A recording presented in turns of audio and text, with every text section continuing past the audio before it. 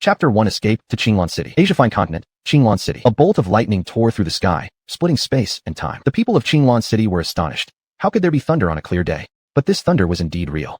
A section of the Qinglan Mountains outside the city had been blown away, now shrouded in thick smoke. Speculators said that it was retribution for someone's wicked deeds, while some even believed that the heavens were changing, as even the mountains were exploding. However, the cultivators of Qinglan City knew that this wasn't heavenly punishment, but a powerful being forcibly tearing through the sky and landing in the Qinglan Mountains. The impact was so tremendous that it fractured part of the mountain range. Just as the cultivators of Qinglan City said, it was indeed a powerful cultivator who forcibly tore through Asiafine continent's barrier, sending a chi shield into the continent. This chi shield landed on the Qinglan Mountains outside the city. The explosion caused by the chi shield revealed a little boy at its center.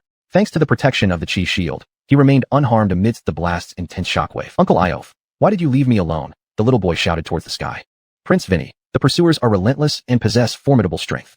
I fear I can't ensure your safety. For now, hiding you here is inevitable. Once I lose the pursuers, I will come back to reunite with you. A voice echoed in Prince Vinny's mind. Stay hidden among the common people. Only there can you be safe. Your safety means fulfilling the Emperor's trust and allows me peace of mind. Uncle Iof, Prince Vinny sobbed softly. Peng Vinny swears on his blood that one day I will avenge this humiliation and exterminate all of you to relieve my hatred. Saying this, Peng Vinny used the cover of dust and smoke to flee from the Qinglan Mountains. Peng Vinny was the son of Emperor Bar, ruler of the prosperous Jiaoao continent. His dynasty ruled Jiaoao with unmatched authority, commanding numerous subordinate kingdoms. At the peak of the dynasty's power, Atticus seized the opportunity when Bar was in seclusion, leading millions of rebels to besiege the imperial city. After a bloody battle, Bar was critically wounded. In a struggle for power, an internal coup occurred. In desperation, Bar entrusted his guard Peng Iof to protect his son Peng Vinny and escape from the capital. Peng Iof took Peng Vinny into hiding, escaping through Asiafine's airspace with relentless pursuers hot on their trail. In a last-ditch effort, Peng Iof tore through Asiafine's protective barrier, sending Peng Vinny into the continent while diverting the pursuers himself. Leaving the Qinglan Mountains, Peng Vinny rushed towards Qinglan City, remembering Peng Iof's advice to blend in with the masses to ensure his safety. Qinglan City was heavily guarded, with strict inspections of everyone entering the city. The city lord was also a cultivator who understood that the explosion in the mountains was caused by outsiders. Suspecting foul play, he ordered thorough checks, instructing guards to arrest anyone suspicious. Peng Vinny, around 10 years old, had long lost his princely attire during his flight with Peng Iof. Dressed plainly like an ordinary child, a guard glanced at him briefly, muttering, "Just a kid," before letting him in. Inside the bustling city, Peng Vinny had learned a few things from his escape. He knew taverns were great places for gathering information because they were noisy and filled with gossip. Observing his surroundings, he looked for a crowded tavern. Quick, run, Flower Playboy is coming. Suddenly, a woman's voice interrupted his search, followed by shrieks from other women. You, let go of me. Haha, beautiful lady, follow me, and untold riches await, replied a frivolous, carefree voice. Looking up, Peng Vinny saw a man in red and green robes with a white headscarf accompanied by 2 attendants blocking a woman. What a world, everywhere there are villains, Peng Vinny spat, ready to help the woman. But the man took advantage of her confusion, touched her face, and laughed, saying, "Soft skin, what a delicate girl," before leaving. You know better, Peng Vinny thought, deciding not to make too much of a scene as a newcomer. After glancing at the man, he resumed his search for a tavern. Turning the corner, Peng Vinny spotted a busy, drunken, immortal tavern. Approaching the drunken, immortal tavern, 2 uniformed guards stopped him. Boy, this is for adults. How can a tavern turn away guests? Peng Vinny flashed a smile, not blaming others for being rude. Indeed, his plain attire was far from elegant. And how could an ordinary child afford the high-end consumption of a tavern? It's okay. Peng Vinny pulled out 2 gold coins from his storage bag as if by magic and tossed them into the hands of the 2 guards. Don't doubt me. I'm a rich man. The 2 tavern guards looked at the gold coins in their hands. This must be a wealthy patron. 1 gold coin could cover a common family's living expenses for a whole year, which was also half a year's income for them as tavern guards. They instantly changed their attitude and became obsequious. Sir, please forgive our poor eyesight. We didn't recognize your stature. Peng Vinny waved his hand, thinking that if he dwelled on the snobbishness of tavern guards, he would have been enraged to death long ago. Get this lord a seat by the window. Please follow us, sir. The 2 guards led Peng Vinny to a window by the street, bowing low. Sir, is this position to your satisfaction? Peng Vinny nodded, then put 2 more gold coins into the hands of the guards. I've just arrived here and am unfamiliar with Qinglan City. You. Getting another gold coin, the 2 guards' eyes curved into crescent moons as they bowed deeper. Sir, what do you want to know? We will answer without reservation. Yes, if you satisfy me, there will be more rewards. Peng Vinny said, money can make the devil push the millstone. Nothing cannot be accomplished with money. After being pursued and escaping from pursuers all along, Peng Vinny's mentality was much more mature than his peers. He lost his childhood innocence and could even be described as cunning and experienced. Lured by money, the 2 tavern guards began to talk freely.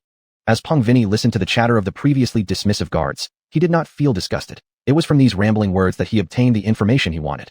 In Asia Fine Continent, there was only one empire, Xinshi Empire. Under Xinshi Empire were Xinsong Empire, Diandian Empire, Huihuang Empire, and Dacian Empire. Among the four empires, Dacian Empire had the greatest strength and was adjacent to the capital city of Xinshi Empire, Shankicheng. Huihuang Empire lived up to its name and occupied the second place, deterring Diandian Empire from having any improper thoughts. The weakest was Xinsong Empire, struggling under the pressure of Diandian Empire to maintain its imperial status without aspiring to contend with the other three powers. Qinglan City belonged to Xinsong Empire and was one of its remotest places, neighboring the territories of the beast races. You mentioned Qingyun sect, which is the largest sect in Qinglan City. I wonder if they have the cultivation resources I need. The Han Tiande I cultivate is the clan treasure of my prosperous royal family. However, although it is the clan treasure, no member of the royal family has managed to cultivate it in a million years. I obtained the Han Tianjia by chance. It might have been fate, or perhaps a flight of fancy. Anyway, it drilled into my mind during my mischievous antics. Over millions of years, the prosperous dynasty has collected countless top-notch manuals from the Grand Aurora continent. Before the age of 5, royal descendants cultivated the orthodox heart method of the royal family. After 5 years old, they could go to the secret archives to find a suitable manual for further cultivation. At the age of 5, like other royal descendants, I entered the secret realm to find a suitable cultivation manual. The manuals in the secret realm were among the best in the divine realm, each with its own spirit. One needed to communicate with the manual and gain its recognition to obtain it.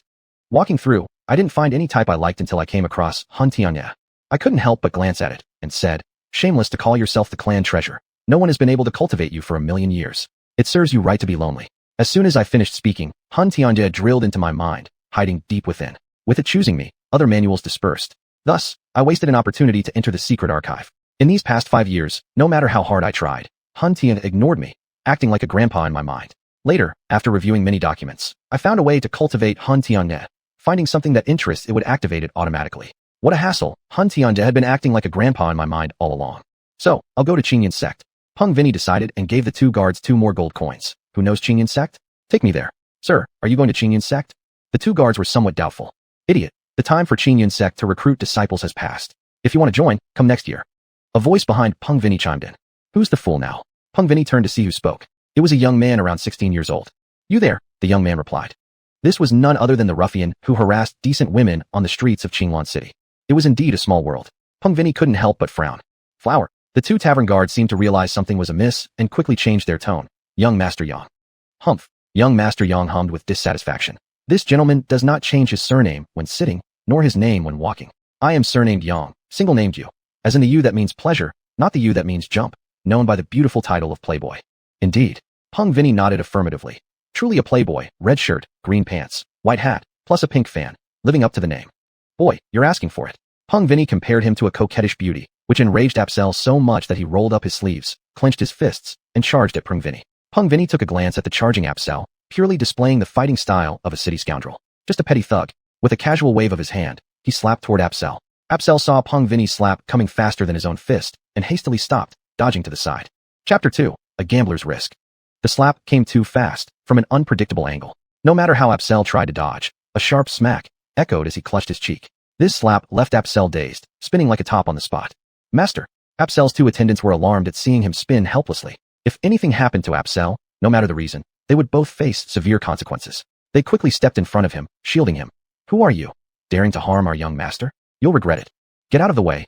Justin glanced at Apsel, a typical spoiled aristocrat of this world. He considered such people as insignificant as ants, and had more important matters to attend to. So Justin turned to the 2 guards and asked, Who will take me to Qingyun sect? I will. Apsel stopped spinning, holding his jaw with blood trickling from the corner of his mouth. What are you meddling for? Justin glared at Apsel, his eyes filled with killing intent. Do you believe I won't kill you? No, because you need me. Apsel met Justin's gaze. Though the cold menace made him uneasy, he did not show fear. Justin was somewhat surprised and asked, How do you know I need you? Because in Qinglan City, without my approval, no one dares to act on your behalf, Apsel said confidently. I don't believe it, Justin replied, then looked at the 2 guards. Do you believe him? The 2 guards glanced at Justin, then at Apsel, and said, Young master, we trust him. Justin was taken aback. Oh, seems you have quite some influence here. Whether praise or sarcasm, Apsel didn't care. What mattered to him was this opportunity to go to Qingyun sect. Because I refused to be ordinary, Apsel admitted frankly. Apsel was a disgrace. Not only was his talent mediocre, but he also relied on being the cherished son of the Yang family patriarch to wreak havoc in Qinglan City, harassing women by day and committing petty theft by night. Before Patriarch Duke rose to power, the Yang family was just another minor clan in Qinglan City. It was after Duke, not a martial prodigy but a man of exceptional intelligence, took over as patriarch that the Yang family prospered. By rallying the entire clan to support City Lord Han's rise to power, they earned Han's favor, becoming the city's most influential force second only to the city lord's residence. Residents of Qinglan City dared not speak against Apsel. In public, he only flirted and groped young women, scaring them witless, while at night he stole from households, sometimes even inviting the owners to join in feasting on their own stolen goods, a source of bitter amusement. Despite all this, many could not bear to remain silent. Consequently, young women in Qinglan City feared leaving home during the day, and livestock would grow quiet upon his approach at night. Apsel epitomized the essence of a rogue. That's why the guards believed no one would dare guide Justin to Qingyun's sect without Apsel's consent. He had done everything imaginable, unimaginable even. Thinking about it sent chills down everyone's spines. Imagine having an entire group following you or your family around all day. I wouldn't have been slapped if I had influence. Apsel shook his head. The sting of Justin's slap still lingered, seemingly avoidable, yet unavoidable. Why did you choose to lead me to Qingyun's sect? Justin asked. Because I refused to be ordinary, Apsel confessed. Oh, Justin was taken aback. A small-time thug from Qinglan City harbored ambitions? Apsel continued. Everything I did in Qinglan City was self-deception. I never wanted to act this way. Since the age of 8, I've dreamed of joining Qingyun's sect, becoming a responsible cultivator, hoping to one day leave Qinglan City. But every time I tried, I failed. They said my talent was too poor, unsuitable for cultivation. Watching friends drift away, the feeling was indescribable. So, I bullied the weak in Qinglan City, seeking a sense of existence, to let the city know there's someone named Apsel. Apsel spoke bitterly. Over 15 years, he had lived in self-deception. Justin's arrival gave him a glimmer of hope. The deadline for Qingyun's sect's recruitment had passed, yet Justin was still going there. This person must have an absolute confidence in joining Qingyun's sect.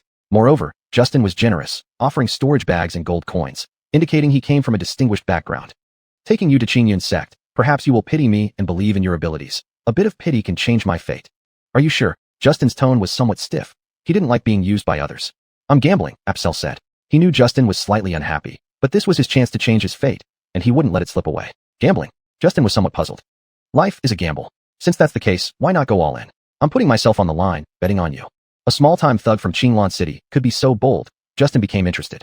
How do you want to gamble? Follow you and give me a chance to rise to prominence. Even a small-time thug believed in himself. What could possibly stop him? Fine, I'll give you a chance.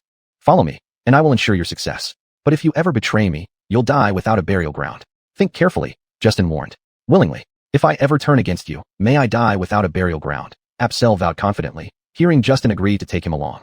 Apsel's vow reassured Justin. A man who did not seek fame or recognition would be insignificant. With such aspirations, he could be a valuable asset. Very well, call me young master from now on, Justin instructed. He didn't want his name spreading in this mundane world because he was still being hunted. If his enemies heard his name, they'd destroy the entire planet to find him. It wasn't an exaggeration. He had seen an entire planet wiped out by his enemies before. Since you won't let me live, I'll show you that I can survive and thrive under your shadow, making you uneasy and restless. Upon hearing that Apsel wanted to follow Justin, his two attendants panicked. Following their master, they almost lost him once. How could they dare again without risking severe punishment from the family head? So they quickly tried to stop him. Young master, no, this absolutely cannot be done. The attendants' objections surprised Apsel. Following him hadn't been easy. They endured plenty of insults from the people of Qinglan City. Now, if he left, wouldn't they be glad? Why not? Apsel asked them. The attendants couldn't reveal their true thoughts, so they improvised with an excuse. Young master, why not enjoy our carefree life in Qinglan City instead of seeking the hardships of a cultivator? A sparrow doesn't understand the ambition of a swan, Apsel said, almost angrily, waving them off. Go back and tell the head of the family that if I become the Green Emperor one day, I will return home in glory. Chapter 3. Big Brother will take you to show off and fly. Stepping out of the drunken immortal tavern, crowds bustled outside. Apsel stood at the main gate, and people scattered around him. Women on the street shrieked, "Here comes the playboy, run fast."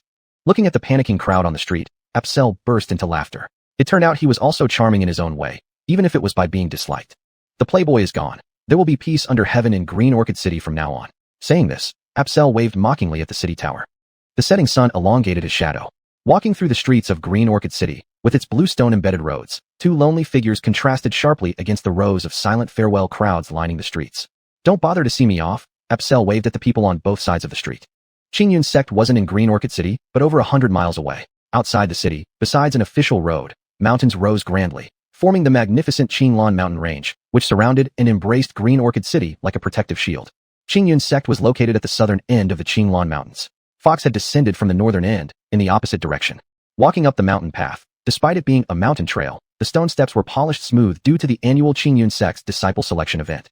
At first, Fox wanted to test Apsel's endurance and walked quickly on the steps. Though panting heavily, Apsel gritted his teeth and persisted. Later, seeing that dusk was falling and no one was around, Fox grabbed Apsel's arm. Come on, Big Brother will take you to show off and fly. In a flash, they slid forward dozens of meters. Surprised, not knowing what Fox was about to do, Apsel suddenly felt light as they flew forward several dozen meters. Master, can you really fly? This isn't flying. This is a technique of walking, practiced to perfection, allowing instant movement hundreds of meters away. Speaking of true flying, that would require many more years of cultivation, Fox said. Can I learn to fly too? Apsel murmured to himself. Fox's words were enticing, and Apsel couldn't help but fall into reverie.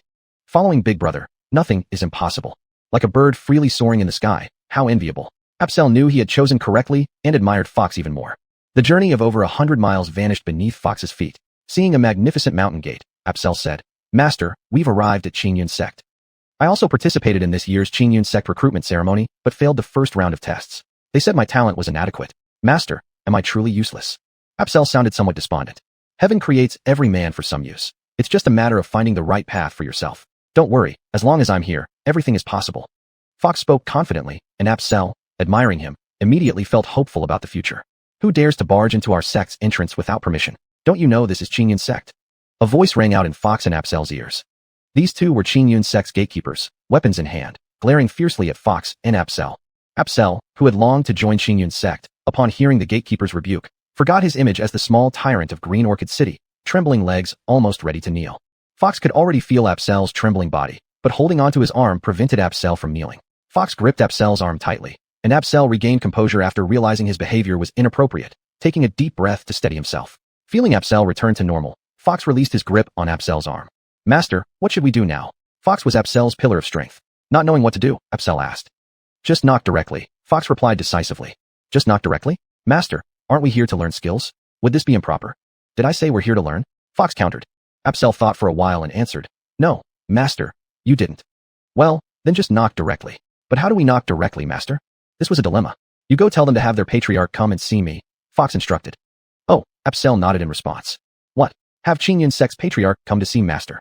Apsel looked stunned. Do you have any doubts? Fox looked at Apsel, questioning whether he believed him. No, Master, I'll go, Apsel responded, wondering why he was doing this. How ridiculous it would sound to ask the head of the largest sect in Green Orchid City to come out to meet Master. No one would believe it. Well, let's take things one step at a time. 2 senior brothers, my young master asked you to come out and greet him. Please go and inform him. Apsel walked up to the 2 gatekeepers of Qingyun sect and said. Looking at Apsel's cautious appearance, Fox gave a faint bitter smile. It seemed that Apsel had not yet truly understood who he was. He would have to give him a chance to witness his strength to boost his confidence. Otherwise, continuing like this would diminish the prestige of being a royal prince. How could he establish authority in the future? Upon hearing Apsel's words, the 2 Qingyun sect gatekeepers exchanged a glance and laughed. Even the mayor of Green Orchid City did not have the right to ask the patriarch of Qingyun sect to come out to meet him. Buddy, are we dealing with an idiot here? Possibly. With that, they ignored Apsel. Master, they don't believe me. Apsel, seeing that the 2 gatekeepers were unmoved by his words, ran back to Fox helplessly. We are here to cause trouble, not to beg, Fox reminded Apsel. Oh, it's to cause trouble, not to beg. Apsel finally understood Fox's intention. Since he had decided to follow Fox, there was no point in hesitating. Gathering all his courage and remembering his former self as a tyrant in Green Orchid City, he walked back to the gatekeepers and loudly proclaimed, Tell your patriarch to come out and meet my young master. Otherwise, I will tear down your nest. Hear that? Pleasingly teachable. Fox nodded with a smile. That was more fitting for the identity of a royal prince. Stupid boy, asking for death. The 2 gatekeepers growled, lifting their weapons and pointing at Apsel. Scram, or die. Seeing the genuine anger from the Qingyun sect disciples and the shiny weapons pointed at him, Apsel, used to wielding power through family connections in Green Orchid City, had never faced such a situation before. He clutched his head and dashed to Fox's side. Young master, it's too terrifying. They want to kill. Seeing Apsel's panicked demeanor, Fox found it amusing. In reality, it was indeed difficult for the arrogant young lord. Disciples of sects were always seen as lofty figures, let alone the patriarch, whom ordinary people dared not even dream about meeting. Asking him to summon the patriarch must have taken all his courage. It's fine, don't be afraid. Fox patted the trembling Apsel on the leg and reassured him. Your performance has pleased me. The rest will be handled by me. Thank you, master. Apsel breathed a sigh of relief, then patted his own chest to soothe his terrified heart, stepping aside to await Fox's outcome. Don't think I'm weak just because I didn't show my strength. The 2 gatekeepers also grew angry upon seeing Fox wasn't backing off, and rushed towards him with their weapons raised. How dare these mere gatekeepers disrespect him? Back off, Fox roared, waving his hand, sending a gust of wind straight towards the 2 gatekeepers. Heaven forbid. Seeing the wind surge from Fox's palm, Apsel silently thanked his lucky stars. If Fox had used that palm instead of slaps in the drunken immortal tavern, he would have met his maker long ago. The two gatekeepers felt the pain of the wind strike their faces before they even got close to Fox. Realizing the danger, they tried their best to defend with their weapons. However, when Fox's palm neared them, a powerful force hit their bodies, breaking their arms and spraying blood as they fell unconscious. How much strength must one have? Apsel marveled aloud. Master is awesome. Fox finished off the two troublesome gatekeepers and shouted, Qingyun sect patriarch, come out and see me. How dare any demon provoke our Qingyun sect's dignity and harm our gatekeepers? Immediately after Fox's words, voices resounded from inside the Qingyun sect. Chapter 4, The Beautiful Senior Sister. So it's just a little brat. The first to land in front of Fox was a beautiful girl in her prime years. She looked at Fox with surprise. Not that he could discern beauty or prettiness. Fox had no detailed concept of these things because he was only 10 years old. Are you the sect leader of Green Cloud sect? Fox asked the girl. Me, the sect leader? The girl felt somewhat gratified by Fox's question, fulfilling a small part of her vanity. Little brat, your eyesight isn't very good. Have you ever seen such a young and beautiful sect leader as me, whose beauty makes flowers blush and fish sink? The girl chuckled. Yes, Fox replied frankly. The girl laughed even more joyfully, thinking he must be talking about herself. But they are all ancient immortals. Their appearance may look young and pretty. Fox knew very little about Qingyun City. When he referred to ancient immortals, he meant those power holders in the god realm who had lived for thousands of years. You're the ancient immortal. The girl misinterpreted Fox's words and pouted, angry. Why are you cursing at me? Fox was puzzled. How could he have cursed her? He was only 10 years old. You cursed me first. The girl argued. How did I curse you? Fox was confused.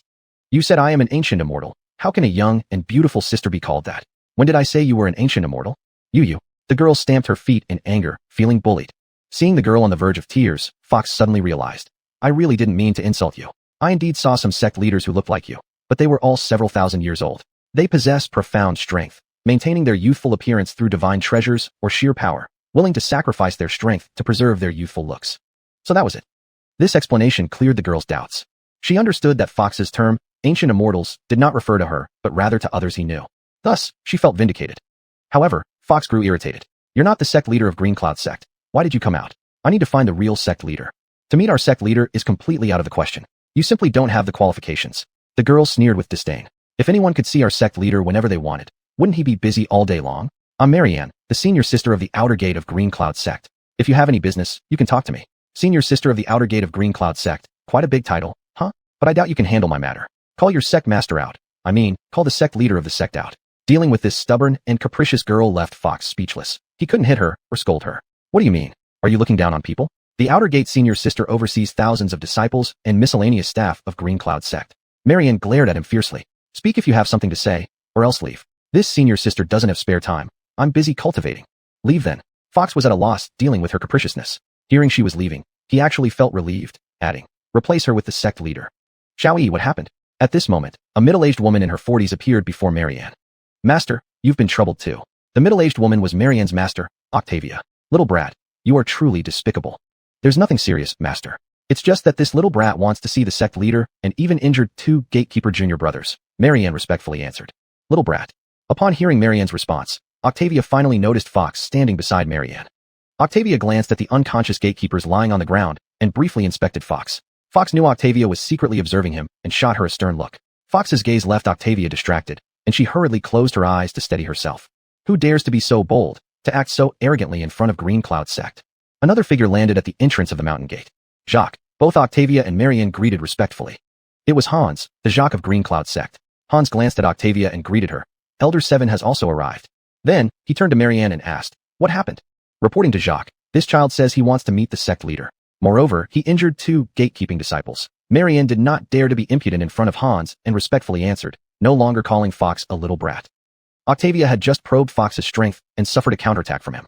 Worried that Hans might act unfavorably toward Fox again, she hurriedly whispered, Jacques, I just probed this boy's strength but couldn't see his realm. There are only two reasons for this situation. Either he hasn't cultivated at all, and thus has no martial arts realm, or his realm is higher than mine, so I can't detect how high his realm is. However, when this boy sensed my probing, he gave me a stern look which left me dazed. Also, the two gatekeepers at the mountain gate were injured by him. Therefore, it's clear that this boy has unfathomable strength. Before we understand his intentions, don't act rashly. Hans nodded, finding Octavia's analysis reasonable. At this moment, due to Fox's loud voice, the disciples of Green Cloud sect heard him and gathered around. Looking at Fox, then seeing Hans and Octavia present, they stopped walking and began to murmur. Whose child is this, with such boldness as to provoke Green Cloud sect? It looks like his ancestors have had very bad luck. Just wait for the extermination of his clan. Seeing the gathering Green Cloud sect disciples, Apsel's heart was pounding like drums on a battlefield, almost ready to leap out. Looking at Fox's calm expression, she steadied herself. Can't disgrace Master. If nothing goes right, I'll still be a valiant warrior in 18 years. Apsel's change in demeanor did not escape Fox's notice, who cast her an approving glance. Encouraged by Fox's praise, Apsel's expression eased. Hans glanced at the gossiping Green Cloud sect disciples and frowned. Marianne quickly said, "Everyone, please quiet down." Noticing Hans's displeasure, the surrounding disciples immediately fell silent. Actually, even without Octavia's reminder, Hans had already noticed Fox. Despite being at the mid-stage of Golden Core, he could not perceive Fox's martial arts realm. This boy is unfathomable. In the Asiatic continent, martial strength was divided into 3 prenatal realms: Qi cultivation, vein unblocking, foundation establishment, each with 9 layers, and 3 postnatal realms: Golden Core, essence transformation, Dao transformation, further divided into early stage, mid-stage, late stage, perfected, and grand perfection. After achieving grand perfection and Dao transformation came ascension, leading one to become an immortal in the immortal realm, achieving eternal life. Being at the mid-stage of Golden Core, Hans was second only to the sect leader of Green Cloud sect in Qinglan City. Since he could not discern Fox's strength, Fox must be at least at the late stage of Golden Core or above. In the resource-poor Asiatic continent, advancing to a new martial realm required tremendous effort. Even a minor difference in realm wasn't something easily understood, like 1 + 1 = 2. For instance, even if all those below Jacques Hans attacked together, they wouldn't stand a chance against Fox. At most, they'd end up in a bloodbath. Having estimated Fox's approximate strength, Hans shook his head, wondering when Green Cloud sect had offended such a powerful figure. "I wonder what business you have with our sect leader." Knowing the gap between his own strength and Fox's, Hans lowered his stance. He didn't believe that a 10-year-old child could have mid-stage Golden Core strength. Perhaps Fox used some kind of drug or other unknown method to make himself appear young, actually being a century-old creature. Fox glanced at Hans, noticing his mid-stage Golden Core strength, having just advanced to this stage and not yet stabilized. In the cultivation world, strength was paramount. It was correct for the mid-stage Golden Core Hans to address him as a senior. Moreover, Hans had lowered his stance, treating Fox respectfully. Fox did not overly press him. "Are you the Jacques of Green Cloud sect?" "You flatter me," Hans replied softly. "Since you are the Jacques of Green Cloud sect, go call your sect leader to meet me," Fox ordered. "The sect leader is in seclusion, cultivating diligently. Senior, please rest at the sect, and I will summon the sect leader." Hans spoke cautiously. In the cultivation world, strength was paramount, and he feared that any wrong word might upset Fox, leading to the destruction of Green Cloud sect, making him a sinner. "All right," Fox nodded, having come to Green Cloud sect for a purpose, not merely seeking resources for his cultivation, nor intending to act too arrogantly. "Lead the way." Fox's mild attitude surprised Hans. "Senior, please follow me." Hans led the way towards the grand hall of Green Cloud sect. "Elder 7th, you should come along too." Upon hearing Hans's invitation, Octavia hurriedly followed. After a few steps, she reconsidered and pulled Marianne along. "Master, why am I coming with?" Marianne asked in confusion. "Shoo," Octavia hushed her. She was well aware that Hans's intention to call her was precisely to have her bring along Marianne. A young and pretty woman looked better than 2 old men, and he knew Fox had shown some interest in Marianne. Watching Fox turn the corner, she whispered, "Xiaoyi, you're around the same age as Senior, and he seems to like you. It will be easier for you to communicate. I, an old woman, don't know how to converse with him, and I don't want my presence to upset him and lead to the destruction of the entire Green Cloud sect." "Senior, destroy Green Cloud sect? Is this little brat really that powerful?" Marianne murmured to herself. Chapter 5, Adopting a Beauty. Apsel followed Fox's footsteps closely, whispering, "Will they have any plots against you, young master?" "No worries. Any schemes are mere clowns in the face of overwhelming power," Fox said confidently. "You're amazing, young master," Apsel applauded. "Do I?" Fox touched his chin unconsciously. "Where am I?" Little brat, being vain. Marianne, following Fox's party quickly as per her master Octavia's instruction, overheard Fox and Apsel's conversation and gave Fox a sidelong glance, seething with injustice in her heart. Little girl, asking for a beating. Fox felt annoyed. How could this little girl be so unsuitable, ruining the atmosphere? "Yes, young master," Apsel interjected. "Young master, why not adopt her?" "Why adopt her?" Fox asked, puzzled. "To warm your bed," Apsel winked at Fox. "Is it very cold outside?" "Not cold," Apsel replied. "Why do you need to warm the bed then?" This. Apsel was speechless. A 10-year-old boy couldn't possibly understand such sensitive topics. "I surrender, young master." "Master, can we keep her for now?" After a long thought, Apsel finally blurted out. "Let's keep her for now. I think it's a good idea." Fox glanced into his storage bag. With abundant resources in the bag, and another storage ring he had, supporting even an entire army was feasible, not to mention one person. "Little girl, did you hear that? Follow me from now on. I'll support you." "Little brat. No way." Marianne wanted to kick Fox, feeling indignant that this little brat actually had plans for her, arrogantly too, like anyone could be kept just by deciding. However, she secretly wondered, since not only her master but also the usually superior great elder treated the little brat with utmost respect, what exactly was this kid? And, am I a piglet needing to be raised? Marianne thought to herself, but dared not say it aloud. It would be embarrassing. Since Senior likes you, follow him. Octavia interceded, seeing Marianne about to lose her temper. Though Marianne didn't know Fox's strength, Octavia did. He was a terrifying demon who could wipe out Qing Yun's sect with a wave of his hand. Master you. Marianne tugged Octavia's sleeve frantically, pouting. Master, are you selling me? I won't follow anyone else but you. Senior has profound martial arts prowess. With his guidance, you'll surpass me in the future. Such advantages are blessings you've cultivated in your life. Though Octavia was reluctant to part with Marianne, she dared not defy Fox, trying instead to please him. If he asked for Marianne, or even for Octavia herself, she would submit willingly. Seeing Octavia's determination to please Fox, Marianne realized she was being used as leverage. As the saying goes, a day as a teacher, a lifetime as a parent. But since following Fox could bring great benefits, she could temporarily follow him and later dismiss him when she became powerful enough. Little brat, my master instructed me to follow you. If you harbor evil intentions, I'll beat you up. Marianne brandished her pink fist menacingly at Fox. With your petite build, you wouldn't be my match even after 1,000 years of cultivation. Fox knew. Given his current strength, Marianne was far from reaching his level in this resource-poor place. Plus, higher-level planets not only had richer resources and spiritual energy, but their inhabitants had innate advantages. People there were more talented and qualified than those from lower-level planets, giving them a significant edge under equal conditions. Little brat, looking down on me. Do you want a beating? Seeing Fox show no consideration for her dignity, Marianne felt increasingly anxious. Couldn't this little brat give her some face? Fox had no clue about Marianne's anxiety. At his age, he was competitive and confident, wanting to compete with Marianne. I don't believe it. With your tiny build, you'd be easily dealt with in minutes. Seeing Marianne gesture menacingly at Fox, Octavia felt a chill down her spine, fearing that Marianne might inadvertently anger Fox. Not only would Marianne suffer, but the Qing Yun sect would also be in trouble. Xiaoyi, how can you talk to a senior like this? Hurry up and apologize to him. I refuse. Marianne stood her ground, pouting and defying Octavia, displaying her childlike stubbornness. Forget it, I won't stoop to her level. Fox watched Marianne with her reddened eyes from pouting. She was just an undisciplined little girl fiercely defending her tiny domain, ready to scratch anyone who provoked her. He found it amusing that he had even argued with her. Weren't girls supposed to be coaxed and loved? Senior is so broad-minded, not bothering to compete with Xiaoyi. On her behalf, I thank you. Seeing Fox's leniency, Octavia sighed in relief. Who could guarantee that this seemingly 10-year-old kid wasn't a 100-year-old demon in disguise? If he were upset or in a bad mood because of Marianne's argument, not only would she disappear in a puff of smoke, but Qing Yun's sect might also cease to exist. This kind of incident happened all too often. In the martial world, strength is everything. Put simply, whoever has the biggest fist is right. You're quite loyal. Fox was very pleased with Octavia's respectful attitude towards him. Octavia's behavior satisfied his competitive vanity as a 10-year-old boy. So he said to Octavia, considering your loyalty, I'm feeling magnanimous today. Here's a reward for you. Thank you, young master. Hearing Fox's words, Octavia thanked him hastily. Even if Fox rewarded her with just a copper coin, it would still be an honor. Fox took out a small jade bottle from his storage bag and tossed it to Octavia, saying, I see your martial cultivation has hit a bottleneck, stuck at the 9th layer of the foundation establishment stage for quite some time. Advancing to the golden core realm seems far off. Today, I'll give you a chance. Whether you can seize it depends on your luck. Octavia received the small jade bottle, opened it, and saw its contents, becoming starry-eyed with excitement. Her body trembled, her legs gave way, and she knelt before Fox, stammering, Thank you, Senior, for your guidance. Octavia, I'm willing to follow you forever. Seeing Octavia kneel excitedly before Fox upon receiving the jade bottle, Marianne was utterly puzzled and asked, Master, isn't it just a shabby little jade bottle?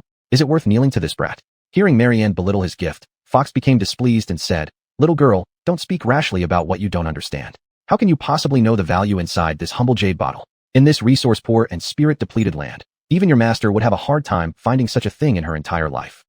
Yes, indeed, anything given by young master cannot be ordinary, Apsel chimed in flatteringly. Marianne ignored Apsel and stared wide-eyed at Octavia, asking, Master, is what the little brat said true? Chapter 6, The Peerless Boundary-Breaking Pill. Marianne asked, and Octavia nodded, saying, It's true. Is that little brat really that generous? Octavia's words made Marianne doubt her ears, so she followed up with, What is so precious? The boundary-breaking pill. Octavia said deliberately. What? Marianne was startled. Master, you wouldn't sell your dignity for a small boundary-breaking pill, would you? Do you want it? I have one more here. Saying this, Marianne took out a pill from her storage bag. Here, master. This is the one you gave me before, and I haven't used it yet. You use it first. Don't know that little brat anything. That little brat can be quite bad. Who knows? He might take you in too. Marianne's words made Octavia laugh helplessly. What do you mean by take in? If my senior had taken you in, it's because you are young and beautiful. Though I remain unmarried, I'm no longer young. What could I do if he took me in, become a mother figure? These were Octavia's inner thoughts, which she dared not voice. Xiao-yi, the boundary-breaking pill I gave you is a second-grade potion for your pulse channeling stage to foundation establishment stage advancement. Octavia explained slowly. The boundary-breaking pill given by my senior is a third-grade potion for foundation establishment to Golden Core Realm. They target different stages, thus have different values. Moreover, the boundary-breaking pill I gave you is an ordinary one, while my senior's is a peerless one. The difference between ordinary and peerless potions is that a peerless potion ensures perfect advancement, whereas an ordinary potion only increases the chances of successful advancement, still depending on individual fortune. After Octavia's explanation, Marianne finally understood. A third-grade peerless potion, heavens. It's obvious that this would create another Golden Core expert. Marianne couldn't help but be greatly surprised. The continent of Yashi has scarce spirit chi and lacks resources. The difficulty for cultivators can be imagined. Advancing each realm requires much effort, and some might never advance even once in their lives. Furthermore, every minor realm could be improved through cultivation, but advancing major realms requires vast amounts of spirit chi. If spirit chi is lacking, advancement is impossible without auxiliary resources, the most important being potions. Potions are medicinal herbs refined over years, decades, or even centuries to compress their essence into a single pill. After consumption, the pill releases all its energy instantly to aid cultivators in breaking through their blocked meridians, enhancing physical strength and expanding body endurance. Potions are distinguished based on cultivators' realms or medicinal properties. According to realms, they are classified as first grade, second grade, third grade, etc., and according to properties, there are beautifying pills, disguise pills, etc. First grade potions are common within the Qingyun sect. Inner and outer disciples receive a few each month as benefits, since the sect has its own herb gardens and alchemists.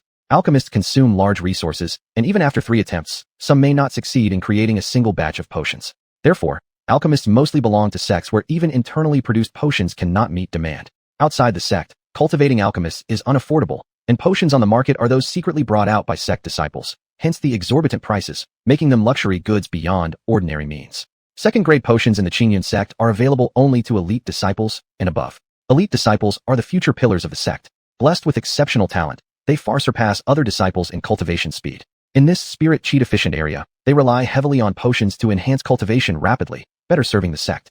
However, supply is limited, and each elite disciple receives only 5 per month. Outside the sect, obtaining a second-grade potion has 2 paths. 1. Elite disciples' families, who receive potions saved by their elite members to cultivate talented family members not yet able to join the sect. 2. Purchasing from elite disciples' families, who save potions can bankrupt some families due to their scarcity. Third-grade potions are even rarer, as the scarcity of second-grade potions indicates that second-grade alchemists are few. Therefore, third-grade alchemists are as rare as phoenix feathers and Qilin horns. The Qingyun sect does not have a third-grade alchemist. Only the Divine Qi Empire's Divine Qi City has a third-grade alchemist. However, third-grade potion ingredients are scarce, and so are the formulas for third-grade potions. Given the conditions and alchemy techniques on the Yashi continent, the success rate for refining third-grade potions is very low. Even if they are occasionally successful, the quality of these potions is usually average. Thus, in most sects, only the sect master or disciples with extraordinary talent who are prioritized for cultivation can use third-grade potions. Others have no right to use them. This is because the sect master is the pillar of the sect, and his martial strength represents the overall strength of the sect. The reason why the Qingyun sect is the largest sect near Qinglan City is due to the sect master's highest martial strength in Qinglan City. Fourth-grade potions, throughout the entire Yashi continent, number no more than 10, and those are relics saved by previous generations. Little Brat casually gave Master a third-grade top-quality pill. What kind of background does he have? Could he be the son of the master from the largest sect on the Yashi continent? Otherwise, how could he possess a third-grade peerless boundary-breaking pill? Ha ha ha, this time it's big. If I don't take advantage of him now, when will I? Marianne guessed Elmern must have great treasures and couldn't help but plot against him. Thinking of this, Marianne was pleased with her own cleverness, and a slight smile appeared at the corner of her mouth. She looked at Elmern with a different expression, one filled with naked greed. Little brat, come here, Marianne beckoned to Elmern. Elmern heard Marianne calling him, and something felt off. Earlier, her voice had been somewhat condescending yet cute. Now it was filled with temptation and conspiracy. Thinking of this, Elmern couldn't help but glance at Marianne. Indeed, in her eyes, he saw himself like a lamb waiting to be slaughtered, trembling in the greedy gale. Little brat, you said you were keeping me, right? Why haven't I seen any sign of sincerity? Do you want to go back on your word? Marianne said darkly. What? Go back on my word. A man's word is as binding as 4 horses racing, and once given, it cannot be taken back. I said I would keep you, and I'll do it. Elmern felt Marianne's words were hurtful and immediately rebutted. Oh no, oh no. Apsel watched Elmern become agitated and thought, this is going to be costly. Well then, bring it out. Marianne said, seeing Elmern fall into her trap as she stretched out her hand. What do you want? Elmern asked, being a man whose word was as good as gold. Marianne's demands meant nothing much to Elmern. As a prince of a divine realm, even while fleeing for his life, he still possessed considerable resources. Any item he randomly threw out would stir up a bloodbath on the Yashi continent. Because he had too many treasures, he didn't know what Marianne wanted, hence the question. This question also confused Marianne. Her demands toward Elmern stemmed purely from curiosity and a desire to trouble him. One sentence from Elmern decided her fate. making her feel too wronged and dissatisfied. She just wanted to make things difficult for him, to show that she wouldn't submit solely to his pressure. She herself didn't know what she wanted. Thinking of Octavia's delighted expression when she received a peerless boundary-breaking pill, Marianne had an idea. She might as well ask for a pill herself to see if he could produce one. She just wanted to make things hard for him. So she said, "I want a pill." Marianne's request made Octavia both amused and annoyed. The value of pills is evident on the Yashi continent, but it depends on their grade. First-grade pills are quite common, and since every cultivator needs them, everyone stores a few. An observant person could tell Marianne's demand was a peak. However, Elmer didn't think much of it. To him, a man should shoulder his responsibilities. Since he had promised to keep Marianne, he needed to live up to his word. When she asked for resources, it was only right. Here, Elmer took out another small jade bottle from his storage bag and handed it to Marianne. Marianne glanced at the bottle. "Little brat, are you so stingy? Only giving one." Her words made Elmer feel somewhat guilty, so he explained, "I don't have the kind of pills you need. I don't usually keep low-grade pills. This is the last and lowest grade one I have." "Master, look, what kind of pill is this?" Elmer couldn't identify the pill's grade based on Marianne's current strength. Octavia took the jade bottle from Marianne and examined it carefully for a long time. "Xiaoyi, I can't determine this pill's grade either." Even Octavia couldn't tell the pill's grade, causing Marianne to glance at Elmer. "Little brat." Marianne sneered. Seeing Marianne's expression, Elmer felt uneasy. He didn't know what she was up to and hurriedly explained. "Fourth-grade top-quality boundary-breaking pill." "Fourth-grade pill, even a top-quality boundary-breaking pill. That means I will become a core formation cultivator in the future. I can then walk around the Yashi continent fearlessly and correct anyone who displeases me. Ha ha ha, this is hitting the jackpot." Marianne thought joyfully with her eyes twinkling mischievously. "The little brat is so wealthy, it would be a pity not to extort him. I might as well get more cultivation resources from him so that I don't have to run around for them in the future. Little brat, you are tricking me. The second-grade pills given by Master are too low for me. You think you can fool me with a fourth-grade pill?" Neither option seemed to work. Lying down and still getting hit, Elmer was speechless. "Your strength is too low. Without low-grade pills on hand, what should I do?" Elmer deflated, saying weakly, "I don't care. If you say you'll keep me, you must take responsibility." Octavia looked at Marianne. "This child is smart, but shouldn't exploit others like this. Is taking responsibility enough for you?" Elmer shook his head, feeling a headache dealing with such a girl. "Sure. Anyway, you owe me a lot of pills." Marianne smiled contentedly, finally feeling satisfied. "Money grubber," Apsel said disdainfully. "Master, what about me?" Apsel felt sour seeing Marianne and Octavia both receiving benefits from Elmer while she got nothing. "Rest assured, this gentleman promises to make you famous across the world." Leading the way ahead, Qingyun Sect's elder Hans heard that Octavia received a third-grade top-quality boundary-breaking pill and would soon become a golden core cultivator, and Marianne received a fourth-grade top-quality boundary-breaking pill, which was every cultivator's dream. Thinking about how he spent decades and bankrupted himself to obtain just one third-grade boundary-breaking pill to reach the early golden core stage and achieve today's status, he felt resentful. Unable to hold back, he shamelessly asked, "Elder, do you need any more people? So, you want to follow me too?" Since the topic was out in the open, Hans dropped all pretenses and immediately followed up. Junior swears to follow Elder. Even the Jacques of the Qingyun sect expressed his loyalty to him. This unexpected change in heart caught Elmer off guard. Chapter 7. The Chuxing of the Legion, Part 1. In the Grand Hall of Qingyun sect, Hans's sudden decision caught Fox off guard, leaving him momentarily speechless. Fox didn't respond to Hans. Hans stood before Fox, at a loss for what to do. Marianne looked at the flustered Hans. He was the Grand Elder who stood second only to the sect leader in her own sect, a well-known figure in Qingyun City, yet he appeared so helpless in front of Fox, which made her feel somewhat uncomfortable. "Brat, just one sentence, yes or no? Is it really that difficult?" Her words woke Fox from his stupor. Hans's intention had been made clear. This was precisely the time for him to recruit people. Winning over Hans would essentially mean taking over Qingyun's sect. If the sect leader knew his place, he could be allowed to keep his position, otherwise, Hans could replace him. After all, the status of sect leader and Grand Elder were almost equal in the eyes of the disciples. Securing control over Qingyun's sect would be equivalent to securing control over Qingyun City. Using Qingyun City as a base for revenge wasn't a bad idea. Having made up his mind, Fox laughed heartily and said, "Though your strength is somewhat weak, but with me around, these aren't issues. All right, I'll take you in." His words carried a deep meaning, first belittling, then turning the tone to project authority without losing favor.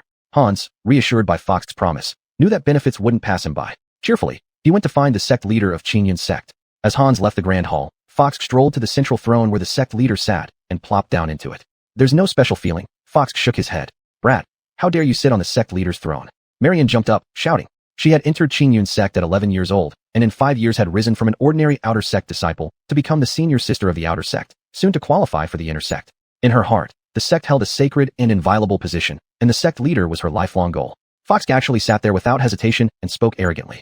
Fox gave Marianne a scornful look. As a prince of the royal family, commanding mountains and rivers, subjugating millions with a wave of his hand, what was this insignificant sect leader's seat to him? "Girl, it's just a broken throne. Isn't it amazing? Isn't it? A person sitting here can have hundreds of thousands bowing at a wave of his hand. One word decides the lives of countless people. Isn't that amazing? Please, bragging about a few 100,000. I aim to make billions of planets tremble under my rule and have tens of billions bowing. Great ambitions indeed. Achieve tonight, Marianne said coldly. Why do you say tonight? Dreaming, of course. Achieve it in dreams. Marianne rolled her eyes. Just a fool. So that's what she meant. Fox clenched his teeth in frustration. You underestimate me. Not just underestimate, but you're like a toad aspiring to eat swans. Fantasy. Marianne's words were infuriating. She seized every opportunity to taunt Fox, harboring resentment over him taking in Gong Gong. I believe in you, master. You always deliver. Apsel expressed unwavering trust in Fox, believing he was capable of anything. In his mind, he saw Fox commanding the world. Apsel's words pleased Fox. Although he was just a petty thug from Qinglan City, he was the first to recognize and follow him, following orders without question. His loyalty was as clear as day. Very well, I'm unmatched in this world, and you will be second, standing beneath me, but above all others. Thank you, master.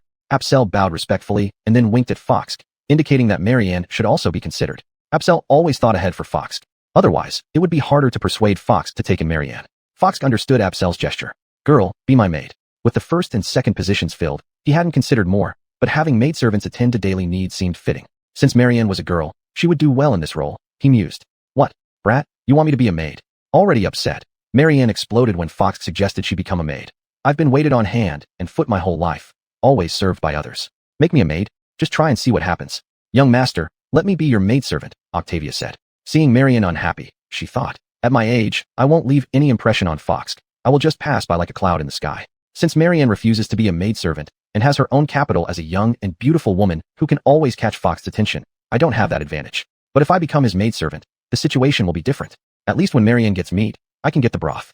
This is a good opportunity and cannot be missed, so she hurriedly spoke up. Fine, we do need a maidservant anyway. If the girl doesn't want to, then you'll do, Fox replied. Octavia was delighted to stand beside Fox upon hearing his agreement. Maidservant? At your age, you're more like an old nanny. Apsel thought to himself, shaking his head but not daring to say it out loud. In his imagination, Fox should make Marianne his Eastern Palace lady, yet Fox chose to make her a maidservant, leaving Apsel speechless. The title of maidservant didn't materialize for Marianne, but instead, Octavia, this middle-aged beauty, got it. Everyone present had their place around Fox.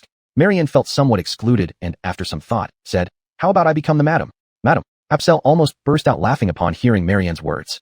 Is she to be the mother or the wife of the young master? With the young master being 10 years old, Marianne seemed too young to be the mother but would fit better as the wife. Octavia was also stunned.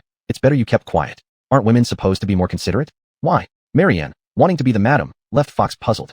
To help you manage money and treasures, Marianne smiled. That's the real goal. Octavia secretly gave her a thumbs up. She had the guts and was daring enough. Apsel shook his head with a bitter smile. Quite fierce. This time Fox lost big, not getting any benefits, but ending up with trouble. Fox shook his head. My aim is to conquer the entire world. You want to manage my wealth and treasures? That will be tough for you. Seeing Fox shake his head, Marianne accused. Little brat, you're going back on your word. Another provocation. Fox knew Marianne's intentions, but still fell into her trap. She seemed to have figured out his competitive nature and could provoke him easily. Girl, I am a man of my word, Fox declared. That's great then. Hand over your storage bag. Marianne smiled sweetly, extending her small hand in front of Fox. Chapter 8. The Shape of the Legion, Part 2. Ha! Who wants to see me, the head of the sect? A sonorous voice echoed into the grand hall. Justin felt something was off about this sound, but he couldn't figure out why right away. Suddenly, Apsel clutched her head. Young master, I don't feel well. Justin looked at Marianne, who also had a pale face, and suddenly sat down on the ground. Octavia seemed to understand something and shouted anxiously. Be careful, everyone. This is the sect head's God-extinguishing, heartless mind force technique. It specifically destroys one's mind force silently. It turned out that Qingyun sect's head Du Linduing was causing trouble. Du Linduing was in seclusion for cultivation. This was an elegant and secluded courtyard. When Hans arrived, the disciple guarding the courtyard for Du Linduing stopped him and said that unless there was an urgent matter like the imminent downfall of Qingyun sect, no one could disturb him. All other matters were to be handled by the Great Elder. Knowing Justin was more powerful than himself, Hans, who had already joined Justin's camp and sworn loyalty to him, felt that if he failed even in such a small task, it would jeopardize his trustworthiness in Justin's eyes. Therefore, he told the truth to Justin. Upon hearing this, Du Linduing flew into a rage. For someone to cause trouble on his territory was clearly showing disrespect. In a fit of anger, before even seeing Justin, Du Linduing unleashed the unique technique of the Qingyun sect, the God-extinguishing, heartless mind force technique practiced only by the sect head, aiming to give Justin a taste of his power. Actions are without courtesy. Since the Qingyun sect head wanted to gauge his strength, Justin did not hold back. His mind force transformed into a sharp sword, pursuing Du Linduing's attack. Hearing Apsel's agonized cry and Octavia's startled scream, Du Linduing thought he had succeeded. Just as he wanted to boast to Hans, a piercing mind force rushed into his mind like lightning. Du Linduing let out a pained cry as this mind force, like a sharp blade, tore through his defenses, striking deep into his consciousness. Feeling as if his brain was being ripped apart, he couldn't help but fall to the ground clutching his head. Senior, please show mercy. Hans couldn't help but call out when he saw Du Linduing holding his head on the ground, writhing in pain. Humph, Justin snorted. Daring to show off with just late-stage golden core realm power in front of me is practically courting death. Senior, please spare my life. Another unfamiliar voice came through. Speaking of which, Hans was supporting a gray-robed person entering the grand hall of Qingyun sect. The gray-robed man was bleeding from the 7 orifices, looking very dispirited. Sect head Du, Octavia called out. The gray-robed man, feeling dizzy, didn't seem to hear Octavia and didn't respond.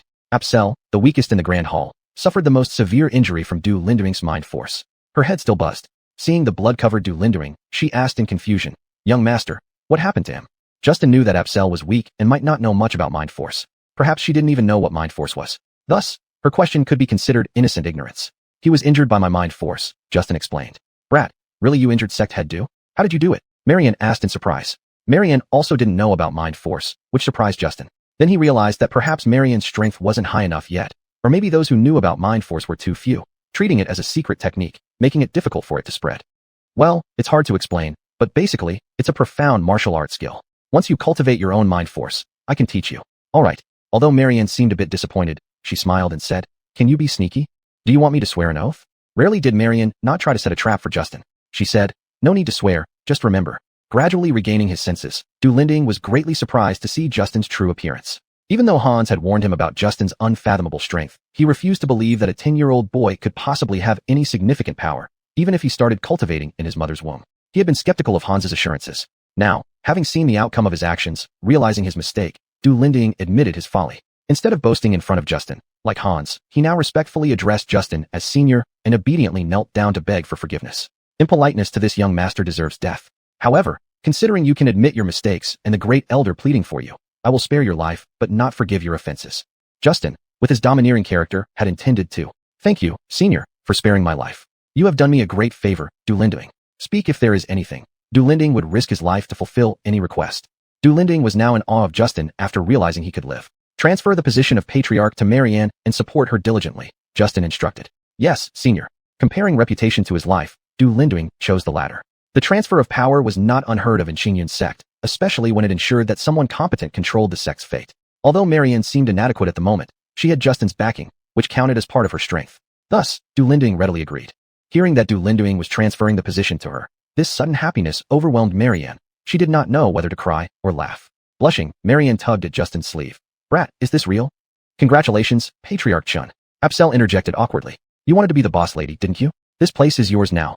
Justin smiled gently. "Thank you." Marianne bowed deeply to Justin. "Oh." Justin was taken aback by the change in Marianne's attitude, his mouth forming an "oh." Marianne continued, "You fulfilled my first wish."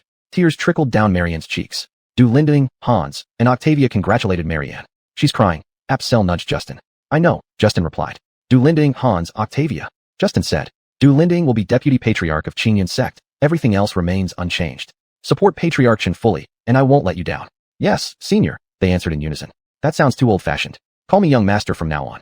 "Yes, young master." Qingyun sect, located in the Qilin Mountains, was the largest sect in Qilin City, occupying the main peak of Qilin Mountain. Its grand scale included tiered pavilions and terraces. The grand hall of Qingyun sect was not far from the treasure pavilion. Du Linduing led Justin, Marianne, and Apsel to the entrance and opened the door. Marianne walked into the treasure pavilion, dazzled by various treasures, exclaiming, "So many treasures." When Du Linduing opened the door, Justin knew there was nothing he sought because the Hun Tian decision did not react.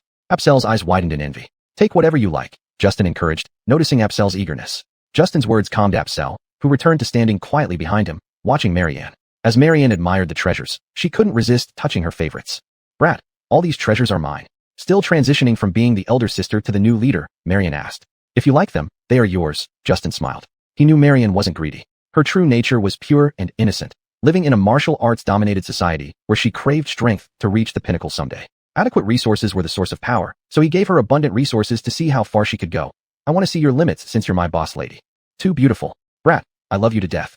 Overwhelmed with joy over the treasures, piles of herbs, weapons, and gold coins, Marianne ran around the treasure pavilion. "Why aren't you looking, Apsel? Isn't there anything you like?" Justin was surprised seeing her stillness. "Yes, young master," Apsel replied. "If you like it, why not take it?" Justin wondered. "Desire does not mean it fits me," Apsel calmly said. "Oh, explain," Justin asked, intrigued. "When you decided to unify the world, you had already prepared everything for me. I don't need to worry about these things. Although there are numerous treasures here, without your approval, it means these items are not suitable for me. So, there's no point in thinking about them. Any further thoughts would only increase my desires and create inner demons. Apsel's answer pleased Justin greatly. These treasures were a trove of riches in Marianne's eyes, but to Justin, they were just a pile of useless objects that would only take up space in his storage bag. He knew of a secret realm where there was something he deemed worthy, yet it wasn't suitable for him. Initially, he intended to let that item remain hidden forever, waiting for someone with the right fate to find it. Recognizing Apsel in Qinglan City stirred a deep desire within him to give her this item, an impulse from the depths of his heart. Thus, his previous words were a test, checking if Apsel could withstand temptation. And indeed, Apsel did not disappoint him. With someone who trusts me so completely, what more can I ask for? Chapter 9, Spirit Sense Alchemy. Marianne was delighted in the treasure pavilion. Justin had his own calculations. Seeing rows of medicinal herbs, these were low-grade herbs, which were useless to him but not necessarily to others. Marianne and Apsel had lower realms, as did many young disciples of the Green Cloud sect. The first and second stage chi-gathering pills refined from these herbs would be perfect for them. Since Justin was planning to establish his own power base, he must win over their hearts, and that required plenty of resources for their cultivation without worrying about a lack of resources. After some thought, Justin asked Apsel to help gather the herbs needed to refine first and second stage pills. The little miser Marianne originally wanted to say, "These are mine." But then she remembered that she was under Justin's care and that he must have his reasons for asking for these herbs, so she stepped forward to lend a hand. Justin did not notice Marianne's actions. He was busy explaining the characteristics and effects of the herbs to Apsel. 1 Cloud, sweet, bitter and cool. It clears heat, detoxifies, soothes the liver, disperses nodules, moistens the lungs, and treats qi and blood deficiency. Unfortunately, this herb only grows for 10 years, making its effect insufficient to refine a second stage chi-gathering pill. We can only make a first stage one. Goji berries, sweet, sour, and neutral. They replenish blood, tonify the kidneys, nourish the liver, and improve eyesight. They are great supplements and can be used to refine second stage chi-gathering pills. Standing amidst a pile of herbs, Marianne found herself bored, knowing nothing about alchemy or herbs. Though she had initially wanted to help, without Justin's guidance, she didn't know where to start. Seeing Justin ignore her, she said while holding a large lingji mushroom, "Kid, what is this big chunk of black wood? It's ugly." Marianne's voice startled Justin, who noticed her standing amidst a pile of herbs with a huge lingji mushroom nearly covering half her body. "Girl, don't move. That's lingji, also called lingziko. Hold it. I'll refine you a second stage chi-gathering pill later." Justin didn't expect Marianne to help, thinking she was just playing around and deliberately testing him by holding the large lingji mushroom. Holding the giant lingji that was almost as big as half her body, Marianne knew Justin was doing this on purpose. Without arguing, she quickly approached him and said, "Kid, I won't mind this time. Teach me, can I help you?" The usually mischievous Marianne suddenly became obedient, making Justin doubt his ears. "Girl, aren't you playing anymore?" When Justin still didn't believe her, Marianne said, "Kid, don't think so badly of me. I am an obedient girl too. Besides, you made me the Green Cloud sect master and owner of this treasure pavilion full of treasures. I'm more than content." Seeing her sincere expression, Justin hastily nodded. "I believe you, all right." He feared that if he didn't, Marianne would come up with some troublesome scheme. Justin agreed, and Marianne smiled in satisfaction. "Kid, how can I help you?" Helping might lead to more trouble than good, but Justin dared not say that. "Hold your treasure and watch from the side. Otherwise, it might disappear. Let me first refine a batch of first stage chi-gathering pills for Apsel, then another batch of second stage pills for you." "Okay." Hearing that Justin would refine pills for her too, Marianne was delighted. "That sounds great. Let's go to the alchemy room together," she urged. "Alchemy doesn't have to be done in the alchemy room," Justin said. "Not in the alchemy room." Marianne doubted whether she had heard Justin correctly. "Without an alchemy furnace and subterranean fire, how will you refine pills?" "Watch carefully." Justin sorted out the herbs selected earlier in front of him, expanding his spirit sense into a massive alchemy furnace. With his left hand, he ignited a roaring flame, and then he kept throwing herbs into the spirit sense-turned furnace with his right hand. Soon, the fragrance of melted herbs filled the entire treasure pavilion. Stunned, Marianne exclaimed, "Do you refine pills like this?" The scent of herbs grew stronger, and they could faintly see the pills in the spirit sense-formed furnace grow from rice grain size, spinning and absorbing liquid until they reached thumb size before stopping. Then, they began rotating at a higher speed. At this moment, Justin rapidly cast a series of seals with his right hand, creating a dazzling spectacle. Suddenly, darkness engulfed the furnace, obscuring everything from view.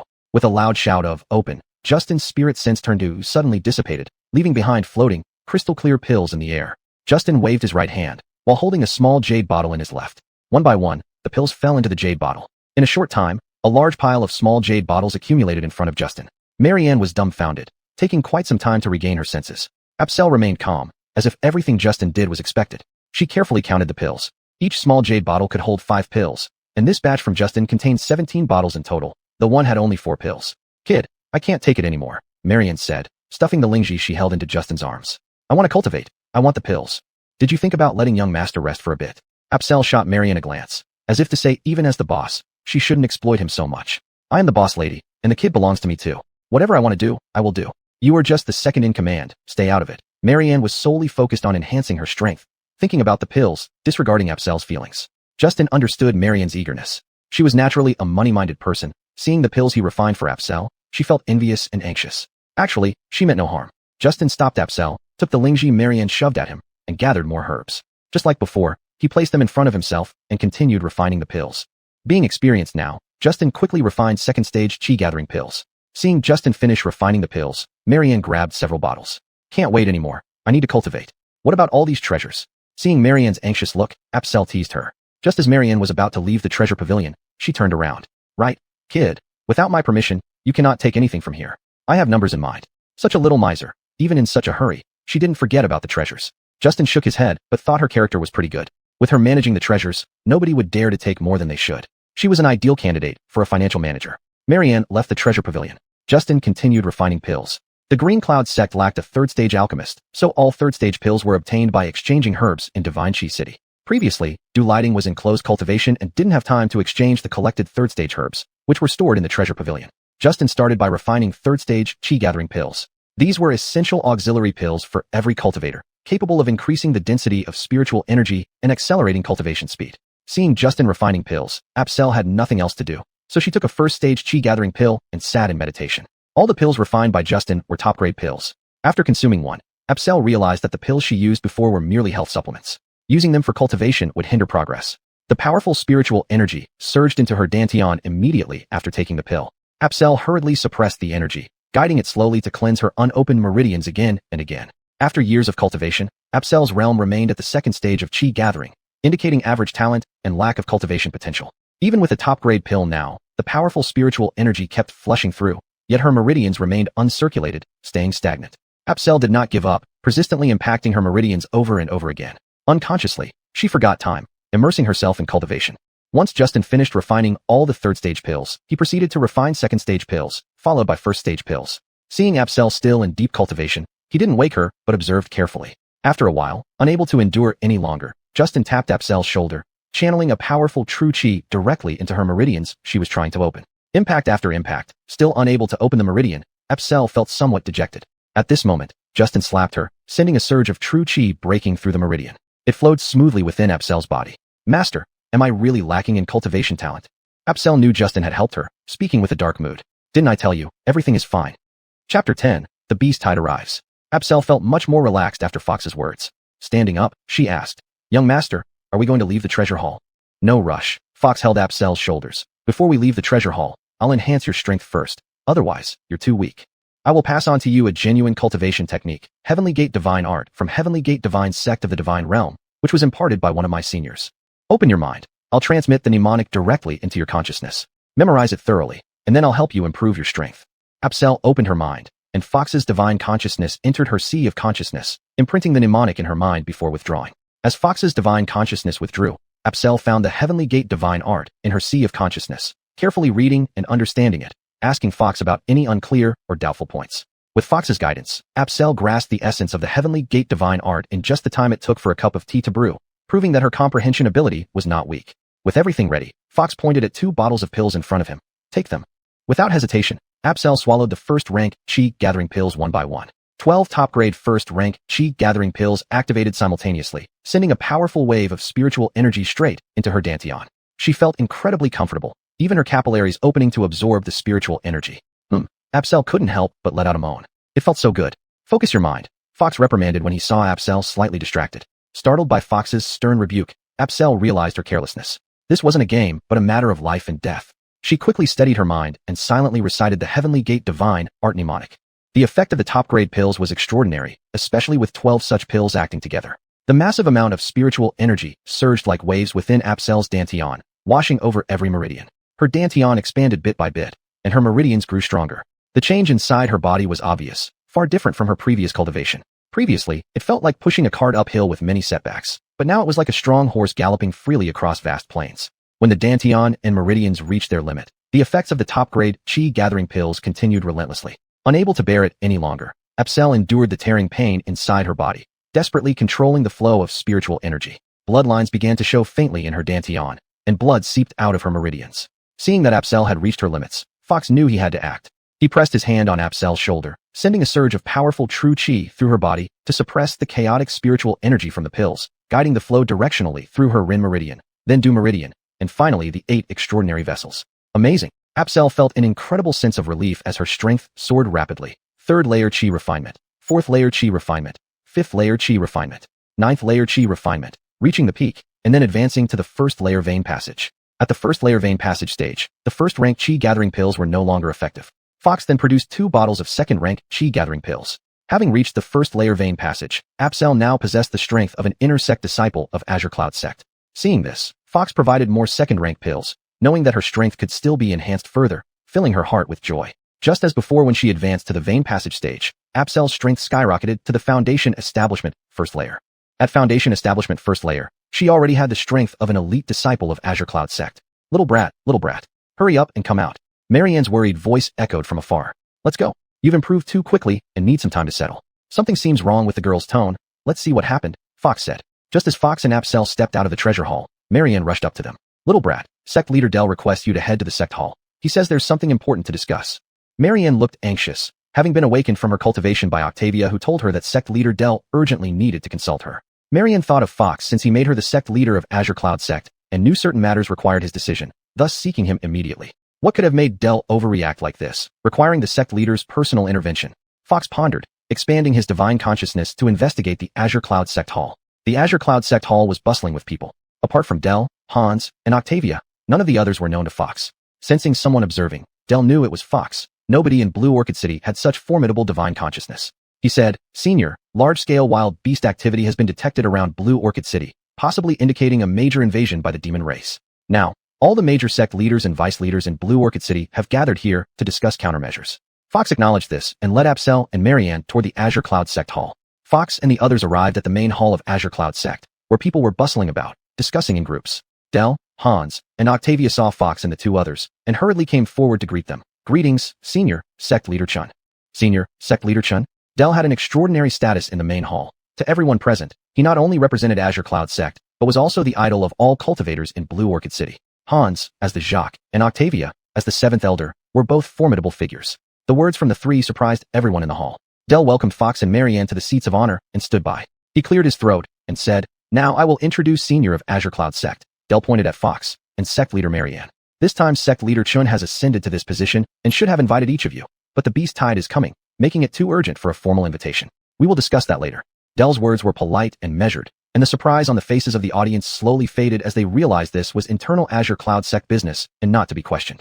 Satisfied with everyone's attitude, Dell continued, This beast tide is beyond my capabilities. I humbly ask Senior and Sect Leader Chun to lead the counterattack against the demon race invasion, coordinating with all major sections. At the thought of being led by a 10-year-old child and a woman, objections started rising immediately among the crowd in the main hall. Head Sect Leader Zhao. No, it's Vice Sect Leader Zhao. Dell quickly corrected someone who addressed him as Sect Leader, knowing he'd lost the position after being reprimanded by Fox. He didn't want to risk irritating Fox again over the title. Whether you're a Sect Leader or a Vice Sect Leader, having us follow a child and a woman is disrespectful. Yes, Azure Cloud sect is too domineering. They claim to be the first sect in Blue Orchid City, but their reputation is unfounded. Dell heard every word. He intended to use this event to curry favor with Fox, whose strength was incomprehensible. Although he was the foremost figure in Blue Orchid City, he had spent decades at the Golden Core stage without advancing. If he couldn't break through soon, he'd be like any other human with only a few decades left to live. With Fox's guidance, he might advance further on the path of cultivation. How dare you question me? Gray, what do you mean? Dell named and questioned the opponent directly. Dell, I dare not say whether he is a senior of Azure Cloud sect, but the survival of humanity is at stake here.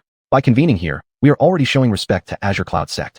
Can you treat such a significant matter lightly? Gray was the head of Flowing Water sect, the second largest sect in Blue Orchid City, founded by himself. Although Flowing Water sect lagged slightly behind Azure Cloud sect, it was gradually catching up.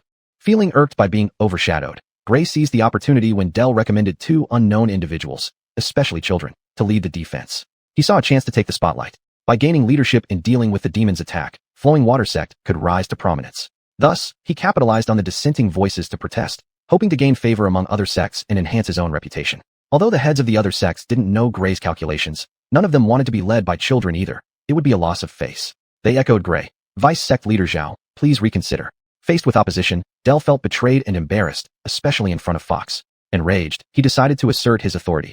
Azure Cloud Sect is the most powerful force in Blue Orchid City, not undeservedly. To doubt our senior is to doubt Azure Cloud Sect. We have different views and cannot work together. Each head can leave now. Azure Cloud Sect has plenty of talent, and I believe, under our senior and leader, we will turn the tide and save Blue Orchid City. Dell's words made the patriarchs and masters of the major sects exchange glances, never expecting him to lose face by refusing to deliberate with them on how to deal with the beast tide. As Dell said, Azure Cloud Sect was indeed the top sect in Blue Orchid City, and whether it could independently fend off the beast tide was uncertain, yet its strength was widely acknowledged. The annual recruitment ceremony that attracted a steady stream of applicants was the best proof. Thus, the eyes of the major sect leaders couldn't help but turn to Gray. Gray had anticipated Dell's displeasure. The doubts from everyone were already the greatest disrespect to Azure Cloud Sect. As the largest sect in Blue Orchid City, Azure Cloud Sect had its own prestige and dignity. Naturally, Dell was furious after being humiliated. This was exactly what Gray wanted to see. If Dell lost his composure and spoke without reserve, he would offend the other sect leaders, thus providing an opportunity to unite them against Azure Cloud Sect. Seeing the looks from the various sect leaders, Gray felt elated. His goal was within reach. However, now wasn't the time to reveal his stance. More fuel was needed to escalate the conflict. Only then would it be the best time for Flowing Water Sect to emerge. He then said, "Sect leader Zhao, your words are off the mark. The demon race is wreaking havoc and threatening our homeland. It is everyone's responsibility. Azure Cloud Sect's efforts to save people from suffering serve as an example for us all. Although I am unworthy, as the head of Flowing Water Sect, my disciples are not cowards. The tens of thousands of cultivators in Blue Orchid City are not weak either," added another white-haired elder. Recognizing the voice, Dell knew it belonged to Zheng Qingzhong, the master of Divine Fistgate, the third-ranked sect in Blue Orchid City after Flowing Water Sect. "So, you have been plotting this all along, thinking to outshine Azure Cloud Sect? Not a chance," Dell asked coldly. "What do you want?" Chapter 11, The Wager. With his true intentions now laid bare, Gray said, "Since the Azure Cloud Sect is acclaimed as the premier sect of Qinglan City, all remaining forces within Qinglan City are willing to unite and select 10 disciples to battle against the Azure Cloud Sect's disciples. Should the Azure Cloud Sect win, all factions of Qinglan City will look to the Azure Cloud Sect for leadership and submit to your command. If, however, the disciples from other sects like the Flowing Water Sect or Divine Fist School triumph, would the Azure Cloud Sect be willing to submit to their orders?" This was the cunning plan they had in mind. Ilium scoffed. If they wanted a contest, they could have simply stated it outright.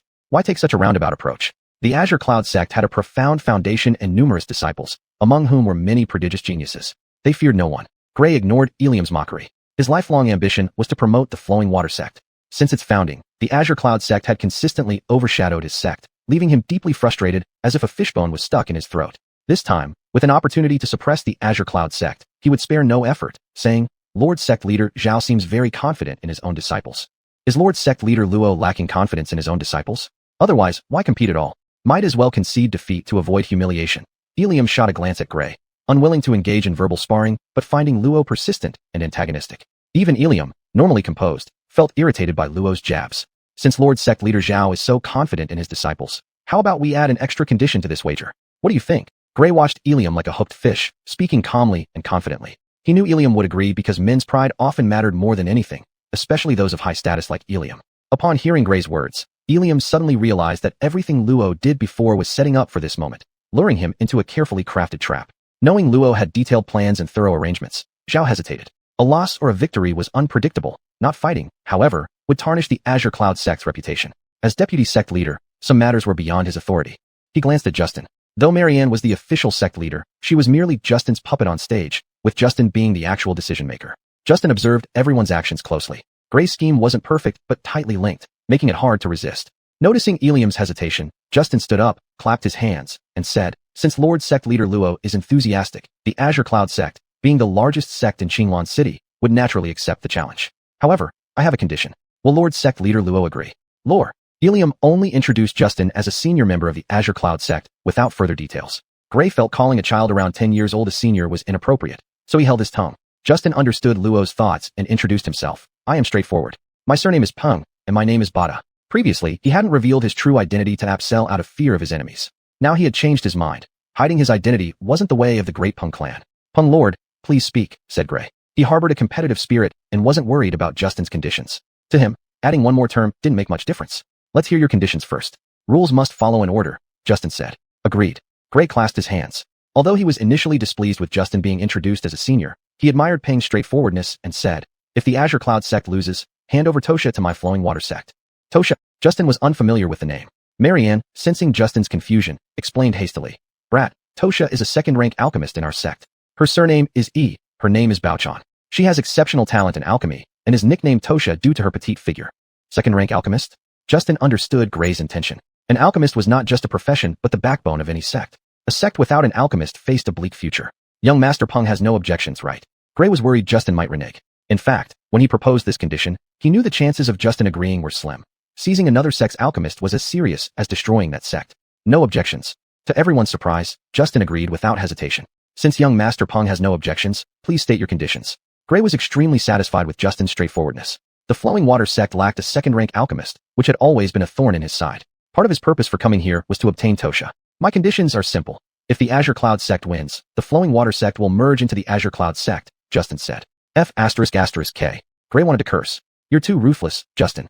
I only intended to get one of your alchemists, but you're aiming for my entire sect. You're a true hegemon. It's a gamble. Gray steeled himself, ready to go all in or nothing. He also had his own reasons. He had promised someone to promote the Flowing Water sect, yet lacking a talented alchemist had always been its weakness, hindering its development. But, the final match, I want to fight you. Gray added at the end. Ha ha ha. Helium couldn't hold back his laughter any longer. In the ACI continent, cultivators focused on physical and internal strength training, rarely on spirit awareness because of the scarcity of cultivation methods. Helium's supremacy in Qinglan City came from two factors: his advanced Golden Core realm power unmatched by anyone else in the city, and his practice of the Azure Cloud sect's divine destruction heartless art, which gave him extraordinary spirit awareness. Many fell to his spirit awareness attacks, including Gray. Now Gray wanted to challenge Justin, who had already wounded Helium with his spirit awareness. This challenge seemed futile. Gray didn't know Helium had been hurt while showing off, mistaking it for mockery of his overambition. Humph, he grunted. Wait until I deal with Justin, then I'll deal with you. Maximilian, the head of the Divine Fist School, represented his sect with every word and action. Realizing Gray was using him as a pawn, he secretly harbored some resentment. Chapter 12. The Great PK of Green Cloud Sect, Part 1. Fox and Gray had made up their minds. News of the contest had spread throughout the Green Cloud Sect. Disciples gathered outside the main hall. Jamie led everyone to the martial arena of Green Cloud Sect, where disciples settle their grudges. The sect had a clear rule that disciples were forbidden to kill each other out of hatred. Unresolvable enmity could be settled in the arena. Once in the arena, life or death was irrelevant. Fox was not very familiar with the disciples of Green Cloud Sect, so all participating young disciples would be decided by Jamie. 3 elite disciples must participate. Among the remaining spots, Fox specified Apsel as one of them, and Marianne was also going to join. Therefore, Jamie selected 4 more inner disciples. These 4 inner disciples ranked 1st to 4th on the strength list of inner disciples. Tosha, who was usually engrossed in alchemy, along with Yi Baochan, upon hearing that they became stakes, disregarded the mess after her cauldron exploded and rushed to find Jamie for a discussion. As the top alchemist of Green Cloud Sect, controlling the sect's medicinal resources, Tosha held a unique position. Jamie doted on her, almost always complying with her requests unless it involved leaving the sect, which he might refuse. When Tosha found Jamie, he spread his hands, showing helplessness, glancing at Fox. With the keen insight of an alchemist, Tosha understood from Jamie's gaze that this decision came from Fox and was unrelated to him. Tosha, devoted to alchemy, didn't care much about other matters. However, now Jamie told her that Fox was deciding her fate, suggesting that Fox was now the supreme ruler of Green Cloud Sect. She couldn't help but examine Fox closely. Before her stood a child around 10 years old, with extremely plain features, like a drop of water that would instantly merge back into the ocean. Does Green Cloud Sect have secrets unknown to me? Tosha pondered, but thought even with compelling reasons, one can't use me as a stake, as I am a person, not an object, and I have my dignity. No reason can justify this. Thus, she coldly stared at Fox and said, regardless of your identity, you owe me an explanation. Upon seeing Tosha appear, Gray bowed and said, Elder Alchemist E. I am Gray, the patriarch of Flowing Water Sect. Your reputation precedes you. Are you mocking me for looking untidy? Tosha resented Gray's polite remarks. She was busy making elixirs when a disciple informed her about the gambling between the 2 sections. In her agitation, her furnace exploded, covering her face with ashes. She hurried to the arena only to have Gray comment, indeed living up to your name. Wasn't that a mockery? This is precisely what we admire most about Elder Alchemist E. A seasoned Gray wasn't fazed by Tosha's remark and complimented her effortlessly. Though without flowery language, it perfectly matched Tosha's current state. Her mood eased somewhat as she asked, does Lord Luo also want to manipulate me? Not at all. Our sect has long admired Elder Alchemist E and wishes to invite you to join us at our best terms to develop together. What do you think, Elder Alchemist? Let's talk about it later. Tosha refused outright. You haven't answered my question. Tosha looked at Fox. Elder Alchemist E, show some respect. Senior Peng has his reasons. Jamie hastily interrupted. I don't care. I just need an explanation. Tosha ignored Jamie, staring persistently at Fox. Jamie hadn't expected Tosha to be so stubborn. Though the most talented alchemist, this didn't mean she could defy the will of the patriarch. Fox waved Jamie off and asked, what kind of explanation does Elder Alchemist E seek? Is this enough? He tossed an exquisite second-grade chi-gathering pill to Tosha. To an alchemist, pills are life. Crafting a high-quality pill is their lifelong pursuit. Tosha, mesmerized by the pill's brilliance, marveled. A supreme-grade pill? I can teach you if you wish. But after the contest, Fox seized the opportunity knowing Tosha, like all alchemists, craved the knowledge to craft valuable pills. If she could refine such a medicinal pill, she wouldn't stay in this godforsaken place. An alchemist must go out to meet the higher and wiser ones to improve her skills. Otherwise, staying cloistered would only hinder her progress. Tosha's mood for complaining vanished as Fox's move indeed struck at her Achilles' heel. Tosha took the pill without saying a word, while Jamie gained further understanding of Fox.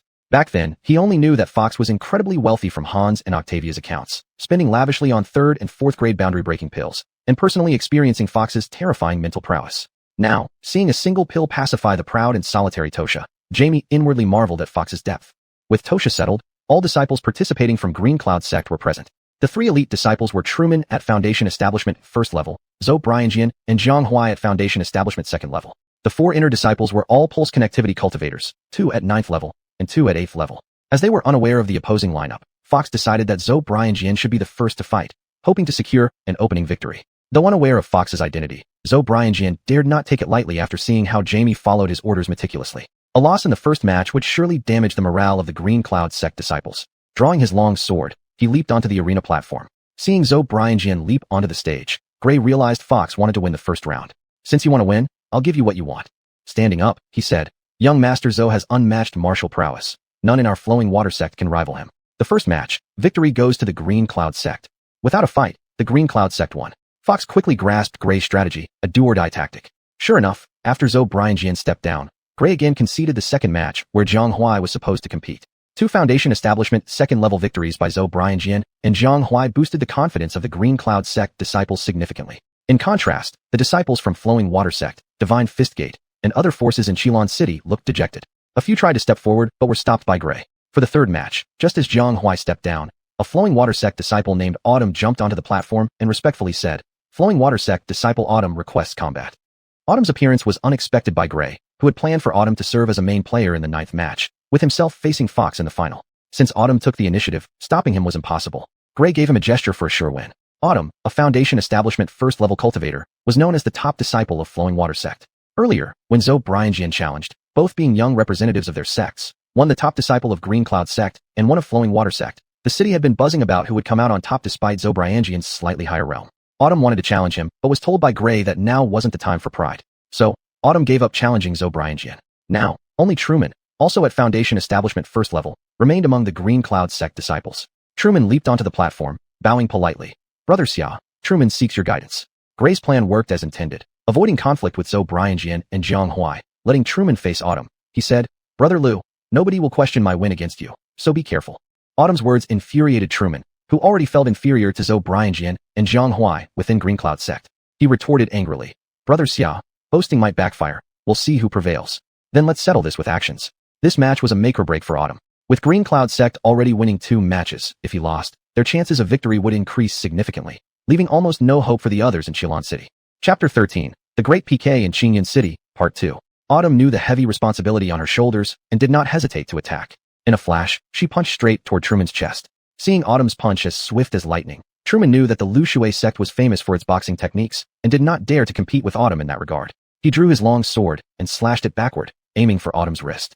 Autumn's punch targeted Truman's centerline, having anticipated this move. Before her strike aged, she transformed her fist into a palm, adhering to Truman's long sword. Using his force against him, she deflected the sword away and suddenly exerted power with her left fist, aiming at Truman's chest. As his long sword was adhered by Autumn, Truman sensed something wrong. His entire chest was within Autumn's range of attack. Seeing her left fist coming, he had no time to pull back his sword and could only meet her with a punch. This blow put Truman at a disadvantage. Autumn had been preparing her strength, while Truman acted out of necessity. The gap in their strength was too large. Truman felt a pain in his palm followed by a powerful blow to his chest. Autumn's punch was incredibly strong, forcing Truman to retreat several steps. Not letting up on her advantage, Autumn took advantage of Truman's retreat. Little Devil takes charge, she shouted, and both fists moved up and down rapidly, creating a flurry of punches heading straight for Truman. Facing countless punches from Autumn, Truman couldn't tell which ones were real or feigned, leaving him no choice but to retreat again. Devil reaches heaven, Autumn called out once more. Such a domineering technique, Fox sincerely praised. Knowing that Truman's defeat was certain, he only wondered how many moves he could withstand. Autumn's speed was too fast, and her techniques were bizarre, each one surprising anyone watching. Truman was forced to retreat continuously. His long sword became useless. Every time he tried to counterattack, Autumn's strange techniques compelled him to defend instead. I have nothing to lose. Truman let out a loud cry, discarding his long sword like a tasteless leftover. With his hands turned into fists, he fought hard against Autumn. Good. Autumn's left fist deflected Truman's fists, using the move Little Devil Grinding Mill. Then, her right fist pushed forward, striking Truman's waist ribs. Feeling pain in his waist ribs, Truman was hit off the stage. The third match, Autumn wins, Dell declared when he saw Truman fall off the stage. Hearing Dell announce her victory, Autumn waved from the stage before jumping down. Autumn's punches were somewhat heavy. Struck in the waist ribs, Truman struggled to catch his breath. Returning to the ranks of the Qingyun sect disciples, he lowered his head in shame.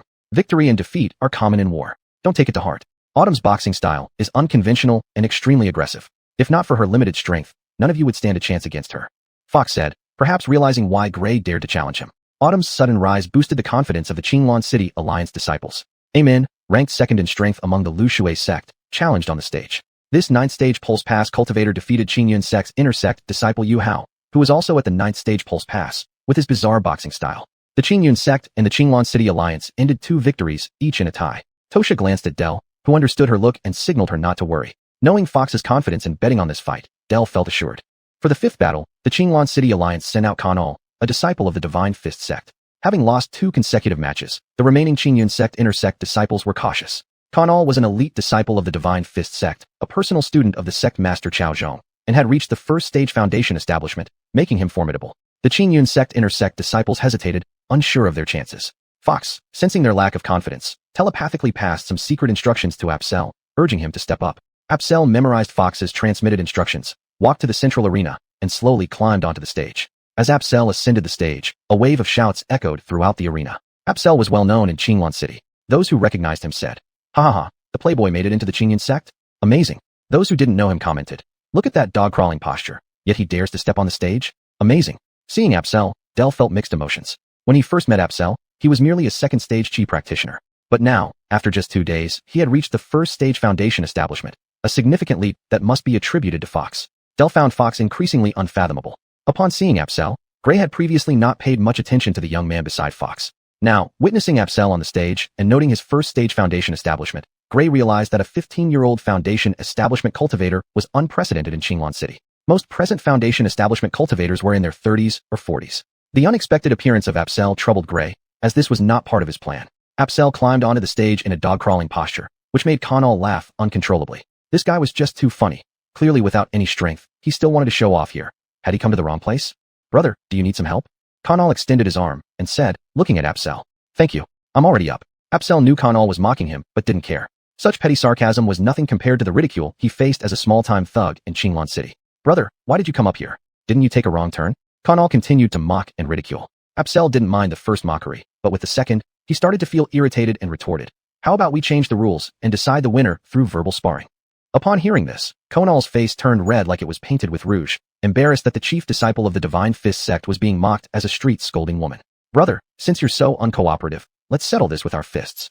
Apsel managed to get on the stage thanks entirely to Fox's efforts. Knowing Fox had instructed him to fight and was confident in his victory, Apsel was also full of confidence. He said, "A real man should act this way," pointing out mountains and rivers with a snap of fingers. "Thank you, brother." Kanal bowed to Apsel. "Your words woke me up from a dream. Please instruct me." The arrogance from earlier was gone. Not knowing how to address Kanal, Apsel began with a gesture and simply said, "Please." One punch soaring skyward. Kanal's right fist suddenly thrust forward, breaking through all resistance and aiming straight for Apsel's chest. "Nice move," Apsel shouted, rushing forward and placing his right hand on Kanal's left fist. "Open." Kanal shouted back, increasing the force in his arm, shaking off Apsel's fingers, and stepped forward with an elbow strike aimed directly at Apsel's heart. Good punch. Apsel blocked Kanal's elbow with his palm, took a step back, and deflected the force. "Come again." Kanal shouted once more, swiftly catching up to Apsel, and both fists surged toward his chest. Kanal was extremely fast, and Apsel thought, retreating repeatedly shows weakness. Why not test how heavy his punches are? Bracing himself, he hardened his chest to receive Kanal's double-fisted attack. Bang! A loud explosion echoed as Apsel was forced 2 steps backward. Even with the enhanced physique by the Heavenly Gate divinity technique, Apsel couldn't help but admire the immense power of Kanal's blows. Though Kanal pushed Apsel back with his double-fisted strike, his own fists tingled with pain. Only now did he realize that Apsel was also at the 1st stage foundation establishment level, the same realm as himself. Trying to hide behind the guise of a tiger while being a pig, no need to act like this. Foundation establishment cultivators shouldn't be showing off like this. Kanal regretted underestimating Apsel. In truth, just 2 days ago, Apsel was merely a small-time thug in Qinglan City who had never systematically learned martial arts. It was only through his father's wealth that he obtained some elixirs to cultivate up to the second stage Qi practitioner level. Even when Fox boosted his realm, there was no time to teach him any other martial techniques, only imparting a mantra. What he used in the fight were everyday moves from brawls with other thugs, enhanced by his new cultivation realm after reaching the first stage foundation establishment. Apsel knew he wasn't Konal's match in martial skills. The only thing he practiced was the common Qinglan Meteor Fist, a set of boxing techniques left by the former mayor of Qinglan City for young people without the chance to enter sects, useful for strengthening the body. Apsel relied solely on quick reflexes in this battle. Continue. Konal felt humiliated as several consecutive moves failed to defeat Apsel. As the chief disciple of the Divine Fist sect, failing to subdue an ordinary inner disciple of the Qingyun sect was embarrassing. What Konal didn't know was that Apsel didn't even count as a servant in the Qingyun sect. Due to his close association with Fox, Apsel hadn't participated in any of the Qingyun sect's discipleship assessments. In fact, Apsel had never passed any assessment, so he didn't qualify as either a disciple or a servant. So what if we continue? Who's afraid? Driven by competitiveness, Apsel swung his fists and charged at Konal. Chapter 14, commenting on the world. Apsel's realm was forcibly elevated to the first level of foundation establishment by Burke using a top-grade Qi gathering pill. Although his realm had advanced, Apsel had yet to adapt fully and could not unleash the power befitting the first level of foundation establishment. Konal was the chief disciple of Divine Fist sect and excelled over Apsel in martial techniques, but he still lagged behind in overall strength. Konal's realm enhancement relied on boundary-breaking pills, without adequately developing physical strength, sinew endurance, or Dantian capacity for spirit energy. This was just a standard realm elevation. In contrast, with Burke's assistance, Apsel underwent an exhaustive development of his physical limits, transforming him into a genuine powerhouse. His realm did not depend on boundary-breaking pills, but ascended perfectly through the absorption of spirit energy via a top-grade second-rank Qi gathering pill, a feat unmatched by Qinglan City cultivators. Apsel grew ever more valiant in battle. Without any guidance, supported by his realm and abundant true Qi, each of his strikes concealed the sounds of wind and thunder. Konal initially relied on his advantage in martial techniques to match Apsel blow for blow, but as time passed, his weaknesses were exposed. Insufficient true Qi, inadequate physical strength. The impact with Apsel left him sore, and his attacks became less effective. Sensing his disadvantage, Konal knew that persistence would lead to inevitable defeat. He decided to go all out, unleashing mutual destruction, the last and most violent move of the Divine Fist sect. When had Qingyun sect gained another genius? Seeing his prized disciple struggle against Apsel, the head of the Divine Fist sect, Eugene, realized the situation was dire. Knowing Konal's tenacity, he understood that the young man wouldn't stop until victory or defeat was clear. As expected, mutual destruction was a move leading to mutual ruin, used only in desperate situations. Konal's use of it indicated he was at his wit's end. Konal's mutual destruction came with the intent of mutual destruction, reaching its peak speed and covering the entire arena. Previously unaccustomed to his newfound strength, this duel allowed Apsel to stabilize his realm. In combat with Konal, he moved like a fish in water, displaying his realm and strength to perfection.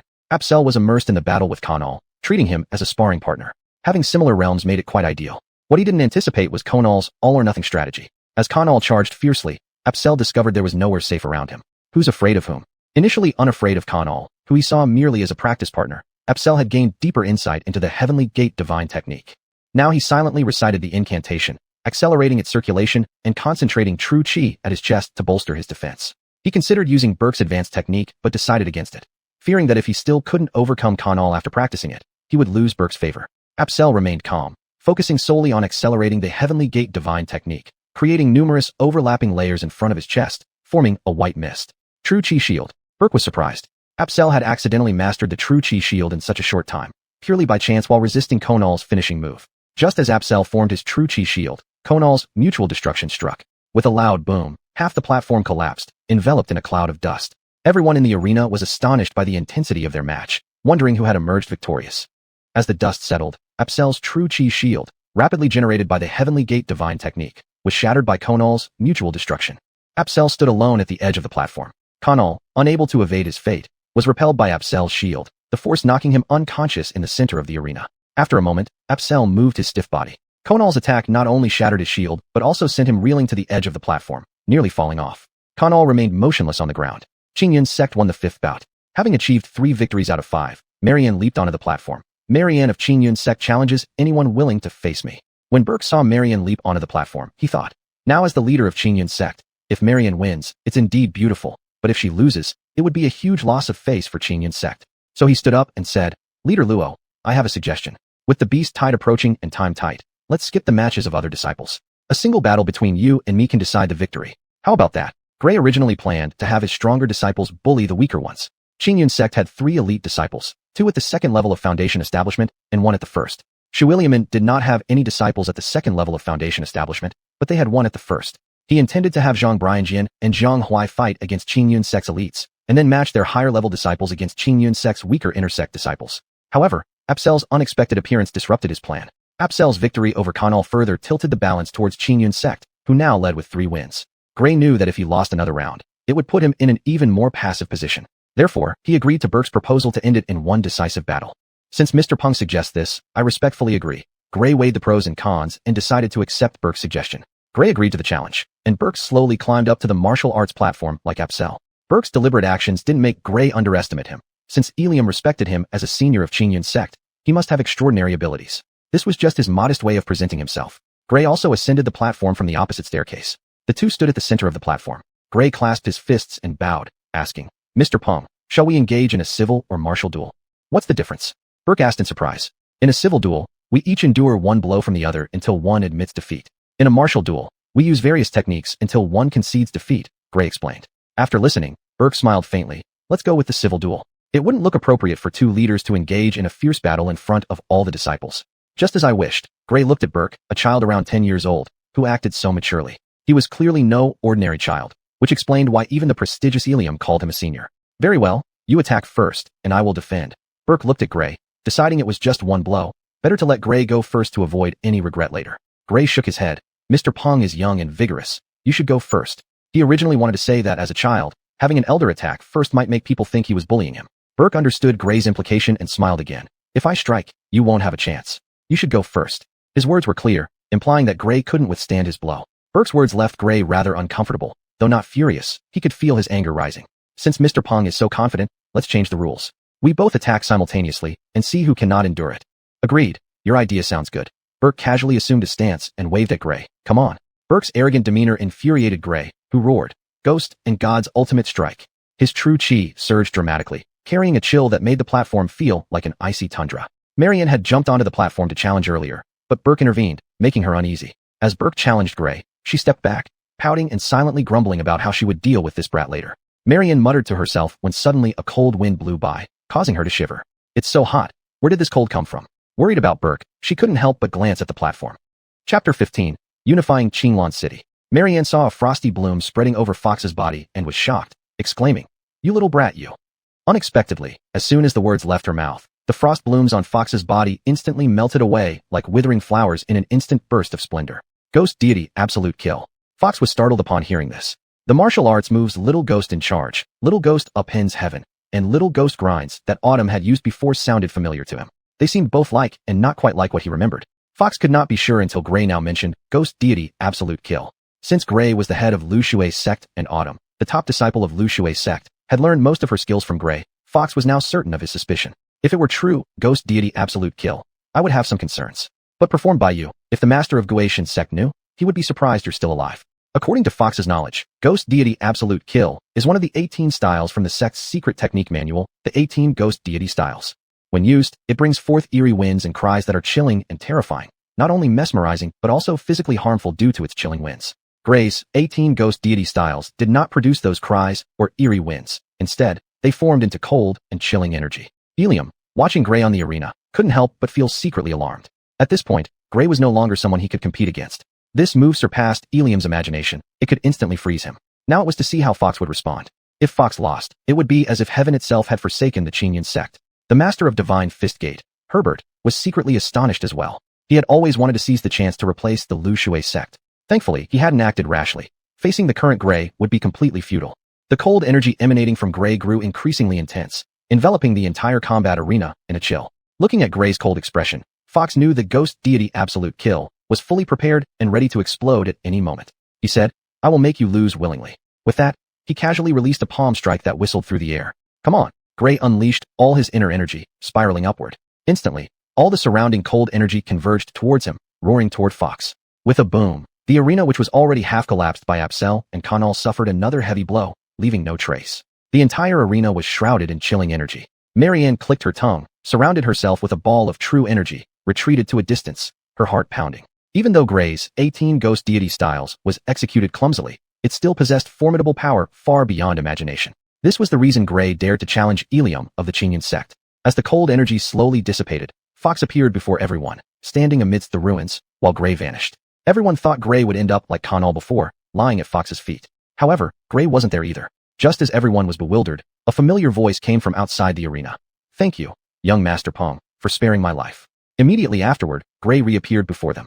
It turned out that his powerful ghost deity Absolute Kill was utterly useless against Fox. Fox's true energy shield far exceeded the attack power of ghost deity Absolute Kill. The impact wave shattered the already damaged arena. Fox's casual strike broke through Gray's defense and sent him flying out of the arena. This strike could have killed Gray, but Fox had no intention to kill. His goal was subjugation. By sending Gray out, Fox wanted to show him the gap between their powers so that Gray would lose willingly. Fox's strength far exceeded Gray's expectations.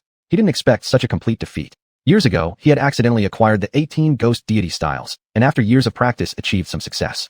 Thus, he founded the Lu Shui sect, which thrived under his management, becoming second only to the Qingyun sect.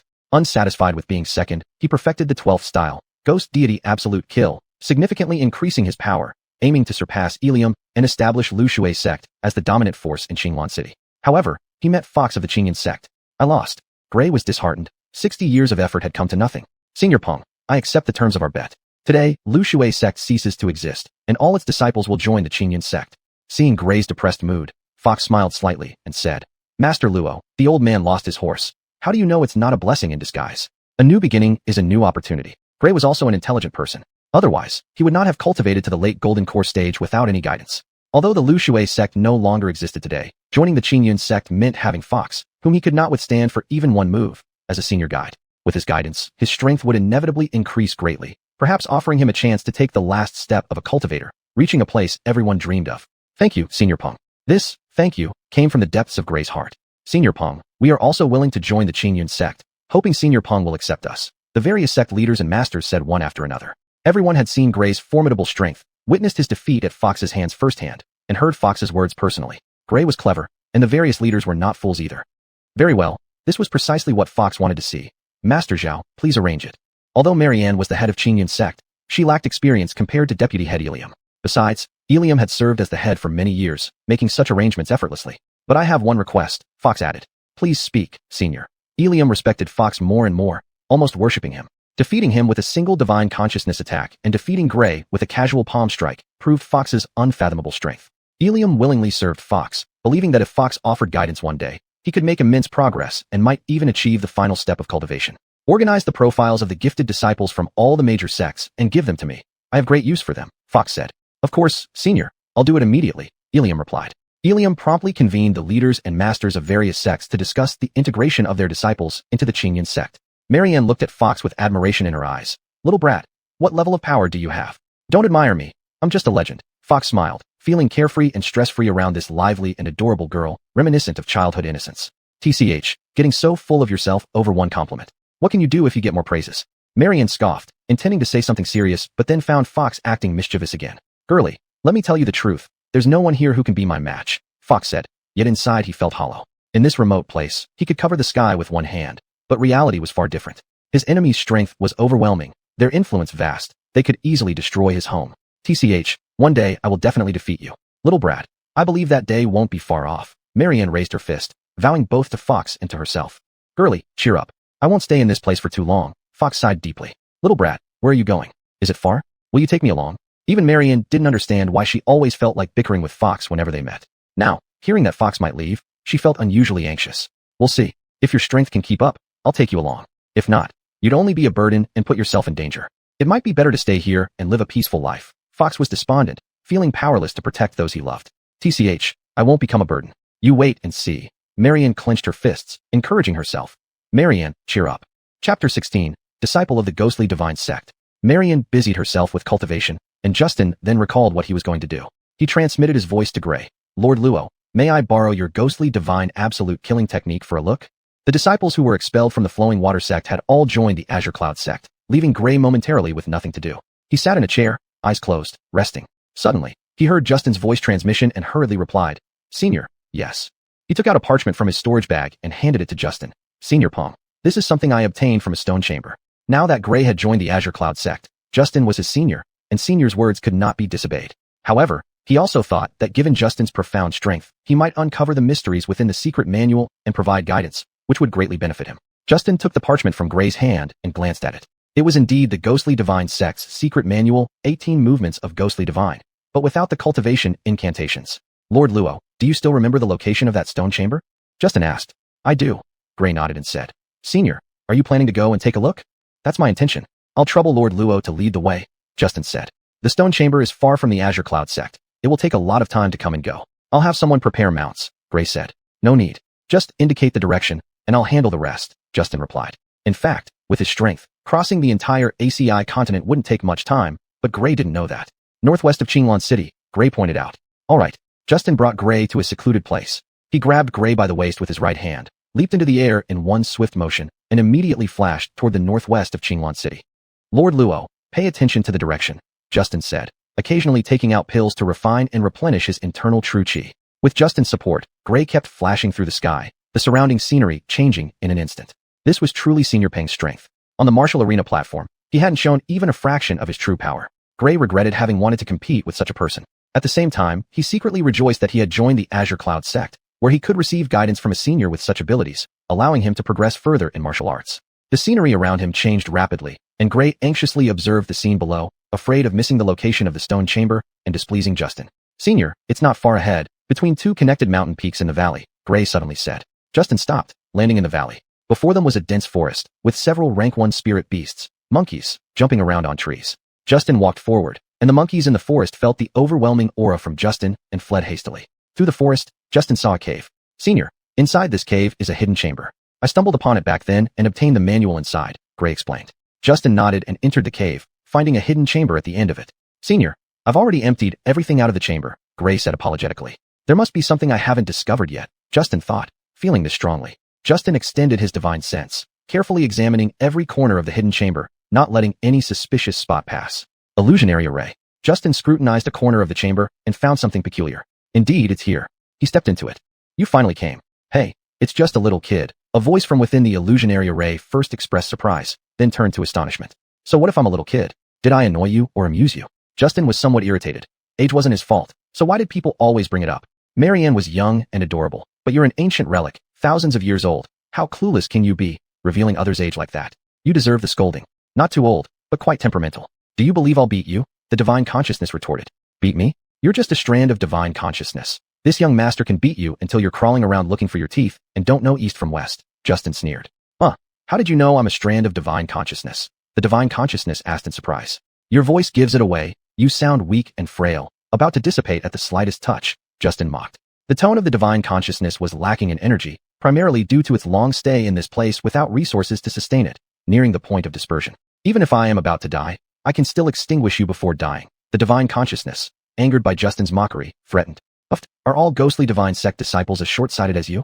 Never mind. People from insignificant places are like this. Justin despised the divine consciousness. As someone who came from the upper realm, it was laughable that this presence couldn't discern strength and even dared to threaten him. Justin's words took effect. The divine consciousness responded with a trembling voice. Who are you? And how do you know about the ghostly divine sect? Even if I tell you, you won't know. What treasures can you offer? If this young master is satisfied, whatever unfulfilled wishes you have, I will fulfill them for you so you can rest in peace, Justin said. His words struck right at the heart of the divine consciousness. After a moment of silence, it pleaded earnestly, I want to know who you are. Seeing the divine consciousness give in, Justin softened, saying, all right, let me reassure you and save my reputation from your wild guesses. Listen up, Crown Prince Justin of the Prosperous Dynasty. What? Prosperous Dynasty? Elite disciple Apollo of the ghostly divine sect pays homage to your highness, Crown Prince. Apollo respectfully said, rise. Thank you, your highness. Apollo, considering you are a loyal subject of my dynasty, speak your troubles, and I shall help you resolve them, Justin generously offered. Thank you, your highness. Apollo quickly knelt down. The ghostly divine sect was an institution on a planet under the jurisdiction of the Prosperous Dynasty. As the only and largest sect on that planet, its disciples were spread across the entire planet. Achieving the position of elite disciple indicated Apollo's notable talent. Stand up. A man kneels for no one easily, Justin advised. Your highness, bowing is my duty. There's nothing wrong with it, Apollo insisted. Apollo, your attitude complicates things, Justin replied. Normally, Apollo addressing Justin as Crown Prince should prompt him to call Apollo by his honorific. But thinking of his own fallen status, Justin felt calling him Minister Wang inappropriate and continued to address him as Apollo. After some contemplation, he said, let's focus on your matters. Yes, your highness. Apollo began recounting his story. Over 1,000 years ago, Apollo, an elite disciple of the ghostly divine sect, led a group of disciples to an alien planet for training. This newly discovered planet, adjacent to the ghostly divine star, had yet to be developed by the sect. Thus, it was called Alien Star by the disciples. Although the trip was initiated by the disciples, the higher-ups promised rewards for valuable resources and data brought back. Alien Star was teeming with ferocious beasts. Despite their immense size and raw strength, these beasts lacked cultivation skills. Led by Apollo, the disciples explored for necessary resources. Initially, they encountered scattered beasts which posed little threat and quietly retreated upon seeing the group. As they ventured deeper into Alien Star, herbs of increasingly higher grades became more common. The first explorers among the ghostly divine sect were amazed by the abundance of herbs, frantically collecting them.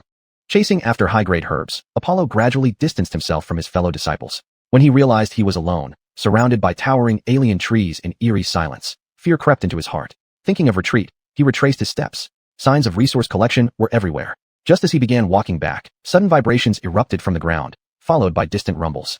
Chapter 17, Apollo's Story. Apollo felt as if the heavens were turning upside down. Suddenly, he realized that the strange beasts had gone into a rampage. A disciple of the sect had alarmed the strange beast, and the direction of the beast's rampage was precisely where the sect disciples were located. Apollo quickly moved towards the direction of the rampaging beast. Assisting every sect disciple was the responsibility of an elite disciple like him who led the team. The sound of the strange beast moving became louder and louder. Apollo knew he was getting closer to the sect disciples. Sect disciples who can hear me, come in my direction, Apollo shouted while sprinting.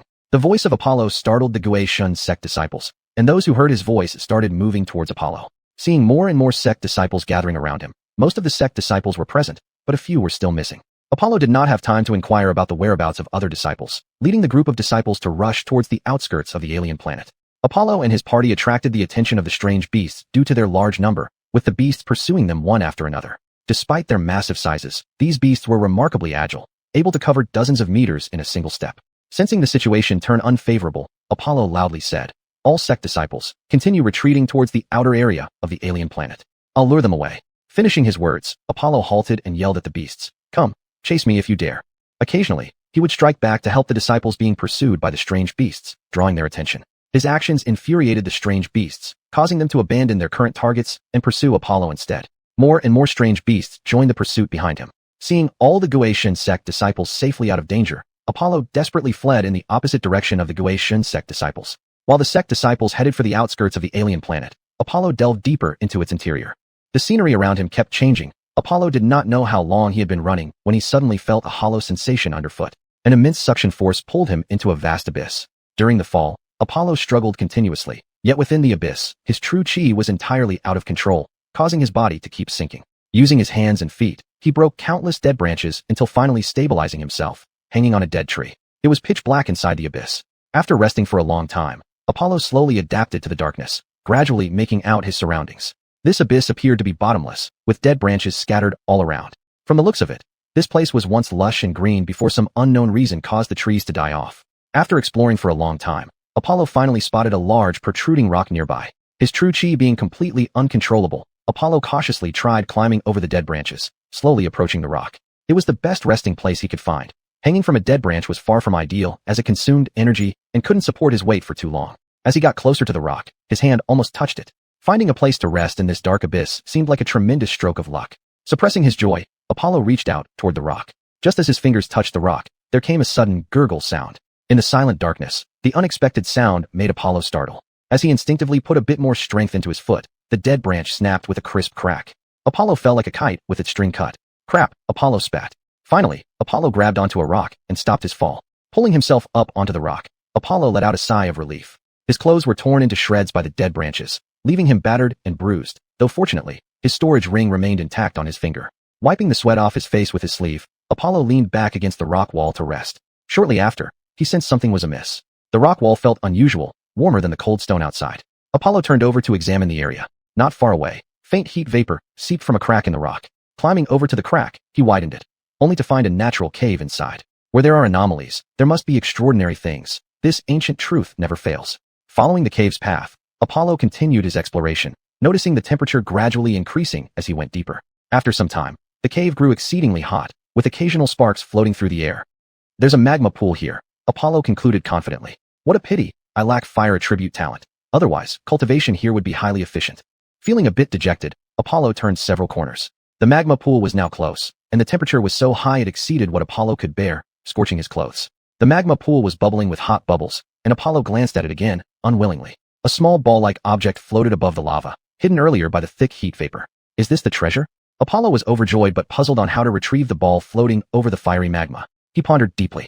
All he had with him was the storage ring on his finger, so he decided to check if there was anything useful inside for fetching the ball. Opening the storage ring, it was filled with miscellaneous items, cultivation pills, some secret scrolls, and herbs collected from the alien planet. There were no cooling or heat-dissolving pills, which were too niche. No alchemist would bother refining them, and even if they did, few cultivators would buy them. Seeing the herbs, an idea struck Apollo. Although he couldn't refine them into pills, one didn't need to refine herbs before consuming them. Raw consumption was also an option, albeit less effective and wasteful. Having made up his mind, Apollo picked out some heat-dissolving herbs and stuffed them into his mouth, chewing furiously. After gulping down almost all the herbs, their effects finally kicked in. Feeling extremely cold and stiff, Apollo dashed towards the magma, snatched the ball, and swiftly retreated. Apollo's action was fast, yet still not lightning fast enough. His lower limbs got scorched badly, emitting a pungent smell of cooked meat. Damn! Holding the ball close, Apollo kissed it. Almost cost me my life. After obtaining the ball, Apollo retrieved healing pills for himself. In the cave without time, Apollo waited until his body recovered completely, then retraced his steps back to the rock wall. The abyss was pitch black. Unable to utilize true chi, he relied solely on his physical strength to climb up inch by inch. Gravity in the abyss was multiple times stronger than on the surface, and countless drops of sweat dripped as he struggled. Just when he was about to despair and leave behind his last wishes, he caught a glimpse of faint light above. Knowing he was near the surface, hope was rekindled in him.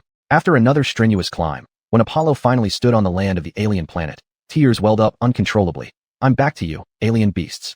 He let out a long cry, like a child amidst the forest, treating the beasts as family, wanting to see how they fared. Restored to sanity, Apollo found the direction back and encountered countless high-grade herbs along the way, which delighted him immensely. Whenever a beast appeared, he slipped away unnoticed. He did not encounter any fellow Guaitian sect disciples left behind, and eventually returned to the sect. Apollo's arrival astonished numerous Guaitian sect disciples. His story of luring away hordes of alien beasts to save other disciples spread throughout the sect, making him a role model widely praised by the upper echelons. This trip to the alien planet ended successfully for the sect, with only a few injured disciples while the rest returned safely. Now that Apollo had also returned, the mission was deemed perfect. The sect leadership rewarded the participating disciples generously, especially acknowledging Apollo's actions, elevating him from a regular elite disciple to an outstanding elite disciple, positioning him as a potential future sect leader. Elated to become one of the future candidates for Guaitian sect leader, Apollo immediately wanted to share this joy with his Taoist partner Andrea. Andrea was his junior sister, her face blooming like a peach blossom, delicate and lovable, with cherry lips and a graceful figure.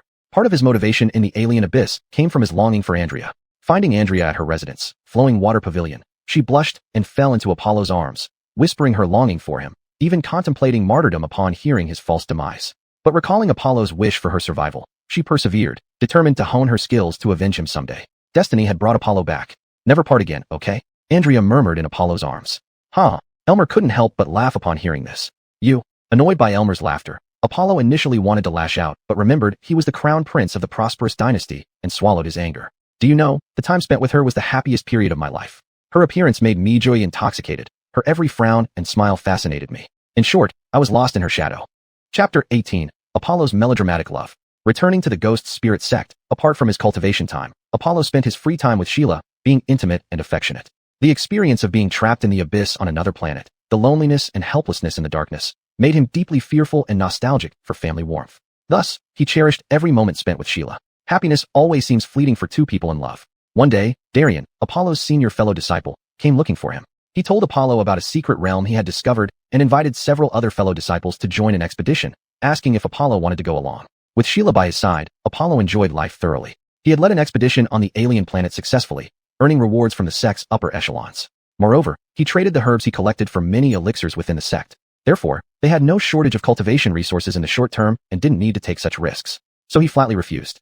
Senior brother Jihao, why not go with senior brother Zhang? Cultivation expeditions can increase one's experiences and gain valuable resources, just as our journey to the alien planet proved, Sheila suggested, thinking differently and trying to persuade Apollo. Sheila's words were convincing, and Apollo was moved by them. He said, Junior sister Shulu, let's go together so we can look out for each other.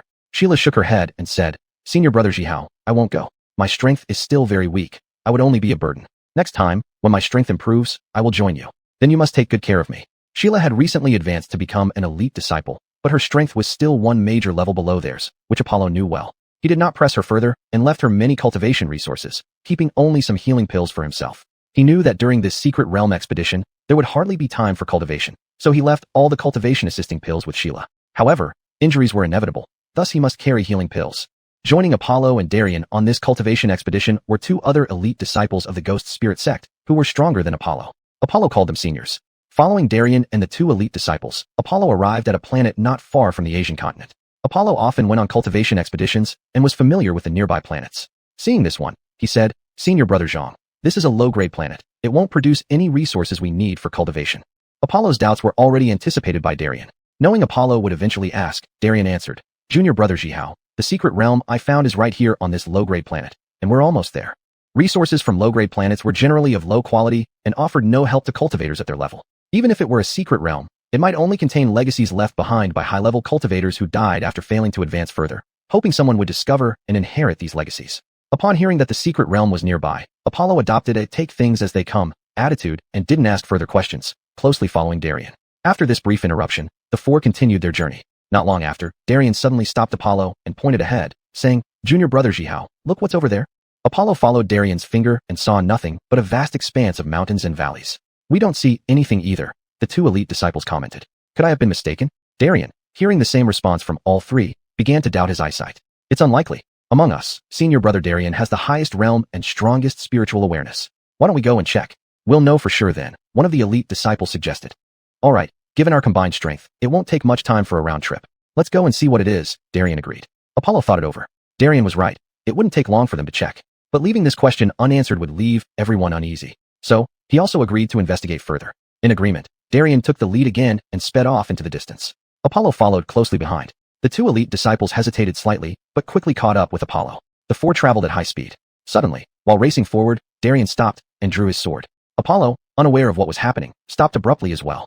Apollo stopped abruptly, unaware that the two sect elite disciples behind him had suddenly launched an attack, striking him on his back with their palms. The three were too close, and Apollo hadn't expected these fellow senior brothers to betray him, mistaking the breaking wind from their palm strikes for their hurried approach.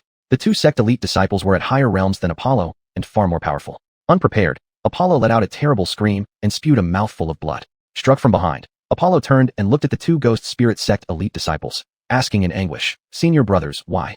Before he could finish, Darien took advantage of his turning head and thrust his long sword through Apollo's chest from front to back. Now he knew what they were up to even if it wasn't spelled out. It turned out that the three had plotted this all along, luring him to a low-grade planet under the pretense of discovering a secret realm and training, intending to murder him. They chose not to do it on or near Ghost Spirit Star, because those were high-grade planets frequented by disciples of various sects for practice and treasure hunting. If they were caught and reported to the higher-ups of the Ghost Spirit sect, the consequences would be dire. Killing among disciples was strictly forbidden by the sect's primary rules, meant to protect them. "Senior brother, why?" Apollo asked in disbelief and sorrow. "There's no reason. Hand over your storage ring, and you may live," one of the Ghost Spirit sect elite disciples said, though fear began to seep into their hearts. Slaying a sect disciple, especially one who was an outstanding elite, would result in only one outcome if revealed: death. Darien realized the other two feared the implications. A gifted speaker might sway them to regret. He intervened quickly, saying, "Only the dead can keep secrets. You'll get his storage ring after you ensure he won't talk. I'll twist the sword in your heart to finish you off." As he spoke, he twisted the sword lodged in Apollo's chest, aiming to deliver a swift kill. From the moment Darien stabbed him, Apollo planned to escape, knowing they wouldn't let him live. Even without injuries, any one of the three could defeat him now. Severely injured and unable to fight, his best bet was to flee and hope for a chance to survive. While begging for mercy, Apollo secretly opened his storage ring and found a teleportation talisman. Seizing the moment when Darien spoke, he crushed the talisman in his hand, disappearing instantly from the trio's sight. Feeling the sudden lightness of his sword as Apollo vanished, Darien knew Apollo must have used a teleportation talisman. After meticulously planning the murder, he'd overlooked this contingency. He also blamed his fellow senior brothers for their lack of decisiveness. Another strike would have ensured Apollo's demise. "Chase him. Teleportation talismans have limited range. Though he escaped our sight, heavily wounded, he won't get far. Let's split up and cover 3 directions," Darien instructed, suppressing his anger and focusing on capturing Apollo. The two Ghost Spirit sect elite disciples, feeling guilty for letting Apollo escape due to their hesitation, obeyed without question, each taking a direction to pursue. As their figures vanished from view, Darien felt satisfied, his earlier frustration gone.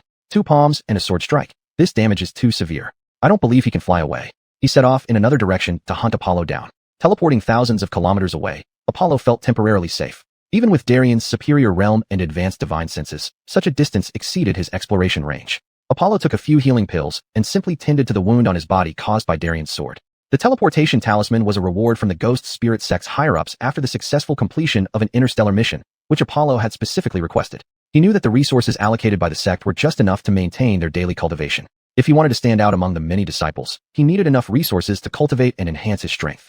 These resources could generally be obtained by completing sect tasks for Jifen points or by venturing out to find them on his own, all of which involved risking his life.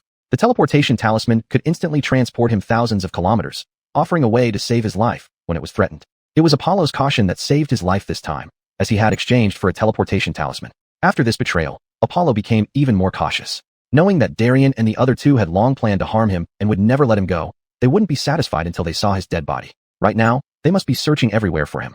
Return to the Ghost Spirit Sect, or go into hiding and continue cultivating until he had the power to take revenge. Those were the only two options Apollo had. Chapter 19, Andrea's Thoughts. Aspen knew it was unrealistic to escape back to the Demon God Sect. Since Darian and the other two had already plotted to harm him, they would certainly be waiting for him on his way back to the sect, ready to capture him when he came back injured. He might not even make it back alive with such severe injuries. Hiding on this planet wasn't a solution either. Darian and the others knew he was severely injured and were surely searching everywhere for him. After considering all options, I've decided to flee to a low-grade planet. Aspen made this decision after much deliberation. Since they presumed he would try every means to return to the sect for help, he would do the opposite, find a low-grade continent, heal his wounds, and train until his strength returned. Then, he would repay their harm manifold. Aspen endured the tearing pain in his body, tore through the planet's protective barrier, and descended onto the ACI continent.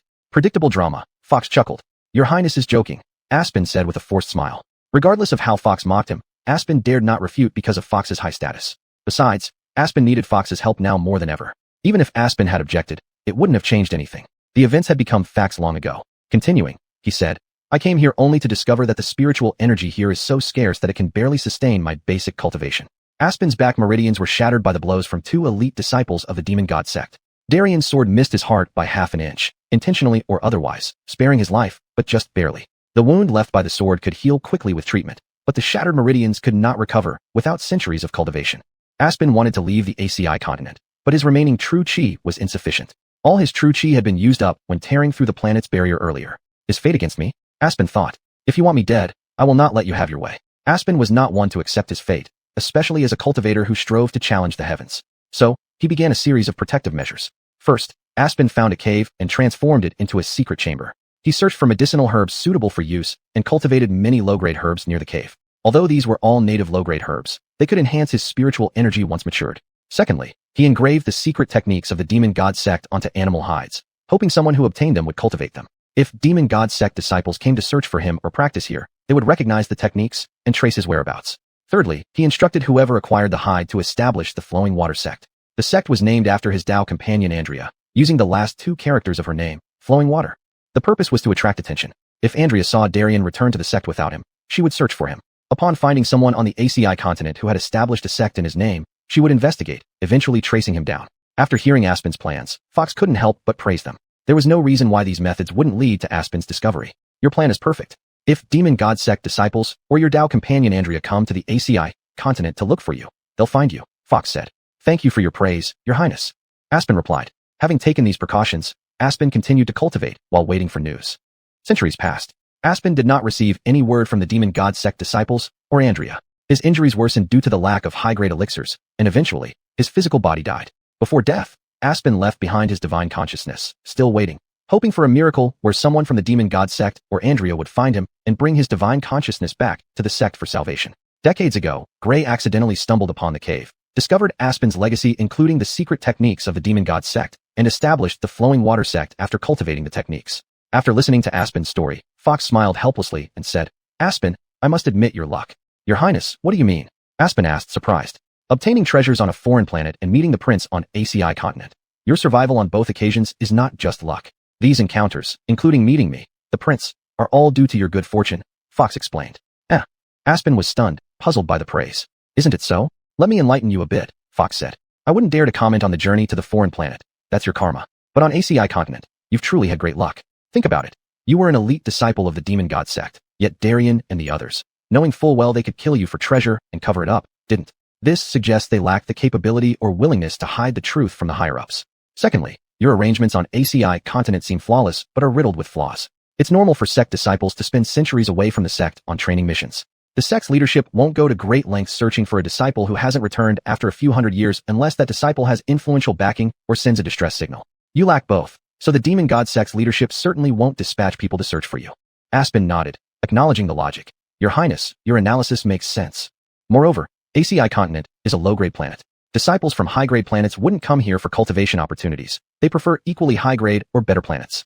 So, your hope rests on a slim chance, a very remote one, that a demon god sect disciple would come here. Worse, since Darien and the others know you haven't returned to the sect, they will likely send people to search for you in low-grade planets. Once they find you, it'll be your true end. Reflecting on this, Aspen realized the situation was as described, breaking out in cold sweat. Thirdly, establishing the flowing water sect was meant for Andrea to find you while searching for you. Yes, Your Highness, Aspen replied. That should make sense. I trust Andrea, she's my Tao companion, and we've lived together for a long time. I miss her. You're wrong, Fox said firmly. Aspen was shocked. The cause of your current predicament is the doing of your so-called Tao companion, Andrea, Fox continued. What? Aspen was enraged. They say lovers have zero intelligence, sweet mouths, and blind eyes. Reflecting on Fox's words, Aspen thought, could it be as His Highness says, that my intelligence is zero and my eyes are blind? Why did Darien know about your treasure when you never told the sect's leadership? Only Andrea saw it once. Realizing the cause, Aspen sighed. Prince, please tell me the rest. I can't believe that everything was Andrea's plot. She seems so perfect in my heart. You're afraid to face the truth, aren't you? To protect the beautiful image you hold of her, Fox mocked. Perhaps, Aspen despondently admitted. Fine, I'll be the bad guy. You only told Andrea about the treasure on the foreign planet, but somehow, Darien knew.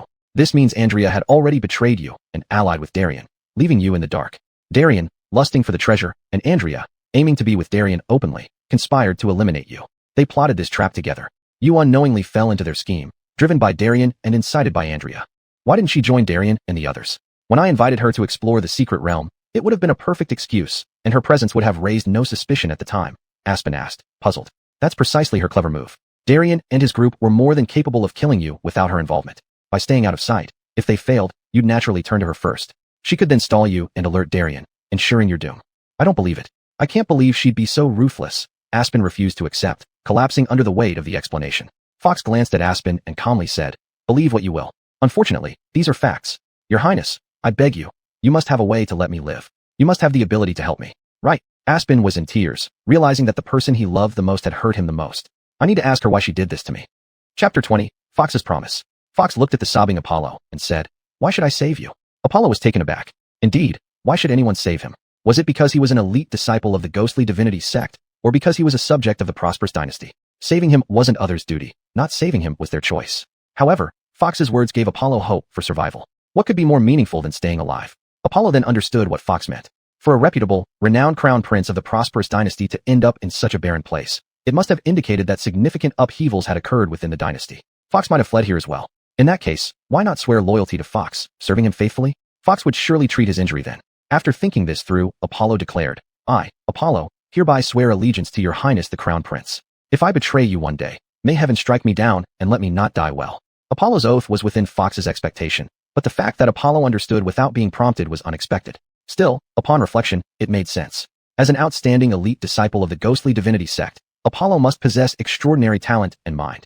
Fox nodded approvingly and said, very well. Since you're so loyal, I, the Crown Prince, will not slight you either. From now on, I'll treat you like my own brother. Thank you, Your Highness. Apollo knelt down hurriedly to thank him. Fox's words also clarified his stance. He would treat him as a brother rather than a slave. Now that Apollo had pledged his allegiance, Fox pulled out a piece of wood from his storage ring and said, this is the spirit-nourishing wood, perfect for cultivating your divine sense. Stay inside it to cultivate until your divine sense recovers and strengthens. Then I'll teach you the body-snatching technique and help you find a suitable body to possess. Spirit-nourishing wood. Apollo knew there was hope for his survival. The spirit-nourishing wood was one of the greatest treasures in the world. As its name suggested, it served only one purpose, to cultivate the divine sense. Even a novice with this wood would see immediate improvement. The records left by senior members of the ghostly divinity sect mentioned this treasure, which was rare and hard to come by, though Apollo had never seen it. Body snatching referred to using a powerful divine sense to extinguish a weaker one and taking over the other person's body. This technique only destroyed the divine sense, not the body itself. It was often used by seniors who couldn't advance further, feeling reluctant to give up and seizing younger disciples' bodies to start anew. Such secret techniques were seldom shared with non-relatives. Your Highness treats me like a parent. Please accept this bow from Apollo, he said with heartfelt sincerity as he prostrated himself. Get up. Fox waved away Apollo's bowing. With Apollo pledging allegiance, he had found a strong ally. Time was running out before his enemies made their move. He needed to build up his forces quickly. Apollo had great potential, and with proper cultivation, he could become a valuable helper. Apollo entered the spirit-nourishing wood to cultivate while Fox put on the storage ring left behind by Apollo and exited the illusory array. In the secret room, Gray was at a loss when suddenly Fox disappeared right in front of him. What can I do? What can I do? How am I supposed to find another Pung predecessor for Jamie? As Fox reappeared in front of Gray, he saw the Patriarch pacing around, sighing deeply. Patriarch Luo, what happened? Hearing Fox's voice, Gray turned and saw Fox. His anxious heart finally settled. Predecessor Pung, you appeared. You had me worried just now. From Gray's expression, Fox knew he genuinely cared about him. He smiled and said, Patriarch Luo, I just met an old acquaintance. Everything is fine now. By the way, Patriarch Luo, how long have you been waiting here?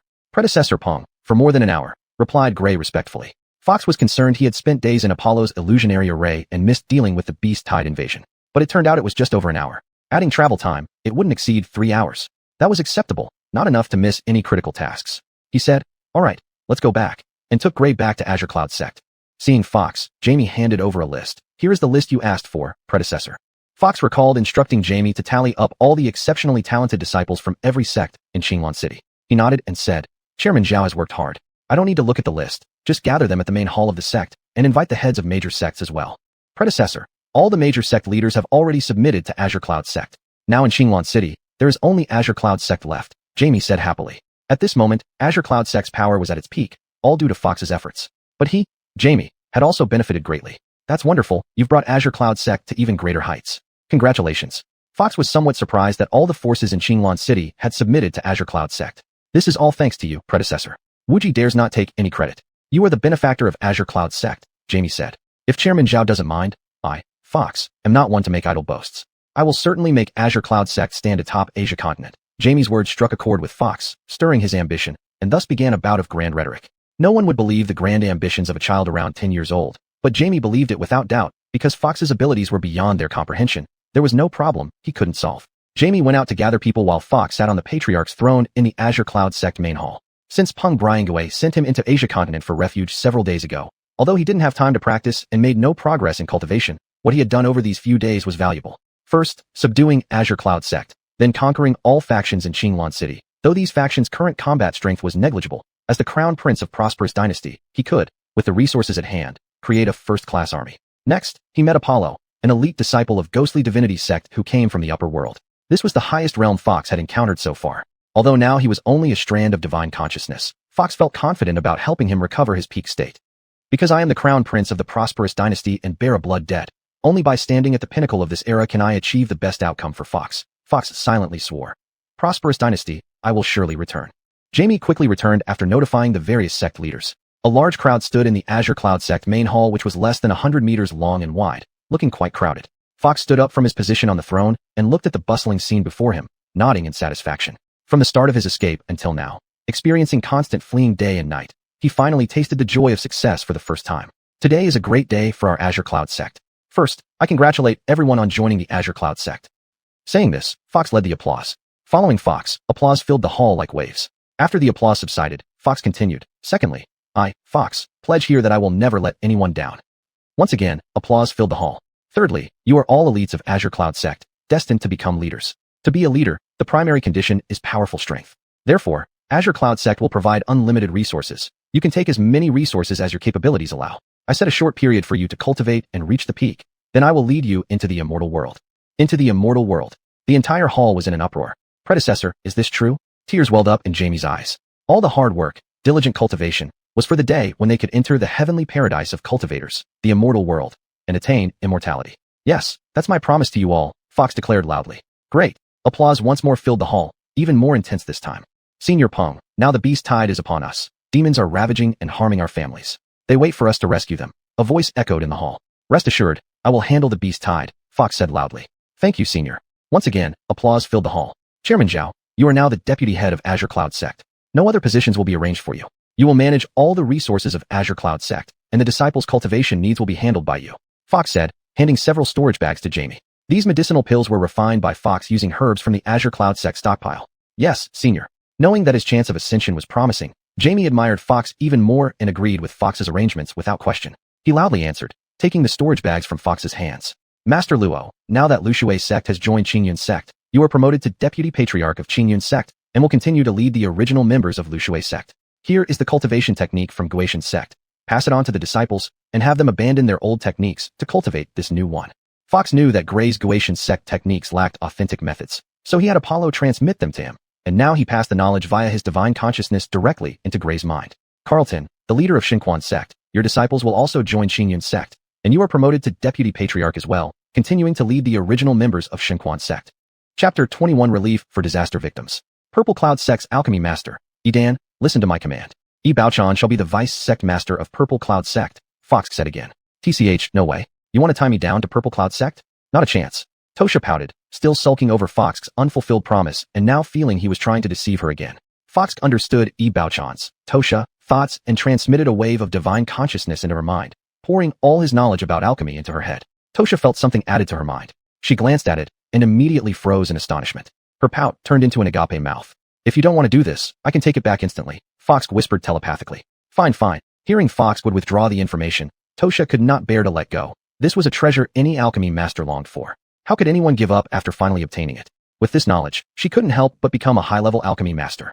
Tosha's change of heart was expected by Fox, as the alchemy knowledge was exactly what Baochan craved. So he continued, Vice Sect Master can select those with talent for alchemy from all Purple Cloud Sect disciples. No one can intervene.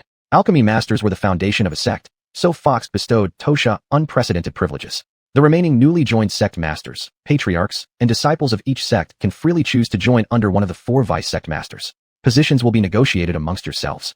Lastly, except for the disciples of Luo Zong who continue practicing the mysterious ghost technique, all other disciples must abandon their previous cultivation methods and adopt the Dapeng technique. Is Dapeng technique the cultivation method passed down by predecessors? Ilium asked. Yes. Does sect master Zhao have objections? Fox replied. No objection, only gratitude. Ilium knelt down loudly. Thank you, senior. Ilium's action stunned the present Purple Cloud sect disciples, who all knelt down together. Thank you, senior. Fox's willingness to provide Dapeng technique to Purple Cloud sect disciples touched Ilium greatly, treating them as family. Fox imparted Dapeng technique to Ilium, Herbert, et al., who then taught it to the Purple Cloud sect disciples. With such advanced cultivation methods, they soon immersed themselves in practice, knowing Fox's provision of such abundant resources demanded results. After settling Purple Cloud sect affairs, Fox called Apsel, and they left for Green Orchid City. Purple Cloud sect was far from the demon territory, separated by Green Orchid City, thus untouched by demons. At this moment, panic reigned in Green Orchid City. Though unaffected by the beast tide, refugees flooded in, adding immense pressure. For example, refugee resettlement and security issues in Green Orchid City. Unwilling to cause too much attention, Fox flew near Green Orchid City, landing where no one was around. Apsel, originally a ruffian of Green Orchid City, knew the city well. After orienting himself, he led Fox inside. As they reached the city gate, once unguarded, soldiers now patrolled due to the beast tide, checking for suspicious individuals. The guards initially intended to stop them for questioning, but seeing Apsel, they smiled. Young Master Yang wants to enter. Apsel ignored the guards, respectfully saying to Fox, Sir, please proceed. The guards dared not get angry that Apsel ignored them and followed behind him. Young Master Yang, please come in.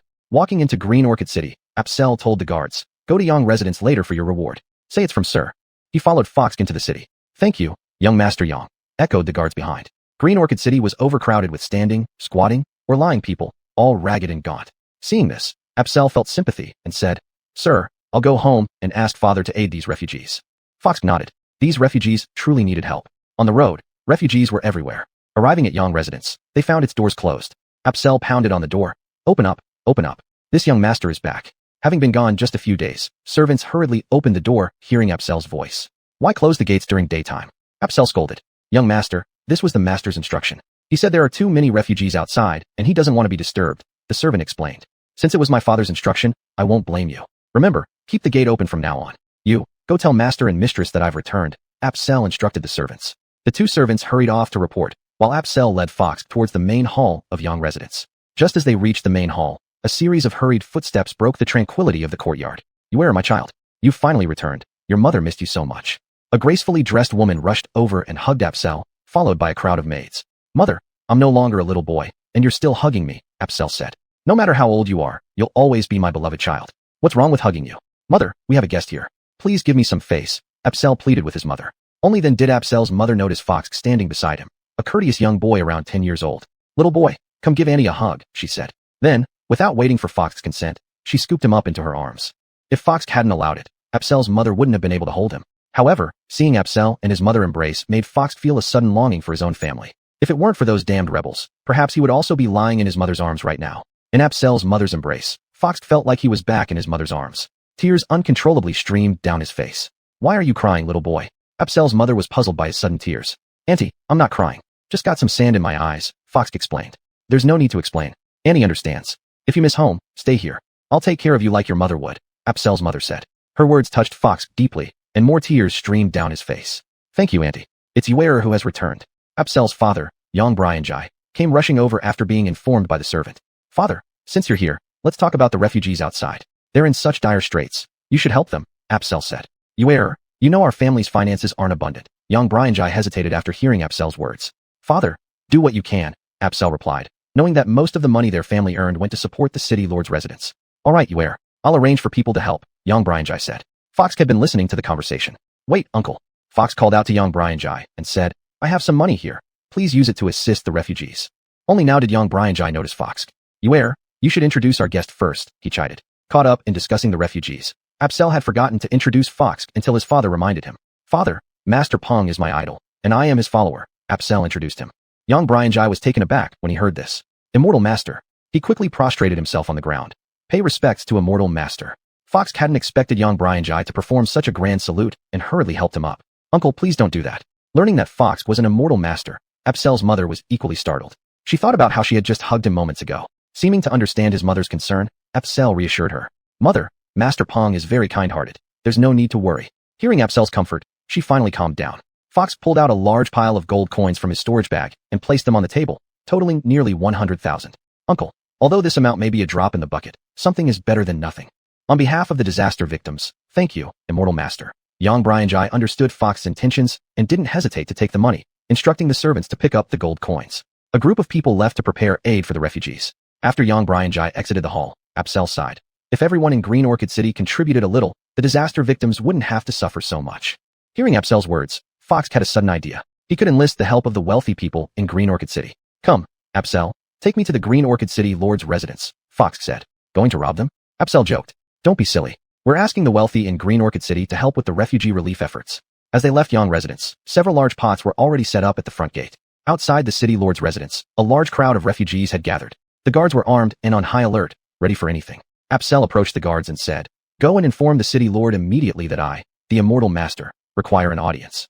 To avoid unnecessary trouble, Apsel invoked the title of Immortal Master. Apsel's words were met with a burst of laughter. Immortal Master? Ha ha ha. Aren't you just Apsel, the ruffian son of the Yang household? When did you become an Immortal Master? If you're going to swindle people, at least pick a better place. This is the city lord's residence. We won't tolerate your unruly behavior. The leader of the guards, who recognized Apsel, said, In light of the Yang family's unwavering loyalty to the city lord's residence, I'll let this slide today. Go find somewhere else to cool off. How dare a mere guard mock a Foundation establishment cultivator? Apsel was furious. Impudent. How dare you mock this Immortal Master? Slap him. With a large hand waving, there came a sharp slap, and the guard leader was sent flying to the side, clutching his cheek. Fortunately, Apsel only intended to teach him a lesson and didn't use true chi. Otherwise, the guard would have had his brain splattered by now. Did you dare strike someone? The ruffian's son has hit someone. The other guards, seeing their leader in trouble, raised their weapons and aimed them at Apsel. Chapter 22, Commander of the Green Orchid City Defense Force. Do not be impolite. Recently, the beast tide had caused unrest in Green Orchid City, leaving City Lord Han restless day and night. At that moment, he was resting inside when he heard the continuous argument outside. Coming out to investigate, he saw Apsel confronting the guards and hurriedly intervened. Though the sect and the City Lord's residence belonged to different factions, they were interconnected. The sect needed funds from the City Lord's residence to buy resources, while the City Lord's residence relied on the sect for military protection. They complemented each other, indispensable. News of Fox and Apsel at Azure Cloud sect had already reached the City Lord's residence, as well as their success against the Beast Tide, which was relayed by Azure Cloud sect. Han had known Apsel for some time. Initially surprised upon learning that Apsel joined Azure Cloud sect as a disciple, he ordered an investigation. He learned that Apsel was the only son of Yang Brianjai and a notorious delinquent in Green Orchid City. He was somewhat astonished, but soon understood. Apsel must have had an extraordinary encounter or received assistance, or else he wouldn't have had the chance to join Azure Cloud sect. Previously, every time Azure Cloud sect held recruitment ceremonies, Apsel would participate, but always leave disappointed. However, no information could be found on Fox, only that sect leader Ilium called him senior. Upon hearing that Fox and Apsel were coming to handle the Beast Tide, Han hadn't expected them to arrive so quickly. He thought it would take them at least 2 or 3 days. After all, it was common practice for sect disciples to delay matters to emphasize their superiority over ordinary people. Therefore, Han hadn't given orders for the city guards to immediately report the arrival of Azure Cloud sect disciples. leading to the conflict between Apsel and the guards. Seeing that the visitors were indeed Apsel and Fox, matching the reports from Azure Cloud Sect, Han hastened forward and bowed respectfully. City Lord Han greets the two immortal masters of Azure Cloud Sect. Seeing Han greet them politely, Fox's earlier displeasure dissipated. Han, being the City Lord, wielded significant influence. Given Fox's ambitions within Azure Cloud Sect, alienating Han could lead to unforeseen complications. Giving him an easy way out seemed wiser. He said, City Lord you, no need for such formalities. Our purpose here has been communicated by Azure Cloud Sect. As we pass through Green Orchid City and see many refugees, as City Lord, you should know how to treat them without needing me to state the obvious. Han had been worried about Fox and Apsel using their status as immortal masters to oppress him. Although the City Lord's residents often supplied resources to Azure Cloud Sect, and he was a City Lord, instances of immortal masters belittling City Lords weren't unheard of. Now, despite Fox's slight displeasure, he didn't make excessive demands, only warning him to treat the refugees well. This eased Han's concerns. Immortal Master, rest assured. I will handle it immediately. Open the granaries to aid the refugees. Han's attitude pleased Fox. Pulling out 2 bottles of first-rank chi-gathering pills, Fox handed them to Han. Green Orchid City has many wealthy individuals. You can gather them to assist with the refugee relief efforts. Those who do well will be rewarded. If this matter is handled properly, this prince will reward you further. Han was also a cultivator, but with limited talent. He was merely at the 4th layer of the Chi practitioner realm. It was well known that Qinglong City had a scarcity of elixirs. Seeing Fox casually take out 2 bottles of pills as rewards, Han knew Fox must be a wealthy person. Asking him to help the refugees was just an opportunity for him to show his loyalty. Otherwise, these 2 bottles of pills would have been enough to make 12 of the wealthiest people in Qinglong City willing to bankrupt themselves to help the refugees. Now was the time for him to show his loyalty.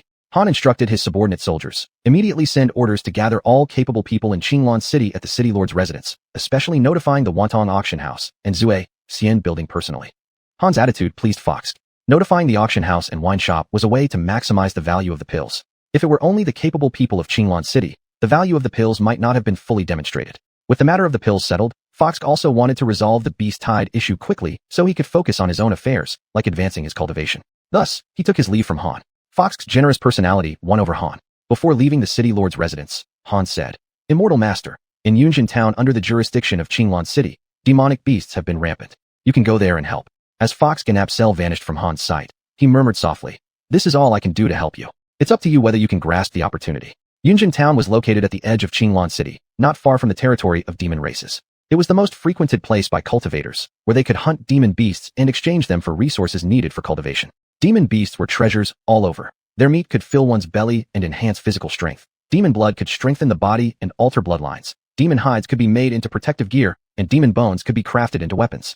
The journey from Qinglong City to Yunjin Town was not short. Along the way, due to the large-scale outbreak of demon beasts, initially, the road was bustling with people evacuating their families. But as they gradually moved away from Qinglong City, all residents had evacuated, leaving everything in disarray, vast stretches of land uninhabited. Fox and Apsel exchanged glances and dashed towards Yunjin Town. Apsel was already at the early stage of foundation establishment. The two sped through the air like lightning. After a short while, Apsel's spiritual awareness detected several soldiers not far ahead. Upon closer inspection, they were a few injured soldiers, covered in dried bloodstains. Seeing Fox and Apsel, the injured soldiers spoke up, Stop. A little further ahead is our battlefield against the demon beasts. Unrelated people should withdraw. We are reinforcements from Qingyun sect. Are you part of the Qinglong City Defense Force? Apsel shouted back. Upon hearing that the two were reinforcements from Qingyun sect, the injured soldiers were startled. Immortal masters held high status, incomparable to ordinary soldiers. They nervously replied, Yes, Immortal Master, this is indeed where the Qinglong City Defense Force battles the demon beasts. We were injured in the battle and tasked with guarding here to prevent irrelevant people from getting close. He pointed specifically to the notice posted on the wall behind them. The demeanor of the injured soldiers struck Fox as strange. These were heroes who fought for the people, yet they trembled before cultivators. What if the cultivators turned against them? Or if they harbored ill intentions? This situation must change. Fox thought about the army he planned to create. Such thoughts could only lead to self-destruction. Reward. You are heroes of Qinglong City, and this prince shall reward you richly. Fox pulled out several hundred gold coins and handed them to the injured soldiers. Remember, you are heroes, warriors. Warriors fear not death. What else should they fear? Hold your heads high and shout loudly. Fox's words acted like a stimulant, infusing the wounded warriors with renewed courage. They realized they were warriors, unafraid of death. Together, they shouted loudly, We are warriors, warriors who fear not death. Their voices echoed across the wilderness. Having learned about the demon beasts, Fox and Apsel quickened their pace. On the battlefield, the Qinglong City Defense Force was standing off against the demon beasts. The city defenders relied on Yunjin Town's protective walls to defend against the demon beast attacks. They encountered a patrol team of Qinglong City defenders. Apsel explained his identity as a disciple of Qingyun sect and soon a 1,000-man commander of the Qinglan City Defense Force approached. The Qinglan City Defense Force had a 10-man squad leader, a 100-man company leader, a 1,000-man battalion leader, and a 10,000-man regimental commander, ultimately overseen by a general. One general led 6 10,000-man regiments. The 1,000-man commander came before Fox and Apsel, clasping his fists in greeting. "Both immortal masters, our commander invites you. Tell him to come and see us," Apsel said unhappily, disdainfully referring to the title of commander, whom he thought could be easily overpowered. "Our commander has stated that this place is a battlefield. He is wearing armor, and it would be inappropriate for him to perform the formalities. Please, immortal masters, move your steps to the main camp where our commander waits respectfully." The 1,000-man commander of the Qinglan City Defense Force was not offended by Apsel's mocking tone, but spoke respectfully. "Master, it's clear he's not giving us face, making us feel uncomfortable," Apsel said. "Let's go and see how he prepares to welcome us." Fox was not concerned whether they welcomed them or not. It was just a matter of courtesy. Since they intended to intervene in this matter, it didn't matter whether they were welcomed or not. What mattered was solving the beast-tide issue. "Please follow me, both immortal masters." Fox's words warmed the heart of the 1,000-man commander who had expected Fox and Apsel to be furious. The 1,000-man commander led Fox and Apsel to a tent. Walking into the tent and lifting the curtain, he said, "Immortal masters, please enter." Fox and Apsel entered the tent where several armored soldiers were pointing at a sand table. "Commander, the immortal masters have arrived," the 1,000-man commander whispered. "1,000-man commander, please make the necessary arrangements. I need to discuss the battle plan with the 10,000-man commanders." The Qinglan City commander continued pointing at the sand table without looking up. Apsel heard the voice of the Qinglan City commander and asked the 1,000-man commander beside him, "Is your commander a woman?" Apsel did not lower his voice, so everyone in the tent could hear him. His question implied a reproach for the earlier disrespect towards him and Fox, suggesting that only small people and women were hard to deal with.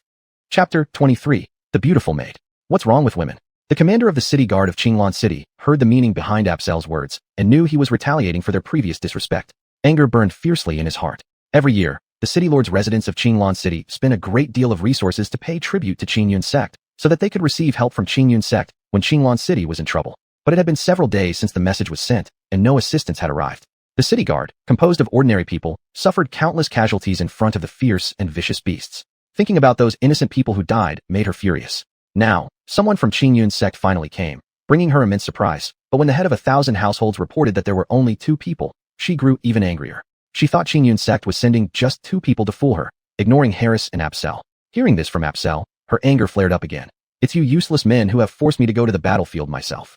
When these words were uttered, a few heads of 10,000 households were shocked and looked at her in surprise. The commander of the city guard of Qinglan City realized her words covered too wide a scope, implicating the heads of 10,000 households who had shared life and death with her. Irritably, she said, What are you looking at? I'm not talking about you." As she spoke, she turned her body around. Seeing the turned-around figure of the commander of the city guard of Qinglan City, Apsel exclaimed in surprise, "Tomboy, it's you." Harris glanced at Apsel, filled with blame. Apsel saw Harris's eyes and knew he blamed him for his lack of discretion.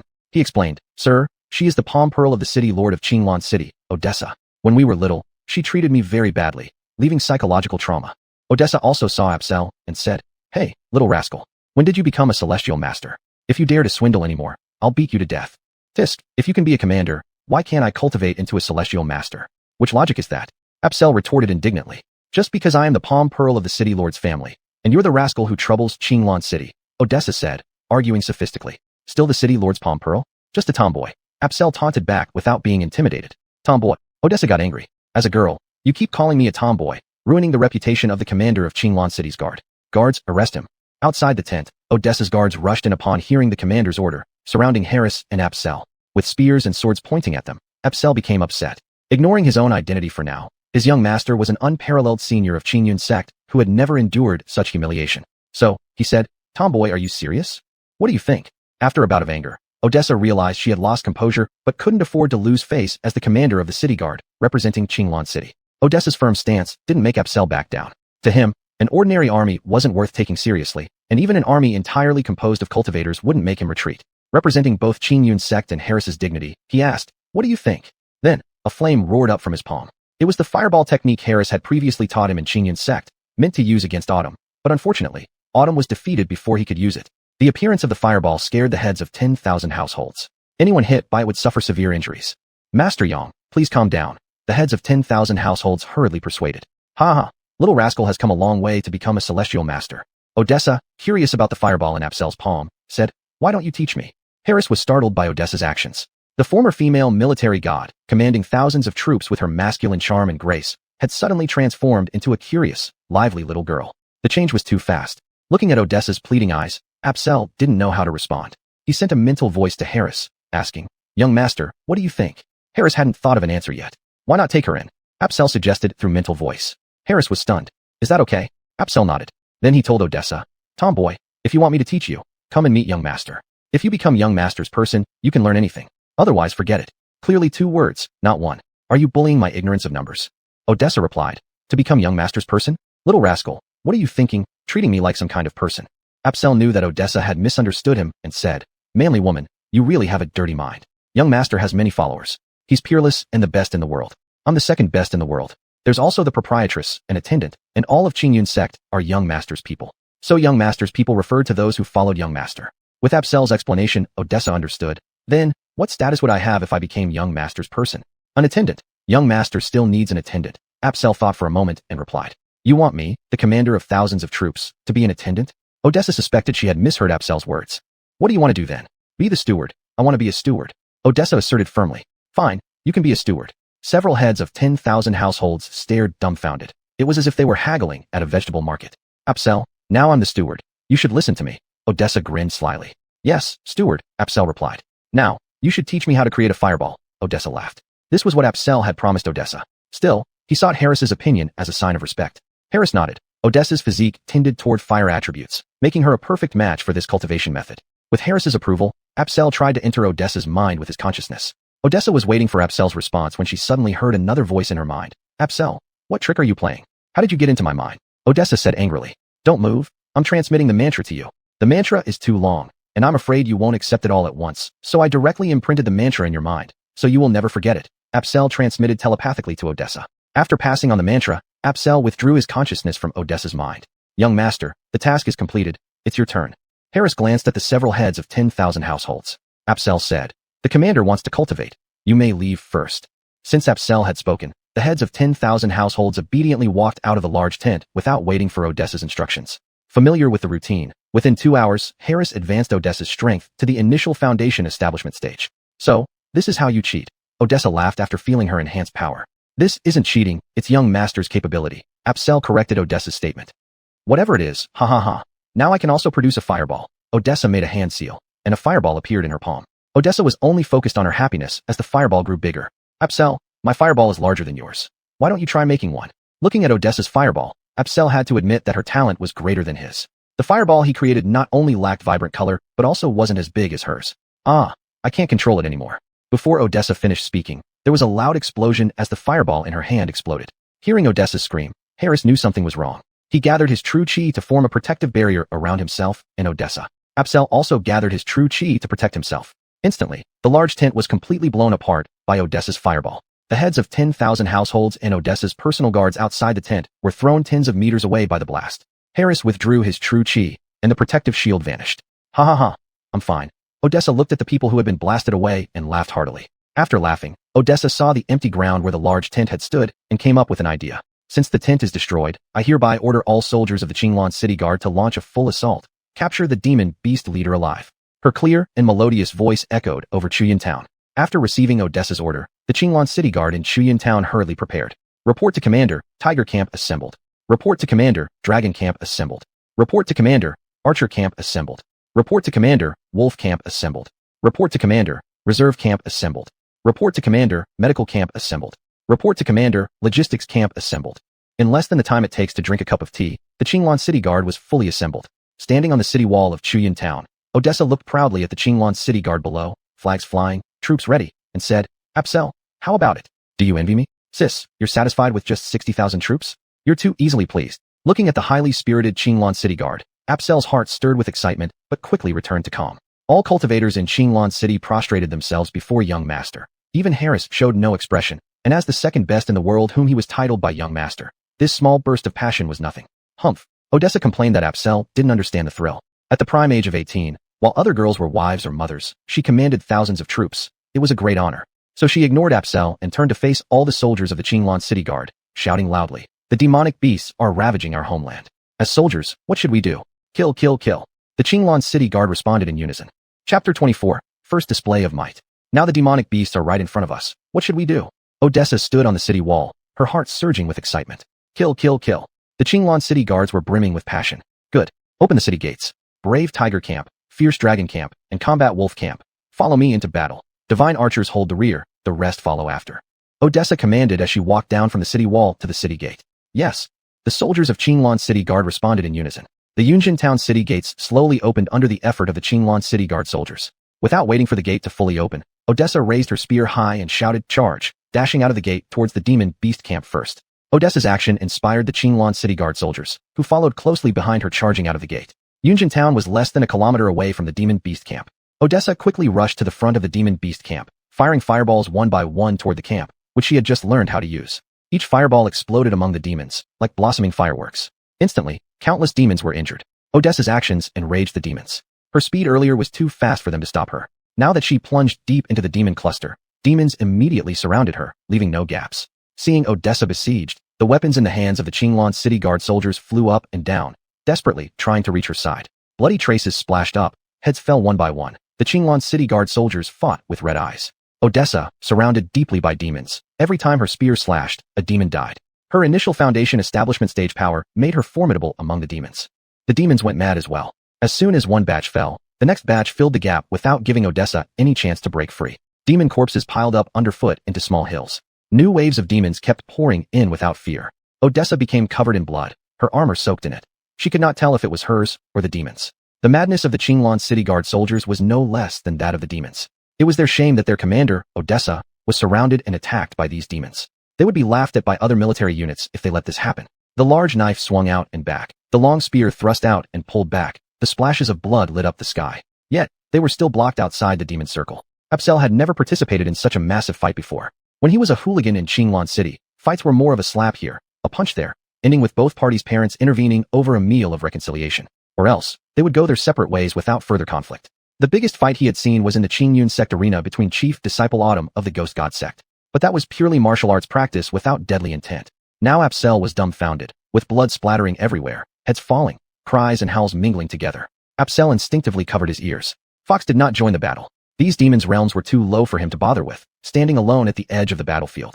Occasionally, an impolite demon approached to challenge Fox, but was slapped away. Those slapped demons landed on the ground with their heads smashed. At first, some demons tried to avenge their dead comrades, but all met the same fate under Fox's palm. With many dead demons around, no more demons dared to bother Fox. He enjoyed the peace and watched the scene with folded arms. Apsel, covering his ears, still looked around. Suddenly an arrow whizzed past his eye. Who has such poor aim? Apsel jumped up cursing. Just as Apsel finished his curse, a head fell into his arms. Ouch! Startled, he hurriedly moved aside and threw the severed head onto the ground in a panic. Only then did he notice a headless body falling against him. It belonged to a Qinglan City Guard soldier, whose head Apsel had just thrown to the ground, its eyes wide open as if unable to rest in peace. Arg! Apsel raged. This Qinglan City Guard soldier died saving him. If not, his eyes would not be so wide open.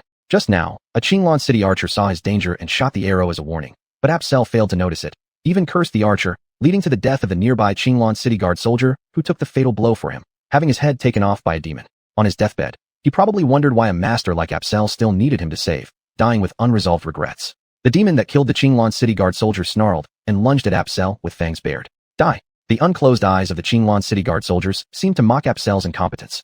Apsel erupted like a volcano, his fist striking out as he pounced upon the demon beasts like a hurricane. Blood mist rose as he slid forward several meters and pounced on another nearby demon beast. Everywhere Apsel went, blood mist exploded in a series of gruesome scenes. He was like a killing machine, making one shudder.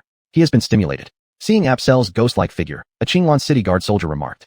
This condition was most common among new recruits, being frightened during their first battle and then venting crazily afterward due to the shock. Odessa fought amidst the demon beasts, her long spear losing its luster, covered thickly with demon blood that obscured its sharp and cold shine. Going mad, Odessa stood atop a pile of demon corpses as the demons continued their tireless, frenzied attack. In stark contrast to Odessa, the demons had overwhelming numbers, causing severe damage to the Qinglan City Guard under their fierce counterattack. The brave tiger camp lost one of its teeth. The fierce dragon camp had its tail broken. The combat wolf camp lost one of its claws. The divine archers were still fine, providing ranged support without any casualties. The reserve camp, being weak, suffered heavy losses. The medical corps soldiers were overwhelmed by the sheer number of injured. The late arriving camp soldiers were also called to assist the medical corps in taking care of the wounded. Fox watched as endless waves of demons came to aid, leaving the Qinglan City Guard isolated and unsupported. If this continued, the Qinglan City Guard would be exhausted before the tide of demons could be quelled. This wasn't working. Fox realized it was time for him to act, though it violated his principles. This was the only option left. Fox's figure flashed like a bolt of lightning, darting through the demons, striking them down wherever he went. Hands, feet, fists, or palms. Demons fell one after another. Fox's speed was simply too fast for the demons to resist. With Fox joining the fight, along with Apsel, they attacked from opposite sides, swiftly reaping demon heads, gradually relieving pressure on the Qinglan city guard. The divine archers took full advantage of the situation, arrows piercing the air and causing chaos among the demon ranks. The demons began to lose their foothold and slowly retreated. The demons surrounding Odessa lacked reinforcements, allowing her to display her prowess, slashing open a bloody path with her long spear and reuniting with the rescue team of Qinglan City Guard soldiers. Encouraged by the successful rescue, the Qinglan City Guard soldiers cheered, attacking the demons more ferociously with their weapons.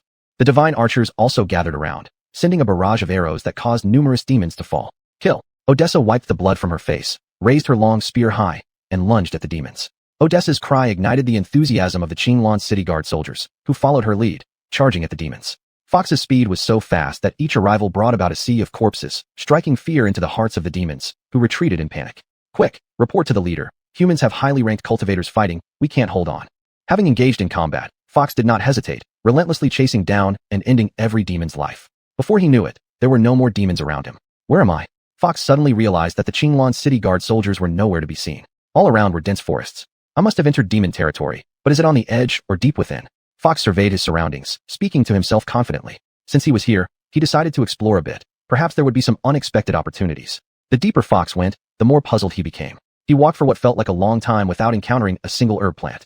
Weren't demon beasts incapable of alchemy? Or had all the herbs gone? Suddenly, a figure appeared within his spiritual awareness. Chapter 25, The Adamantine Ape. Interesting, Fox thought. He was just worrying about how to find a demonic beast to lead him to the lair of these creatures, and now one had come right to him. There was no way he was going to let this opportunity slip by. His divine sense remained tightly focused on the creature, worried that it might escape if he wasn't careful. This was a second-rank demonic beast, an adamantine ape. Demonic beasts were classified into different ranks. First rank, second rank, third rank, fourth rank, and so on, corresponding to cultivator's chi practitioner stage, meridian unblocking stage, foundation establishment stage, golden core realm, and so forth.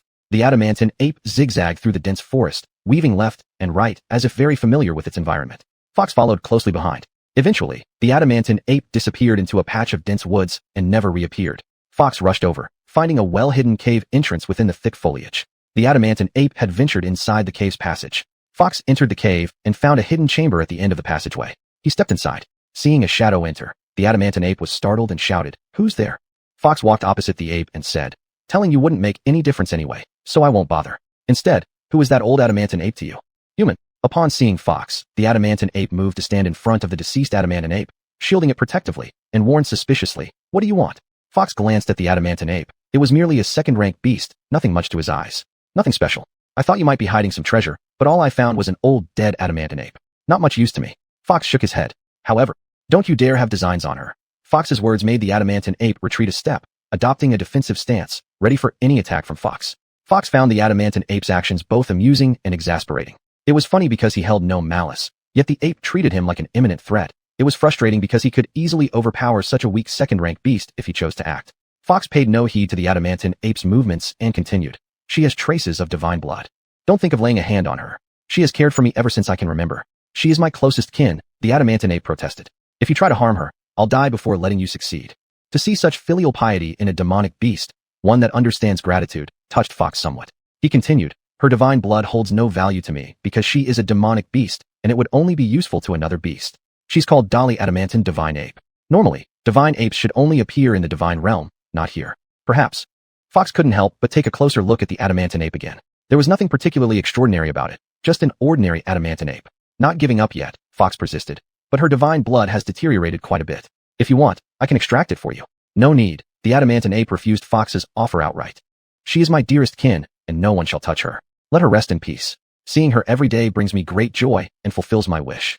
Encountering such steadfast determination, Fox felt a bit helpless but also admired its loyalty. It was rare to find someone with such devotion nowadays.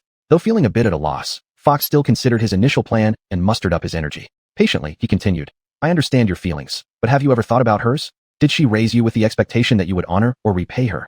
"Not really," the adamantine ape responded bluntly. "What did she ask you to do then?" Fox asked further. "Just live better, you fool." This fool did not offend Fox. Instead, it filled him with a secret delight. An opportunity had presented itself. He said, Exactly. Are you living better now?" "Not at all," admitted the adamantine ape.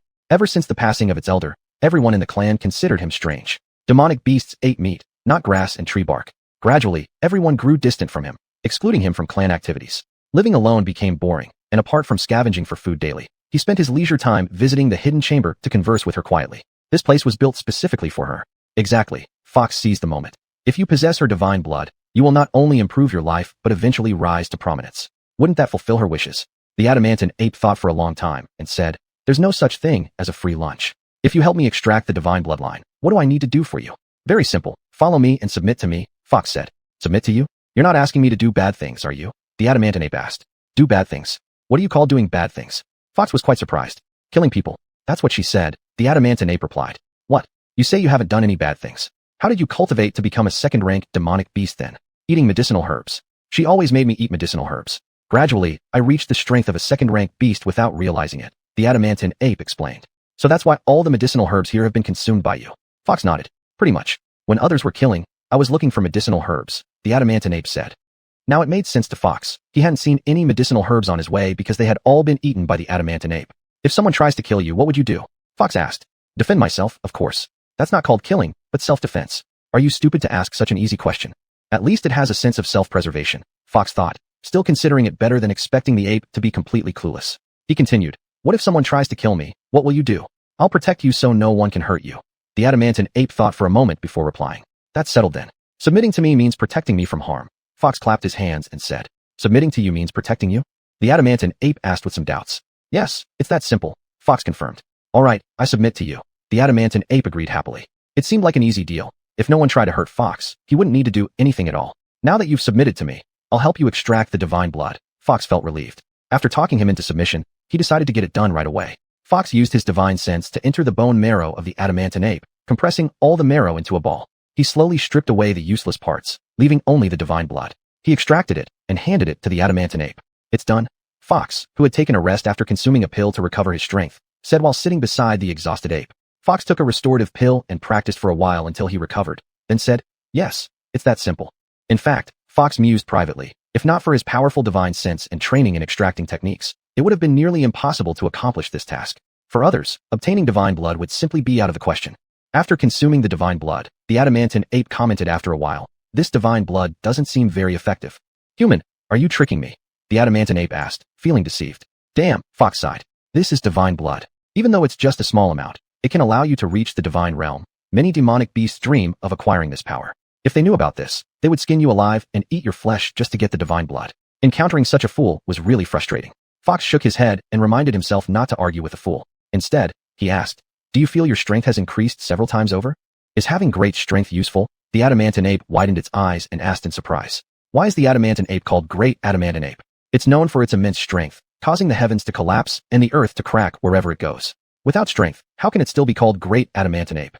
These words made the adamantine ape pause for thought. The heavens collapsing and the earth cracking meant there would be nowhere to stand, but it didn't consider these details. Actually, Fox found this adamantine ape intriguing. If it were an ordinary adamantine ape, consuming divine blood would either cause its body to explode or take months of refinement to absorb. But this adamantine ape refined the divine blood in just a short while, not only absorbing it perfectly, but also gaining only a slight increase in strength as the sole benefit. This adamantine ape must have some secret I don't know about, Fox firmly believed. Perhaps my cultivation level isn't high enough to detect it. Or perhaps it's due to being only a second-rank demonic beast, with its divine bloodline yet to be fully activated. Regardless, Fox felt extremely lucky to have subdued the adamantine ape. Chapter 26. The Troublesome Golden Ape. Having subdued the golden ape, Fox had gained an additional assistant, making his journey worthwhile. However, Fox felt a bit of a headache. This assistant seemed unreliable. "Human, now that I have submitted to you, will you lead me, or shall I lead you?" said the golden ape. "You have submitted to me, so naturally, I will lead you. Also, don't keep calling me human. You should address me as Master or Crown Prince, and I'll call you Golden Ape," Fox said. "Calling you Master implies I'm a servant, which doesn't sound good. Crown Prince is better, it sounds like the old lady's son." Golden Ape remarked, "My name sounds powerful, invoking immense strength." Fox hadn't even considered these points. "Golden Ape," Fox called, hoping to satisfy Golden Ape's vanity. Golden Ape responded happily. Fox waited for a while, but saw no movement from Golden Ape. He scratched his head. "Don't you know how to call me?" "Of course I do," Golden Ape replied. "Why didn't you then?" Fox asked. "I just didn't want to." That was Golden Ape's reason. "Foolish. How about you try calling once? What's in it for me?" Golden Ape said. F***K, now he's bargaining with me. Fox suspected he was the fool here. Helplessly, he pulled out a pill and waved it, saying, How about this? Call me and you get a reward. TCH, trying to lure me with a small bean, not falling for that. Golden Ape retorted. This isn't a small bean. It's called a pill and it's a second stage elixir. Aren't you fond of medicinal herbs? Pills are refined from them, more potent than herbs. Fox explained. Sounds delicious indeed. You try it first. If it's tasty, I'll call you. Golden Ape said. Produced by Batian, it must be exquisite.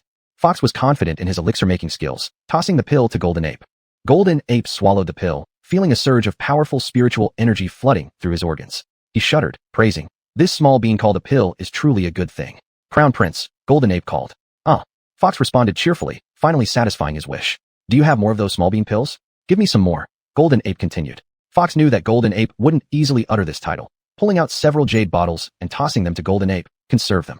Golden Ape happily accepted the bottles, popping another second-stage chi-gathering pill into his mouth. Seeing Golden Ape eating the pills like small beans, Fox thought. Indeed, they are like small beans. With Golden Ape as a glutton, he'd need to refine more pills. Thinking of this, Fox walked around the dense forest, searching for medicinal herbs. Noticing Fox darting around the woods, Golden Ape followed behind, feeling dizzy. He sat down, asking, Crown Prince, what are you looking for? Looking for treasures, Fox answered absent-mindedly, his eyes scanning the ground. Treasures? Treasures mean good things, Fox explained. Treasures mean good things, Golden Ape nodded. I'll take you there, and led the way deeper into the woods. Fox followed behind. Golden Ape guided Fox to a steep and treacherous cliff, shrouded in black mist below. Golden Ape led Fox down the cliffside. At first, they could still see jagged rocks and low shrubs, but as they descended further, the mist grew denser, turning everything pitch black. Suddenly, Golden Ape stopped. Focused on exploring the surroundings, Fox noticed and asked, What's wrong, Golden Ape? Crown Prince, I thought about it. You should go first. As a guard, I shouldn't overshadow you. Golden Ape answered honestly. In the darkness, though Fox's realm was far superior to Golden Ape's, it was still dark without using divine sense. Fox guessed that Golden Ape was afraid to go first and found an excuse, not wanting to expose him. He took 2 pills from his storage bag, giving one to Golden Ape and swallowing one himself. After taking the pill, Golden Ape said, Crown Prince, this small bean isn't as tasty as the last one. Would a detoxifying pill be tastier than a chi-gathering pill? Not likely. Fox ignored Golden Ape, waiting for the pill to take effect before leading the descent again. Golden Ape followed closely behind. After a short distance, Fox felt something brush against him. There were no others nearby, and nothing detected in his divine sense. Damn. Fox cursed in his heart, raising his alertness. The deeper they descended, the darker it became. Even with his divine sense fully active, Fox could only see up to 10 meters ahead. The surroundings were full of strange rocks. Fox detected no signs of any living creatures. Suddenly, Carrie touched him. Apparently, something had brushed against him earlier, making him suspicious. It turned out it was Carrie playing a trick. Carrie, why did you touch me? Fox asked. Upon hearing Fox's question, Carrie chuckled awkwardly and said, Prince, I felt weird inside, so I just wanted to check if you're still by my side. It seemed Carrie regarded him as a psychological support. Fox couldn't help but laugh and scolded. Carrie, you are a respectable second-stage beastkin. How can you be afraid in the dark? Prince, but I can't see anything. What if some evil spirits appear, or something happens to you? That would scare me to death. Puffed. Don't mess around with phrases you don't understand. Talking about something happening to you. Are you cursing this prince to death? Fox was speechless. All right, you make sense. Just don't do that again, it's disgusting. If you're really scared, just call me. Okay, Prince. Carrie knew he was wrong, and answered weakly. After lecturing Carrie, Fox continued his descent. Fox carefully clambered down each uneven stone wall, cautiously feeling every step. After a long time, he found nothing but stone walls, not even a bigger foothold. It was still pitch black in front of him. Carrie, how did you know there are treasures here? Fox suspected he was tricked by Carrie again and asked. Prince, didn't you say you wanted to find treasures? Carrie replied. Yes, what's wrong with that? Fox asked curiously. I've searched all over the territory of the beast race and found none of the treasures you mentioned. This place is the only one left unexplored. It's too dark, and I didn't dare come down. So I guess the treasures you're looking for might be here, Carrie explained. Hearing this, Fox felt his heart bleed. Carrie indeed was troublesome, letting assumptions lead him to such a strange, lifeless, black cliff. Since everything was based on Carrie's guess, Fox lost interest in treasure hunting, remaining silent and climbing back up the cliff. Carrie was puzzled by Fox's action. Looking at Fox climbing towards the top, he called out, Prince. What now? Fox was frustrated and angry, not knowing where to vent his anger, and spoke unhappily. Weren't we searching for treasures? Why are you turning back? Carrie asked, confused. Do you think there are treasures here?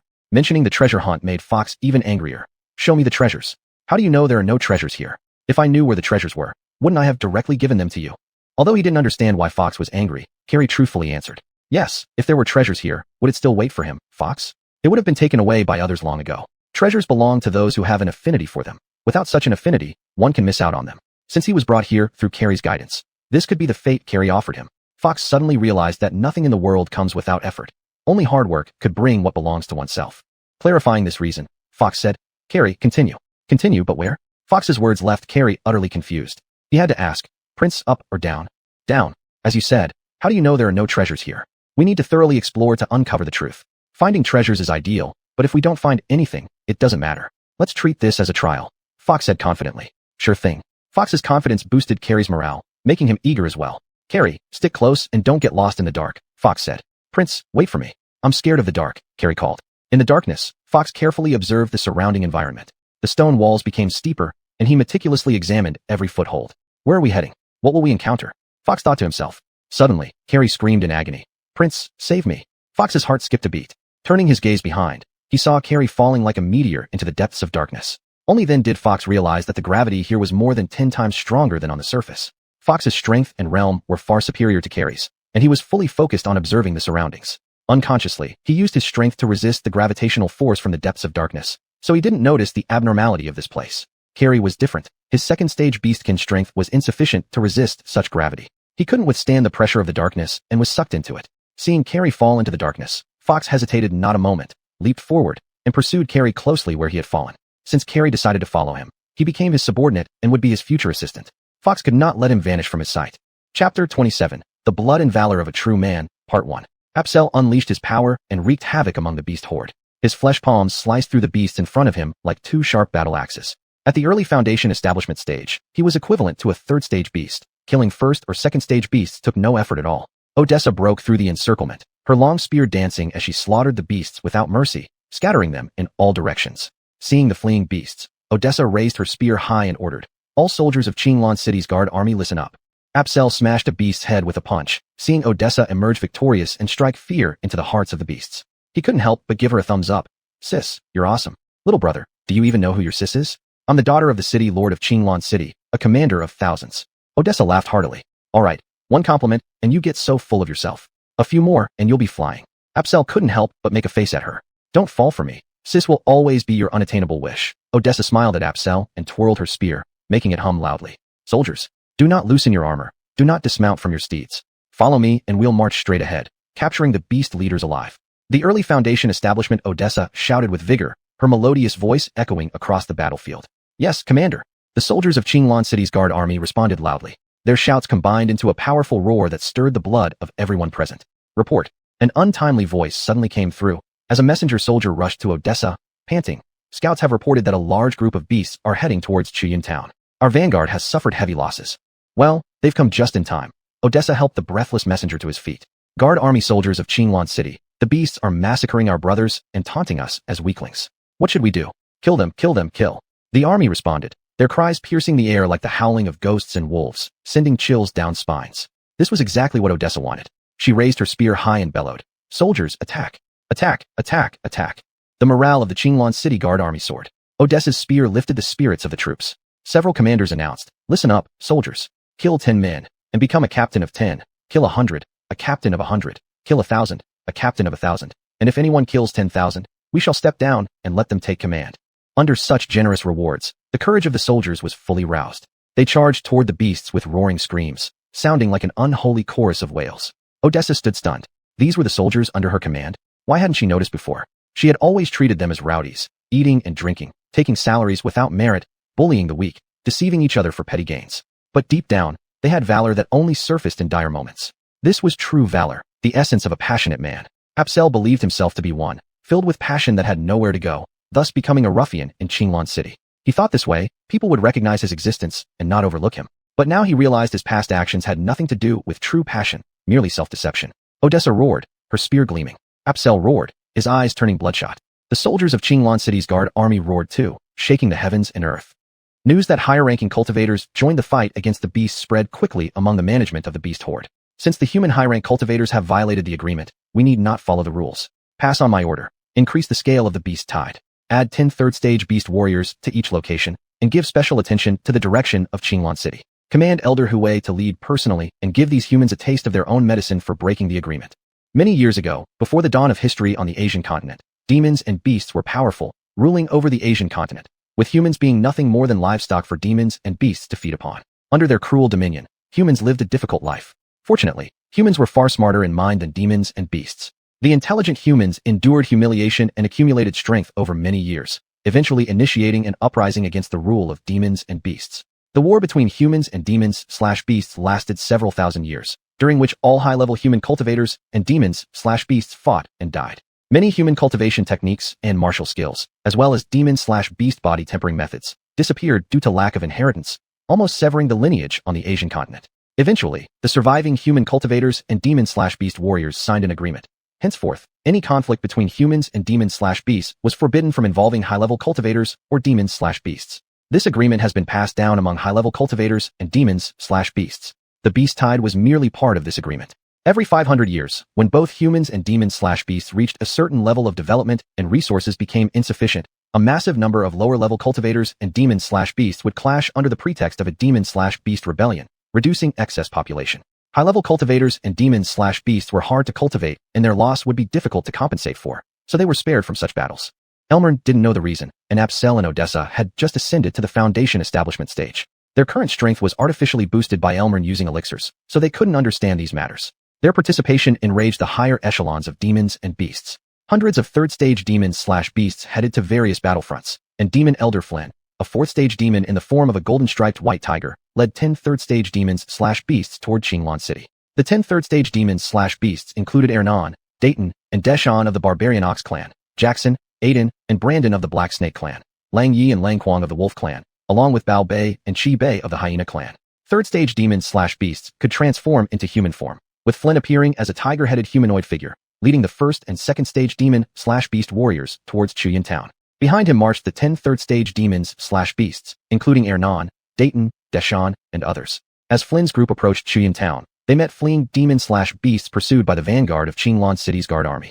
Without needing orders, the demon/beasts surrounded and attacked the vanguard, slaughtering them mercilessly. The three brothers of the Barbarian Ox clan, Ernan, Dayton, and Deshawn, possessed immense strength. Seeing the soldiers of Qinglong City's guard army, their eyes gleamed with bloodlust. They transformed into their original forms, trampling through the enemy forces, causing numerous casualties. The three brothers laughed heartily, occasionally chewing on severed limbs, blood staining their mouths. The Qinglong City soldiers, too weak, could barely scratch their defenses, dying helplessly.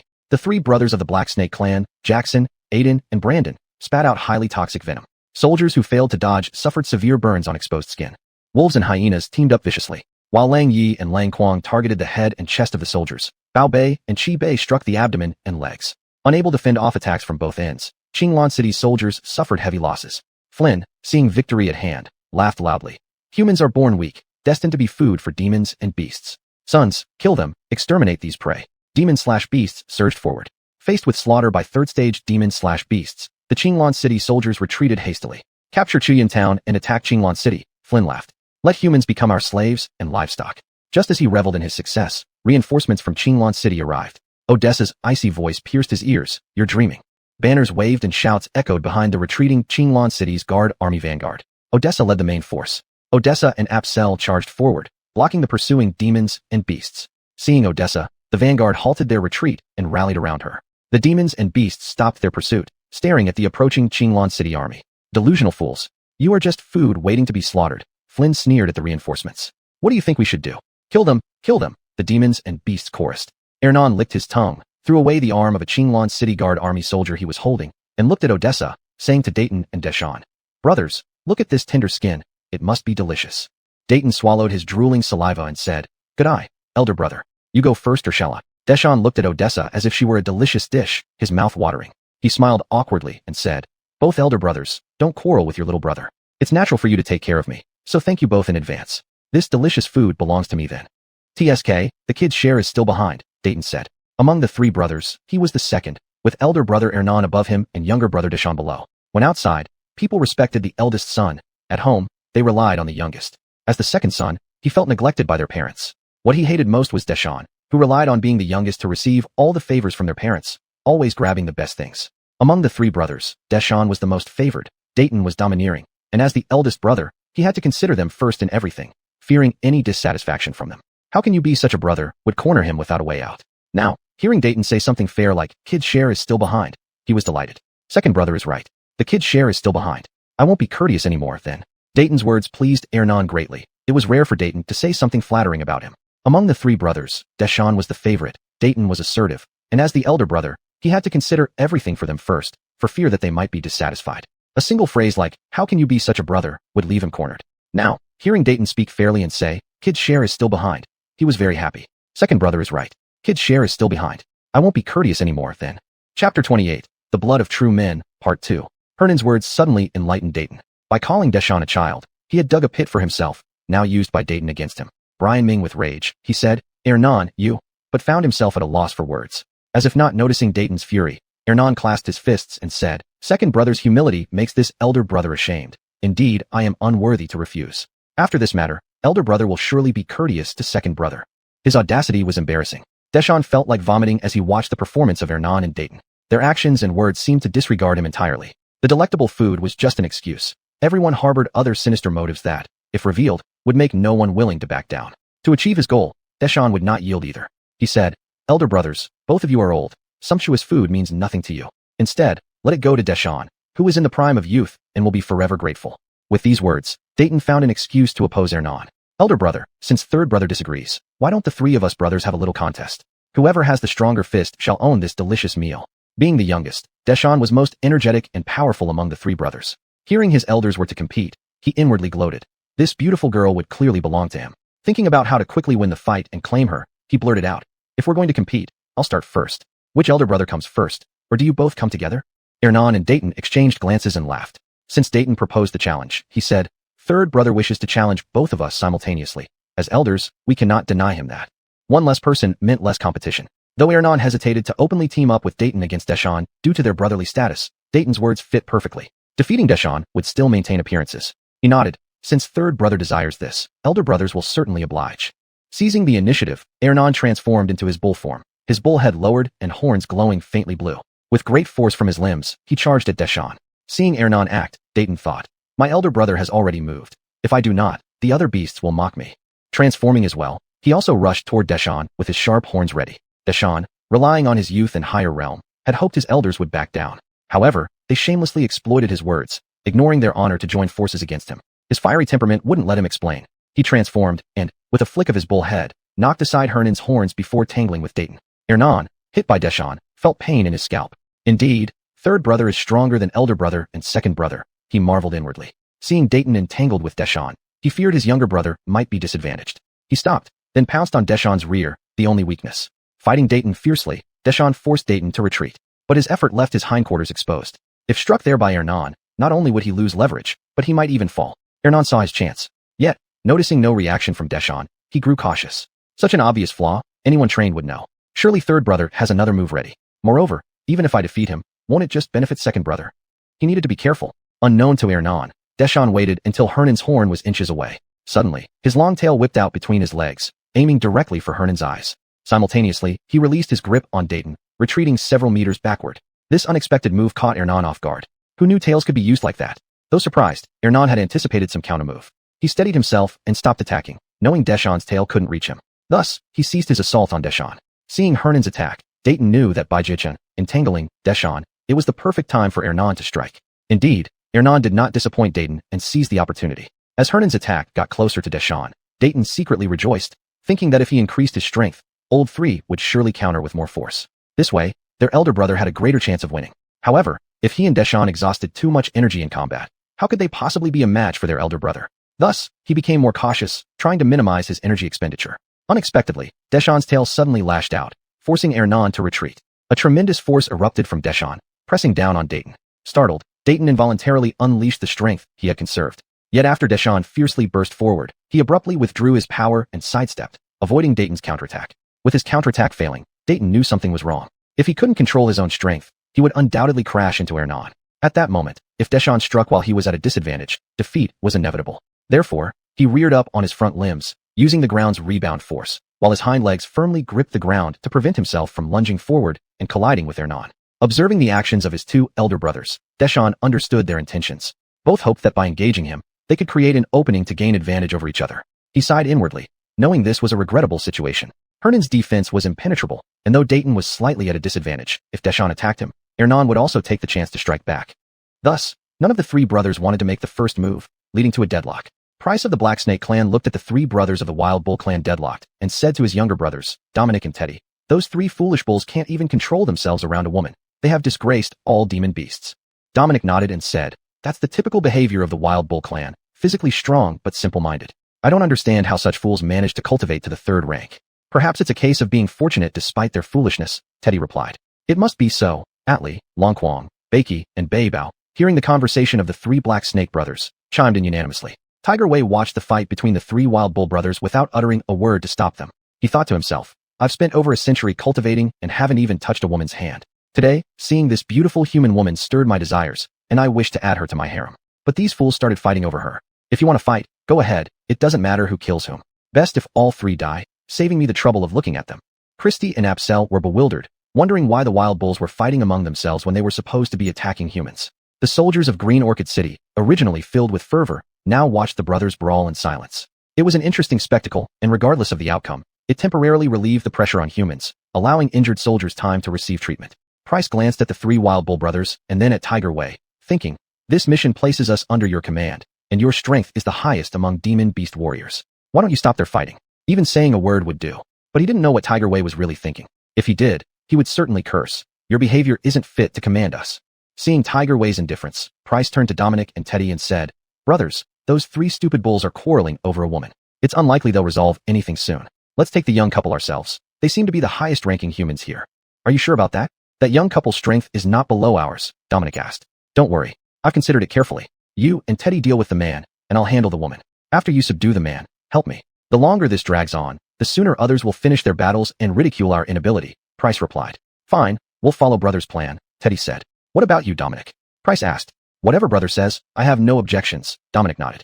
Price nodded, pleased with Dominic and Teddy's compliance, and said, since we've decided, let's inform the brothers of the Wolf and Jackal clans. Then he addressed Atli, Longquang, Beiki, and Beibao. Our words earlier were surely heard by all four of you. Atli, Longquang, Beiki, and Beibao nodded and said, thank you for your hard work, Brother Price. Please tell us what you need. Since we are family, let's not mince words. Heixing greets you both and asks the two brothers of the Lang family and the two brothers of the Bei family to observe our battle. Should anyone with ill intentions interfere, we would appreciate your assistance. Heixing, you are too polite. We are all demon beast warriors and will certainly give our full support. Rest assured, everyone understands this, Atli replied. Chapter 29 Bloodline and True Colors of a Man, Part 3. Horatio also said, please rest assured, Brother Jackson. With the assurance from the brothers of the Wolf and Quangbei families, Jackson said to Aiden and Hey Brian with full confidence, brothers, now it's our turn to show what we've got. Jackson transformed into a black snake and slithered to the open ground between the two opposing forces. Hey Brian and Aiden followed closely behind. When Odessa saw three third-stage demonic beasts approach in the form of black snakes, she couldn't help but be on high alert. She gripped her spear tightly and shouted loudly, all soldiers of the Green Orchid City Defense Force, be prepared. Apsel noticed Odessa's nervous expression and tried to alleviate her concern by saying with ease, sister, Commander-in-Chief, they're just three little black snakes. Is it really necessary to make such a fuss? A first-stage demonic beast is equivalent to a cultivator in the Chi refinement stage. A second-stage demonic beast is equivalent to a cultivator in the vein passage stage, while a third-stage demonic beast is equivalent to a cultivator in the foundation establishment stage, and a fourth-stage demonic beast is equivalent to a cultivator in the golden core realm. On the battlefield, there were 10 third-stage demonic beasts and 1 fourth-stage demonic beast. The sudden appearance of 3 third-stage demonic beasts not only made Odessa nervous, but even Apsel felt a bit scared herself. Apsel's words brightened Odessa's face. She said, little brother you, Lord Peng must have given you powerful magic treasures. At this critical moment, don't hold back. Elmer. Apsel knew that the Lord mentioned was Elmer. Hearing Odessa mention Elmer stirred Apsel's enthusiasm. She thought to herself, as the second-ranked person personally designated by my lord, if I can't deal with a few small fries, how can I deserve to follow him into battle? So, Apsel smiled slightly and said, sister, Lord Peng foresaw everything. He has already left us the perfect magic treasures. Just do as he instructed without hesitation. Overthinking is taboo for cultivators. Apsel's words reassured Odessa. She raised her spear high and declared, all soldiers of the Green Orchid City Defense Force, support me as I slay demons today and showcase our martial prowess. Upon hearing Odessa say she would personally join the battle, several 10,000 households commanders hurriedly intervened. Commander-in-Chief, absolutely not. For a commander to fight in the front line during a battle is a great military taboo. If the enemy hasn't moved yet, neither should we, lest we disrupt the formation. Apsel understood Odessa's dilemma. In the entire Green Orchid City Defense Force, only she could contend with a third-stage demonic beast. It would be better for her to take the risk than let the defense force go to certain death. However, Odessa no longer represented just herself. She bore the responsibility for tens of thousands of lives. Any mishandling could lead to disastrous consequences. So, she also persuaded, sister, the 10,000 households commanders are right. If you engage alone now, it will surely affect the morale of the Green Orchid City Defense Force, putting them at a disadvantage. Hearing Apsel agree with their opinion, the 10,000 households commanders said. For now, Commander-in-Chief, please observe from the sidelines, then gestured toward the soldiers, brave warriors of Green Orchid City, who will step forward first to challenge these powerful enemies. Before the 10,000 households commanders finished speaking, numerous Green Orchid City Defense Force soldiers stepped out of the ranks, vying to speak. Your subordinate volunteers to fight. This was the Green Orchid City Defense Force, fearless and willing to die for justice. Apsel nodded with a smile. Odessa had tears welling up in her eyes. Little brother, I want to cry. The former little hooligan of Green Orchid City had matured, leaving behind the naughty demeanor. Odessa was very satisfied, feeling like she had found someone to rely on. They grew up together since childhood. Later on, Odessa joined the military, while Apsel loafed around in Green Orchid City, becoming an annoying little hoodlum. Every time they met, Odessa called him Little Hooligan, partly out of dislike for his behavior, and partly in hope that one day he would mend his ways. Calling him Little Hooligan served as a constant reminder to him that his actions were disliked by others. Hearing Odessa say she wanted to cry, Apsel was startled. My dear Commander-in-Chief, don't lose face over this. You can't ignore the honor of the Green Orchid City Defense Force. If you cry now, it will spread that the Commander-in-Chief of Green Orchid City was beaten to tears. We cannot afford to lose face. I'm just excited, Odessa said shyly. Stop it. Now is not the time for you to act coy. Apsel hastily interrupted her coquettish behavior. The more Apsel tried to stop her, the shyer Odessa became. She almost pouted, saying in a sultry voice, What do you want me to do? Apsel, seeing Odessa's flirtatious manner, felt somewhat worried. But then he laughed, thinking, Oh my, Commander-in-Chief, you has turned into a young maiden. This doesn't bode well for the Green Orchid City Defense Force. As soon as the Green Orchid City Defense Force was mentioned, Odessa immediately resumed her demeanor as the Commander-in-Chief, sacred and dignified, inviolable. Odessa raised her spear high and said loudly, From today onward, all officers and soldiers of the Green Orchid City Defense Force will receive 5 times the usual rewards. The crowd murmured in surprise, then shouted in unison, Thank you, Commander. But, Odessa continued in a solemn voice, Today's battle concerns the safety of our Green Orchid City. If the Green Orchid City Defense Force wins, our city remains safe. If we fail, our city is in peril. Therefore, today's battle is one we must win, because we have no retreat. Behind us are our families, our parents, our wives and children. Warriors of Green Orchid City, what should we do? Use our bodies to block the path of these demonic beasts, and use our blood to wash away their tracks. All the warriors of the Green Orchid City Defense Force shouted in unison. Yes, this is the promise of the Green Orchid City Defense Force to all its people. They will remember you for being the brave ones. With that, Odessa waved her spear in the air. Immediately, all the soldiers drew their weapons and waved them in the air. Clap, clap, clap, clap, clap. Apsel applauded enthusiastically. Warriors of Green Orchid City, you are the greatest people. He then bowed deeply. Thank you, young Master Yang. The soldiers of the Green Orchid City Defense Force, clad in armor, responded by beating their weapons against their chests with a resonant clang. Odessa looked at Apsel enviously and said, Apsel, you really know how to earn respect. Even the most honorable military salute was given to you. Even I, the commander of the defense force, have never received such honor. Because respect is mutual. I respect them because they are willing to sacrifice for the people. They respect me because I respect them. This is a very simple principle. You respect others, and they will respect you in return. Humming and hawing, do you think we don't exist? The 3 brothers of the Hay family stood in the center of the battlefield, feeling extremely uncomfortable as they were ignored. Heidai muttered irritably. Indeed, we do not acknowledge your existence. Go back where you came from. Human territory is not for you to covet. A soldier of the Green Orchid City Defense Force stepped forward and retorted. The soldier's words made the Hay brothers burst into laughter. Humans have always been food for us demonic beasts. You, a mere chi refinement cultivator, dare to speak out? Believe it or not, Black Lord will swallow you whole, Heidai said. Captain Hassan of the Green Orchid City Defense Force requests your challenge. The soldier who confronted the Hay brothers did not show fear, but instead readied himself for combat. If you want to die, Black Lord will grant your wish. Annoyed by the provocation from a lowly chi refinement cultivator, Heidai forgot about his plan to hunt Apsel and Odessa. He opened his snake mouth wide and lunged at Hassan with the skill devouring heaven and earth. Although devouring heaven and earth was a basic skill for snakes, when used by the 3rd stage demonic beast Heidai, its power was formidable. Hassan heard the whistling sound of the air currents swirling around him as they rushed toward him. I can't defeat you, but I'll take you down with me. Knowing the gap between himself and a 3rd stage demonic beast, Hassan kept only a short sword among his heavy weaponry. As the terrifying whirlwind closed in on him, he struggled desperately, ultimately unable to resist the suction of Heidai, and fell involuntarily toward the snake. Seeing Hassan struggling helplessly, Heidai increased the suction power. As soon as Hassan was within reach, he could be swallowed whole. The taste of a captain of the Green Orchid City Defense Force would certainly be delicious. Hassan approached Heidai closer and closer, the 2 sharp, venomous fangs of Heidai looking ominous and fearsome. This is it. Sensing the increased suction, Hassan knew Heidai had boosted his power.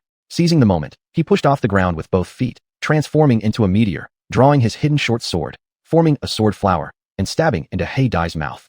Heidai did not expect Hassan to conceal his true strength until the last moment. Although he could suck Hassan into his mouth, the sword flower Hassan wielded shattered his mouth. Without a mouth, How could his body survive? Dai prevented Hassan's strategy from succeeding. His snake tongue, which could withstand cuts and stabs, stretched out to wrap around Hassan's short sword. Using the skill Black Snake Whiplash, he slapped Hassan hard, sending him flying more than 10 meters, his bones broken, clearly beyond saving.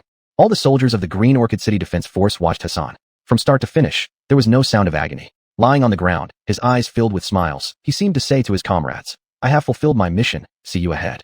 Tears welled up in Odessa's eyes as she held back her grief. "Soldiers, bring Captain Hassan's body back to Qinglan City for a proper burial."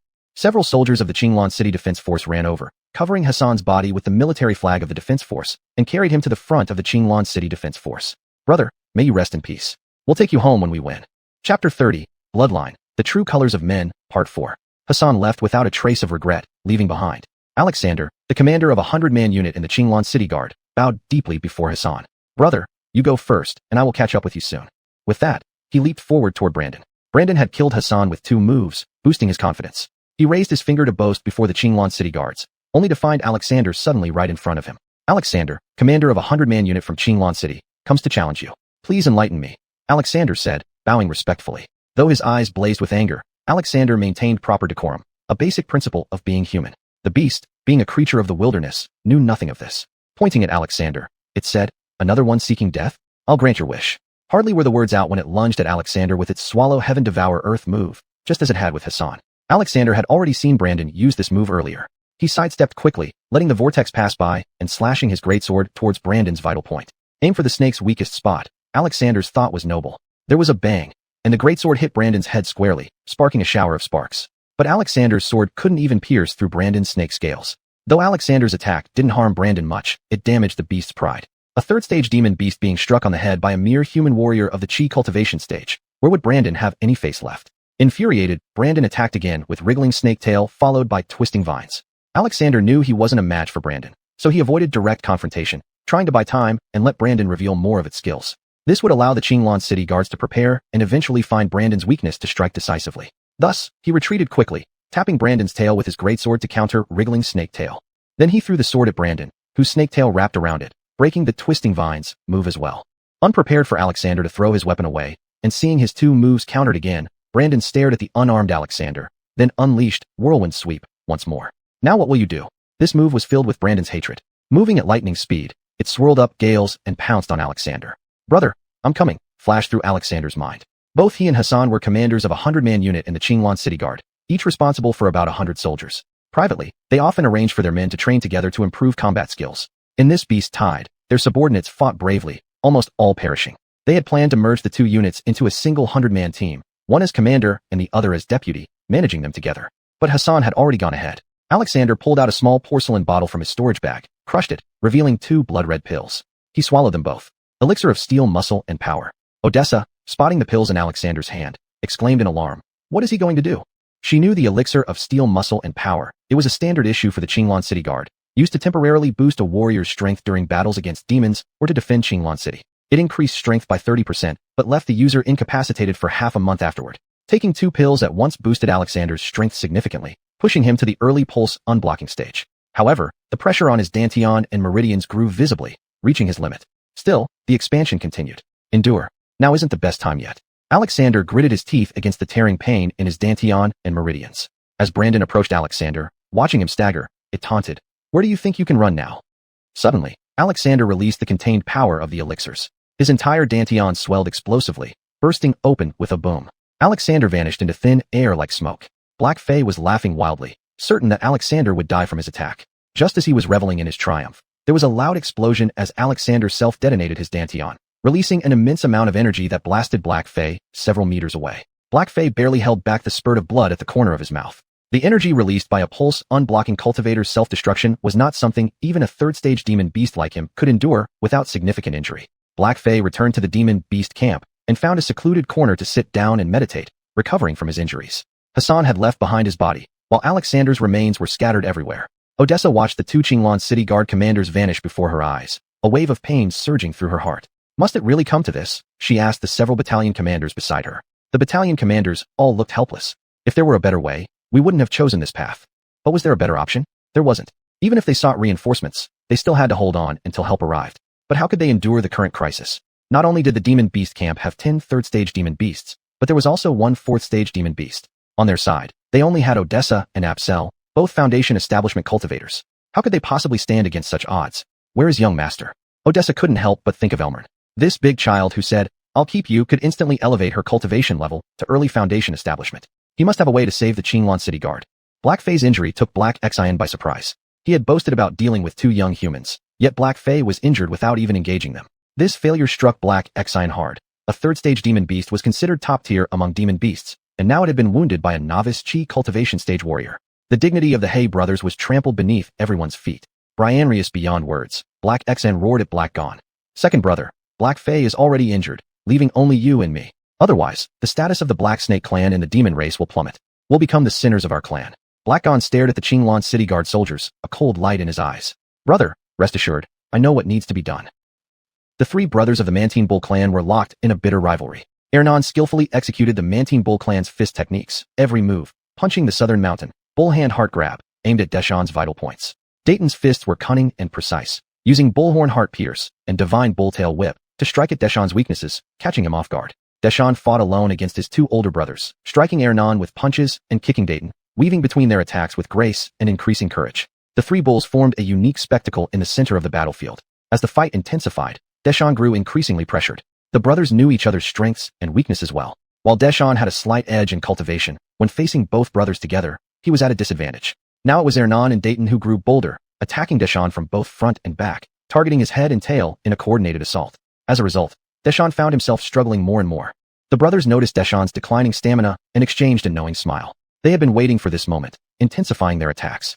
Seeing Deshawn starting to weaken, Ernan launched a fierce, divine bulltail whip, sending a gust of wind straight at him. Knowing his strength had diminished, Deshawn realized he had to make a decisive move. If he didn't break through and injure one of his brothers first, he would end up losing. With a roar, he surged forward with divine bull revealed, ignoring Dayton's attack from behind and charging directly at Ernan. Ernan had intended for divine bulltail whip to force Deshawn into retreating, allowing Dayton to strike with his long horns and severely wound him. But Deshawn seemed to see through their plan and chose to confront Ernan head-on instead. Realizing Deshawn's determination, Ernan tried to retreat but was too late. Forced to push harder, he hoped that a combined attack would make Deshawn reconsider.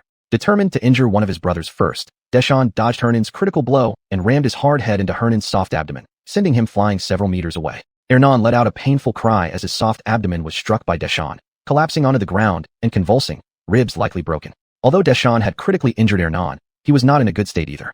The force from Hernan's tail exceeded the capacity his thigh could endure. Hernan's tail ruthlessly struck his right forelimb, fracturing the thigh bone. Ernan and Deshawn were both seriously wounded, while at the same time, Dayton's long horn stabbed into Deshawn's buttocks. The sharp horns pierced through Deshawn's defenses, breaking through the tough skin of the Mantine bull. When Dayton withdrew his horns, blood flowed profusely from Deshawn's hind legs.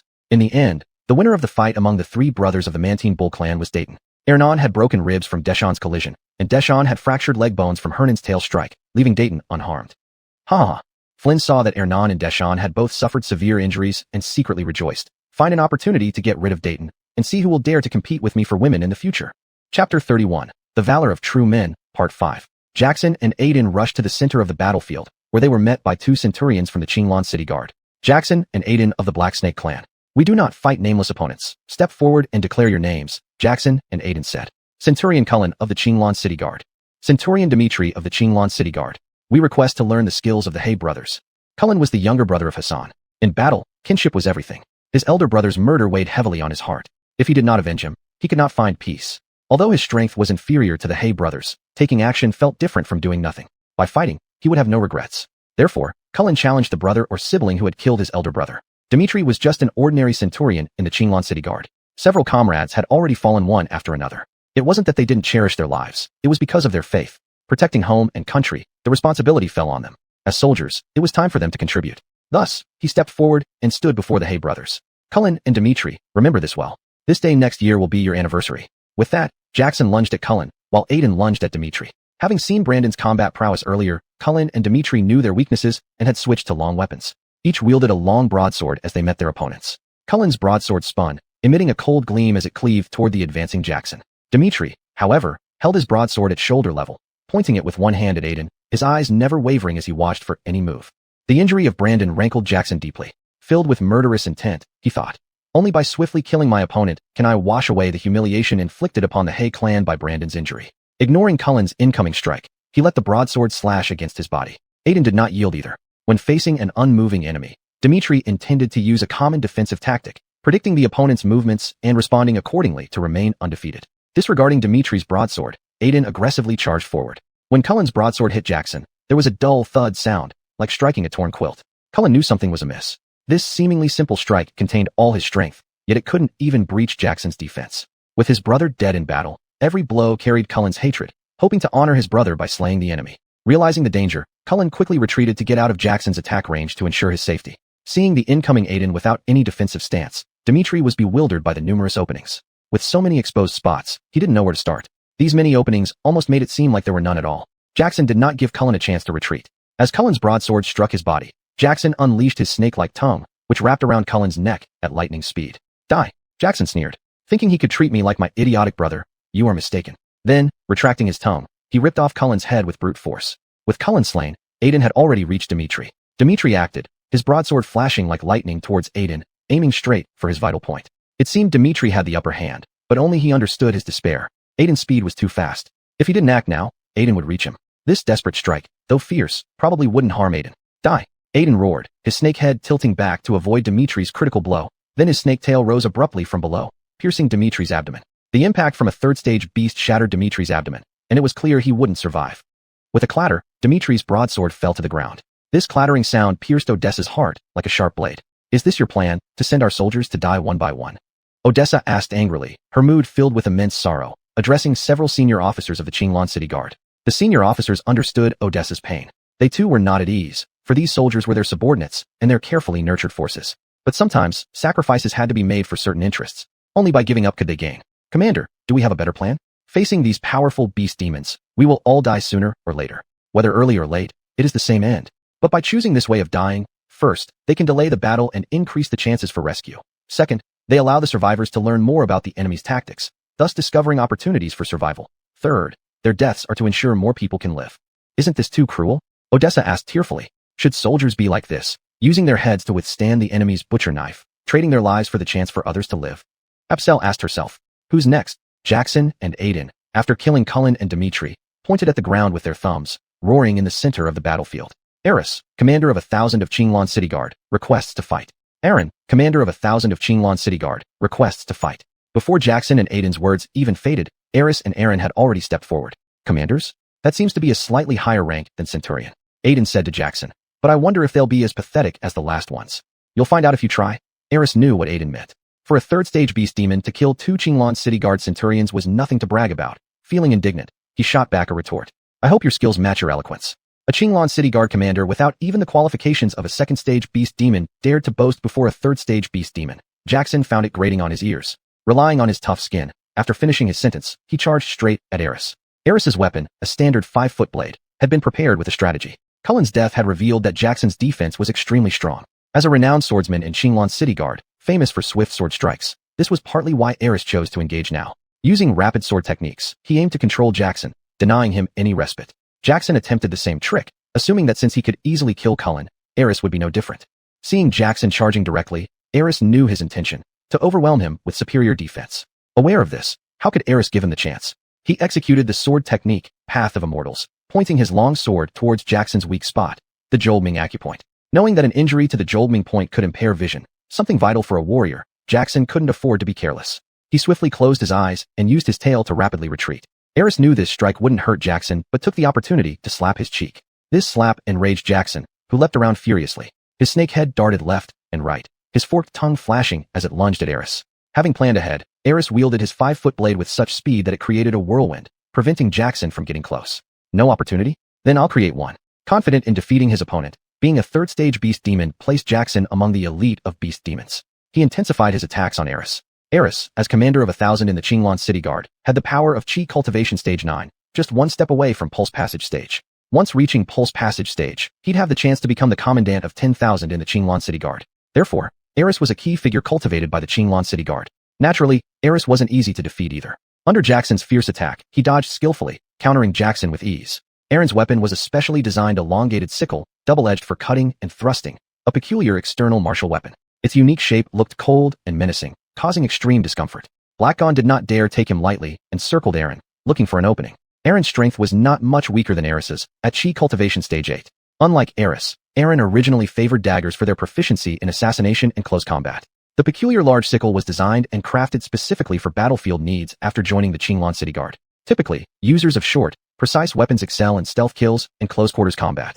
Changing to the peculiar large sickle was because the Black Snake clan excelled in ambushes and close combat. To counter the Black Snake's strengths, Aaron opted for this peculiar large sickle.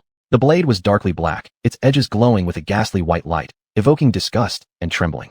Sometimes Aaron's swings were grand and powerful, accompanied by faint wind and thunder sounds, stirring hearts. Other times, they were silent and sudden, emerging unexpectedly, making them hard to guard against. The Snake clan has always gathered in dark and damp places, notorious for their treachery, cruelty, and cunning. The Black Snake clan, with the addition of the word black, clearly demonstrates to the world that they are the pinnacle among snake clans, surpassing others in every aspect. Aiden's ability to cultivate to the third stage in a continent with sparse spiritual energy and scarce resources is enough to show that he has excellent aptitude and talent. Aaron seemed to have the upper hand in the attack, his peculiar long sickle swinging fiercely, forcing Aiden to dodge up and down, looking as if he was struggling.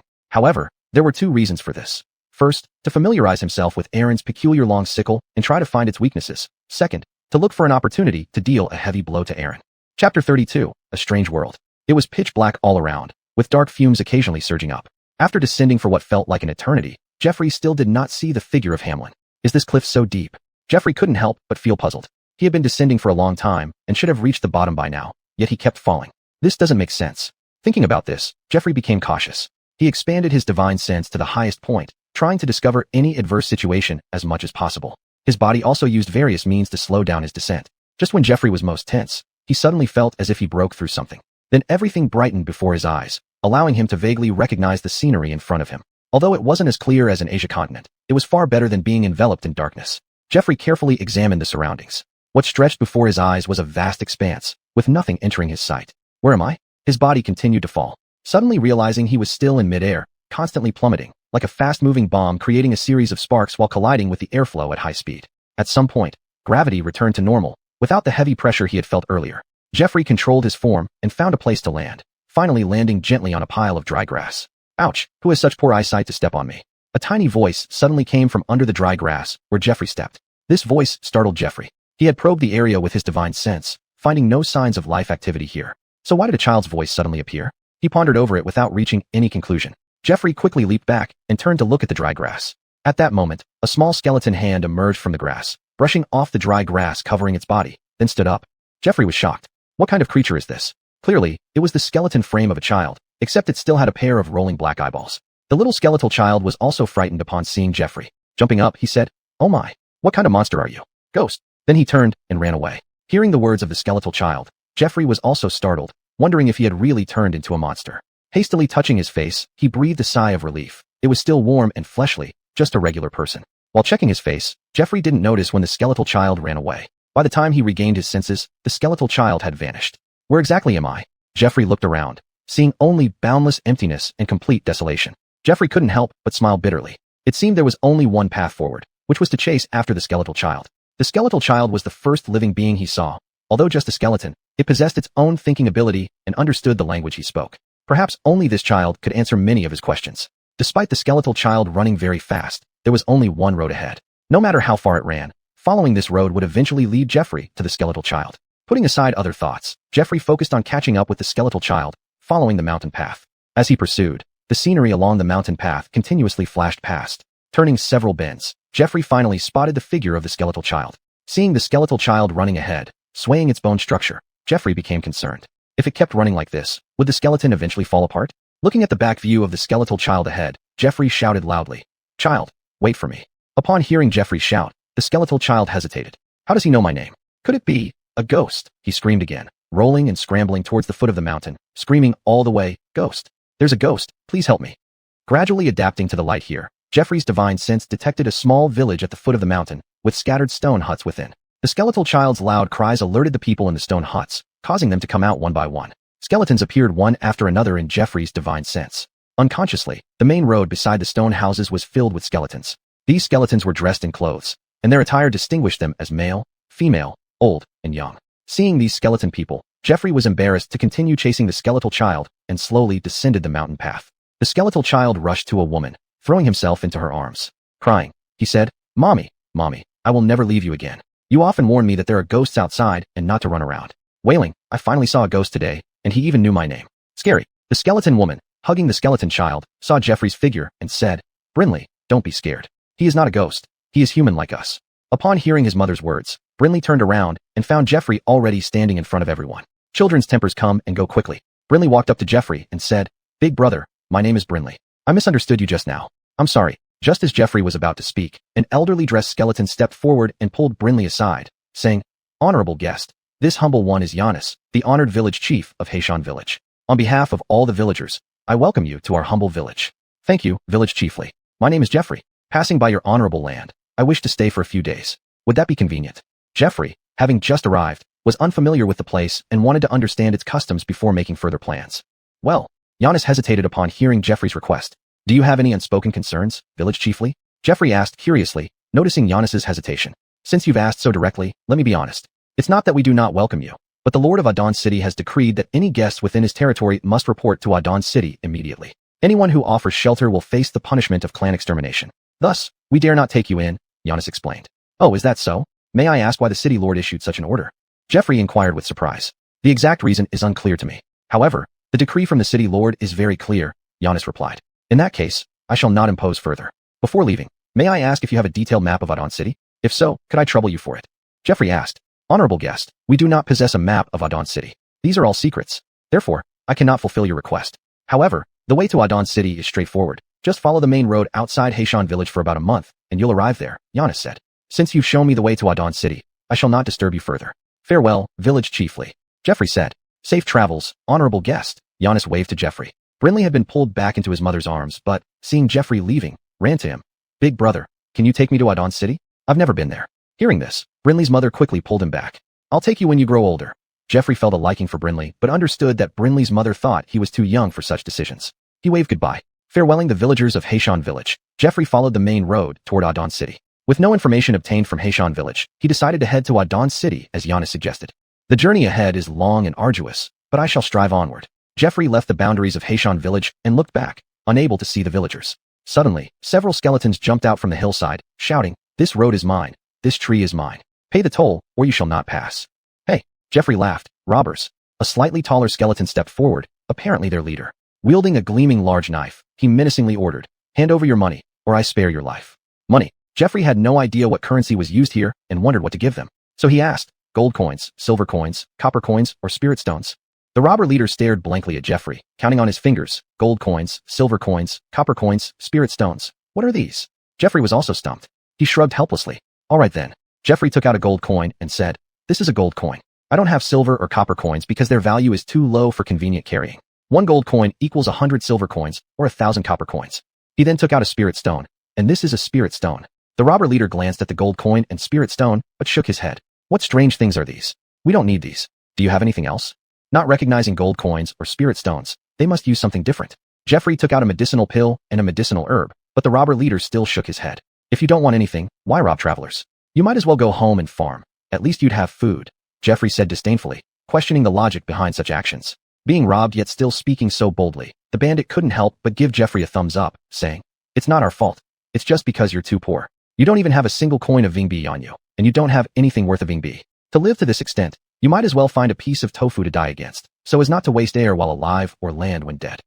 Note, Vingbi is a type of currency used for the dead in Chinese culture, often translated as spirit money. For consistency and clarity in translation, I will use spirit money. Being robbed yet still speaking so boldly, the bandit couldn't help but give Jeffrey a thumbs up, saying, It's not our fault. It's just because you're too poor. You don't even have a single coin of spirit money on you, and you don't have anything worth a coin of spirit money. To live to this extent, you might as well find a piece of tofu to die against, so as not to waste air while alive or land when dead. Chapter 33, The Netherworld. Do you have to be so insulting? Fox was angry. Take out your ghost money. Let me see how much you have that allows you to be so mean. Brothers, take out your ghost money and let this poor boy open his eyes. The bandit leader instructed one of the bandits, then said to Fox, Don't let it blind your eyes. Several bandits deftly put the ghost money in their hands on the ground, and the bandit leader also took out his ghost money. Fox looked at the piles of ghost money on the ground and said, A lot. In fact, he did not know the value of these ghost money. The bandit leader pointed at one pile of ghost money on the ground and said, These ghost money are enough for an ordinary family to live a whole year. Isn't it a lot? Fox really didn't want to spoil the bandit leader's enthusiasm, thinking about the annual consumption of an ordinary family. This is probably your accumulation over many years, Fox said. The bandit leader was somewhat surprised. How did you know? In such a poor mountain village, there can't be much profit. You don't have to think twice to know, and most of these must have been saved penny by penny, Fox continued. Fox's words hit the sore spot for the bandit leader. Robbing in this place was nerve-wracking, and not only were the passing people scarce, but they were mostly villagers from nearby villages who did not yield much. To change locations, he did not have the capability and ended up being robbed himself even before robbing others. The bandit leader felt downcast, finding Fox's words infuriating. Seeing the dejected look of the bandit leader, Fox knew his guess was correct and came up with an idea. Follow my lead, and I'll ensure you eat delicious food and drink good wine. TCH. The bandit leader looked at Fox with disdainful eyes, originally suspecting that this was his real intention. He said, "A guy without any ghost money wants to target us? You're dreaming." Hearing what the bandit leader said, Fox knew that he was somewhat moved. A bandit willing to talk so much meant that he was at least not inherently evil. He had perhaps become a bandit due to circumstances. If he was truly vicious, Fox would have been killed already. One more push might get unexpected results, Fox thought. So he continued, "I don't know if I am thinking too much, but bring me to Adon City first, then we'll see. It's premature to say now. You're trying to deceive me again." The bandit leader suddenly realized that asking a bandit to bring him to Adon City was inviting death. At that time, if he shouts, "There's a bandit," on the street, they wouldn't know where to run. "If I can't convince you, can I sway the others?" Fox thought, and then said, "Ask your comrades if they agree. Your opinion alone does not represent them." "Sir, we believe his words," one of the bandits said. "Sir, Lausen makes sense. Think about why we became bandits. Wasn't it for the hope of clearing our names someday?" The bandit leader was speechless. Apparently, they had been influenced by Fox's words. Seeing the gleeful expression on Fox's face, the bandit leader shook his head helplessly. Times have changed. Robbers end up helping themselves, a rarity indeed. You're wrong. A man's ambition should be boundless. By hiding here like a frog at the bottom of a well, how could you achieve anything? From earlier, when they addressed you as young master, I can infer you come from a reputable background. Are you content to waste your life away? Even if you were, your ancestors wouldn't agree, Fox said. Yes, young master, we've lived here for years, and your mother passed away because she could not bear the hardship. Do you intend to waste your life away here? We 3 brothers promised to raise you for the family lord, and now that you've grown up, we have fulfilled our commitment.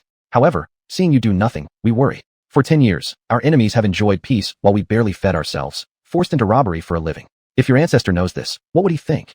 One bandit advised. Another bandit added, "Yes, young master. What the young master said earlier was accurate. Judging our situation just by our actions, he must be someone extraordinary. Instead of wasting your life, follow him boldly. Success or failure aside, at least we will have tried." "Wong Uncle Air, what about you?" Yosef and Sullivan Uncle agreed. "What do you think?" the bandit leader asked the last bandit. Upon hearing his name, Anderson replied, "Yosef, Sullivan, and Anderson all belong to the same family, and what they think is what I think."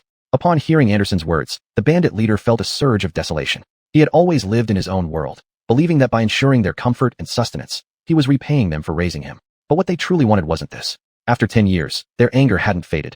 They couldn't forget the harm done to them. His lack of achievement had caused their betrayal.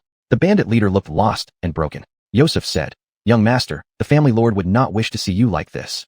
Sullivan added, "Indeed, the efforts of our family lord must not go to waste."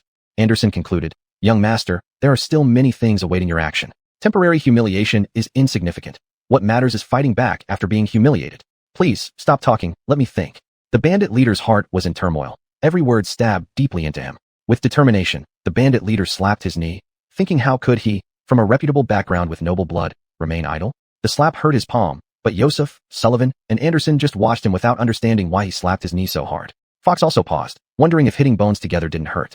The bandit leader got up abruptly, kneeling before Fox with a thud, saying, "Glenn is willing to follow you. But I have one request. When you have the opportunity, please help me avenge my family." Fox was satisfied with Glenn's decision.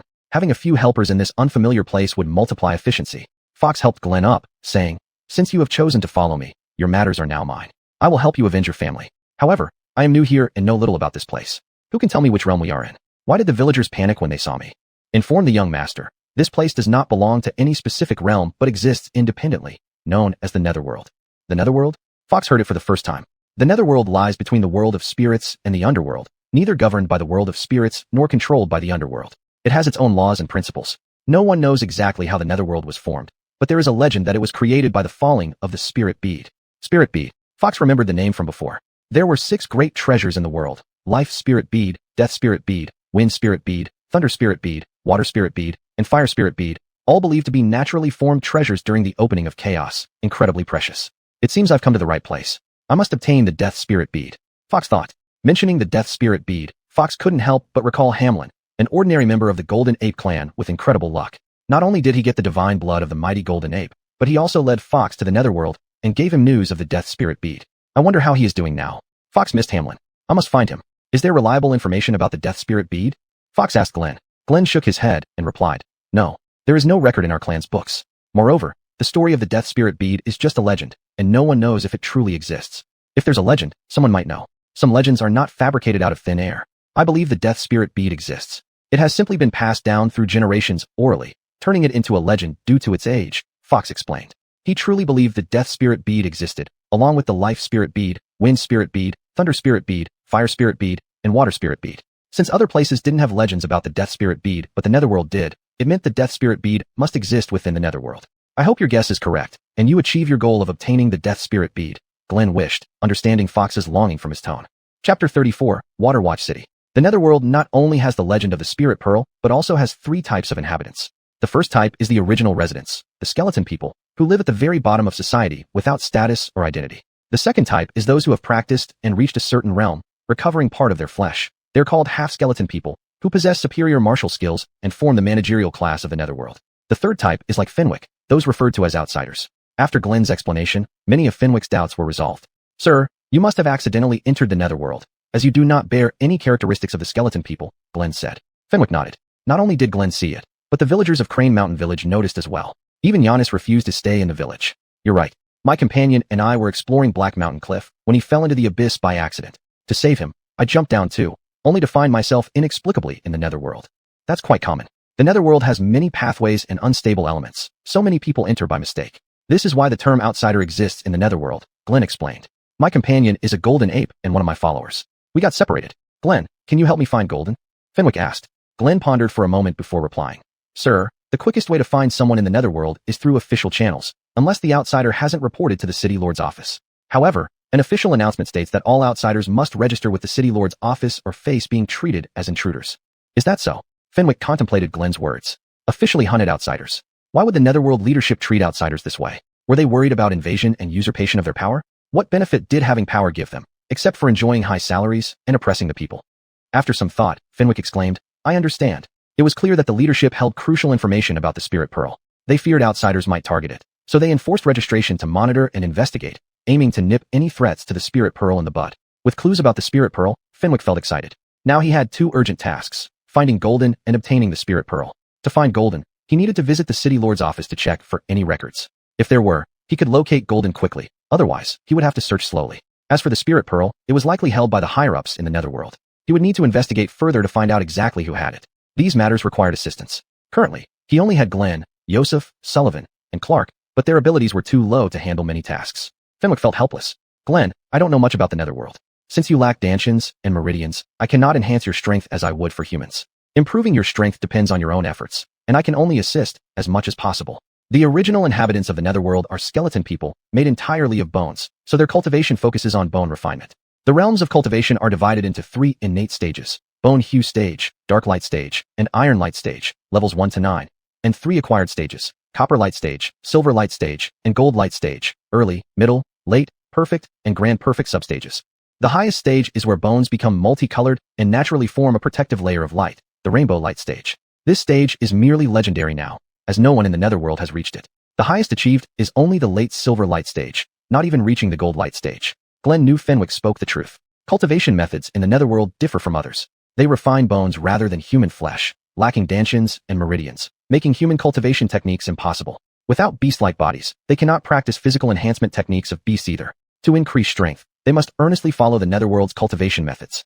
Sir, if we return to the lands of my clan, we will certainly find ways to enhance our strength quickly, Glenn said. This statement raised some doubts for Fenwick. If the Gao clan had rapid strengthening methods, why did they get wiped out? Did Glenn have ulterior motives in asking him to return to the clan's territory? Seeing Fenwick remain silent, Glenn shook his head with a bitter smile, knowing that Fenwick suspected him of having ulterior motives. He said, Young master, I am also a man who stands by my word. That Neil just now showed my loyalty. As long as you are here, I will be loyal to you and never thought of betraying you. I didn't explain it clearly just now. The ancestor of our Gao clan was originally an idle scholar who entered a special place by chance. After several years, he came out as a world-class master. He then established the Gao clan territory in that place. Later on, other clan members also went into that place, but none of them had the same extraordinary encounter. Gradually, everyone forgot about that place. I only learned about this place from the records of our ancestor when I was younger and didn't pay much attention to it. After the Gao clan was massacred, I lost the chance to enter again. Now, thinking back, that place must have some unknown secrets. Perhaps that's one of the reasons why our clan was wiped out. After hearing Glenn's explanation, Fenwick shook his head with a bitter smile, feeling too suspicious and lacking confidence in himself. When did I become so cowardly? This issue is neither trivial nor serious. Thinking carefully, he realized that he had become more cautious, always deliberating before making any decisions, ensuring his plans were mature before acting. This seemed like a good thing, but overthinking everything meant hesitating on anything uncertain. Wrong. Opportunities are not for those who are prepared. They are for the brave and meticulous ones who dare to try. Being overly cautious isn't my nature. Boldness and perseverance are what define the real Fenwick. Fenwick, since you've decided, let's go to the Gao clan territory. Knowing Fenwick supported his idea, Glenn felt very happy and nodded, saying, "Yes, young master. Yosef, Sullivan, Clark, get ready. We are heading back to Waterwatch City." "All right, young master." Yosef, Sullivan, and Clark replied happily. Waterwatch City is an ancient city so old that no one remembers who built it or when. Its antiquity means those who once knew about it either left for far-off places pursuing higher ideals or faded into history. Despite its age, Waterwatch City is one of the key towns in the Netherworld due to its remarkable achievements. Named after Armin, it honors a legendary figure known throughout the Netherworld. In the Netherworld calendar, 100,000 years before the present era, an ancient force from the Immortal Realm suddenly launched a massive attack on the Netherworld. The Netherworld forces fought hastily while the attackers, being well prepared, captured many cities in the Netherworld.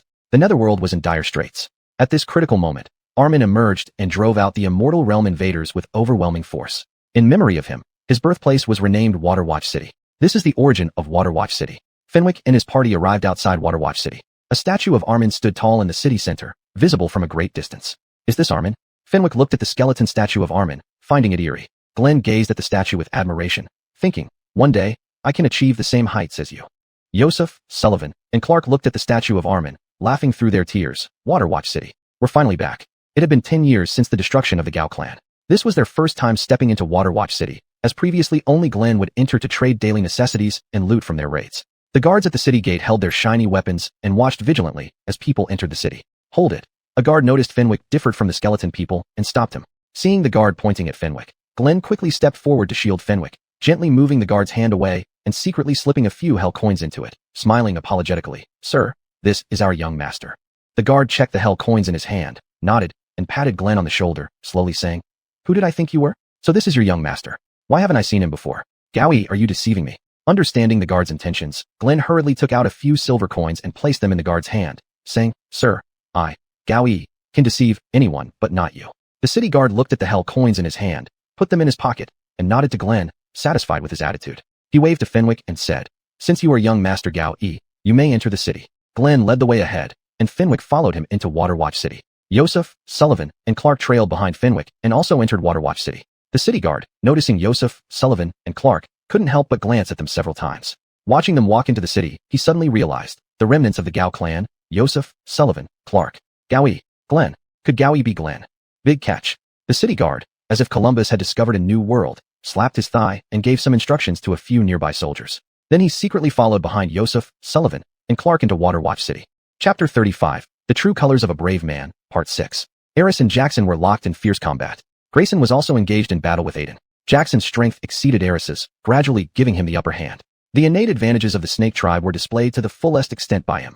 His snake head attacked like lightning, never straying far from Eris's vital points, while his snake tail struck from left to right, attacking Eris's lower body from all sides. Eris wielded his long sword with impeccable precision, but Jackson's attacks were too powerful, often forcing Eris's sword away. Fortunately, Eris, as a soldier, was born for battle, and he showcased the utmost military discipline and experience. Despite the peril, he remained calm, swiftly compensating for the gaps in his defense created when Jackson deflected his sword, preventing any opportunities for Jackson to harm him. Yao Yao wielded the peculiarly shaped long scythe, its pale blade advancing relentlessly, while Aiden's snake head moved unpredictably, maintaining tightly connected strikes. The two were entangled in a fierce struggle that neither could easily end.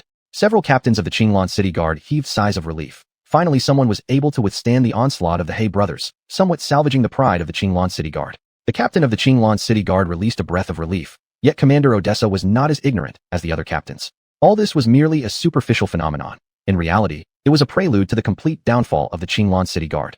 The Beast Warriors' strength clearly surpassed that of the human warriors, and this kind of one-on-one combat played directly into the hands of the Beast Warriors. They would mercilessly slaughter the higher-ups of the Qinglan City Guard until there was no force left to resist.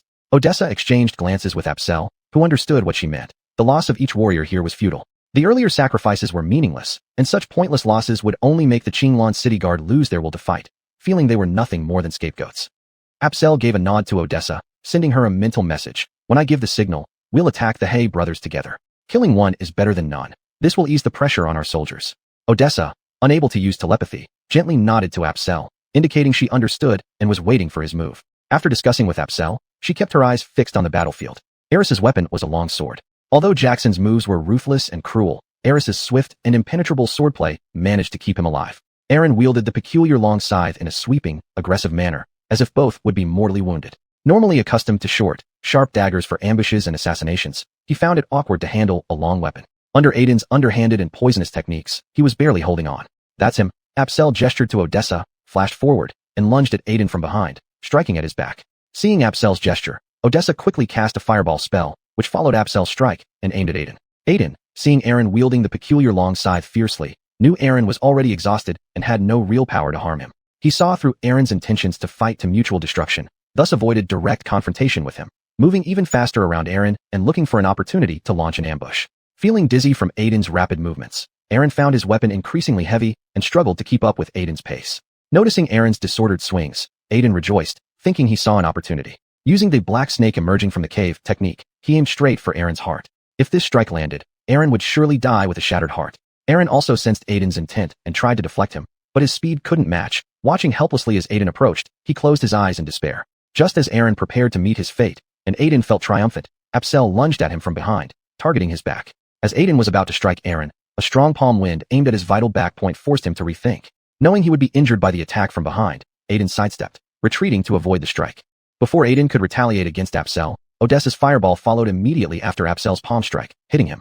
With a loud explosion, Aiden let out a cry of agony as flames engulfed his body. Jackson continued his relentless attacks, pushing Eris back and leaving numerous openings. Seeing the perfect moment to deal a fatal blow to Eris, Jackson heard Aiden scream of pain. The bond between brothers made Jackson panic when he heard Aiden's cries of agony. Turning around, he saw Aiden engulfed in flames like a fireman, burning fiercely and screaming continuously. Jackson stopped pursuing Eris. If Aiden were to be severely injured, even if he killed Eris, it would not redeem the face of the Black Snake clan. So he turned to rush towards Aiden, spitting out a stream of venom to try and extinguish the flames on Aiden, focusing on saving him first. Apsel's sneak attack on Aiden had failed, but it left the winning opportunity for Odessa, who burned Aiden with her fire. Odessa did not expect her attack to succeed. She originally only intended to assist Apsel so that Aiden would have no chance to harm Eren. Eren was one of her subordinate 1,000 house captains. The deaths of several hundred house captains had deeply shocked her. Although their deaths were honorable, they felt stifling. Seeing Odessa's successful strike, Apsel seized the opportunity and followed up with another fireball spell. Aiden's eyes were blinded by the flames, and Apsel's second fireball hit him squarely, making the flames on his body burn even more fiercely. Jackson's venomous liquid also sprayed onto Aiden. The Black Snake's venom had strong corrosive properties, which corroded the flames on Aiden's body, reducing them significantly. Eris watched as Jackson abandoned his pursuit of him and joined forces with Apsel and Odessa to deal a heavy blow to Aiden. Clenching his teeth, he lifted his long sword with all his might and attacked Jackson, preventing him from aiding Aiden. Just as Eren was despairing, he suddenly heard Aiden's screams. Seizing this chance without hesitation, he exerted all his strength, swinging the peculiarly shaped long scythe at Aiden fiercely. This swing lacked any technique, relying purely on brute force. Seeing the flames on Aiden gradually extinguishing, Odessa panicked inwardly, determined not to give Aiden any chance to save himself. The battlefield changes in an instant, and opportunities are fleeting. Mercy would only provide a chance for the enemy. She cast another fireball spell immediately. Apsel had practiced under Elmern for only a short time, just a day or two. Although the Tianmin Decree is a divine manual from the Celestial Realm's Tianmin sect, his cultivation was still limited. Furthermore, his strength was artificially boosted by Elmern. He barely understood the Tianmin Decree and could not fully utilize its power, nor had Elmern taught him any martial techniques related to it. Fireball spells are basic spells for cultivators, but with Odessa and Apsel practicing the Tianmin Decree, one of the famous divine skills from the Celestial Realm, even the least impressive fireball gained extraordinary effects due to the Tianmin Decree's enhancement, heavily wounding Aiden. Seeing another opportunity to inflict significant damage on Aiden, Apsel wouldn't let such a great chance slip away and cast another fireball. Jackson watched as the venom corroded the flames, gradually extinguishing them on Aiden.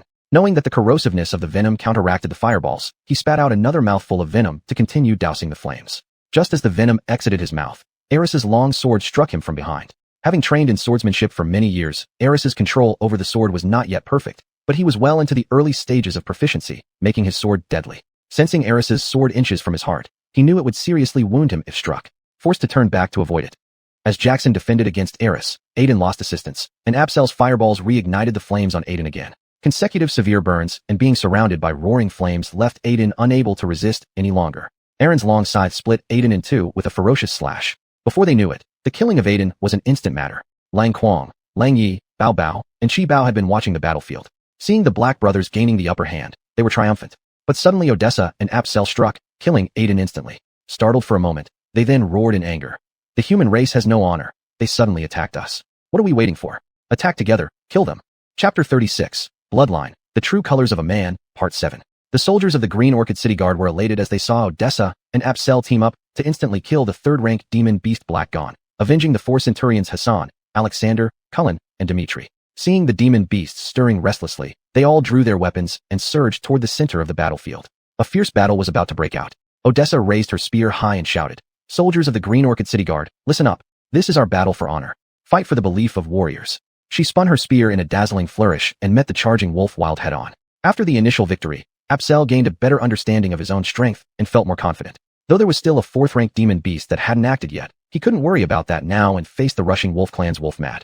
With Odessa's sudden move, the several myriad captains of the Green Orchid City Guard realized she was dissatisfied with the previous tactics and felt regretful. As the chaotic battle had already begun, they could only atone for their earlier mistake by fighting to the death. Each of them found an opponent accordingly. The Green Orchid City Guard consisted of one commander-in-chief, Odessa, 5 myriad captains, Tiger Camps Dalen, Evil Dragon Camps Homer, Sharpshooter Camps Barton, Battle Wolf Camps John, and Reserve Camps Allen. 2 camp captains, Medical Camps Zhou Yihue, and Logistics Camps Wang Desheng. Under them were dozens of centurions and even more decurions. Among the 10 third-rank demon beasts, only 9 remained after Black Gone's death. Odessa faced off against Wolf Wild. Absel faced off against Wolf Mad. Eris's opponent was still Black Exion. However, seeing Eris struggling against Black Exion, Aaron joined the fray. Beibao faced off against Tiger Camp's myriad Captain Dalen, who was a relative of Odessa from the same clan and belonged to her uncle's generation. Beichi was intercepted by Evil Dragon Camp's myriad Captain Homer, whose strength was just below Dalen, at Pulse Passage Stage Level 3. Dayton fought against Battle Wolf Camp's myriad Captain John, who wielded a broad axe, belonging to the Power-type Warrior category, wielding it fiercely at Pulse Passage Stage Level 2. Blackfi had been injured by Alexander's self-detonation, suffering reduced strength. He clashed intensely with Reserve Camp's myriad Captain Allen, who was also at Pulse Passage Stage Level 2. Green Orchid City Guard's last myriad captain, Barton, was an archer with excellent arrow skills, capable of hitting targets from 100 steps away, at Pulse Passage Stage Level 2. Ernan and his brother Deshan faced off against 4 Green Orchid City Guard centurions, Lu Jian, Yu Jiping, Lu Fengyi, and He Huidi. Ernan and Deshan had fought each other to exhaustion due to rivalry, but these 4 Green Orchid City Guard centurions at Breath Cultivation Stage Level 8 managed to resist their assault. Among the 9 remaining third-rank demon beasts, the highest-ranking officers of the Green Orchid City Guard took on the strongest opponents, while the rest of the centurions and decurions rushed towards the demon beast camp alongside ordinary soldiers. The only one not engaged was myriad Captain Barton. Despite appearing leisurely, he was actually the most tense among the Green Orchid City Guard. He kept his eyes glued to the battlefield, not daring to slack off for a moment. His weapon was a bow, and his specialty was archery. He bore the responsibility of aiding every soldier on the battlefield, making his role the greatest. This wave of beast attack was well prepared, with numerous demons. The Green Orchid City Guard was merely a defense force for the city's safety, significantly outnumbered by the demons. Bartolomeo watched the demons and humans battling. The demons' overwhelming numbers were suppressing the humans. He thought, our leader has become increasingly suspicious. How can a mere city guard match the great demon race? We should have crushed them directly. Sending me to observe this battle was unnecessary and only delayed my cultivation time. Could it be? Bartolomeo didn't dare to think further. A 4th-rank demon beast was already considered top tier among the demon race, while the leader was merely a 5th-rank demon beast. It had taken the leader centuries to advance from the 4th to the 5th rank, and now in old age, there was no hope of reaching the 6th rank. Meanwhile, Bartolomeo, young and ambitious, could catch up with his cultivation in just a decade. Was this leader deliberately hindering him from advancing to the 5th rank for fear of losing his position? The more Bartolomeo thought, the more afraid he became. It shouldn't be like that. Our leader has always been fair and just. He wouldn't have such selfish thoughts. Bartolomeo consoled himself. He turned his attention back to the battlefield. In Odessa's hands, the spear chanted. The dragon soars and shatters heaven and earth. 9 strikes cut off enemy forces. Unyielding warrior overlooks all. Cold path forges thousands of corpses. Wolf Wild appeared as if adrift in waves within Odessa's spear strikes, sometimes visible, sometimes hidden, barely evading each strike. Absel faced Wolf Mad, whose claws were his best weapons. With slashing, tearing, scooping, and clawing movements, Wolf Mad's claws were used with divine skill, leaving Absel struggling to defend. Although Absel had not received guidance from Fox during his days as a ruffian in Qinglan City, He had practiced for a few days and reached the second layer of the Qi cultivation stage. In Qinglan City, Apsel cultivated the basic martial arts of Qinglan City, the Qinglan Meteor Fist. It was called the Qinglan Meteor Fist because it was compiled by the former city lord. This martial art was publicly available for everyone in Qinglan City to cultivate. The Qinglan Meteor Fist, though lacking the majesty of taming South Mountain tigers and kicking East Sea crocodiles, still followed traditional methods. The complete set of boxing techniques consisted of 16 forms. The first form, meteor soaring skyward. The second form, 2 men lifting mountains. The third form, meteor swinging tail. The fourth form, meteor falling. The fifth form, meteor crossing scissors. Up to the 15th form, meteor twin blooms. And the 16th form, meteor frenzy. Apsel felt thoroughly refreshed after performing a set of Qinglan Meteor Fist, as if there were inexhaustible strength within him. The Qinglan Meteor Fist was developed by the previous Qinglan City lord based on martial principles, allowing beginners to naturally generate true Qi through cultivation. It was the simplest and most suitable martial practice for beginners. Previously, when Apsel cultivated, he relied purely on guiding inner energy flow in the body using the Qinglan Meteor Fist technique, which generated true Qi. Now that Apsel had cultivated the Tianmin technique and reached the early foundation establishment stage, the assistance of the Tianmin technique with the Qinglan Meteor Fist made things twice as effective, enhancing both the Tianmin technique and making the Qinglan Meteor Fist smoother and more perfect. Most of the soldiers in Qinglan City Guard were rejected cultivators from major sects who did not meet their talent criteria. They were generally of lower strength but had gone through numerous life and death battles, acquiring rich combat experience. Therefore, they now relied on this combat experience to tightly engage the demon race warriors, leaving the demon beasts unable to overpower them even with higher strength. Take Dalen, a commander of Qinglan City Guard, for instance. He was from the direct lineage of the city lord's household. While he benefited from the city lord's favoritism, his strength must not be underestimated. Bei Bao, being wolf-like yet more cunning than wolves, circled around Dalen, looking for opportunities to deliver heavy blows. Dalen, an experienced warrior, despite being less powerful than Bei Bao, could always avoid the strikes due to his rich combat experience. Homer's battle against Bei Qi was incredibly tough, having been injured multiple times but managing to endure due to the minor injuries. Seeing Homer at a disadvantage, Barton immediately aided with arrows targeting Bei Qi's vital points, forcing Bei Qi to retreat for defense. Odessa fought Wolfmad. Her spear moved swiftly like the wind, while Wolfmad's claws were no match against Odessa's skill. She easily overpowered Wolfmad, leaving him struggling miserably. Apsel found the Qinglan Meteor Fist becoming increasingly handy. His meteor soaring skyward pushed Wolfwild back step by step, while 2 men lifting mountains grabbed Wolfmad's claws and threw him several yards away. Apsel became braver and more proficient, leaving Wolfmad helpless. Seeing herself and Apsel gaining the upper hand, Odessa said, "Apsel, among all the soldiers, our strength is the highest. We must finish them off. Every minute delayed puts our fellow guards in greater danger." While speaking, she spun her spear, breaking Wolfwild's defense and striking him on the shoulder. Seeing Odessa land a heavy blow on Wolfwild, Apsel roared and unleashed the Meteor Frenzy, the final and most powerful form of the Qinglan Meteor Fist. Multiple meteors emerged from his fists, heavily striking Wolfmad's chest. The power of the Tianmin technique exceeded Apsel's expectations. With its enhancement, Meteor Frenzy shattered all resistance. Wolfmad let out a cry of agony, spitting blood as he was sent flying several yards away, landing lifelessly with broken ribs. With one successful punch, Apsel ignored the fallen Wolfmad and turned to attack the injured Wolfwild. Seizing the moment, Apsel intended to team up with Odessa to finish off Wolfwild. Wolfwild, feeling himself getting weaker, realized he was in serious trouble. Odessa's strength already surpassed what he had anticipated. Although third-rank demon beasts were roughly equivalent to the Foundation establishment stage, Wolfwild noticed that Odessa was merely at the initial layer of the Foundation establishment stage, implying a certain gap in strength where he slightly had the edge. However, reality differed from his imagination. Odessa consistently overwhelmed him since they started, as if she concealed her true strength. Not only Wolfwild, but even Odessa felt as if she had undergone a transformation, noticing a rapid increase in strength. Her constitution leaned toward fire attributes, making cultivating the Tianmin technique exceptionally effective. Every time she attacked, the Tianmin technique would autonomously operate, and the more it operated, the stronger she became. What kind of cultivation method is this? How could it be so incredible? What kind of person is Master? Odessa was filled with questions.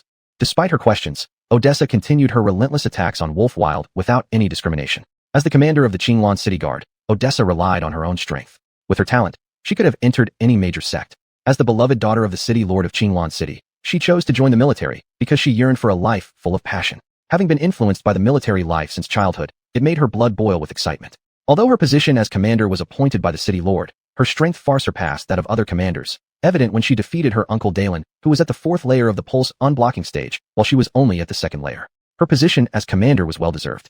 Now, with Wolfwild injured, how could Odessa let this opportunity slip away? She shouted. 100 souls startled by one spear, and her long spear turned into a streak, heading straight for Wolfwild. Apsel moved swiftly and agilely. Before Wolf-Wild could react, Apsel was already in front of him, executing meteors soaring skyward. Wolf-Wild's right shoulder was injured by Odessa's spear, making his movements inconvenient. He failed to dodge in time and was struck on the chest by Apsel. Chapter 37. The Spirit of True Men, Part 8. As the elder brother, Lang Yi was stronger than his younger brother Lang Quang despite both being third-stage demon beasts. Although Apsel's blow didn't critically wound Lang Yi, it still knocked him off balance. Even just being off balance, Lang Yi felt a sharp pain in his chest, with a mouthful of fresh blood about to burst forth. Lang Yi hurriedly suppressed the surging blood in his chest. A thread of fresh blood could not help but flow from the corner of his mouth. This human boy's punch is so heavy, Lang Yi thought to himself. He raised his front paw to wipe away the fresh blood seeping out from the corner of his mouth. At that moment, Odessa's spear arrived. Not good. A flash of light passed before his eyes. Lang Yi was just about to dodge when a tearing sound came from his head. Lang Yi felt something pierce into his brain, and then his eyelids felt extremely heavy, unable to open no matter what he did. Odessa's spear pierced through Lang Yi's skull, impaling his entire body on its tip. Lang Yi died, impaled on a female soldier's spear. Lang Quang was also knocked down by a young man, looking as if his fate would be similarly dire. Bao Chui chased after Dalen, occasionally glancing at the entire battlefield, a habit of his. Seeing Odessa impale Lang Yi, he knew Lang Yi was finished. Bao Chi, let's get out of here, Bao Chui shouted, forcing Dalen back with a single punch without bothering to notice Dalen's miserable appearance. With a loud cry, he leaped away from the center of the battlefield and fled into the distance. The treacherous wolves, Lang Yi and Lang Quang, were killed, and Bao Chi had a premonition. Hearing Bao Chui's call, he dodged an arrow shot by Barton, and with one leap, also retreated towards the rear of the demon beast army. Flynn oversaw the battle from the back, imagining the slaughter of Qinglan City's defending soldiers by the demon beast army. Upon seeing Lang Yi and Lang Quang killed, he was furious. Third-stage demon beasts, top-tier experts of the great demon clans. Are they really this weak? It seems like the Wolf clan sent two nobodies to get the job done. When I return, I'll report them to the leader. It looks like I must intervene. Damn, even a bit of peace is too much to ask for. Two third-stage demon beasts can't handle it. 10 wouldn't be enough either, truly disgracing our race. And I, the elder, have to come all the way out here. He grumbled as he scolded, yet knew the battle must continue. After cursing to release his anger, Flynn leapt towards Odessa, intending to break her spirit, this small beauty who suited his fancy, so she wouldn't be troublesome in the future. Before Flynn reached Odessa, Bao Chui swept past him. Bao Chui, where are you going? Flynn asked. Elder who, no point fighting a losing battle, aren't we fools? Bao Chui answered loudly without turning around, his voice fading as he left the battlefield. Bao Chui, this elder orders you to return. Flynn shouted. Elder who? You should leave too. Staying means risking your life, said Bao Chi, passing by Flynn as he advised. Bao Chi, you're fleeing too? Flynn said. Elder who? This isn't fleeing, it's called prudence. If you don't survive today, there will be no tomorrow for vengeance. If you won't go, I'm leaving, Bao Chi hastily explained while running away, as if any delay would mean death. You, Flynn stamped his foot, planning to berate them, but Bao Chi had already vanished. I am a fourth-stage powerhouse. These third-stage demons are nothing more than ants. Once I finish off these humans, I'll carry their heads to humiliate your tribe. Let's see how you will show your face again. Flynn was clearly aggrieved by the defection of the Bao brothers, as it was clearly an affront to him, challenging his authority as an elder. Apsel and Odessa joined forces to kill Lang Yi. Seeing the Bao brothers flee, they exchanged smiles. The operation had initially proven successful. Without the two third-stage demon beasts, the pressure on Qinglan City's defenses was greatly relieved. Scaring off the Bao brothers did not stop Apsel and Odessa. They continued to charge towards Black Exile. Black Exile was battling Eris and Aaron. Though Eris and Aaron were weaker by a significant margin, now they fought for their lives, advancing and retreating strategically. Their cooperation forced Black Exile into a difficult position. Eris and Aaron knew their strength was far inferior to Black Exile's. In solo combat, they would have met their end earlier without Apsel and Odessa's assistance. Now, united with a resolve to fight to the death, whenever Black Exile attacked Eris, Aaron's long sickle blade lunged fiercely at Black Exile, ensuring damage even if Black Exile killed Eris. Similarly, when Black Exile attacked Aaron, Eris's sword slashed recklessly towards Black Exile's vital spots. Killing Aaron would also result in severe injury for Black Exile. Black Exile thought things were not looking good. What was this all about? Could they be so reckless with their lives? Every time he had a chance to deal a heavy blow to one, the other would immediately throw caution to the wind and attack. This is the most frustrating battle of my life. Black Exile felt indignant, filled with resentment. He felt wronged by the humans' relentless attacks as much as by the humans' perception of demons being cruel and merciless, which he now found fitting for these two human fighters who were more ruthless than beasts. Thoughts of retreat began to emerge in his mind. The fleeing of the Bao brothers made Black Exile lose all interest in fighting. Before Apsel and Odessa could reach him, Black Exile slipped away, turning around to escape back into the demon beast ranks. Apsel and Odessa saw Black Exile run off. Just as they were about to chase after him, Flynn rushed up, accompanied by a gust of wind, snarling fiercely. You little brats dare to ruin our plans. Let's see how I'll deal with you. I'll make you wish you were dead. Flynn's arrival was within Apsel and Odessa's expectations.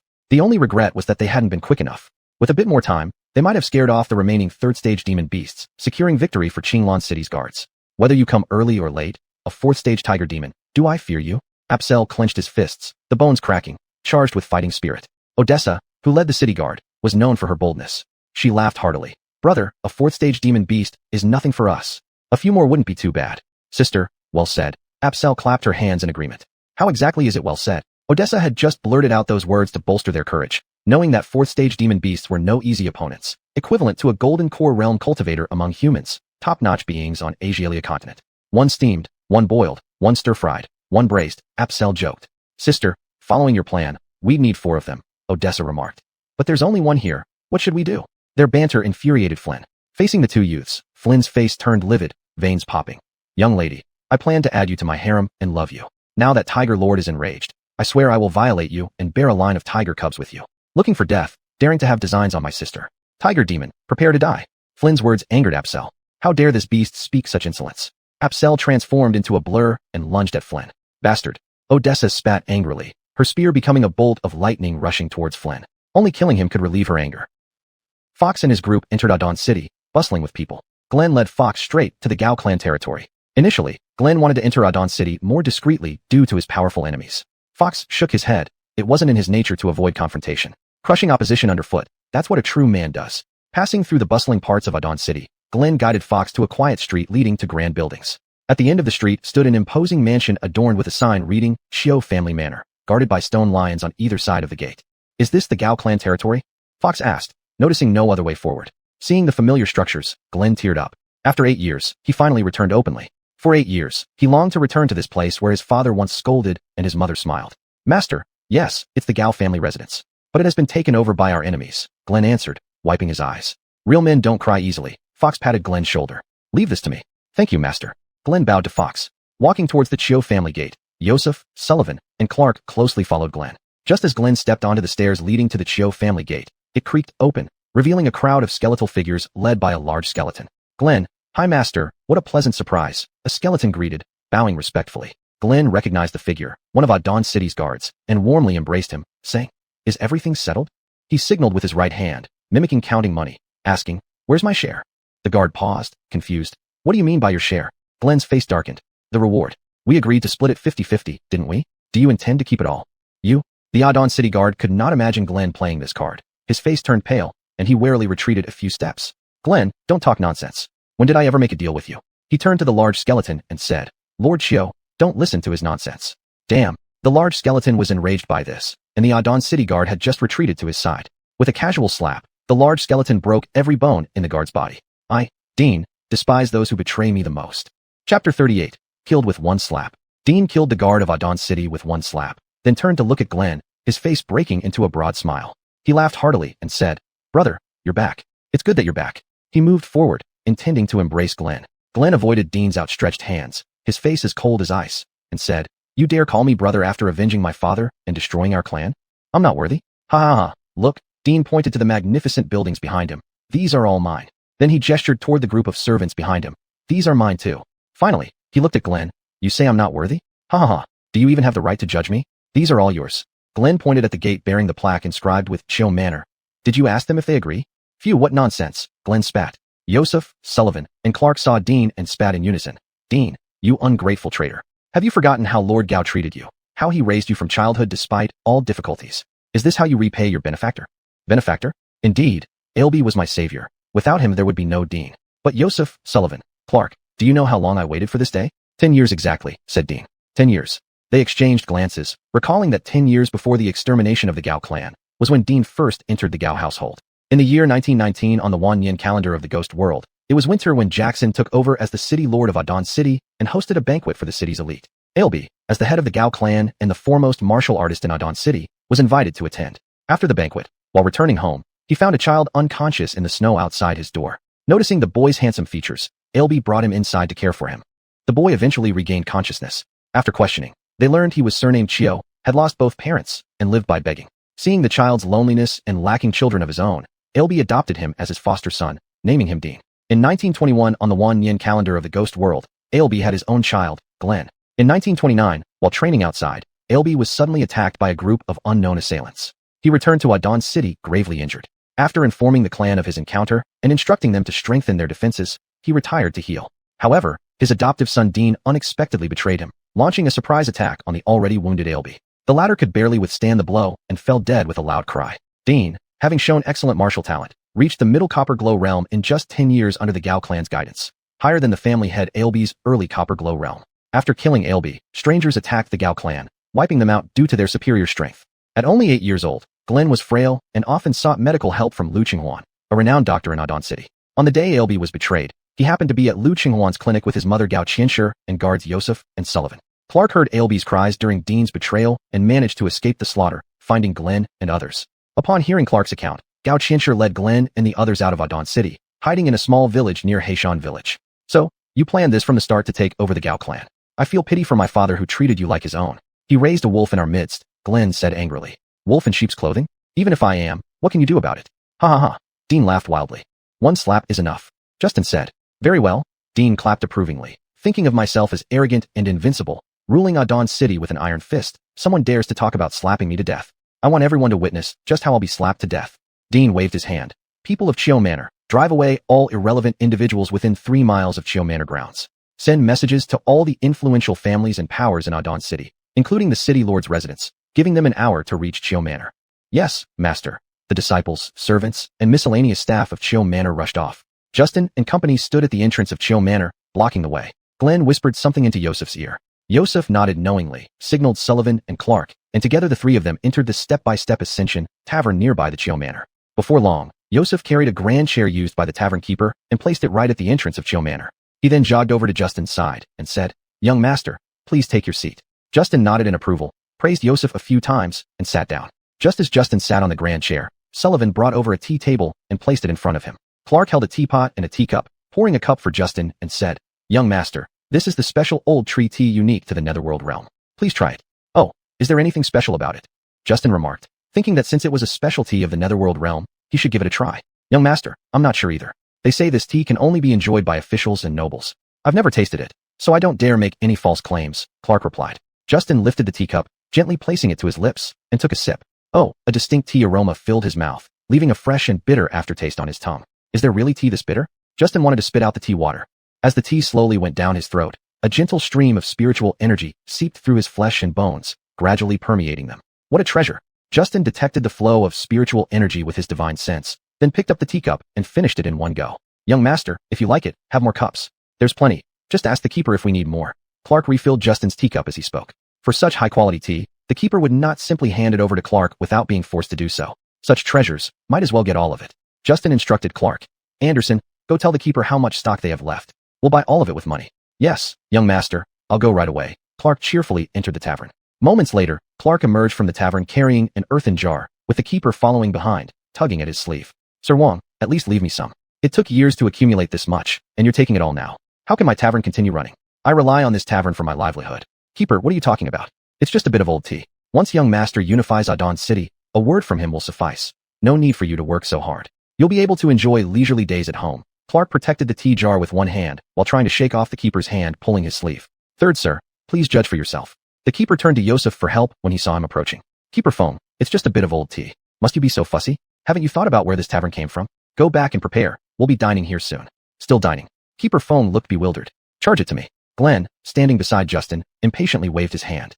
Dean watched coldly from the side, instructing his servants to set up furniture outside the entrance of Chio Manor. Justin remained seated steadily in the grand chair, sipping his tea, unaffected. Suddenly, a group of skeletons appeared within his divine awareness. Seeing these people, Dean's face lit up with a smile. Glenn whispered softly into Justin's ear. Young master, the person who arrived is Haoban Tian, the leader of the Vajra Fist sect. Haoban Tian approached Dean, saluting with clasped fists. Lord Xiao, Haoban Tian has arrived as ordered. Dean returned the salute and said, Leader Hao, I am deeply grateful for your presence. The Xiao family owes you a favor. Ha ha, Lord Xiao, you're too kind. Adon City is all one family, and helping each other in adversity is what we should do, Haoban Tian replied. Good, good, good. No need for formalities between family. Leader Hao, please take your seat. Dean welcomed Haoban Tian to the front seat outside the Chio Manor. Haoban Tian glanced at the row of seats in front of the main entrance of Chio Manor, contemplating the grandeur of the setup and wondering how many people would attend. After a moment, he took the leading position on the left. Haoban Tian was the first to arrive at Chio Manor, followed by reports from Chio Manor's disciples, servants, and miscellaneous staff.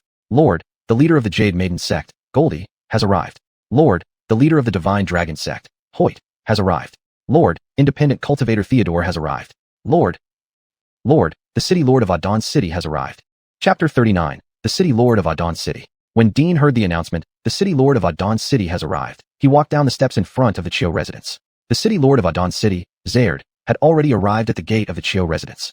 Dean moved forward to greet him. City Lord Chio's personal visit to my humble abode is an honor indeed. I failed to welcome you from afar. Please forgive me, City Lord Chio. Master Chio, your words are too kind. In terms of identity, Master Chio is a brother to our ancestor, Old Patriarch Adon, and thus also an ancestor of mine. In terms of status, Master Chio stands first in Adon City. Both in rank and standing, I can't compare even if I tried. Your words have humbled me, Zared said as he bowed in respect. City Lord Chio speaks too highly. Back then, I followed Brother Adon through countless hardships, only to be betrayed in the immortal realm, leading to both our falls. Yet, fortunately, I was reborn. How fares Brother Adon now? Dean said in a low voice. To be able to be reborn again under the protection of City Lord Chio, I am eternally grateful. Without your care, there would be no me today. Your recognition and grace are something I will never forget. Dean and Zaird's conversation fell entirely into Elmer's ears. Elmer sipped his tea and asked Glenn, was there a person named Dean recorded in the history of Adon City 10,000 years ago? Glenn pondered for a moment before replying. Young master, Zimming was the name given by my father. However, 10,000 years ago, there was a man named Chio Gaius who followed Adon. Later, they both ascended to the immortal realm. Have you noticed something unusual, young master? Elmer didn't answer Glenn's question, but continued.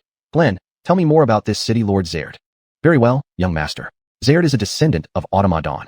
After Adon wiped out the forces from the immortal realm and ascended himself, his main family line faded away. Some say Adon took them all with him when he ascended. With one becomes immortal, even chickens and dogs rise. After Adon's ascent, his collateral descendants gained the respect of the people in the netherworld and were appointed to manage Adon City. This position has been passed down through generations as a way to commemorate and honor Adon. So that's how it is. The netherworld may seem like a place of heartless skeletons, yet it values emotion and righteousness so much. Elmer felt an endless sigh of emotion. Under the rule of the Pung family during the prosperous royal dynasty, people lived happily and contentedly on the Jo continent. Despite this, some ungrateful souls always plotted to overthrow the government, causing war and suffering for the people. Why don't they know gratitude? Just as Elmer was musing over the righteousness of the netherworld skeletons, Zared declined Dean's invitation to take the seat of honor and approached Elmer, bowing in greeting. Greetings, young master. Elmer was slightly surprised that the city lord of Adon would come to him. He returned the courtesy and replied, City Lord Chio, greetings. After meeting Elmer, Zared turned to look at Glenn, saying, Is this Glenn, Master Gao? Upon hearing Zared mention him, Glenn bowed in return, meeting City Lord Chio. Indeed, I am Glenn. Zared reciprocated the gesture, saying, Master Gao, I apologize for being unable to prevent the disaster that befell your clan. Glenn shook his head. This matter is not City Lord Chio's responsibility. There's no need for apology. Please let me finish, Master Gao, Zared said. At the time, events unfolded suddenly. By the time I received news, it was already too late. I was helpless. Later, I learned that you and your mother, along with Yosef, Sullivan, and Anderson Matzi managed to escape. I did my best to stop the situation from worsening. Do you understand my intentions, Master Gao? High Chancellor Gao Qianshi fled with 8-year-old Glenn and Yosef, Sullivan, and Anderson Matzi, and encountered no one blocking their way in Adon City. Later, Glenn sold the stolen goods without any interference from the city lord's mansion, living quietly for 10 years. It turns out that Zared had prevented Dean from exterminating them completely. Realizing the truth, Glenn bowed deeply. Thank you, City Lord Chio. I will always remember your kindness. But, Glenn's tone shifted. The vengeance for my father's death and the annihilation of my clan cannot be left unaddressed. A gentleman must repay such debts. Even in death, I couldn't face my ancestors with this unresolved. Master Gao is correct. An unrepaid debt makes one less than a man. But, endless revenge achieves nothing. As the city lord of Adon City, since it was named after our ancestor Adon, the ancient rules state that Adon City must remain blood-free. I remember these words and will not act rashly, Zared said. So, according to City Lord Chio, if I wish to seek revenge today, you would surely obstruct me? Glenn asked. Today, I remain neutral. My sole purpose is to prevent bloodshed. If either party violates the rules, I will not hesitate to intervene, Zared said firmly. Seeing that the seats in front of the Chio residence were already full, with a crowd gathered opposite, Elmer looked back and saw Glenn, Yosef, Sullivan, and Anderson Matzi calm and composed.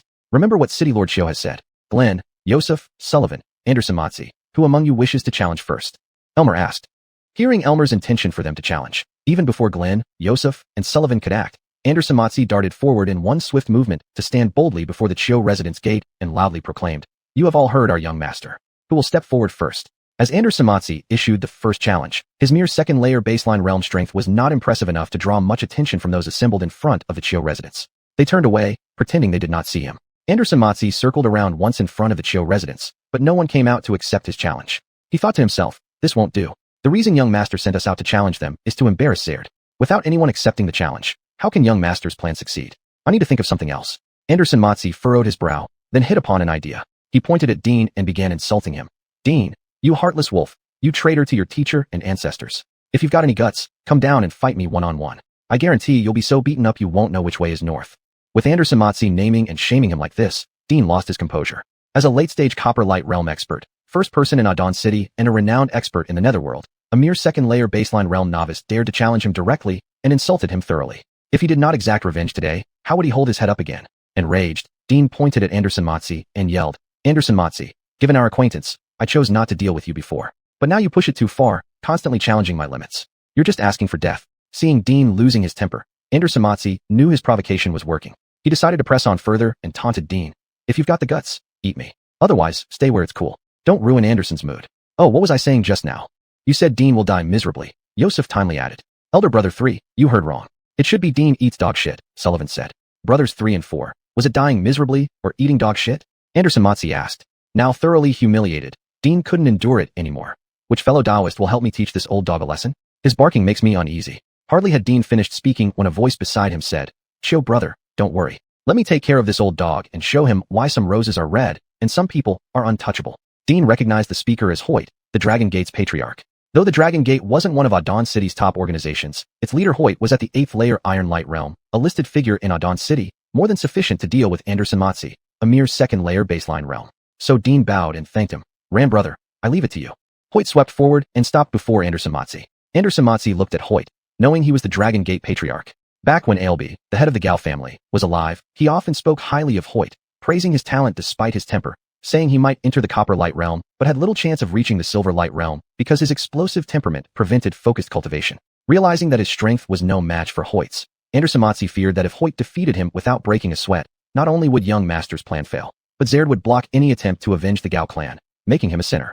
He must make Hoyt use deadly force against him. If he could get seriously hurt, young master's plan could still succeed. Although 10 years had passed, Hoyt recognized Anderson Matsi, who showed signs of aging yet retained traces of his former self. Yosef, Sullivan, and Anderson Matsi were known for their loyalty to the Gao family and were greatly favored by Ailby. Years ago, when Hoyt was weak, he sought Ailby's guidance several times, always through these loyal servants. His achievements today owed much to Ailby and their assistance. However, times had changed. Ailby was dead, and the Gao family wiped out. Now standing at the peak of Adon City, Dean was someone Hoyt needed to rely on, so teaching Anderson Matsi a lesson seemed necessary. Anderson Matsi, for insulting the head of the Chiyo residence, what punishment do you deserve? Hoyt demanded. Hoyt's words were exactly what Anderson Matsi wanted to hear. He was worried about not finding an excuse to provoke Hoyt, but now the excuse had arrived. Anderson Matsi gave a sinister smile. Hoyt, I insulted Dean. What does it have to do with you?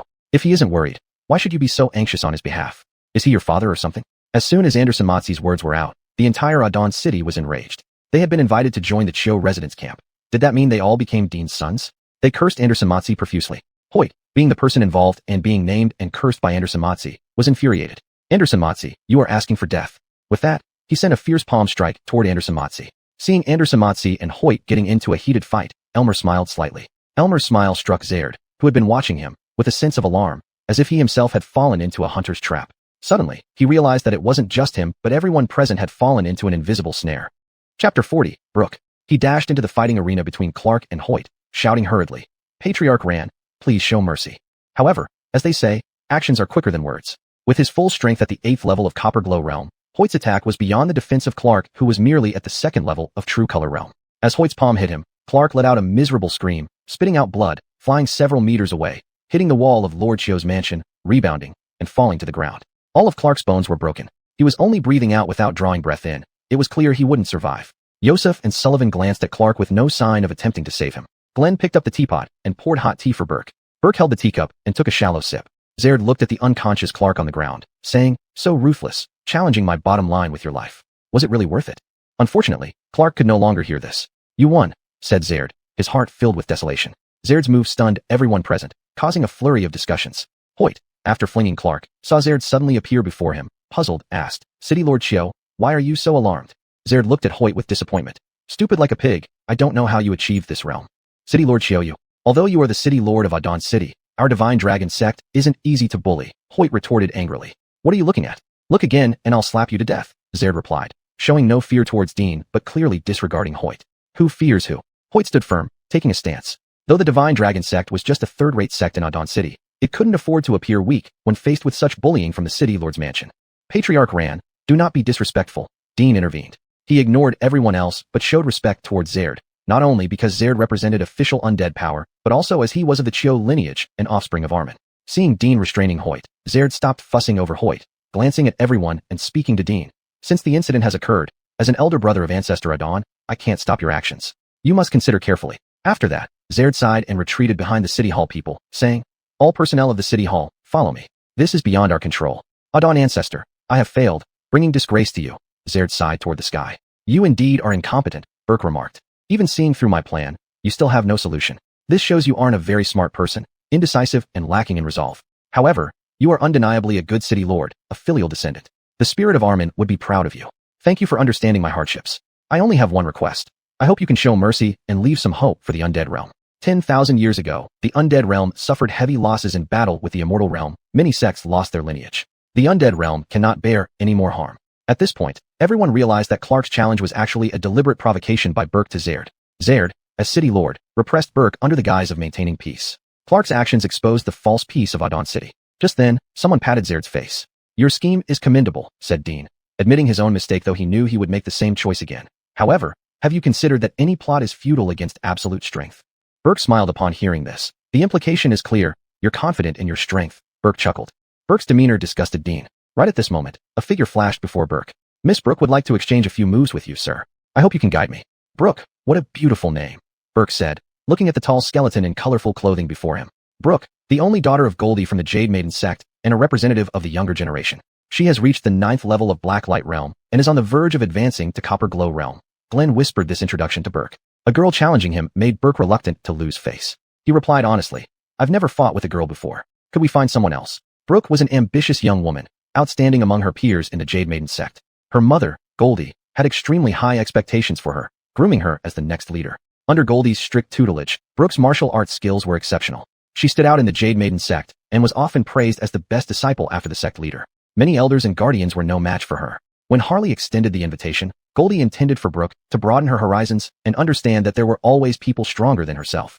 This experience would help her cultivate with peace of mind and reach the peak of martial arts, so she brought Brooke along.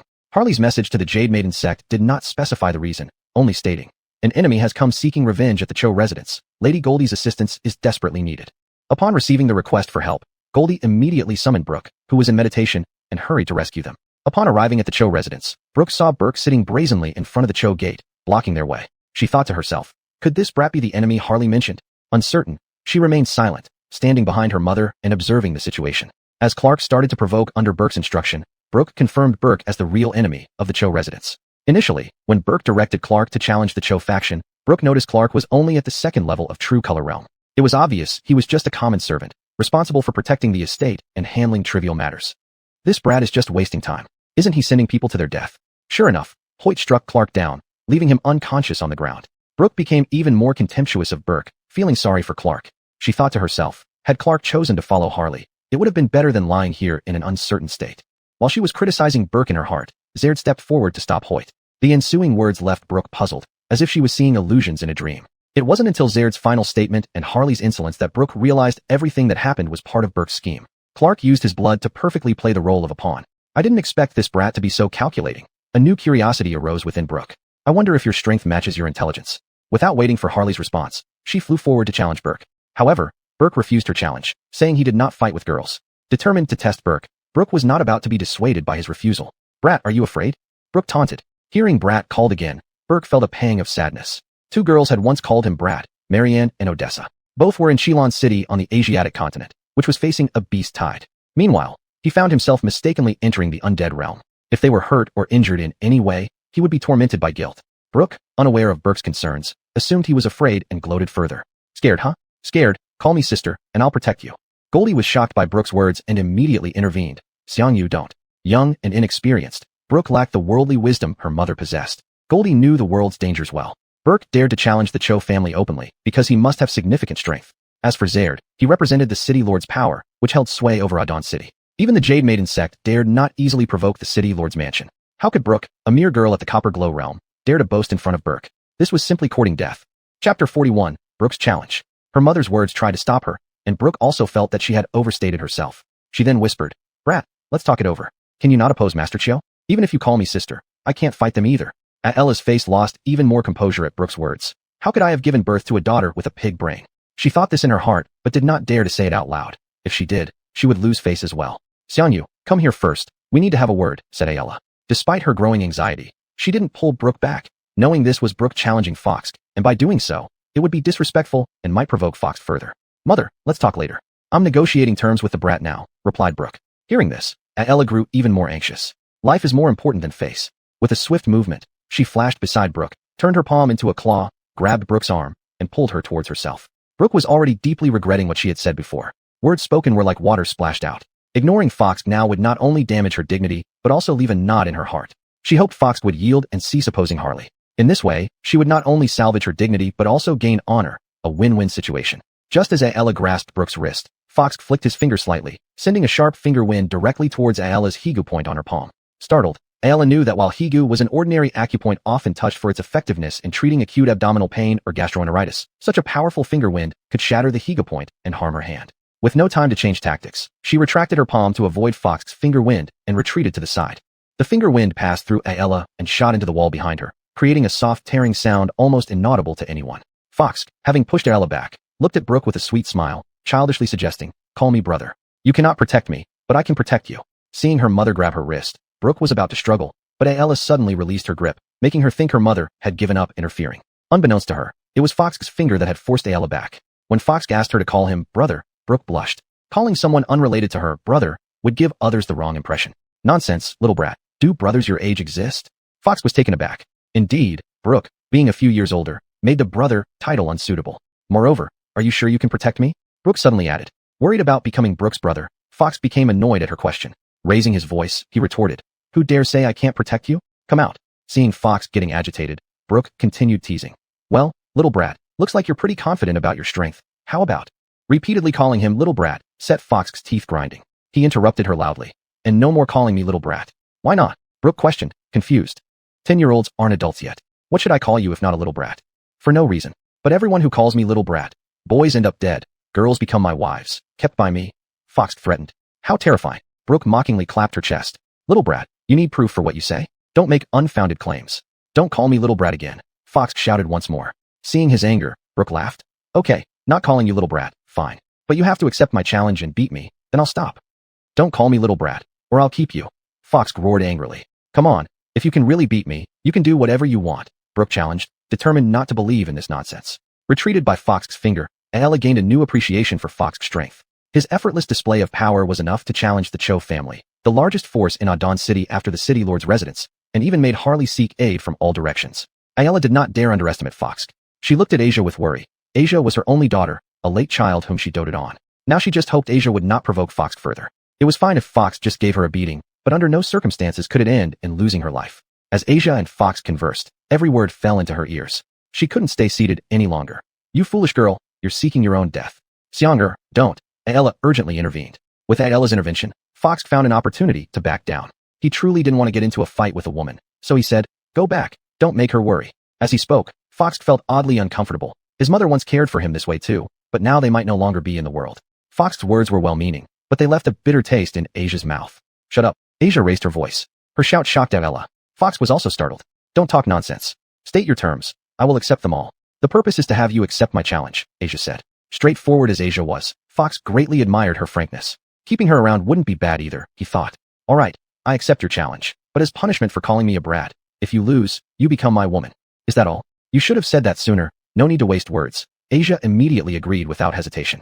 "Simple? At the cost of your lifelong happiness." Fox couldn't help shaking his head. "Lucky it's me she met. If it had been someone else, what would she do? How irrational can a determined girl be? To sacrifice herself for such a meaningless idea, like a moth drawn to a flame. Girls will always marry. Marrying a powerful man who can protect you is better than marrying a weaker one who needs protecting," Asia remarked. This comment was meant for both Fox and Ella. Asia's words left Ella speechless. "Xiangyu, as your mother, I respect your choice, even though I don't recognize your strength," Ella sighed. She knew Asia's resolve, yet intervening further would only widen the gap between them. The path was chosen by Asia herself, whether bumpy or smooth. Only she could truly understand it. "You can't give me a bit of confidence? Your mid-copper light realm, one of the top experts in Adon City. Asia retorted aloud, but inside, she wasn't convinced. Being 9th layer Black Light Realm was close to Copper Light Realm. In Adon City, she was a prominent figure, surely not as incapable as they suggested. Aella ignored Asia, knowing her daughter best. Her daughter's capabilities were evident through her achievements, but she lacked practical combat experience, usually sparring with fellow disciples, never experiencing true life or death situations. Mister, as a mother, I hope you won't harm Xianyu, Aella pleaded. She knew Asia was unaware of Fox's true strength. Just now, Fox's single-finger strike formed a thread of wind that attacked directly at Aella, unnoticed even by Asia standing nearby. That level of skill, Aella admitted, was beyond her current reach. If Fox used such a technique on Asia, she wouldn't stand a chance. Aella's heartfelt words made Fox's mind wander to days long past. He remembered his mother asking Peng Briangui to take him away, saying, Briangui, keep him safe, for Xiao Lei and me. The familiar scene, her kind face, clear as day before him. Tears welled up in Fox's eyes, and involuntarily, he called out, Mother. This cry of mother slipped out unconsciously, audible to everyone present outside the Cho family compound. Mother. Aella froze. Was she being addressed? Asia was equally stunned. His nerve. Could he be more shameless? Harley's eyes bulged in confusion. What play are they performing? Even Zared, who had started to leave, paused. Could this be real? Glenn also felt puzzled. He knew Fox's experience is the best. Just now, he had mistakenly wandered into the netherworld and came to Adon City only to avenge himself. He didn't know anyone here. This call of mother must have been an emotional outburst. Upon closer inspection, it was indeed clear that Fox's eyes were misty, lost in his own thoughts. So Glenn softly called, Young master. Glenn's voice startled Fox back to reality. When Fox regained his senses and saw everyone's expressions, he was also frightened. What are they doing? Fox gasped. It's all because of you, Asia said with blushing cheeks. You even called her mother. How can I show my face to others in the future? No way. I have to fight you. Only if I lose will I accept it willingly. Otherwise, don't even think about it. Calling me mother won't change anything. What is this all about? Fox inwardly cried injustice. It turned out that an emotional outburst from deep within him caused this awkward situation. Xianger. Aella saw Fox's expression. She knew that her daughter's request had touched something deep within Fox. That call of mother was an emotional response, not a deliberate address to her. But she thought about the stakes of Asia's challenge to Fox, which had already sealed Asia's fate. Fox calling her mother prematurely wasn't wrong. Unless you give up on challenging the young master. Absolutely not. The increasing uncertainties made Asia less able to maintain her maidenly reserve. Only by defeating Fox and shouting no loudly could she wash away today's shame. Asia didn't want to dilly-dally with Fox any longer. She drew her long sword, twirled it into a bloom of sword petals, and thrust towards Fox while warning, be careful. Chapter 42, Spirit Weapon. Brooke's long sword stirred up a whirlwind that rained down on Zephyr like a torrent. The hearts of those in the Chiu family camp bloomed with delight. Indeed, as the leader of Adon City's new generation, Brooke truly lived up to her reputation with such extraordinary moves. Scattered flowers of the Jade Maiden. Brooke cried out, excellent. Zephyr applauded. Brooke's sword danced like a dragon, enveloping Zephyr in a sea of sword blades. Having not seen such perfect swordplay and movements in a long time, Zephyr indulged his curiosity and stood up, gracefully dancing along with the sword's flow. His white robe complemented the sword's shadow, presenting a beautiful picture before the Chiu family manor. Seeing Zephyr's graceful steps following her sword, never leaving its side, Brooke flicked her wrist and shifted into Moon in the Embrace, changing her sword from stabbing to slashing. Noticing the change in Brooke's style from graceful to fierce, Zephyr swiftly moved aside, avoiding the sword. Pointing the way for immortals. Brooke shouted again, spinning her wrist, her sword pointing once more at Zephyr. I catch. Zephyr stepped forward, his hand passing through the sword shadows and gently holding Brooke's wrist. Bullying me. Feeling the warmth from Zephyr's palm, Brooke's heart trembled, almost losing her grip on the sword. Lowering her arm, she freed herself from Zephyr's grasp, firmly holding the sword again. With offering wine to the Jade Maiden, her sword swept upward towards Zephyr. A toast to you. Thank you. Zephyr moved closer, catching Brooke's arm, moving in sync with her. Feeling the warmth from Zephyr's body, Brooke's heart quivered once more. Throwing myself into your arms, she softened her stance and fell into Zephyr's embrace. Their heights matched perfectly, allowing Zephyr to hold her closely. Zephyr did not expect this move. Embracing a woman was unseemly for a boy, so he took a step back. Ha ha ha ha. Brooke laughed melodiously, realizing Zephyr was within range of her sword. Offering Buddha a flower, she slashed her sword fiercely at Zephyr. With her laughter ringing in his ears, Zephyr remembered Brooke had come to challenge him. Don't play around. Zephyr burst forward like a bolt of lightning, dashing towards Brooke. Seeing Zephyr's aggressive approach, Brooke strengthened her grip on the sword. Who's afraid of who? She asked, meeting Zephyr head-on. In this punch, Zephyr used 2 layers of strength, delivering an extremely heavy blow that struck Brooke's sword like lightning. Brooke screamed as she couldn't withstand the force of Zephyr's punch and flew backward. Xianger. Aella was startled by Brooke's scream and quickly caught her mid-flight. Xiangyu, are you okay? Don't scare your mother. After a moment, Brooke regained her senses, finding herself unharmed but pale. She said, Mother, I'm fine. Didn't expect such strength from this little brat. Aella held Brooke tightly. The force of Zephyr's punch would have been too much even for someone at the middle copper light stage like her. Seeing Brooke unharmed, She realized Zephyr had held back and said, emotionally, it's all right. But my sword isn't all right. Brooke recovered and raised her hand, revealing a broken sword hilt. The blade had shattered into pieces under Zephyr's attack, leaving only the hilt in her hand. This was the treasured sword Aella used when young and had given to Brooke, her favorite weapon. Humph. You must compensate me for my sword. Brooke broke free from Aella's embrace and threw the hilt at Zephyr's feet. Seeing Brooke's fierce gaze, Zephyr thought, oops, should have been gentler. Xianger, shocked by Brooke's ferocious look, Aella feared provoking Zephyr and said, we'll find another weapon. If I lose, I become his woman. He broke my sword. Who else should I ask for compensation? Brooke growled. Zephyr's punch silenced everyone. The sword broke, but Brooke remained unharmed. Clearly, Zephyr's mastery over his power allowed him to control it precisely, striking like thunder and stopping like cutting water. None in the Chiu family camp could achieve this except him. At this moment, Dean lost his earlier arrogance. Zephyr's punch shattered his illusions. Just as Zephyr sent Brooke flying, Yosef and Sullivan helped up Ermizy. Hoyt looked at the unconscious Clark and thought of the power of Fox's punch earlier. If that punch had landed on him, he would have been obliterated into nothingness. No longer did he have the arrogance he had shown when fighting Clark. His legs turned weak, and with a thud, he knelt on the ground. Hoyt's kneeling shattered the hopes of many people. Fox's strength exceeded their imagination. Dean gritted his teeth in hatred. At any other time, he would have definitely killed Hoyt with one punch. But at this critical moment, they needed everyone to unite against their enemy, so he suppressed his anger. Hoyt, stand up. Adon City only has heroes who die standing, not cowards who live on their knees, Dean said. Dean's words were like a shot of adrenaline, rejuvenating the hearts of the people in front of Chiu Manor. Theodore, who had been silent since entering the scene, also stood up and said, everyone should support Lord Chiu. He is our hero of Adon City, now and always. With Theodore's support, the people of Adon City realized that in front of Fox, they were one group, sharing both honor and disgrace. The head of the Golden Wheel sect, Slade, also stood up and said, Master Ran, you represent us dragon spirits. 20 years later, you'll still be a brave warrior. The disciples of the Divine Dragon sect also called out, Master, stand up. You will always be our master. Zared sighed as he recalled Fox's punch earlier and saw the excited elites of Adon City. Disaster. This is a disaster for Adon City. The disciples of the Jade Maiden sect rushed to Aella and Brooke, forming a circle around them and asking nervously, Master, what should we do? Brooke glared at the women of the Jade Maiden sect and said, since I am the lady of Master Pong, the Jade Maiden sect naturally follows Master Pong. Aella glanced at her daughter with a complex expression, unsure whether having such an impulsive daughter was a blessing or a curse. Since her daughter had spoken, she couldn't say much more. Listen to what the young mistress says. With the order from their master, the women of the Jade Maiden sect joyfully moved beside Fox, their colorful clothes resembling a group of chirping birds, forming a beautiful scenery alongside Fox's white robe. Seeing the women of the Jade Maiden sect gather around Fox, Brooke extended her small hand towards Fox once again. Fox understood what Brooke wanted. It seemed she wouldn't give up until she got the sword. Besides, although it was a fair bet, seeing Brooke's willing expression, he knew he had to give some token to maintain the loyalty of the Jade Maiden sect. Remembering that Brooke loved fencing, he actually had several nice swords he had obtained as spoils during his escapes with Peng Briangdui. Using his mental energy to search through his storage ring, Fox picked the least advanced sword. He originally wanted to find a better one, but Brooke might not be able to handle a higher grade weapon. It would be wasted on her. Considering whether Brooke could wield the sword, Brooke saw Fox hesitating and mocked him. Little brat is still a little brat, being so stingy over just a sword. If this is how you treat your woman, why did you say that calling you a little brat makes me your woman? Who treats their woman like this? How could I neglect my own woman? Fox took out the sword and handed it to Brooke.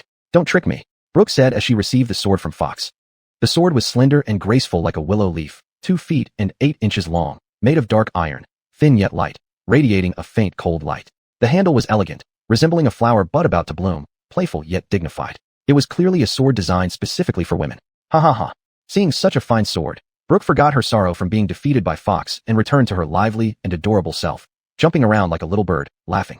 The women of the Jade Maiden sect looked at the sword with envy and jealousy, wondering why it wasn't given to them. Brooke gently stroked the blade. Suddenly, the blade emitted a series of vibrations with a sense of spirituality, breaking free from her grip and flying off into the distance with a whoosh. Spirit weapon. Dean, who had ascended to the immortal realm, recognized a spirit weapon when he saw one, and his eyes gleamed with greed as the sword flew away. A spirit weapon is crafted by infusing a beast's soul into the weapon or magical treasure during its creation. Once completed, the weapon becomes sentient.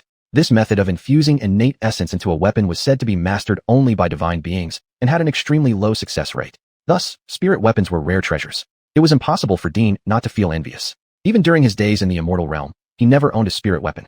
Chapter 43, We Won. Brooke watched as the sword flew away, unsure of the reason, and stared blankly. The sword flying away on its own was within Fox's expectations. This was a spiritual weapon with its own spirit consciousness, which were usually souls of high-level demon beasts with their own intellect. Upon meeting an ideal master, it would willingly recognize them as its owner to be commanded, serving as a great assistant. If displeased by its handler, it simply ignored the person, acting as it willed. For such a spirit consciousness, only forced recognition might be effective. Though this method was rather tyrannical, spending enough time together could still lead to telepathic understanding, becoming partners for life. Fox reached out to intercept the sword, grabbed it, and handed it over to Brooke, saying, "This sword has a spirit consciousness and its own intellect. You need to recognize it with a blood drop, communicate with it frequently to command it. Your strength is too low while the spirit consciousness is that of a high-level demon beast soul, holding its own dignity. It naturally tries to escape if unwilling to acknowledge you as its master." Hearing Fox's words, Brooke felt elated, biting her tongue and spraying a mouthful of blood onto the sword. The blood slowly seeped into the sword, and she sensed it no longer rejecting her as before. Hugging the sword in her arms, she chuckled to herself, finally found a treasure. Not only is this kid skilled in martial arts, but he's also quite generous, gifting a spiritual weapon right away. Brooke was satisfied, unaware of the envy from many outside Show Mansion. As a mother, Goldie thought little of it, considering her daughter's treasure was also hers, so there was nothing to envy. Dean, however, felt differently. To a cultivator, possessing a spiritual weapon meant much more. It could be a second life, fighting to the death for its master, even guiding their cultivation. Since the spirit consciousness would live indefinitely unless gravely injured, it would have experienced multiple masters with different cultivation methods, gradually acquiring some knowledge, allowing it to guide the master until their strength surpassed it. "If I had such a spiritual weapon in the celestial realm, my brother and I wouldn't have died," muttered Dean to himself. Zared had been observing Dean ever since Fox revealed his spiritual weapon, holding a cautious attitude toward this reincarnated ancestor Armin's follower. Back then, when Dean went on a killing spree, massacring the Gao clan, Zared received reports and rushed with soldiers to stop him. Just as they surrounded Dean, he disclosed his identity to Zared. Though skeptical, everything Dean recounted matched the records in the Chiu family library, including secrets not documented in the books. This dispelled Zared's doubts, leading him to abandon the attempt to kill Dean, but insisting Dean not pursue remaining members of the Gao clan, a decree left by ancestor Adon. Dean agreed. Still, Zared understood that Dean's rebirth must come with secrets and unresolved matters, explaining why only he among many returned to life. Over these 10 years, though, Dean acted respectfully, without significant misbehavior, somewhat easing Zared's concerns. But now seeing Fox gift a spiritual weapon to Brooke, Zared noticed a glint of greed in Dean's eyes, worrying he might go to any lengths to acquire it. However, given Fox's hidden strength, giving away a spiritual weapon so casually suggested immense power. He doubted anyone could challenge this. Ordinary people couldn't possess such exquisite weapons. Fox's background was bound to be extraordinary. If Zared didn't prevent Dean, Adon City would surely be bathed in blood. Understandably, Zared felt immense pressure. The slightest mishap would doom Adon City. Apsel fought unarmed, her fists like two small iron hammers clashing against Flynn's claws. Flynn's rudeness toward Odessa ignited Apsel's anger. They were extremely close, even calling each other sister and brother, plus Odessa was Fox's adopted woman, deepening the ties. Insulting her was insulting Master Peng, who had become a demigod in Apsel's mind. If Master Peng learned his woman was insulted in his absence, wouldn't he flay her alive? So every strike carried Apsel's rage. Focused entirely on Odessa, Flynn cared little about Apsel's attacks, confident in his significantly higher level. To him, Apsel's strikes were mere futile resistance. After a few strikes, Flynn began to feel something was amiss. Every punch from Apsel seemed to carry the faint sound of wind and thunder. It would be difficult for Flynn to match up unless he gave it his all. Apsel took the initiative to strike first, while Odessa's long spear drew arcs of lightning to attack Flynn, filling in the gaps between Apsel's attacks and not giving Flynn any chance to catch his breath. On the Qilin City Guard side, with Bao Qi, Bao Bao, and Jackson fleeing, Dalen, Homer, Eris, Aaron, and Nathaniel had their hands freed. The five were all division commanders of the Qilin City Guard, at the top level of strength among the city's defense forces. They exchanged smiles. Dalen lunged at Nyobiao beside him and teamed up with John. Homer tackled Brandon. Eris and Aaron attacked the brothers Nyoshin and Nyofin. Nathaniel, holding a longbow, provided unerring support wherever there was danger, covering every angle. Apsel's Qilin Meteor Fist became smoother with use. The Heavenly Gate technique didn't just provide an endless stream of spiritual energy, but also aided the perfection of the Qilin Meteor Fist. His form agile, fists like meteors, he forced Flynn to keep retreating. Odessa's spear thrusting, lifting, smashing, sweeping, each move was powerful, leaving Flynn struggling. Things are looking bad. Flynn thought it was not going well. Each heavy blow from Apsel made his palms ache. Odessa's spear kept finding openings. He had no chance to retaliate, and was thoroughly beleaguered by their combined assault. Stage 4 Beast is indeed remarkable. Apsel secretly admired Flynn. If not for cultivating the divine technique, Heavenly Gate technique, providing him with boundless spiritual energy, his initial foundation establishment realm wouldn't have been able to withstand 3 moves from Flynn. Odessa relentlessly supported Apsel with her spear, yet she herself silently lamented, as each counterattack from Flynn numbed her arms. Their combined strength left even the Stage 3 Beast helpless, whereas Stage 4 Beast Flynn, despite appearing flustered, remained unharmed. The difference between Stage 3 and Stage 4 Beasts was too vast. With Apsel and Odessa holding off Flynn, the pressure on the Qilin City Guard diminished considerably. Coupled with the escape of the Bao brothers and Jackson, the Qilin City soldiers gradually gained the upper hand. Dalen and John worked together to subdue Niu Biao. Seeing Niu Biao barely holding on against Dalen and John, Nathaniel saw his chance for a sneak attack, keeping his eyes trained on any weakness in Niu Biao's defenses. Finally, Nathaniel seized his opportunity. The arrow flew through the air and struck Niu Biao in the eye. An eye being one of the vulnerabilities of the Minotaur race, a single arrow shot caused Niu Biao to let out a tragic cry. Dalen and John took advantage, their weapons mercilessly tearing apart his body. Homer and Alan held off Brandon's assault together. With Niu Biao dead and his agonized cry startling Brandon, Dalen and John seized the moment along with Nathaniel's relentless arrow support. Brandon struggled chaotically and was split into two by Alan's axe. Eris, Aaron, Lu Dian, Yu Jiping, Lu Fengyi, and He Huidi jointly fought the brothers Niuxin and Niufen, who could only defend themselves without any counteroffensive. Hearing Niu Biao's cries abruptly stop, they knew he had met a terrible fate, yet they couldn't break the tight net surrounding them, especially when they too were hard-pressed. Niuxin and Niufen looked at each other, realizing they might lose their lives here. Sure enough, after killing Brandon, Dalen and others turned to attack the brothers Niuxin and Niufen, surrounding and ruthlessly finishing them off. Seeing everyone was no longer under pressure, Nathaniel darted among the Qilin City soldiers, assisting each endangered warrior with unerring arrows. Nathaniel shot down a beast, watching his comrades still deeply engaged in battle, and an idea hit him. He shouted loudly, "Soldiers of Qilin City, we have won! We have won!" The besieged Qilin City soldiers chopped down their opponents with renewed vigor and echoed, "We have won!" Suddenly, across the battlefield, shouts of "We have won!" rang out continuously. "We have won!" Hearing the calls of victory from the Qilin City soldiers, Apsel smiled at Odessa and said, "Sister, everyone has won. What are we waiting for? Let's finish him." Odessa nodded. "Brother, great idea. Kill." Odessa roared and her spear brought forth the sound of wind and thunder, striking fiercely towards Flynn. Seeing Odessa make the first move, Apsel did not lag behind, shouting "Meteor Rampage."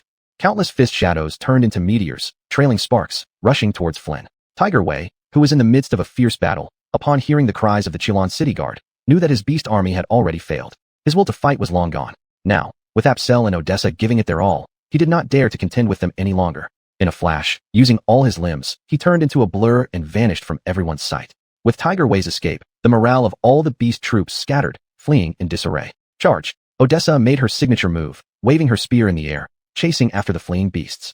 Hold it! Just as the Qilin City Guard was vigorously pursuing the fleeing beasts, a roar came from the rear of the Qilin City Guard. Odessa, who was charging madly, stopped and roared angrily, "Who dares?" Apsel glanced at the division commanders beside him. Dalen, Homer, Eris, Aaron, and others exchanged looks after slaying the Niu Biao brothers. Chapter 44, Wu Dao Alliance. Just as the defenders of Qilin City were exchanging puzzled glances, a group of people walked up from behind the city's defense force. Seeing this group, Odessa raised her long spear high, pointing it straight at the sky. The soldiers of Qilin City's defense force, upon seeing Odessa's spear movement, naturally and quickly regrouped under their respective officers. This was a habitual gesture of Odessa's, centering on herself for rapid assembly. Apsel, who held no military rank in the Qilin City defense force, stood beside Odessa. Odessa glanced at Apsel upon seeing the newcomers. Apsel understood her intent from that glance and stepped forward, raising her voice to say, "Who are you? And why do you disturb the orders of Qilin City's defense force? Do you not know that disrupting military discipline deserves death? Who are you?" A soldier in armor stepped out from the crowd, questioning sternly, "If you hinder our Qilin City defense force's pursuit of the remaining beast monsters without stating your purpose, you die." Apsel knew that Odessa wanted to intimidate these newcomers, so she ignored the soldier's question and declared forcefully. Apsel's strong attitude and Odessa's silence left the armored soldier unsure of Odessa's stance. His tone softened as he said, "Carson, commander of Yongin City's defense force. Yongin City and Qilin City both belonged to the Xinshu Empire, neighboring each other. Yongin City had a larger population and was slightly more prosperous than Qilin City. In other words, while holding the same rank, Carson was technically a higher level than Odessa. So, this was why Odessa asked her to speak." Apsel bowed respectfully. "I have heard much about you, Commander Yuan. I wonder what brings you here today. You aren't here to deliberately stop us from pursuing the beast monsters, are you? Who are you?" Angered by Apsel's lack of respect despite knowing the severity of military hierarchy, Carson questioned furiously. Apsel merely bowed slightly, showing no signs of deference typical of subordinates to superiors. "Odessa's brother," Apsel improvised. "Odessa's brother?" This answer was unexpected. Anyone else would be easy to accuse of disrespect, but Odessa's brother required verification. "Tingting, is this true?" Carson turned to look tenderly at Odessa. "Commander Yuan, please show some respect. Tingting isn't someone you can call so casually." Odessa replied sternly. "Also, this is my family matter, which you have no authority to interfere with. By the way, may I ask what brings you here today?" Odessa's words were as sharp as ever, and Carson was accustomed to them, but still confessed his feelings deeply. "Tingting, don't you see my heart? Our families are well matched. If we join together, Qilin City and Yongin City will mutually support each other, becoming dominant." "Commander Yuan." Odessa emphasized those 3 words, clearly disliking Carson. As soldiers, we cannot afford romantic distractions. The battlefield changes in an instant, and opportunities are fleeting. What is your intention by stopping our pursuit of the remaining beasts? This has nothing to do with me, but rather the Wu Dao Alliance's decision, said an elderly man with white hair, defending Carson. Wu Dao Alliance. Odessa was somewhat surprised. The Wu Dao Alliance was a team spontaneously formed by cultivators in Xinshi Empire, and any cultivator above the Golden Core realm would receive an invitation to join after passing their assessment. Ting Ting, this is Elder Dexter of the Wu Dao Alliance, Carson introduced him. Elderly, I've heard much about you. Odessa bowed respectfully. Why does the Wu Dao Alliance wish to prevent our army from pursuing the remaining beasts now, when this is the best opportunity to repel the beast tide? Commander Yu, I understand your eagerness for victory, but this is the decision of the Wu Dao Alliance leadership. As an external elder, I merely convey their orders and have no further knowledge, Dexter explained. And if we refuse? Apsel retorted, upset. The beast tide had ravaged half of Qinglan City, leaving civilians homeless and separated from their loved ones. How could they face the citizens if they stopped now? Dexter glanced at Apsel. Odessa nodded, signaling that Apsel's words represented her stance. Since this Taoist friend wishes to know the reason, I can reveal the information I know. This beast tide has swept across the entire Xinshi Empire continent, leaving none unscathed. Just as both sides entered a stalemate, the demonic beasts suddenly unleashed a large number of high-ranked demons, causing heavy losses to the empire. According to historical records, beast tides are primarily composed of low-ranked demonic beasts. After a certain level of battle, both sides would naturally lay down their arms. If you insist on acting against our advice, it may provoke dissatisfaction from the upper echelons of Wu Dao Alliance, with unimaginable consequences. Is what you're saying a threat? Apsel asked, feeling uneasy due to Dexter's words. One can take it that way. However, out of respect for your and Commander Yu's potential, I offer a warning. Wu Dao Alliance is not as powerless as you imagine. Some promises we make, we will keep, Dexter said. Apsel was unfamiliar with the Wu Dao Alliance because he was just a petty thug in Qinglan City before and never had the chance to be exposed to such levels. As the commander of the defense force and the first successor of the Qinglan City Lord, Odessa needed to be aware of some matters. Wu Dao Alliance, the largest martial arts alliance in Xinshi Empire, governed by one alliance leader, 5 vice leaders, countless elders and protectors, gathered the top experts of Asia Minor continent, controlling the lifeline of the imperial resources. A single word could change the rulership of Xinshi Empire. The imperial royal family regarded them as honored guests and dared not disobey their commands. Odessa understood the gravity of the situation and signaled Apsel with a glance. She knew Apsel's easygoing nature, especially after following Halston, an uncontrollable master, which made his personality even more audacious. She feared he might say something too excessive. Though Apsel didn't mind Dexter's remarks, he couldn't ignore Odessa's words. Odessa was not only his sister, but also the woman adopted by Halston.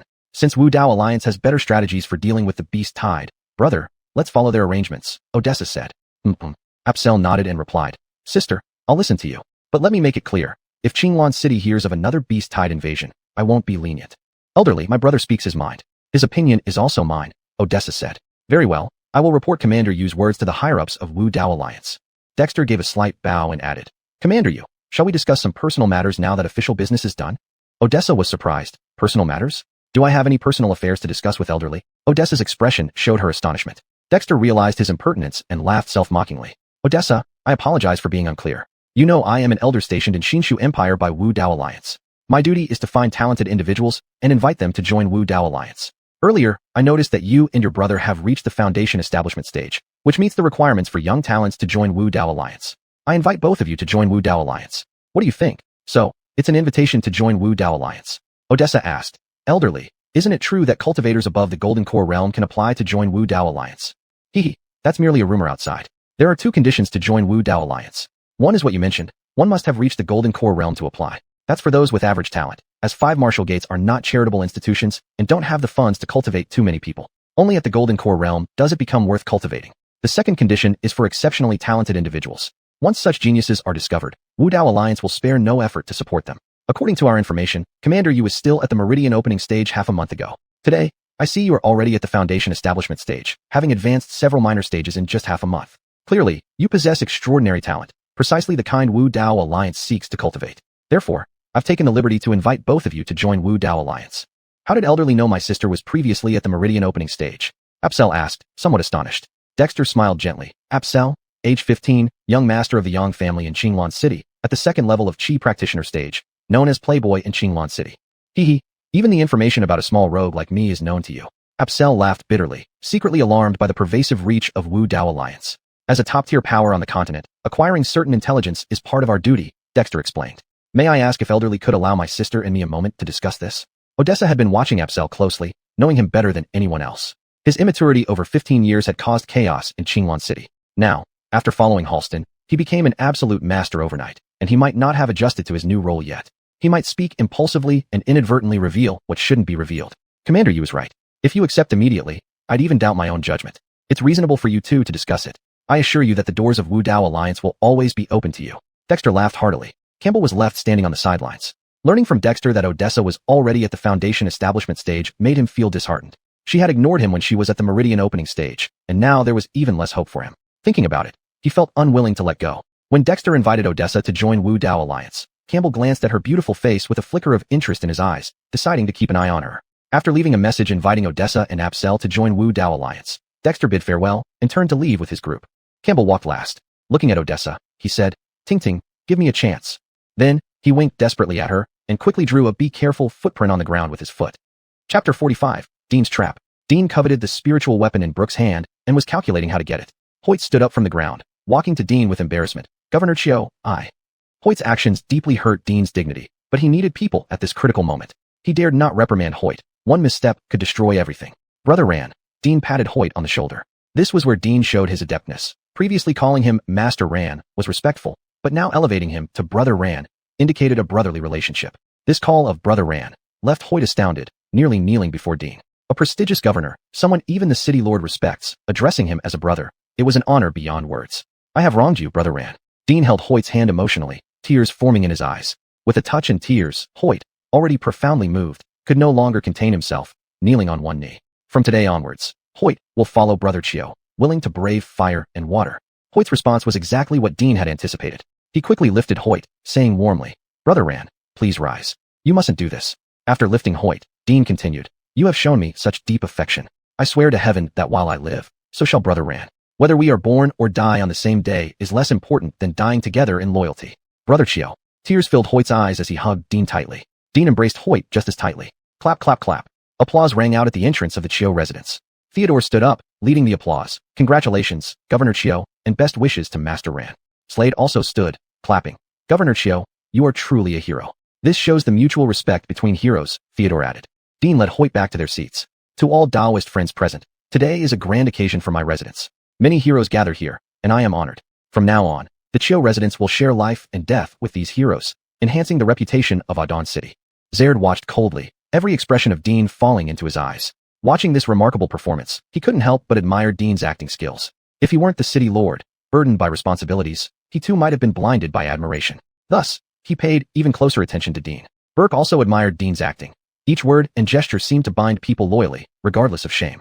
Gao Zhong felt uneasy, not because the Gao clan wasn't good enough, but because the opponent was exceptionally strong. Yosef, Sullivan, and Intersamatsi murmured, "He has a knack for winning hearts. Our old master trusted him too much, only to be deceived." Brooke focused entirely on nurturing her spiritual weapon. Goldie thought only of her daughter, relying on Brooke for comfort. Only they remained unaffected by Dean. Even the women of the Jade Maiden sect were teary-eyed. "It's too touching. We feel like crying." Seeing the right moment, Dean intended to shift the blame. "Headmistress Gua, you are part of Adon City, aren't you?" Dean turned his attention to the Jade Maiden sect. Goldie, preoccupied with her daughter, didn't understand what Dean was getting at. Hearing her name mentioned, she replied absent-mindedly. Goldie's vague answer fit perfectly into Dean's plan. It showed she was unguarded and easy to manipulate. "I'm asking if you are part of Adon City." Dean repeated. "Of course I am. All disciples of the Jade Maiden sect are natives of Adon City," Goldie replied. "Since Headmistress Guo admits to being part of Adon City, everyone here can testify to that," Dean pressed. Unaware of Dean's intentions, Goldie nodded. "Yes, that's correct." Dean was inwardly pleased with Goldie's response, smiling secretly. Goldie felt confused, unaware that she was falling into Dean's trap step by step. Since Headmistress Guo takes pride in Adon City's honor, why betray it? Dean shifted tone abruptly, pressing accusingly. "Governor Chiu, why do you say this?" Goldie was stunned by Dean's accusation. "High School Zhang conspired with this man to rebel against Adon City, didn't you know?" Dean pointed to Burke. "I'll." Goldie was speechless. Everyone had witnessed Dean widely inviting various powers to the Chiu residents to deal with Burke, and now everyone had also witnessed the Jade Maiden sect following Burke. For a moment, she did not know how to respond. All this went exactly according to Dean's plan, step by step without deviation. Dean secretly felt pleased within himself. "If Master Guo claims you have not betrayed Adon City, please show your sincerity and prove it to all of Adon City that the Jade Maiden sect has not betrayed us." Dean changed his tone again, setting another trap for Goldie. Only now did Goldie realize that she had unknowingly fallen into Dean's trap. No matter how she answered, Dean had a countermeasure. Well plotted. Even Xiao Zhong standing beside could not help but give Dean a thumb up. The scheme was flawless, leaving no room for rebuttal. If Goldie wanted to prove her innocence, She would have to announce that she and her disciples of the Jade Maiden sect were withdrawing from Burke's side. If she followed Dean's plan and returned to Adon City's side, Brooke would also return with her spiritual weapon. This way, Dean would find a way to drive away Burke and then slowly scheme to obtain the spiritual weapon in Brooke's hands. Given his cunning, it was only a matter of time before the spiritual weapon fell into his hands. Secondly, if Goldie refused Dean's suggestion and acted obstinately, Dean would label her as a public enemy of Adon City and incite everyone to turn against her and Burke. The best move now would be for Burke to stand up and prove he was also a resident of Adon City. That way, it would become an internal conflict among Adon City residents, and Dean's excuse of using public enemies would fall through. Not only would this embarrass Dean in front of everyone, but it would also make him lose face in front of all the people of Adon City. Another option was for Burke to confront Dean directly. This would disrupt all of Dean's plans. However, this was not a wise choice. Under Dean's instigation, everyone in Adon City was united against Burke, making it impossible for him to defeat Dean at once without encountering resistance. Although Burke never took Dean's scheme seriously, considering any conspiracy weak in the face of absolute strength, this still left him vulnerable. Burke remained silent, patiently watching Dean perform, wondering what his final strategy would be. It was rare to encounter such an opponent. Dean stared straight at Goldie, wanting to see her tremble inside and lose her composure, for that was when he would emerge victorious. As expected, Goldie was caught in a dilemma. She couldn't claim she hadn't betrayed Adon City while walking with Burke, yet if she admitted betrayal, she would become a public enemy. Helplessly, Goldie turned her gaze toward Brooke. But Brooke was focused solely on her spiritual weapon and ignored her completely. Dean, master of the Chiu residence. Gao Zhong glared at Dean. Gao Zhong, young Lord Gao. Dean replied, let me introduce everyone. Gao Zhong, young Lord Gao, former heir of the Gao clan. Everyone, please welcome him. 10 years had passed, and many still saw traces of Gao Yaowen in Gao Zhong's appearance. Scattered applause rang out. Young Lord Gao, are you here to reclaim the Gao clan land? Dean spoke straightforwardly. He knew most people already knew the Chiu residence was originally the Gao clan's territory. More concealment would only increase dissatisfaction with him. Better to openly state it and gain some favor. Ignored by Dean, Gao Zhong's anger had nowhere to go. Hearing Dean's words, he said, indeed, I am here for just that purpose. For 10 years, I have always missed our ancestors. Only by reclaiming the clan land can I face our ancestors. If the master of the Chiu residence can relinquish the clan land, I will be eternally grateful. Gao Zhong's reaction caught Dean off guard. He didn't know how to reply. According to his plan, Gao Zhong should have lashed out, cursing him for being shameless and ungrateful, demanding to kill him to avenge the Gao clan. High Lord Gao need not be so courteous. Dean, a man of cunning, quickly responded. Politeness is never overdone. Moreover, if the master of the Chiu residence gives up such a grand legacy without recognition, others would think I don't know my place, Gao Zhong explained. Does young Lord Gao mean I must accept this gratitude? Asked Dean. Certainly, Master Chiu deserves it. Since young Lord Gao is sincere, if I do not accept, it would reflect poorly on me. Ha ha, I accept your gratitude, young Lord Gao. Dean laughed heartily. Certainly, Gao Zhong said. The exchange of words between the two seemed ordinary on the surface, but underneath, they were maneuvering against each other with sharp tongues and hidden intentions. Gao Zhong's interjection gave Chiu Ziming no time to press Goldie further, much to her relief. She thought to herself, this Chiu Ziming is too scheming. Despite frequent interactions in Adon City, Chiu Ziming's hearty laughter had always masked his inner malice. Now, this was the real Chiu Ziming. Can you let go of your distractions? Just as Chiu Ziming and Gao Zhong were locked in a verbal battle, a child's voice rang out, reaching everyone gathered at the entrance of the Chiu residence. Chapter 46, Little Skeleton Brinley. Gaius. When Dean heard this name, he was very surprised. The first time this name appeared was out of his own mouth when he was plotting to murder Ailby and was surrounded by troops led by Jackson. He didn't originally intend to reveal it, but considering that Jackson was a descendant of Walker, if Jackson were accidentally injured in the conflict, he would feel remorseful. So he told Jackson the secret of his reincarnation, hoping that Jackson would know when to back off. Now this title appeared again. Was it Jackson? No, it couldn't be him. Dean knew Jackson wouldn't have the guts to announce his name publicly. So who could it be? He said. Gaius long passed away with Walker. I wonder what intentions you have to bring up this name again. Since you already know that Chiu Gaius has passed away with Walker, why are you so fixated on this? The youthful voice resounded again. What do you mean by this? Dean's anger flared. This statement had struck his bottom line. Walker was his spiritual pillar. Walker treated me sincerely as a friend and mentor. Even though he is gone, you are not qualified to mention him like an ant. The deceased rest in peace. Gaius, there's no need to be so entangled. The youthful voice echoed once more. Fox felt this voice sounded familiar. He looked for its source and saw the small skeleton, Brinley, that he encountered upon entering the undead realm. Brinley also sensed Fox's gaze and smiled at him, revealing a row of white teeth. Who are you really? Dean finally erupted. It's easy for you to say such things. Rest in peace. Do you even know what that means? Your older brother, a mentor and a friend, sacrificed himself before your eyes to protect you. You knelt, begged for mercy, screamed, cried. All your dignity trampled into nothingness. Can you mend all these wounds just by saying the deceased rest in peace? What exactly did Dean experience to make him so crazy? Could this be the reason Dean took over the Gao clan's territory? All present people couldn't help but think of this peculiar idea simultaneously. The death of Walker hurt you greatly, but it should not justify your actions, Brinley said. Humane? Walker saved the undead realm. To protect Gaius, he was torn apart and died wrongfully. Gaius couldn't escape his fate either. Yet fortune favors the bold. Gaius was reborn, knowing this was heaven's plan for revenge. Gaius reincarnated far from Adanchang, understanding that he must find Walker's treasure to rapidly enhance his strength and ascend to the celestial realm. Gaius wandered endlessly until, exhausted and hungry, he collapsed and was rescued by Ailbe. To repay him, Gaius called Ailbe father, who then renamed him Barrett. Later, Gaius discovered that the Gao clan's territory was where Walker had left the treasure. He pleaded with Ailbe to allow him to enter and cultivate, but Ailbe refused, saying he wasn't part of the Gao lineage. Bearing resentment because he could not enter the treasure site after enduring countless hardships, Gaius attacked Ailbe while he was gravely injured and killed him, eventually obtaining Walker's treasure. But he also found the one who harmed Ailbe and avenged him. Killing Ailbe was driven by necessity. Walker is a hero of the undead realm. Gaius feels he did nothing wrong. Is Walker truly so great? Brinley sighed softly. The truth about Ailbe's death became clear. Unwilling to hide his rage any longer, Dean shouted, "Whether Walker is great in your minds or not, it doesn't matter. I only know that he is my perfect ideal, and anything blocking my path of vengeance will be eliminated. Nothing can stand in my way." "You're wrong. This is not what he wanted. He only wished for all of you to live peacefully. It's more important than anything else," Brinley said. "Who are you? What is your intention to sway hearts like this?" Dean demanded. "Who I am doesn't matter. What matters is that he would be deeply saddened to see what you've become," Brinley replied. "The hero of the undead realm cannot be questioned by you. Today, I, Dean, swear that even if the undead realm is destroyed, nothing can hinder my steps of vengeance." "Why make it so hard on yourself?" Brinley whispered. Fox watched Brinley, wondering if this little skeleton was actually the reincarnation of Walker. Otherwise, how could he know so much about Walker and try so hard to stop Dean's vengeance? Brinley seemed to understand Fox's thoughts and walked beside him, saying, "Big Brother Batian, I'm here." "Brinley, do you have something on your mind?" Fox said as he looked into Brinley's eyes. "Big Brother Batian, after you left, I remembered a lot of things. So, I said goodbye to my mother and chased after you. I couldn't catch up with you no matter how long I chased. When I reached Adanchang, I found out you were here, so I came to find you. So, this was the reason Brinley came to Adanchang." "Why did Brinley come looking for Big Brother Batian? Is there anything you want to tell me?" "We agreed that when you grow up, I would come back to find you," Fox said. "Nothing much, just wanted to chat with Big Brother Batian. Talking to you makes me feel happy," Brinley said. "Is there no other reason?" "Brinley, I feel like you're hiding a lot from me," Fox pursued. "What can I hide from you?" "Oh, you mean what happened earlier?" Brinley replied. Fox nodded. "I don't know where to start with this," Brinley said. "Actually, those are all past matters. Since Big Brother Batian wants to know, I'll tell you. I am Walker," Brinley said. Brinley walking over to Fox caught everyone's attention. After all, it was previously an innocent-sounding young voice conversing with Dean. The conversation between Fox and Brinley reached everyone's ears, leading them to believe that Brinley was just an ordinary child who knew Fox and had struck up a friendship with him. Everyone started speculating about who had been mocking Dean. Suddenly, Brinley declared that he was Walker, shocking everyone.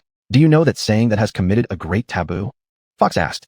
"What taboo? It's just part of the past," Brinley said nonchalantly. Brinley's words displeased many people because Walker was their hero and the pride of the undead realm. However, since Dean did not step forward to confirm or deny Brinley's statement, everyone dared not express their dissatisfaction, for Dean was now Gaius, representing the pride of the undead realm. "Everyone, don't doubt. The so-called hero in your mouths means nothing in the immortal realm. He was still chased and beaten like a dog, ending up dead in the immortal world," Brinley said. "That's not true. Walker protected the undead realm from the invading forces of the immortal world. Those bastards then took out their frustrations on Brother Adon, spreading word that anyone who sheltered Brother Adon would be seen as opposing them. In the end, not one force in the immortal world dared to take us in. Brother Adon and I wandered everywhere, but they still wouldn't let up, chasing and killing both of us. To protect me, Brother Adon ended up brutally murdered. His body was torn apart, his head hung on the city walls for public display. I desperately tried to retrieve Brother Adon's head, but was powerless. Not only did I fail to get it, I also lost my own life. Who knew I, Gaius, would return to the undead realm? Truly, even the heavens felt it was unjust. They allowed me to return for revenge." "Brother Adon, is it really you? You've returned too?" Dean asked Brinley, unsure if Brinley was truly Walker, but believing it might be possible if he himself could be reincarnated. "Brother Adon, if it is you, we can stand together again and slaughter those who once harmed us." Dean gazed at Brinley, deeply moved, the expression on his face revealing his longing. "I am. Brinley replied, disappointing Dean. "You're not Brother Adon." "Ha ha." Dean's words chilled the hearts of everyone present. Not everyone had the same good fortune as Gaius to be reborn. How low was the probability? Dean had his persistence to avenge Walker, but what wish could support Walker's reincarnation? However, Brinley continued, "I am also the reincarnation of the undead realm's hero, Walker." "Oh." Some gasped. "Oh." Some realized. "Oh." Everyone understood. The people of Adanchang rejoiced. Their hero had returned. "Brother Adon, is it really you?" Tears filled Dean's eyes as he tightly hugged Brinley. Walker was his spiritual pillar, his hope. Glenn, watching the excited crowd, wondered if life was always so ironic. The man who killed his father, who he'd hated for 10 years, was once the pride of Adoncheng. Yosef, Sullivan, Clark felt similarly bittersweet. Jackson was overwhelmed with emotions. If Brinley was indeed the reincarnation of his ancestor. Patriarch, Zared kneed down with a thud in front of Brinley. As Zared knelt, everyone in front of the Chio family residence suddenly came to their senses and followed suit, kneeling on the ground behind him. Patriarch, they chorused. Chapter 47, The Chilon City Guard, Part 1. Annabelle saw the footprints left by Campbell on the ground clearly. What was Campbell's intention? Annabelle was puzzled and shared her doubts with Apsel. Older sister, could it be that Campbell is just creating an illusion? Apsel said to Annabelle. Annabelle shook her head. She knew Campbell's personality too well. He was cowardly, conservative, and never dared to innovate. This time, leaving a message secretly was probably to leave a good impression on her since he had proposed marriage several times, but she had never agreed. Could it be? Annabelle suddenly realized. It's him. Apsel also transmitted telepathically to Annabelle. There can't be any noise right now. There are his people in the Chilon City Guard, or else he wouldn't know our situation so well, Apsel added telepathically. Annabelle nodded, indicating she understood his meaning. The victory of the Chilon City Guard greatly boosted the morale of the city's defenders. Facing the high-spirited soldiers of the Chilon City Guard, Annabelle thought of the days of continuous battles, which left the soldiers both physically and mentally exhausted. Thus, she ordered rewards for all three armies. As night fell, bonfires blazed in the Cloud Square of Chuyin Town. The soldiers of the Chilon City Guard gathered in small groups, their shouts and drinking games rising and falling like waves. Apsel and several Myriarch chiefs squatted on the ground, eating meat and drinking wine heartily. Eris and Aaron, having fought side by side, felt they had cheated death and became close friends who talked freely about everything. They draped their arms over each other's shoulders, inviting everyone around them to drink together. Botong's archery skills were superb, saving countless soldiers of the Chilon City Guard. Everywhere he went, people invited him to drink, bowl after bowl of wine filling up. Yet his alcohol tolerance was as impressive as his archery, only causing his face to turn slightly red. Nephew, outstanding and young, let's have a toast. Impressed by Apsel's battlefield performance, Dalen, after a few rounds of drinks, swayed while holding a full bowl of wine and said, "All right, I'll drink first." Apsel did not decline, finishing the wine in one gulp and tipping the bowl upside down at the end. Brother Yang has great capacity. Let me drink with you. Homer held up his bowl. Cheers. Apsel clinked his bowl against Homer's. Everyone fill up your bowls, no tricks. Older sister, come and join us for a bowl, Apsel said to Annabelle, holding up his bowl. All right. It's rare for everyone to be so happy. This bowl I will finish. Annabelle lifted her bowl. Soldiers of the Chilon City Guard, you have all worked hard. Far from home, thinking of your families. Today we finally have a moment of leisure. Everyone, raise your bowls, and don't stop until you're drunk. Well done. The soldiers cheered together. Prepare for potential dangers, even when safe. Soldiers, just enjoy your drink and meat. The lookout duty tonight. I will take care of it, Annabelle added. The soldiers cheered once more. After speaking, Annabelle finished the wine in her bowl, picked up her spear, and walked out of the camp. Seeing Annabelle leave the camp, Apsel finished his bowl and said, Older sister, wait for me. I'll go with you. Catching up to Annabelle outside the camp, under the starry night sky, the gentle night breeze blew, filled with the fresh scent of soil. Older sister. Annabelle had been silent throughout the journey, and Apsel called out. Annabelle looked up at the stars, thinking of the devastation after days of fighting, the land ravaged but the night sky remained beautiful. Younger brother, why do you think they treat us like this? Annabelle asked. Older sister, are you still unhappy about what happened today? Apsel, from the moment he gained understanding until now, felt it was the first meaningful thing he did, thus he drank a bit too much, his mind swimming with alcohol. Annabelle's gaze shifted from the night sky to Apsel. Younger brother, do you think I can be happy? Tens of thousands of parents entrusted their beloved sons into my hands. I must be responsible for their safety. After these consecutive battles, the Chilon City Guard suffered heavy losses. How many parents lost their sons? How many wives lost their husbands? How many children lost their fathers? We barely achieved victory, hoping for a peaceful life, but they started targeting us again. Campbell's warning was like an enormous nail, deeply embedded in Annabelle's mind, constantly reminding her. If this matter only targeted US too, it would be fine. But if it's aimed at the entire Chilon City Guard, the losses would be huge. Younger sister, meet the enemy with strategy. If water comes, block it with earth. Don't worry too much. If they are targeting us, they won't dare act openly until we leave the Chilon City Guard to participate in the Wu Dao Alliance. And targeting all soldiers of the Chilon City Guard is impossible. They dare not risk such public outrage, Apsel said. Apsel's analysis made sense. Let's hope so. Although Apsel's analysis made sense, Annabelle was still somewhat worried. After all, she bore the lives of thousands of soldiers of the Chilon City Guard on her shoulders. Any misstep would be a lifelong regret. Apsel also knew that Annabelle had not entirely rid herself of the burden. In reality, if he were in her shoes, he too would lose sleep over this issue. The night sky was beautiful, with countless meteors streaking across, leaving trails of vibrant colors. Brother, tell me about Master Peng. How did you meet him? Leaving troublesome matters for tomorrow, Annabelle suddenly felt inspired and began to inquire about Elmern from Apsel. Mentioning Elmern, Apsel involuntarily recalled the scene of their first meeting. Sister, do you remember Drunken Immortal Tower? Apsel asked Annabelle. Of course, isn't that where you often cause trouble? Annabelle said with a smile. Yes, I met Master Pong because I wanted to create trouble for him. Apsel laughed, recounting the entire story of his encounter with Elmern to Annabelle in detail. After listening to Apsel's narration, Annabelle found herself at a loss between laughing and crying, unsure whether to criticize or praise her younger brother. If it weren't for this serendipitous encounter, Apsel might have continued his usual antics in Chillon City, seeking only that ridiculous sense of existence. If Apsel hadn't been so domineering, intending to bully an unfamiliar little boy instead of properly drinking and dining, he wouldn't have been bullied by Elmern. If Apsel lacked conscience and persistently sought revenge against Elmern, perhaps Chillon City would have become a living hell. If Apsel hadn't stubbornly insisted on bringing Elmern to Chinyan's sect, they wouldn't have gained Elmern's admiration and learned the Heavenly Gate technique. All these events seemed like coincidences, yet fateful encounters. As the night deepened, the brightest stars in the night sky gradually became blurred. Apsel and Annabelle talked much. This was the first time in history they had such a deep conversation. Previously, Apsel was always on the receiving end of beatings. Suddenly, Apsel made a shoo sound, raising his hand to stop Annabelle from speaking. Annabelle knew that Apsel's divine sense was much stronger than hers. He must have detected some sudden situation. She immediately picked up her spear, looking around. Although he had been chatting with Annabelle all along, Apsel's divine sense was continuously searching the surroundings. It was a basic common sense for cultivators. Danger lurked everywhere in the dark. Just now, he noticed some abnormality in the dense forest. Wild animals would typically appear at night, either strolling or foraging. But at present, Apsel could detect no information about even a single wild animal. Apsel informed Annabelle of his discovery. Connecting Apsel's discovery with Campbell's warning, Annabelle suddenly understood what Campbell meant by be careful. They were not only targeting Apsel and herself, but also the entire Chillon City Guard. Follow me. Annabelle communicated telepathically while moving towards the Chillon City Guard's camp. Seeing Annabelle's anxious expression, Apsel also understood clearly and followed closely behind her. The two returned to the Chillon City Guard's camp. The camp was now eerily quiet, with all the soldiers sound asleep. In her haste, Annabelle stepped into the gate of the camp and shouted loudly, "All soldiers of the Chillon City Guard, listen to my command." Her voice thundered through the entire camp. The silence of the night was shattered by Annabelle's thunderous shout, awakening the Chillon City Guard soldiers from their dreams. Instantly, figures moved within the camp, horses neighed, and men cried out. Dalen rushed disheveled to Annabelle's side. "Ting Ting, what happened? Is there an enemy attack?"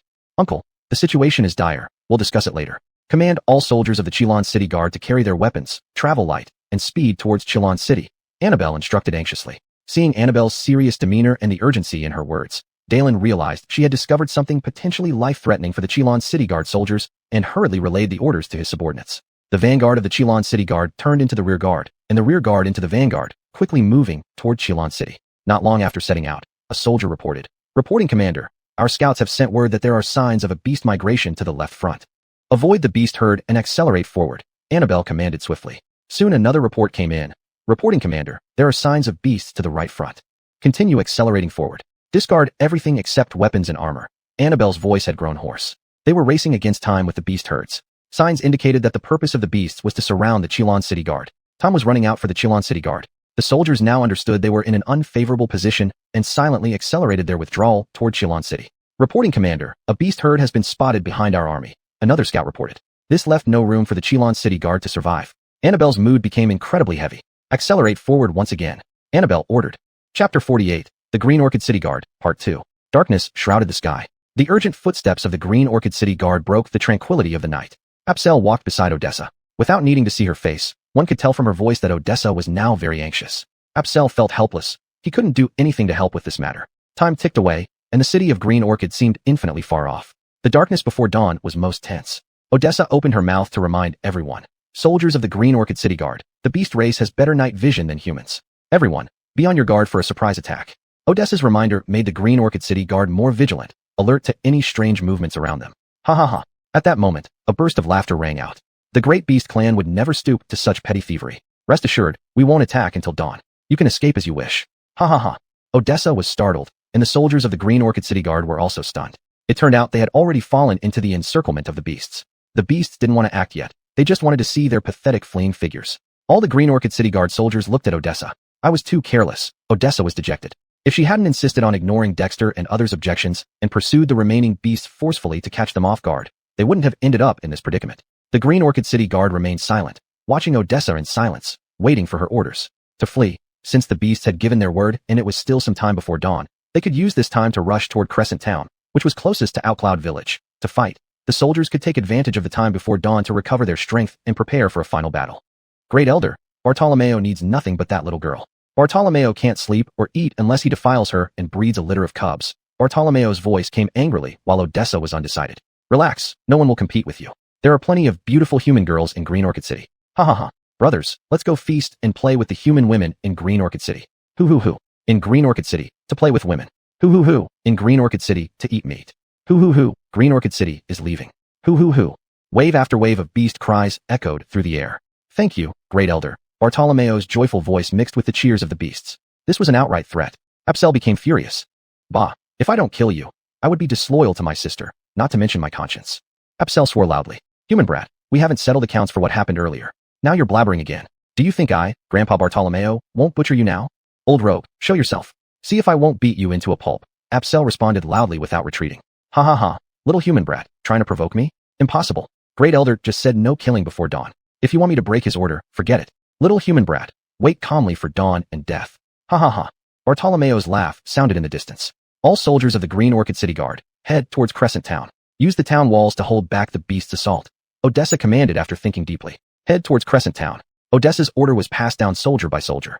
Upon hearing Odessa's command, all soldiers of the Green Orchid City Guard rushed quickly toward Crescent Town. In the dead silence before dawn, only the swift footfalls of the Green Orchid City Guard were heard. On the way to Crescent Town, Odessa suddenly stopped Apsel, saying affectionately, Brother, you are not part of the Green Orchid City Guard. Take advantage of the darkness and leave. Sister, where should I go? Aren't we heading to Crescent Town? Apsel asked in confusion. Foolish brother, how can you be so stupid? Odessa chided, frustrated with him. As soldiers, our mission is to defend home and country till death. Since you are not a soldier, there's no need for you to die with us. I'm telling you to slip away during the night. With your skills, ordinary beasts can't stop you. You can easily escape their encirclement. Ah, Apsel widened his eyes. Sister, you want me to desert? Apsel's loud voice was heard by the surrounding Green Orchid City Guard soldiers. Odessa flicked Apsel on the forehead in frustration. Who said anything about desertion? I'm sending you to seek reinforcements. Seek reinforcements? That's a good idea, Apsel said as he looked at the Qinglan City Guard soldiers beside him. Who has faster feet? Go to Qingyan sect and find Marianne or Ilium. Tell them it's the young master's order for them to go to Crescent Town for rescue. The Qinglan City Guard soldiers seemed not to hear Apsel's words, walking quickly with their heads down. Sister, aren't there many scouts in the Qinglan City Guard camp? Have them go. Apsel pulled Odessa's arm when none of the Qinglan City Guard soldiers paid attention to him. Don't grab me. Odessa slapped away Apsel's fingers. Ask the Qinglan City Guard soldiers around you who is willing to go. Young nephew, you go? None of the Qinglan City Guard soldiers are willing to leave now, Dalen said. Hearing Dalen's words, Apsel grabbed one of the nearby Qinglan City Guard soldiers. You go. The Qinglan City Guard soldier shook his head. Young Master Yang, as a soldier, this is when we're most needed. I will not leave the military camp. Just you then. Apsel pulled another Qinglan City Guard soldier. Young Master Yang, please don't put me in such a dilemma. As a soldier, I am ready to die in battle without hesitation, the Qinglan City Guard soldier said. You. Apsel pulled another Qinglan City Guard soldier and said again. The Qinglan City Guard soldier firmly shook his head. Why? Apsel asked. Because they are Qinglan City Guard soldiers, Odessa answered. So am I, Apsel said. Let's fight together, live and die together. You're not because you have no enlistment records. The Qinglan City Guard won't recognize you as one of us, Odessa said. Sister, I want to join the Qinglan City Guard now, Apsel said. I have no authority to decide. Odessa shook her head. No need for your authority, as long as you acknowledge me. The other Qinglan City Guard soldiers can all be witnesses, Apsel said. Brother, are you serious? Odessa asked. Yes. Apsel nodded firmly. I want to live and die with the Qinglan City Guard. Commander, agree with young Master Yang. Dalen looked at Apsel. The two families were intertwined. He had watched this child grow up, and was heartbroken by how he squandered opportunities in Qinglan City. Yet in Chuansuan Town, he saw a transformed Apsel, who fought like a lion against demons. Now he was giving up an escape chance arranged by Odessa. This was truly a man grown. Commander, agree with him. Ramon, as the commander of the Divine Archers camp, had witnessed everything. Apsel had shown true military qualities, outstanding martial arts, and unmatched courage. Commander, agree with him. Aaron came over. Though great kindness needs no thanks, I must thank young Master Yang for saving my life. Without you, there would be no Aaron. Agree with him. Agree with him. The Qinglan City Guard soldiers chorused. Odessa couldn't help but laugh bitterly, thinking, Brother, don't you understand my intentions? We've already killed several third-rank demon beasts. This time, they will come prepared, and this battle will surely be deadly. I'm trying to give you a way out. Apsel understood Odessa's heart too, not only in this crisis, but if there was any danger to her, he could not stand by, because she was the woman he followed as a prince. He couldn't let her fall into peril. Sister, let us face this battle together. Apsel looked at Odessa. All right, sister agrees. As you say, let's fight side by side. Odessa nodded. Now, I declare that Apsel is the deputy commander of the Qinglan City Guard, second only to me. Odessa continued. Fine. Dalen nodded with a smile. Fine. Aaron clapped to welcome. I agree for young Master Yang to lead us. Ramon also agreed. Deputy Commander, the Qinglan City Guard shouted. Since everyone esteems me so much, I, Apsel, agree to live and die with the Qinglan City Guard soldiers. vowing not to rest until our last drop of blood is spilled. This was a small interlude. The darkness gradually dissipated, and Crescent Town came into sight. Victory seemed near, and the Qinglan City Guard quickened their pace. Approaching Crescent Town, they found it already deserted. With the beast flood, all residents had fled towards Qinglan City, as only Qinglan City had the strength to resist the demon beast attacks. Approaching Crescent Town, the scene before them was one of utter chaos. Garbage on the ground emitted a foul stench. Odessa covered her nose, passed the order down. The Wolf Camp and Hungry Tiger Camp of the Qinglan City Guard are to be responsible for vigilance. The Reserve Camp is to search for war supplies everywhere. The Logistics Camp is in charge of cleaning up. Yes. The messenger responded and turned to leave. Brother, you've never participated in such a large-scale battle before, right? Are you afraid? Odessa looked at Apsel and asked, Sis, aren't you underestimating me a little too much? Apsel scoffed. No matter what, he had already been part of one battle. In fact, don't say you, even I feel somewhat terrified. The demonic beasts we chased last night probably won't be few. Chapter 49, Crescent Town. Big sister, the more, the better. Let's have a good fight with these monsters, Apsel said. Fight, fight. All you ever think about is fighting. Can't you use your head and figure out a way to eliminate the beasts? Odessa rolled her eyes at Apsel. You are also the commander of the city guard of Qinglan City now. Big sister, you and the others do the thinking. I will just lead the charge into battle. At the thought of having to come up with plans, Apsel got a headache. Otherwise, he wouldn't have been a thug in Qinglan City. There were actually many things he could have done. Odessa shook her head and said, You're hopeless. Then she walked around Crescent Town looking for useful objects that could enhance its defenses and improve the killing power of the soldiers from the city guard of Qinglan City. On their way, they encountered soldiers of the Qinglan City Guard Reserve Battalion who were busily searching for war supplies. The soldiers greeted them one by one. Commander Yu, Vice Commander Yang, hello. Thanks for your hard work, Odessa said while waving her hand at the passing soldiers. Do you need any help? Apsel asked the Reserve Battalion. No need, Vice Commander Yang. We can handle this kind of heavy labor, but please conserve your strength and kill more monsters for us. The soldier carrying a wooden pole answered, heading towards the wall of Crescent Town. Watching the backs of the departing soldiers, Odessa nudged Apsel. Little brother, you've earned their respect after that last battle. Each soldier in Qinglan City sees you as a role model. Big sister, it's only now that I truly understand what being a soldier means. They endure hardship and take pride in it, imagining and doing things that ordinary people cannot. They're the pride of Qinglan City, replied Apsel. Do you really think so highly of yourself? Don't forget, you are also a soldier of Qinglan City's city guard. Odessa smiled. Apsel chuckled wryly, scratching the back of his head. I forgot you appointed me as the deputy commander of the city guard. Odessa snapped her fingers at Apsel. Remember that and hurry up to find a solution to deal with the monsters. I've got an idea. Apsel pointed to the wood the soldiers had carried away. A bird's nest will not be safe when the tree falls. Give orders for the reserve battalion to tear down all civilian houses in Crescent Town and bring the timber to the city wall. Incendiary attack. Hearing this, Odessa understood Apsel's plan. Good idea. I'll get the battalion to act immediately. Odessa then turned to the nearby soldiers. Men, have you understood Vice Commander Yang's order? Act on it immediately. Move all combustible materials in Crescent Town, including every blade of grass and every tree, onto the city wall. Yes, Commander. The reserve battalion agreed promptly. Everyone, please rise. Armin said to those kneeling before him. Gaius, kneel down. He then ordered Dean. Hearing Armin telling him to kneel, Dean knelt down without hesitation. But not to me. Kneel before Zhong Gao. Armin instructed the kneeling Dean. Dean looked at Armin, whose face was cold and showed no emotion. One must take responsibility for one's mistakes, said Armin. Brother Adon, I've learned my lesson, Dean said, kneeling once again, this time before Glenn. Lord Gao. Armin looked at Glenn apologetically. It is my fault. I failed to teach my little brother well, which led to the massacre of the Gao clan. Today, I, Armin, offer myself to bear this sin. Please punish me. And he knelt down before Glenn as well. When Armin kneeled down, everyone else was stunned. Brother, seeing Armin kneeling, Dean stretched out his arms as if to help him up. This is not your fault. I sought revenge recklessly, forgetting your teaching, causing irreparable harm. I deserve to be punished, not you. How can such a person as me dare accept your vow? Shut up, Armin yelled at Dean angrily. The underworld is our foundation, and everyone here is like a family member to us. By hurting them, you hurt our own kin. As your brother, bearing this punishment on your behalf is the right thing to do. Is there anything wrong with this? I was wrong. Dean bowed his head deeply. Armin's words felt like a bamboo stick lashing against his heart. Please punish me, Lord Gao. Glenn was at a loss as he looked at Armin and Dean kneeling before him, his eyes involuntarily seeking Fox. When Armin knelt, everyone in front of the Chiu family mansion knelt down to Glenn as well. Fox looked at the sea of bowed skeletal heads before him. Glenn had thrown this hot potato into his hands. What to do left him torn between difficult options. Kill them? So many people would mean a river of blood in Adon City. Not kill. But how can the hatred burning inside Glenn be assuaged? Little brat, what are they all doing? Why did they kneel to you?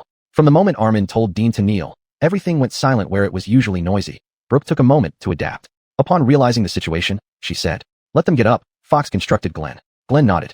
Old ancestor Chiu, Sir Chiu, please get up. Master Gao. Armin shook his head. Armin always keeps his word. A mistake is a mistake. Even if I am dismembered by 5 horses, I will have no complaint. Well, I forgive you. As old ancestor Chio said, all in the spirit world are father, mother, brother, sister. Your father's soul must have heard these words. He wouldn't want to see us fighting among ourselves. Let the dead rest, let it go. Glenn replied. Thank you, Master Gao, Dean said, standing up. Armin pulled him back down. Kneel. Death may be spared, but lesser punishment is deserved. Yes, brother. Dean hurriedly kneeled again. Still punishing? Brooke asked, looking at the kneeling Dean. She had been engrossed in nurturing spirit artifacts and did not know what happened. Nor did she recognize Armin. She only knew that Dean was the master of the Chiu family and first person of Adon City, someone even the city lord treated with respect. Now, not only was he kneeling, but also being ordered around by a young boy. She was dissatisfied on his behalf. Punishment must be meted out, or we cannot face others, Armin said resolutely. It's not a beating, right? It hurts. Brooke murmured under her breath. Mother punishes me like that, hurting so much I ignore her for days. Shut up, or people might think you're mute. Goldie pinched Brooke's arm. Mother, you hit me again, Brooke pouted. Seeing Brooke's expression, Armin smiled. Little Miss Gua, don't worry, it won't hurt much. Turning to Dean, he continued. Gaius, this is the last time I call you that. Since the head of the Gao clan has taken you as his adopted son and named you Barrett, I order you now. Return to the Gao clan. Assist Master Glenn. When the Gao clan reaches its zenith, you may ascend to the immortal realm. Yes, brother, Barrett respectfully replied. Master Gao, are you satisfied? Armin asked. Whatever old ancestor Chiu arranges, Glenn replied. Beixiang, how does it look? Armin turned to Fox. Don't call me Beixiang anymore. You're no longer Brinley. Fox felt awkward with the title. I don't care what others call me. I'm still Brinley in your eyes, and you're my Beixiang, Armin insisted. Actually, he felt an inexplicable closeness to Fox. Though initially scared by Fox's sudden appearance, thinking he was a monster, upon learning he wasn't, the sense of intimacy grew stronger, leading him to long to come to Adon City with Fox when he learned Peng was coming. Who knew his mother would stop him? The moment he saw Fox, memories of his previous life started flooding back. Really? Fox stared into Armin's eyes, seeing pure sincerity there. Beixiang, Brinley isn't lying, Armin said sincerely. One more kid, Brooke muttered under her breath. As Dean became Barrett once again, Glenn experienced mixed feelings. He felt bitter, for while the Swallows returned, those in the hall were new guests, sweet because he and Dean were once brothers and were together again. Bitter as the Gao clan now consisted only of himself, and finally, spiciness, because that was the reality. The crowd watched Barrett. Things changed dramatically over 10 years, yet somehow, everything felt like it had come full circle. Everyone rise, Armin said. No one dared to rise until Armin gave the order. After hearing him speak, they slowly stood up. Ancestor, Zerd crawled towards Armin. You did well, worthy descendant of Armin, he said approvingly, having observed Zerd's actions and found him satisfactory. Descendants will always bear in mind the teachings of old ancestor, and never dare to disobey, Zerd replied respectfully. However, one should not be overly rigid in dealing with people and matters. When decisive action is required, it must be taken without hesitation, Armin said. Descendants will always bear in mind the teachings of old ancestor, Zerd replied respectfully again. From old ancestor's words, he understood that the handling of today's affairs was still not entirely satisfactory to him. Knowing Barrett was his old ancestor's brother, he had been overly cautious, acting against his true intentions. Chapter 50, The Treasure Site of Adon City. Armin's words carried immense weight, and Zerd was enlightened. Over the years, ever since he assumed the position of city lord, his actions had been restrained and timid, as if shackled, restricting his true self. Armin's words molded another Zerd. This would be mentioned later. Harley returned to the Gao family, ordering people to remove the Cho Manor plaque and replace it with the Gao clan plaque. 10 years passed, and the Gao clan plaque still looked brand new. Clearly, Barrett had not forgotten the Gao clan's upbringing grace. Mr. Gao, Armin said while looking at Glenn, now you are the head of the Gao clan. Although the ancestral land of the Gao clan was a treasure site left by me tens of thousands of years ago, it became ownerless after my departure. Since the ancestors of the Gao clan obtained it by fate and have been preserving it well, the Gao clan is its rightful owner. Head of the Gao clan, in order to enhance our strength and ascend to the immortal realm sooner, I humbly ask you to open the treasure site for those with talent to cultivate within. The treasure site originally belonged to Armin. His ancestor discovered it and benefited from it, founding the Gao clan. However, since then, only a few members of the Gao clan entered, and none received the same due as their ancestor. The Gao clan kept the treasure site but gained little benefit from it, instead sowing potential trouble. This treasure does not belong to the Gao clan. Keeping it would only invite more troubles. After pondering, Glenn replied, Ancestor Chiu, your words are off. This treasure originally belongs to you. The Gao clan has taken advantage of it for years. Now that Ancestor Chiu has returned, it should naturally be returned. Please forgive the Gao clan for occupying the treasure site disrespectfully. Head of the Gao clan, you're mistaken. The treasure site was obtained by fate by Adon and was not hidden by Adon. Therefore, I did not inform the Chiu clan of the treasure site, but left it awaiting a fated person. Indeed, Glenn couldn't help but admire Armin's noble character, truly living up to being the top figure in the ghost realm. In comparison, the ancestors of the Gao clan fell short, claiming it privately and decreeing that only direct descendants of the Gao clan could enter.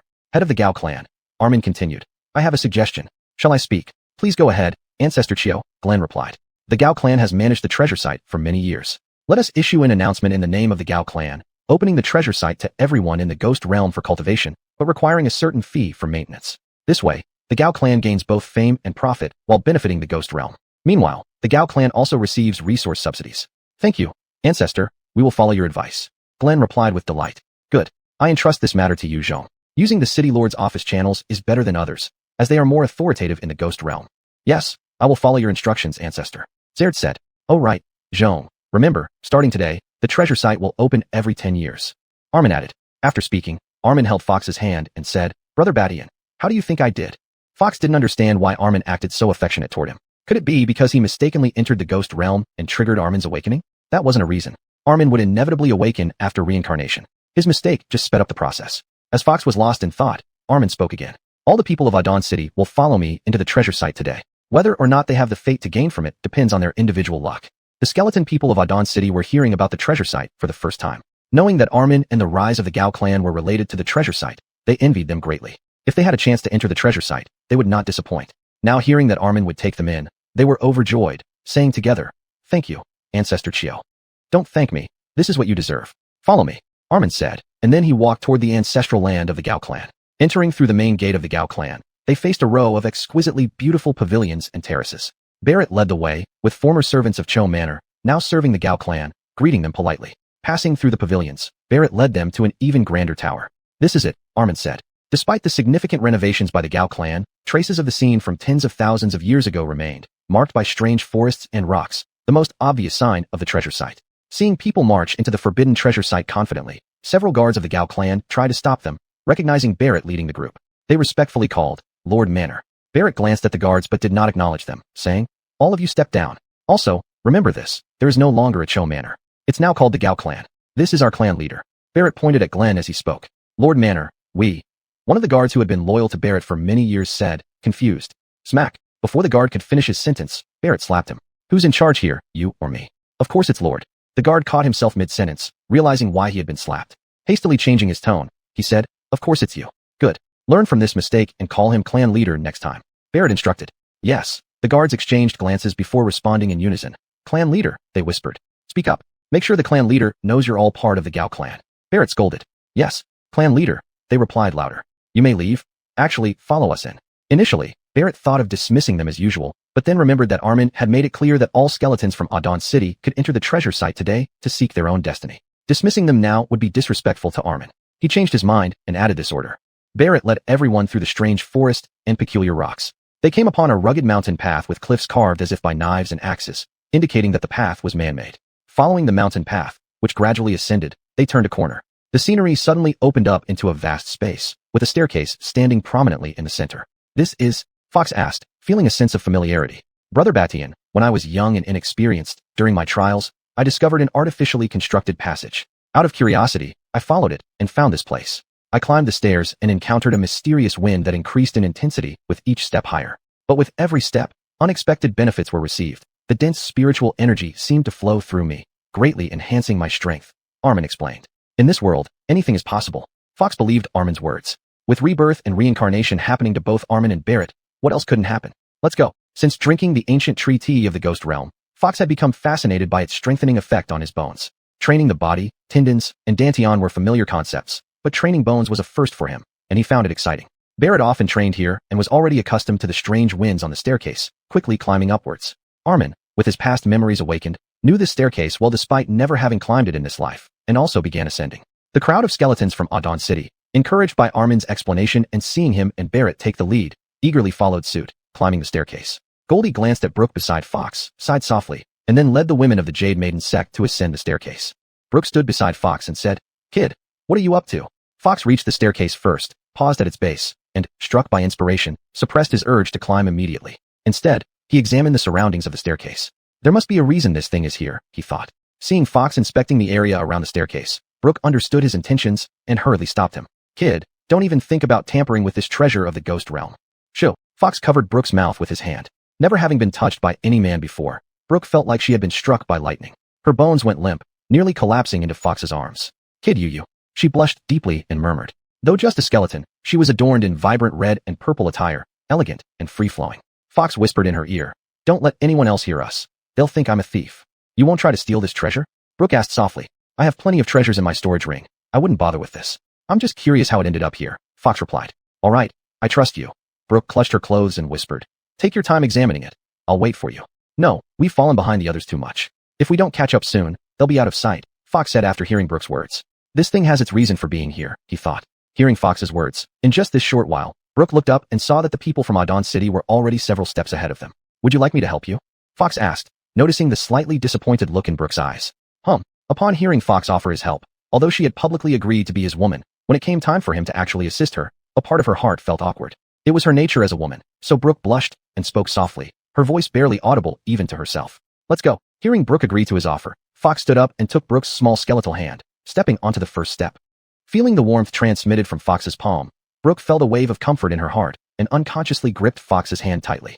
Chapter 51, Ascending the Stairs. Stepping onto the first step, just as Armin had said, a surge of spiritual energy penetrated to the bone marrow, making one feel slightly stronger in the bones. Fox glanced sideways and saw that this effect barely influenced Brooke. She kept her head down, only tightly gripping her own hand. Fox stepped towards the second step. On the second step, a stream of spiritual energy still penetrated into the bone marrow. The third step, the fourth step, the fifth step. Fox and Brooke caught up with several guards of the Gao family. These guards were the most ordinary ones of the Gao family, slightly more powerful than regular skeleton men. At this point, the spiritual energy was already enough for them to practice cultivation, so they sat down on the steps to cultivate. On the sixth and seventh steps, groups of 3 or 5 Gao family guards could be seen sitting down here and there for cultivation. On the eighth step, disciples from various major forces in Adon City began to appear sporadically, also sitting down for cultivation. On the ninth step, disciples from the major forces of Adon City were bustling about. Junior sect leader, 2 low-ranking disciples of the Jade Maiden sect, also among them, called out when they saw Brooke. Milana, Aina, Brooke shouted, keep it up. She made an encouraging gesture at the 2 women of the Jade Maiden sect, and quickly followed Fox's footsteps up to the 10th step. Seeing Brooke and Fox enter the 10th step, the junior sect leader seemed so happy. Milana said, watching Brooke's smiling face. Hee, Milana has started to fall in love too, Aina teased, noticing Milana's admiring gaze.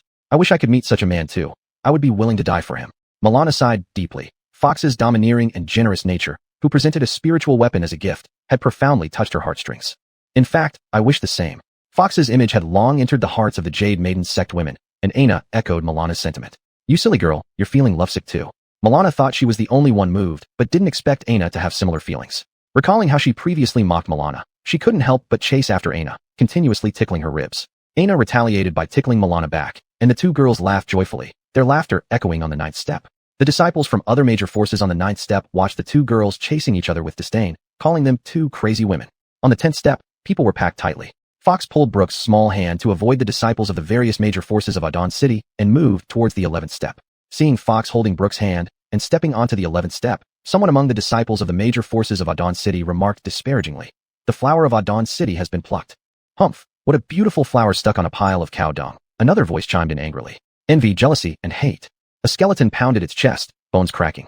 This is called mutual affection and companionship. A bunch of brutes, you know nothing about romance. A disciple of the Jade Maiden sect argued after hearing others belittling the junior sect leader. Yeah, other Jade Maiden sect women chimed in agreement.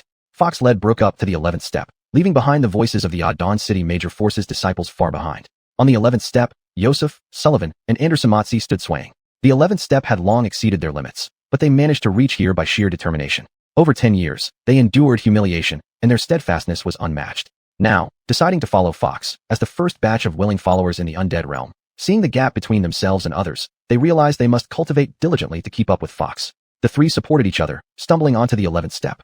Hold on, old 4, Yosef said, looking at Sullivan who was teetering on the edge. Sullivan was the weakest among the 3. With the support of Yosef and Anderson Matzi, he steadied himself and spat out a mouthful of blood mixed with saliva. This is truly life-threatening. Anderson Matzi, still recovering from Hoyt's heavy strike, suppressed the blood about to gush out and took a deep breath. One must endure hardships to become exceptional. Brooke took out a few pills from her empty hand and handed them to Yosef, Sullivan, and Anderson Matzi. These are healing pills. Take them to treat your internal injuries and stay here to cultivate. She and Fox had clearly seen their condition upon entering the 11th step. Knowing nothing about the situation in the undead realm, Fox was helpless regarding Yosef, Sullivan, and Anderson Matzi's injuries. Seeing Brooke giving them the pills, he said, "You're truly kind." Fox's words made Shuxi Angiu's face flush with embarrassment. "You're so bad. I won't talk to you." She tightly held Fox's hand, turned away, and felt her heart full of sweetness. The praise from her own man was the happiest thing. Seeing Yosef, Sullivan, and Anderson Matzi sitting on the 11th step to heal their injuries, Fox continued to pull Shuxianjiu's small hand towards the 12th step. On the 13th step, the women of the Jade Maiden sect saw Shuxianjiu and Fox and exclaimed in unison, "Junior sect leader, you've arrived." The Jade Maiden sect women did not know how to address Fox, so they just said, "You've arrived," to cover it. "Catalina, Qiuyue, Xiaoyan, Dongshuang. Are you all holding up?" Shuxianjiu asked as she looked at them. "Junior sect leader, we're all fine. You and Sir go ahead first, we'll catch up soon." Catalina quickly thought of calling Fox Sir. Shuxianjiu noticed the slight paleness but no serious harm on the Jade Maiden sect women, nodded in relief, then pulled Fox's hand towards the 14th step. On the 14th step, Hoyt was seated cultivating when he saw Fox and Shuxianjiu come up. He hurriedly greeted them. "Sir, Junior sect leader. Headman Ran doing okay?" Fox asked. "Thank you for your concern, sir. I'm fine, just recovering my strength." "Sir, Junior sect leader, you two go ahead. I'll catch up later," Hoyt replied. Fox nodded and led Shuxianjiu towards the 15th step. At the 15th step, Slade saw Fox and Shuxianjiu and also greeted them. "Sir, Junior sect leader. Headman How, can you make it up one more step?" Fox asked. Slade took a deep breath. I can. Sir, you and Junior sect leader go ahead. I'll rest a moment and follow." As Fox and Shuxianjiu vanished up the 15th step, Slade wiped a trickle of blood from the corner of his mouth. "This is not easy. I'll climb another step and see how it goes after a rest." He turned to the group from Adon City. "How do you feel?" "This is already our limit. Any higher isn't cultivation, it's risking our lives." The skeletons of Adon City replied. "Right, take a rest. If you can go up, do so. If not, staying here for cultivation isn't bad either. The spiritual energy here is potent, making cultivation much more efficient," Slade comforted them. On the 16th step, there were scattered skeletons meditating on the steps. Seeing Fox and Shuxianjiu arrive, they wanted to greet them, but Fox waved, signaling everyone to focus on cultivation without wasting time. On the 17th step, Theodore of Adon City stood eagerly, ready to leap onto the 18th step. Seeing Fox and Shuxianjiu come up, he stepped aside to let them pass first. "Let's go together." Fox, seeing Theodore could reach this step, knew he had good potential and decided to support him. He grabbed Theodore's arm with his free hand and pulled him up to the 18th step. Standing on the 18th step, Fox pushed hard, lifting both Shuxianjiu and Theodore straight up to the 19th step.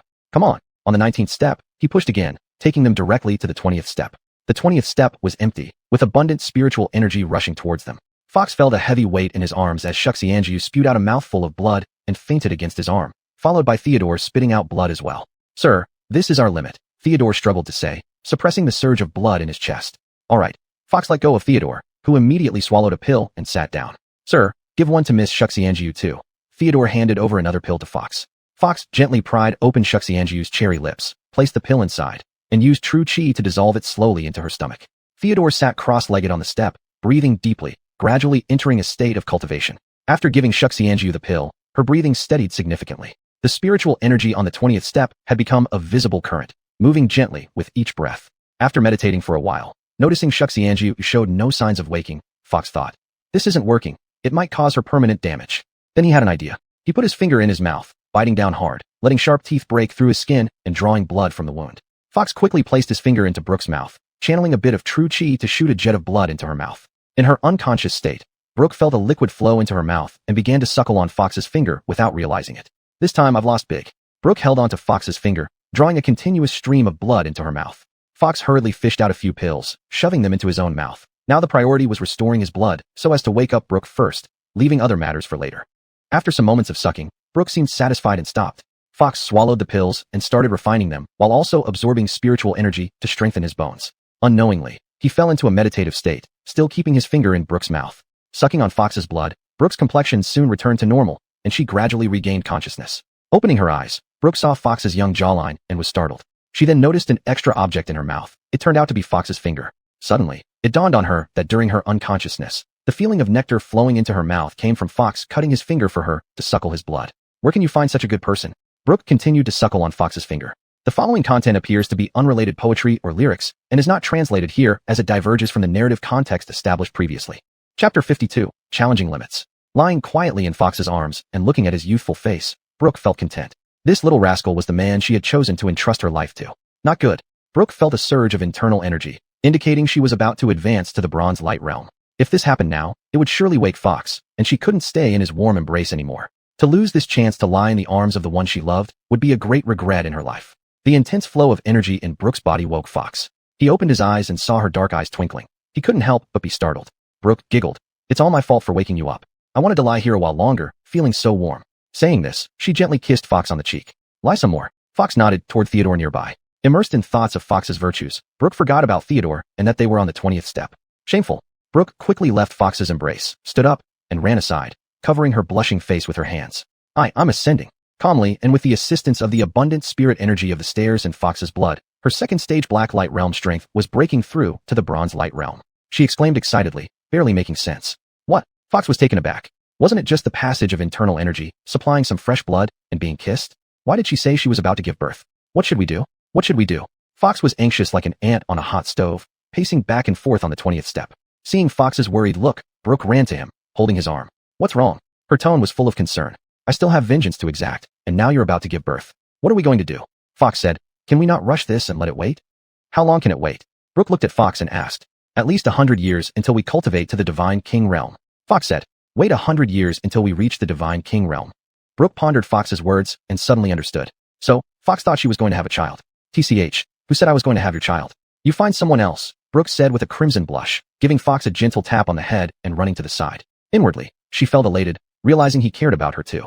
You're about to give birth, and you're asking me to find someone else. Fox chased after Brooke, holding her waist gently. Silly, I meant my realm is advancing. Not what you were thinking about birth. You're advancing your realm, not what I thought. Fox realized his misunderstanding. Brooke was talking about advancing in cultivation, and he had imagined something completely different. Great. Humph. Brooke gave Fox another tap on the head. Besides me, who else could you want to have children with? She thought if he was trying to retract his actions, there was no way she'd let that happen. Fox started, but then cough came from beside them. Brooke's voice had been too loud. Theodore was awakened, seeing Fox hugging Brooke's slim waist. He coughed a few times. Cough. Will you die if you don't cough? Brooke screamed at Theodore. She had almost heard the sweet words she wanted from Fox when Theodore interrupted. I'm dying. Theodore dramatically fell to the ground, lying motionless. Humph, serves you right. Brooke kicked Theodore. Lying sprawled on the ground, he remained still. Let's go. Brooke walked over to Fox, took his hand, and ascended to the 21st step. Watching Fox and Brooke disappear on the 20th step, Theodore got up, wiped cold sweat from his face, and said, fortunately, Madam has gone. He resumed meditating, not wanting to miss such abundant spiritual energy. On the 21st step, there was no one around. My realm is advancing again, Brooke said. Hold it off for now. The higher the steps, the richer the spiritual energy, which will benefit your advancement. Let's move upward first, Fox said. I'll follow your lead. Knowing that Fox loved her as much as she loved him, Brooke gazed at Fox tenderly. On the 22nd step, when Goldie stepped onto it, there was already no one's figure on the steps. Climbing the 22nd step of the staircase was already her limit. If she challenged further, the outcome would be uncertain. It would be better to cultivate here with peace of mind. Sensing someone stepping onto the 22nd step, Goldie, who had been sitting in meditation, opened her eyes and saw Fox and Brooke approaching, looking astonished. Siang, are you? Brooke saw only Goldie on the steps and waved her hand, saying, Mother, you can continue cultivating peacefully. Little Pimple and I still need to go up. Saying this, she ignored Goldie's surprise, grabbed Fox's hand, and leaped towards the 23rd step. Seeing Brooke leap onto the 23rd step, Goldie was startled. Then, seeing Fox holding Brooke's little hand, she suddenly understood that it was Fox secretly helping her. Otherwise, with her strength, climbing to the 18th step would have been her limit. There were no signs of Barrett or Armin on the 24th step. Instead, Glenn was meditating there. In front of Glenn were several bottles, all empty, medicines he had taken. Fox had always wondered why Glenn hadn't been around during their journey. His strength wasn't much stronger than Yosef, Sullivan, or Clark. It turned out that Barrett and Armin had assisted him, pushing him up to the 24th step. The bottles before him contained the medicinal pills left by Barrett. It seemed that Barrett had been determined. As Armin said, if the Gao clan did not return to its former peak state, he wouldn't allow Glenn to ascend to the celestial realm until they achieved this. With such cultivation, Glenn should now belong to the elite ranks of Adon City, naturally allowing him to ascend to the celestial realm with Armin and embark on his path of vengeance. Fox didn't disturb Glenn, but continued holding Brooke's little hand and walked around Glenn towards the 25th step. On the 25th step, Zared was meditating. This seemed to be his limit as well. The 26th step was deserted. The 27th step was likewise empty. On the 20th step, Fox saw a puddle of blood on the ground. Who left this? According to the current step count, only Barrett and Armin could be above, so one of them must have left the blood. On the 29th step, the blood stains grew larger, indicating the injury was worsening. Finally, on the 30th step, Barrett appeared. He looked deathly pale and was meditating on the steps. Seeing Fox and Brooke arrive, Barrett exclaimed, Young master. He tried to stand up to greet Fox. Fox waved his hand, signaling for Barrett not to bother with formalities. Thank you, young master, Barrett said. Reaching the 30th step was something he had never dared to dream of. But under Armin's encouragement, he endured severe injuries to climb up. This was already his maximum limit. For his current strength, the 31st step was an unrealistic fantasy. With Barrett appearing on the 30th step, the higher steps would only contain Armin. Looking at Barrett's ghastly pale face, Brooke covered her cheeks and asked Fox, Little Pimple, will I look as bad as him? I don't want to become ugly. A beautiful girl couldn't easily accept becoming unattractive in front of the one she loved. Don't worry, I'll protect you. No one will hurt you as long as I'm here, Fox assured her confidently. Brooke left some medicinal pills for Barrett and then held Fox's hand, saying, let's go. Fox nodded and proceeded to the 31st step. Steps 31, 32, 33, all the way to 59, showed no trace of Armin. When Fox and Brooke reached the 60th step, they found Armin's small body collapsed on the ground. Brinley, Fox rushed over and helped Armin up. What happened? He gestured to Brooke for help. Brooke quickly took out some pills and placed them in Fox's hand. Fox fed the pills to Armin and channeled true energy into his body. Moments later, Armin opened his eyes and smiled at Fox. Brother Beixiang, I finally broke through my own limits. 10,000 years ago, I failed to break through the 60th step, but this time, in my reborn body, I managed to do it. Brinley, did you really have to push yourself this hard? Fox asked affectionately. Brother Beixiang, it was necessary. That feeling is indescribable. This time being reborn, I vowed not to ascend to the celestial realm unless I broke through the 60th step. That was my promise back then, Armin explained. All right, take a rest, and then I'll take you up higher. I'll help you show off and fly. The name Beixiang isn't just for show, Fox said. Chapter 53 Military Spirit, Part 1. Odessa led Apsel to carefully investigate every corner of Crescent Town, leaving no room for error and ensuring that no demonic beasts would find any opportunity to attack.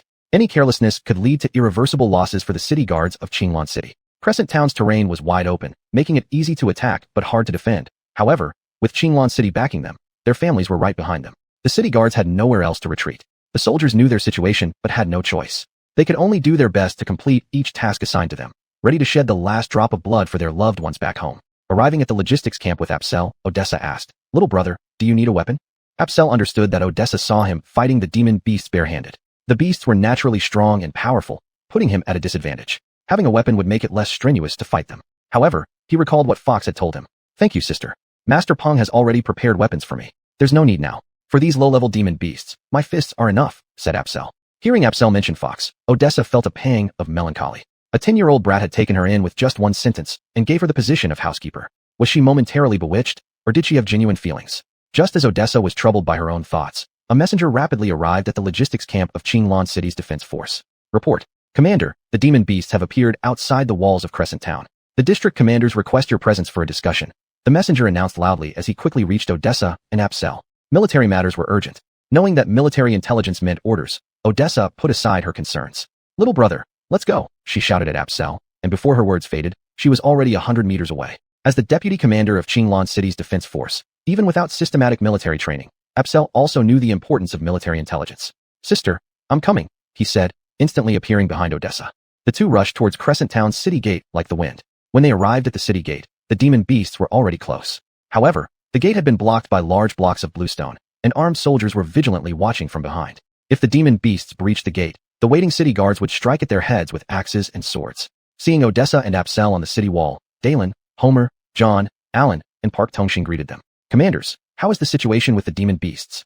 Odessa didn't wait for the commanders to explain and directly asked. "Commander, please come see," Dalen said, pointing to the demons outside the wall. Odessa and Dalen walked to the edge of the wall. Outside, the masses of black demon beasts stretched endlessly. A few had transformed into human-like forms and stood at the forefront. Seeing Odessa on the wall, "Ha ha ha, the beautiful human girl appears," Bartolomeo stepped forward, laughing. He had developed an obsession with Odessa since he couldn't obtain her. "Park Commander, take aim," said Apsel.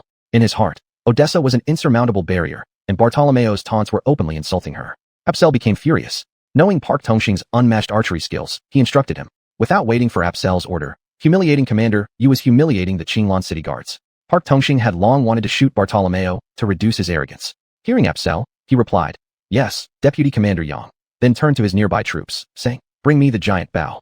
Park Tongxing's soldier handed over the giant bow designed specifically for long-range sniper attacks, with a range close to 800 meters. Park Tongxing drew the giant bow, notched 3 arrows, and released them like a full moon. With a whoosh, the 3 arrows flew straight toward Bartolomeo. Bartolomeo, reveling under the wall, saw the incoming arrows and laughed. "Ha ha ha, tiny arrows, what can they do to me?" He swiped at the arrows with his tiger claws. Just as Bartolomeo's claws were about to grab the arrows, they suddenly split into 3, striking at different points: his head, chest, and abdomen. Unexpectedly, the arrows suddenly split into 3. Grabbing one would still leave him open to injury from the other 2. Seeing this, Bartolomeo was greatly alarmed and rolled like a donkey to avoid the arrows. The 3 arrows shot straight into where Bartolomeo had just stood, their feathers fluttering in the wind as if mocking his incompetence. Seeing Bartolomeo, without regard for the dignity of the demon elders, roll away so undignifiedly, everyone on the city wall burst into laughter, rolling donkey style. What a great move. The laughter of the people on the city wall rang clearly in Bartolomeo's ears, causing his face to flush red with embarrassment. "You," Bartolomeo pointed at Park Tongxing with his tiger claws. "I will tear you limb from limb to assuage my hatred." On the city wall, Park Tongxing slapped his giant bow defiantly. A mere beast, daring to be arrogant before our human race. Watch me shoot again. He pretended to pull back the giant bow. Seeing Park Tongxing's bow drawn taut, Bartolomeo thought he was going to release another set of triple arrows. Not wanting to suffer the same fate, he quickly leapt back into the demon ranks, hiding among the beasts and not daring to show himself. Seeing Bartolomeo fleeing in such a manner made the people on the city wall laugh again. Refreshing, Apsel watched Bartolomeo's disheveled appearance, remembering how he had defeated him in battle before, felt a surge of excitement, and jumped up on the battlements, pointing down at the black mass of demons below, laughing loudly. Wild beasts, do you now know the power of our human race? Apsel's arrogance and disdain for the demons infuriated them. A tall figure leapt out from the demon ranks, standing below the city wall, pointing at Apsel. A little boy, dare to boast? Watch me deal with you. Report your name and rank. I, Deputy Commander, do not slay unnamed beasts. This was manhood. Apsel spoke boldly, standing on the wall, pointing at the newcomer. The demon below the wall was already a fourth-stage demon, capable of transformation, now fully transformed into a human-like figure, rugged, and wearing a polar black shirt, exuding an air of heroism. I am the leader of the Golden Ape clan, the second elder of the demon race, Mitchell, said Mitchell. Good, second elder of the demon race, you match my status well. Listen carefully, Deputy Commander Apsel of Qinglan City's defense force. After I defeat you, second elder, surely the great elder will appear. Last night, his voice sounded spirited. I wonder what he looks like. Apsel laughed heartily, believing that men should settle grudges swiftly. As you wish, replied the great elder from the demon ranks. Very well. Apsel flapped his arms like a great rock, slowly landing outside the city wall. Mitchell, you heard it. Your great elder promised to come out after you're beaten. Hurrah! May it be as you wish, Mitchell said coldly, unperturbed by Apsel's words. Here comes Meteor ascending. Apsel's body turned into a shooting star, dashing towards Mitchell. His Qinglan meteor fist flowed smoothly, every move demonstrating a master's demeanor. Before reaching him, a powerful fist wind rushed at Mitchell. To compare fists with me, Mitchell sneered inwardly, knowing that the Golden Ape clan was renowned for its strength. With a casual swing, he thrust his palm forward. With a boom, their fist and palm collided. Mitchell stepped back 2 paces, while Apsel stepped back 3. This blow proved evenly matched. One more time. This kind of combat suited Apsel perfectly. Each strike fully mobilized the Heaven Gate technique, accelerating its circulation speed within his body. The greater the pressure, the faster the technique operated, replenishing energy more rapidly. Neither had used full strength in that attack. Let's go again. Who's afraid of whom? Strength was a natural gift, and Mitchell wouldn't fear Apsel. Swinging his hand again, he thrust another palm forward. Ha! The stronger the opponent, the happier Apsel felt, embracing the fierce palm wind from Mitchell, and surged forward once more with Meteor ascending. Boom! Another explosion. Apsel retreated 3 steps again, Mitchell 2. One more time. Apsel shouted, using Meteor ascending to charge at Mitchell once more. Mitchell met the attack with another palm. They exchanged punches and palms, entangled in combat without respite. Initially, Odessa worried that Apsel couldn't match the 4th-stage demon and ordered Park Tongxing to closely observe their fight. If Apsel showed signs of defeat, Park Tongxing was to shoot an arrow to aid him. Though it might not injure Mitchell from such distance, it could ease Apsel's immediate crisis. Seeing Apsel hold his own against Mitchell, she felt somewhat reassured. Bartolomeo, witnessing Apsel and Mitchell's evenly matched fight, was secretly alarmed. In just one day and night, Apsel had grown so quickly. Mitchell was only second to the great elder in strength, slightly surpassing Bartolomeo. At this rate, in a few days, Bartolomeo would no longer be a match for Apsel. Not only Bartolomeo was worried, but the great elder of the demon beasts was also secretly alarmed. A 3rd-stage demon beast actually fought so intensely with a 4th-stage demon beast. When had the human race gained such a monstrous figure? Absolutely cannot let him continue to grow. The great elder of the demon beasts made up his mind grimly. Pass my order. The 7th elder shall assist the 2nd elder, and everyone else follow me to attack New Moon Town. Yes. The demons responded. Chapter 54 Military Soul, Part 2. On the city wall of New Moon Town, Odessa's eyes were fixed on Apsel, worrying about his safety. Ramon stood beside Odessa, holding a large bow with an arrow nocked, waiting for her command. As long as Odessa gave the order, 3 arrows would immediately fly toward Ape Gang's vital points. Dalen, seeing Odessa concerned about Apsel's safety, took over her duties temporarily as the direct line member of the City Lord's family and also as Odessa's uncle. He discussed with Homer, Alan, and John, after which the 3 dispersed according to their earlier plan, patrolling the city wall to monitor the movements of the demon beasts. Before the 3 had even left the city tower, 3 or 4 messengers rushed in hurriedly. 3 or 4 messengers entering the city tower at the same time was unprecedented since the founding of Qinglan City's guard army. What has caused such panic? Dalen asked. Reporting to the chief, there are signs of a large-scale attack by demon beasts from the direction of Tiger Force Camp, reported the messenger from Tiger Force Camp. Reporting to the chief, there are signs of a large-scale attack by demon beasts from the direction of Evil Dragon Camp, reported the messenger from Evil Dragon Camp. Reporting to the chief, there are signs of a large-scale attack by demon beasts from the direction of Battle Wolf Camp, reported the messenger from Battle Wolf Camp. Reporting to the chief, there are signs of a large-scale attack by demon beasts from the central direction, reported the messenger from reserve camp. Demon beasts from all 4 directions were making moves. It seemed they were about to launch a massive attack. Dalen quickly walked to Odessa's side and whispered, "Commander, the demon beasts are about to launch a massive attack." A large-scale attack by demon beasts was inevitable, but given that Apsel was currently engaged with the second elder of the demon clan, such an attack now seemed unusual. So be it. Odessa felt somewhat despondent, wondering how many of Qinglan City's guard army soldiers would end up buried in yellow earth in this battle. She wished this moment could come later. "Commander, I have a suggestion. Since we are defending, the pressure on Qinglan City's guard army soldiers is immense. I suggest dividing the Divine Archers camp into 4 parts to assist Tiger Force camp, Evil Dragon camp, Battle Wolf camp, and Reserve camp. This way, we can intercept aerial attacks from demon beasts, reducing casualties among our soldiers." Dalen's proposal made sense, so Odessa nodded. "Chief Pu, please arrange this." Holding his large bow without turning back, Ramon called out, "Where are the guards?" Upon hearing Ramon's words, the Divine Archers replied, "Chief, we're here. Send someone to inform all the battalion commanders. Each camp should send 2 battalion commanders for assistance, following orders from their respective camp commanders. The remaining 2 battalion commanders and their troops will act as mobile forces, providing aid wherever needed," said Ramon. "Yes," responded the Divine Archers, and 1 soldier turned and left the city tower. "Oh, Commander, the Divine Archers will need a large supply of arrows to fully leverage their capabilities," added Ramon. "Chief Pu, I've already instructed the logistics camp to manufacture arrows as fast as possible for you. We must ensure that the Divine Archers never run out of arrows." Odessa, regaining her commanding presence, replied firmly. Death in battle was simply the final resting place for a soldier. Outside the city walls, the demon beast hordes were eagerly anticipating the attack, with delicious food just within reach, their mouths watering. At the command of the senior demon elder, tens of thousands of demon beasts roared and charged toward New Moon Town. "Spread my order. The Divine Archers shall focus on the flying demon beasts in the air. Not a single living demon beast shall land on the city walls of New Moon Town," Odessa shouted, seeing that the airborne demons were continuously attacking the defenders. Odessa's orders were quickly relayed. The Divine Archers focused on aerial defense while other camps dealt with the ground forces, successfully suppressing the demon beasts' initial assault and stabilizing the situation, not as chaotic as before. The attacking demon beasts were mostly low-ranking, and though Qinglan City's guard army consisted mainly of ordinary humans and low-ranking cultivators, their well-coordinated efforts gradually gained the upper hand. Amidst the large-scale attack on New Moon Town, Odessa, preoccupied with her soldiers' safety, forgot to check on Apsel. Apsel and Ape Gang were evenly matched, exchanging punches and kicks amidst gusts of wind and flying dust. Gradually, their battlefield was gouged into a pit by the force of their blows. Tiger Power, under the instruction of the senior demon elder, despite finding it unfair to have both elders attack Apsel together, saw Apsel as a thorn in his side. So he silently approached Apsel, looking for an opportunity to strike and kill him once and for all. The large-scale attack on New Moon Town by the demon beasts, with shouts shaking the sky, had already alerted Apsel. Although he was locked in an intense battle with Ape Gang, Apsel had his own calculations. Apsel's strength was the highest among the defenders of Qinglan City, followed by Odessa. If he remained entangled with Ape Gang, the safety of the Qinglan City Guard would be at risk. Tiger Power's stealthy approach did not go unnoticed by Apsel.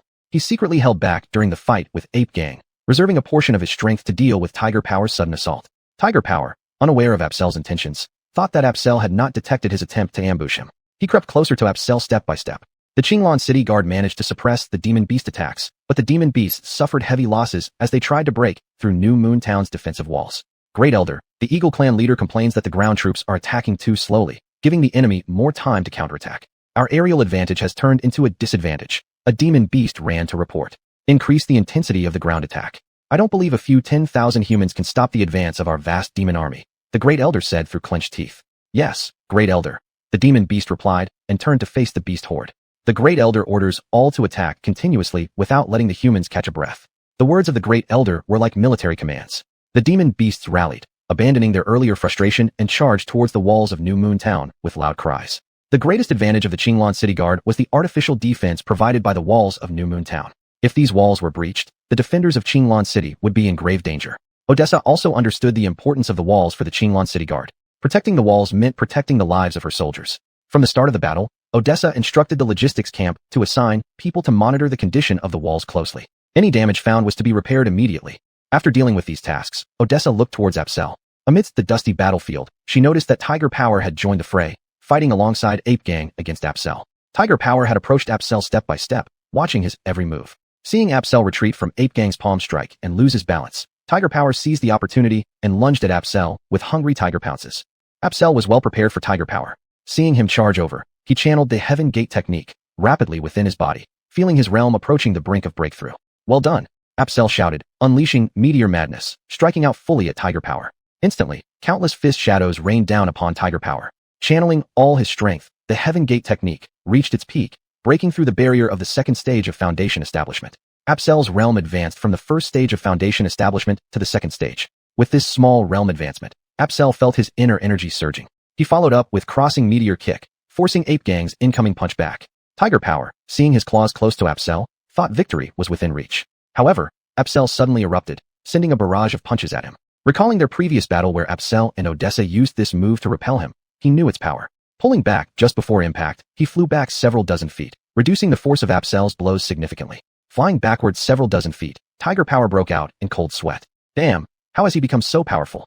Second Elder, this opponent is tough. We shouldn't hold back. Tiger Power wiped the sweat off his forehead and said, still shaken. Ape Gang, after battling Apsel for some time, felt increasingly outmatched. The young man seemed inexhaustible, fighting ever more fiercely. Hearing Tiger Power's words, he realized the Great Elder was angry and had sent Tiger Power to assist him.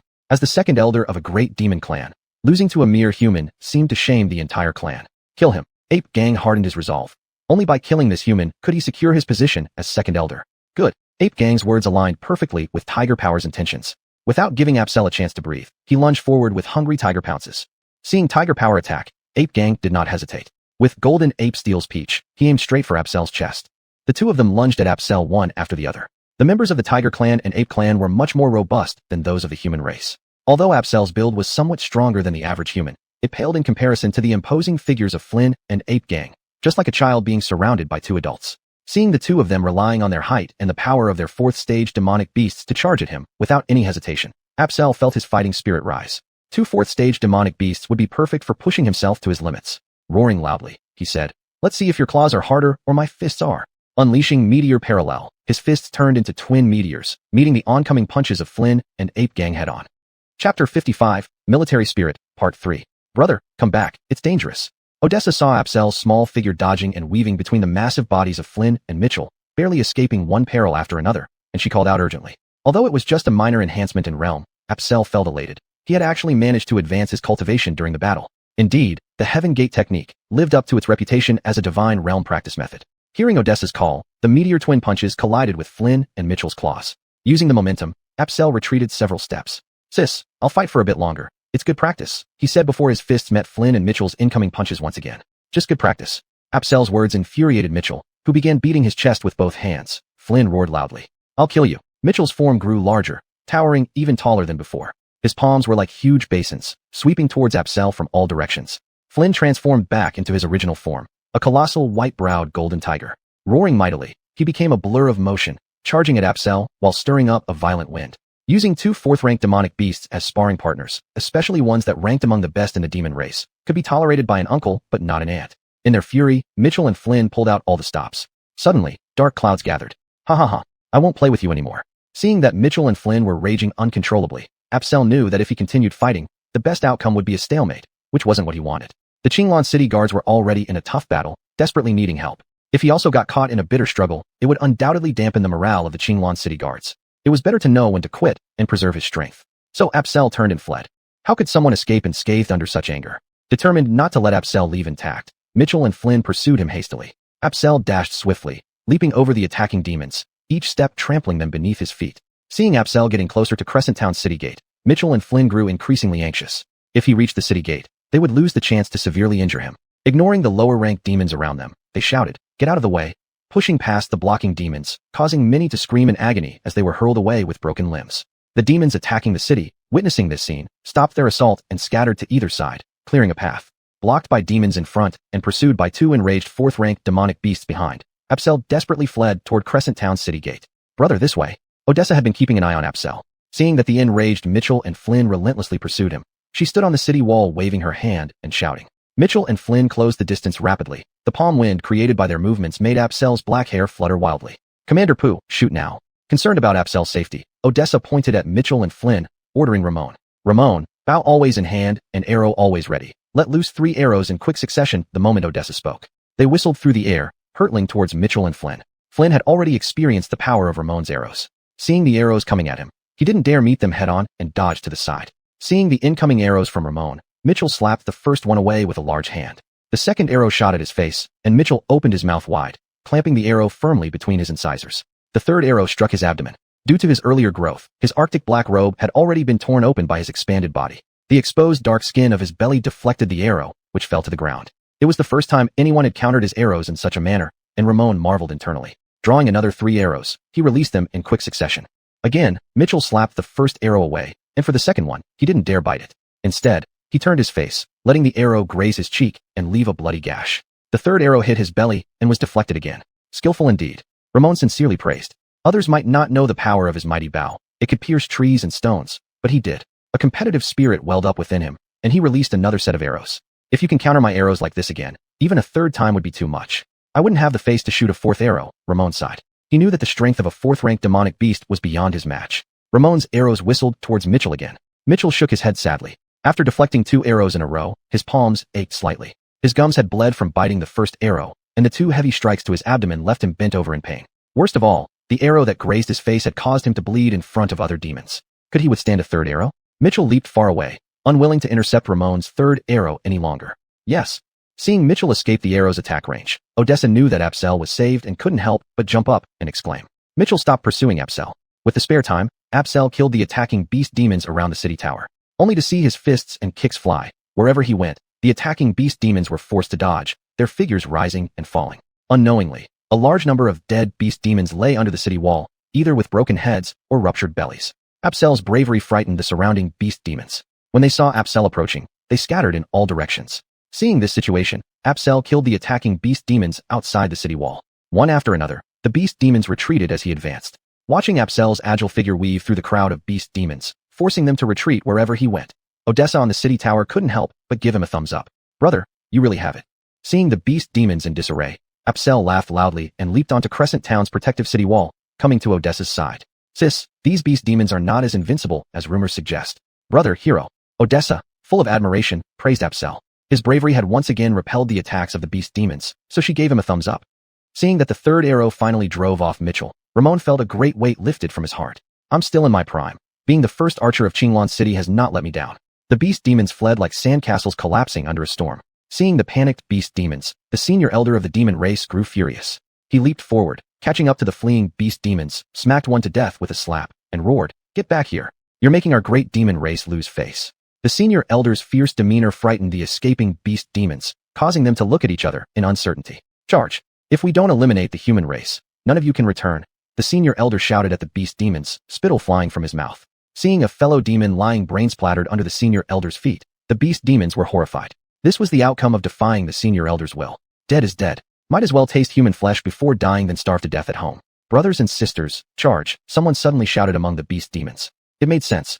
The demon race had launched this wave because over the past century, they had united as one, focusing on internal unity and development. Their population growth was too rapid, leading to tight territory and resource scarcity. Armed invasion was their only way to secure the land and resources needed for their continued survival. Every beast demon understood this. However, Apsel's bravery, facing the entire demon army alone and unarmed, even intimidating 2 senior elders, scared them, making them momentarily forget their mission. Now reminded, the beast demons woke up to the reality that they were fighting not just for themselves, but for the sake of their families back home. Charge! On the walls of Crescent Town, all the guards of Qinglan City cheered. The retreating beast demons offered them a glimmer of hope. The officers on the tower also rejoiced, surprised by how Apsel single-handedly broke the demons' offensive. Just as the guards of Qinglan City rejoiced, the retreating beast demons turned around and charged towards the walls of Crescent Town, vying for the lead. Standing on the walls, every move of the beast demons was visible to the Qinglan City guards. Though they didn't know what happened, they knew a bloody battle awaited them. Odessa on the tower clearly saw the beast demons' movements without needing a messenger. In no time, the beast demons reached the base of the walls. Soldiers of the Qinglan City Guard, Odessa jumped onto the parapet. Here, the soldiers responded in unison. Do you fear? Odessa waved her long spear in the air. No fear. The soldiers unsheathed their weapons. Follow me into battle. Odessa spun her spear into a flower shape and leaped off the wall toward the attacking beast demons. Odessa's actions stunned the Qinglan City Guards. Won't she be crushed to death jumping from such a height? Or at least break her legs? Everyone looked at each other uncertainly. Dalen noticed the guards' hesitation and shouted, Qinglan City Guards, follow previous orders. The sharpshooters target the airborne beast demons, while others deal with those on the ground. Apsel saw the guards working orderly and asked, worried about Odessa. Who has heavy weaponry? Can I borrow some? Hearing Apsel asking for heavier weaponry, John knew that among all the weapons of the Qinglan City Guards, only the mountain cleaving axe he used was the heaviest. He handed the mountain cleaving axe to Apsel and said, Deputy Commander Yang, does this feel right to you? Apsel took the mountain cleaving axe from John's hands, weighed it briefly, and felt it had almost no weight in his grip. He said, I don't know where to find a more suitable weapon at this moment, so I'll just make do with this. I guess the Qinglan City Guard can't find a heavier weapon than this one. With that, he leaped down from the protective city wall. Chapter 56, Military Spirit, Part 4. Odessa descended from the city tower. Upon seeing a human plunging down, the demonic beasts attacked her en masse without hesitation, surrounding her completely. Punches and kicks, everything they could use was unleashed on Odessa. Tall ones, short ones, fat ones, thin ones, hairy ones, hairless ones. In front of Odessa were grotesque faces of demonic beasts. Kill, kill, kill. These were the culprits that invaded Qinglan City and disrupted its citizens' peaceful and prosperous lives.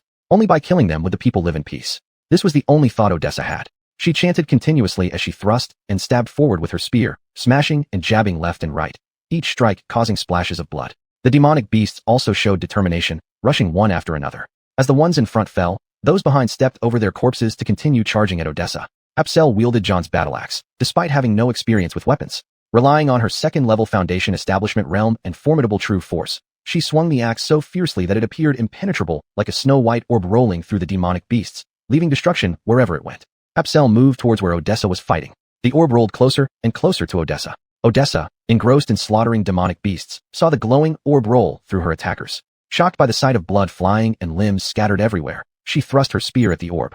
Apsel was startled when she saw the spear coming towards her, dodging sideways just in time for the spear to graze her chest. Hastily, she cried out, Sis, it's me. Hearing Apsel's voice, Odessa retracted her spear and asked, Brother, why did you come? Seeing Odessa retract her spear, the demonic beasts, thinking there was an opportunity, pounced aggressively again. Apsel swung her battle axe and split the nearest beast attacking Odessa into two halves, saying, Sis, wasn't I worried about your safety? Odessa waved her spear and impaled a nearby beast, skewering it on her spear, saying, Only through slaughter can we solve this problem with these heartless creatures. Since you're here, let's enjoy this fight today. Looking around at the encircling beasts, Odessa laughed and waved her spear. Apsel stepped forward, standing behind Odessa to cover her blind spots, protecting her from harm. This was his primary goal, even as he aimed to slay more demons. Sis, you go ahead, said Apsel. With Odessa leading and Apsel following, they became a deadly duo, a spear and an axe mowing down demonic beasts like a combine harvester, every swipe and swing resulting in immediate death. Odessa and Apsel, the two commanders of the Qinglan City Guards, charged into the horde. The four major household leaders returned to their posts, directing their soldiers to resist the beasts. Commander Barton of the Divine Archers led two remaining 1,000-man teams, racing along the city walls, supporting other battalions with long-range arrows. Seeing the fierce battle rage on, the elder of the demon clan smiled inwardly, feeling he hadn't betrayed his leader's trust. The mission was successful. The common beasts and humans suffered heavily, requiring a long recovery. However, 7 third-tier beasts had been lost, an unprecedented toll for the demon clan. Cultivating such beasts in Yashi continent's sparse spirit energy and limited resources demanded immense effort and sacrifices. Losing 7 at once enraged their leader, who almost threw his wine glass at Flynn during the report, calling it a disgrace. Thus, 3 elders, including the Grand Elder and Flynn, led 30 third-tier beasts and 500,000 lower-tier ones, with the order, do not return unless Qinglan City falls. Eliminating the Qinglan City Guards meant quelling the city's resistance. With 3 fourth-tier and 30 third-tier beasts, alongside 500,000 lower-tier ones, failing to subdue a mere 10,000 army, which included 2 third-tier beast strength warriors, was inconceivable. So, the Demon Grand Elder chose to play cat and mouse first, chasing the Qinglan City Guards and reveling in their panic. He enjoyed seeing the supposed powerful guards, who had previously killed 7 of his third-tier beasts, now acting like cornered dogs. Apsel had previously fought with Mitchell, and the Beast Clan had to reassess Apsel. A third-tier beast fighting at par with a fourth-tier one explained why Flynn had lost, and 7 third-tier beasts had met their end. His strength couldn't be measured by rank alone. Dealing with him would require 2 fourth-tier beasts for any hope of victory. Now that he was entangled with low-tier beasts, it was an opportunity to tire him out, using the lives of these low-tier beasts as bait. Only then could the plan to eliminate Qinglan City's guards proceed smoothly. The assault on Xianyu Town's wall cannot be weakened. Elder 7, take charge and lead 23rd tier beasts in attacking the city, ordered the Beast Clan Jacques. Flynn nodded. In front of the Jacques, he, as the 7th Elder, was nothing. He obeyed orders without question. His retreat after a defeat had already disgraced him in the eyes of the Jacques. Any disobedience would mean severe punishment. Flynn obediently led the 23rd tier beasts into battle, receiving a nod from the Jacques who thought Flynn's obedience might not last long, knowing well that retaining Flynn while defiant would only bring disaster. 2nd Elder, take the remaining 10 third-tier beasts to block Apsel and Odessa. Don't let them catch their breath, the Jacques continued. Yes, Jacques, Mitchell nodded. The Jacques outranked him by more than just a notch. Mitchell joined the fight against Apsel and Odessa with the remaining third-tier beasts. The Jacques instructed his personal guard, keep a close watch on them. If any are seen slacking off or trying to flee, execute them immediately. The personal guard left. The Jacques stood alone. I'll make sure you can't fly away. To challenge me is far beyond your capabilities. Choosing 23rd tier beast experts, Flynn specifically selected eagle and vulture clans. The 5 to 6 meter high walls were impassable for regular and low tier beasts, who had to climb laboriously. Halfway up or near the top, Qinglan city guards would attack with weapons or stones, sending many plummeting back down. Hours passed. The ground beneath the wall was piled high with corpses. Flynn, a 4th tier beast, leaped onto the wall effortlessly, killing the defenders swiftly. The eagle and vulture clans used their abilities to deflect arrows aimed at them. With Flynn slaughtering on the wall, chaos ensued among the defenders, allowing more eagles and vultures to join him atop the wall. The 23rd tier beasts reached the wall intact, thanks to Flynn's effective command. Concentrating forces rather than scattering them allowed a forceful breakthrough. Unprepared for this tactic, the leaders of Qinglan City's defenses watched helplessly as Flynn and the 3rd tier beasts took the wall. Seeing their comrades slaughtered, several battalion commanders felt agonized. These were soldiers who had shared countless hardships and victories over the years. "I'll fight to the death," Dalen shouted, rushing forward. Seeing Dalen's impulsive reaction, Barton held him back. "Commander, do not be hasty." Barton understood the situation. No one besides Odessa and Apsel could match the high-tier beasts now on the wall. Experience told him that when facing overwhelming odds, ranged attacks were the best countermeasure, preventing the enemy from getting close. "God archers, indiscriminate fire," Barton ordered. Understanding what this meant, the god archers unleashed a barrage of arrows at Flynn and his 3rd tier companions. Apsel and Odessa were slaughtering amidst the beast crowd. The mountain splitter axe, which was incredibly heavy to ordinary people, became light in Apsel's hands, seeming almost weightless. A slash on the left, a chop on the right. Each rise and fall of the axe brought about waves of bloodshed. Odessa's spear thrust, lifted, smashed, and swept. The sounds of bones tearing and the beast's agonized cries intertwined, sending chills down one's spine. Chapter 57, Military Spirit, Part 5. Apsel fought through the demonic beasts, feeling something was off. The 2 commanders of the Qinglan City Guard, instead of commanding from their posts, were charging into battle with a spear and an axe, slaughtering demons left and right. "Isn't this a bit too excessive?" Apsel glanced at Odessa. For the Supreme Commander to abandon her post was taboo in the military. Without a leader, the vast Qinglan City Guard would be leaderless, like a pile of loose sand. Glancing back at Exiled Town's wall, Flynn was leading 23rd stage demonic beasts and had already occupied the wall. The 5 battalion commanders were struggling to resist. "Big sister, the Exiled Town wall is in danger," Apsel shouted to Odessa. The cacophony of the demonic beasts' roars drowned out Apsel's voice. Odessa vaguely heard him call, but couldn't make out what he said. She asked loudly, "Brother, it's too noisy with the beasts. I can't hear you." Apsel was preoccupied with the fall of the Exiled Town wall to Flynn. If the wall fell, tens of thousands of Qinglan City Guard soldiers would face direct attacks from hundreds of thousands of demonic beasts. In numbers and strength, the Qinglan City Guard was far inferior. Direct confrontation would have catastrophic consequences. "Big sister, return to the command tower."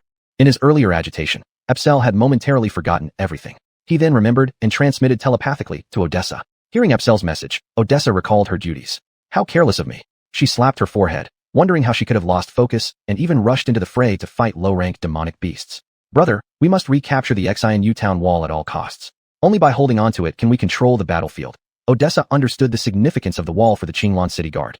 She shook her spear, sending a demon hanging on the tip flying away. With one swing, the spear transformed into a staff, sweeping through like a gale, clearing a bloody path. "Brother, let's go," Odessa urged, taking advantage of the space before more demonic beasts arrived. "Where do you think you're going without asking me?" A figure suddenly appeared in front of Odessa, blocking her path. Odessa halted, raising her spear defensively. Apsel jumped forward and said, "It's you." "Yes." The newcomer was Apsel's old adversary, the 2nd elder of the demonic beasts, Mitchell. Following orders from the 1st elder, he led 10 third-stage demonic beasts to intercept Odessa and Apsel. "Surround them." Mitchell instructed the 10 third-stage demonic beasts behind him. As the 3rd-stage demonic beasts approached, Apsel brandished his heaven-cleaving axe, staring down the 10 enemies. He then whispered telepathically to Odessa, "Go first, big sister. I'll hold them off." 3rd-stage demonic beasts were not ordinary or lower-ranked demons. They stood as pillars in this world, on the verge of ascending to immortality. One step further, and they would fly freely in the sky. "Brother, we can't engage directly." Odessa realized her momentary impulse had been exploited. Falling into a trap, if she couldn't return to the town tower to command the city guard, disaster awaited. She retreated, intending to regroup. Mitchell's mission, assigned by the 1st elder, was to intercept Odessa and Apsel and prevent them from reaching the Exiled Town tower. Seeing Odessa trying to escape, he blocked her again. "Commander, where are you going?" F***CK off. Odessa saw the 2nd elder of the demonic beasts, Mitchell. Recalling how he and Flynn had previously forced Apsel into retreat, she felt intense disdain. In the Qinglan City Guard, only Odessa was a woman. Earlier, Flynn had announced publicly that she belonged to him. Mitchell had been surprised at the time, curious about what kind of beauty could capture the heart of an elder. Now, seeing her, he was taken aback by her striking and delicate beauty, someone who seemed almost too fragile to handle. "Beautiful," Mitchell smacked his lips. Seeing Odessa retreating, the 10 third-stage demonic beasts exchanged glances. 6 attacked Apsel, while 4 pursued Odessa. Turning to see Odessa blocked by Mitchell, the 4 remaining stopped and called, "Second Elder." Mitchell glanced at the 4 third-stage demonic beasts. "I can handle this." He waved them off, signaling them to deal with Apsel while he would handle Odessa himself. The 4 third-stage demonic beasts exchanged glances at Odessa. Instinct told them not to participate in this encounter, so they withdrew, leaving 10 third-stage demonic beasts to confront Apsel. Seeing Odessa blocked by Mitchell, Apsel recalled their previous fight and knew this man was no pushover. "Sister, find a way to break away. It's not wise to linger here. The Qinglan City Guard needs your command," Apsel transmitted telepathically to Odessa. Odessa nodded and made a faint thrust with her spear towards Mitchell. Even though it was just a pretense, she put all her effort into it. Mitchell saw the spear, glittering coldly, heading straight for him. The force of the attack arrived before the spear did, prompting him to dodge swiftly and split the piercing wind. Odessa saw that Mitchell had evaded the spear and recognized this as the perfect moment to escape. She seized the opportunity, using the momentum of her spear to propel herself forward, then sprinted back towards the exiled town tower without looking back. Mitchell didn't expect Odessa's spear thrust to be a mere diversion. Watching her flee, he hurriedly slapped out a palm towards her back. Apsel saw Odessa move and swung his heaven-cleaving axe at the nearby third-stage demonic beast, blocking any pursuit against her. His sole purpose was to stop the demons from chasing her. The surrounding demonic beasts, including Mitchell and Flynn, were aware of Apsel's strength. Flynn had taken some flying or ambush-capable third-stage demonic beasts, like eagles and vultures, leaving the more strength-oriented ones behind. Apsel's axe targeted Leopard's Lie from the Leopard clan. Leopard Lie saw the axe coming and retreated. Facing 10 encircling third-stage demonic beasts, fighting head-on was unwise. Stalling Apsel was the better strategy. Leopard Lie retreated, allowing Tiger Roar from the Tiger clan to seize the moment to attack Apsel when he slashed at Leopard Lie. This coordinated tactic was their agreed-upon plan. Apsel turned to meet Tiger Roar's attack with another swing of his axe. Tiger Roar was near Mitchell, who was pursuing Odessa, exactly whom Apsel wanted to target. Seeing Apsel's aggressive stance, Tiger Roar quickly retreated, unwilling to engage directly. Tiger Roar's retreat made Apsel smile inwardly as he used the momentum to lunge towards Mitchell. Odessa, preoccupied with the safety of the Qinglan City Guard soldiers, ignored Mitchell's sneak attack and continued her dash forward. As Odessa fled, her back became vulnerable, delighting Mitchell. One strike from him would seriously wound her and halt her escape. However, Odessa and Apsel had already developed an unspoken understanding. With just a glance, they knew their roles. Odessa needed to return to the exiled town tower to command the guard, while Apsel held off the pursuing demonic beasts. An axe whistled towards Mitchell, accompanied by a mocking voice. "A bunch of fools. 10 third-stage demonic beasts can't even detain a human boy with comparable strength." Mitchell, realizing that if he attacked Odessa and ignored the axe, both would suffer severe injuries, hesitated. He calculated that although Odessa would be gravely wounded, he risked being cut in two by the powerful axe imbued with Apsel's immense true energy. "This isn't worth it. My life is more precious," he thought and dodged sideways, abandoning his attack on Odessa. Mitchell failed to stop Odessa. Without obstruction, her pressure eased, and she slashed through lower-ranked demonic beasts, stepping over their fallen bodies, quickly returning to the exiled town tower. On the exiled town wall, archers from the Qinglan City Guard's Divine Archer Corps unleashed arrows towards Flynn and his 23rd stage demonic beasts. Despite the relentless barrage, the 21 demonic beasts transformed into humanoid forms, skillfully deflecting all incoming arrows. The airborne eagles and vultures flapped their massive wings, dispersing the arrows with powerful gusts. "Keep shooting. I don't believe 21 demonic beasts can withstand the arrows of our Divine Archer Corps," Captain Barton shouted, encouraging the archers. "Our Divine Archer Corps is invincible." The archers, emboldened by his words, unleashed even fiercer attacks on Flynn and the 23rd stage demonic beasts. Apsel saw Odessa return to the exiled town tower, and with no more worries, he swung his heaven-cleaving axe at Mitchell nearby. In their previous battle, Mitchell and Apsel had fought barehanded, both relying on the strength of their physical bodies to engage in an intense struggle. Now that Apsel held the heaven-cleaving axe, Mitchell did not dare to fight him barehanded and quickly retreated. Apsel already knew that Mitchell was the second elder of the demon race and relentlessly pressed on. If he could capture Mitchell, he might use him to threaten the demonic beasts, possibly forcing them to retreat. Apsel relentlessly pursued, while Mitchell steadily retreated, the gleaming shadow of the heaven-cleaving axe following closely behind. Mitchell found himself in perilous situations one after another. Chapter 58, Military Spirit, 6. Apsel's hand did not leave Mitchell as he swung the Kaitian axe continuously, and Mitchell felt quite helpless in his heart. "If you have to fight to the death, don't pick me." Briggs had no weapon in his hand, unable to fight Apsel head-on. He could only retreat step by step. Apsel's axe swings were chaotic, with no discernible pattern. The other demon beasts watched helplessly as the shiny axe flashed up and down in Apsel's hands. They surrounded Apsel but dared not move forward due to their fear, watching helplessly as Mitchell was chased by Apsel. "Fool." The Dane watched Mitchell in a miserable state, picked up an iron bar dropped by a dead Qinglan City guard beside him, and kicked it towards Mitchell. "Catch it." Hearing the demon elder's voice, Mitchell caught the iron bar and immediately swung it at Apsel.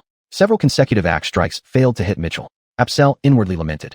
If he knew how to wield the axe skillfully, he would be able to kill Mitchell effortlessly. Seeing that Mitchell was attacking with a stick, he raised his Kaikin axe and countered hard. Christie returned to Crescent Town Wall, immediately launching a counterattack against Flynn and 23rd rank demon beasts. Flynn and his party occupied a section of the wall, allowing countless demon beasts to climb up, posing a significant threat to the guards of Qinglan City.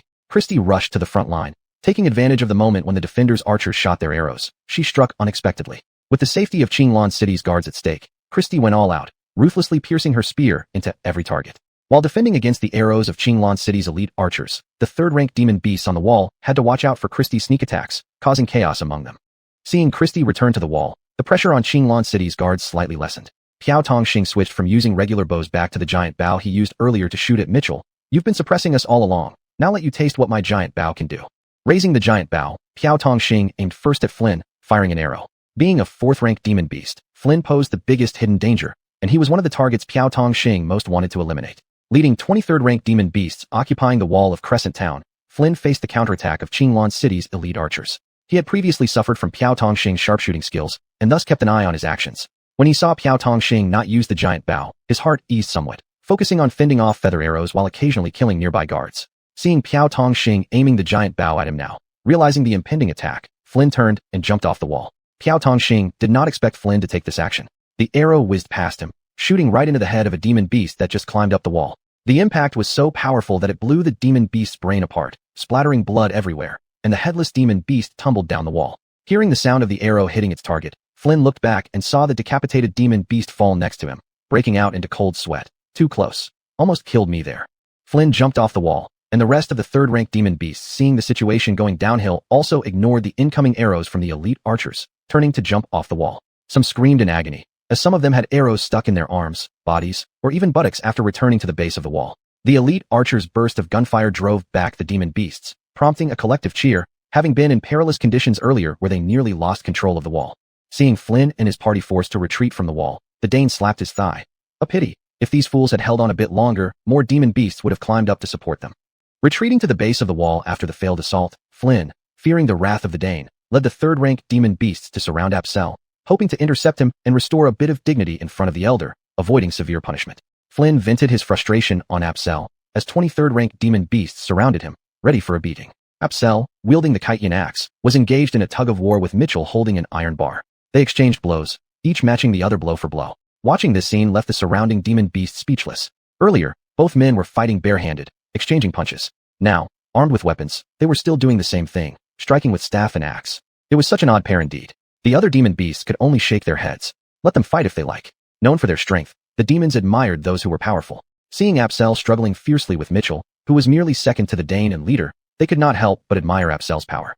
Hence, they stopped attacking Apsel and allowed him to fight Mitchell. One axe after another, Apsel noticed that he was surrounded by demon beasts, including Flynn. Apsel smiled slightly, knowing that Christie had returned to the city wall and was organizing the Qinglan City Guard to return and drive back Flynn and the other demon beasts. Now or never? Seeing the demon beasts focused on his fight with Mitchell, Apsel thought quickly. He swung 2 consecutive axes, forcing Mitchell to retreat. Seizing this moment, he darted backwards. The demon beasts were deeply engrossed in the intense battle between Apsel and Mitchell. As Apsel forced Mitchell back with 2 successive blows, they applauded. Good, good. When Apsel suddenly started to run away, they hollered in surprise. Oh, oh. Realizing he was trying to escape, the demon beast shouted. Chase, chase, chase. Stop chasing him. The Dane's voice boomed across the crowd of demon beasts, shaking them to their cores. The demon beasts trembled. Don't forget our mission is Qinglan City, bearing the hope for the revival of our demon clan. If a small town like Crescent Town can block our path, how can we face our families and fellow clansmen behind us? So, we must take Crescent Town. The Dane waved his arms. Charge. After a series of unsuccessful attacks on Crescent Town, the Dane was seething with rage. This time, he personally led the charge against Crescent Town's defenses. Apsel leaped and dashed, giving the nearby demon beast a kick before reaching the city wall. Seeing Apsel return unscathed, the Qinglan City guards were overjoyed. In the Crescent Town resistance battle, the demon beasts attacked fiercely, and although the Qinglan City guard managed to hold them off at the city wall, they suffered heavy losses. Particularly hard hit were the reserve troops of the Qinglan City Guard. Being less experienced compared to other combat units, they sustained significant casualties when placed next to the main tower. Despite assistance from the 5 Myriarch captains and the elite archers, nearly half of the reserve troops were lost due to the assault led by Flynn and 23rd rank demon beasts. Christie saw Apsel return and said, Brother, I knew you would come back safely. Yeah, sister knows me best, Apsel said, smiling at Christie. Deputy Commander. The Qinglan City Guard cheered unanimously, admiring Apsel's fierce fighting style, which made him their idol. Apsel waved to the soldiers. Reflecting on the brutal battle, he felt helpless about being pinned down by Mitchell and his 10 third-rank demon beasts, unable to provide support. He said, "Thank you all for your hard work." "Not at all," the Qinglan city guard replied in unison. Apsel approached John with a look of embarrassment. "Lu Miriarch, sorry for damaging your weapon," he said as he handed back the Kite axe. Indeed, several pieces had chipped off during the clash with Mitchell, making it resemble a serrated saw. Seeing the state of the Kite axe, John laughed. "It's an honor for it to serve under Deputy Commander Yang in battle. Its current appearance is its proudest proof. I will keep it as it is. Report, report." A hurried voice rang out. Reporting to the commander, the demon beasts are attacking the wall again, awaiting orders.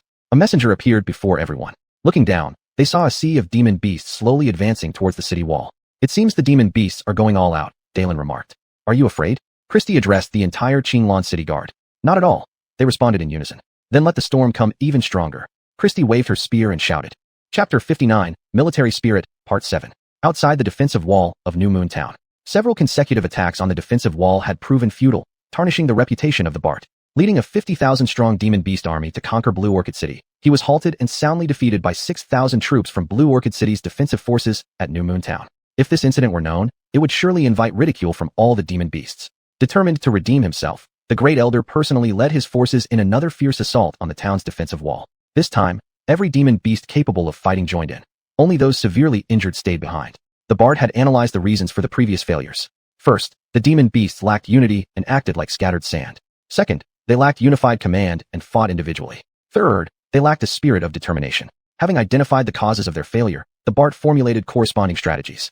He decided to lead the charge himself. Any disobedience or lack of cohesion would result in immediate execution. The same applied if any did not fight with unwavering dedication. After all, death was death either way. Mitchell and Flynn exchanged glances.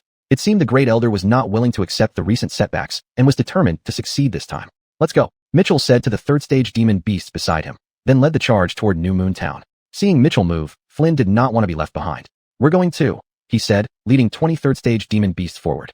"Hold it." The Bard saw Mitchell and Flynn acting on their own again and shouted angrily. "Without my orders, who dares to act independently? I will slay them." Mitchell and Flynn knew he meant them. They forced smiles and said apologetically, "Great Elder, getting angry is bad for your health. We'll follow your lead." Slightly satisfied by their acknowledgement of fault, the Great Elder said, "You two watch closely how I will capture New Moon Town." Avoiding further rebuke was enough satisfaction for Mitchell and Flynn, who obediently replied, "Great Elder is wise and brave, wise and brave." Their flattering words pleased the Great Elder, who patted them on the shoulder, smiling. "Elder 2, Elder 7, in terms of warfare, I have seen many battles. Pay attention and learn." "Sure, Great Elder, please guide us," they responded with obsequious nods. "All demon beasts heed my order," the Great Elder, standing before the demon army, declared as he raised his hand. "Yes," came the listless replies from the demon beasts. They were already marching. What new tactics could there be? "Proceed directly and leave nothing standing," the Great Elder continued. "Understood," the demon beasts responded. Indeed, with 50,000 stomping feet, no grass could remain intact, and even larger trees had been repurposed as siege weapons. On top of the defensive wall of New Moon Town, unlike before, the advancing demon beasts moved in an orderly and steady manner. Faced with such a sudden change, the soldiers of Blue Orchid City's defense force exchanged puzzled glances. Odessa stood among the officers of Blue Orchid City's defensive forces by the parapet of the city wall.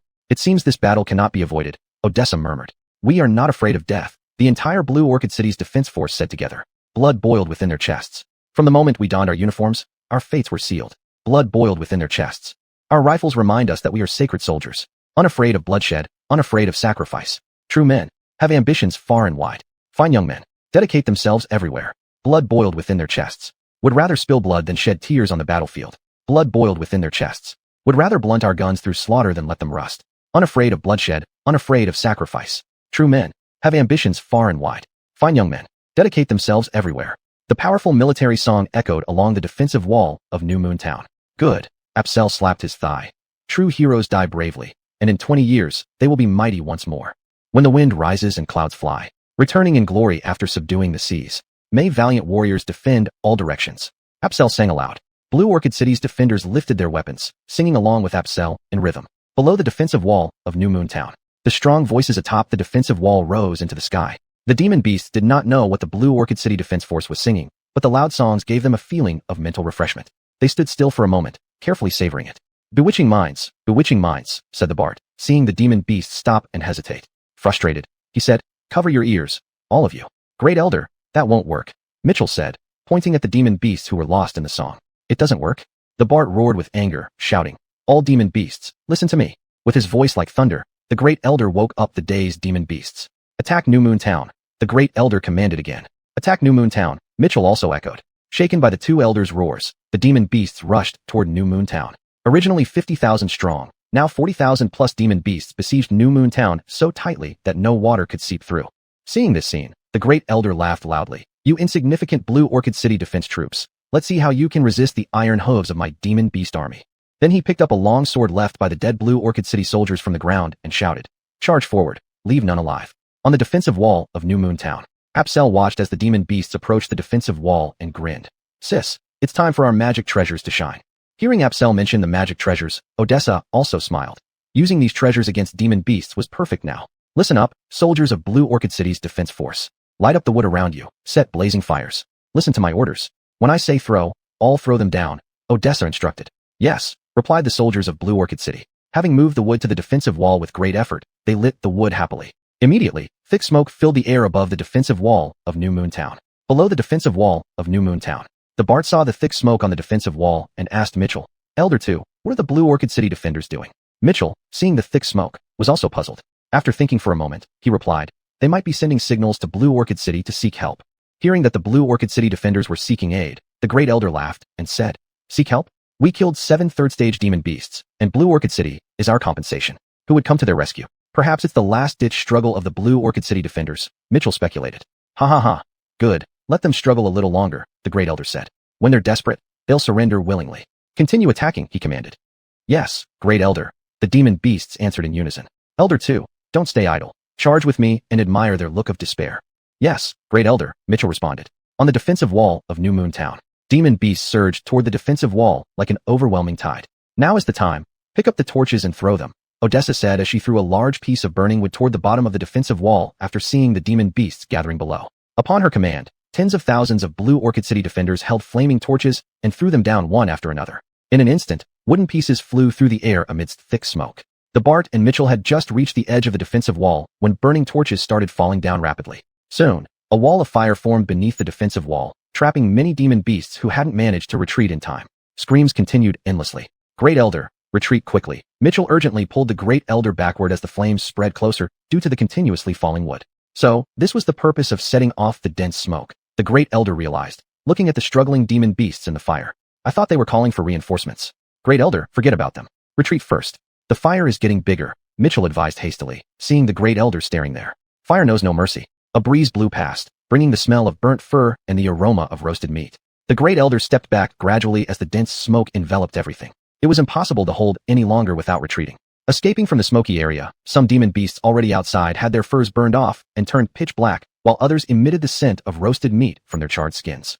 Looking at the group of disheveled and listless demon beasts before him, the Bart could not help but punch the ground. "Qinglan City Defense Force, I Baird will never make peace with you." Chapter 60. Adon City in the Underworld. On the 60th step of the Limitless Stairs, Armin was sitting in meditation on the stair, recovering from his injuries. Zephyr held little Brooke's hand.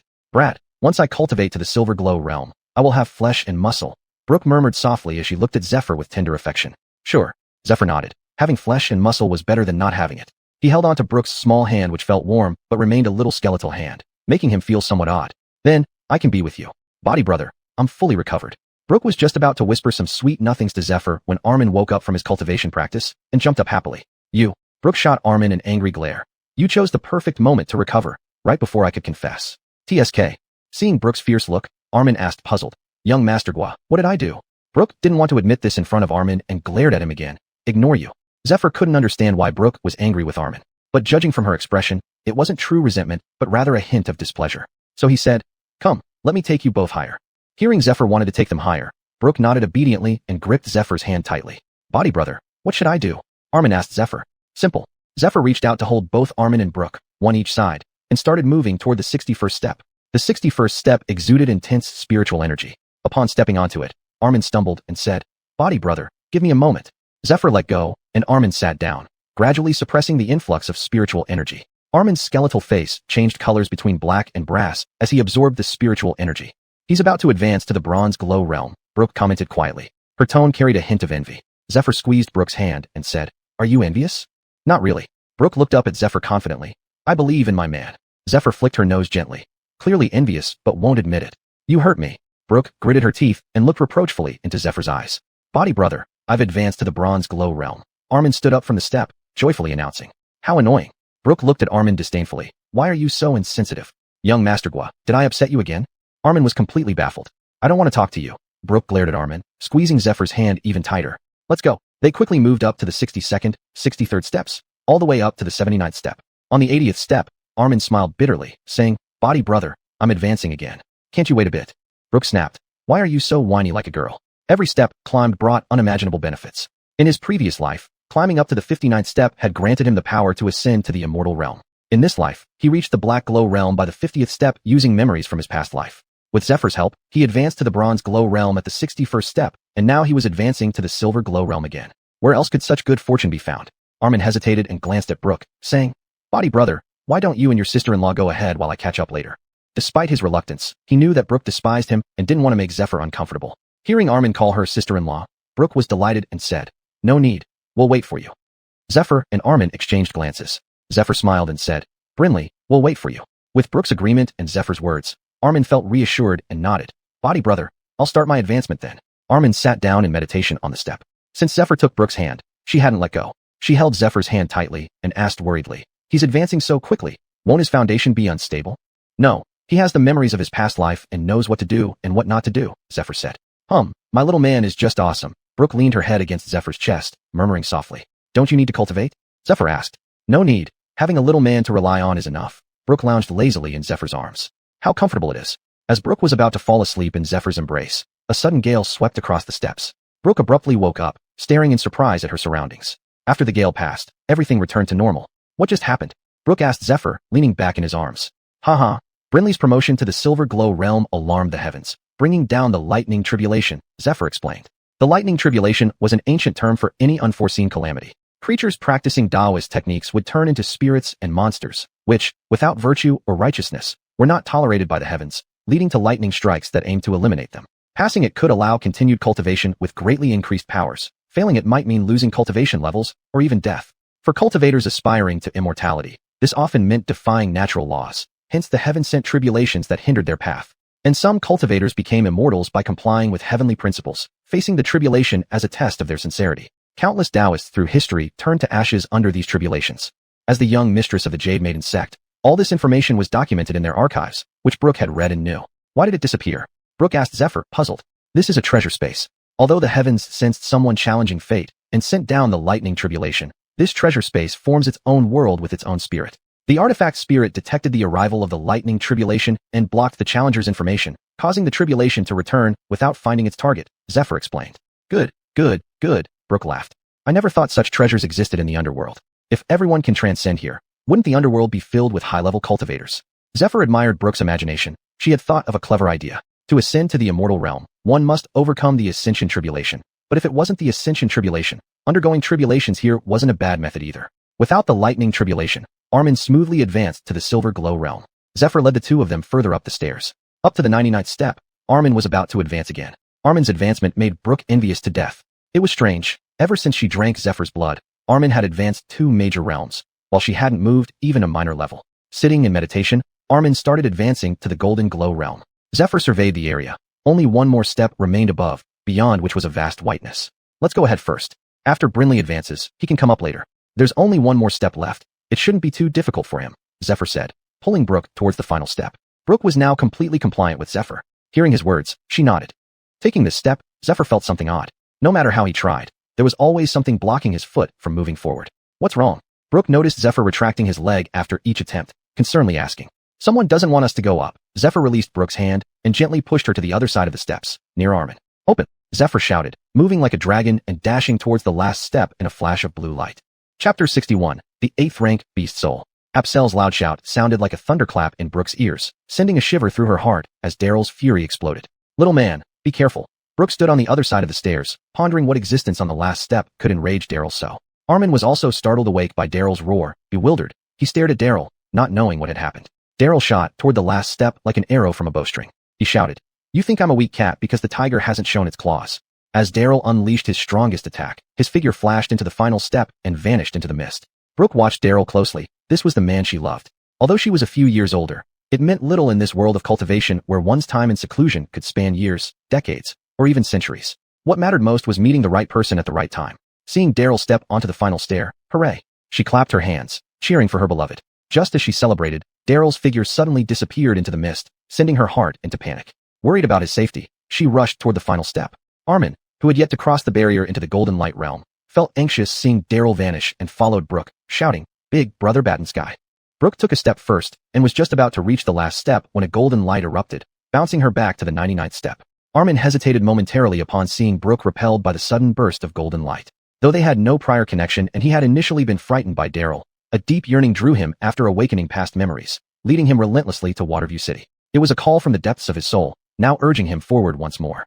Brooke steadied herself and attempted to move upward again. Just as she neared the final step, another burst of golden light sent Armin flying back. Seizing the moment when the golden light dimmed, Brooke surged forward once more. As her foot touched the step, another burst of light sent her back to the 99th step. After being repelled twice, Brooke refused to give up and charged forward again. And a third time the same occurred. "I refuse to believe you can always stop me," Brooke declared firmly. "Sister-in-law, something is preventing us from entering. Given our current strength, it's difficult to proceed," Armin realized, trying to stop Brooke. "No, my little man is still up there. I'm worried about him," Brooke said. "I won't stop until he appears." "All right, sister-in-law, please hold on. I'll advance to the golden light realm first, enhancing my strength to unleash the strongest attack, and see if we can break through," Armin suggested. "Just do it quickly. We don't know how long little man can hold on," Brooke urged, continuing her relentless attempts while speaking to Armin. On the 100th step, Daryl's strongest attack cut through all obstacles. "What do you have that can block me?" Daryl asked. His palm struck the step, but the invisible force that had previously stopped him and Brooke did not reappear. With the force passing through the last step, Daryl easily ascended to the top. Upon stepping onto the last step, the scene before him transformed. An empty staircase now held a hidden chamber within which he found himself. "Divine Race Boy, your attack is vicious, intending to kill even me," a voice echoed in Daryl's ears. "I lack the power to kill an 8th rank beast soul," Daryl replied. "But isn't this exactly what you wanted?" "Honesty," the 8th rank beast soul responded. "I merely wanted to see if the divine race lives up to its reputation." "And now you've seen," Daryl said. "Though your power falls short, you show potential," the beast soul admitted. "To be frank, I don't want nonsense. A weapon of an 8th rank beast soul appearing here, allowing only me to enter, speaks volumes," Daryl bluntly stated. "Straightforward, I like honest people. One sentence, take me back to the immortal realm." Daryl pointed out its thoughts directly, and the 8th rank beast soul knew it couldn't hide from him, so it also spoke frankly. "It's impossible," Daryl rejected outright. "Why?" The 8th rank beast soul was very surprised. No matter what, with Daryl's current strength, an 8th rank beast soul could be of great help to him. It had seen his divine race identity, and noted his young age and imposing demeanor.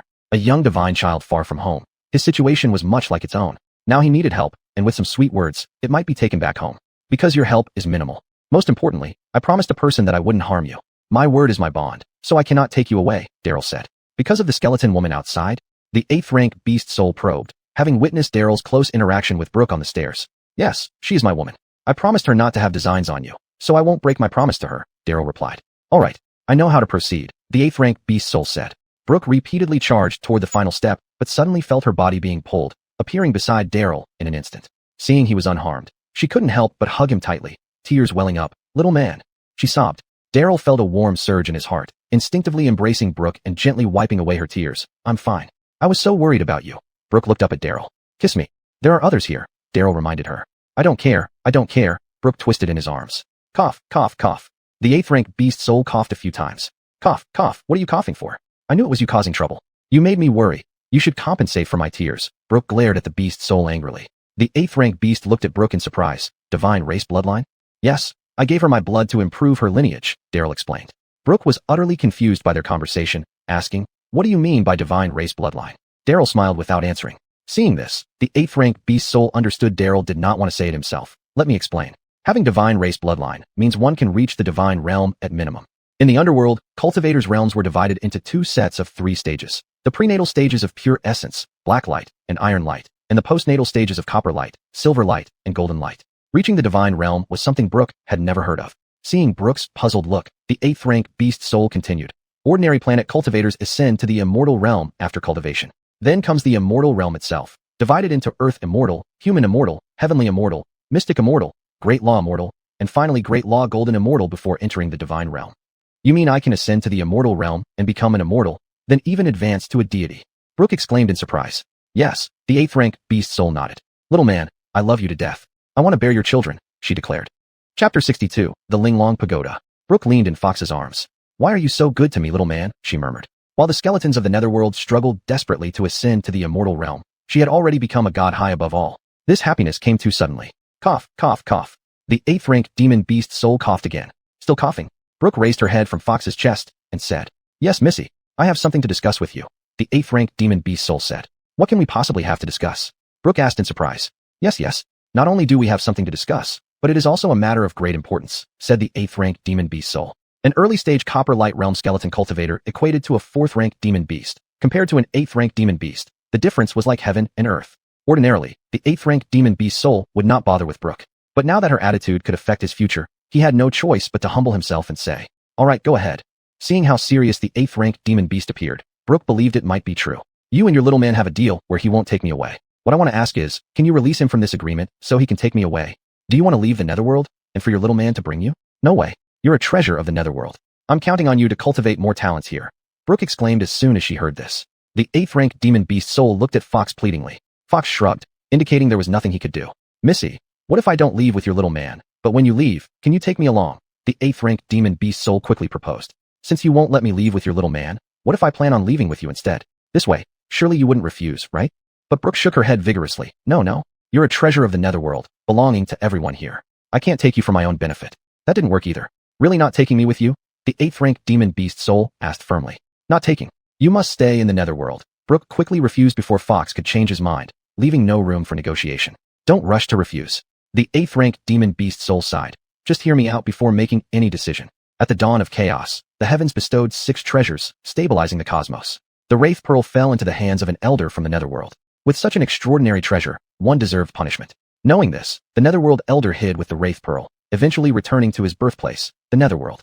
On the way, passing through the immortal realm, he saved a dying person. In gratitude, this person gifted him the Linglong Pagoda. The elder returned to the netherworld, hiding the Wraith Pearl and leaving the Linglong Pagoda with the message, when the pagoda changes, the Spirit Pearl will appear. The pagoda changes, the Spirit Pearl appears? Fox looked at the 8th-rank demon beast soul. I am the Linglong Pagoda, the 8th-rank demon beast soul said. Ha. You are the Linglong Pagoda? That's hilarious. A Linglong Pagoda looking as ugly as you. Brooke laughed until she bent over.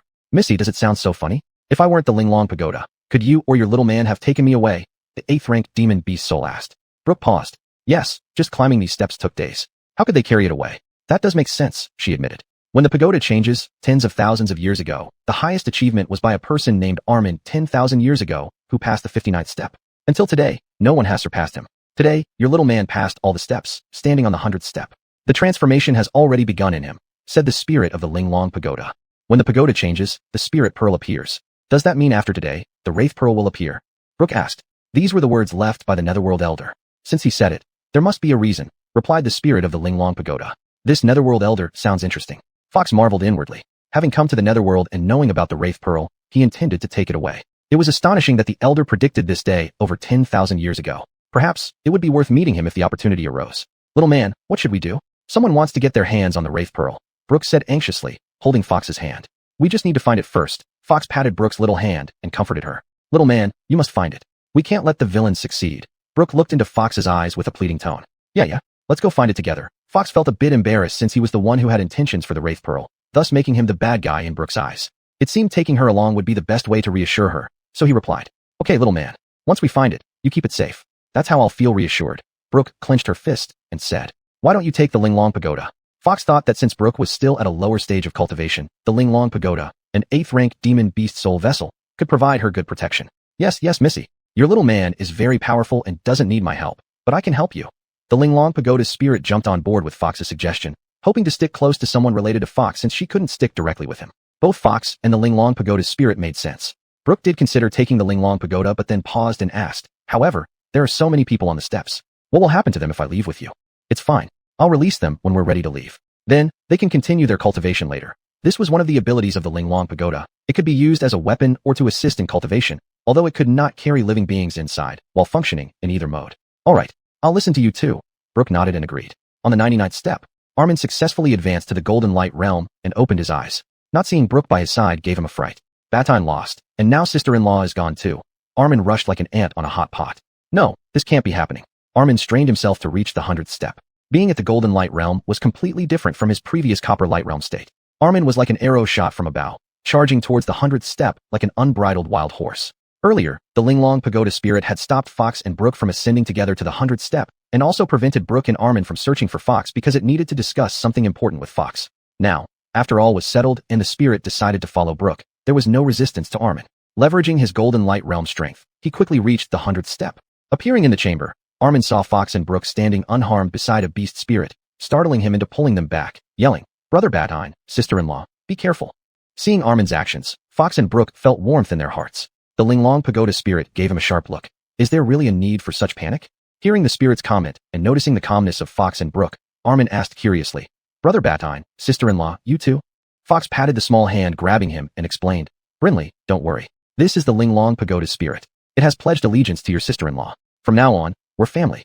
Spirit, a spirit of an artifact. Armin looked at the Linglong Pagoda spirit with surprise. Never seen a spirit before? The Linglong Pagoda spirit glanced at Armin, mocking. Well, Armin admitted frankly.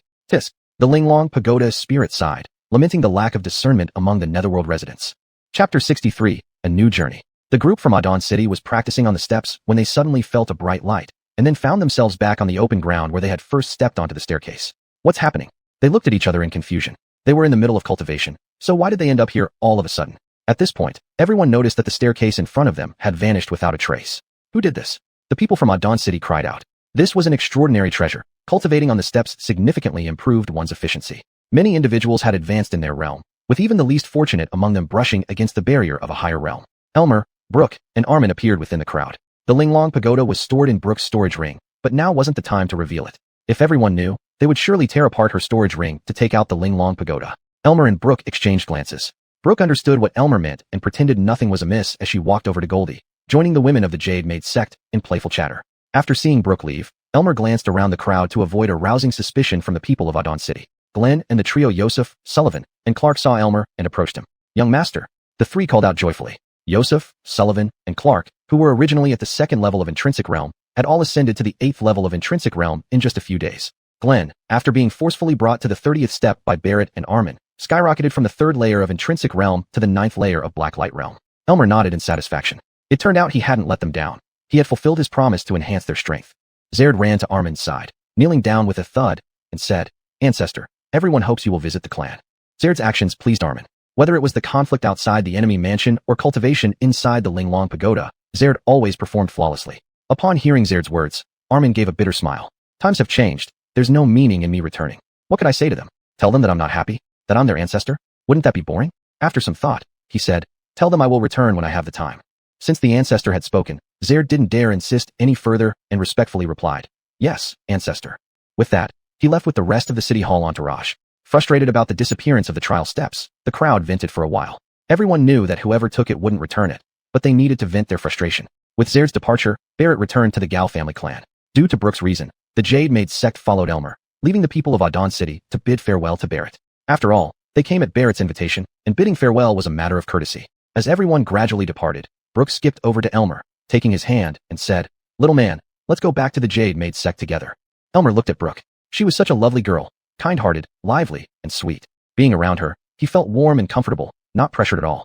"Go back." Elmer gently patted Brooke's small hand. Though he was somewhat reluctant, thinking about the responsibility on his shoulders, he steeled his heart and said, "I still need to find my companions." Hearing Elmer say he wouldn't go back with her, Brooke panicked. How could he just leave her behind like this? She exclaimed, "Are you kicking me out?"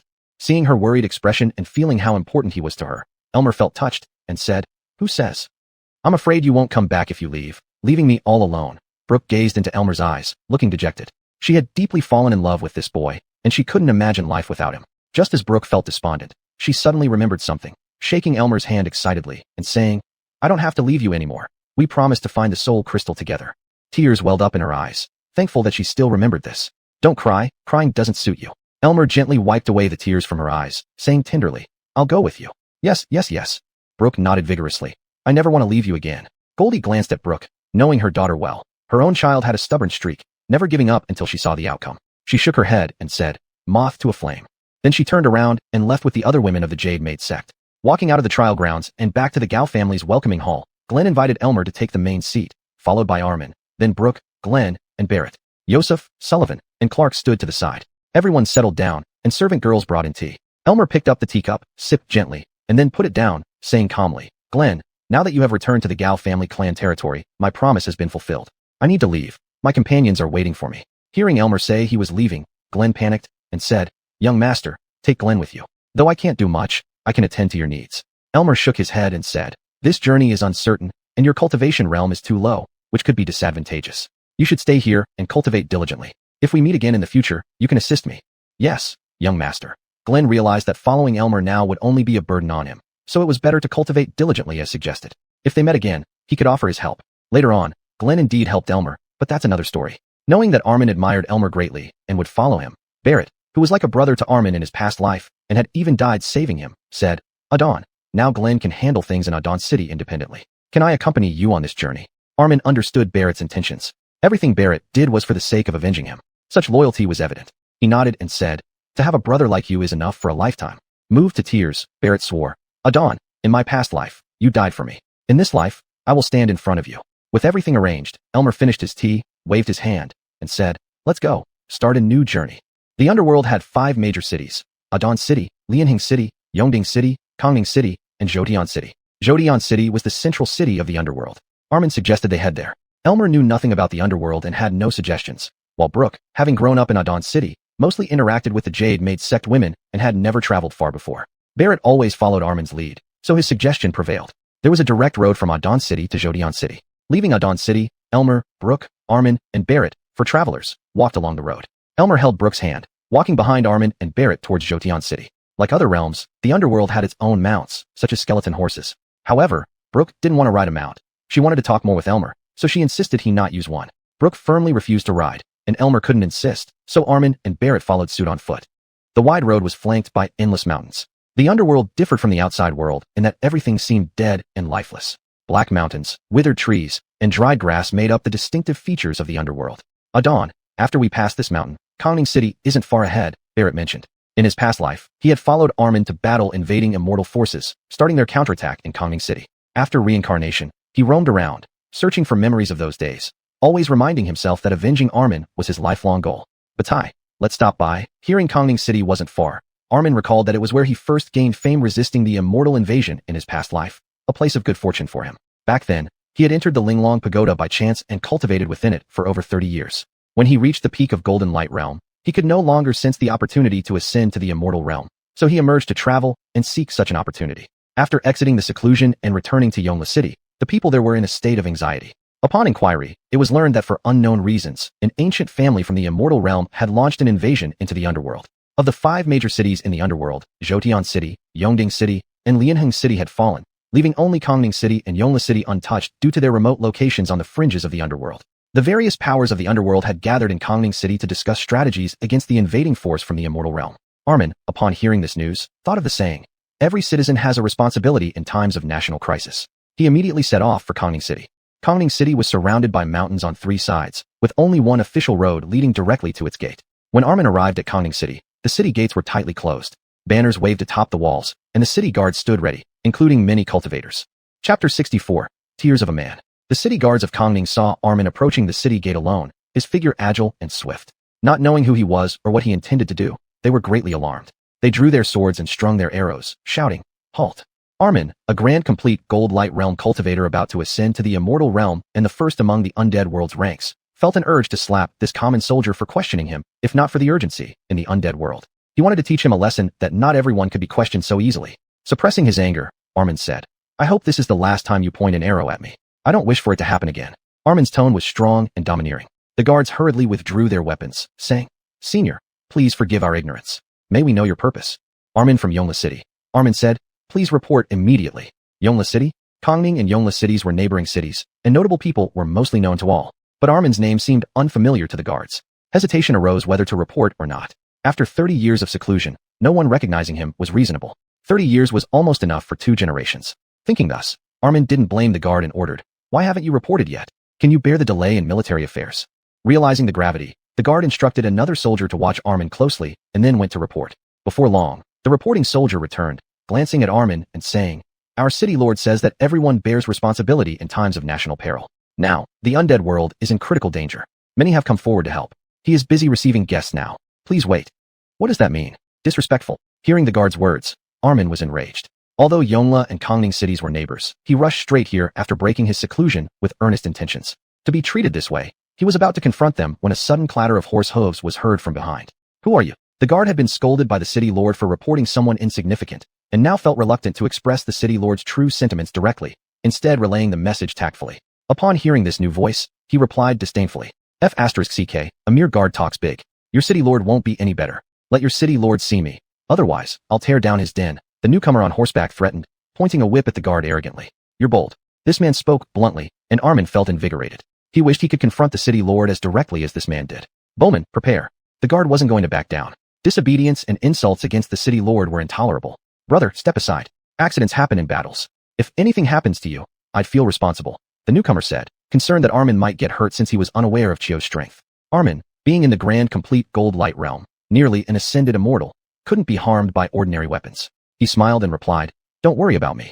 These small fry deserve some punishment. It will prevent them from ruining the undead world's rules. Good attitude.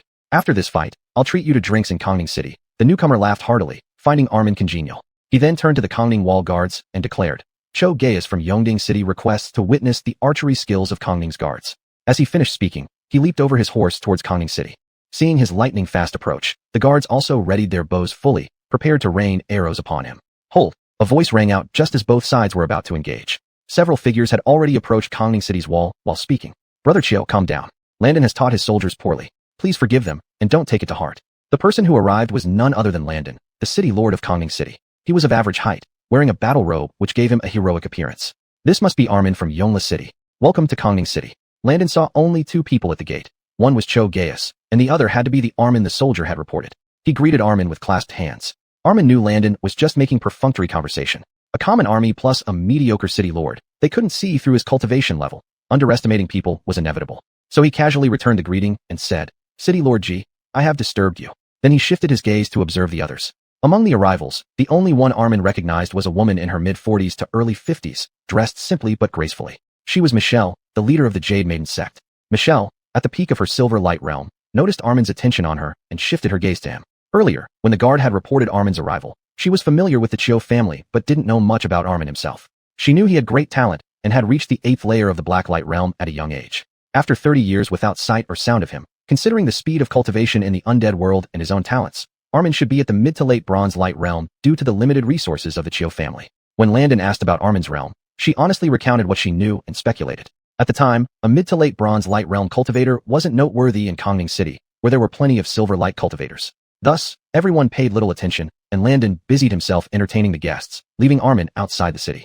Seeing Armin now, Michelle was greatly surprised that she couldn't discern his realm. If Armin hadn't cultivated and was an ordinary skeleton, it would be normal not to see his realm, as untrained beings lack a cultivation level. But 30 years ago, Armin was already at the 8th layer of the Black Light realm. Even if he hadn't practiced for these 30 years, he should still be at that level at least. The fact that she couldn't determine his realm meant his cultivation was higher than hers, which was why she couldn't see it. Taoist friend Xiaoyu? Michelle asked, her face full of astonishment. Michelle was unfamiliar with Armin, but Armin knew her very well. As a leading figure among the new generation, Michelle was not only the precious daughter of the Jade Maiden sect's leader, but also beautiful, talented, and admired by many men, including Armin. However, since the Chio family was just an ordinary clan in Yongle City and Armin's talent was merely exceptional, he never drew her attention.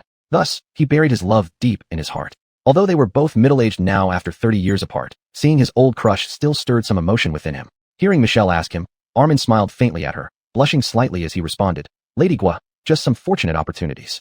Michelle saw Armin blush while talking to her, but since they were both middle-aged, she didn't read too much into it. She gasped, could it be that you've already entered the Golden Light realm? The Golden Light realm? That was several years ago, Armin replied, thinking about how he had entered the Golden Light realm 10 years ago and reached its peak 2 years ago, but had yet to transcend the boundary to the immortal realm, feeling rather disheartened. What? Armin's words sent ripples through many present.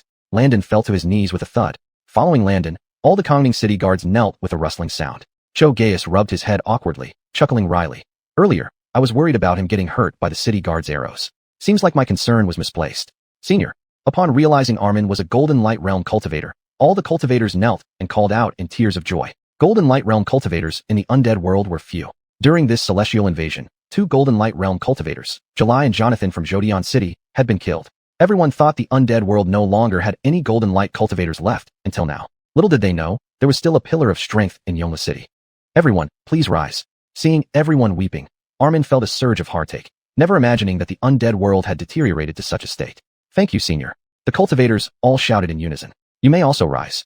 Armin saw that Landon was still kneeling tremblingly after the other cultivators had risen, and said, Senior, I have been blind. How could I turn away the savior of the undead world? I am not fit to be a person. Landon remained kneeling and said, If Senior is willing to save the undead world, I am prepared to kneel here until death. Chapter 65, Selecting the Leader. A warrior dressed in battle armor knelt before him, making Armin feel utterly powerless. Warriors were the pride of the nation. They risked their lives to defend the territory and ensure people's well-being. Seeing this man kneeling before him now made him feel heartless and lacking righteousness. With the survival of the ghost realm at stake, every inhabitant was determined to fight for it, including himself. Stand up. Though Armin disliked Landon kneeling before him, as a city lord, this act showed his deep concern for the safety of the ghost realm. Thus, he persuaded, a man's knees are worth more than gold. One kneels only to heaven, earth, and parents, not me. Heaven would mock if I knelt to it. Earth is shapeless, and my parents are long gone. Today, I kneel before you because you can save our home. Landon has no regrets. 3 out of the 5 major cities of the ghost realm had already fallen, leaving Kongming and Yongle hanging by a thread. The celestial forces could invade any day. As a city lord, Landon commanded 10,000 ordinary troops who were no match for the highly skilled cultivators from the celestial realm, each of whom could defeat thousands or even tens of thousands.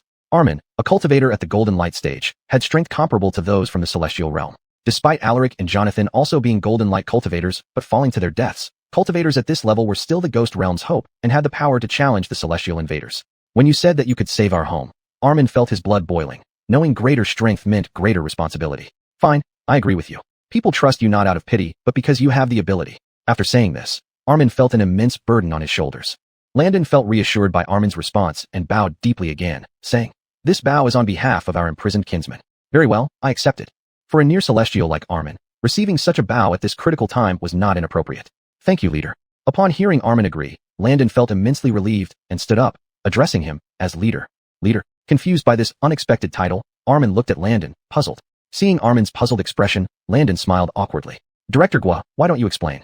This is an internal matter among cultivators, though I, representing the military, acknowledge Senior Chio as the leader of the alliance against foreign invaders in the Ghost Realm. The alliance against foreign invaders in the Ghost Realm?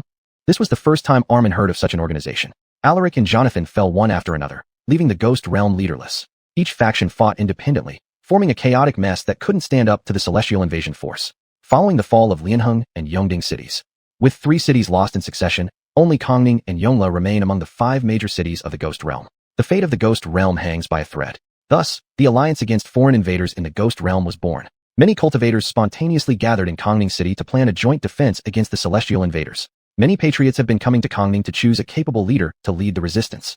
Adria explained further, since Lord G represents the military in recommending you as leader, you are one of the candidates. With the majority present agreeing, you will become the leader to guide everyone in resisting the foreign invaders. Do you think I am capable of this? Armin glanced around and asked. Yes, Landon loudly responded.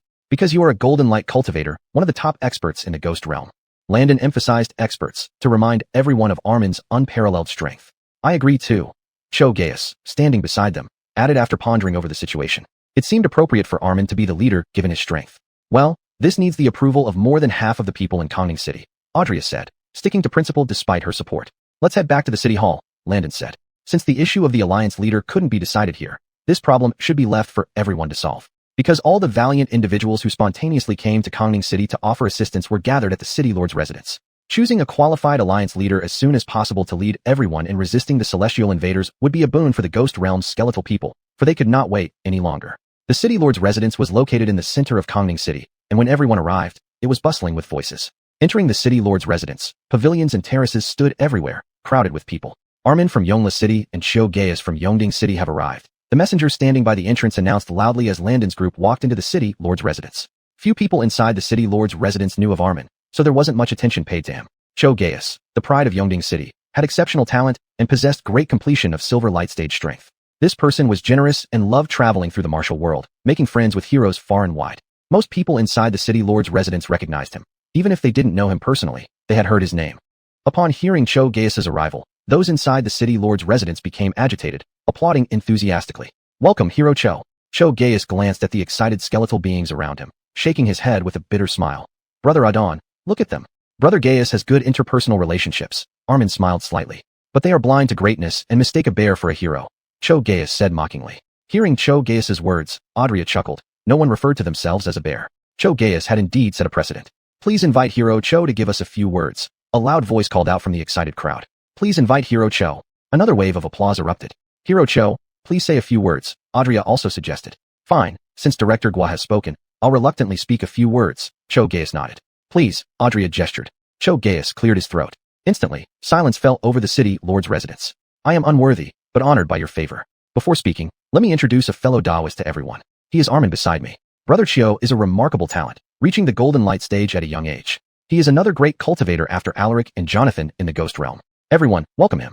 Cho Gaius led the applause, followed closely by Landon, clapping vigorously because Armin was his idol, one of the people he most admired. Cho Gaius's words made everyone pause in contemplation. A golden light cultivator meant a lot. Why no applause? Let's hear it for Brother Chiu. Cho Gaius noticed the awkwardness and urged emotionally. Immediately, the entire city lord's residence erupted in applause. Everyone slapped their hands together fervently, trying to make up for their earlier disrespect towards a golden light cultivator. I have finished my words. Next, let's invite Lord Ji to say a few words. After all, he is the host here. Welcome. The Ghost Realm suffered immensely from the invasion by celestial forces. The 3 lost cities and the heavy losses were mainly due to the efforts of the city guards, composed mostly of disciples who failed the selection process of various factions and ordinary citizens. Despite their low strength, their innate military discipline compelled them to resist unflinchingly when attacked. As the leader of one of the Ghost Realm's 5 major city guard armies, Landon had the right to represent the military. With that thought, Landon did not refuse. The celestial forces have invaded, and cities have fallen, leaving our nation in peril. Today, we are fortunate to have all these heroes gather here, undoubtedly sharing a common goal, to repel the invaders. So let me be brief. Our main task now is to select a leader everyone admires. I hereby recommend Armin to be the alliance leader against the celestial invaders on behalf of the military. Those in favor, please raise your hand. I agree. Cho Gaius stepped forward first. I choose Cho Gaius. Audria. Saad. The nominations continued rapidly. Finally, Landon stood up and said, as the Lord of Kongning City, I will put myself forward. Please allow the nominated heroes to step forward for everyone to recognize. Armin, Cho Gaius, and Audria were already nearby, and Landon invited the mentioned heroes to join him. Saad was tall and robust, having reached the great completion of Silver Light Stage, a cultivator from Kongning City. Brody, with peak late-stage Silver Light power, was a cultivator from Lianheng City. Hurley, also at the peak late-stage Silver Light level, was a cultivator from Jutian City. Seeing those on the platform were all relatively prestigious figures, the other nominees considered the gap between themselves and them, and one after another proposed to withdraw their candidacy. There were 6 alliance leader candidates on the field. Armin glanced at Landon and said, City Lord Ji is dedicated to the country and its people, well-versed in military strategy, and has a good understanding of warfare. I propose that City Lord Ji also be nominated as an alliance leader candidate. I will withdraw my candidacy and willingly assist City Lord Ji. Chapter 66. The Position of Alliance Leader. What virtues does Landon possess to deserve such regard from Ares? Armin's words made Landon feel ashamed. The city guard was considered worthless by cultivators, a fact widely known. Those who joined the city guard were usually people rejected from various powerful faction selections and ordinary individuals with mediocre talents. Unwilling to accept their circumstances, joining the city guard was their only way to rise. Mayor G, your view is incorrect. Without the protection of the city guard, the netherworld would be overrun with bandits and monstrous beasts, leaving commoners without security or a stable life. Therefore, they are truly the defenders of the ordinary people. Brother Adon is absolutely right. Before I became a cultivator, I grew up under the protection of the city guard as well. Hence, I also withdraw my candidacy for the alliance leader and nominate Mayor G for this position. I am willing to assist Mayor G just like Brother Adon, working together to repel the invaders, said Cho Gaius. We also withdraw our candidacies and nominate Mayor G as the leader, said Saad, Brody, and Hurley. Since everyone nominates Mayor G, there must be something exceptional about him. As a woman, I cannot take on the role of alliance leader, so I too will withdraw my candidacy and recommend Mayor G. Michelle added. The 6 candidates all announced their withdrawal, which Landon did not expect. Congratulations, Leader G. Armin said at the opportune moment. Congratulations, Leader G. Everyone echoed. This? Landon was taken aback. He had never intended to become an alliance leader. Higher positions brought greater pressure, a lesson he had learned over years as mayor. Can I refuse to be the leader? Landon asked hesitantly. Not possible. You have everyone's support. The netherworld needs a leader like you who understands military strategy and war. Armin replied. Though Landon wasn't good at personal combat, he excelled in military tactics. Biting his lip, if he refused further, it would seem disingenuous. Since everyone respects me, despite my incompetence, I will temporarily assume the role of alliance leader. If I make mistakes, please be lenient. Now, I issue the first order as the new leader. All previously nominated candidates shall serve as deputy leaders. Armin, as the first among heroes, shall succeed me if I fall. Michelle, head of the Gua sect, shall be second in command, leading the heroes of Everjoy City. Cho Gaius, as the third hero, shall lead the heroes of Eternal Stability City. Saad, as the fourth hero, shall lead the heroes of Peaceful City. Brody, as the fifth hero, shall lead the heroes of Allied City. Hurley, as the 6th hero, shall lead the heroes of All Heavens City. Thank you, leader, they all said. The second order, invite courageous individuals from all regions to gather in Peaceful City and prepare to counterattack the invading forces from the Immortal Realm. With everyone united, anything was possible. They cheered in unison. This was the first time someone had mentioned countering the invading forces from the Immortal Realm, and their hearts raced with excitement. Report. Leader G, scouts report that the Immortal Realm's forces split into 2 groups, one heading toward Everjoy City and the other toward Peaceful City, reported a messenger from Peaceful City City Guard. They moved fast. Landon remarked helplessly. The Immortal Realm forces had swiftly seized All Heavens, Allied, and Eternal Stability cities, leaving only Peaceful and Everjoy cities unscathed. Now they planned to attack these remaining cities, apparently determined to destroy the Netherworld. What should be done? Landon found himself in a difficult position. All eyes turned to him. As the Alliance leader, he was the backbone of the resistance against external threats. Considering the reasons for the fall of All Heavens, Allied, and Eternal Stability cities, Landon steeled himself and issued an order. Send word to the mayor of Everjoy City that this is an order from the Alliance leader. Defend Everjoy City at all costs, even if it means fighting to the last person. We will reward them once we expel the invaders. Upon hearing this, the cultivators of Everjoy City felt encouraged. After all, their homes and families were there, and the fierce defense of the city guard gave them hope.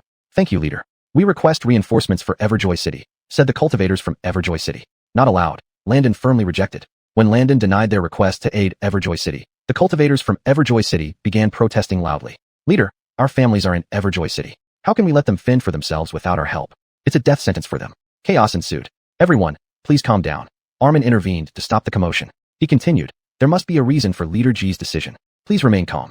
Landon was merely an ordinary city mayor and considered insignificant by cultivators, easily dispensable. He understood his precarious position. Although elected as Alliance leader, facing a group of ruthless cultivators who could end his life at what was perilous. Armin's timely intervention provided him relief. Thus, Landon nodded in gratitude toward Armin.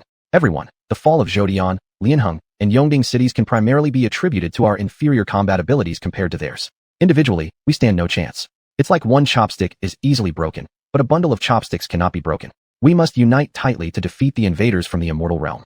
As Landon spoke, he glanced at the cultivators, noticing they were paying close attention to his words. Wiping the cold sweat from his face, Landon continued. Now, the invading forces from the Immortal Realm have split into 2 groups. They have exploited their advantage. If we respond with the same strategy used in Zhoutian, Lianheng, and Yongding cities, we will fall into their trap, exactly what they hope for.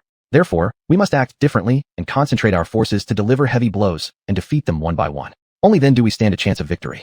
War is merciless. Can we refuse when war comes? No. Sacrificing some to ensure more people can live happily is worth it. So, we must abandon Yongla City. Every minute they hold out is another minute closer to our victory. That is why I ordered the city lord of Yongla to fight to the last breath. This is war. The cultivators fell silent upon hearing Landon's words. Cultivators sought immortality through practice. City guards practiced to better protect civilians. Though Landon's words seemed heartless, they encapsulated the essence of war. Everyone knew casualties were inevitable, and pondering on this, they silently wished for Yongla City's protection. Alliance leader, what should we do now? They asked after understanding. Hearing this, Landon smiled, knowing he had convinced them. I have 2 requirements. First, concentrate our forces to strike the enemy. Second, buy time and rescue Yongla City. As soon as Landon finished speaking, everyone felt immense pressure.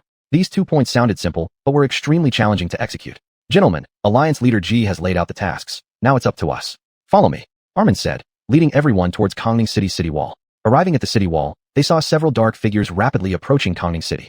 Their speed was astonishing, reaching the city wall almost instantly.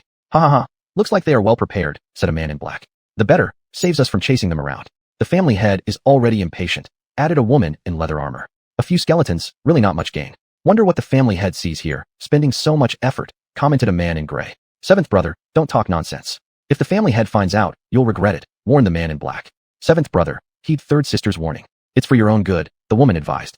3rd sister, got it, replied 7th brother, displeased by the comments from his siblings, turned to the defenders on the wall, and said, little skeletons, surrender quickly. Maybe your 7th grandfather might leave you a bit of bone.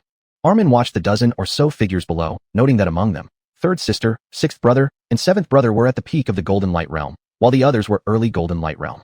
Archers, prepare. Landon instructed the Kongning City Guard, mindful of avoiding a repeat of the tragedies in Zhoutian, Lianheng, and Yongding cities. Seeing the archers draw their bows, 7th brother slapped his chest. Come on, shoot at your 7th grandfather. If I can't dodge it, it's not my name. Fire. Landon, as the alliance leader of the undead realm's resistance against the invading forces, barked with disdain at 7th brother's insolence. The moment Landon gave the order, the soldiers of Kongning City released their arrows. A torrent of arrows shot towards the defensive wall. Chapter 67. The Battle of Kongning City. Arrows rained down. Armin kept his eyes fixed on the protective wall below. Hyatt casually slapped the arrows near him, sending them flying away. Noel saw the incoming arrows and a protective shield enveloped his body, causing the arrows to fall harmlessly to the ground. The arrows that hit Cherry fell to the ground as if they had encountered a protective shield. Others drew their weapons and deflected the arrows around them. After a burst of arrow fire, the people under the protective wall were unscathed. Stop. Armin raised his hand to halt the impulse of the Kongning City guards to shoot again. Vice Leader, what should we do? The arrows are not causing any damage at all, Landon said bitterly. Armin shook his head, disagreeing with Landon's statement. They're not entirely immune. It's just that right now they are at their peak strength, so the ordinary soldier's arrows can be negligible to them. Armin's words made Landon's eyes light up. So, we should hold back our archers for now and strike when they become weak, catching them off guard. Exactly, Armin nodded. But we can't completely withdraw them. After all, the long-range assistance from the archers still causes some trouble to the opponents. Let them shoot sporadically to aid the attack. Good, let's do that. Landon slapped his thigh. Order the messenger to pass down my command. Archers, shoot sporadically to assist in battle. The messenger answered and turned to deliver Landon's order. A plan was formed, but how to make the invading force from the Immortal Realm weak remained a problem before Landon. I've got it. Landon looked at the few invaders under the city wall. Aren't you strong fighters? Aye, Landon, we'll see just how capable you are. All guards of Kongning City, listen to my command. Landon gazed resolutely at the city guards. As soldiers, our duty is to protect our homeland. Now that the spirit realm is being invaded by powerful enemies, the home is no longer safe, and the country may not survive. This is our best opportunity to serve our country. I order all soldiers to attack. Use our bodies to hinder the invaders, and our weapons to pierce through them. Landon unsheathed his sword as he spoke. Open the city gates, follow me.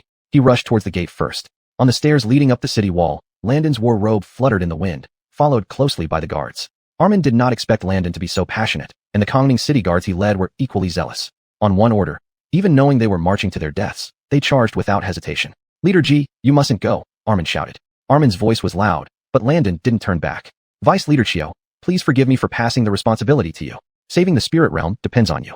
I have been ordinary all my life. Let this be my moment of passion. Without caring about the length of the earth or the breadth of the sky, for the purity in my heart, I would gladly spill my blood. No need to ask why, no need to know the result. We walk that road together, while we are still young, while our blood still runs hot. Leader G, you will die on this journey, Armin said with tears streaming down his face. Knowing death awaits, I still charge forward because I bear the title Soldier. The Kongning City gate opened. Warriors, are you afraid of death? Landon turned and glanced at the guards behind him. Not afraid, they replied in unison. Tell our enemies why. Because we are military gods. Well said. For this glory to lose our heads means just a bowl-sized scar, and 20 years later, we'll be heroes once more. The guards swarmed out of Kongning City, and the sounds of battle echoed beneath the city walls. Ordinary people against immortal realm cultivators of the Golden Light realm. Armin couldn't imagine the final outcome. Why are we waiting? Knowing they would die, they still advanced fearlessly. As cultivators who sought to seize life from heaven, they had already chosen to defy fate, leaving life and death behind. Armin drew a long sword and leaped towards the city wall. With anger burning in his heart, Cho Gaius tightened his heavy halberd and roared, "Evildoer, give me your life." Yongding City had fallen while he was out training. Upon hearing the news, he rushed back only to find his beautiful hometown reduced to ruins, with his family missing. Knowing that these people before him were responsible for the destruction, he had already been seething with rage. Hearing Armin's call, he could no longer wait and pounced towards the city wall. As soon as Armin and Cho Gaius moved, the remaining vice leaders also drew their weapons, unwilling to be left behind. Michelle let out a delicate cry, "Attack," and was already at the base of the protective wall. Saad, holding a wolf-toothed club as tall as a person, swung it fiercely, stirring up a whirlwind as he charged towards the people from the immortal realm at the foot of the protective wall. Brody, living up to his name, looked gentle but held a long sword with such intensity that he seemed like a different person. With the ferocity of a tiger emerging from its lair, he lunged at the people from the immortal realm. The fall of Lianheng City and the unknown fate of his family were pains in his heart. Kill these people for revenge, was all he could think of. Hully put on his pair of knuckle dusters. His mind was set on one thing only. Drive out the invaders and restore a peaceful home for the spirit realm. Like an erupting volcano, he rushed towards the people from the immortal realm. Hatred for those who invaded the spirit realm and destroyed their beautiful homeland had grown deep within them. One after another, they leaped off the protective wall and pounced on the people from the immortal realm. At the foot of the protective wall, Hyatt saw Landon leading the Kongning City guards rush over, drew his longsword, and met him head-on. Look at Lord Seven's superior skills. As Hyatt spoke, his figure flashed like lightning, rushing into the Kongning City guards.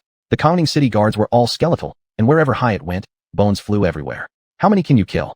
Landon was already resolved to die in battle. The guards of Kongning City are standing heroes, not kneeling cowards. Saying this, he held his spear and charged forward desperately. F***CK. Hyatt wiped the sweat from his face, feeling as if he was facing a pack of wild beasts. Just as he cut down one, another rushed up. Lao 6, do you want your elder brother to lend a hand? Seeing Hyatt's predicament, Noel said. Hyatt slashed down one nearby guard with a swift strike and kicked another away who had approached him. Brother 6, just watch from the side. These ants are nothing to me. Hyatt said this while taking a moment's respite. All the better, don't disgrace us of the immortal realm. These ordinary guards were beneath contempt in the eyes of the noble immortal realm people. So Noel didn't bother to act, saying this. The conning city guards pressed forward relentlessly. As the front line fell, others quickly replaced them. Hyatt slashed through each one without hesitation.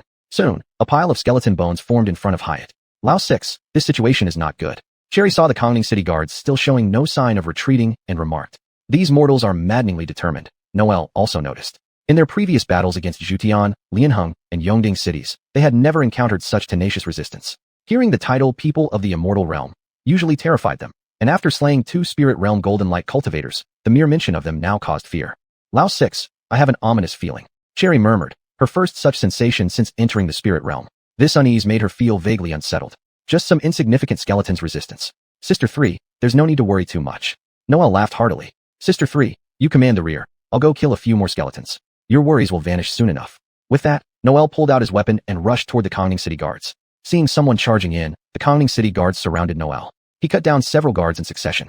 They're just a bunch of weak ants, Sister 3. Your concerns are unwarranted. Noel continued swinging his weapon furiously at the surrounding guards, cutting them down one by one. Sister 7, let's see who kills more skeletons. Noel shouted to Hyatt. Seeing Noel join the fight reduced Hyatt's pressure significantly, and he laughed. Brother 6, you're too late. You won't catch up with me. As he spoke, he cut down a few more guards. One after another, conning city guards fell before his eyes, leaving Landon heartbroken. Please move aside, don't block my way. The conning city guards surrounded Landon, preventing Hyatt from harming him. Landon knelt on the ground, pounding it with both hands. I wish I could be like them, using my body to open the door to victory for you. Saying this, he burst into tears. We're going to retreat with our tails between our legs. Cherry sighed heavily, speaking in a faint voice. The resistance from Kongning City far exceeded her expectations, something they hadn't anticipated. Splitting into 2 groups to attack Kongning and Yongla cities simultaneously, a miscalculation in their plan.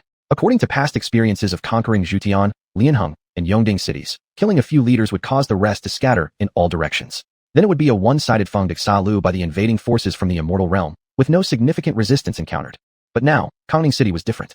Although it was still a one-sided slaughter, those killed were unimportant minor figures. The opposing leaders were not only unharmed but also provoked into launching even more frenzied counterattacks. Third Sister Mengshengla, Doyi. Chapter 68, Slaying the Immortal World Beings. In the icy snowscape, a subtle fragrance fills the air. Ione thought to herself, I underestimated this situation. Logan pounced down from the protective wall, straight for Ione. Among the immortal world forces that ambushed Kongning City, Logan instinctively felt that Ione's strength was a notch above Augustin and Auric because she had been stationed at the rear without participating in combat. Auric's strength was slightly weaker than Augustin's. This could be seen from their movements while they were executing Kongning City's guards. When Auric slew each of Kongning City's guards, his moves seemed somewhat sluggish, lacking completeness. In contrast, Augustin attacked with thunderous force every time, instantly destroying any guard he touched. Floyd saw Logan lunging at Ione. Then he swung his heavy halberd in an arc, leaping over the city guards directly to attack Augustin. This strike was imbued with hatred, as the hundreds of pounds heavy halberd moved with irresistible momentum, creating gusts of wind and the sound of thunder. Cambria rushed towards Auric, her sword swift like the wind, sharp as lightning. Her realm might not match theirs, but with so many city guards and cultivators assisting, she could hold back the weakest one, Auric. The Kongning City guards and numerous cultivators joined the battle, but the immortal world beings didn't back down. They drew their weapons and charged forward, clashing with the defenders. Both sides wielded their weapons vigorously, forcing the ordinary city guards to retreat. Ji Wufang lamented silently. Archers prepare, watch for the right moment to unleash a volley. Skilled guards should look for opportunities to ambush. Ji Wufang resolved to kill some immortal world beings, or he wouldn't rest easy. Seeing Logan standing before her with a long sword, Ione exclaimed, a quasi-immortal. If you're immortals, you should return to where you belong. The netherworld is not a place for you to wreak havoc. Logan coldly replied, knowing that since they were all from the immortal world, they must be aware of his realm. A quasi-immortal thinks he can stop me? Ione laughed heartily, mocking the short-sightedness of those from the lower realms. You overestimate yourself, she continued. Logan pointed behind him. These are the ones who overestimate themselves. Floyd wielded his heavy halberd with great power, striking Auric's sword forcefully with each swing. Occasionally, the city archers would shoot arrows, targeting vulnerable spots on Auric's body, such as his head or chest. Cambria's sword attacks were unpredictable, catching Auric off guard each time. With the assistance of the city guards, she managed to engage Auric in a difficult and prolonged battle. The remaining dozen immortal world beings were also surrounded by the netherworld crowd. Huh, do you think this can turn the tide? You underestimate us too much. Ione laughed again. The last laugh is the real laugh. Logan looked at Ione, noting her beauty, her cherry lips, willow-like eyebrows, slender waist, and long legs. Yet, There was an unsettling quality to her character. Well, let's see how you manage to have the last laugh. With a cry, Ione brandished her long sword, transforming it into a streak of light aimed directly at Logan's chest. Is that all you've got? The sword struck like lightning, arriving in an instant. To hurt me won't be that easy. 18 illusory sword techniques. First form, polar shift. Position exchange, switch positions now. Logan roared, his body shifting rapidly as Ione's sword slashed through empty air. Her attack missed, its momentum spent. Having put everything into this surprise attack, Ione hadn't considered a retreat plan. Now, her entire back was exposed to Logan's counterattack. Ione panicked. She hadn't expected Logan to possess such advanced martial skills. Don't hurt my sister. While battling Cambria, Alric pressed relentlessly with his long sword, putting Cambria in constant danger. Kongning City guards protected Cambria at all costs, throwing their bodies in front of her whenever she faced peril. Each time Alric's sword pierced a guard's body. Leisurely dealing with Cambria, Alric watched the battlefield closely. Seeing Ione in danger, he leapt to block Logan's sword. Logan's sword, like a bone-chilling shadow, clung tightly to Ione's back, ready to pierce through her. Alric interposed himself between the sword and Ione, getting impaled through the chest. The sword penetrated Alric's torso and tore through Ione's soft armor, leaving a red mark on her back. Alric, third sister. Augustin deflected Floyd's heavy halberd and rushed over to support Ione. Let's go. Old Seventh, hanging on the blade of Logan's sword, used his last breath to look at third sister and Augustin and said, Old Seventh. Third sister broke free from Augustin's hands and lunged fiercely at Logan. Third sister, it's better to retreat for now and live to fight another day. Augustin changed his gesture and grabbed third sister's arm again, dragging her back. There are too many of them. You won't be able to finish them off before exhausting yourself. Retreat. Augustin shouted, pulling third sister away from Kongning City swiftly. With Old Seventh dead and Augustin leading third sister in their escape, the remaining beings from the immortal world lost their fighting spirit and fled in all directions. Floyd was driven back by Augustin's sword strike. He steadied himself. By then, Augustin had already taken third sister and fled. Pursue. Floyd swung his heavy halberd and leapt forward to chase after them. With his lead, the city guards and cultivators of Kongning City also hurriedly followed suit. Do not pursue the desperate enemy. Logan called out loudly. Everyone listened to Vice Commander Chiu. Ji Wufang added. Everyone stopped pursuing and returned to Logan. Floyd grabbed Logan and tossed him into the air. Brother Wang Shui, you were amazing. You even killed a celestial being. Hero. The crowd caught Logan as he was about to land and tossed him into the air again. They continued this revelry for quite some time before collecting the bodies of the fallen Kongning City guards and burying them properly. Despite the heavy losses of the city guards, Kongning City was ultimately defended successfully. It was a comforting thought that their sacrifices were not in vain. The defense of Kongning City marked the first defeat for the immortal world forces invading the netherworld, greatly boosting everyone's morale. Ji Wufang led everyone back to Kongning City and directly into the mayor's residence. In the reception hall of the mayor's residence, Ji Wufang looked at everyone and said, the battle to defend Kongning City showed Vice Commander Chiu's might in slaying celestial beings. They will surely be unwilling to accept this defeat. Therefore, we must prepare countermeasures. Do you have any good strategies, Alliance Leader Ji? Logan asked. I do have some ideas, but they aren't fully developed yet. Let me share them for everyone's consideration. First, our victory at Kongning City boosts morale. We should seize this opportunity to contact more like-minded individuals and invite them to join us, strengthening the Netherworld Alliance against external invaders. Second, while we grow stronger through recruitment, we can also send messengers to the remaining factions in other Netherworld cities, urging them to secretly unite and covertly combat the invading immortal world forces. With these two prongs, our chances of success will greatly increase. If we act alone, the Netherworld remains fragmented and it will be difficult to expel the immortal world invaders. Ji Wufang's suggestions, though not perfect, were practical given the current situation. We'll follow Alliance Leader Ji's plan. Logan nodded, knowing that with all Netherworld forces united, expelling the immortal world invaders would be within reach. Alliance Leader Ji, I have a suggestion. Apart from Vice Commander Chiu, the other Vice Commanders should return to their respective cities to rally support. With our reputation, we can quickly gather many people. Floyd suggested. No, Ji Wufang rejected outright. You are the strongest in the Netherworld right now, our greatest asset against the immortal world invaders.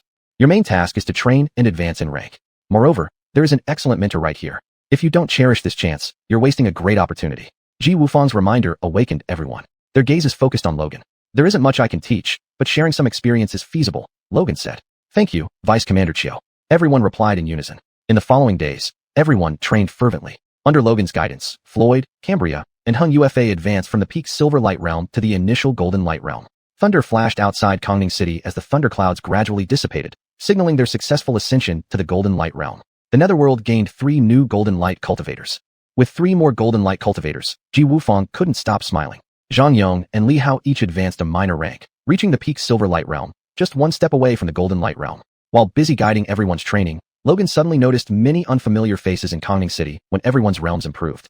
Seeing everyone's strength grow, Ji Wufang was overjoyed. Vice Commander Chiu, the current situation is very favorable for us.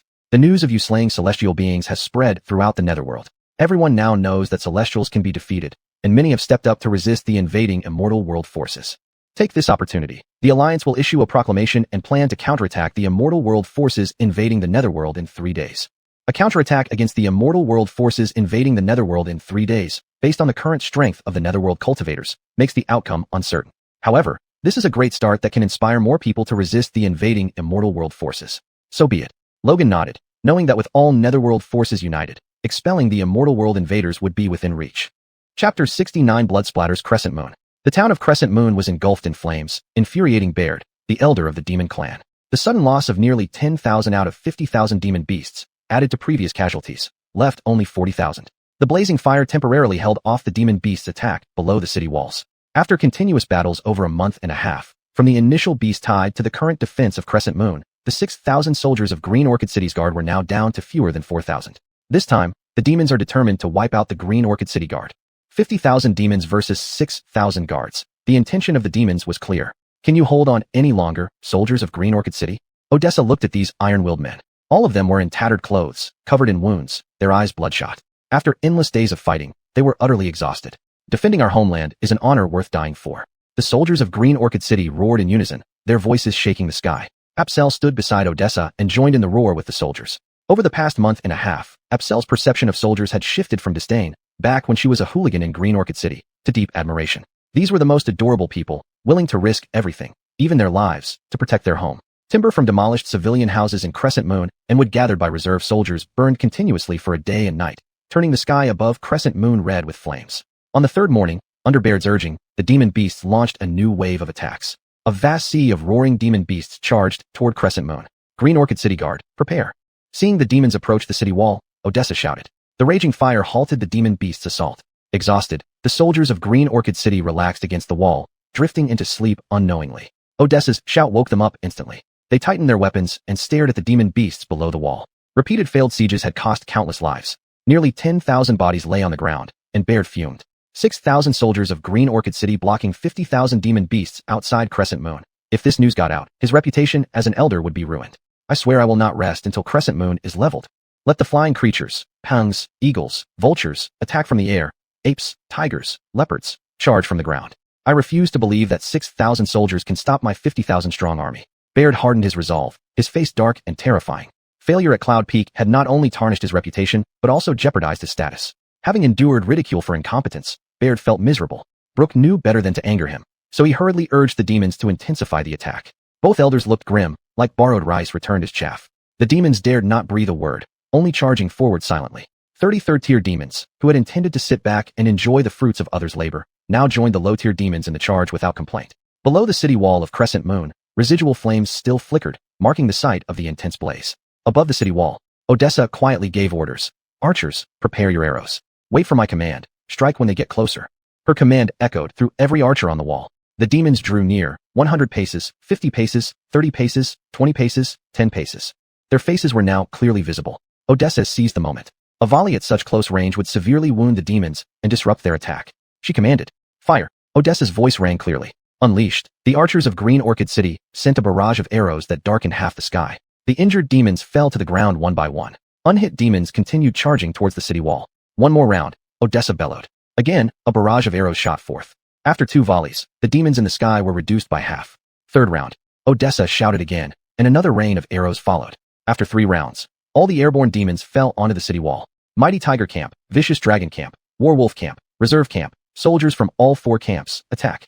Divine Archer Camp, fall back. Odessa, holding a long spear, twirled it skillfully in the air and commanded. As soon as Odessa finished speaking, Dalen, Homer, John, and Alan waved their weapons and led the soldiers of their respective camps forward. Divine Archer Camp, draw your bows, aim at the beasts below the city wall, and shoot fiercely. Flying beasts landing on the city wall had someone to deal with them. Odessa then shifted her gaze to the beasts attacking the base of the wall and commanded. A barrage of arrows was unleashed, raining down on the base of the city wall once more. Ground-level beasts were not like those in the air. When airborne beasts were hit by arrows, they let out pained cries and fell from the sky. Beasts on the ground, when hit fatally, would die instantly. If only grazed, they would cry out in agony. After the arrow rain, pained cries filled the area around the city wall. At the foot of the city wall, Baird slapped aside the incoming arrows with one palm, watching the beasts screaming from arrow wounds. Shameful, shameful. You are disgracing the whole demon race. Pick up the dead bodies and use them as shields to cover your heads. Charge forward. Dead bodies lying everywhere did not feel pain. Baird instructed the demons accordingly. Baird's words reminded the attacking demons, who began picking up the dead bodies, either holding or carrying them as shields, and continued attacking the Crescent Town's defensive walls. This tactic worked well. 90% of the arrows from Qinglan City's divine archer camp hit the dead bodies. The demons using these corpses were untouched, while the corpses became like porcupines. Time passed slowly as the demons continued attacking. The base of Crescent Town's defensive walls was piled high with demon carcasses. Using these stacked demon bodies as ladders, more and more demons climbed onto the defensive walls. Low-tier demons climbed up first. When third-tier demons saw the opportunity, they leaped onto the defensive walls using the dead bodies as stepping stones. The massive stone beams blocking the gate could not withstand prolonged attacks, and were eventually broken open. More and more demons poured into Crescent Town through the main gate. Park Tongshin, an expert archer, shot 3 arrows at once, felling 3 demons rushing toward Odessa. He shouted loudly, "Come here, protect the commander." Odessa swung her long spear and sent flying the demons rushing at her. "Do not worry about me. Focus on killing the demons." Eris slashed at the demons surrounding him and leapt beside Odessa. Aaron, wielding a peculiar deadly sickle, cut down 2 demons and joined the guard around Odessa. "Do not let any harm come to the commander." Park Tongshin continuously shot his triple arrows, forcing back the third-tier demons. Seeing the demons breaking through Crescent Town's defensive walls, Baird laughed heartily. "Charge forward." He led the charge toward Crescent Town. Flynn, infatuated with Odessa, moved faster than lightning past Baird and rushed into Crescent Town. With 4th-tier strength, Flynn easily split the Qinglan City guards blocking his way and charged towards Odessa. Now was the perfect time for capturing Beauty during this chaotic battle. Knowing Odessa was the highest commander of Qinglan City's defenders, Baird and the other demons hurriedly chased after. Park Tongshin, being a sharpshooter with keen eyes, saw Flynn and Baird charging aggressively and panicked. Deputy Commander Yang, Commandants, protect the commander. Park Tongshin was extremely anxious. Hearing Park Tongshin's call for help, Apsel used a large blade left by a Qinglan City soldier, cutting down the demons beside her, and leapt to Odessa's side.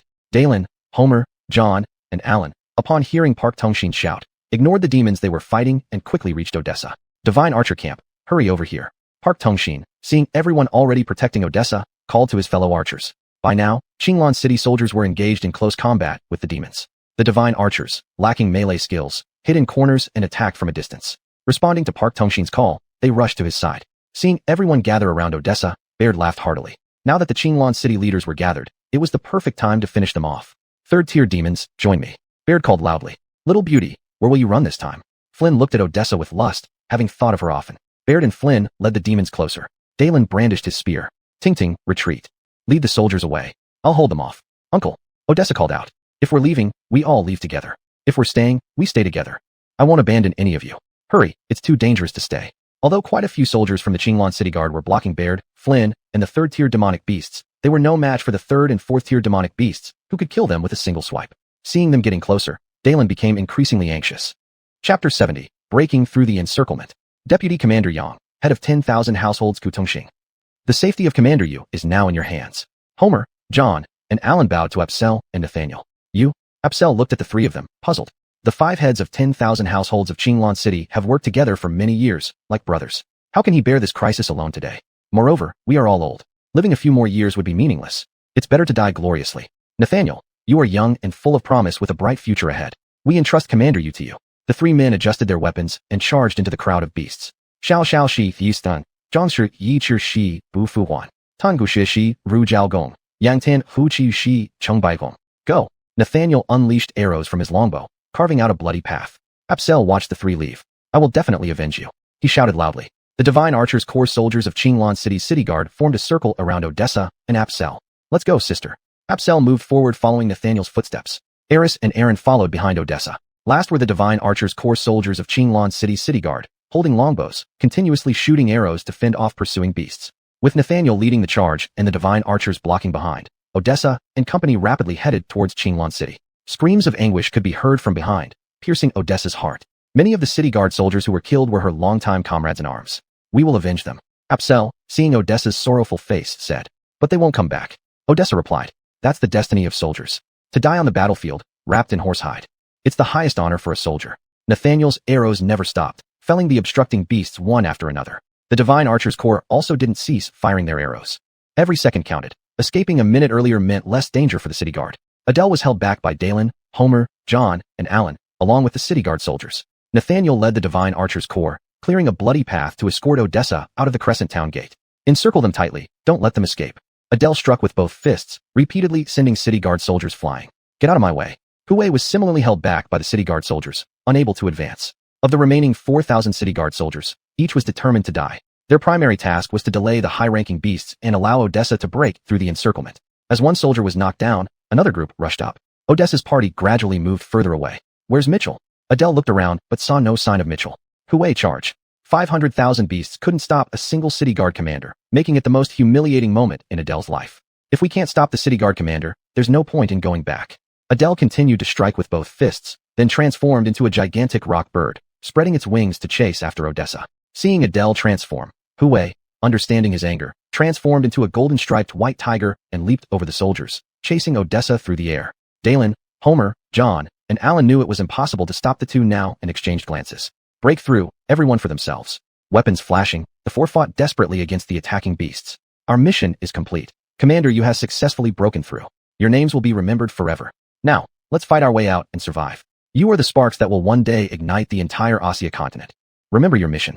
Charge. Inspired by these words, the city guard soldiers felt renewed vigor despite their exhaustion. They split into small groups and charged toward the thinner parts of the beast horde. In this scene, a soldier of the Qinglan city guard had his leg broken by a beast, but still lunged at it with all his might, hugging it tightly to prevent it from attacking his comrades. Soldiers of the Qinglan city guard who were severely injured by beasts were carried forward by their comrades who each held one of his arms, dragging him along as they ran forward. Let me go, I'll slow you down. If we live together. If we die together. We won't leave you behind. The seriously injured soldier of the Qinglan city guard shed tears, lifting his feet forcefully and rushing forward with everyone else. Alan fought against beasts using his damaged Kaitian axe with Apsel and Mitchell. He performed moves like snowflakes covering the roof, old tree twining roots, digging ears, and gouging eyes. One axe blow split open the head of a nearby beast, which continued walking for some time before finally falling dead on the ground. Seeing their headless comrade walking around on the battlefield, the beasts didn't know what was happening, momentarily stopping to stare. Go! Dalen slashed through a beast's chest with his spear and rushed forward first. As Dalen moved, Homer, John, and Alan followed quickly with their weapons.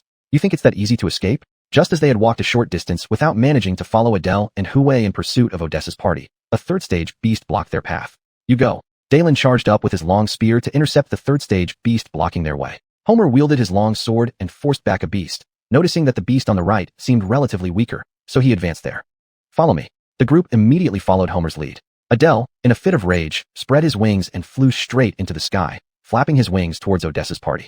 Seeing Adele soar high, Hui let out a roar, exerting his limbs and transforming into a stream of light following Adele. Both the elder beasts chased Odessa's party vigorously, and the third stage beasts around them dared not hold back anymore. Those with wings spread them and pursued, while those without used their best skills to try and catch up. With fewer beasts blocking their way, Nathaniel ordered the divine archers of the Qinglan city guard to quicken their pace. Earlier, only low-rank beasts intercepted them, while higher-rank ones were kept at bay by Dalen, Homer, John, and Alan. Given their strength, they weren't a match for Adele, Hui, or the third stage beasts, and could only delay them temporarily. Crescent Town was far behind them now. Nathaniel glanced back. Not good. A large rock bird unfolded its huge wings, rapidly flapping toward them. You five stay here. Fire at the rock bird in the air.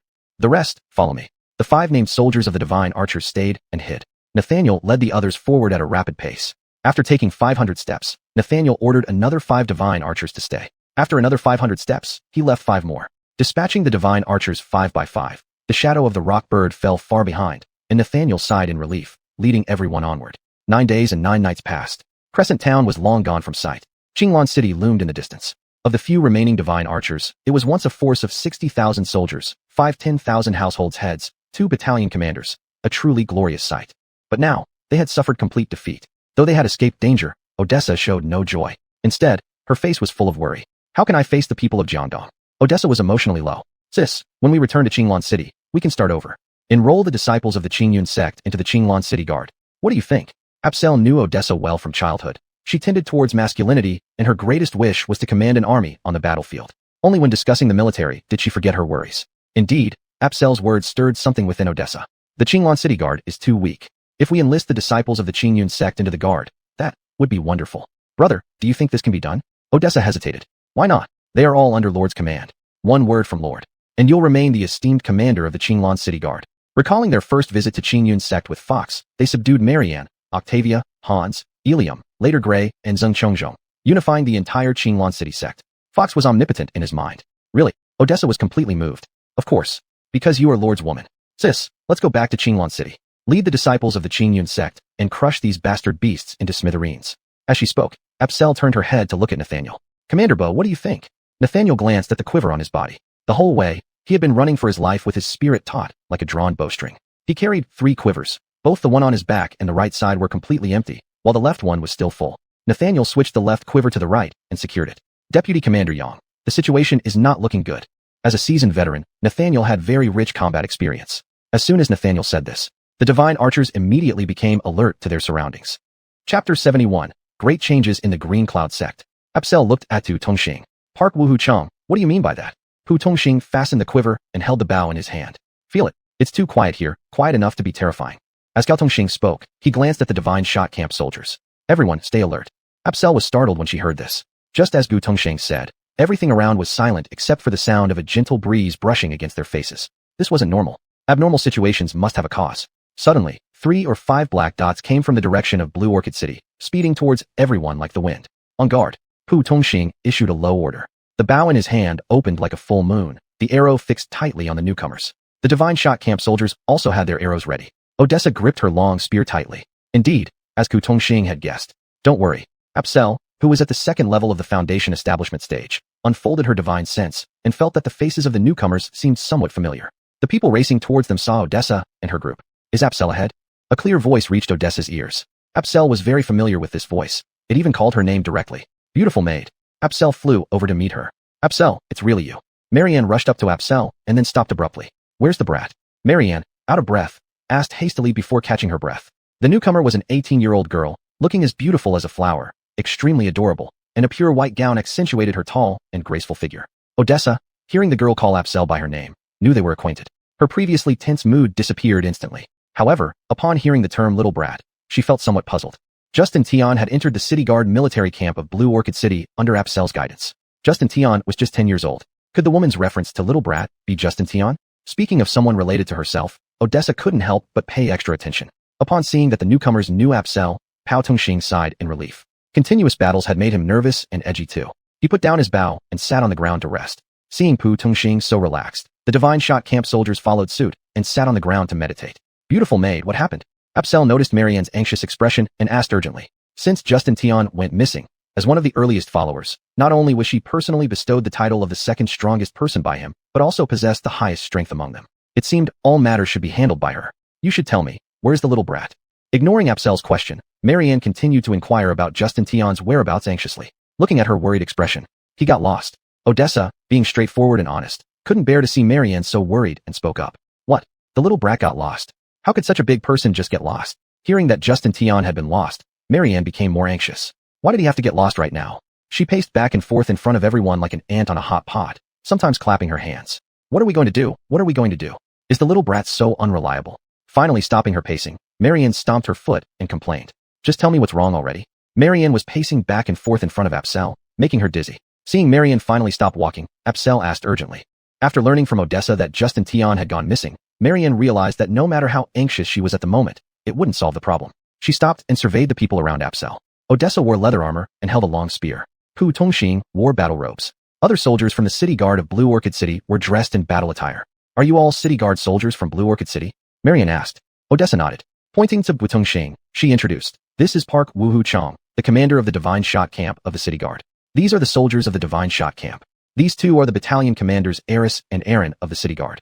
Greetings, beautiful maid. Odessa introduced these people to Marianne. Everyone bowed to Marianne, unsure how to address her until they remembered Apsel calling her beautiful maid earlier, so they followed suit. I am the commander of the City Guard, Odessa. Odessa introduced herself again. You are Commander Odessa of the Blue Orchid City Guard, sister you. Marianne grabbed Odessa's hand, her eyes sparkling. I envy you so much, commanding 1,000 troops. You can strike wherever you want. Odessa was pulled close by Marianne, feeling her warmth. Who are you? Sister Tingting, my name is Marianne. Just call me Yi, said Marianne. Yi, right. Odessa also held Marianne's hand and said, Yi, hello. Elder sister, beautiful maid is the sect master of the Green Cloud sect. Apsel said from the side. Marianne was the sect master of the Green Cloud sect, the largest sect in Blue Orchid City. This made Odessa feel somewhat surprised. At such a young age to have achieved so much, it was truly impressive. Sister Tingting, don't listen to Apsel's nonsense. The sect master of the Green Cloud sect was forced by Justin Tian to abdicate in favor of Jamie. But not many people knew about this. However, For Marianne to become the sect master of the Green Cloud sect at such a young age did make people speculate. Marianne described how Justin Tion had forced the previous sect master Jamie to abdicate, and how she eventually became the sect master of the Green Cloud sect. Only then did Odessa realize that all of this was manipulated by Justin Tion behind the scenes. This 10-year-old brat actually had such capabilities. But why did he suddenly disappear? Odessa could not figure it out no matter how hard she thought. Earlier you were so anxious. Did something big happen at the Green Cloud sect? After talking for some time, Odessa finally remembered that Marianne had brought several people on an urgent journey and was immediately asking about Justin Tion's whereabouts upon meeting Apsel. She asked Marianne. Oh no. Odessa reminding her of this. Marianne recalled the purpose of her trip. Something major happened at the Green Cloud sect. Marianne slapped her palm and said, something major happened at the Green Cloud sect? Apsel was very puzzled. She and the young master had only been away for 10 days or half a month. What kind of major event could have happened in such a short time? Did Jamie change his mind? If this event had happened, nothing else in the Green Cloud sect would qualify as a major issue. No. Deputy Sect Master Jamie is fine. This time if it weren't for him trying every possible means to hold back the enemies, we wouldn't have had the chance to escape. In response to Apsel's guess, Marianne shook her head and waved her hands. Since it wasn't related to Jamie. Beautiful maid, just tell us straight. Don't beat around the bush and make us anxious too. Despite talking for so long, Marianne still hadn't given them any concrete information, which made Apsel antsy. Odessa gave Apsel a glare. Ignore him. Just take your time. It's like this. Marianne began to explain slowly. Justin Tion and Apsel left the Green Cloud sect. With the support of the pills left behind by Justin Tion, everyone in the Green Cloud sect went into seclusion to cultivate, striving to improve their strength to meet Justin Tion's requirements and let him take them into the immortal realm. The news that the city guard of Blue Orchid City defeated the demonic beasts spread back to Blue Orchid City and into the Green Cloud sect. Everyone in the Green Cloud sect was elated, knowing this must be due to Justin Tion's efforts. Before leaving the Green Cloud sect, Justin Tion told them that the responsibility for dealing with the beast tide was entirely his, and the disciples of the Green Cloud sect could focus on cultivating. Shortly after Justin Tion and Apsel left, such an uplifting message was relayed. This must certainly be attributed to Justin Tion. However, a few days later, a group of people suddenly appeared at the Green Cloud sect. This group entered the Green Cloud sect, directly finding Jamie, ordering him to gather all the disciples of the Green Cloud sect at the main hall of the sect. Even those in seclusion were awakened one by one. Marianne was also awakened by Octavia and brought directly to the main hall of the Green Cloud sect. Upon entering the main hall of the Green Cloud sect, it was crowded with people. On the throne of the main hall, a man sat bare-chested, surrounded by a large group of people. Jamie, Hans, Gray, Zheng Chongcheng, and others stood with their heads bowed in front of all the Green Cloud sect disciples. Jamie, have you thought this through? As Marianne walked into the hall, the person sitting on the sect master's throne was reprimanding Jamie. I cannot decide on this matter alone. Jamie said humbly, neither submissive nor defiant. If you, Jamie, cannot decide, who can? Let that person come forward. Jamie, the leader of the first major force in Blue Orchid City, with peak golden core power, one of the top figures in Asia Minor continent. Who would believe this claim when it's made? The person sitting on the throne shouted again. Jamie is only a deputy sect master and has no authority to decide. Jamie explained everything. Justin Tion's strength had won his recognition, and working under Justin Tion was not something to be ashamed of. Moreover, not only he but all the disciples of the Green Cloud sect had benefited. Seeing Jamie in such a difficult position, Marianne wanted to step out, loudly announcing to everyone that she was the real sect master of the Green Cloud sect, telling them to address all matters to her and not to trouble Deputy Sect Master Zhao. Marianne had just taken a step when Octavia sensed her impulsiveness and pulled her back. Don't move. With Peng Young Master not here, you can't decide. Let Deputy Sect Master Zhao handle it himself. Octavia whispered quietly into Marianne's ear. But Marianne felt indignant seeing the domineering behavior of the person sitting on the throne towards Jamie. Deputy Sect Master Zhao has his own plan. Otherwise, he would have pushed you forward long ago. Just listen calmly. Octavia whispered again. Marianne thought about the situation as Octavia described and stopped being stubborn, standing among the disciples, observing how events would unfold. Since you cannot make the decision, bring out the one who can, said the person seated on the throne. I am afraid I am powerless in this matter. Justin Tion's victory over the Beast Tide had already been reported back to the Green Cloud sect, but he had not yet returned. There must be his own reasons for that. Whether or when he would return was not something Jamie could ask about. As a subordinate, doing one's own duty is what makes a qualified subordinate. Jamie was very clear about this, so he calmly replied. Jamie's response made the person sitting on the throne very dissatisfied. Since that's the case, he glanced at Jamie. Avril, since Jamie is so disrespectful and unwilling to relocate the Green Cloud sect from Blue Orchid City, convey my order. Everyone in the Green Cloud sect can only enter, not leave. Don't let them ruin the plans of the Alliance leader. Yes, Deputy Alliance Leader Yuri, Avril replied. Chapter 72, The Choice. Avril and his party walked out of the Qingyun sect's Grand Hall to carry out Vice Leader Yuri's orders. The Qingyun sect disciples fell into a commotion. Why are you treating us like this? One disciple couldn't contain his anger and shouted out loud. Vice Leader Yuri pointed into the air, and a sharp wind from his finger struck at the head of the Qingyun sect disciple. The Qingyun sect disciple's brains splattered out, falling on the ground, evidently dead. The matters of the Martial Way Alliance aren't something a lowly Qingyun sect disciple can question. Dell, looking at the fallen Qingyun sect disciple, said coldly, Vice Leader Yuri, that's enough. He is just an ordinary disciple. Anyone daring to doubt the decisions of the Martial Way Alliance disrespects the Alliance. And anyone disrespecting the Alliance shall die. This applies to you, Dell, too. Don't think that your peak late Golden Core strength qualifies you to challenge the Martial Way Alliance. You're not good enough. Vice Leader Yuri warned Dell. I hope you keep being so arrogant. Dell didn't back down, replying coldly. Marianne, looking at the body of the Qingyun sect disciple lying on the ground, whispered, Master, where does this Martial Way Alliance come from? Even a mere vice leader is so arrogant. The Martial Way Alliance is the largest power alliance in Asia continent. It is formed by cultivators above the Golden Core stage in the Asia continent. Octavia transmitted her voice to Marianne, telling her all she knew. This Vice Leader Yuri, I heard, is supposedly at the initial stage of transformational element realm. Octavia added finally. No wonder he's so arrogant. Marianne pursed her lips. Humph, let a brat settle with you. Having made up her mind, Marianne suddenly ran out among the disciples and fell onto the body of the dead Qingyun sect disciple. Brother, you died tragically. Her eyes were filled with tears. Octavia did not expect Marianne to have such a move, stunned for a moment, hurriedly ran to Marianne's side and pulled her up. Seeing Marianne's sorrowful appearance, sometimes blinking her eyes, Dell understood. Vice Leader Yuri, see. Vice Leader Yuri intended to kill one as a warning to the others, but did not expect randomly killing a Qingyun sect disciple would cause so much trouble. The disciple had an elder sister in the Qingyun sect. He had a reason to attack him before. If now he further hurt this girl, it would definitely be condemned by everyone. Might as well make things easier.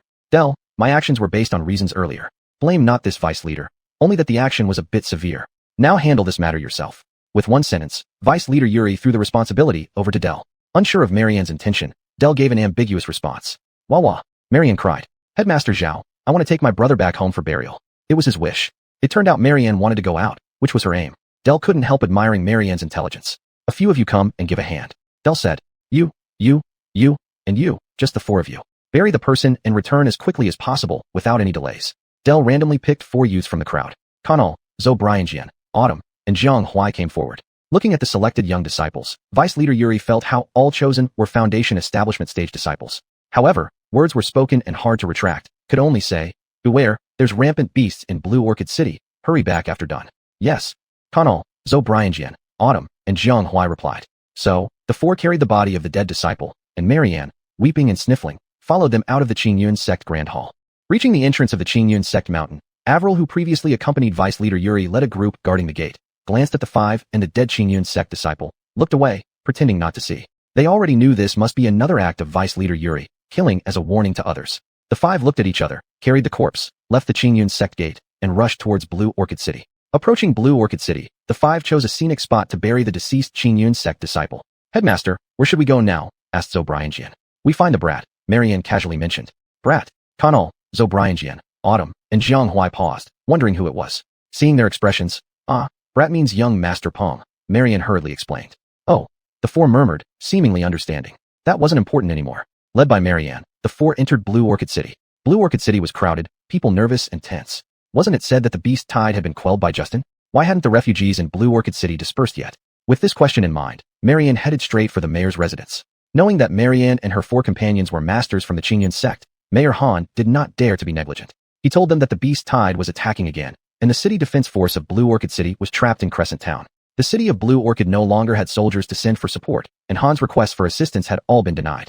The new empire had ordered him to evacuate Blue Orchid City. The mayor's office had issued a notice, informing all residents of Blue Orchid City to evacuate immediately.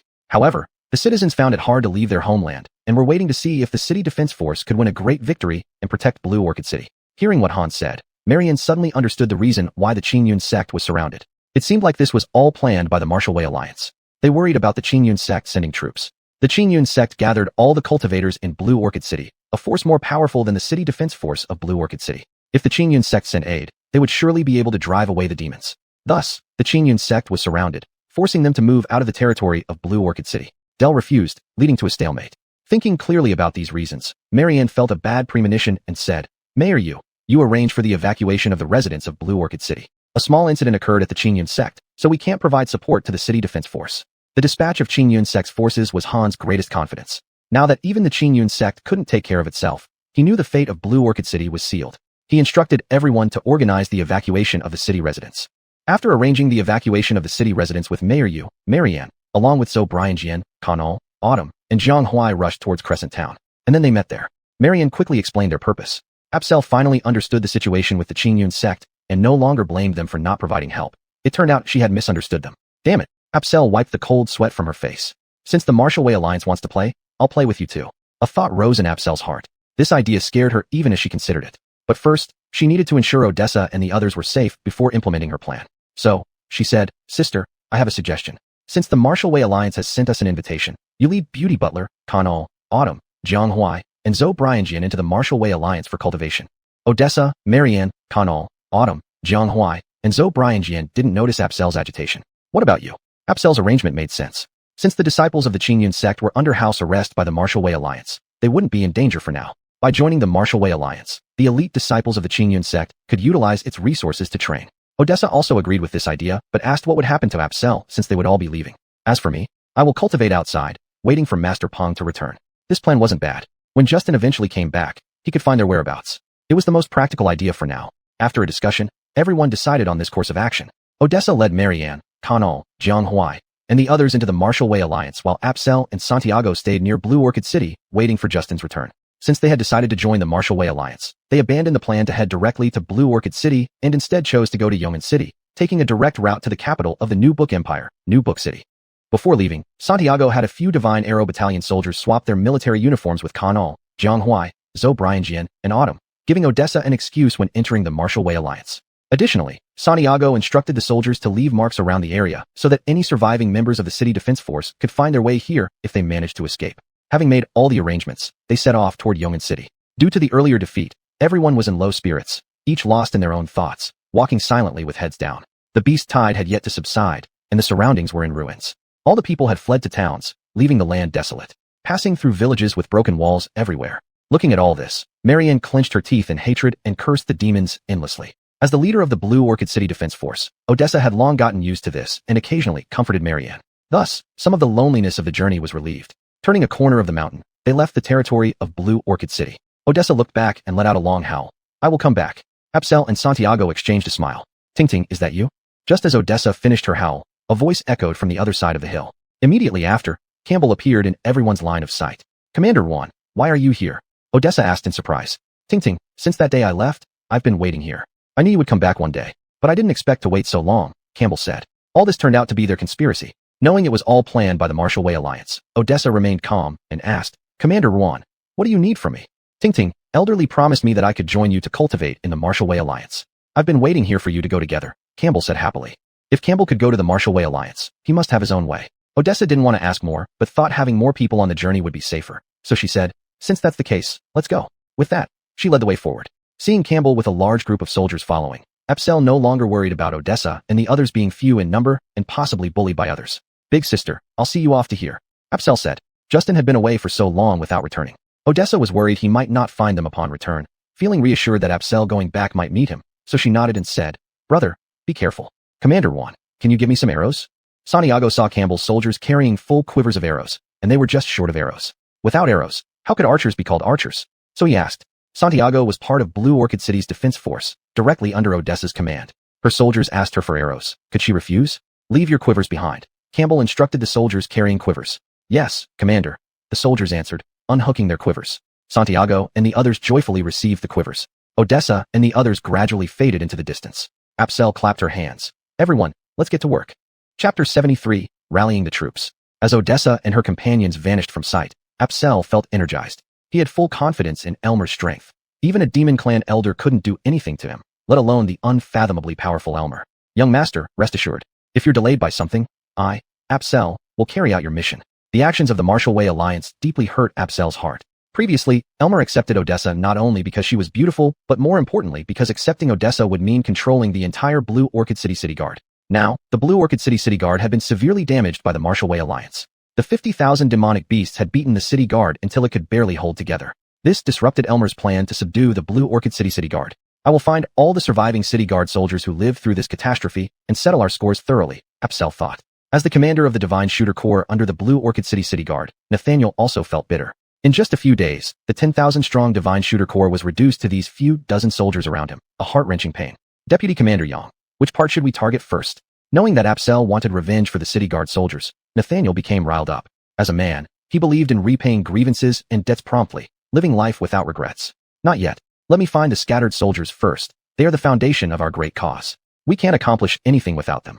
Then we'll make plans. Absel knew that Nathaniel was seething with anger inside and needed an outlet, so he advised him. Though they hadn't spent much time together, Absel's charisma had left a deep impression on Nathaniel. Deputy Commander Yang, I follow your lead, Nathaniel said. Nathaniel and the Divine Shooter Corps were ranged attackers with weak, close combat abilities. Absel decided to have them hide in a safe place while he searched for the lost city guard soldiers alone. Absel shared his thoughts with Nathaniel and asked him to teach him the markers used by the Divine Shooter Corps soldiers. Upon hearing that Absel intended to search for the missing soldiers alone, Nathaniel immediately disagreed. 50,000 demonic beasts remained between Crescent Town and Blue Orchid City after losing over 15,000 at Crescent Town. Alone, Absel going to Crescent Town was like venturing into a den of wolves. Nathaniel insisted on going with the Divine Shooter Corps to at least alleviate some of Absel's pressure. Absel understood Nathaniel's concerns. His solo trip wasn't about proving himself stronger than demons. His main goal was to bring back the scattered city guard soldiers. More people meant greater strength, but also a larger target, making it easier for the demons to detect them. Going alone allowed him to avoid detection more easily, ensuring better safety. Nathaniel agreed with Absel's reasoning, no longer insisting. He taught Absel the markers used by the Divine Shooter Corps and led them to find a safe hiding spot. Once Nathaniel and his men concealed themselves, Absel quickly headed towards Crescent Town. Following the path they took earlier, Absel found no trace of the Divine Shooter Corps soldiers. Reaching the location where Marianne and others met, he still didn't see any of them. At this moment, Absel had a bad feeling, fearing none of the city guard soldiers escaped alive. They were ordinary humans, and there were many high-ranked demonic beasts in the wave, equivalent to human cultivators at the Foundation Establishment or Golden Core stages. The city guard soldiers couldn't withstand their attacks.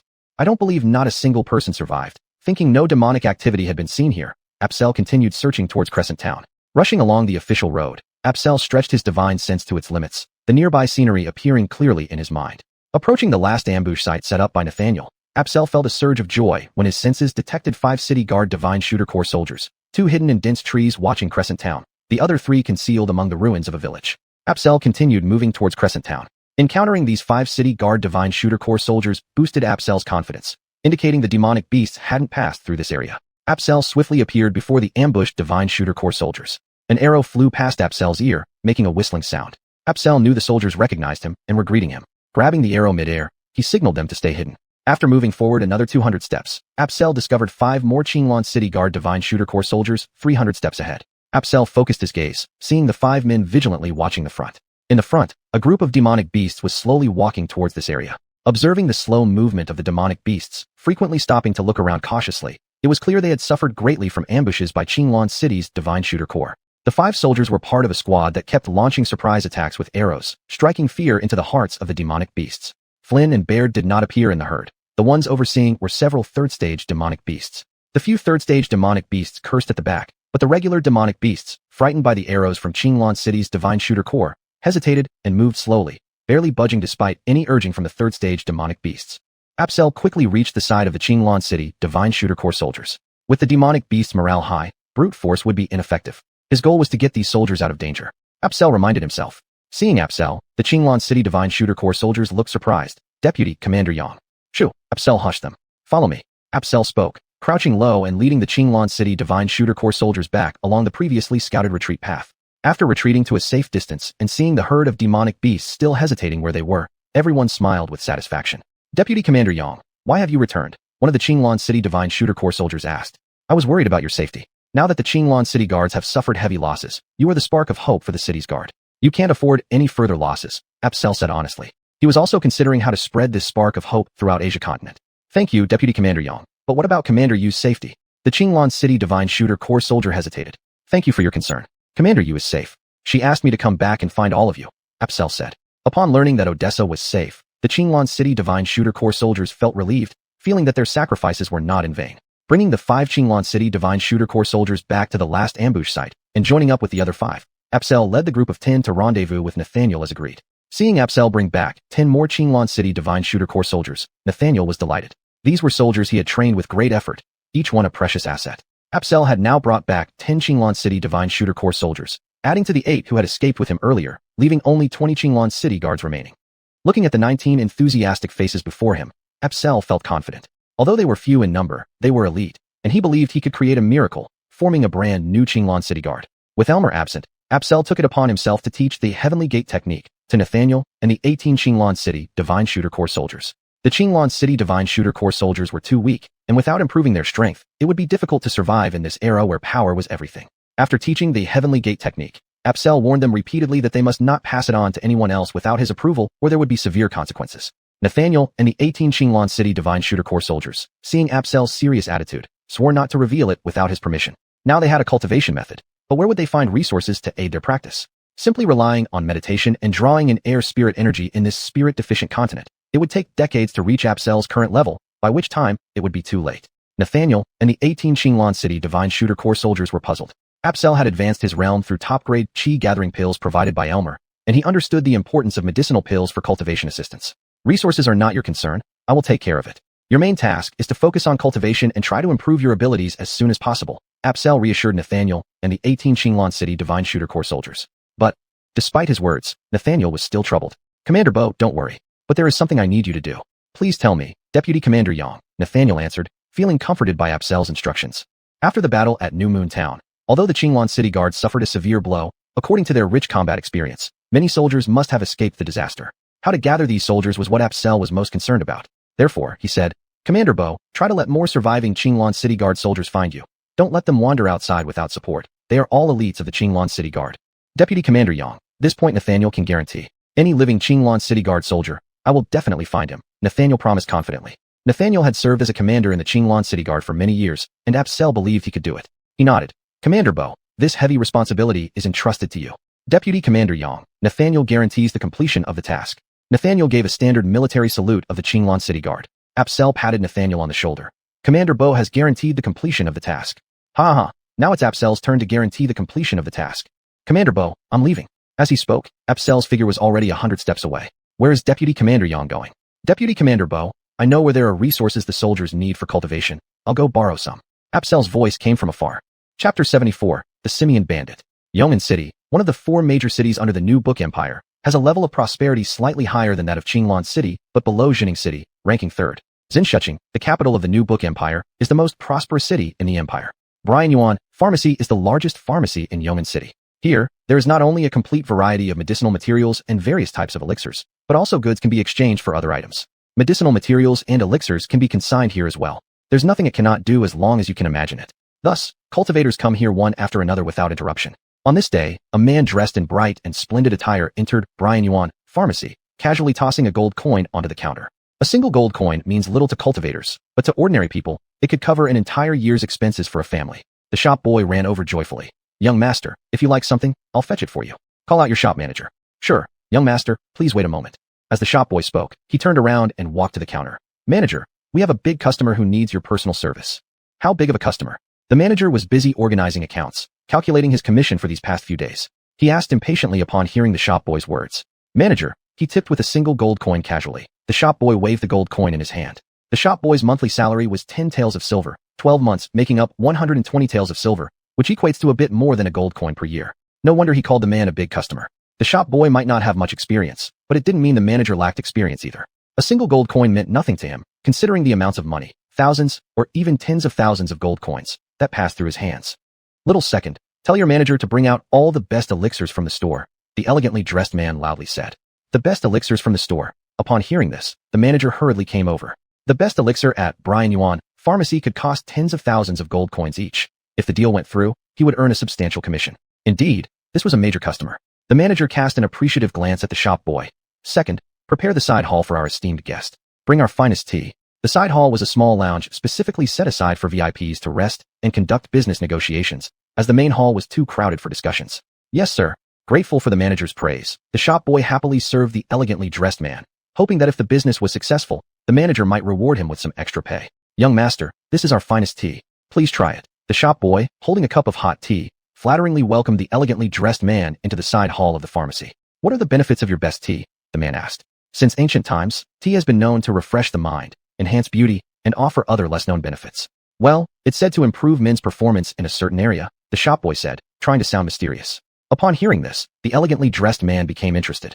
This sounds good. Let me taste it, he said. He then lifted the teacup and drank it all at once. Delicious tea, the elegantly dressed man remarked, still wanting more. Second, bring me another cup. The shop boy poured another cup. Please, young master. The shop boy eagerly invited him to drink again. If he could make the man satisfied, there would be hope for business success. leading to endless wealth. Just then, the manager happened to walk in and saw this scene, giving the shop boy a look. Understanding the meaning behind the manager's gaze, the shop boy noticed the man finishing his second cup and smiled awkwardly. "Young master, may I?" The manager had already entered the side hall, and the man, having heard what the shop boy said, knew the manager must have instructed him but paid no mind since he had come to buy medicinal materials and elixirs anyway. "First, bring me another cup of hot tea." Hearing this, the manager felt a chill in his heart, thinking, could this be another person just here to drink tea for free? He turned to leave. The manager's actions did not escape the man's notice. Hearing him chuckle lightly, he said, "Second, tell your manager to pack all the elixirs and medicinal materials in the store. I want them all." Holy Lord of Wealth. The manager almost knelt down. "Master." The manager rushed forward, gripping the man's hand tightly. "I will have everything ready immediately." "That's excellent. Thank you very much, manager." The man smiled faintly, his eyes revealing a hint of cunning. "Not at all, not at all. It's my honor to serve, young master." The manager bowed and scraped. "Chavez. Manager Wu, right? I might come back next time if needed." Seeing the shop boy had already packed the elixirs and medicinal materials into 2 storage bags, the man smiled and said, "Second, be quick about it." Chavez scolded as he saw the shop boy was taking a long time to pack up the elixirs and herbs. "Patron, almost done, almost done." The shop boy quickly walked up to Chavez with 2 storage bags in hand, handing them over to him. "Patron, the total is 1,177,744 gold coins." Upon hearing this, Chavez laughed heartily. "It's our first deal with you, young master. 1,166,666 gold coins. Wishing you smooth sailing all the way." "That's a great number. I like it." The man laughed heartily, took the storage bag from Chavez, and walked out proudly. Seeing the man about to leave Brian Yuan Pharmacy, Chavez was taken aback. Was there such a shopper? Who would dare open a store then? "Young master, you haven't paid yet." Chavez hurried after him anxiously. "Patron, did I ever say I was going to pay?" The man turned around with a mocking smile. With those words, Chavez was utterly enraged. He had been working so hard to serve him, only for this outcome. He roared, "You're underestimating Brian Yuan Pharmacy too much. Not everyone can act recklessly here. Bring me some help."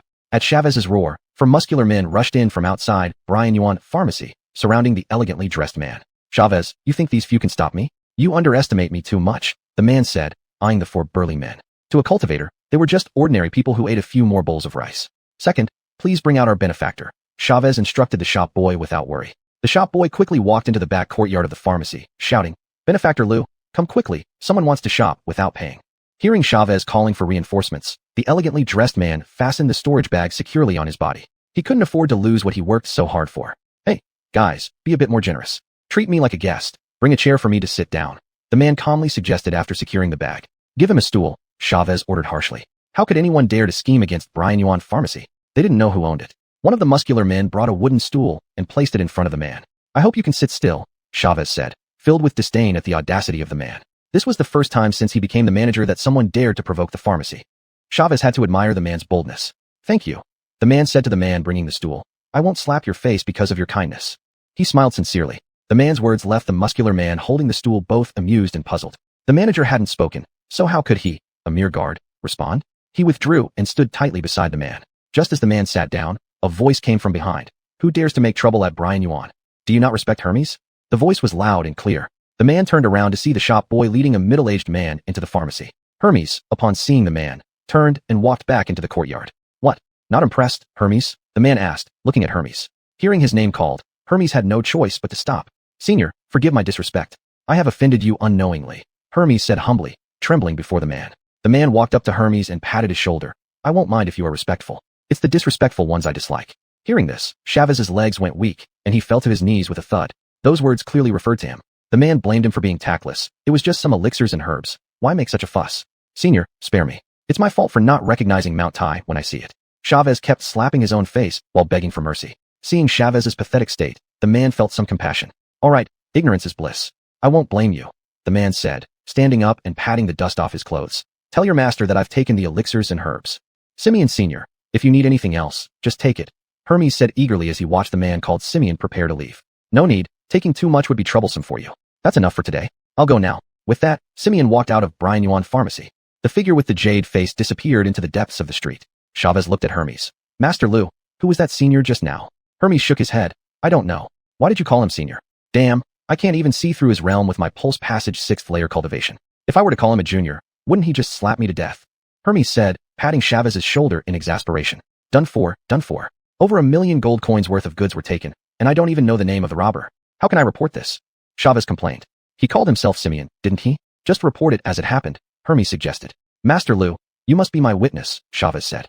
Hermes nodded. With such a major incident, as the patron of Brian Yuan Pharmacy, if he could escape responsibility and not be reported for incompetence, it would be a miracle.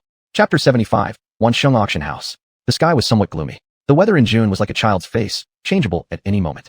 Just a moment ago, it had been bright and sunny, but now a black cloud had drifted over, completely blocking out the sunlight. Smack! A crisp sound echoed as a young man in his early 20s staggered and fell to the ground on the street. Two burly men immediately rushed out from the Wansheng auction house and began beating the young man who lay sprawled on the ground. They cursed continuously. You dare cause a ruckus here? Does the Wansheng auction house look like a place where you can do as you please? The young man covered his head with both hands, curling into a ball as the burly men pummeled his back and limbs mercilessly. Passers-by, witnessing the guards of the Wansheng auction house beating someone in broad daylight, dared not speak up and simply went around. As they continued beating him, the young man could no longer endure the assault and lost consciousness, his hands falling away from his head, allowing the two men to strike him at will.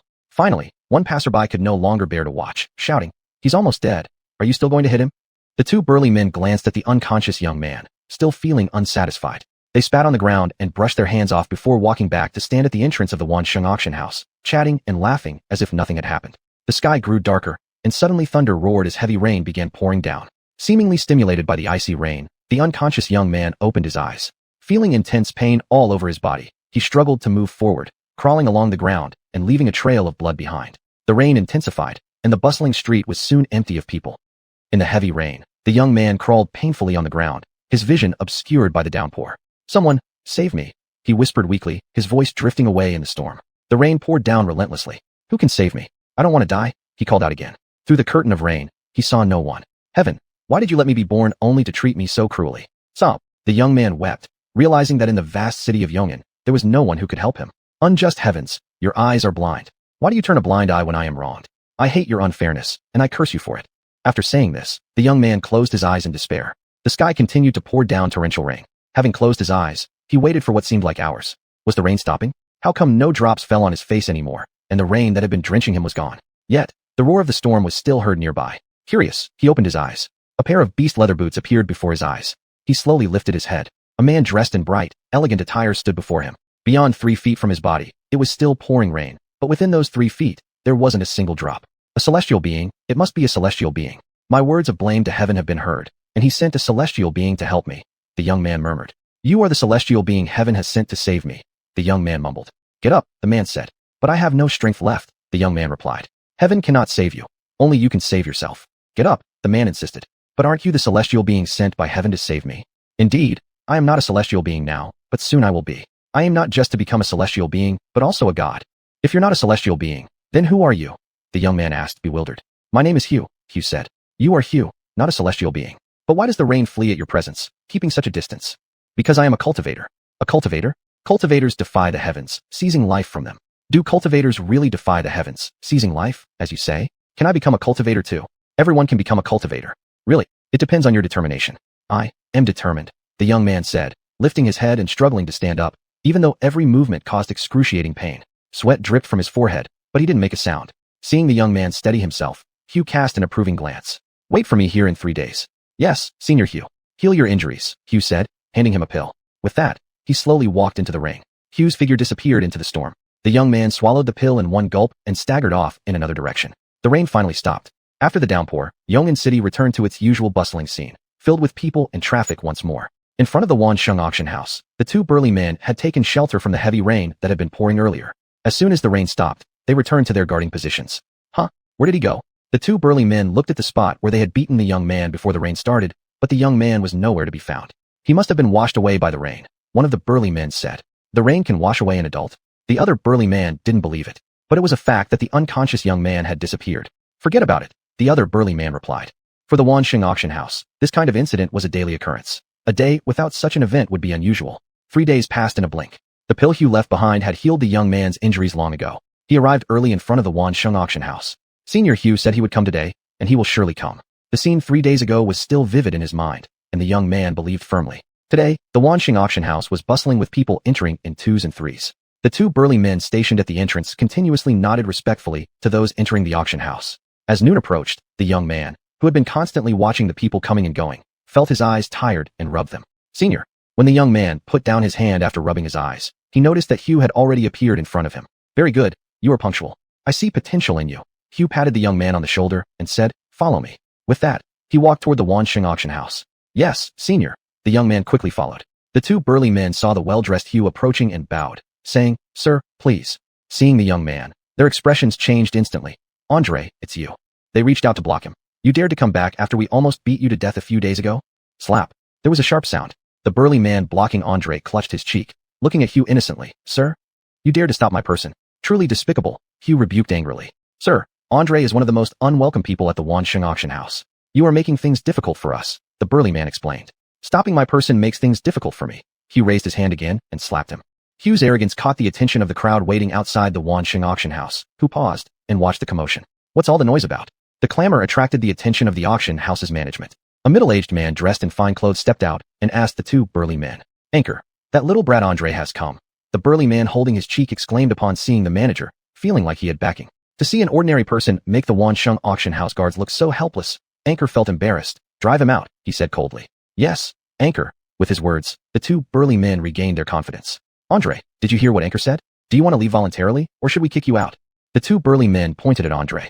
Andre looked at the two burly men and Anchor with cold eyes, standing silently behind Hugh, treating them like barking dogs. The two burly men became furious when Andre showed no reaction, reaching out to grab him. Not talking won't save you. We'll send you back where you came from. You think you have the qualifications to play with me, a fallen scion? Think again. Anchor thought with a sneer as the burly guards grabbed Andre. Do you think I don't exist? Hugh, seeing how Anchor ordered the guards to drive Andre away without asking, recognized the disdainful attitude. He gave another slap. Looks like the previous punishment wasn't harsh enough. With Hugh's gesture, a gust of air swept past, making everyone feel a burning sensation on their faces, as if struck by a slap. A slap usually produced a crisp sound, but these slaps on the two burly men's cheeks turned into dull sounds. Suddenly, there was a scream from the crowd. Everyone looked over and saw a gorgeously dressed woman covering her mouth, vomiting. Undigested food spilled out, colorful and unpleasant to look at. Tisk, the crowd murmured in surprise. Wasn't this just punishing some blind guards? Was such an exaggerated reaction necessary? Anchor was speechless. This was not how he had imagined it. In his mind, Andre would be lifted like a small chick by the two burly men, panicking and struggling continuously. The burly men would sneer and then throw him violently. Andre, with broken limbs, would be thrown to the other side of the street, unable to get up, endlessly struggling. The manager of the prestigious Wansheng auction house even stuttered, an unprecedented event, because the power behind the Wansheng auction house was so formidable that no one could challenge it. Historically, only people from the Wansheng auction house had bullied others. No one had ever dared to touch their people. Chapter 76 The Kiss. Landon mentioned the counterattack against the invading forces from the immortal realm, a Funkong gleam flashing in his eyes. The spirit world had been oppressed for too long. Armin's appearance was nothing short of a miracle in the spirit world. Vice Leader Chio, your feat of slaying immortal realm members during the Battle of Kongning City has spread throughout the spirit world, proving that immortal realm members can be defeated. With 3 major cities lost to the immortal realm's offensive on Kongning City, as the city lord of Kongning City, Landon was prepared for a do-or-die battle, demonstrating his love for his homeland with his life. Who would have thought that Armin's sword-severing Old Seven's head would set a precedent for the first spirit world member to slay an invader from the immortal realm? This gave Landon a glimmer of hope for the victory of the spirit world over the immortal invaders. Thus, he sent people to contact patriots from all over, inviting them to join him in resisting the immortal realm. Hearing of Armin's heroic deeds, they eagerly accepted Landon's invitation and headed for Kongning City. Upon hearing Armin seeking his opinion, Fox knew Armin was concerned about Kongning City. Now his primary task was to find Hamlin, not knowing where Hamlin had descended. He thought heading to Kongning City could be a good idea. Therefore, Fox nodded and said, it might be fine to check it out and also see if we can find Hamlin. With Fox's approval, Armin and Barrett redirected towards Kongning City.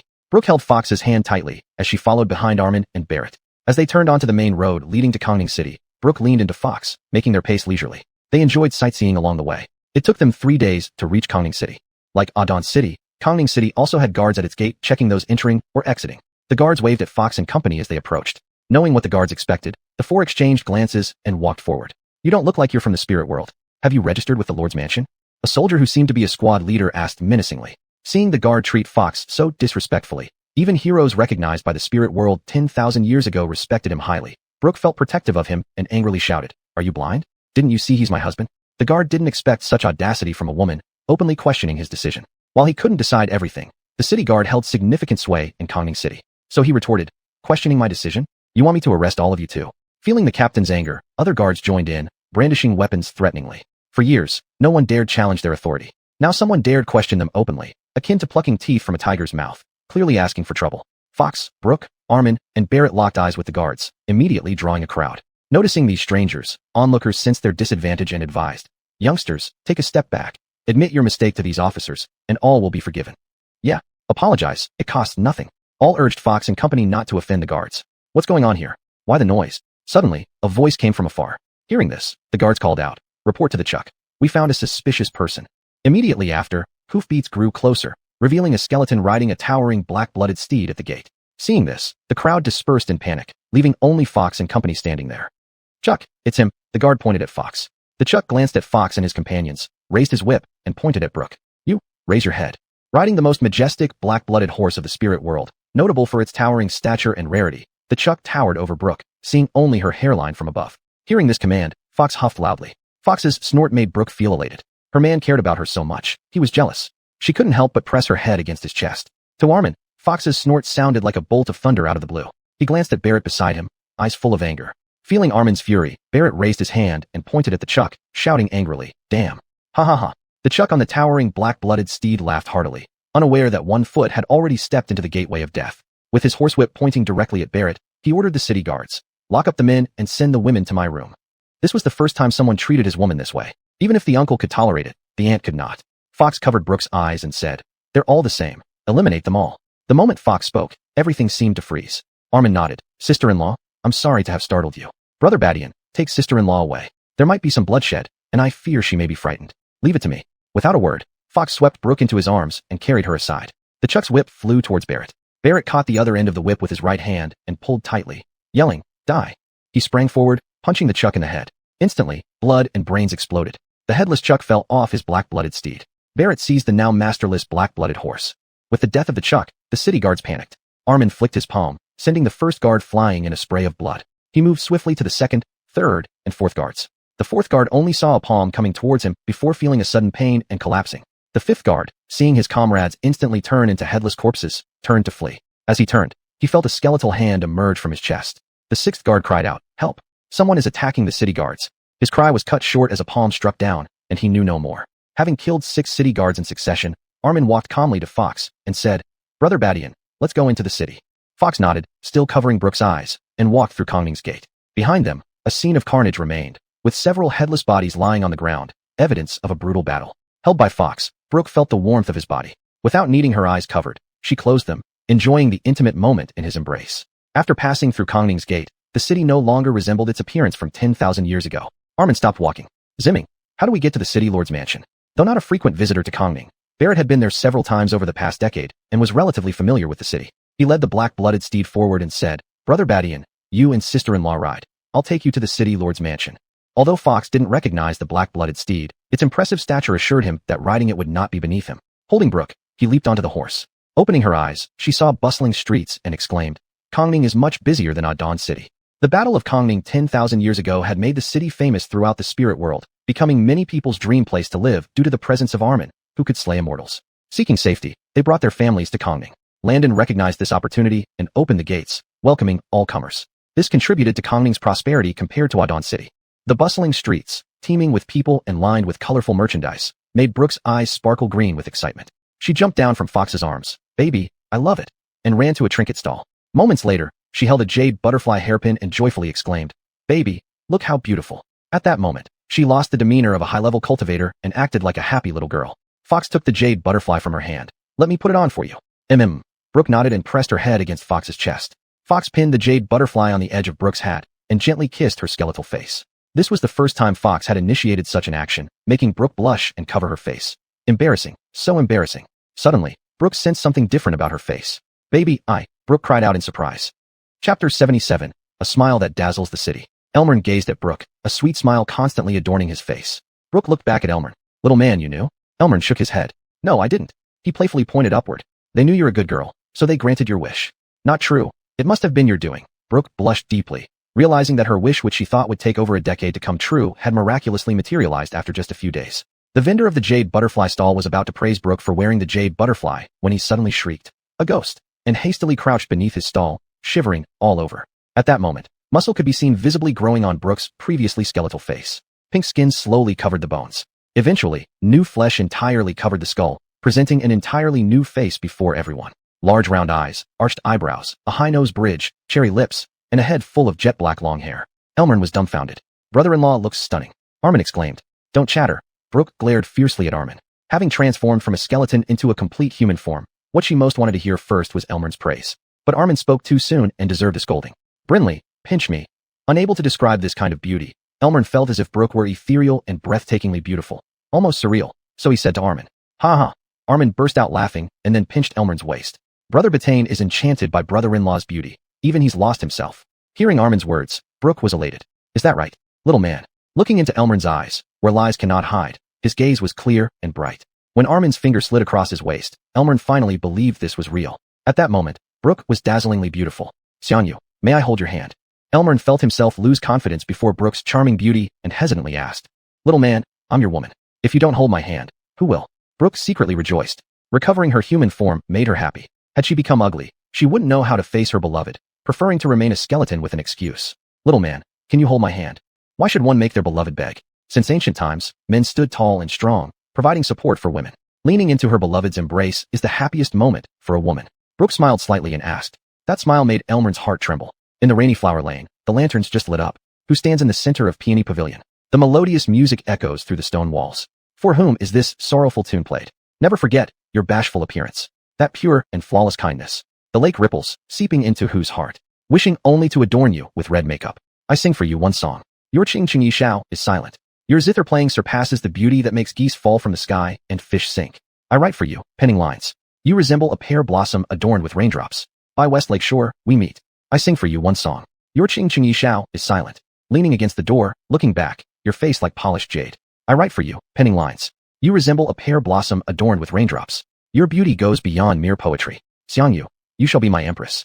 Elmern was moved. Brooke's knowledge and understanding weren't exactly what he sought. But if he returned to Jiao continent one day, becoming the ruler of a flourishing dynasty, it would indeed be a blessing for the dynasty. Thus, he held Brooke's hand tightly. This was a small hand filled with warmth. Who killed my son? Just as Elmern was feeling the warmth in his palm, an untimely voice rang out. A group of dignified city guard soldiers appeared on the street. Behind the city guards was a man riding a black-blooded warhorse. The voice came from this man. Since Brooke dismounted the black-blooded warhorse, Barrett had been holding its reins. Black-blooded warhorses were rare in Kongning City. The city lord's residence owned two, and the other two belonged to the heads of two families. When news that the young city lord of Kongning City had been killed at the city gates spread to the city lord's residence, it was received with great shock. City Lord Arden raged like a thunderstorm. His only son, the continuation of the Joel family lineage, was killed outside Kongning City. Upon arrival, he saw his son's headless body lying cold on the ground. If not for the clothing, even he would have found it hard to recognize him. Knowing that the killer had entered Kongning City, Arden chased after them with the city lord's guards. Seeing Barrett leading the black-blooded warhorse, which matched the description of the killer, Arden could not suppress his anger and roared. Annoying. Men having multiple wives is common even in the netherworld. Knowing her man was extraordinary and admired by many women, Brooke felt delighted when Peng Bation personally named her as his empress, proving she was most important to him. She allowed Peng Bation to hold her hand and enjoyed this moment of happiness. Arden's roar broke the tranquility, making her unhappy as she said disdainfully. Seeing Brooke upset, Peng Bation held her hand. These accessories are so beautiful, I'll put them all on my queen. He playfully picked up intricately made decorations and adorned Brooke with them. How pretty. Peng Bation stared wide-eyed. Annoying, you just know how to please me. Brooke blushed, speaking coyly but feeling elated within. Who else should I please if not my queen? Peng Bation wrapped an arm around Brooke's shoulder, saying affectionately, Little man, I want to bear your children, many, many children. Brooke whispered softly against Peng Bation's chest. Do you think I don't exist? The intimate moments between Peng Bation and Brooke infuriated Arden. Stomping his feet, he roared. Armin glanced at Barrett. Brother, stop envying. We aren't destined for such blessings. Let's get back to work. Barrett smiled awkwardly. You're right. Putting down the reins, he walked to the front of Arden's guard. Pointing at Arden, Bation brother already said, kill all of you. Bation brother is busy with his sister-in-law, yet you rush here to die. So, I'll fulfill your wish and send you off. As he spoke, Barrett moved like a shadow, causing skeletons to fly everywhere. Bone after bone flew out, shocking Arden. Who did his son tangle with? They were so formidable, his men wouldn't last long. Plus, 3 more hadn't acted yet. Without further thought, he turned and fled toward the city lord's residence. City Lord Joel ran away, shouted one of Arden's guards upon seeing Arden ride away hundreds of meters. Wanna run? Impossible. Armin leaped forward, aiming a palm strike at Arden's back. Arden felt a heavy killing intent behind him. Instinctively knowing he couldn't withstand this blow, he jumped off the horse, rolling sideways. Armin's attack missed, nearly striking the fleeing black-blooded warhorse.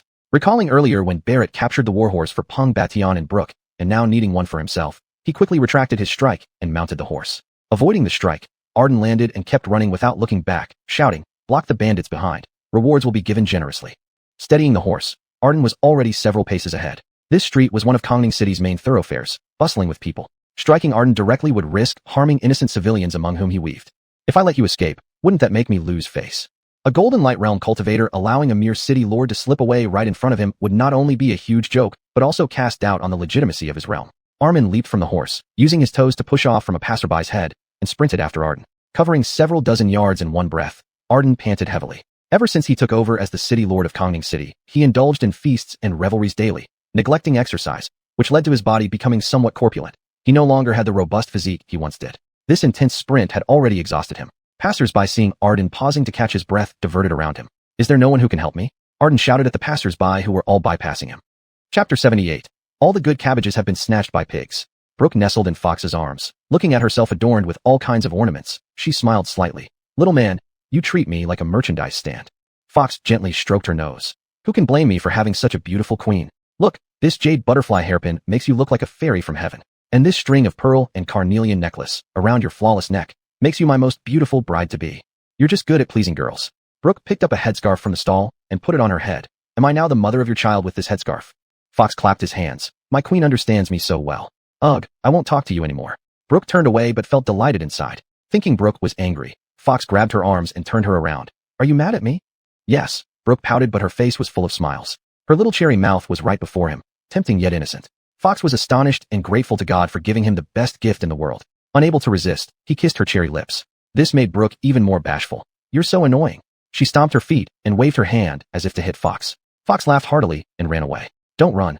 Brooke chased after him. Fox and Brooke ran back and forth on the street, mesmerizing passers-by who stopped to watch. Finally, Brooke caught up with Fox, who pulled her into his arms. Oh my God, my goddess. Someone applauded, pounded their foot, and wailed.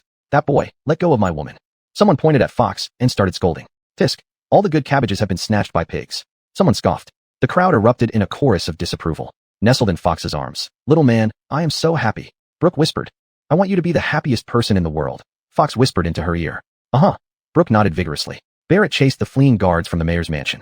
These were the black sheep who had caused much harm. Having chased them for so long without any residents of Kongning City intervening, Barrett knew how deeply despised they were, so he showed no mercy, knocking out each one with a single punch. Armin pursued Arden, whose will to survive kept him moving despite being out of breath. The closer he got to the mayor's residence, the better his chances of survival. He could have killed Arden earlier, but seeing the indifference of the residents towards him, Armin knew that Arden's actions had enraged them, and they were watching like spectators, hoping to see Arden get what he deserved. Armin continued his step-by-step pursuit of Arden. Arden stumbled along the way. Yelling for help, his voice grew hoarse. Getting closer to the mayor's residence, Arden seemed to see his savior and dashed towards the gate. Barrett had already finished off the other guards who had come with Arden. A round of applause rang out around them. The stall owners who had hidden under their stalls emerged, joining in the applause. Seeing the stall owner, Brooke tossed a few coins onto the stall. The stall owner picked up the coins. Heroine, you rid Kongning City of an evil force. How can I take your money? Brooke waved her hand. We don't lack money. You need it to support your family. Don't be shy. But, this is too much, the stall owner said. It's fine. Didn't I say we're not short of money? Brooke replied. Thank you, kind lady. The stall owner said gratefully. Having finished off the soldiers who accompanied Arden, Barrett led his black-blooded horse far behind, while Fox held Brooke's small hand. The three of them followed the direction Armin had taken in chasing Arden. The mayor's residence was within sight. Arden shouted loudly. City guards, come save me. With Arden's shouts, a squad of city guards rushed out from the mayor's residence. Seeing these soldiers, Arden was overjoyed and said, Intercept this man for me. Then he pointed at Armin behind him. The guards rushed forward and surrounded Arden. Looking at the bright weapons of the guards aimed at him, Arden became furious. Have you gone blind? Can't you recognize your mayor? Everyone knows who Arden is. A voice called out from the mayor's residence, followed by a figure emerging from the gate. Giles, Arden exclaimed upon seeing the figure. Yes, it's Giles, Giles said. Giles, how can a vice mayor walk out from my official residence? Seeing the guard squad surrounding Arden, knowing his good days were over, Armin had intended to leave. But remembering what Fox had instructed earlier, he stepped forward to the guards surrounding Arden. Armin walked up to the guard squad surrounding Arden, and Giles also arrived there.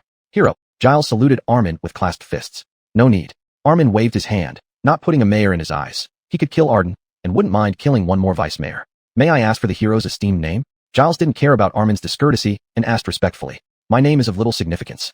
As a hero, Armin shook his head. His reputation was already big enough. There was no need to play the hero anymore. Your words are mistaken, hero. My ancestor once taught that whoever makes contributions to the spirit world should be recorded in the annals. First, as a warning to future generations not to commit crimes or harm society. Second, to promote positive energy and encourage more people to oppose evil, said Giles. Armin raised his eyes to look at Giles. To have such an ancestor who understood right from wrong, it seemed his ancestors were not ordinary people. So he asked, your revered ancestor was? My ancestor was Ji Wu Fong, replied Giles respectfully, bowing to the sky with clasped fists. You're Ji Wu Fong's descendant. Armin was somewhat surprised, never expecting to encounter the descendant of the former leader of the Spirit World Alliance against external invasion forces after being reborn 10,000 years later. Hearing Armin call his ancestor by name, Giles was startled and hurriedly knelt down. I dare to ask which elder ancestor it is. Please forgive Giles's impoliteness. Meeting the descendant of an old friend, Armin felt embarrassed to hide any longer. He sighed and said, I am Armin. Upon hearing these words from Armin, Giles bowed repeatedly. Elder Chiu, please forgive me for my rudeness. Get up, said Armin. A person reincarnated from 10,000 years ago had nothing to boast about. Armin's name was well known throughout the spirit world. Realizing that his son had offended the renowned Armin, Arden fainted on the ground. Giles glanced at Arden and asked, Elder Chiu, what shall we do with this man? A rogue element, kill him. Keeping him around will only cause more harm, Armin said. The guard squad immediately drew their swords and chopped Arden into minced meat. After Arden died, Giles looked at Armin and said, Elder Chiu, please come to the City Lord's mansion for a discussion. Not seeing the figures of Fox and the others, Armin shook his head and said, I have 3 companions who haven't arrived yet. Let's wait for them. Anyone whom Armin called a companion must be extraordinary. Giles shouted loudly. Order all generals of Kongning City Guard to gather at the City Lord's mansion within 15 minutes. Following Giles's order, the entire guard squad took action, stepping out of formation to deliver the orders. Several fine horses galloped through Kongning City, breaking the city's hustle and bustle with urgent hoofbeats. What's happening? Passers-by stopped to watch. Vice Mayor Giles ordered the soldiers of Kongning City Guard to speedily head to the City Lord's mansion. The messenger's voice floated through Kongning City. What happened at the City Lord's mansion that required such a significant mobilization? People started discussing and went in groups to the City Lord's mansion to find out. Fox and the other 2 also heard the voice of Kongning City Guard's messengers. Armin chased after Arden in this direction. Armin is facing a counterattack from Kongning City Guard. They thought at first. Barrett was anxious. In both lives he always followed Armin. Knowing Armin was in danger, he said, Brother Batian, Sister Xiangyu, I'll go ahead, mounted the horse, and raced toward the City Lord's mansion. As Barrett galloped away, Brooke put aside her vanity, ignoring the temptation of red and green decorations, grabbed Fox's hand tightly, and said, Little man, let's hurry. A gold-level expert facing danger was an indisputable fact on a high-class planet, but Fox wouldn't believe it on a low-class planet like the spirit world. Seeing Brooke's worried face, he comforted her. Brinley will be fine. Little man, how do you know Brinley will be okay? Brooke asked, puzzled. Think about it. What level is Brinley at? Is there anyone in Kongning City who can threaten his safety? Fox explained. Reminded by Fox, Brooke recalled that Armin's cultivation realm had already reached the coveted golden level. With just 5 more minor realms, he could ascend to the immortal world. Such strength placed him among the top experts in the spirit world. There was no one in Kongning City who could harm him. Not even the combined forces of the city guards from the 5 major cities in the spirit world could threaten him. With his power, Armin could come and go as he pleased. The gathering of Kongning City Guard at the City Lord's mansion can't be for nothing. We should still go and check it out. Although no one can hurt him, I still have a strange feeling, Brooke said. Pondering over Brooke's words, Fox nodded in agreement. Brooke held Fox's hand and hurried toward the City Lord's mansion, following the flow of passers-by. From time to time, they saw soldiers of the Kongning City Guard rushing past them. Chapter 79, The City of All Heavens. The guards of Kongning City rushed past, the urgent footsteps shaking Brooke's heart with panic. She couldn't help but tightly grip Fox's hand. Fox felt Brooke's palm was full of sweat and knew she was anxious. He lifted her hand and gently kissed it. You still have the mood for this, Brooke said in a reproachful tone. Don't worry. It's okay, Fox said. But I am very worried, Brooke said. Worried about what? Worried about Brinley. Fox gasped. Brooke nodded. Listen, the guards have been gone for so long. Is there any sound of fighting? No. Look, so many people have passed. Has anyone panicked? No, Fox continued. What does this mean? Brooke asked, puzzled as the situation was indeed as Fox had described. Brinley is not only safe, but also receiving the highest treatment. Little man, I believe you, Brooke nodded. He was her man. Why should she doubt him? If the sky falls, men will hold it up. Realizing this, Brooke leaned her head on Fox. Fox put his arm around Brooke's waist. The two walked leisurely along the streets of Kongning City. How I wish this road would never end, Brooke murmured. I wish that too, Fox thought to himself. But, welcome, Grand Ancestor Batian. A loud voice interrupted Fox's thoughts. Unconsciously, the two had arrived in front of the city lord's residence. In front of them, banners waved in the wind, and the black-clad guards knelt on one knee. Leading the kneeling were Armin, then Barrett, followed by the soldiers of Kongning City. Brooke was startled and at a loss. Everyone, please rise. Fox guessed it was Armin's idea. With so many people kneeling before them, it wouldn't be right to keep them down. He hurriedly spoke. Thank you, Grand Ancestor. In an instant, all the guards of Kongning City rose to their feet. Brinley, what are you up to? Fox sent a message to Armin. Brother Beixiang. Armin pointed at Giles. This is the descendant of the leader of the Alliance resisting the foreign invasion forces in the spirit world. You've thought this through, Fox said, understanding Armin's intentions. Armin nodded. Fine, I'll support you. With Fox's approval, Armin turned to Giles. Take the guards and follow me. Where are you going, Grand Ancestor Chiu? Giles asked. To reclaim what belongs to you, Armin said. Grand Ancestor Qiu, isn't this inappropriate? Giles said timidly. When Ji Wufang marched northward, he was full of glory. How can he have a descendant like you who is so cowardly? Armin scolded angrily. Giles felt ashamed by Armin's reprimand. When his ancestor stood up for the spirit world in its hour of peril and led the northern campaign, defeating the invaders from the heavenly realm, as his descendant, he felt a lack of courage. Then he gathered his bravery and shouted loudly. There are no cowards among the descendants of the Ji family. Good. Show your courage, Armin said aloud. Yes, Grand Ancestor Qiu, Giles replied. Guards of Kongning City, heed my order. Move out, march northward. 4 black blood horses of Kongning City were under the control of the Arden father and son. After the death of Arden and his son, the black blood horses fell into Fox's hands. Fox and Brook each rode 1 horse, leading the guards of Kongning City towards the City of All Heavens. The City of All Heavens was the central city of the spirit world, controlling its economy and resources. The 4 other cities' lords were appointed by the Lord of the City of All Heavens. Essentially, the City of All Heavens governed Lianheng, Yongding, Kongning, and Adon. The army advanced slowly. After more than half a month, they finally reached a 3-way fork in the road. The sign indicated that one path led west to Yongding City, and the other north directly to the City of All Heavens. Yongding City was Barrett's hometown. Armin asked if Barrett wanted to visit. Barrett shook his head. 10,000 years ago, his family was lost. 10,000 years later, both parents were dead. He was alone now, having no ties left. Going back to Yongding City would only bring sorrow. After Barrett refused to go to Yongding City, the army continued toward the City of All Heavens. After another half a month, they finally saw the City of All Heavens. They reached the gate of the City of All Heavens, where the gates were tightly shut and the banners flew high on the battlements. Giles spurred his horse forward, wearing the distinctive attire of a city lord, looking spirited and dignified. Open the gates, guards, Giles called out from the gate. A guard on the battlements saw Giles approaching alone and called down. Is the person below Deputy City Lord Giles of Kongning City? That is correct. But Arden is dead, so now I am the City Lord of Kongning City, Giles replied. Very well. Please wait while I inform the City Lord, the City Guard replied. The City Guard had already sent someone to report to the City Lord of All Heavens, and Giles spurred his horse back to the ranks of the Kongning City Guards. Old Ancestor Qiu, the gates of the City of All Heavens are tightly shut. It seems they have prepared for us, Giles said. Although the City of All Heavens had greatly changed from 10,000 years ago, with the city expanded several times over and the defensive walls heightened by several feet, it was still insignificant in the eyes of Armin, let alone Fox, whose strength was unfathomable. We should first try a peaceful approach. If that doesn't work, we will attack, Armin said. Yes, Old Ancestor, Giles replied. With Armin's answer, Giles rode back to the gate, waiting for the city guard's reply. After a long while, as Giles grew increasingly impatient, the same soldier who spoke to him appeared on the battlements. Looking down at Giles, who was already losing his patience, he said, City Lord Ji, the City Lord has spoken. Since the former City Lord of Kongning City is dead, and you, being the deputy, shall take over his position. Let this matter be forgotten and do not bring it up again. You may leave now. The City Lord of All Heavens issued an order to drive them away. Had he sensed something? Giles felt uneasy. No, Giles thought. The purpose today was to take the City of All Heavens. If the city gates were open as usual with commoners coming and going freely, the Kongning City Guards could march straight in, reducing much trouble and casualties among the soldiers compared to a forced attack. Avoiding unnecessary casualties was every commander's greatest wish. If Plan A didn't work, move to Plan B. An idea flashed through Giles's mind. He said, You haven't told the City Lord that I have important matters to discuss with him. Having already stated his case clearly, Giles was still repeating himself, and the city guard waved him off impatiently. The City Lord is busy entertaining guests. How can he handle your trivial matters? Go away. Being disrespected by a mere city guard was exactly what Giles wanted, as it gave him an excuse. Seizing the opportunity, he pointed at the guard and yelled, A lowly city guard dares to be so insolent. Have you no sense of respect? Open the gates for me. According to military regulations, insulting a superior officer is punishable by death. Shielding a criminal adds to the punishment. Giles thought they would panic over the military regulations, but unexpectedly, Giles's threats did not scare the city guard. Instead, seeing Giles fuming and gesturing angrily at the gate, the guard laughed heartily from the battlements. A petty city lord of Kongning City dares to act arrogantly at the City of All Heavens. Where does he get his courage? Soldier A said. That's right. Does he think the City of All Heavens is his private garden? Soldier B added. Just a fool, Soldier C commented. Ha ha ha. All the soldiers roared with laughter. Giles hadn't expected the city guards of the City of All Heavens to be so arrogant, completely disregarding him as a city lord. His attempt to intimidate them only left him sputtering in rage, pointing at the guards on the battlements. You.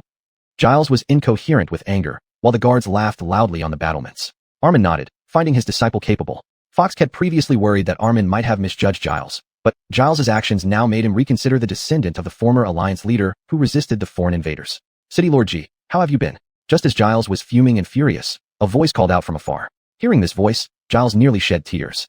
City Lord Kwong, you finally agree to see me. On the wall of the City of All Heavens, a group of imposing soldiers approached. Leading them was a slender man in his early 40s, dressed in simple attire. This was none other than Rupert, the City Lord of All Heavens. Behind Rupert were two robust middle-aged men in armor. City Lord Ji. The two men saluted Giles from afar. City Lord Zhou, City Lord Jiang. Seeing them, Giles was surprised. Why are these two here? Rupert stepped onto the battlements and looked at Giles. What brings you here, City Lord Ji? Sly old fox. Giles muttered under his breath. City Lord Quang, look. Giles hesitated to say more. Rupert saw Giles's hesitation. He glanced back at Guillermo and Isaiah beside him. Waving to the guards nearby, he said, open the gates. Chapter 80. Autumn Watershades Intent to Kill. At Rupert's order, the heavy city gate was pushed open by the guards. The gates swung wide, and Foxen, Brooke, Armin, and Barrett rode their mounts up to the city tower front.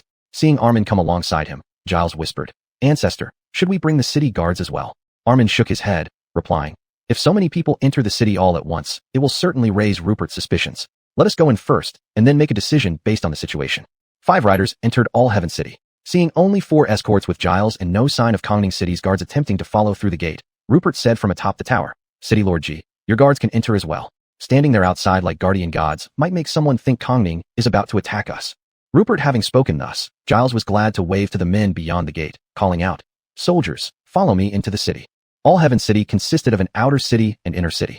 The outer city was home to commoners while the inner city housed officials and nobles. Entering the outer city revealed no civilians aside from the soldiers on its walls. It was eerily silent.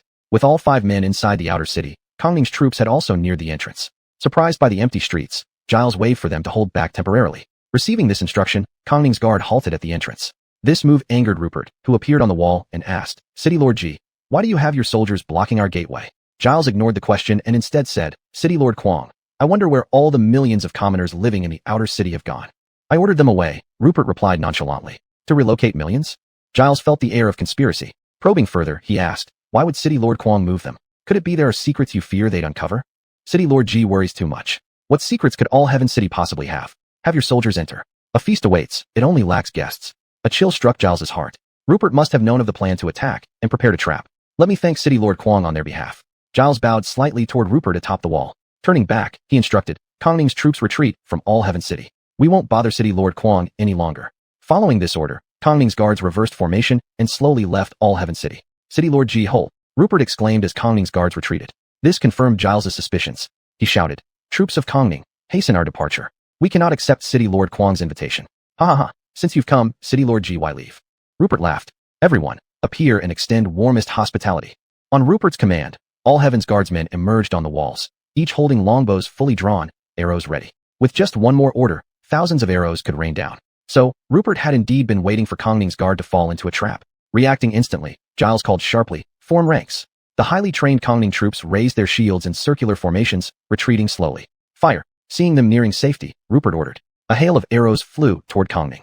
Thuds sounded as arrows pierced the shields. The Kongning soldiers held their positions firmly, protecting their comrades. The volley of arrows caused no harm. Fire again, roared Rupert, furious that his forces could not breach these defenses. He shouted once more. Another volley came, but only stuck into the shield barriers like porcupine quills. They continued their slow retreat. Fire again, demanded Rupert, growing visibly angry. Wait. Noticing the futile efforts, Guillermo intervened. Quang, please listen. Realizing his own loss of composure, Rupert replied, speak, Zhou. Guillermo pointed at Giles below the city wall and said, to shoot a man, first shoot his horse. To capture a thief, first capture their leader. Rupert suddenly realized, replying, thank you for reminding me, Brother Zhou. Turning back to look at the 5 men below the city wall, he called out, Giles, did you not expect this? The Kongning city guards had safely retreated beyond the range of All Heaven City's archers. Giles's heart, which had been hanging, eased slightly. Lord Quang, what do you mean? Giles asked in a deep voice. Rupert, looking at Giles who was pretending to be unaware, laughed. Could it be that Lord Ji truly thought I would genuinely welcome you? Could it be that Lord Quang planned this all along? Giles said with resentment. Yes, you guessed right, but there's no reward for you. Why does Lord Quang treat me like this? Giles asked in confusion. Pretend all you want. I want to see how long you can keep up this act. Rupert despised him. Giles, descendant of the former alliance leader of the Dead Spirit realm against invading forces, posthumous child of former All Heaven City Lord Fate, current lord of Kongning City. Giles, did I get everything right? Rupert teased. Brother Quang, if you don't pull up the weeds by the roots, they will sprout again when spring breeze blows.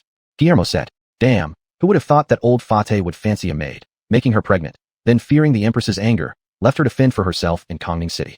I only knew about this bastard when I lost the Golden Dragon, and news reached All Heaven City that Giles had seized power, Rupert said with hate. So, Brother Quang invited both Zhou and Jiang brothers to deal with this kid, Isaiah added. Why couldn't Giles be content ruling Kongning City as a petty emperor?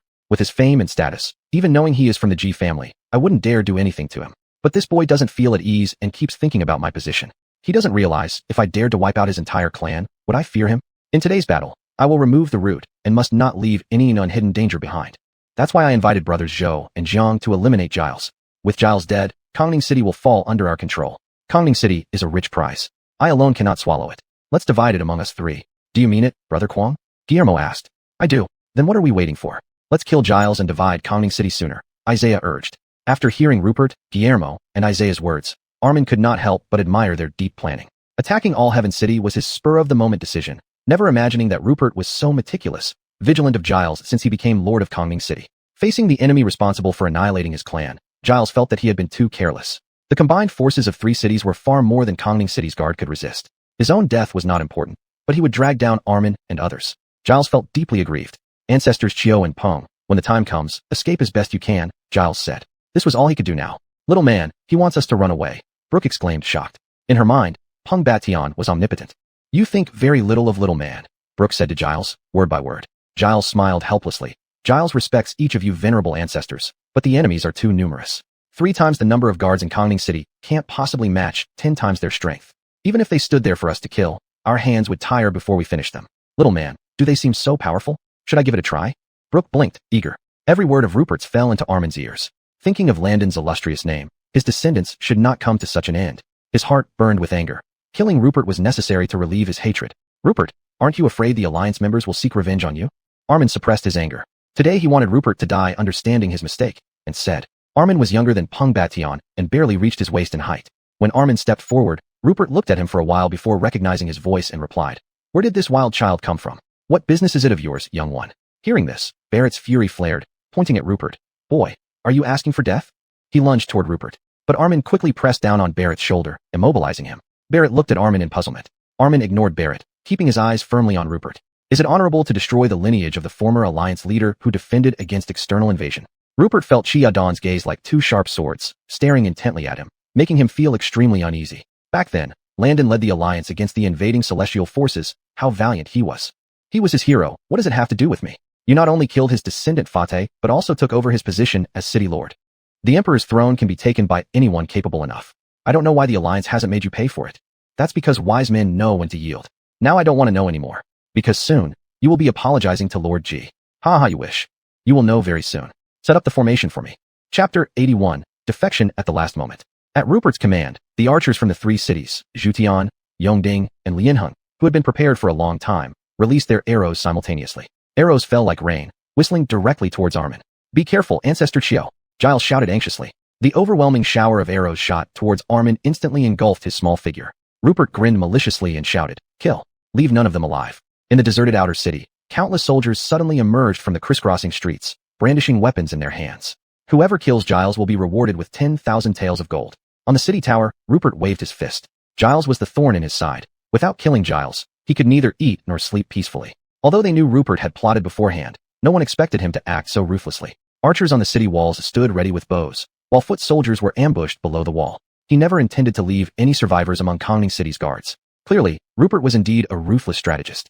When he acted, he would thoroughly eradicate his enemies. The guards from Zhutian, Lianheng, and Yongding cities charged forward, their gleaming weapons wildly slashing at the 4 individuals, who were soon overwhelmed by the onslaught of troops. Standing on the city tower, Rupert laughed maniacally. Ha! You're still too young if you think you can outplay me. Brother Kwang is formidable, Guillermo nodded in praise. Now Brother Kwang can rest easy, Isaiah said. No one would believe that hundreds of thousands of soldiers couldn't kill 5 people under the city wall. Finally able to eliminate this source of anxiety, Rupert couldn't hide his joy, smiling broadly. Thanks to both of you. Inside Zhutian City, the sounds of battle reverberated as the Kongning City guards exchanged glances. Attack! Suddenly, someone shouted loudly. Thinking of Giles and the others trapped in a heavy siege, the Zhutian soldiers were preoccupied with attacking Giles's group. This was the perfect moment for a pincer attack. They raised their weapons and launched a fierce assault on Zhutian City. Seeing the Kongning City guards fiercely attacking Zhutian City, Rupert ordered, Mayor Zhou, intercept the Kongning City guards. Mayor Jiang, join me in killing Giles. Guillermo glanced at Rupert, turned around, and walked to the wall, overlooking the Kongning City guards who were furiously attacking Zhutian City. Isaiah walked over to Guillermo and looked at Rupert, who was commanding the Zhutian and Lianheng soldiers to attack Giles and the others. He asked, Brother Zhou, what do you think about this? Guillermo sighed deeply. Brother Jiang, the situation isn't looking good. Isaiah nodded. We're being used and then discarded. Precisely. Just now, He was calling us brothers, but now he's directly ordering us around. Guillermo shook his head. After killing Giles, I wonder which one of us he'll target first. Whether it's either of us, the outcome for Lianheng and Yongding cities will be the same, Isaiah replied. Do you mean? Guillermo asked cautiously, sensing something unspoken in Isaiah's words. Brother Zhou, I'm straightforward. Since Giles represents righteousness in avenging his father, we might as well help him.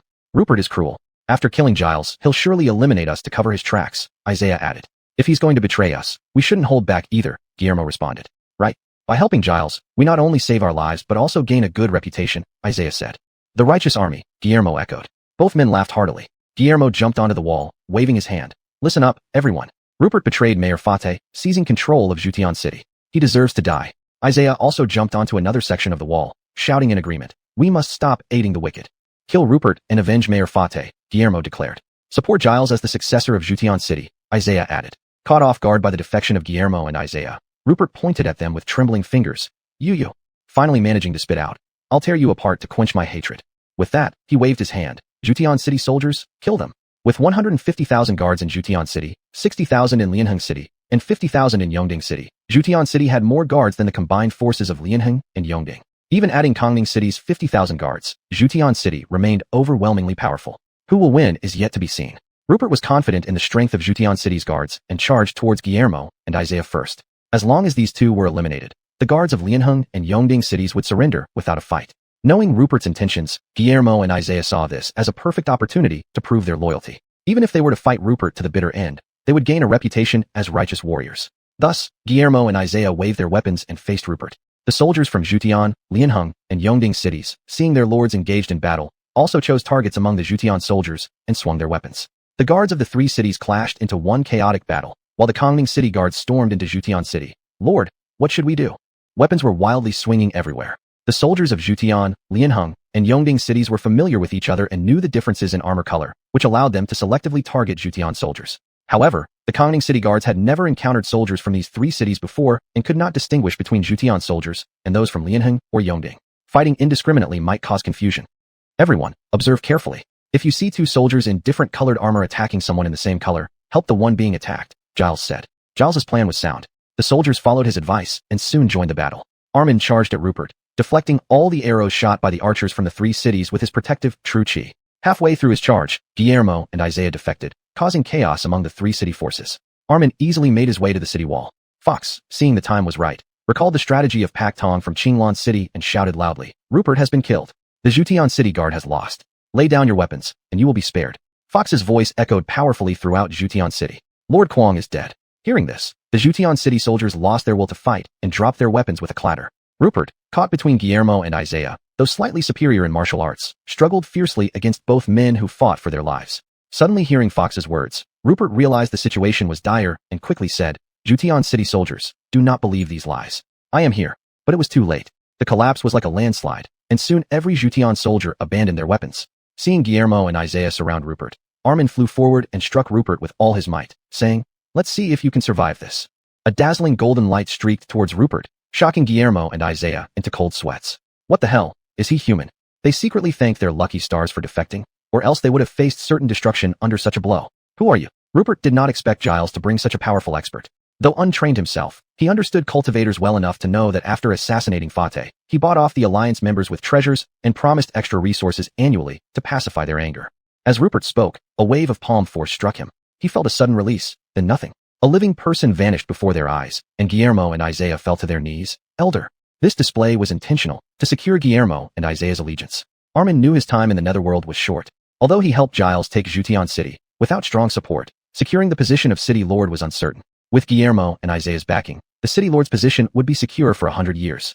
Giles, this is all I can do for you, Armin thought. Capturing Jutian City so swiftly made Brooke's eyes light up with joy. Winning without bloodshed was the best solution. Little man, you're amazing. Armin returned to Fox's side. Ancestor, thank you. Giles knelt gratefully. Hell. Upon hearing Giles call him ancestor, Guillermo and Isaiah also knelt. Giles, you have such a powerful ancestor. Why didn't you tell us earlier? We could have helped you defeat Rupert much sooner. Though this was their true sentiment, they dared not say it aloud. With Rupert dead, Giles ascended to the position of Jutian City Lord without opposition. Only now did Armin have the chance to ask about the Alliance. Typically, only the Jutian City Lord had direct contact with the Alliance. Guillermo and Isaiah only knew vaguely from their conversations with Rupert that the Alliance was located in a place called the Heavenly Path. Speaking of the heavenly path, Armin still had some memories of it. It was the place where he ascended to the immortal realm back then, with more abundant spiritual energy than any place in the netherworld, making it the most suitable place for cultivation in the netherworld. Fox inquired about Carrie's situation. Guillermo and Isaiah shook their heads, indicating they had not seen this person. Little man, let's go to the heavenly path, Brooks said. Fox nodded. Chapter 82. The Soul Lost Pearl is gone. Elmern was concerned about the crisis in Qinglan City, and his purpose was to find the Soul Lost Pearl and Hamlin. Now with no news of Hamlin and the Soul Lost Pearl missing, Elmern felt somewhat disheartened. Learning now of the Heaven Road clue, Elmern could hardly wait to head there. Without any hindrance, Elmern and his 3 companions spurred their horses to race towards the Heaven Road at top speed. The advantage of black blood horses lies in their endurance for long journeys. Armin and Barrett switched to 2 black blood horses from the Lord's residence of Various Sky City. 4 black blood horses galloped on the road, drawing countless exclamations of amazement. Ignoring the amazed crowd, Elmern kept urging his black blood horse forward without a pause, closely following behind Armin toward the Heaven Road. After several days of continuous travel, even the strongest black blood horse could not hold up. Suddenly, a cliff appeared before them. Armin rode up to the cliff. 2 figures suddenly appeared in front of the black blood horses. Stop right there. One figure shouted to halt the black blood horses. This cliff was actually an illusionary array. Beyond it lay the Heaven Road. Armin had known this fact for 10,000 years. The Heaven Road was controlled by the Alliance.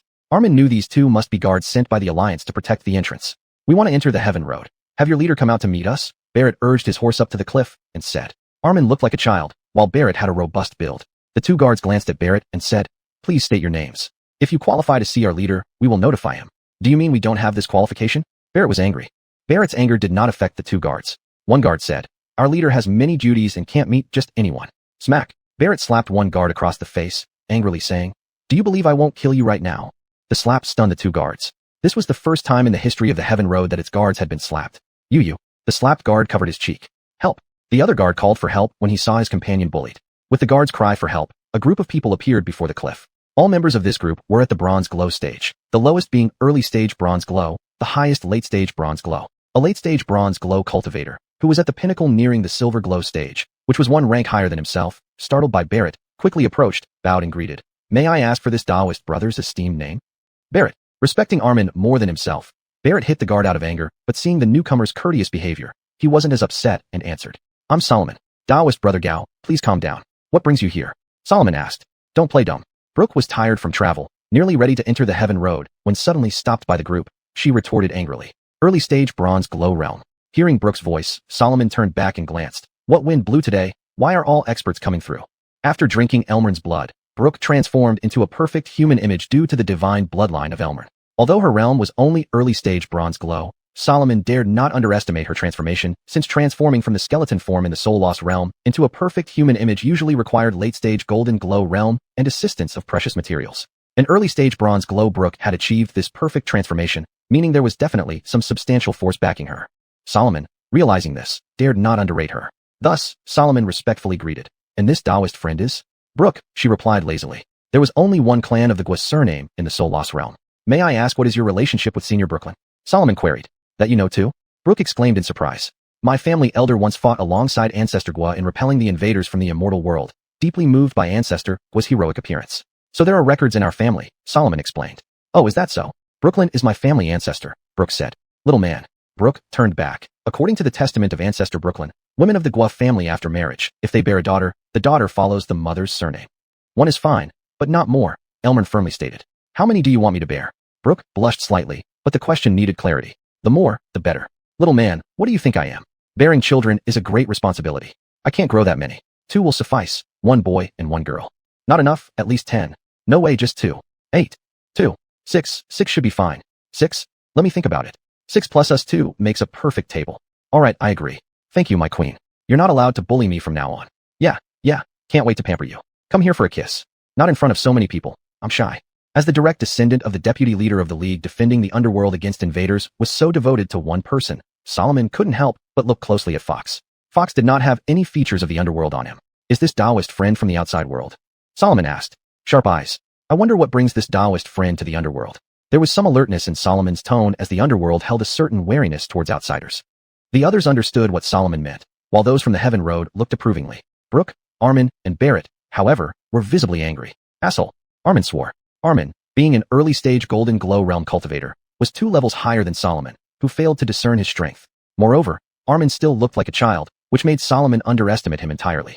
Among the four of Fox's group, although Barrett's realm was higher than Solomon's, there were so many from the Heaven Road that taking them down would be easy. Thus, Solomon felt quite confident. "Who are you cursing?" he shouted. You overconfident bastard." Armin answered. You. An early-stage bronze glow realm expert being scolded by a kid left Solomon speechless with anger. "Just because you're someone from the Heaven Road doesn't mean you can be so arrogant," Solomon said, recalling his own ancestor Brooklyn, whom he respected. Although Brooke had some fondness for Solomon, she was displeased by how he treated Fox. On top of that, "Do you really think these are people you can provoke?" Solomon was taken aback by Brooke's words. Anyone endorsed by the descendants of Brooklyn certainly wouldn't be weak. "Daoistgwa, who exactly are they?" Solomon hurriedly asked. Seeing Solomon change from his previous arrogance and sincerely asking, Brooke decided not to make things worse. "Since you know my ancestor, you should know about two more renowned figures. Armin, Cho Gaius?" Solomon hesitated, looking at the boy before him, unable to associate him with the famous Armin or Cho Tianu. "You finally recognize us." "No way." Solomon shook his head, as it surpassed his understanding. "Frog at the bottom of the well," Brooke sneered. Hearing this, Solomon knelt with a thud, trembling and saying, "Please forgive me. Which of the two ancestors are you?" "I am Armin." "And I am Cho Gaius." Solomon was dumbfounded. He kept bowing. "Please forgive me, please forgive me." Solomon's kneeling caused the rest behind him to kneel too. Without even glancing at the kneeling crowd, Armin said, "Brother Badine, let's go," and then led Fox into the Heaven Road secret realm. Upon stepping into the Heaven Road secret realm, a dense wave of spiritual energy greeted them. Barrett, Armin, and Brooke paused their breathing momentarily before taking large gulps of air. Fox glanced at the three, stopping to wait for them to adapt to the concentration of spiritual energy here. Suddenly, a voice came through Shinyao. Brooke walked up to Fox and anxiously said, "Little man, something's wrong. Don't panic, take your time." Fox sent a telepathic message to Brooke. Brooke had spoken without thinking due to her anxiety. Everyone couldn't help but look at her. Seeing all eyes on her, Brooke realized she had acted improperly. With Fox's reminder, she sent a mental message to Fox. "Just now, the spirit of the Linglong Pagoda communicated with me and said, there's a trace of the Soul Lost Pearl left here." He carefully checked and found no news from the underworld. The Soul Lost Pearl might have been taken away. What? Fox also reacted strongly upon hearing this news, as he had gone through great lengths to find the whereabouts of the Soul Lost Pearl, only to have it snatched away. Brooke didn't expect Fox to be more anxious upon hearing this than she was, so she hurriedly comforted him. "Little man, don't worry. If it's ours, it will always be ours. No one can take it away." Her comforting words eased Fox's mind. Sometimes things shouldn't be forced. "Thank you. What are you talking about?" Fox's words surprised Brooke, who replied with dissatisfaction. Brooke knew her feelings towards herself, as Fox held her little hand and kissed her on the cheek. "My queen, want another?" "Not a chance, they're all watching." Brooke poked Fox's flab at his waist. "Let them watch if they like," Fox said. "You're incorrigible." Having narrowly missed the Soul Lost Pearl, Fox felt relieved. Turning around, he inquired about Solomon Gang's whereabouts. Solomon shook his head, indicating he had not seen the gang Fox mentioned. Now that even Gang was missing, Fox felt his luck was at its worst point. Calculating the time he had spent in the underworld was almost a year, and the beast tide had been raging for nearly a year too. He wondered how everyone in Qinglan City was dealing with the beast tide. After all, he had personally promised to quell it. "Xiang you and Brinley, along with Ziming, stay here to cultivate," Fox said, holding Brooke's hand. "What about you?" Brooke asked. "I need to return to Asia Minor continent," Fox replied. Knowing Fox was leaving the underworld, Brooke shook her head. "You're my man, I'm going with you. But it might be tough." "No worries, where you go I go." "All right, but leave the Linglong Pagoda with Brinley. Otherwise, their realm advancement will be very slow." Hearing Fox wanted Brooke to leave the Linglong Pagoda behind, Armin was happy. Letting everyone cultivate in the pagoda meant when they ascended to the celestial realm together, there would be support, unlike before when he was alone in the celestial realm with Cho Gaius and ultimately perished there. "Badine, if you get to the celestial realm first, wait for us in Kai Bay City." Fox nodded. Chapter 83. The Turbulence at Wansheng Auction House. Two headless corpses lay before the door of Wansheng Auction House, a gruesome sight that made even an elegantly dressed woman vomit uncontrollably. This scene was indeed nauseating. Daryl did not expect Hugh to act so swiftly and cleanly, seemingly unmoved by the reputation of Wansheng Auction House. Constance knew that Hugh was powerful. From the day the heavy rain didn't wet his clothes, she knew he was no ordinary person. Seeing the two headless corpses before the auction house, she realized she had underestimated Hugh's strength. "Senior, you have dirtied your hands," Constance said, taking out a handkerchief and handing it to Hugh. Hugh nodded, took the handkerchief from Constance, wiped his hands haphazardly, then threw it onto the corpses, walking into the auction house with his hands behind his back. Constance saw Hugh enter the auction house and hurried after him, following closely behind. Inside the auction house was a bustling crowd. As Hugh and Constance appeared in the main hall, a young woman approached them with a sweet smile. "May I serve the two gentlemen? What can I do for you?" Trained specially by Wansheng Auction House, her smile was charming. Rarely did Hugh smile, but now he threw a gold coin and said, "Take us to the auction hall." The young woman happily received the gold coin and replied, "Follow me, please." Wansheng Auction House covered several acres and was a three-story building. Following the hostess to the second-floor auction hall, they found it packed with people. The auction hall was filled with voices. Hugh shook his head in disgust. Take me to a private room, he told the hostess. The hostess shook her head. Please forgive me, sir. This auction happens only once every 6 months, and all private rooms were reserved a month ago. It was clear that this rare auction would attract many treasures, hence why all private rooms were booked a month ahead. Hugh waved his hand, indicating the hostess could leave. The hostess, understanding the dismissal, hesitated no longer, handed Hugh a bidding number plate. Sir, here is your bidding number. You can place bids using this plate and finalize transactions with it after the auction. Constance took the number plate from the hostess. Glancing at Hugh, the woman turned to leave. Wait, Hugh called her back. Here, take these. He handed her a handful of gold coins. Overjoyed, she asked, is there anything else I can do for you, sir? Hugh shook his head. No, you may go. She nodded and left. Just as she exited the auction hall, another woman stepped up on the stage. Please be quiet. The woman on the stage tapped lightly on the gavel and introduced herself. My name is Catalina, the chief auctioneer of Wansheng Auction House. I am honored to host today's auction. Please support our event generously. True to her role as the chief auctioneer, her words instantly lifted everyone's spirits. Someone whistled. Catalina, just for those words. We must buy more today, or we won't live up to being patrons. Thank you all in advance. I promise to satisfy each one of you. Why don't you start by satisfying me first? Everyone laughed heartily. We'll make jokes later. Let's get back to business. Today's first item is a medicinal herb, a century-old ginseng. It is the main ingredient for refining a second-class qi-gathering pill. With this ginseng, it's as good as having a second-class qi-gathering pill. There's no need for me to introduce the second-class qi-gathering pill. Everyone here knows more about it than I do. Now we begin bidding. A century-old ginseng, starting bid at 100 gold coins, minimum increment of 5 gold coins. 105 gold coins, someone called out immediately. 110 gold coins. 115 gold coins. 115 gold coins from bidder number 150. Any higher bids? Catalina asked. 120 gold coins. Bidder number 88 bids 120 gold coins. Any higher bids? After a moment of silence, bidder number 88 bids 120 gold coins. Any higher bids? None. 1, 2, 3. Sold. Congratulations to bidder number 88 for securing the first auction item, a century-old ginseng. The next item up for auction is. Catalina stood on the auction stage, fluently introducing each auction item's features. Under her passionate encouragement, the auction items were sold one after another continuously. The next item is the 20th auction item, which is a weapon. Someone might say, isn't it because Wansheng Auction House has run out of stock that they are also putting weapons up for auction? Not at all. Please listen to Catalina as she explains it to you in detail. Firstly, this weapon has been examined by Wansheng Auction House's appraiser, but its special qualities remain unidentified. It's much heavier than ordinary weapons, weighing 260 caddies. Secondly, the weapon is not only made from black iron, but also boasts an exquisite manufacturing process that no one in Yong'an City knows how it was crafted. Wansheng Auction House is only responsible for auctioning this weapon, so potential buyers must consider carefully. Once the item is auctioned off, we bear no responsibility. The bidding price for this weapon starts at 200 gold coins, with each bid incrementing by no less than 10 gold coins.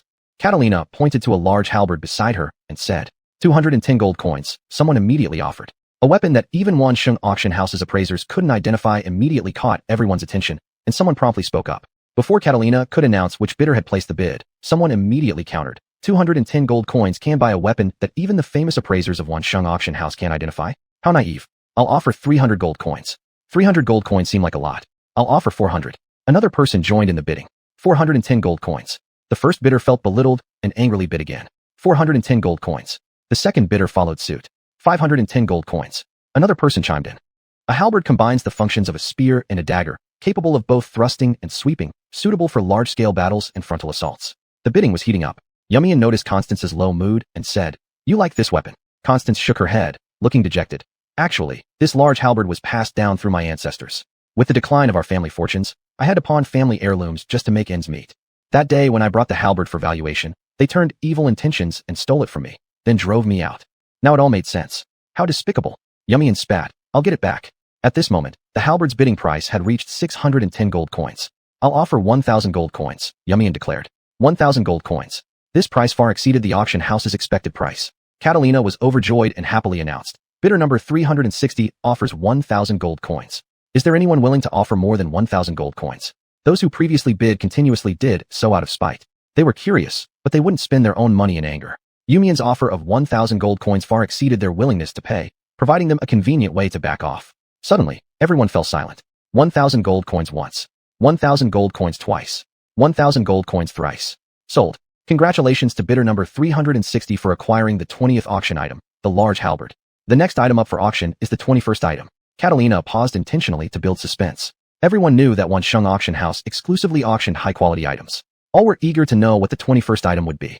Catalina, what is it? They asked. Seeing everyone's interest piqued, Catalina slowly said, It's a weapon. Tisk. Upon hearing it was another weapon, the crowd began to buzz in dissatisfaction. Please hear me out, everyone. This weapon was personally crafted by the top blacksmith of Shinshi Empire, Barnabas. Wow. The crowd exclaimed. Master Barnabas was renowned across Asia Minor for his craftsmanship. This weapon was accidentally created by Master Brian. Master Brian crafted this weapon out of pure interest, and upon completion, it was found to be exceptionally heavy. So, he decided to put it up for auction at Wansheng Auction House. The starting bid is 60,000 gold coins, with each subsequent bid incrementing by no less than 1,000 gold coins. A weapon worth 50,000 gold coins left everyone astonished. Catalina understood the crowd's skepticism and said, Master Brian has stated that if this auction fails to sell, he will store it away as a keepsake. 61,000 gold coins, someone finally bid. Surprisingly, someone actually bid. Idiots never go out of style. Everyone's eyes focused on the source of the voice. Bidder number 360 offers 61,000 gold coins, Catalina announced promptly. Paying 61,000 gold coins for a weapon, and one made by Master Brian hang tie at that. This weapon must have gone through countless failed auctions before it was finally auctioned at Yongding City's Wansheng Auction House. No one was willing to pay for this piece of unintended work, so everyone remained silent. Catalina glanced around the auction hall. The expressions on everyone's faces told her they had no interest in the weapon. However, since someone had bid, the weapon could be considered successfully auctioned off. 61,000 gold coins once, 61,000 gold coins twice, 61,000 gold coins thrice, sold. Catalina completed the auction procedures in one breath. Congratulations to bidder number 360. The next item up for auction is the 22nd item. Catalina continued. Chapter 84, Special Auction Item. The 22nd auction item is a fragment of a treasure map. Fragment of a treasure map. As Catalina finished speaking, the entire auction hall erupted in excitement. Up until now, it had been light bidding, just the auction house warming up. Now the real climax was about to begin. Miss Catalina, how do we verify the authenticity of this fragment of the treasure map you mentioned? Someone asked. This gentleman raises a valid point, and I believe it also represents the thoughts of everyone else here. Let me address your concerns one by one, replied Catalina. First, Wansheng Auction House has never dealt in fakes. I'm sure all present guests can attest to this fact. Otherwise, they wouldn't have come to this auction. Secondly, I can assure you that this fragment is part of a divided map. However, I am unable to determine exactly how many pieces it has been divided into. Thirdly, as for the authenticity of the map itself, even I cannot guarantee it since I haven't found the actual treasure. Catalina's words set off laughter among the crowd. Miss Catalina, you're too adorable. Why don't you come home with me and be my wife? It would be better than selling your smile here, a voice suggested. Why enjoy it alone when I can bring joy to everyone? If only I had 1,000 or 10,000 clones, I could give each of you one, Catalina retorted. I only want you, Miss Catalina. Anyone who dares to stop me is asking for trouble, another man declared. What do you think you are? Miss Catalina, come with me instead, chimed in another. No way, Miss Catalina can't agree to him. How about we bid for her? The highest bidder gets her, proposed another. The scene grew chaotic, and Catalina's face showed a hint of embarrassment. Let's table discussions about me for later. Now is the time for the auction. Let's continue. The starting price for this fragment of the treasure map is 120,000 gold coins, with each bid increase, no less than 1,000 gold coins. The auction begins now. At 120,000 gold coins for an uncertain treasure map fragment, many felt it was overpriced and decided to wait and see. For a moment, the entire auction hall fell silent. No one bid, and the treasure map fragment, valued at 120,000 gold coins, faced the risk of going unsold. This outcome would damage Catalina's reputation as Wansheng Auction House's top auctioneer. Her face showed some embarrassment as she said, though it carries some risk, something unknown could be yours once you buy it, but what's known isn't necessarily yours. Does everyone agree with me? Though not entirely convincing, her statement carried some truth. Ha ha ha. Miss Catalina speaks wisely, someone conceded, adding, I'll bid 121,000 gold coins. To honor Miss Catalina's words, I'll bid 122,000 gold coins. To buy Miss Catalina's favor for 122,000 gold coins sounds too cheap. I'll bid 130,000 gold coins. Actually, everyone in the auction hall had been enticed by Catalina's words.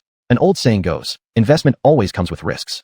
Always seeking so-called stability leaves everything for others to reap while you get the scraps. Only by striking first before others notice will you seize the opportunity to gain the advantage. That was the main reason people started to bid.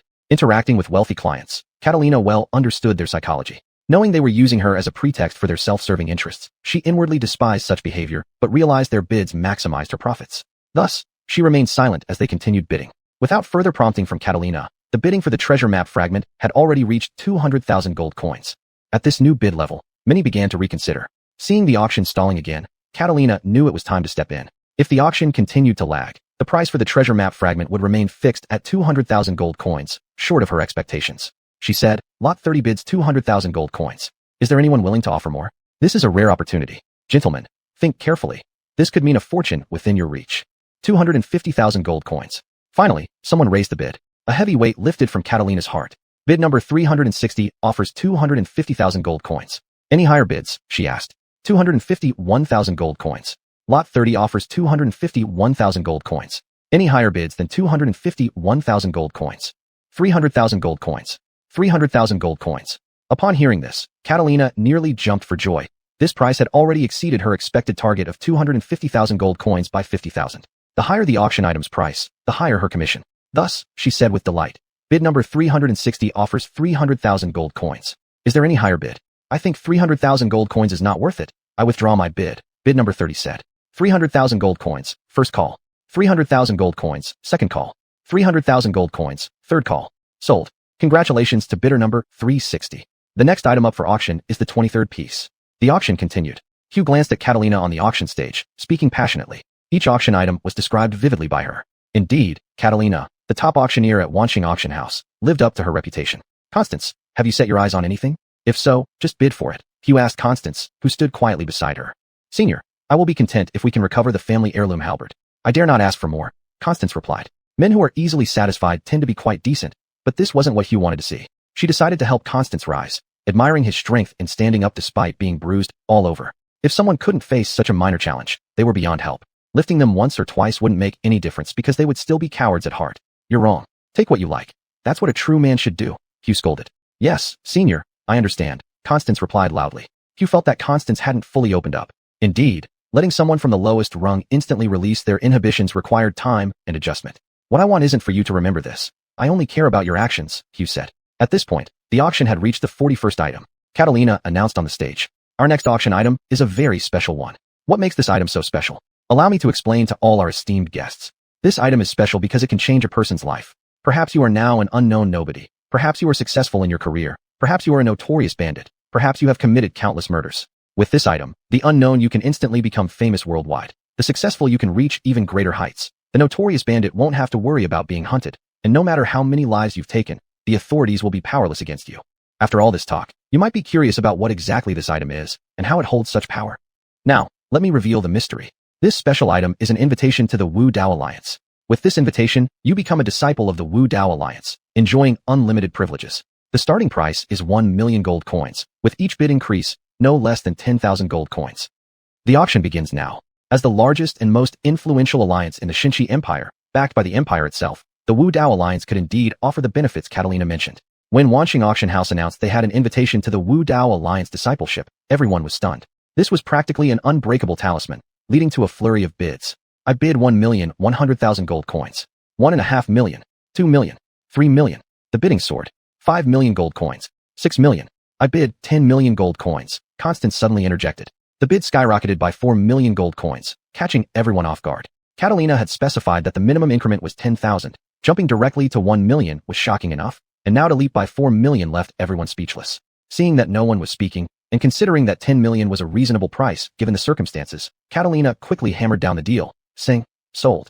Before Catalina finished speaking, someone protested. Miss Catalina, you violated the auction house rules. Catalina realized she had been a bit hasty, skipping the proper auction procedures. So she explained, wasn't I just concerned that our esteemed guests might be hurting over the cost? But did you consider whether he can afford 10 million gold coins? The person retorted. After this reminder, Catalina remembered the issue. While Wanqing Auction House's rule was to bid first and pay later, whether the bidder could actually pay was indeed a concern. Thus, she said, number 360, you heard that. Can you explain to us? Seeing that Constance quickly grasped the meaning of her words, Hugh was very satisfied and decided to handle the remaining issues herself. So she said, can I refuse? Although Hugh's words were expected by Catalina, she still followed the rules and replied, you can. But I must remind you, deliberately disrupting the auction rules will not be easily overlooked by Wanqing Auction House. Isn't it just losing hands and legs? I am fully aware, Hugh answered. Hugh's response was satisfactory to Catalina, so she said, esteemed patron, are you satisfied with number 360's response?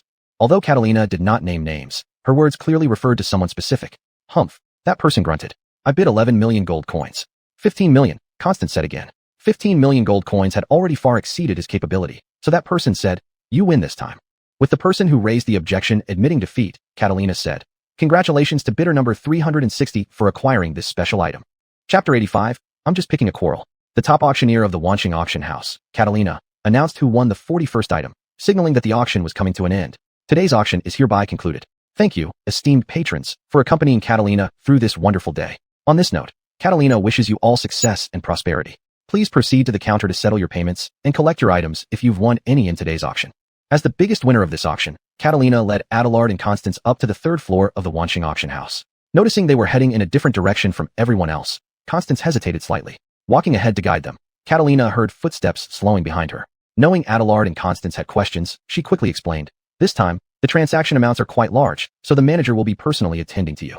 The three-story Wanqing auction house was decorated with exquisite carvings and lavish ornaments, creating an atmosphere akin to walking within a palace. The golden carpet underfoot highlighted the esteemed status of its owner. Ascending the stairs to the third floor, the environment was much quieter compared to the second floor, free from the cacophony of selling and bargaining, with only the hurried footsteps of passers-by breaking the silence. Passing through a long corridor, Catalina slowed her pace as Adelard caught up. Leaning close to him, she said, "Young master, would you care to join me for a drink at Diula?" Adelard smiled, revealing his pearly white teeth. "Can I refuse?" Caught by Adelard's sweet smile, Catalina felt momentarily dazed, as if he were someone she had known for years. "No," Catalina reminded herself inwardly. "Some people, once missed, can be gone forever." She said, "Young master, I'll be waiting for you at Diula." With that, Catalina pushed open a door. Inside, a well-built middle-aged man sat in a grand chair, eyes closed, resting. Catalina gently knocked on the door. "Carmine, guests have arrived." Opening his eyes, Carmine narrowed them with a smile, rising from his seat and clasping his hands. "Welcome, welcome." As Adelard and Constance entered the room, Catalina whispered softly into Adelard's ear, "Don't keep me waiting too long." Adelard nodded with a gentle smile. After they entered the room, Catalina gently closed the door and turned to leave. "Do you want to come in, auctioneer Jean?" Carmine asked. Delighted that Adelard agreed, Catalina was planning how to dress beautifully to present her best self before him. She shook her head. "Carmine, thank you for the invitation, but I have some personal matters to attend to first." Not knowing if Catalina was making excuses, Carmine did not press further. While he was the head of the Wanqing auction house, he had no authority over his staff's off-duty activities. Catalina left the room as Carmine pressed a bell on his desk. Soon, several people entered carrying the auction items purchased by Adelard and Constance. They had won 4 items at the auction: a large halberd, a weapon crafted by Master Brian Hengtai, a fragment of a treasure map, and an invitation letter to join the Wu Dao Alliance. Carmine personally opened the boxes containing the 4 items and introduced each one before saying, "The total amount for these 4 items is 15,362,000 gold coins. Will you be paying by card or cash?" Wanqing Auction House was the largest auction house in the Xinqi Empire, with branches in every city. For convenience, it issued a type of card called the Wanqing card, which could be used at any branch. The cards came in gold, silver, and bronze, differing in the pre-approved spending limit. Adelard handed the large halberd to Constance, placed the treasure map fragment and the invitation letter into his storage bag, then picked up the weapon crafted by Master Brian Hengtai. It was an axe. Adelard weighed it in his hand and found it satisfactory. Seeing Adelard lift the axe effortlessly, Carmine commented, "Are you satisfied, sir?" Adelard shook his head. "It would be better if it were a bit heavier." That comment startled Carmine, for guards had carried the axe in, yet Adelard thought it light. Is he even human? Carmine wondered in shock. Adelard then lifted the axe and started to leave the room. "Sir, you haven't paid yet," Carmine interjected urgently. "Paid?" Adelard turned back. "Why should I pay for something I won in the auction?" Caught off guard by Adelard's defiance, Carmine was stunned, unsure how to respond. Seeing Carmine stunned, the nearby clerk hurriedly interjected, "These are items auctioned by Wanqing Auction House. Of course, you have to pay for them." "These are items I bid on with my own ability. Why should I pay you?" "If you have the ability, you can also participate in the bidding," Adelard said to the speaking clerk. "Just because these items were put up for auction by Wanqing Auction House, you should pay," the clerk said aggressively. "Since all these items were auctioned by Wanqing Auction House, we should pay. What kind of logic is that? This halberd is an heirloom from my friend's family. Now that we're taking it back, why shouldn't we?" After listening for a while, Carmine knew that Adelard and Constance were deliberately causing trouble for Wanqing Auction House. He sternly said, "I understand. You came here just to pick a quarrel." Realizing that Carmine finally understood, Adelard laughed heartily. "I'm just picking a quarrel. What can you do to me?" As expected, Carmine coldly smiled. For the first time in centuries, someone dared to cause a scene at Wanqing Auction House, setting a groundbreaking record. Carmine coldly smiled and loudly called out, "Come in." As an industry earning gold daily, Wanqing Auction House hired many powerful guards. This not only prevented bandits and robbers, but also intimidated malicious bidders during auctions. Following Carmine's call, rapid footsteps approached as a group rushed into the manager's office, encircling Adelard and Constance. Carmine stood behind everyone, sneering, "Beat them mercilessly. Don't let them die easily." "Yes." With Carmine's command, the crowd lunged forward, delivering punches and kicks to Adelard and Constance. "Don't kill them immediately, leave a breath of life. Hang them outside Yongding City Gate for 3 days and 3 nights to warn those who dare defy Wanqing Auction House." Wanqing Auction House isn't something any random person can provoke, Carmine added at the end. In the cramped room, Wanqing Auction House's numerous guards could barely swing their fists. Only 2 or 3 guards in front of Adelard and Constance managed to attack, while others cheered from behind. The first guard launched a heaven-piercing punch towards Adelard's chest. The second guard used a flying kick, aiming for Adelard's abdomen. The third guard rushed toward Constance. "Just a bunch of idiots," Adelard spat. Holding the axe he had won at the auction, none of the guards noticed it and dared to fight him barehanded. A flash of cold light sliced through the air, severing the first guard's right fist before it reached Adelard's chest. The body was split in half by the axe. Still moving forward after cutting the first guard, the axe slashed off the thigh of the second guard who attempted a kick. Without hearing the sound of bones breaking, the halves of the corpse and a severed thigh appeared before them, stunning everyone. He has a weapon. Noticing the gleaming blade in Adelard's hand, with drops of blood dripping onto the floor, the guards realized their mistake. Good axe. Adelard lifted the axe blade and lightly blew on it, praising. Seeing a large halberd blocking his chest, the third guard froze in terror, stopping mid-step and retreating quickly. Carmine did not expect Adelard to be so strong, incapacitating Wanxing Auction House's guards with one blow. He shouted in alarm, quickly summoned Gux Pahan, Lin Yunan, and Yu Shishio, the three tributes, and reminded the guards. He holds a weapon made by Master Brian. Extremely sharp, be careful. The flickering cold light of the axe caused a cold sweat to break out among the guards, who all stepped back. Adelard laughed heartily, advancing step by step. Holding the halberd, Constance followed behind Adelard. Watching Adelard and Constance walk out of the room, Carmine broke out in a cold sweat. Damn, if he swung that axe over, I would have been split in two. Seeing the two leaving the room, knowing they were no longer in danger, Carmine shouted, the three tributes will arrive soon. Intercept them, don't let them escape. With Carmine's order, the guards, though lacking the courage to charge at Adelard head-on, surrounded them layer upon layer, keeping them in sight without letting them escape. You're very annoying. Adelard turned around, fixing his gaze on Carmine, and casually swung the axe. Feeling a killing intent rush toward him, Carmine cried out in shock. Ah! The guard in front of him was cut in half by the force of the axe swing, followed by the destruction of the 8 Immortals table.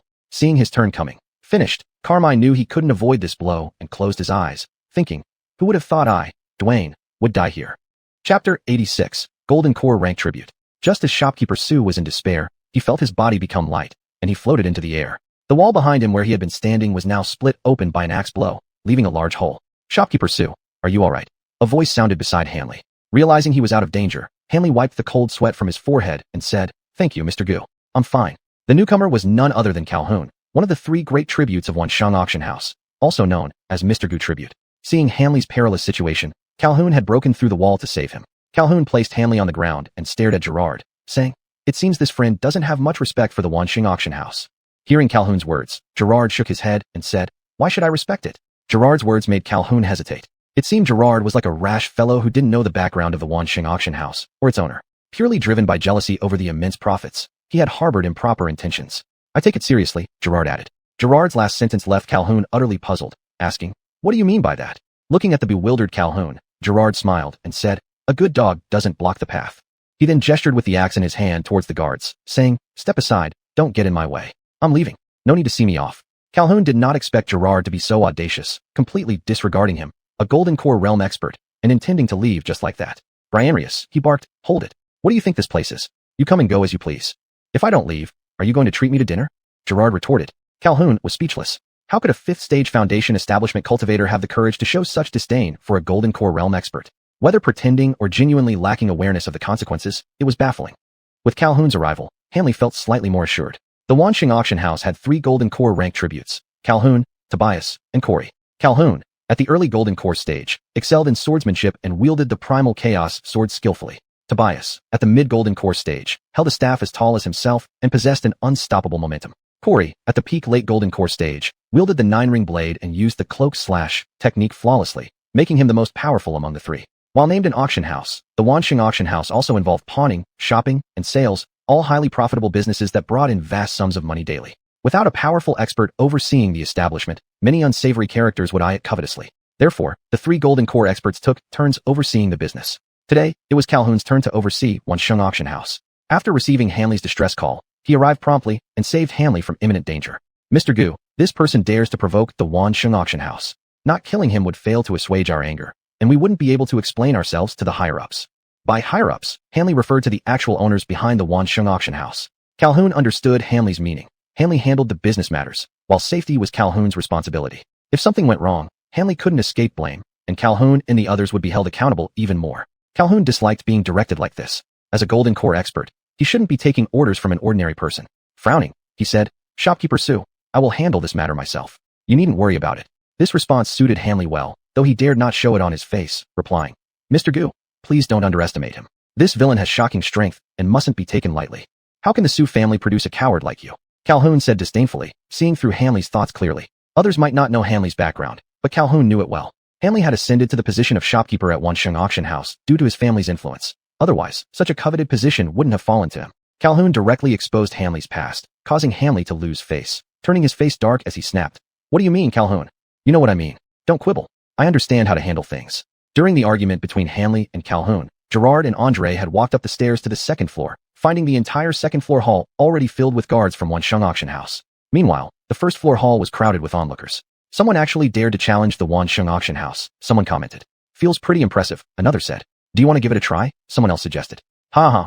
I still want to live a few more years. The person laughed nervously. Look, isn't that the down-and-out Andre from the Yun family? Someone exclaimed in surprise. Indeed, that's Andre. That kid seems to have gone all in. The Yun family has been down on its luck for years, and he can't stand the solitude anymore. The intention is good, but he chose the wrong target. Opposing the Wansheng auction house is like a louse asking for death on a monk's head. Pity, what a pity. People on the first floor kept discussing while Gerard and Andre walked to the center of the second-floor hall. Gerard and Andre approached step by step, forcing the guards to retreat step by step. The guards were forced to the entrance of the second-floor staircase. Behind them was the staircase leading down to the first floor. The guards were in a dilemma. They couldn't stop the intruders from advancing, nor could they retreat any further. Die. Just as the guards were at a loss, a brutal voice echoed, and two figures leaped up to the second floor, trampling over the heads of the spectators on the first floor, lunging towards Gerard and Andre. Seeing the two arrivals, the guards breathed a sigh of relief. Mr. Rand and Mr. Zhu are here. Even if they had wings, they wouldn't be able to escape. They promptly cleared a path for them. The two attacked with fierce and ruthless moves aimed directly at Gerard and Andre's heads. Before their bodies arrived, the force of their strikes made the air whistle sharply. Andre found it challenging to wield the heavy halberd, which weighed 260 caddies, 130 kilograms. Although it was his family's heirloom, his frail physique made lifting it a result of frequent training. Dancing such a heavy halberd was simply impossible. Seeing the two figures rushing at him and Gerard, he lifted the halberd and swung it forward, treating it like a woodcutter's axe. He shouted, Senior Gerard, you go ahead. I'll hold them off. Seeing Andre holding the halberd with staggering steps, lunging towards Tobias and Corey, Gerard felt a surge of passion. Knowing well that he wasn't a match for the attackers, Andre still tried to delay them to buy time for his own escape. He realized he hadn't misjudged Andre. He was indeed a man of spirit. Gerard reached out and pulled Andre behind him, raising his axe to slash at the two attackers. When Andre charged over, Gerard didn't move. Tobias and Corey observed that Andre was just a Hmong Han who knew no martial arts techniques, feeling bewildered. How could an early Golden Core realm expert like Calhoun be helpless against a mere brute? Even Andre's companion, Gerard, was only a fifth-stage Foundation establishment cultivator. They wondered silently, Calhoun, what's your game? But as tributes of the Wansheng auction house, the house's interests came first. Despite their confusion, now wasn't the time to question. They increased their power, striking towards Andre. Their combined attacks unleashed 4 sharp palm winds. Gerard pulled Andre back and blocked their attacks with a casual axe swing. Then, he raised the axe again and slashed towards them. After seeing their attacks being broken by Gerard's single axe strike, Tobias and Corey understood why Calhoun had been powerless. A simple chop could break through their attack. This was not something a fifth-stage Foundation establishment novice could do. This person must have concealed his strength. Realizing this, Tobias and Corey dared not underestimate Gerard anymore. Seeing the axe coming, they quickly sidestepped. As Tobias and Corey teamed up to attack Gerard, Calhoun also arrived at the second-floor hall of the auction house. Seeing the 3 tributes together, the guards knew they would only get in the way. They quickly retreated, staying out of the attack range. For a moment, only 5 people remained in the entire second-floor hall of the auction house. Corey, Tobias, and Calhoun exchanged glances and smiled knowingly. Corey shook his 9-ring blade, turning it into a dragon of blades that rolled towards Gerard. Corey took the first strike. Tobias followed without hesitation, swinging his staff from above at Gerard. With 2 tributes attacking, Calhoun didn't want to lag behind. He brandished his long sword in the style fairy guiding, aiming straight at Gerard's throat with a glittering blade. All 3 shared the same thought. Eliminate Gerard first. Andre wasn't a threat. Gerard saw through their intentions easily. Being simultaneously attacked by 3 Golden Core realm experts, he didn't mind much for himself. But Andre was different. He was just an ordinary person who would be obliterated by a single strike from a Golden Core cultivator. Now, by attacking him, they inadvertently helped him protect Andre.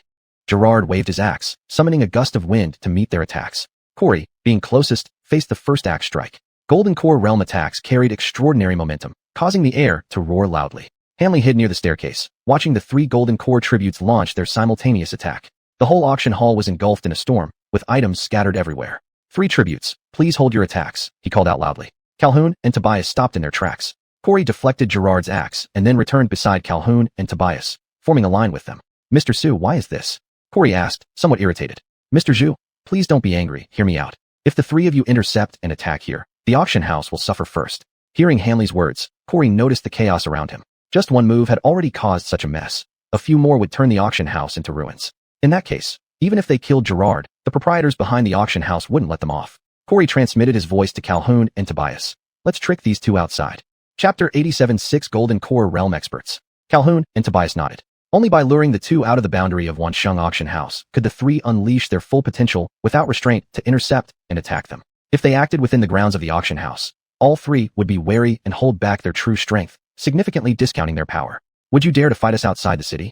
Corey, being the highest ranked among the three benefactors, spoke on behalf of the trio. Why should we listen to you? Hugh laughed sardonically. If you don't dare, it just shows that you're cowards. Tobias taunted Hugh. Hugh laughed loudly. Have you ever seen a coward rob an auction house? You rats. You are nothing but cowards who dare not take responsibility for your actions. Calhoun turned and said furiously, unable to do anything as Hugh and Andre stayed inside the auction house. The word coward struck deeply into Hugh's heart. Congratulations, you have successfully provoked me. He glared at Calhoun. Lead the way. If I don't beat you to your knees begging for mercy, I will not be worthy of these words you've spoken. Intent on achieving something often results in failure, while sometimes unintended actions bear fruit. Calhoun did not expect his words to incite such intense anger in Hugh, since he had already lured them into the trap.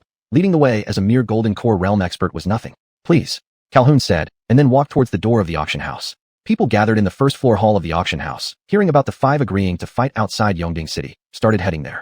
The main goal was to find a vantage point with a clear view to watch this rare battle between top-notch experts. It had been many years since anyone had seen Golden Core cultivators in action.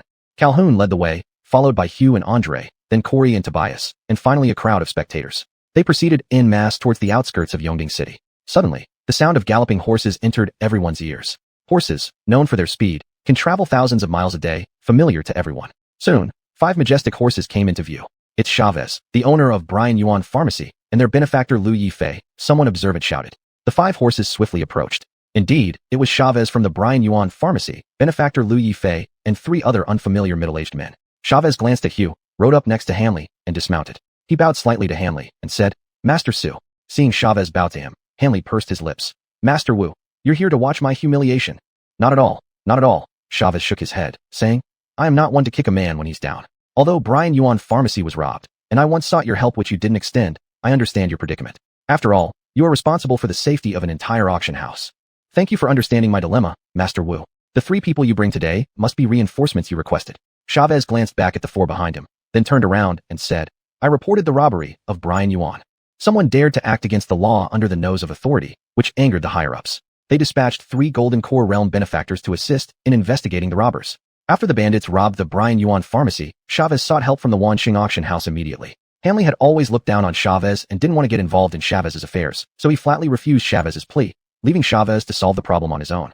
Over 10 days had passed since then. Hanley had forgotten about the incident until now, only recalling it upon seeing Chavez. So he asked, does Master Wu have any leads on the bandits? Yes, Chavez nodded affirmatively. Now with 3 Golden Core experts assisting, the situation was different from when he only had Lu Yifei, a 6th-level Meridian Passage benefactor. His influence greatly increased, and the 3 Golden Core benefactors were sent by superiors. If they reported his lack of aid to the higher-ups, even with his powerful family backing, it would be difficult to explain to them. After weighing the pros and cons, Hanley said, since Master Wu has information about the bandits, after dealing with these 2 unruly youths, let the 3 benefactors assist you in capturing the bandits. No need for that, Chavez replied. Hanley found Chavez's words displeasing. His face darkened. What? Does Master Wu look down on me? The Wu family and the Su family did not stand on the same level of influence, with the Su family being much more powerful than the Wu family. Chavez could only flatter Hanley. Even when the Brian Yuan Pharmacy was robbed and Chavez sought help from Hanley, who showed indifference, Chavez had no other choice but to ask his own family for assistance from higher-ups. Now, seeing Hanley question him, Chavez knew that Hanley misunderstood him. He should have explained more clearly. So he hurriedly explained, Boss Su, you misunderstand. The robber is the Hugh standing right here. Hugh. Hanley thought for a moment, remembering the name Chavez mentioned when asking for help after the robbery at Brian Yuan. You mean the one who robbed the pharmacy and offended the Wansheng auction house is the same person? Chavez nodded, pointing at Hugh. Yes, it's this person. He called himself Hugh when robbing the pharmacy. While Chavez and Hanley were talking, the 3 Golden Core realm benefactors Chavez brought along were acquainted with Calhoun, Corey, and Tobias. They greeted each other and, upon understanding the situation, immediately followed closely behind Hugh and Andre. Young man, you've got some guts, one of them said. Thank you. Hugh turned back with a smile. Do you know who you've offended? The man continued. Hugh replied, what if I do? What if I don't? If you do, then you're really something. If you don't, then you're just pretending to be tough. Thanks for the compliment, Hugh said. The man was extremely displeased by Hugh's attitude and coldly said, looks like you're hell-bent on walking this road all the way. Hugh glared coldly. Go tell your master. It's just the beginning. As he spoke, he waved his fist. Don't think your high status gives you license to do as you please. He will pay the price for his actions. The man took Hugh's words as a joke, chuckling. People like you only have one kind of skill. Do you want to know what it is? Knowing the answer wouldn't be good, Hugh simply said, I have a message too. The man sneered. A bunch of fools who don't know their limits. Hugh responded, we'll see about that. Enraged, the man casually slapped at Hugh, saying, let me teach you how to behave. With Corey in front and 5 golden core experts behind, 6 of them eyeing hungrily, any misstep could result in Andre getting hurt. Hugh dared not take any chances and pulled Andre aside to withdraw. Without warning, the man attacked, surprising everyone. With the pretense now dropped, Corey and company showed no mercy, brandishing their weapons and attacking Hugh and Andre. Hugh had anticipated their move. As he withdrew, he already prepared an escape route. Swinging the axe in his hand, he deflected Corey's attacks and continued retreating with Andre. This wasn't the time for a head-on confrontation. Hugh's axe strike was fiercely determined. Seeing its power, Corey and the others didn't dare face it directly and retreated. 6 golden core experts against a foundation establishment novice. Hugh knew they were set on overpowering him. Resolved, he thought, I won't let you have your way. Holding Andre's hand, he ran without looking back, dashing sideways. Hugh's sudden run was unexpected but made sense given the circumstances. Seeing Hugh pulling Andre away, Corey and company pursued. If 6 golden core experts couldn't catch 2 foundation establishment novices, it would be a great loss of face. They mustn't escape, they resolved firmly. Boy, show some courage and don't run, said the first attacker. Chase them, Corey commanded. You can't escape, Tobias added. Don't let them get away, Calhoun and the others echoed. Hugh wasn't concerned about fighting golden core experts while dragging Andre, but having her around meant she would be the first to get hurt. To avoid that, running was his only option. Ignoring the curses from behind, he sprinted sideways with Andre. Carrying Andre limited his speed, and before long, Corey caught up first. He slashed at Andre's back with a sword. Hugh gripped Andre's hand tightly, pulling her close and swinging the axe to block Corey's sword. Seeing the ferocity of Hugh's axe, Corey retracted his sword, realizing direct combat was unwise. As Corey withdrew, the first golden core expert who attacked also lunged forward with a fist, shouting, die, in a move called Hungry Tiger Pouncing, aimed at Hugh. This man attacked ferociously. Hugh's axe couldn't retract in time for defense, so with a swift motion, he flung Andre several yards away and swung his fist forward to meet the attack. He shouted, they say golden core experts are incredibly powerful. I'll see if they're as invincible as legend has it. Hugh's decision to fight instead of fleeing played right into the hands of the 6 golden core experts, who rallied behind their comrade. Senior brother, this boy is an important criminal. Show some restraint and keep him alive to give an account to our superiors. Their words aligned perfectly with the attacker's intentions. He laughed heartily and said, rest assured, all of you, we will know how to handle this. Chapter 88, not like this. The man who called himself Mr. Wu was fully named Ilias. Just like Corey, he was at the mid-stage of the golden core realm. The other 2 were named Ainsworth and Boston, both possessing early-stage golden core realm strength. All 6 present to pursue Adelard and Constance consisted of 4 early-stage golden core realm cultivators and 2 mid-stage golden core realm cultivators. Corey had clashed with Adelard, who held a sharp axe. Corey's longsword never got close enough to threaten Adelard. Their 2 encounters amounted to Corey lunging with his sword only for Adelard to return the attack with his axe, then retreating to defend. Now seeing Adelard and Ilias fighting barehanded, it wasn't that he underestimated Adelard, but there lay an insurmountable gap between a late foundation establishment stage cultivator and a mid-stage golden core realm cultivator. The difference between the 2 was not easily bridged. The outcome of the struggle between Adelard and Ilias seemed obvious. In Corey's view, the best ending would be that Adelard could retain a whole corpse rather than being utterly destroyed. Adelard and Constance, intercepted by Corey and Ilias, now found themselves caught up as the others had closed in on them. Everyone watched from afar as Adelard and Ilias engaged in combat. It wasn't just Corey who felt this way. All present shared this sentiment. Tobias and Calhoun crossed their arms and watched coldly from the sidelines. Ainsworth, Boston, and Ilias had been dispatched to assist Chavez in tracking down Adelard. With Adelard now tangled up with Ilias, they cheered him on. Brother Wu, kill him, then we can go back and report. Chavez hadn't expected things to progress so smoothly, swiftly locating the raiders of Brian Yuan Pharmacy with backup and pursuing Yume alongside Dwayne. Seeing Ilias and Adelard immediately clash without any discussion, Chavez was pleased with Ilias's actions. For the Brian Yuan Pharmacy to have been raided while under his watch was a disgraceful humiliation. It tarnished not only his reputation with the higher-ups, but also endangered his standing within the family. Though Brian Yuan Pharmacy couldn't compare to the 10,000 Prosperity Auction House, it was still an enterprise established by the upper echelons in Yongding City, and the position of shopkeeper symbolized significant prestige. It had taken considerable effort for the family to secure this position for Chavez, and many within the family coveted this role, waiting for any misstep by Chavez to take his place. Ilias had been specifically sent by the family to assist Chavez in dealing with this matter. Sending a mid-stage golden core realm cultivator down to assist him demonstrated the clan head's level of importance placed on this issue. Enforcer to run, show no mercy against the bandits, Chavez loudly proclaimed. Dwayne was surprised by Chavez's words. What advantage did killing Adelard bring Chavez? If Adelard died, what loss would Adon Auction House suffer, and where would they seek out the stolen goods of Brian Yuan? How did this fool not think of this? But even if Adelard dies, I can reclaim the goods from the Wanxing Auction House. Let this imbecile play his games. Since it is the Wu family acting now, Dwayne thought to himself and chose to stand aside without a word. Ilias observed everyone's reactions keenly. Even without Chavez needing to say a word, the family patriarch had repeatedly warned him when sending him down. Chase after the raiders and show no mercy. If possible, kill instead of capturing. Ilias understood that the patriarch's caution meant something specific, which is why upon recognizing Adelard as the raider, he sought a pretext to put him to death immediately. His first attack was evaded by Adelard, and he was forced back by Adelard's axe. Slower in pursuit of Adelard and Constance, he hastened to catch up, fearing they would escape. However, Corey had beaten him to it, intercepting Adelard and Constance, filling Ilias with great joy as he delivered a powerful blow aimed at Adelard. This strike unleashed full power of a mid-stage golden core realm cultivator, instantly splitting the air as it roared toward Adelard. Finished, the crowd shut their eyes. A Foundation establishment cultivator struck by such a blow would inevitably be completely obliterated. Boom! An explosion followed by a cloud of dust arose. This resounding impact delighted Chavez immensely. Actually, killing Adelard served a selfish motive. After Adelard had raided Brian Yuan Pharmacy, he and Hermes had secretly pocketed many goods, some of which Hermes handed over to the Wu family patriarch. Only with Adelard's death could this be settled once and for all. However, this explosion struck Dwayne like a bolt from the blue. Such a powerful impact. Wouldn't the goods obtained fraudulently by the Wanxing auction house from Adelard also be destroyed? Dwayne winced inwardly. These were golden coins shimmering brightly. He shook his head in frustration. The 5 other golden core realm experts, Tobias and Calhoun included, sighed. What a pity for such a promising young talent to meet such an end. To reach the 5th layer of Foundation establishment at such a young age, yet his life ends here. Li Xiao and Boston burst into laughter. The mission was finally accomplished. They had been sent down during their seclusion, harboring a grudge. Now, they could return to claim their rewards. The dust gradually settled. Suddenly, an astonished voice rang out, Senior Adelard. Constance's delighted cry was clear to everyone. Adelard is still alive. Everyone was startled, hurriedly opening their eyes. A huge pit appeared before them, with Ilias and Adelard standing in its center. They stared at each other. I don't believe it. After a while, Ilias murmured, blood trickling from the corner of his mouth. Adelard gave Ilias a look of pity, shook his head, raised his axe, and lightly tapped Ilias. Ilias fell to the ground instantly. Ilias crashed down, shattering many people's expectations. This is impossible. Chavez stared at Ilias lying motionless on the ground. He was an elite of the Wu family, now coldly laid to rest. A mid-stage golden core realm expert struck down by a Foundation establishment cultivator, one punch killed him. When had golden core experts become so vulnerable? Shattered perceptions, everyone sighed, stamped their feet, and wiped their tears. Let's go. With Ilias dead, Corey was shocked. Knowing his strength wasn't much different from Ilias, if one punch could kill him, it could do the same to himself. Staying another minute meant more danger. Corey quickly fled, leaving behind the scene. Chavez knew Ilias was brought to deal with Adelard. Ilias's death made Adelard the next target. Not wanting to die, Chavez swiftly mounted his horse and spurred it to run.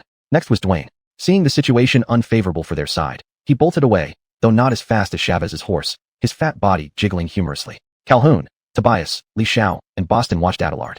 Corey had fled, but they were 4 early-stage golden core experts. Combined, they should be able to take on Adelard, especially since Adelard had just fought Ilias. They didn't believe he would be unscathed. Who will come? Adelard, holding his large axe, looked at the 4 men. Adelard seemed relaxed and at ease. Calhoun scrutinized Adelard, seeing no signs of having fought a mid-stage golden core expert. What kind of strength does this person have? Calhoun wondered. One punch killing a mid-stage golden core expert and scaring off another was not what a Foundation establishment cultivator should be capable of. Adelard casually waved his axe a few times and said, Who wants to go first? Adelard's movements were swift, showing no sign of exhaustion from the previous battle. Are we? Calhoun, Tobias, Li Xiao, and Boston exchanged glances. Unharmed after fighting Ilias, how could they, for early-stage golden core cultivators, stand a chance? Rushing forward would be suicide, so they hesitantly said, We dare not. Dare not. Calhoun's words disappointed Adelard. 10 days ago, he advanced to the 5th layer of Foundation establishment, eager to test his skills against golden core experts. Fighting Ilias, he only used 80% of his strength, yet one punch ended the fight. Of the 6 golden core cultivators who chased him earlier, 1 was dead, 1 fled, leaving 4. Initially planning to use them to improve his combat skills, their hesitation left him disappointed. Fine, leave then. Adelard waved them off, signaling they could depart, feeling annoyed by their presence. Receiving this dismissal, Li Xiao and Boston turned to leave. Calhoun and Tobias exchanged looks, but remained rooted to the spot. You're not leaving? Adelard asked, puzzled. Calhoun did not immediately reply but bowed politely, asking, May I know your esteemed name, Senior? Adelard. Adelard replied casually. Senior Adelard. Calhoun said, Is there something else? Adelard asked. There is. We wish to follow you. Please do not disdain our low strength.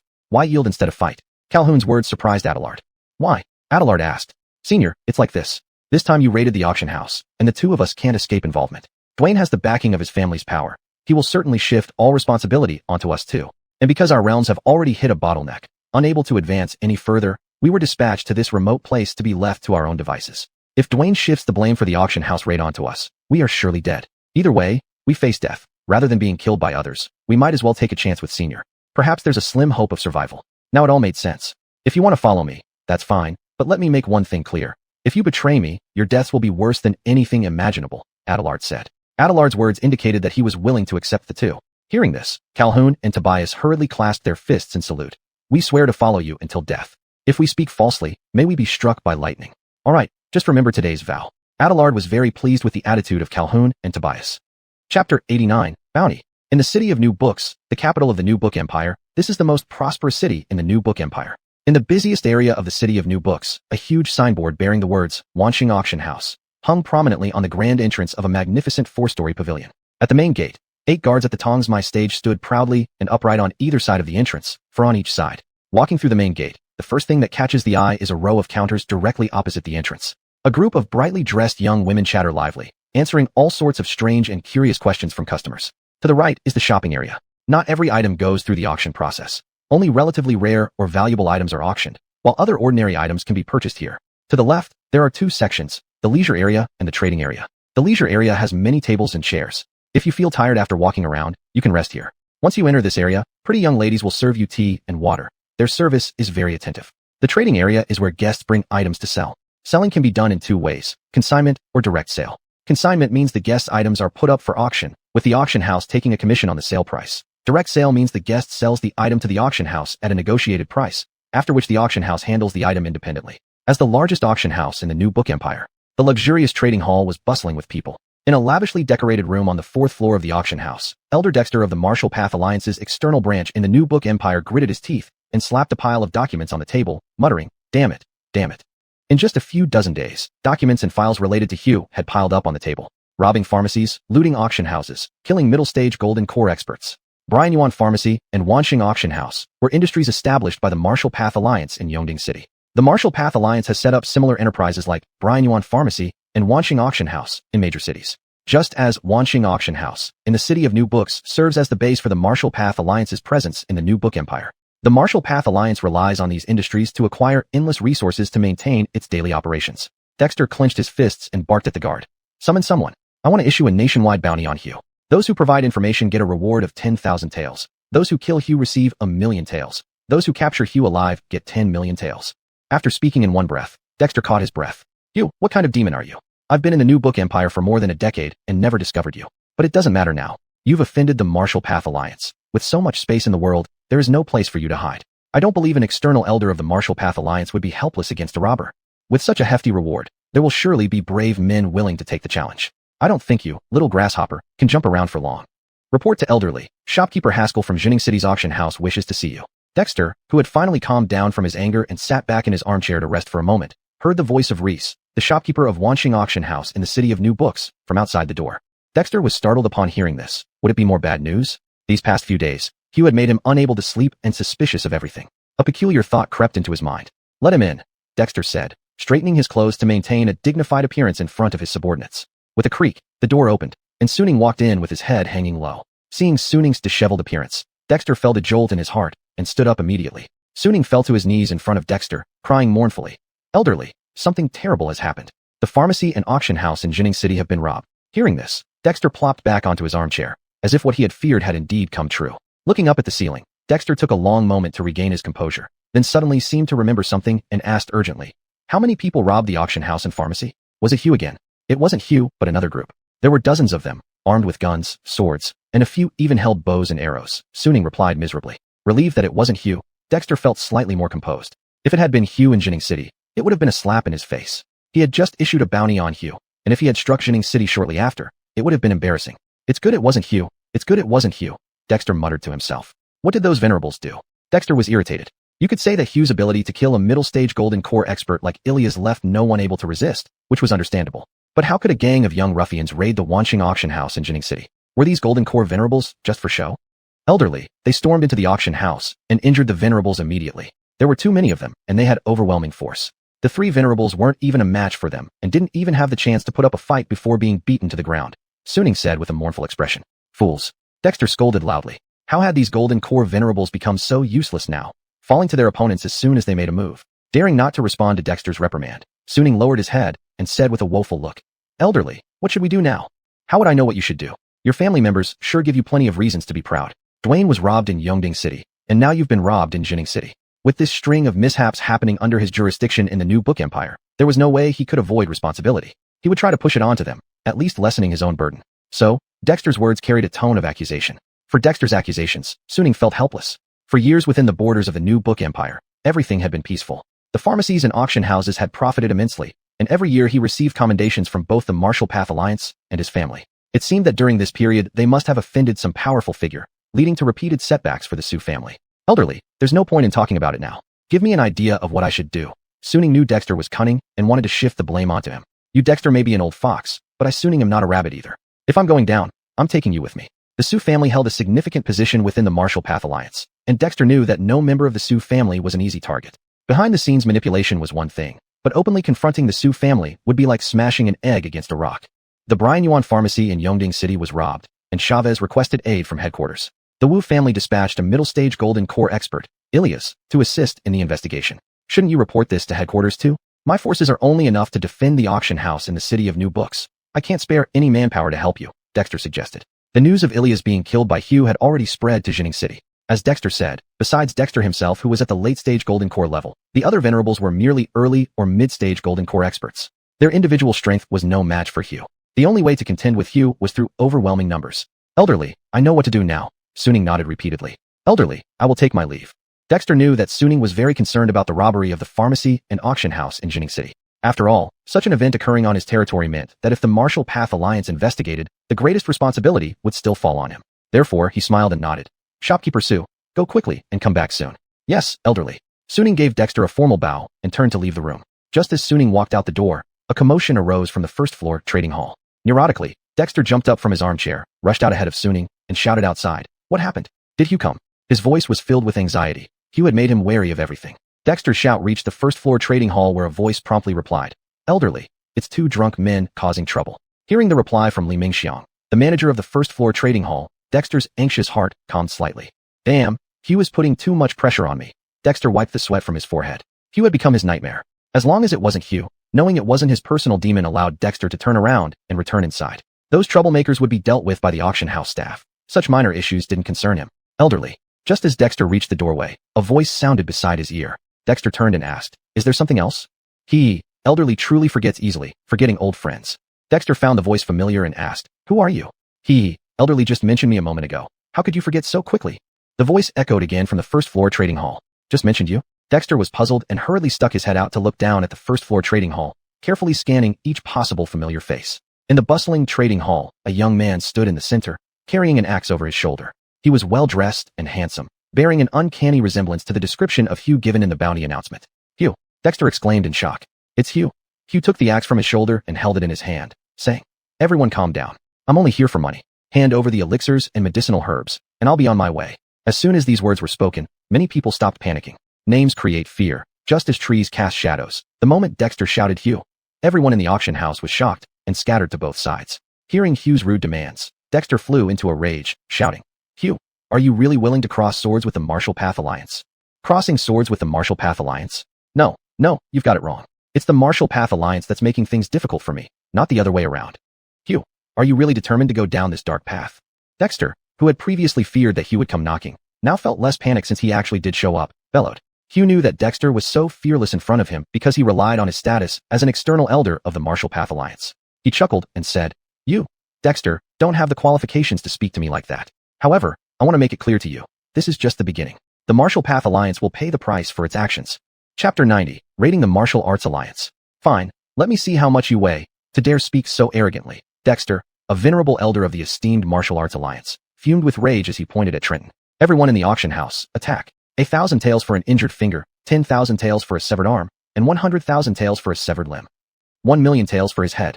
Trenton did not expect Dexter to offer such extravagant bounties on his life. He laughed, saying, "I didn't know my head was worth so much. How about this? Why don't we negotiate? You give me the money, and I'll hand over my head." News had spread throughout the New Book Empire that Trenton had slain Ilias, a middle-stage golden core expert. The people in the auction house looked at each other hesitantly. Though Dexter's rewards were tempting, killing Trenton seemed a sure way to lose one's life without spending the money earned. They remained motionless, their arms folded. Seeing that no one responded to his bounty, Dexter realized they were intimidated by Trenton's reputation. With Trenton right before him, Dexter couldn't let go of his hatred or face the headquarters of the Martial Arts Alliance. He clenched his teeth and said, "Make it 10 times the previous rewards for Trenton's head. Resources, beauties, and wealth await us." Dexter's voice rang out, urging everyone forward. 10 times 1 million was 10 million gold coins. F***CK, let's do it, someone shouted, unable to resist such temptation, and rushed forward. Dexter saw that the first person to respond was Archibald, a mid-golden core stage power cultivator and honored guest of the auction house. His heart filled with joy as he encouraged, "Ye, excellent work." Seeing someone take action, others began to waver. Noticing the growing momentum, Dexter knew this was the perfect time to push further. He shouted loudly, "Charge!" Dexter's cry incited greed in everyone's hearts. Following his call, the crowd surged forward. Few genuinely intended to kill Trenton. Most hoped to profit from the chaos. Even severing a finger would suffice for a comfortable life. The moment the crowd rushed in, swords and knives danced wildly, with the occasional hidden weapon like a sleeve arrow or flying dart mixed in. "You came well." Trenton laughed heartily, seemingly regretting his earlier understatement that allowed them to view him as a soft target. Wielding his axe, he deflected the incoming projectiles into arcs, continuously knocking them away. "An attack must be reciprocated," Trenton roared, sending the deflected projectiles hurtling back into the crowd. These returning projectiles were swift and deadly. Those at the front managed to dodge them, but those behind, whose vision was blocked, couldn't react in time. Many were struck fatally, their cries of pain filling the air. The auction hall was in disarray, littered with those wounded by the poisoned projectiles. Who is so despicable to poison these projectiles? "Help me, I'm dying. Damn, a dart hit my buttocks, ouch, it hurts." Moans and groans covered the ground. Seeing this scene, Dexter's eyes blazed with fury as he denounced, "Trenton, you've gone too far, using such underhanded methods against unarmed people. Have you lost all sense of morality?" Delayed by the projectiles, only a few golden core cultivators from the auction house reached Trenton. Trenton leaped up, his axe whirling to create numerous arcs, forcing back the approaching experts. Pointing at Dexter, he yelled, "You have no right to criticize me from a moral high ground because you are unworthy." Archibald was pushed back by Trenton's axe, inwardly surprised. Trenton lived up to his reputation, striking with immense force. If this strike were aimed specifically at someone, it would surely exceed tens of thousands of caddies of force.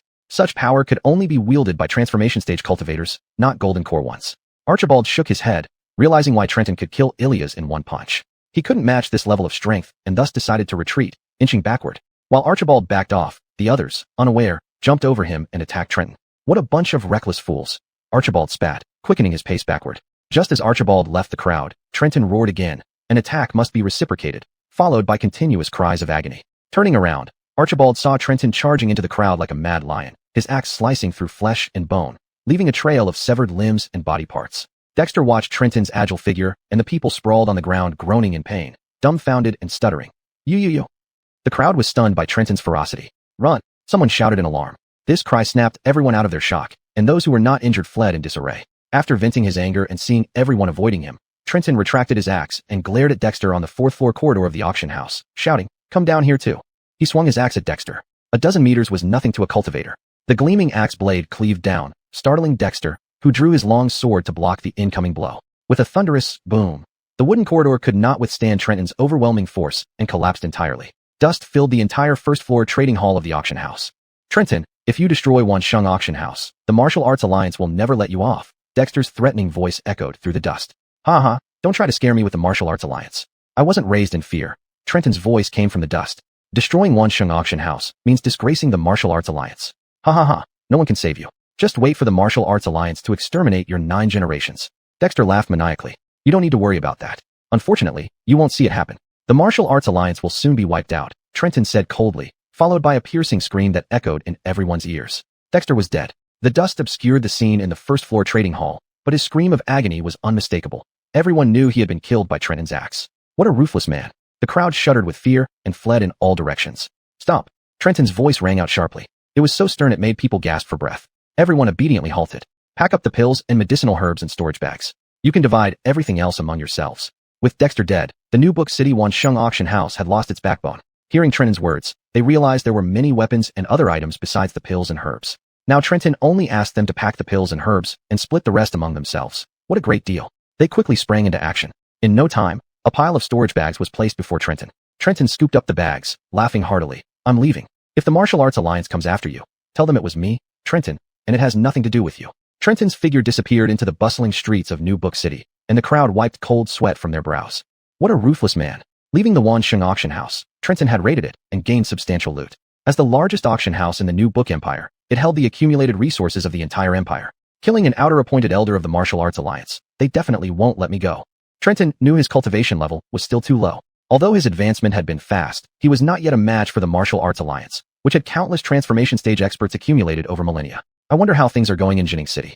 After subduing Calhoun and Tobias, two golden core experts, he learned that the strength of the guardians at Brian Yuan Apothecary and Wansheng Auction House in Jining City was inferior to theirs.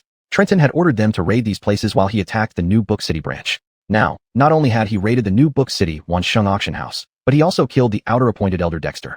The martial arts alliance would certainly come after him. He was well aware of this. Forget it, no point worrying.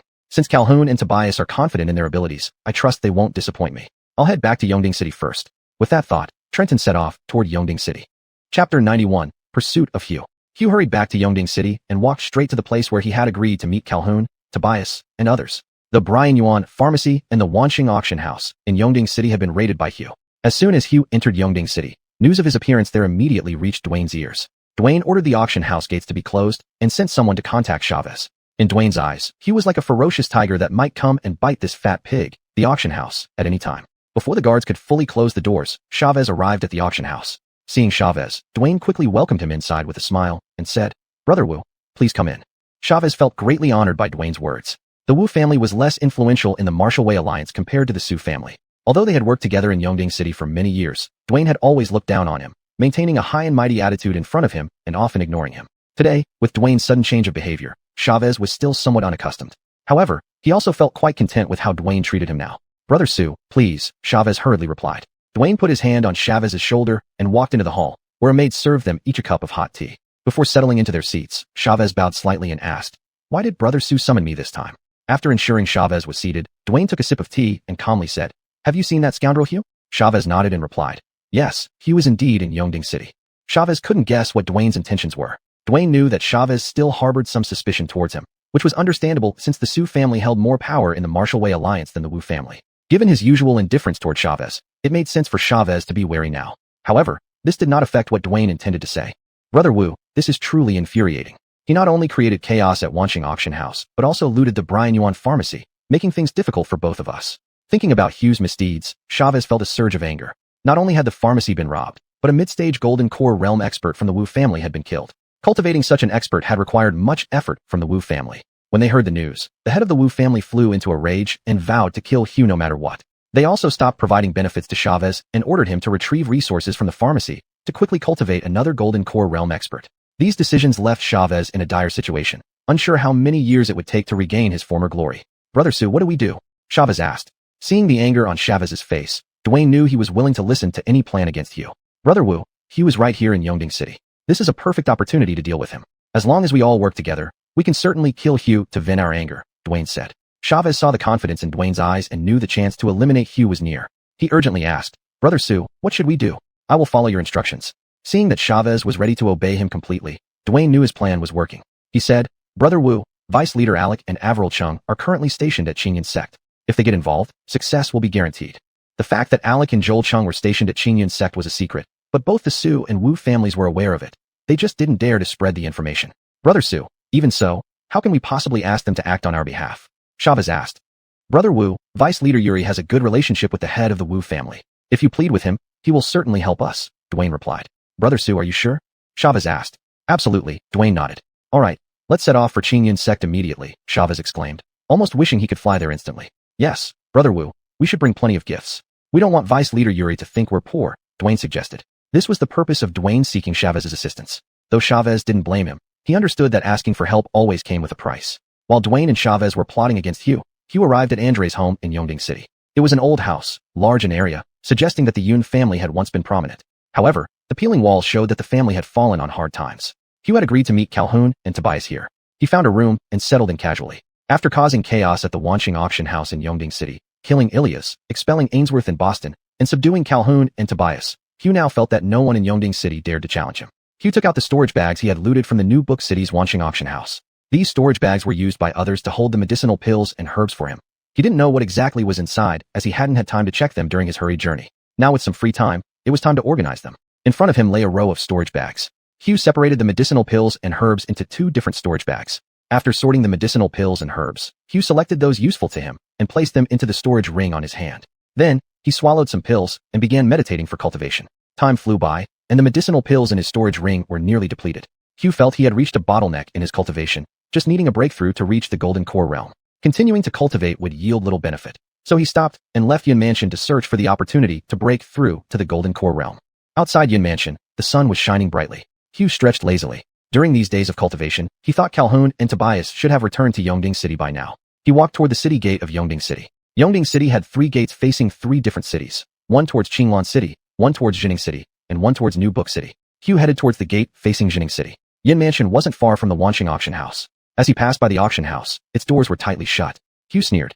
He knew the Wanqing auction house had been disrupted by him and Ilias's death. Afraid that he might seek further trouble, they must have closed down during his stay in Yongding City. I'm not a vicious person, but you've gone too far.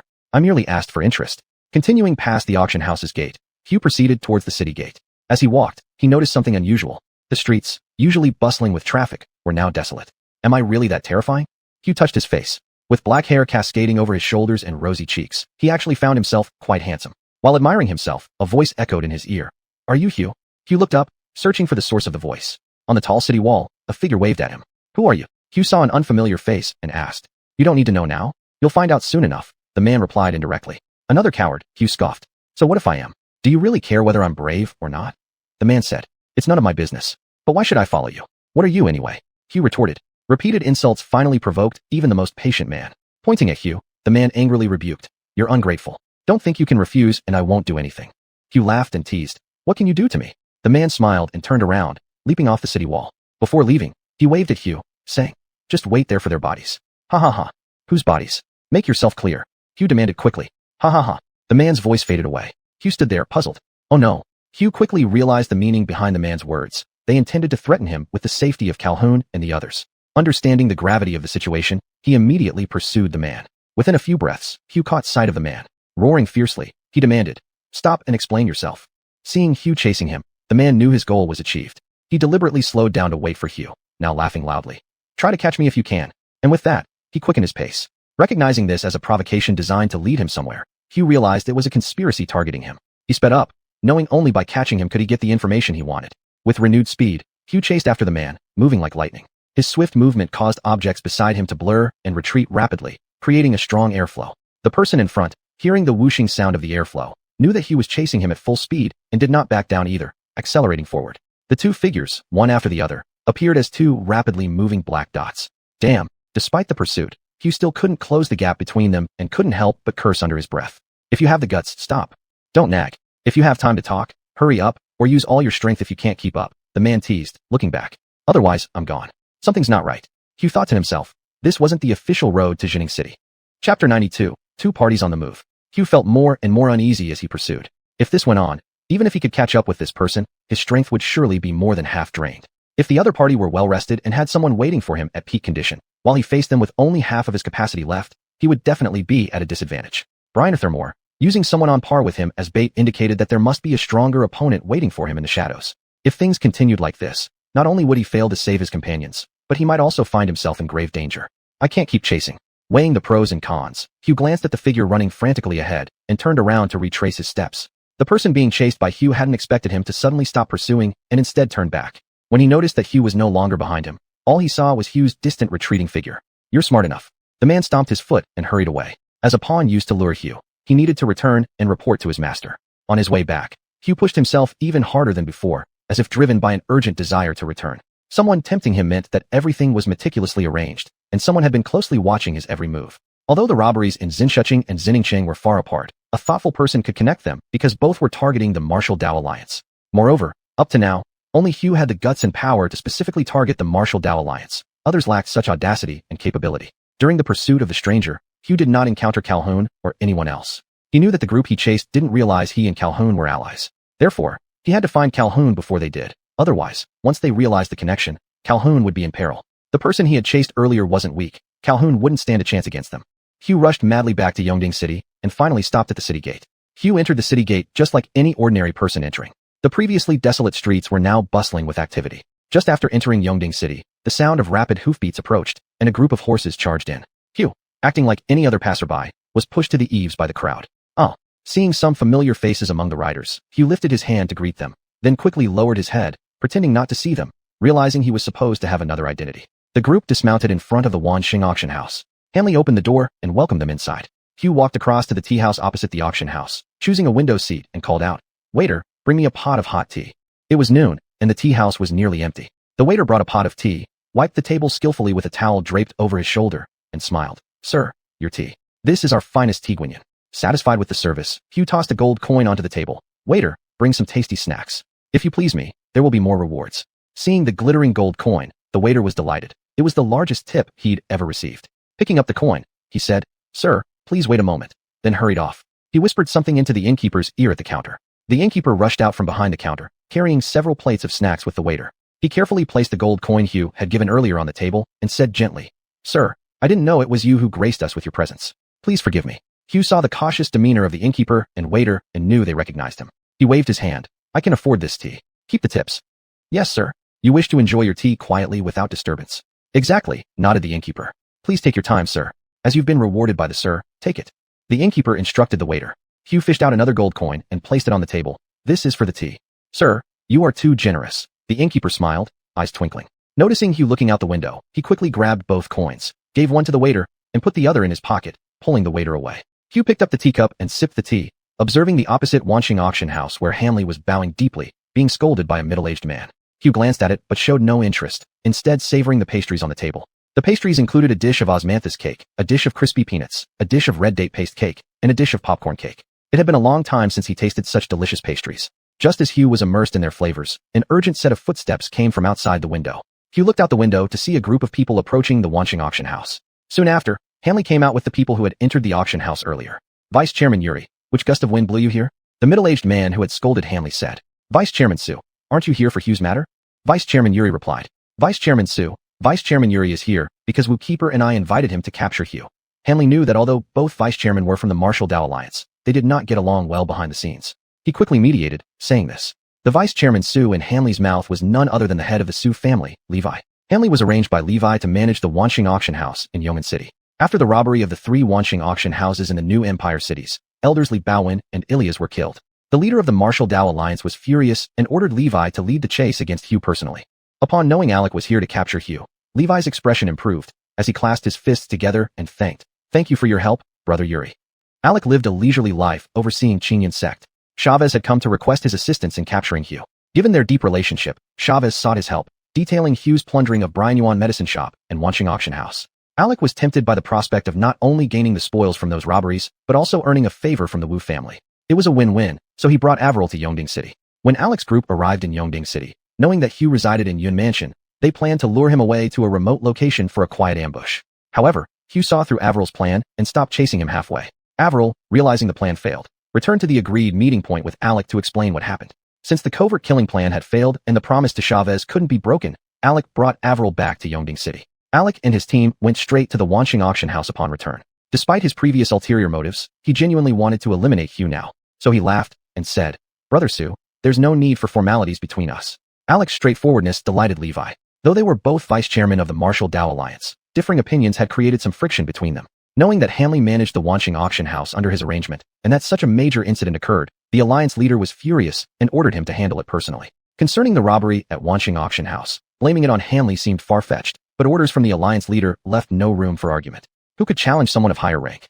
Levi came to Yongding City with lingering resentment, but hearing such warm words from Alec, all anger vanished. He laughed and said, "Brother Yuri, Su will not be polite then. Please enter the auction house. Let's discuss our plans." Levi made an inviting gesture. "Wait a moment, Brother Su." Alec stopped him and said, "We received intelligence that Hugh is still in Yongding City. We have informants at the 3 gates, south, east, and west, who reported no signs of him leaving. Hugh must be inside the city. Are you sure about this, Brother Yuri?" Levi rejoiced upon learning that Hugh was still in Yongding City. Alec nodded firmly and suddenly raised his voice. "Hugh, I know you are in the city. As a man, don't hide like a turtle." His sharp voice carried throughout the entire Yongding City. "Brother Yuri, will this work?" Levi looked at Alec, expressing doubt. Alec nodded again, saying, "Based on what I understand, Hugh is a real man who won't involve anyone else and takes full responsibility for his actions." Alec spoke loudly enough for everyone in the city to hear. Inside the tea house, the pot of tea was nearly empty. Hugh shook the teapot, and the innkeeper and waiter stood shivering at the counter. Hugh glanced at them, opened the window, and leaped onto the street, laughing. "Thanks for the compliment." Just as Hugh stood steady on the street, a shout came from behind. "Senior, This voice sounded familiar. Without turning around, Hugh knew it was Calhoun and others calling him.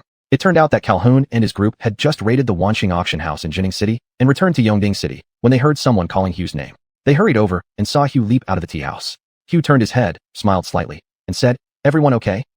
"Senior, 2 soldiers were injured, but it's nothing serious now," Calhoun replied. "Good, good. Thanks for all your hard work." Knowing the injured soldiers were fine, Hugh felt relieved. "Thank you, Senior," Calhoun, Tobias, and Andre said. "Thank you, Deputy Commander Yang," those under him said. Chapter 93, Reunion. It turned out that Hugh was Apsel, and these people were the soldiers of Qinglan City's City Guard Divine Archers Corps. The tallest person standing behind the crowd was exactly Captain Santiago. "Brother?" A young woman rushed over from the front of Wansheng auction house, exclaiming in surprise.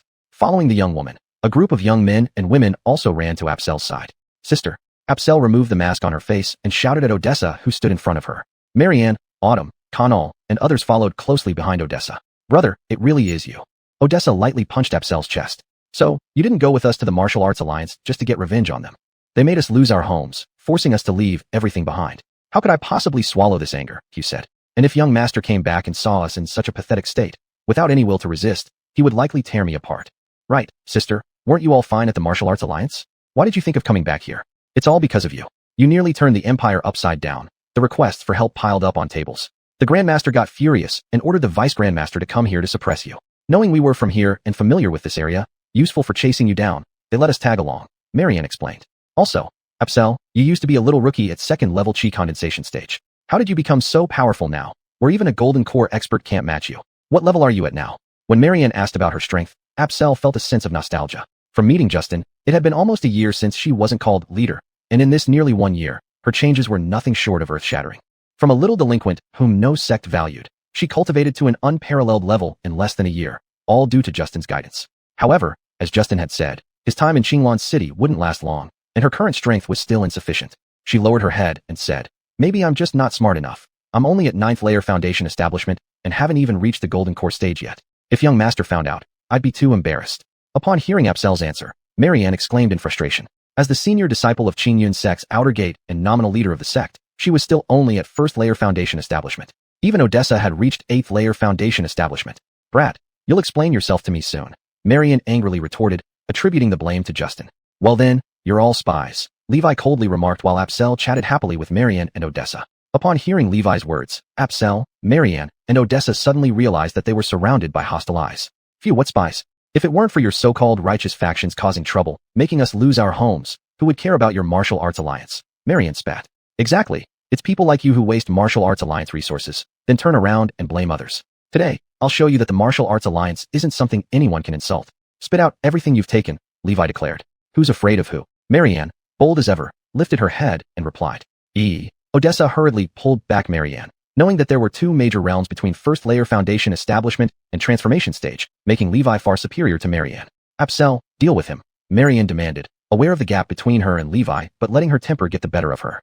Battle today couldn't be avoided. Apsel looked at Levi and said, "Sister, take everyone towards Qinglan City.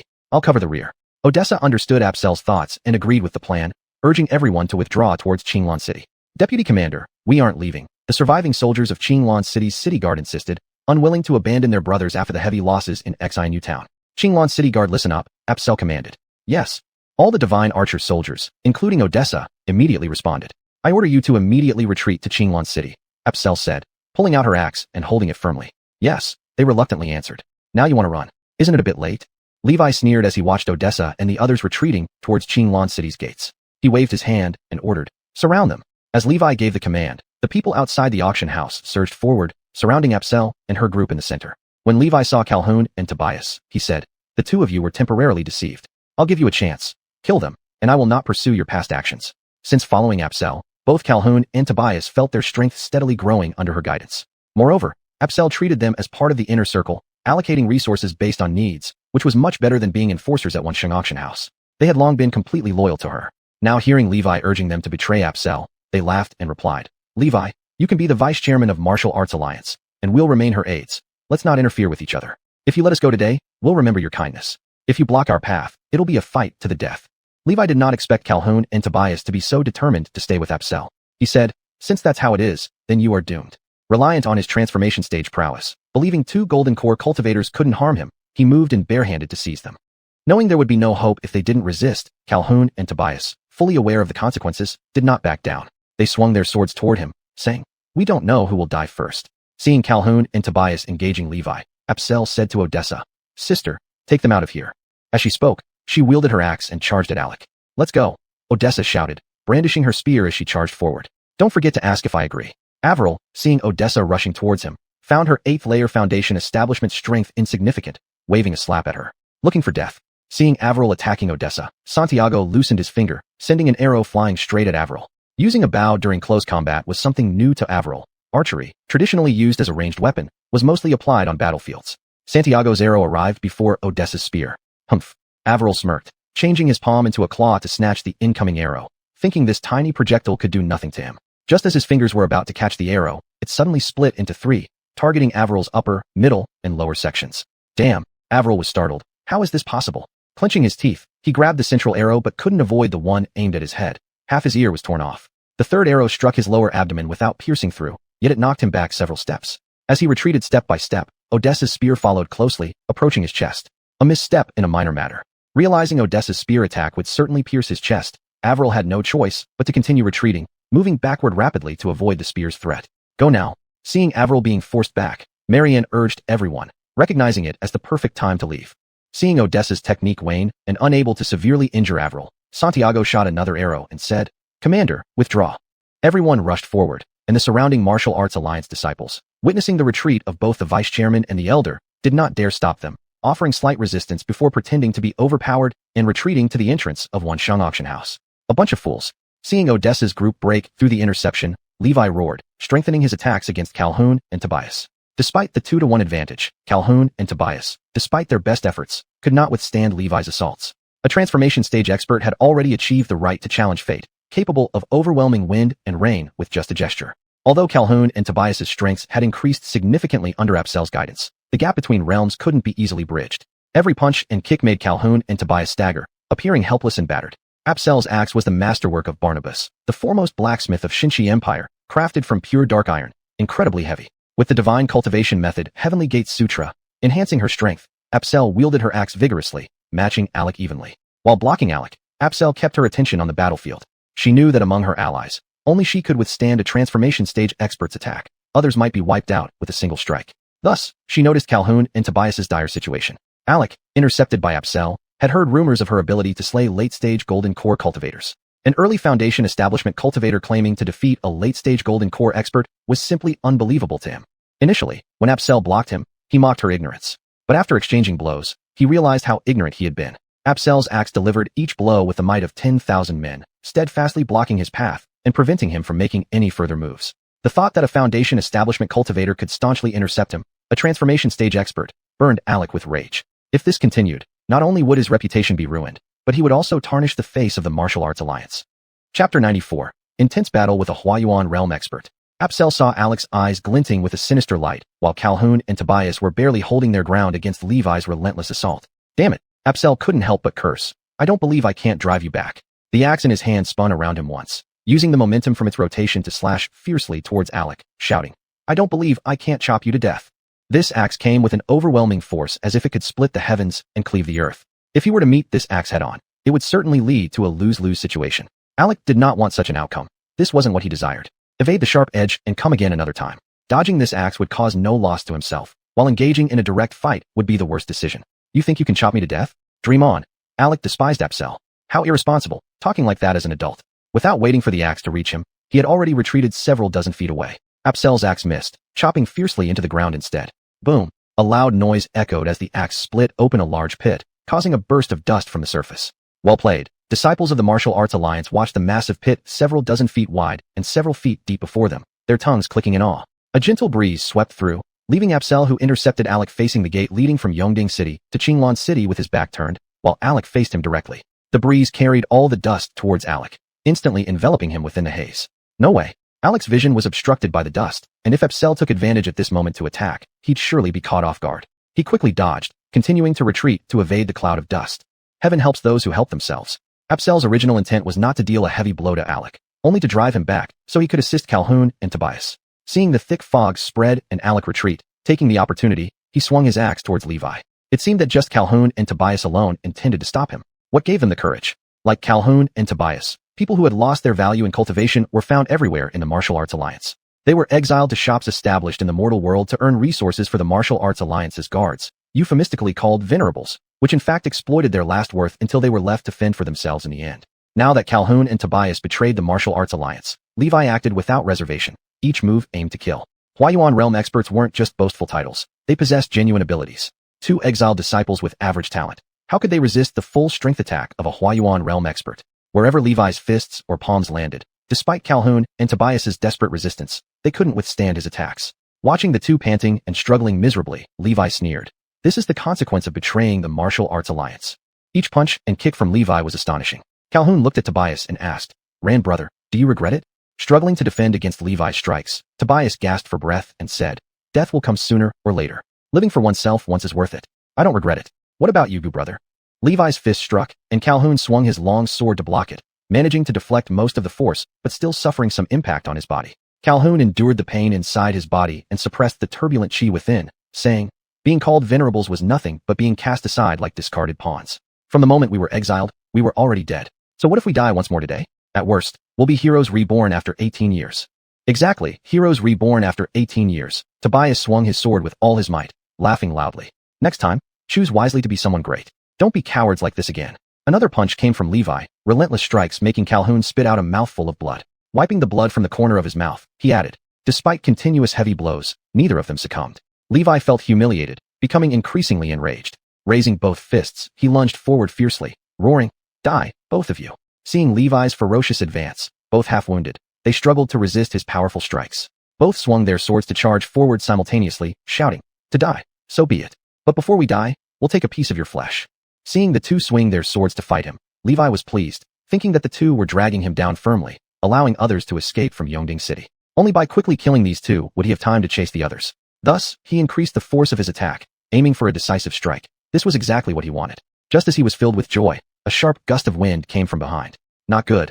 Levi felt that this gust of wind behind him was full of killing intent. If it was aimed at killing Calhoun and Tobias, he would also be hit by this surprise attack. Now in the entire battlefield, apart from his fight with Calhoun and Tobias, only Apsel and Alec were left. Alec wouldn't sneak attack him, so the only one who could have attacked him was Apsel. Apsel's weapon was an axe, and this gust of wind was the sound created by Apsel's axe splitting through the air. Realizing this, Levi was greatly alarmed. If Apsel's axe struck directly, he would either die or be severely injured. Thinking of this, disregarding the need to kill Calhoun and Tobias, he leaped to one side. It was crucial to avoid Apsel's strike. Calhoun and Tobias had prepared to die, but when Levi retreated, they knew they were saved. They retreated to Apsel's side and asked, "Senior, what should we do now?" Apsel saw both of them covered in wounds. With two Huayuan realm experts watching closely, he couldn't afford any hesitation and said, "Retreat." Although they spoke, the entire battle had just taken place in the blink of an eye. Odessa and the others hadn't even left Yongding City yet, still within close range of them. If they retreated now, they would definitely be caught up by Levi and Alec, leading to another fierce battle. "Senior, this," Calhoun and Tobias hesitated. Apsel understood their feelings and said, "We can't worry about it too much right now. We'll retreat while fighting. You two go first, I'll cover the rear." Saying this, he held the axe across his chest and watched Levi approaching.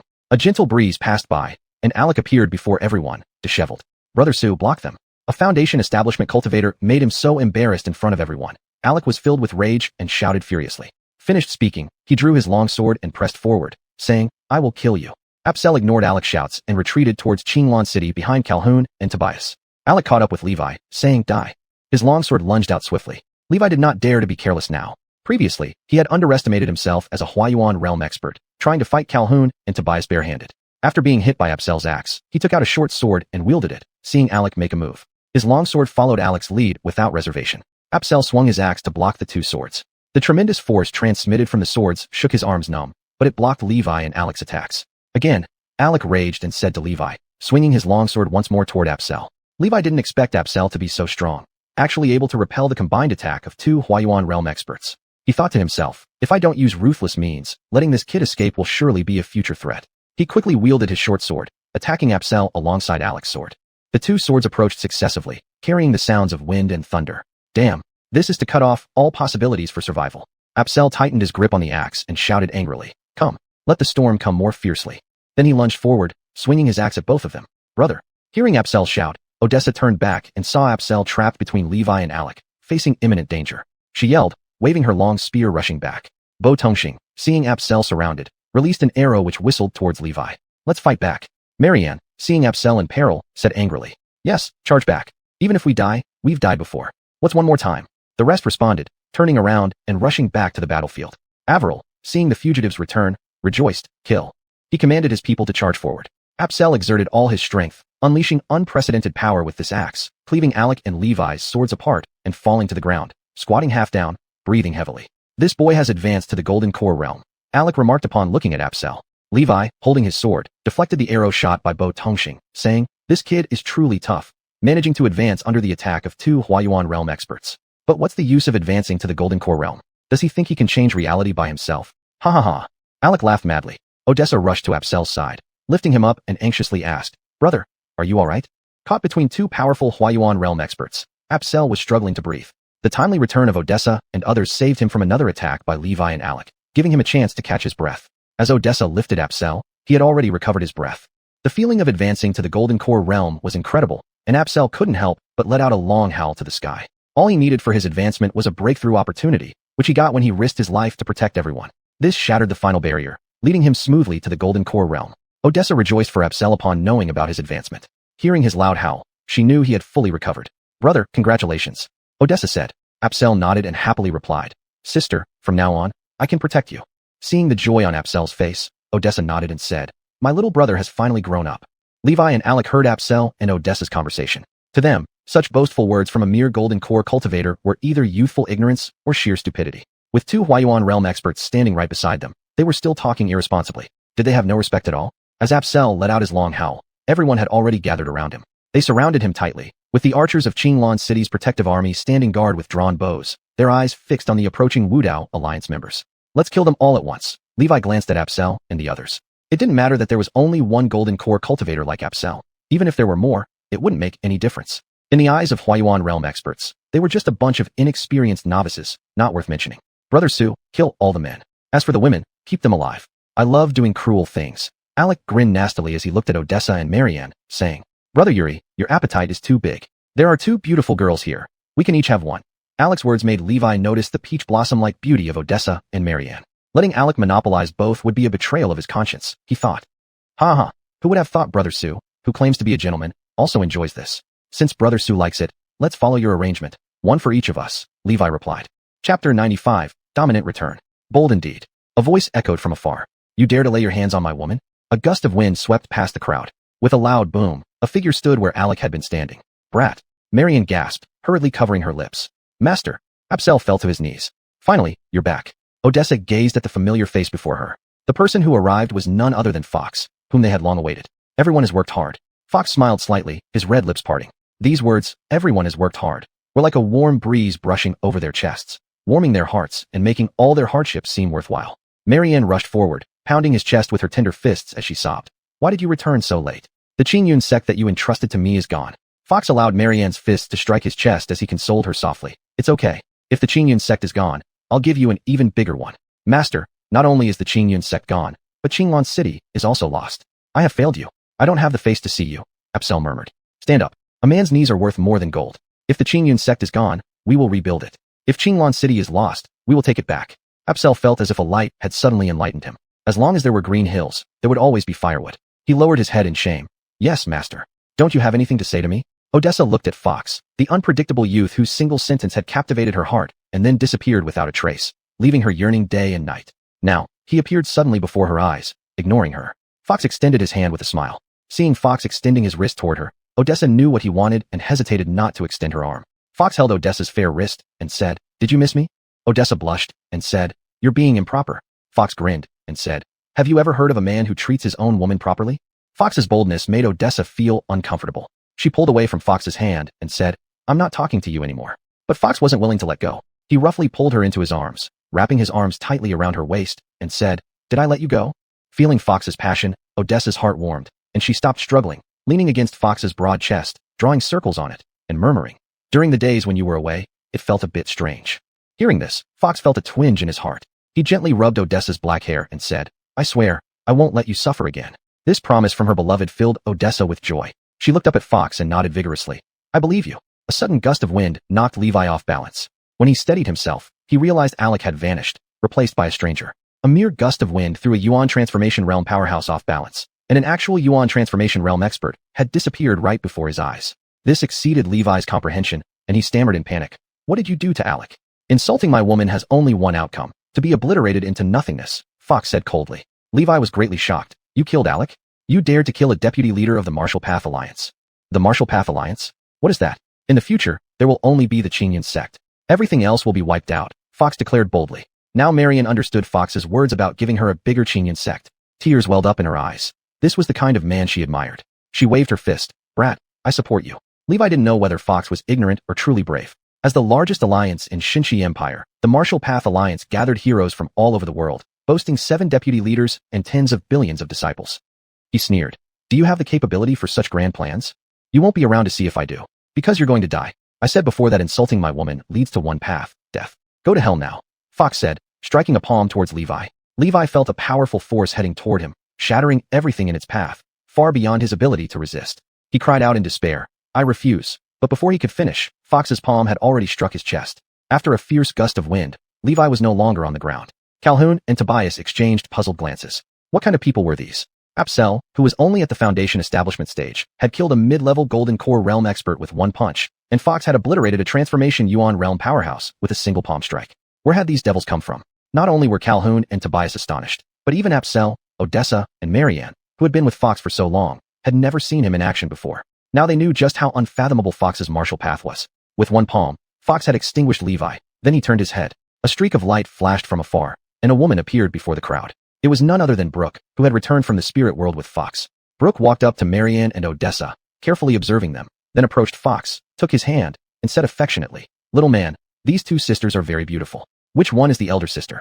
Marianne walked up to Odessa, holding her hand and eyeing Brooke warily. Odessa patted Marianne's hand, signaling her not to worry. She held Marianne's hand as they both walked toward Brooke. Seeing Odessa and Marianne approaching, Brooke let go of Fox's hand and quickly walked toward the 2 women. Approaching them, Brooke held their hands and said sweetly, Both sisters are so pretty. Hello, my name is Brooke. You can call me Xianyu. Brooke's warmth and generosity bridged the gap between the 3 of them instantly. Odessa and Marianne tightened their grip on Brooke's hand and replied, Xianyu, you're very beautiful too. Really? I was worried that you would be ashamed to walk with me. It seems my worries were unnecessary. Thank you, sisters. Right, what should we call each of you? Who is the elder sister and the second sister? Brooke's sweet smile won over Odessa and Marianne. Odessa said, My surname is Yu, and my name is Tingting. You can call me Tingting or second sister. Marianne is our elder sister. She met Little Brat first. Marianne nodded. Do you also call Little Man Little Brat elders? Brooke asked. Yes, little sister, what's the matter? Odessa and Marianne asked curiously. Nothing much. When I first met Little Man, I called him Little Brat, and he threatened me, saying anyone who calls him that belongs to him. I want to know if this is true. Did he lie to me? Brooke explained. So, you ended up becoming his woman? Marianne asked. Yep. Brooke nodded. Humph, that little brat is so wicked. Marianne grunted, turning to face Fox. Little brat, come here. Seeing Brooke quickly bond with Odessa and Marianne, Fox nodded in satisfaction. Hearing Marianne's call, he walked over to the trio. Humph, next time you leave without a word, see how we 3 sisters deal with you. Marianne said, rolling up her sleeves and making fists to threaten Fox. Looking at Marianne's menacing expression, Fox said helplessly, I had something important to do. Marianne rubbed her head thoughtfully and said, That's true. If not, we wouldn't have little sister here. All right, this time you're spared. No next time. This made no sense to anyone except Fox and the 3 sisters. The others turned away, muttering, Damn it. Why do all these fine flowers end up with swine? Levi and Alec were dead, leaving only Avril, a late-stage Golden Core Realm expert of the Martial Path Alliance. 2 Transformation Yuan Realm deputy leaders were no match for Fox. What could Avril's late-stage Golden Core Realm strength possibly achieve? He stood motionless, waiting for Fox's judgment. Avril didn't dare move, so neither did anyone else. They stood behind Avril like obedient shadows. After settling matters with Fox, Marianne began to worry about the Qingyun sect again. She said, Little brat, it's been so long since we've returned to the Qingyun sect. I'm worried about Master and Deputy Leader Zhao.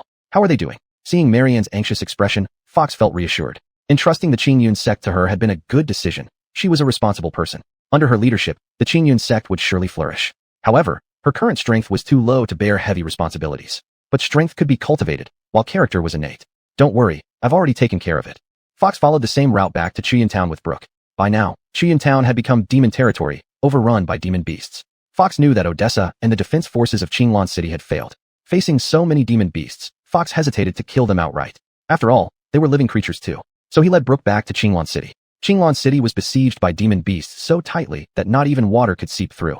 For some unknown reason, The demon beasts encircled the city but did not launch an attack. Fox didn't care about the reasons. He rushed forward and gave them a good thrashing, beating Baird, Mitchell, and Flynn until they were crawling on all fours.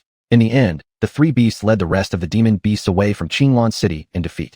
Fox and Brooke entered Qinglan City and found the city lord Han. From Han, they learned that everything was part of the Martial Path Alliance's conspiracy, which aimed to hand over Qinglan City's territory to the demon race as compensation for the killing of 7 third-stage demon beasts by the Qinglan City guards.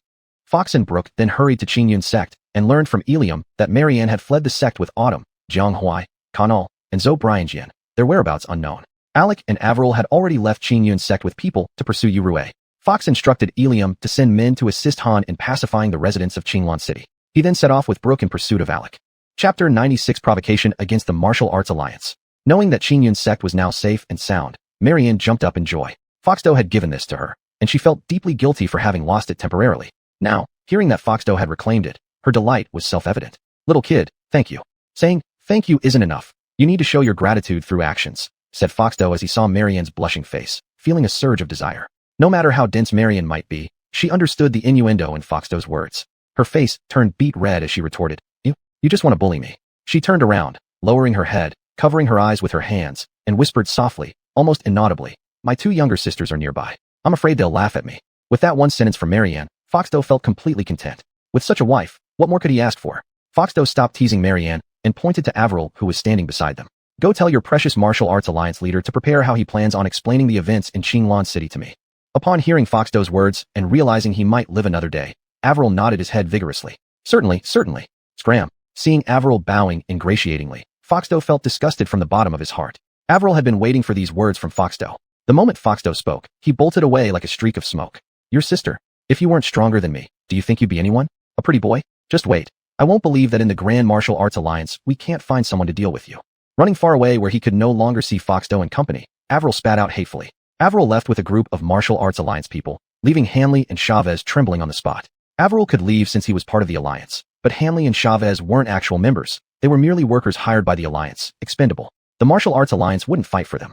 Perhaps if they stayed put, Foxdo might momentarily be merciful and spare them. Seeing that Hanley and Chavez hadn't left with the others, Foxdo was somewhat surprised and asked, Why didn't you leave with them? There was no anger in Foxdo's voice. Hanley and Chavez, having run shops for many years, knew how to read people's moods well. From Foxdo's tone, they guessed he didn't intend to hold them accountable for their previous mistreatment of Apsel and Odessa. Senior, we are both managers of shops in Yongding City. Our duty is to guard our stores, so we cannot leave easily, they replied honestly. Oh, their response took Foxdo aback. Aren't you afraid I might kill you? To say they weren't afraid of being killed by Foxdo would be a lie, but they had to answer him, even if it meant lying. If they angered him, he might casually strike them down. Thus, Hanley replied, Not afraid. We're just ordinary businessmen. We diligently guard our territory, our only fault being profit-seeking. Foxdo nodded. Their reasoning made sense. If all merchants were philanthropists, there'd be no need for commerce. Hanley continued, As they say, there are no honest merchants, but that's a misconception. Merchants follow the principle that there are no permanent friends or enemies in business, only weighing profit against loss. So, whether you kill us or not makes no difference. From a merchant's perspective, we haven't affected your interests. Killing us would only add 2 more wrongful deaths. Hanley's argument was hollow and lacked substance, yet it was somewhat novel. Foxdo laughed and said, Your merchant theory ends here. Let me share my martial survival rule. In the martial world, power reigns supreme. Those who go against me will perish. Those who follow me shall thrive. So, how should I deal with you? Foxdo asked, grinning at them. We wish to submit, exclaimed Hanley and Chavez as they realized Foxdo wasn't joking. They dropped to their knees and pleaded. Would you dare betray the families you represent? Dare, they answered, forgetting their last vestiges of pride in this life and death moment. Seeing Hanley and Chavez kneeling and pleading for mercy was exactly what Foxdo wanted. Having beautiful heroines by his side, what he lacked now were people to create wealth for him. These two had some experience in managing shops and could temporarily serve as his managers to help create wealth. Foxdo bent down and patted the two on their shoulders, saying, Work hard, and this prince will not treat you unfairly. Foxdo's gesture made Hanley and Chavez feel extremely honored. They expressed their gratitude tearfully. Thank you, Prince. Thank you, Prince. Prince. Hearing Foxdo's words, Marianne poked his waist with her finger, exclaiming in surprise, Little kid, when did you become a prince? How many things have you been hiding from us? Marianne's question left Foxdo slightly embarrassed. An exile royal prince who fled for his life had little to boast about.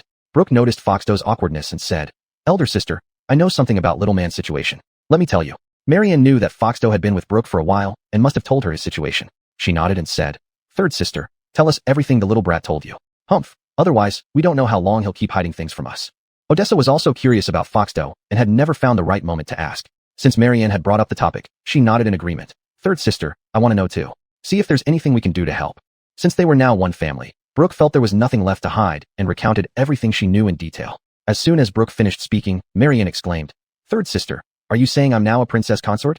Brooke nodded. Not only a princess consort, but also an imperial concubine. Marianne held Foxdo's hand, saying, Little kid, see what kind of attire fits a princess consort. Marianne's question made Foxdo feel heartache. He hugged Marianne's arms tightly and said, I'm sorry. The princess consort of the prosperous dynasty wore silk and satin, adorned with a golden crown, and traveled in a magnificent carriage accompanied by thousands of servants. Compared to them, Marianne, Odessa, and Brooke at this moment were worlds apart.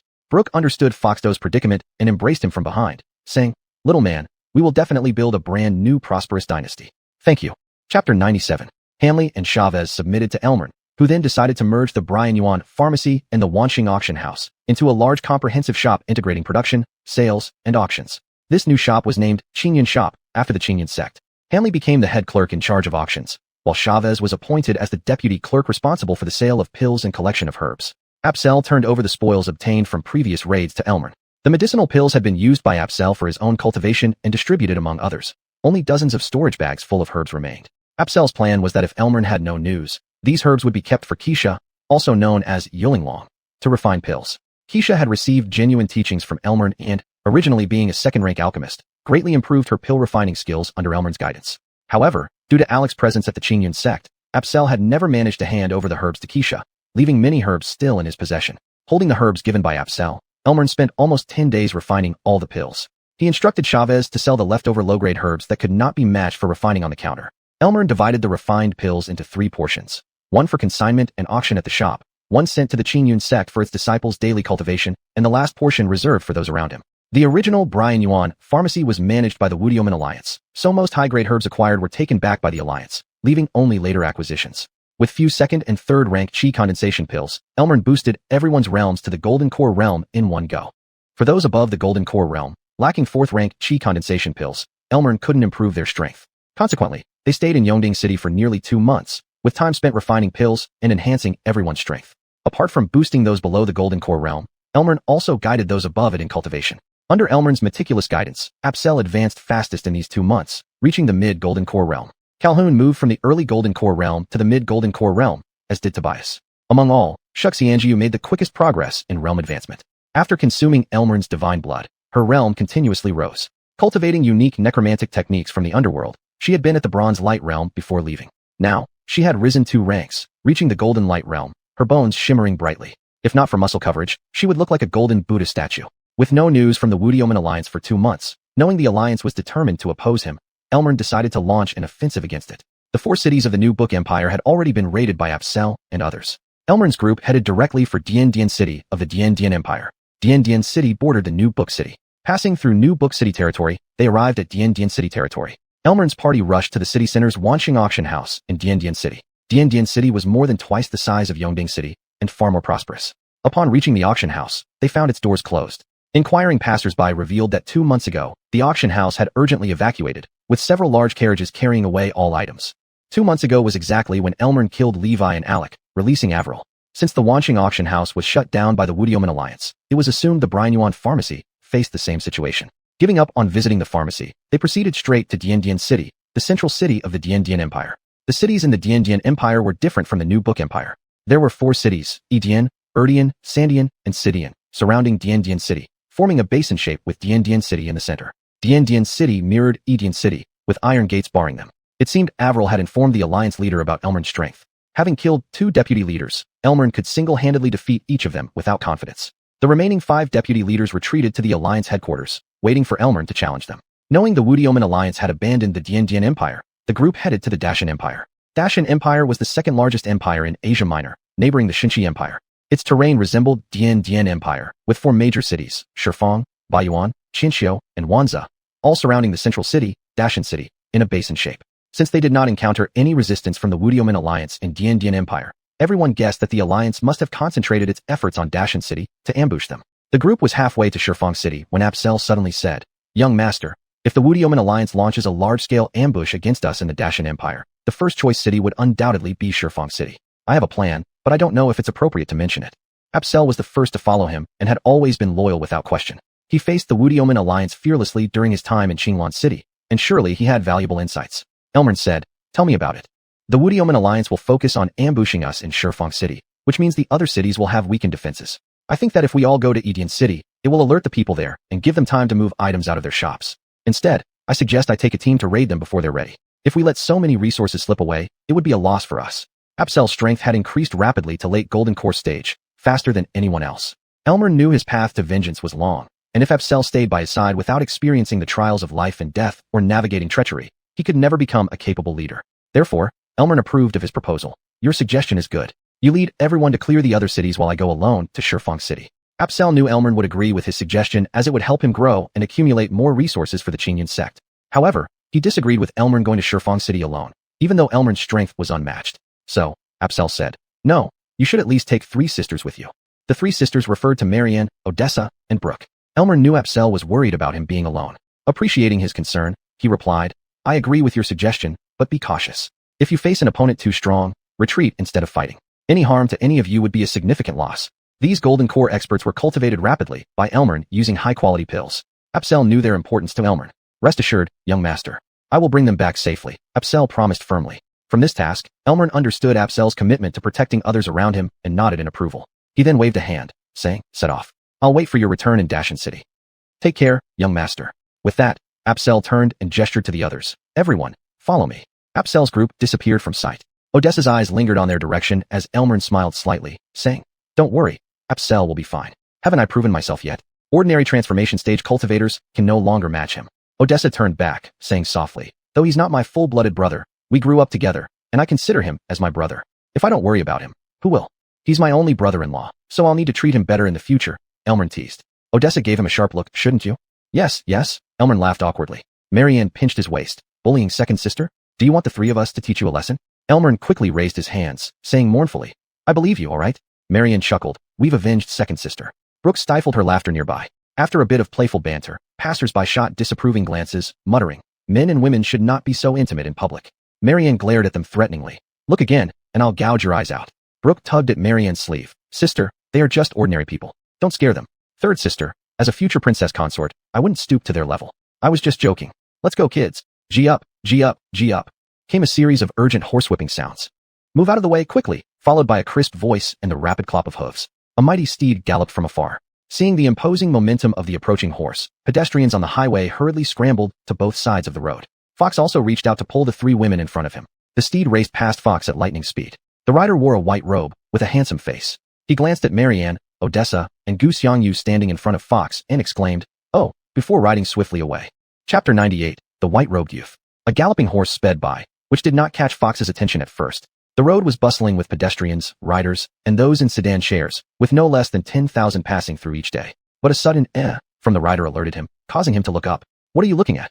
The gaze of Fox irritated the rider. She rebuked sharply and whipped her horse harshly, making it neigh and dash away in a cloud of dust. Marianne, hearing that Fox was scolded, worried he might be upset, quickly comforted him. "Ignore that little brat. She's just envious. Just some pampered rich kid. Why should I care?" Fox said nonchalantly. "Let's go. We have things to do." It was noon, and the road was crowded with travelers. Fox adjusted his clothes, extended his hand, and said, "Let's get going."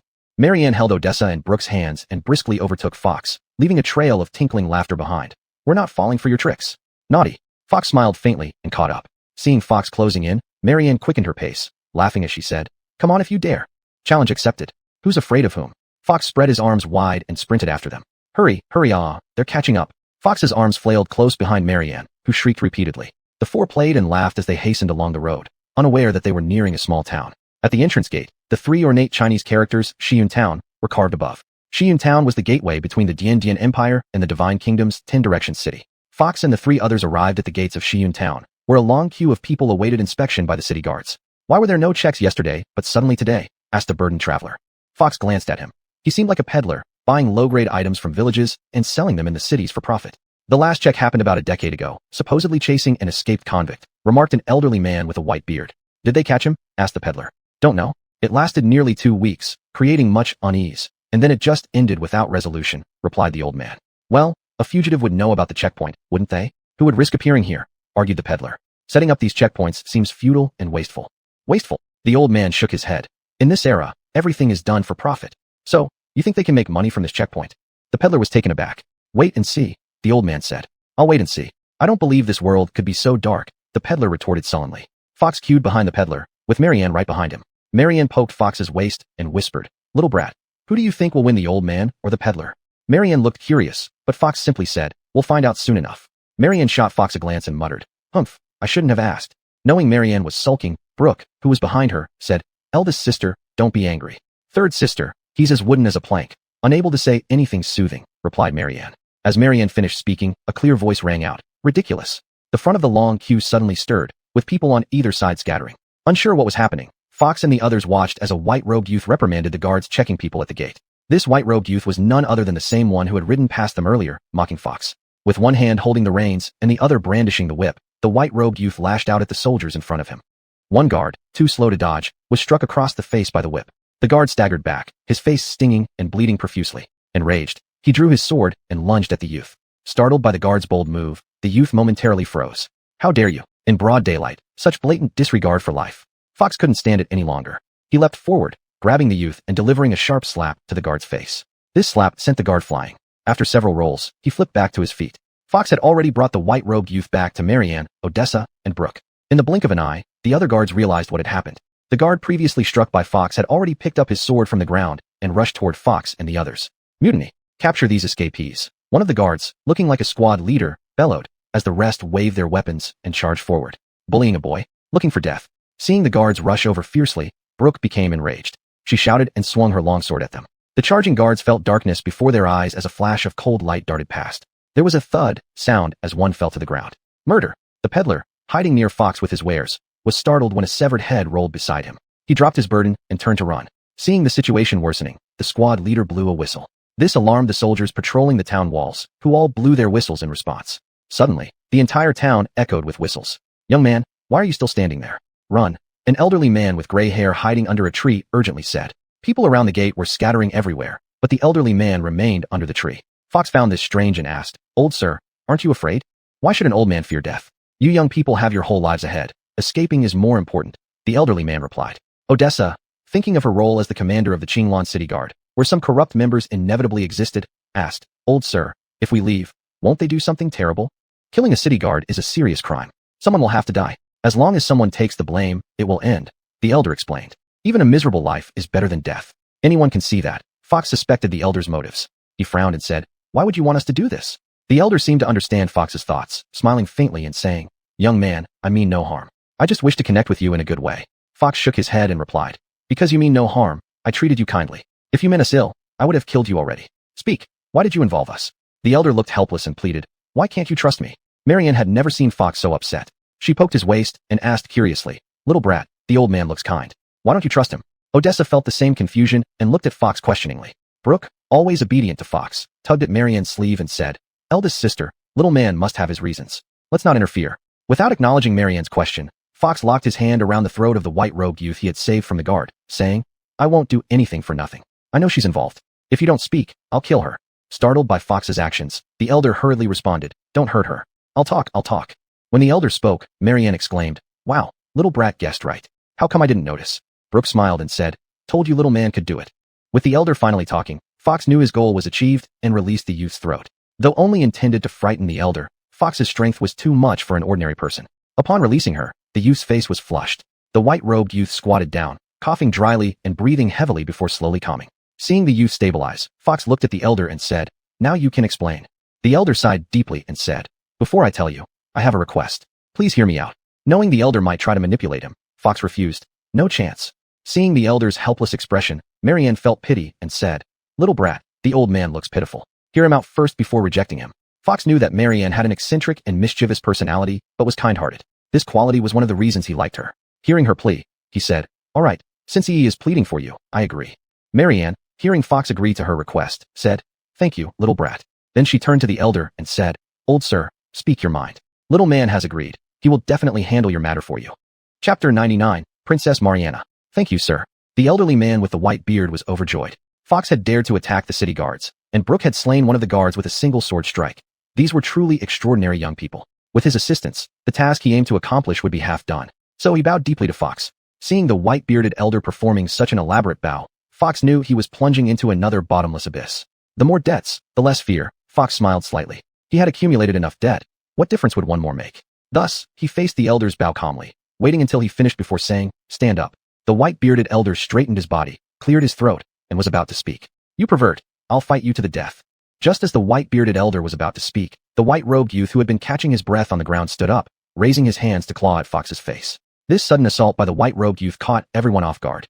"Don't, Mariana," the white-bearded elder urgently shouted. Brooke thrust her long sword toward the white-robed youth, yelling, "I'll kill you." Marianne and Odessa yelled loudly, "Kid, watch out."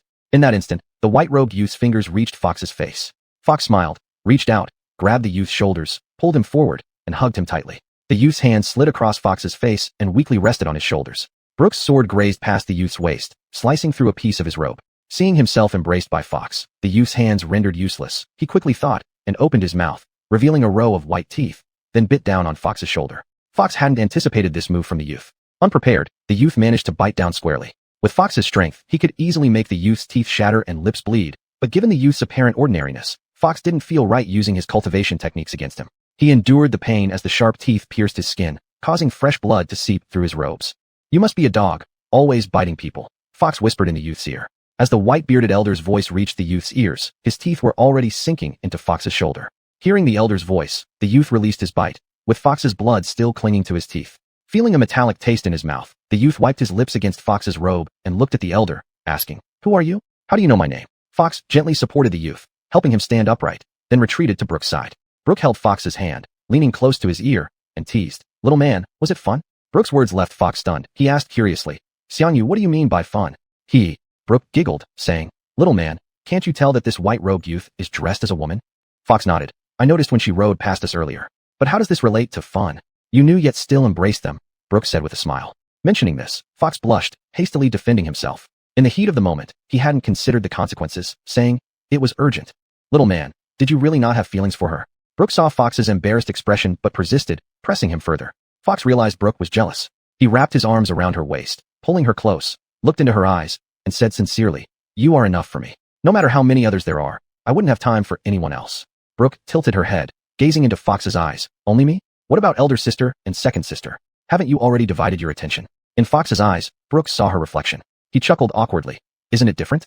Now, all I see in my eyes are your shadows. There's no room for other women." "No." Brooke pressed her finger to Fox's lips, insisting stubbornly, "Little man, you bear the responsibility of reviving our family. I can't be so selfish. As part of the Peng family now, I want the old Peng clan to thrive. I will find you more sisters to bear you many children. Traveling the world, it's hard to find a true confidant. Who am I, Fox, to deserve such understanding and devoted support? Having a wife like this, what more could a man ask for?" Fox said, "No, Xiangyu. You three are enough for me." Shaking her head stubbornly, Brooke said, "Little man, this responsibility is too heavy for one person to bear. I need more sisters to share the burden with me. Leave this matter to me. Rest assured and wait patiently to be the groom." "TSK, I haven't even been your groom yet, and you're already thinking about being someone else's groom. That's just a setup, HMPF.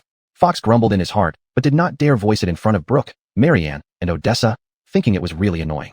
The elderly man with grayish-white beard looked at the white-robed youth, overwhelmed with emotion, mumbling, "Indeed it's Mariana. Indeed it's Mariana." The white-robed youth asked warily, "Who are you?" The elderly man calmed himself down and said, "I am called Esmond, and I am your uncle." Hearing the elderly man state his name, the white-robed youth was startled, saying, "Impossible. My uncle died 10 years ago." The elderly man shook his head and said, "I did not die. Back then, I led the pursuers away alone to ensure your safety and your aunt's. Forced by circumstances, I jumped off a cliff. After the fall, due to severe injuries, I fell into a coma. It's unknown how long later, a woodcutter who passed by found me unconscious and took me back home. Under his meticulous care, I recovered from my injuries. During the recovery period, I kept worrying about your safety. Once fully healed, I immediately rushed to our agreed meeting place. Even though I knew so much time had passed that you must have left, I still hoped for a miracle to meet you. Mariana, there's a red mole on the bottom of your foot. When you were born, a beam of red light shot into the imperial palace, inscribing 4 big characters, Empress of the world.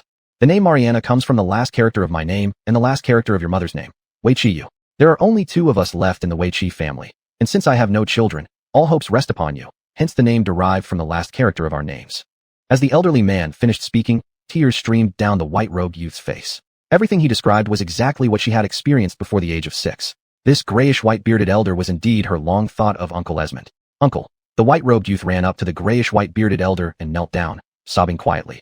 "Uncle, I finally found you. We've searched for you so hard."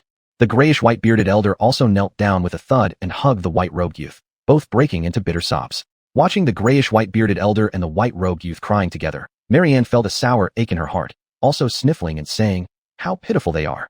Brooke nodded confidently and said, "Eldest sister, don't worry, little man will take revenge for them."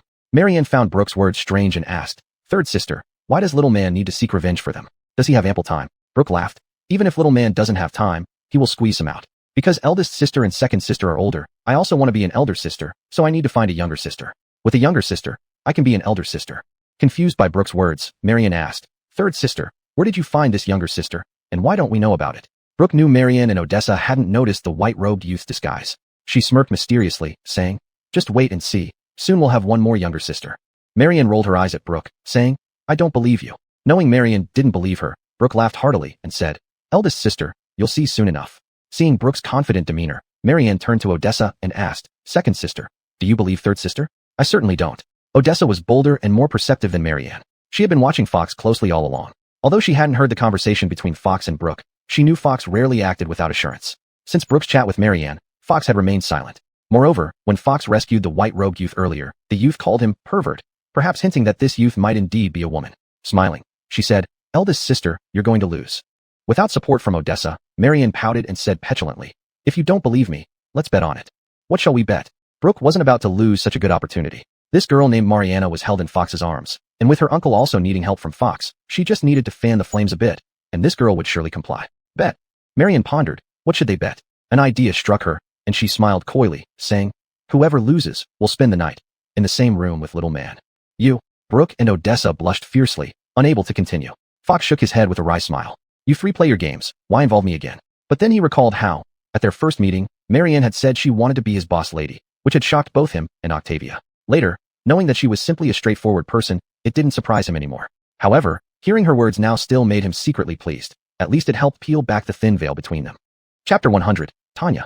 Marianne did not notice the blushing faces of Brooke and Odessa. Upon hearing them speak a single "you," she continued, "What? Are you scared? If you are scared, let's change the condition. Whoever wins will share a room with the little brat." Odessa and Brooke were speechless. What difference does that make? "What? You dare not bet." Seeing Odessa and Brooke silent, Marianne mistook it for fear and urged on. "But if you dare." Brooke felt stubbornness rising within her. She was certain to win this bet. At worst, she would give birth to a child for the young man. In any case, bearing children for one's beloved is the best fate for a woman. She was willing. Seeing Brooke agree to the wager, Marianne felt some regret internally. If I win, do I have to share a room with the little brat? What if he really acts rashly? Should I really refuse him? So difficult. No matter what, if that time comes, close my eyes and get it over with. She extended her pinky finger, saying, "Come, pinky swear."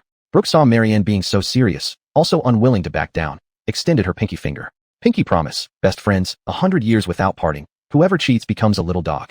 Marianne and Brooke sang in unison. While Marianne and Brooke were making a big fuss, the old man with white beard and the white-clothed youth cried bitterly. Afterwards, the white-clothed youth helped dry the tears of the old man with the white beard. They supported each other to stand up. The old man with the white beard walked to Stuart's front and bowed deeply to Stuart, saying, "This old man, Esmond, thanks you for saving my daughter. Quickly rise." Uncle Wei Chi, Stuart hurriedly helped the old man, Esmond, up. Esmond pulled the white-clothed youth by his hand, saying, "Mariana, quickly thank the young master for saving your life. He's just a lecherous rogue." The white-clothed youth shook off Esmond's hand, glared at Stuart, and said, "I won't." Esmond grabbed the youth's hand again, earnestly saying, "Mariana, listen. The young master saved you out of necessity. Our Wei Chi family knows how to repay kindnesses. Don't ruin our reputation because of a small misunderstanding." The white-clothed youth pondered as Esmond had spoken. Had it not been for Stuart's swift actions to save her from the guards, she might indeed be dead right now. His actions were compelled by circumstances. Thus, she did owe Stuart a favor, and even though she was a girl, she couldn't deny his contribution. Therefore, she bowed deeply to Stuart and said, "Tanya thanks you for saving my life." At that moment, Tanya's voice sounded like the sweet chirping of a bird, melodious and pleasant, completely different from her previous harsh tone. Stuart didn't expect Tanya to have such a beautiful voice and was momentarily stunned. Brooke saw Stuart's reaction and smiled mischievously, pulling on his garment slightly. Stuart suddenly came back to his senses, realizing his improper behavior, blushed, and bowed to Tanya, saying, "Miss Hua, you're too kind."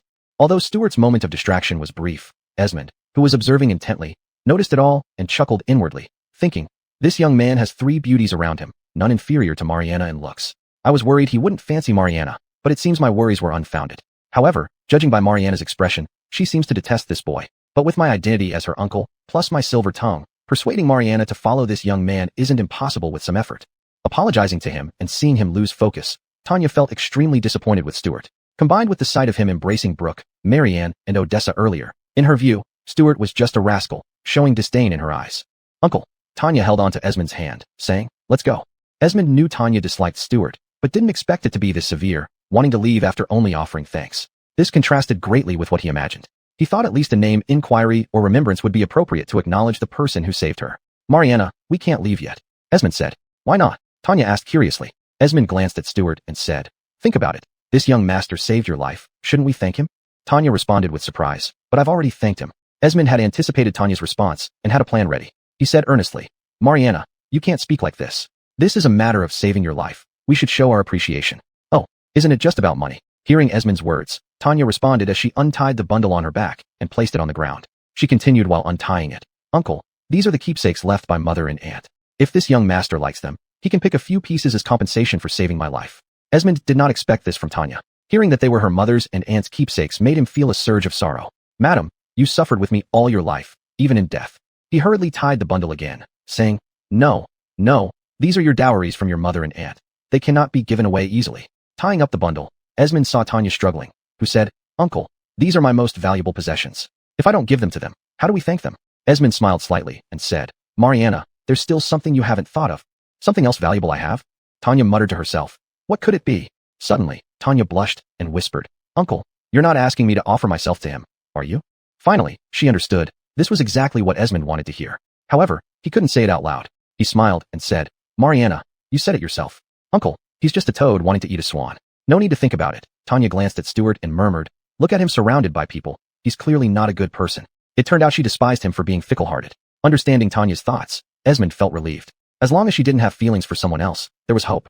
"Mariana, don't say it like that. If a man wasn't capable, would so many women like him? Besides, which powerful man doesn't have multiple wives?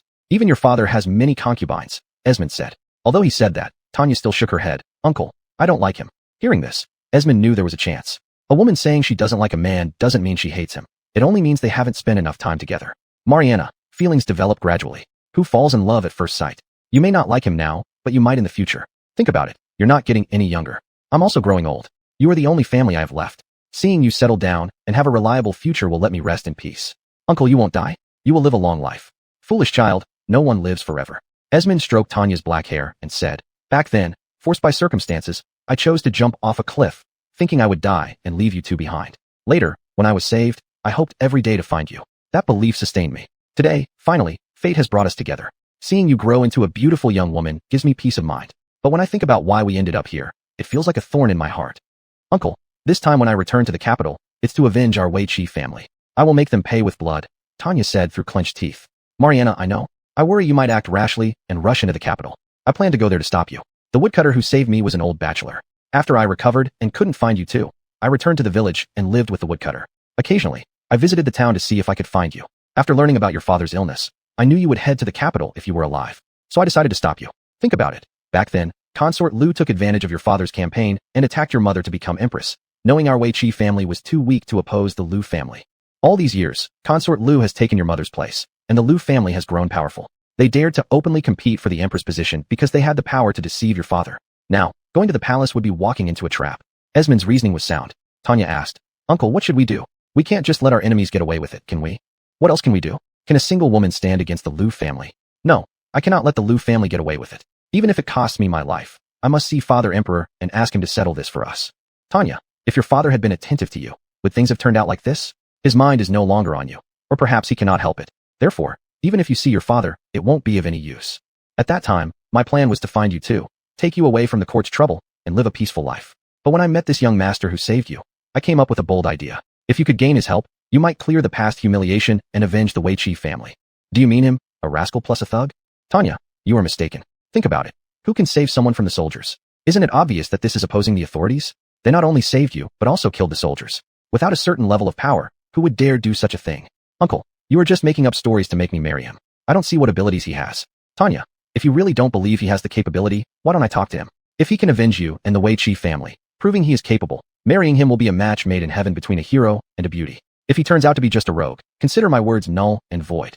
Chapter 101, Going Their Separate Ways. Esmond's words made sense. Before Tanya lay only two paths. One was to marry Fox, gaining herself a group of helpers, The other was to leave with Esmond and fend for herself. Tanya glanced at Fox and said, "Young master, I presume you've heard what I told my uncle. I know you're a capable person, but I can't fall in love with you right now. I'm truly sorry." As she spoke, Tanya opened the package Esmond had tied for her and spread its contents on the ground. "Young master, this is the only valuable thing I have. I noticed you have several elder sisters around you. Why don't you pick a few pieces for them? It could be considered my sincerity." Esmond sighed softly upon seeing Tanya's actions, knowing his niece had lost a good opportunity. Fox appeared dignified and outstanding, with 3 women who didn't seem ordinary by his side. For these 3 highly qualified women to willingly share one man, this man must either have an impressive background or extraordinary abilities. His niece had let such a chance slip away, which would be a significant loss for her. Esmond felt reluctant, but realized that all he could do now was to secure a way out for her. He asked, "Young master, after our conversation, this old man has yet to inquire about your esteemed name." "My surname is Poem, given name Batian," Fox replied. Fearing that Esmond might say something inappropriate again, Tanya hurriedly intervened. "Won't young master choose a few items?" Fox understood that Tanya did not wish to owe him any favors and wanted to clearly separate from him. If he refused, she might feel uncomfortable. So, he casually glanced at the spread out items on the ground. The package contained various women's accessories, pearls, agates, gold, all kinds included. "Miss Hua, give me that bead." Fox pointed to a bead strung on a red thread. It was just an ordinary bead, likely to be ignored if dropped on the ground. Without the red thread, it might even be mistaken for a small pebble. Surprised that Fox chose this little bead, Tanya looked up at him hesitantly and asked, "Young master has decided?" This dark, unremarkable bead seemed to come from nowhere. Fox nodded, saying, "If Miss Hua finds it difficult to part with it, forget what I said." Young master dared to confront the soldiers for my sake. What's a small bead? Without another word, Tanya picked up the bead and placed it in Fox's palm. "Do you not want to choose a few more?" Knowing Fox had 3 women with him, one piece of jewelry wasn't enough to share, Tanya suggested. Shaking his head, Fox replied, "I appreciate Miss Hua's sentiment." After speaking, he casually slipped the bead into his pocket. "Uncle Wei, Miss Hua, we are now even. Farewell." With that, Fox strode confidently towards Shiyun Town, Marianne, Odessa, and Brooke following behind. Earlier, Brooke had killed several city guards, causing the squad leader to call for reinforcements from nearby companions. Upon receiving the distress signal, armored soldiers poured out of the city gates, surrounding the group. Seeing Fox approaching, the surrounded guards brandished their weapons. A captain-like figure on horseback pointed at Fox and his companions and commanded, "Take them down. Get lost." Fox saw the haughty attitude of the mounted guard captain. How dare an ordinary person flaunt in front of him? With a wave of his hand, he yelled, "Those who stand in my way die." Even a cultivator at the essence transformation stage couldn't withstand a single blow from Fox, let alone a minor city guard captain. With a sweeping motion, Fox sent the mounted guard captain flying into the city wall, crashing loudly and falling to the ground. Tanya watched Fox's powerful palm strike in awe, her mouth wide open. Esmond shook his head repeatedly, sighing deeply. "What a pity, what a pity." Marianne secretly tugged at Odessa and Brooke's sleeves, whispering, "The little brat is angry." Brooke glanced at Fox and whispered back, "Let him vent, he'll calm down soon." Without so much as a glance at the flying guard captain, Fox continued walking toward the city gate. The guards were intimidated by Fox's ruthlessness. Seeing him approach, they scattered, clearing a path for him. Step by step, Fox walked into Shiyun Town. Watching Marianne, Odessa, and Brooke disappear through the town gate, Esmond turned to Tanya and said, "Mariana, stop spacing out. Let's go." "Okay." Esmond's reminder earned a casual response from Tanya, who mechanically followed behind him into Shiyun Town. Entering Shiyun Town, Fox grabbed a nearby guard and asked, "Where is the Wansheng auction house?" The guard was intimidated by Fox's fierce look and hastily pointed in a direction. "Coward." Fox smelled a foul stench coming from the guard and knew he had been scared witless. He couldn't help but curse and threw him aside carelessly. Then, he headed in the direction indicated by the guard. Tanya trailed behind Marianne and the others, saying gloomily, "Uncle, let's go." Esmond nodded. The direction Fox and the others were heading wasn't towards Shifeng City. Tanya had made her stance clear, and Fox had also indicated there would be no further interaction between them. Continuing to trail behind them would be pointless. It was better to part ways now. Tanya and Esmond found an inn and rented a fine horse, galloping towards Shifeng City. Turning down a street, the gilded sign of the Wansheng auction house hung outside a bustling shop. Fox approached, only to find the shop doors tightly shut. Marianne, Odessa, and Brooke followed Fox closely. "Kid, it's closed again," Marianne said, looking at the closed door. "It's perfect this way. We can catch them all at once when the time comes, not letting a single one escape." Fox replied coldly, his voice chilly and distant. "I'm hungry, kid. I want to feast." Though she had won the bet against Brooke, Marianne understood that Tanya's rejection deeply affected Fox. It wasn't just about love or affection. It struck at the pride of a man, especially a royal prince being rejected by an ordinary woman. She realized Fox hadn't yet recovered from the blow of being refused by Tanya. So, she thought of a plan. Maybe if they had a good meal, Fox would forget about it. Thus, she insisted. Odessa didn't need to think hard to understand Marianne's intention and chimed in. "I'm hungry too." Brooke tugged at Fox's hand and said, "Little man, both elder sisters are hungry. Let's have a meal together." Upon hearing this, Fox realized he had overreacted. Letting a woman affect his composure like this was beneath the dignity of a royal prince. Regaining his composure, he smiled and said, "Ladies, there's a tavern nearby. Its scale looks decent. Shall we go there?" Calling themselves ladies made Marianne, Odessa, and Brooke blush but secretly delighted. They responded in unison, "Dear husband, we follow your lead." As soon as these words left their lips, they exchanged glances, blushing even more. The title husband made Fox's heart bloom with joy, instantly dispelling his earlier bad mood. Entering the tavern, he called out loudly, "Boy, get us a private room and bring all the finest dishes and wines." "Yes, sir." Although it wasn't mealtime yet, it was close enough. The waiter was busy attending to other guests but answered Fox swiftly. After serving other customers, the waiter rushed up to Fox, saying, "Sir, please come upstairs." Leading Fox and the others to a second-floor room overlooking the street, the waiter asked, "Sir, is this room satisfactory?" Fox peered out the window, seeing the bustling street below, and nodded. "This one will do." Saying that, he tossed a gold coin to the waiter. "Hurry up, and you'll get more rewards." Never before had anyone tipped so generously with a gold coin. The waiter smiled broadly, quickly filling 4 teacups with fragrant tea, and said, "Sir, ladies, please wait a moment." Then he hurried downstairs.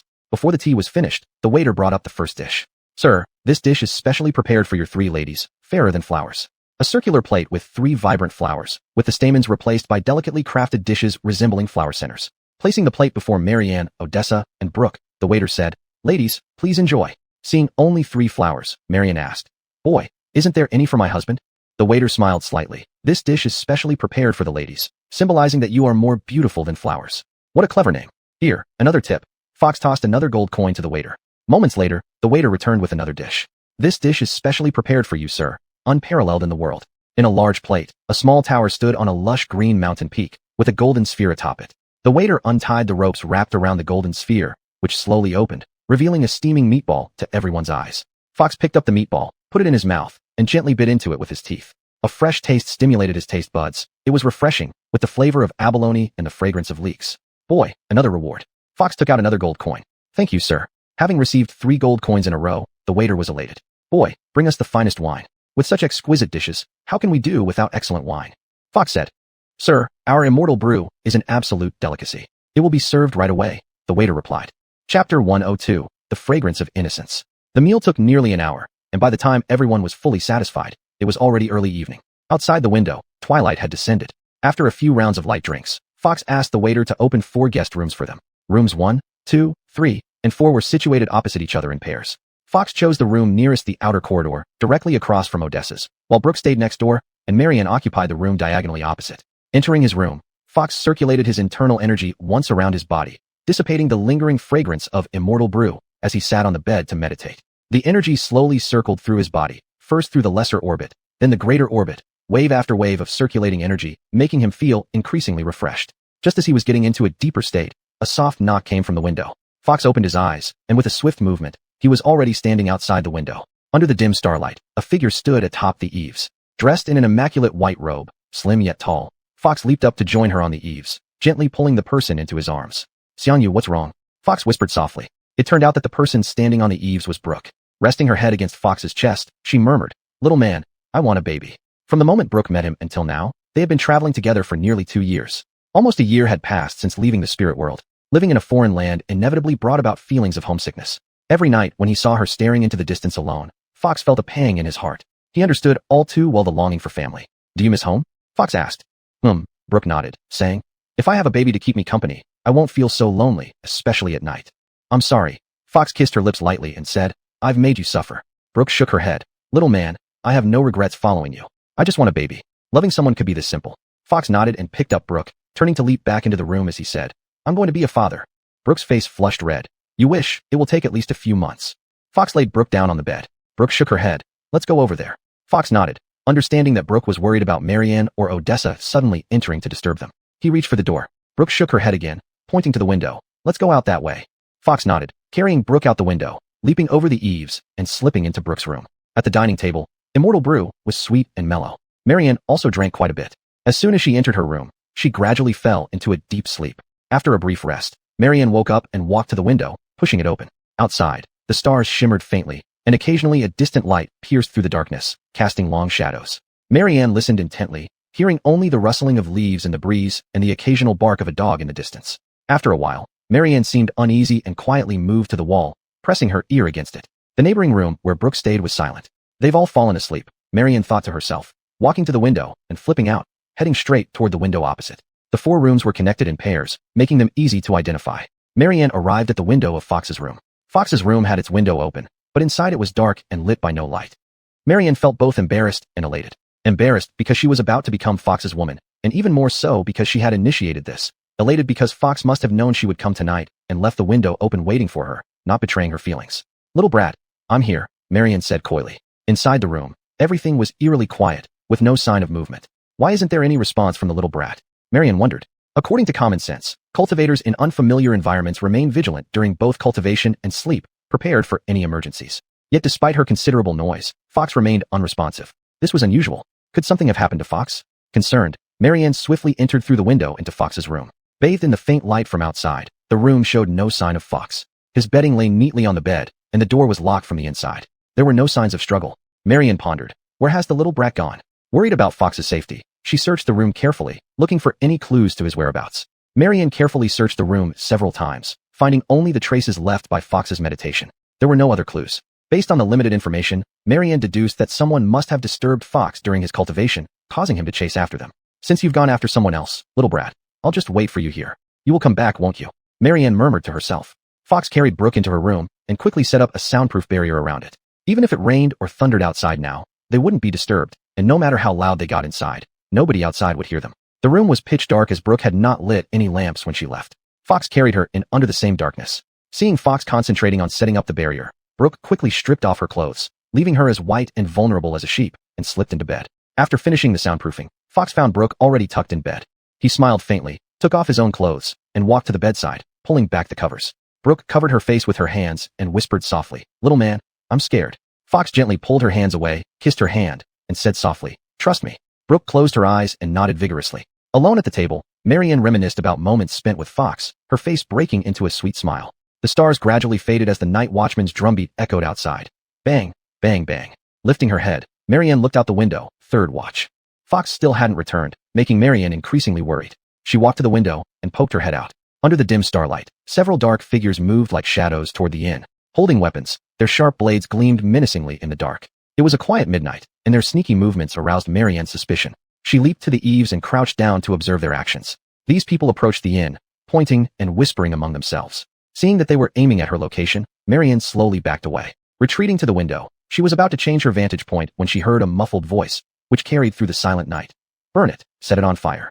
What are they going to burn? Setting a fire in the dead of night. These people can't be good, she thought, then darted back to the eaves to see what they were planning. While Marianne was retreating to the window, dozens of people pulled out torches from nowhere, igniting them instantly. In an instant, the in front was bathed in bright flames. Dozens of torches whistled one after another, flying towards the inn. They intended to burn down the entire building. Their torches, doused in tung oil, caused wooden walls to erupt in roaring flames wherever they landed. As more torches flew over, the fire grew larger and soon engulfed the whole inn. Oh no, second sister and third sister are still in their rooms. Marianne's heart raced, and she swiftly reached Odessa's window, kicking it open and rushing inside. Odessa was fast asleep, having finally gotten a restful night after almost 2 years since the beast tied. She drank more than usual tonight, and fell asleep as soon as she lay down. Woken by Marianne's kick, she asked groggily, "Who is it?"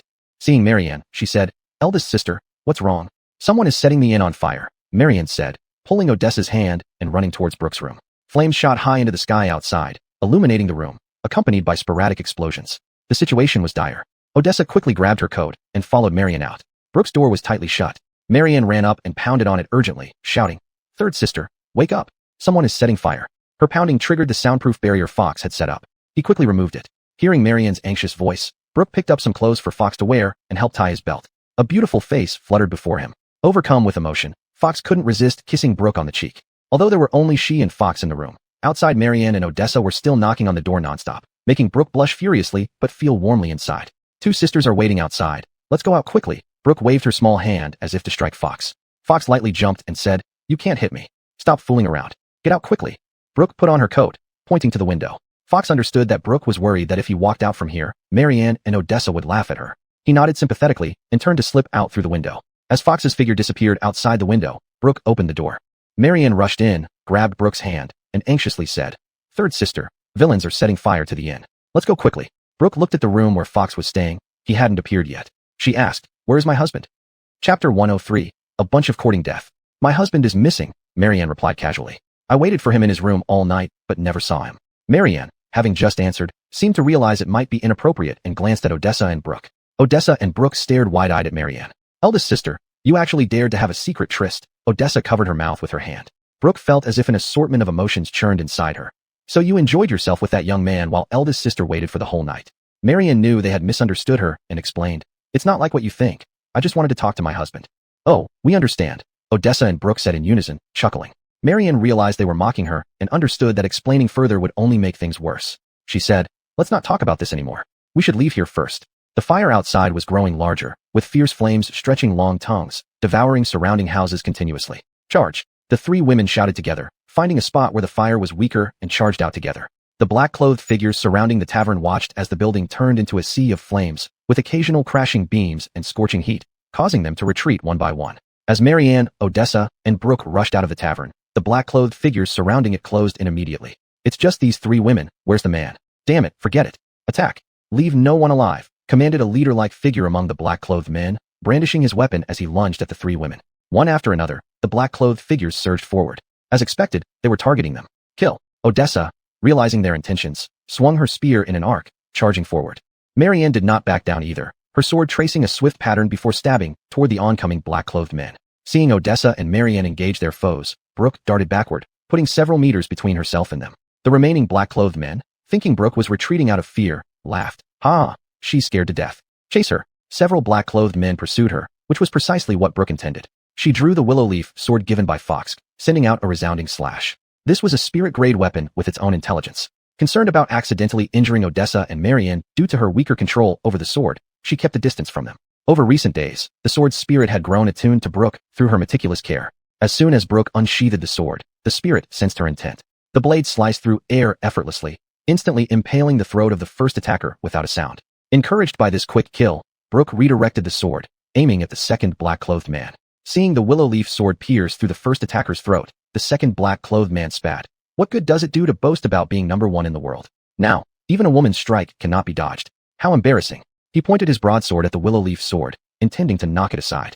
Idiot. The sword's spirit retorted, thinking a commoner's blade could contend with it. It surged forward without hesitation. Brooke, worried that the opponent's heavy sword might damage the willow leaf sword, tried to pull it back, fearing for its safety. However, the sword, sensing her intention, vibrated and freed itself from her grasp, turning into a shadow as it sped towards the broadsword. The willow leaf sword moved swiftly like the wind. Sensing danger, the black-clothed man took rapid steps backward.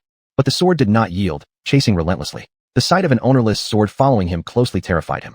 Ghost, he screamed. As soon as he spoke, the willow leaf sword flashed past him. He felt a sharp pain in his throat and then lost consciousness. After piercing the second black-clothed man's throat, the willow leaf sword continued toward the third. The second black-clothed man's scream startled the others pursuing them. The third black-clothed man froze just as the sword flashed past him. He's dead. Another one is dead. Brooke watched as the willow leaf sword cleanly dispatched the enemy without any fuss. With its ferocity unleashed, the willow leaf sword left several black-clothed men dead within moments. Still unsatisfied, it flew over to Marianne and Odessa. Don't hurt the two sisters, Brooke shouted, fully aware of the power of the willow leaf sword's spirit. The first time was when Fox gave it to her, and now again, within an instant, it had killed several black-clothed men. She was worried about the sword injuring Marianne and Odessa. Marianne, though she had reached the Golden Core realm, was still evenly matched with her opponent, their weapons clashing in a flurry of strikes and parries. Odessa's situation was similar. Her long spear moved in sweeping arcs, jabbing, thrusting, smashing, and sweeping, each move seamlessly connecting to the next. It was formidable both for offense and defense. Her opponent, not to be underestimated, held a long sword, dodging within the reach of Odessa's spear, waiting for an opportunity to strike. Unaware of Brooke's situation, they heard her voice and saw a long sword fly past, piercing the throat of one of the opponents. A sword flying around them, searching for targets, seemed almost supernatural. Eventually, finding no more targets, it furiously stabbed into the ground, its hilt trembling uncontrollably. Seeing this spirited willow leaf sword, Marianne felt as if she were witnessing a ghostly spectacle. What kind of demonic sword is this? All that happened was beyond her comprehension, and she covered her mouth in disbelief. Odessa reacted similarly to Marianne, but, as the commander of the city guard of Qinglan City, showed more courage. Seeing the willow leaf sword standing upright in the ground, curiosity piqued. She stretched out her hand, using her long spear to touch the sword. The sword's spirit glanced at Odessa. Understanding through mental communication with Brooke, it knew it couldn't provoke her. Damn, if you weren't that kid's woman, I'd slap you hard, it thought, closing its eyes and ignoring Odessa. Relieved to see the willow leaf sword embedded in the soil, Brooke was glad it hadn't vanished into the night like before, which could have caused significant loss. This wasn't just any ordinary weapon. It was a spiritual-grade weapon. Recovering the willow leaf sword, seeing Marianne and Odessa's envious gazes, she said, "Elder sister, second sister, let my husband give you one too." It turned out it was given by the kid. Marianne opened her mouth wide and shouted loudly, "Kid, hey!" A voice responded from the darkness. Marianne covered her mouth, having waited all night without his appearance, knowing Brooke received a spirited sword and feeling envious. Calling out, Fox appeared, causing her much embarrassment. Following the sound, Fox emerged from the darkness. In the firelight, his white teeth and spirited eyes left Marianne in awe. When Fox came close, she suddenly rushed forward, tightly hugging him, sobbing, "Where were you all night? I was so worried." Always casual, Marianne surprised Fox. Beneath her carefree demeanor lay deep love for him. Moved by this revelation, he embraced her gently, saying, "Don't cry. You'll ruin your beauty." Though already intimate with Fox, seeing Marianne's heartfelt declaration, Brooke felt a pang of jealousy, involuntarily moving closer to him. While holding Marianne, Fox had one hand free, noticing Brooke nearby. Though Odessa hadn't been intimate with him, she acknowledged him as her husband. He couldn't neglect any of the three women and looked up at Odessa. Odessa's face was streaked with tears. Despite other capable boys she had encountered, none had stirred her heart like Fox did. Falling deeply in love with him, she walked over to Fox. Fox extended his hand and embraced all three tightly. "Fox, what virtue do I have to deserve such excellent wives?" The raging fire illuminated the entire street, startling the residents of Shiyun town, who rushed out to fight the flames. Through collective effort, by dawn, the fire was finally extinguished. People with soot-covered faces exchanged relieved smiles. The fire was put out, but new problems arose one after another. Half the street was destroyed, countless homes lost. Tears streamed down the faces of those who had lost their homes, their cries filling the air. "May the person responsible be cursed. How are we supposed to live now? This was half my life savings." Although he did not set the fire himself, Fox knew this incident was his fault. Seeing people crying and wailing, his heart ached deeply, empathizing with the pain of losing their homes. "Everyone, don't worry. As long as we're still alive, there's hope. Don't be too sad. I have some money here for all of you to rebuild your homes." After saying this, Fox pulled out a storage bag and poured out all the gold coins in it, quickly piling up a mound of gold in front of him. The dazzling pile of gold coins left everyone speechless. They had never seen so much wealth before. "Thank you, kind sir." Someone in the crowd shouted loudly, snapping everyone out of their shock. They all kneeled down, calling out in unison, "Thank you, kind sir." Just as everyone knelt, Fox lifted Marianne, Odessa, and Brooke and swiftly moved away into the distance. On the official road leading to Shifeng City, Marianne pulled on Fox's ear, speaking softly, "Husband, let me see your ring." Fox knew Marianne's fondness for treasure had struck again. He took out 3 storage rings, handing them one by one to the 3 women, saying, "Ladies, these rings contain some elixirs and spirit stones to assist your cultivation. Each of you also has a treasure that can help you in times of crisis. There are also some weapons inside, but given your current strength, you cannot yet handle them. It's best not to use them for now." Marianne, Odessa, and Brooke accepted the storage rings. These were far superior to their current storage bags, which only provided a few cubic feet of space. Fox's storage rings offered several miles of storage space. "Third sister, does what husband said about not being able to handle mean it will fly around like your sword earlier?" Marianne asked. Brooke nodded. Upon hearing her confirmation, Marianne jumped up excitedly. "Great. Now I have something that can fly around on its own too." Chapter 104, 10 Direction City. Xian Town was not too far from 10 Direction City. Elmer and the 3 others, including Marianne, walked for half a month. During this period, they passed by a small town where they rested for one night before continuing their journey the next day. Finally, they saw the protective wall of 10 Direction City. The closer they got to 10 Direction City, the more pedestrians there were on the main road. As 10 Direction City governed over a dozen small towns, and this being the main route leading to the city, it was inevitable that there would be many travelers. Being one of the 5 major cities of the Divine Empire, the protective walls of 10 Direction City were vast, seemingly endless as far as the eye could see. "Come on, tonight we can treat ourselves well in 10 Direction City." They had left the last small town 7 days ago, and their bodies were already covered with dust. Seeing Marianne's exhausted face along with the other 2, Elmer said lovingly. Marianne nodded vigorously, saying, "Husband, I want to eat lots and lots of delicious food to make up for these past few days." "I will. So will I." Odessa and Brooke vied to say. "All right, let's enjoy all the best dishes in 10 Direction City."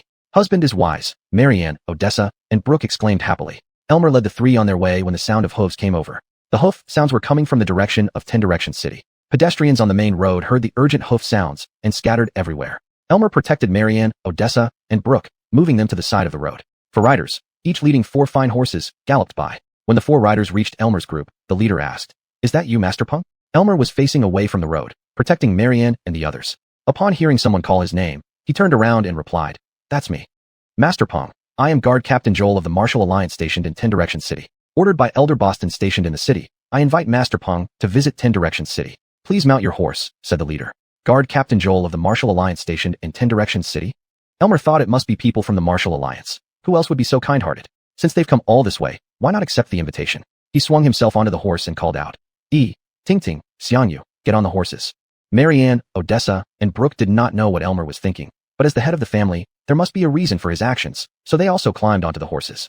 Seeing Elmer and company on horseback, Joel spurred his steed forward, and the horses galloped toward 10 Directions City. As one of the top forces in the Divine Rise Empire, the reputation of the Martial Alliance had already echoed throughout the land. As for the Divine Empire, which was the largest force under the jurisdiction of the Divine Rise Empire, they were well aware of the Martial Alliance. Watching Elmer and the rest ride off, passers-by began speculating.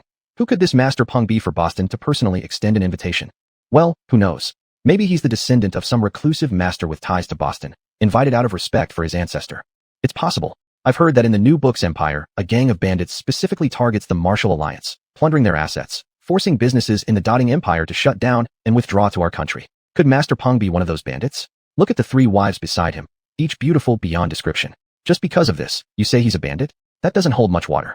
Look at how nobles parade their wives openly.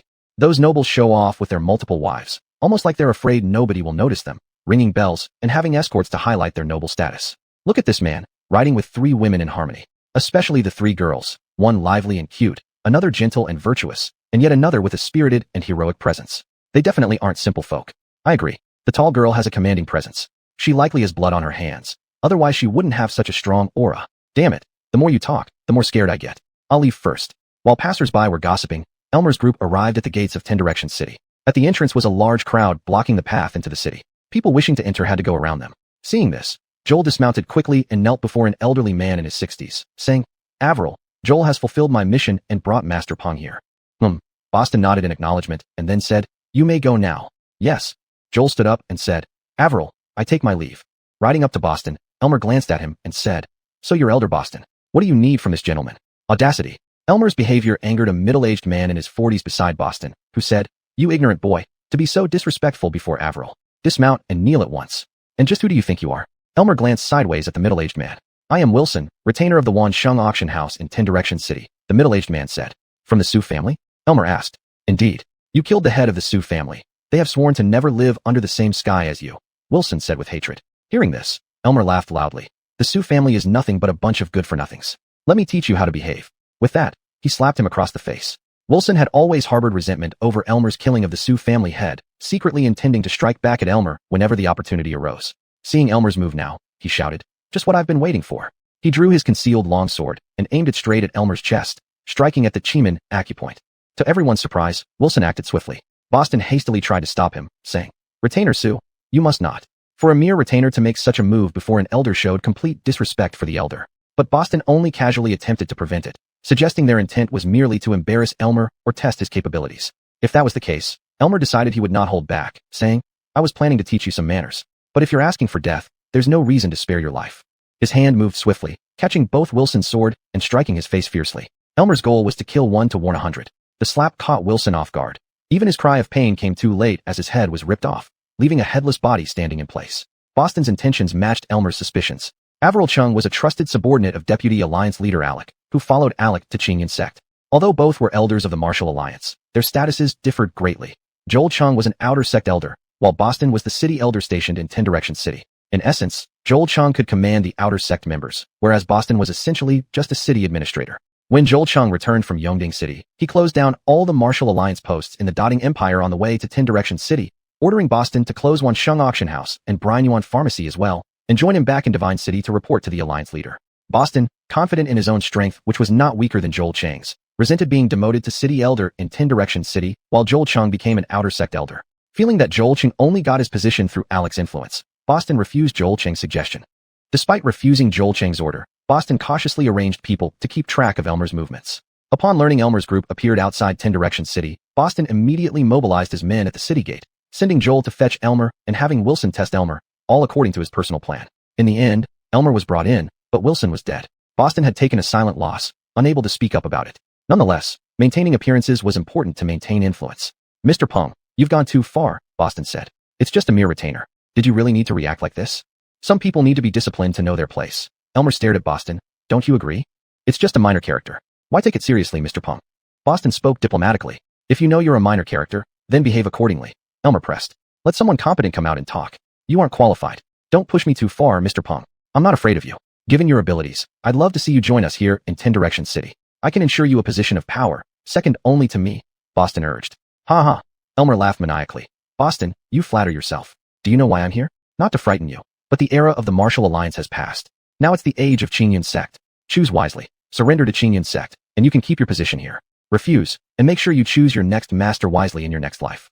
These words reduced Boston to nothing, humiliating him utterly in front of everyone. An esteemed outer sect elder of the martial alliance being humiliated like this, Boston was enraged. He shouted, Indeed, you are a stone from a cesspit, both smelly and hard. I, Boston, am not someone to be trifled with either.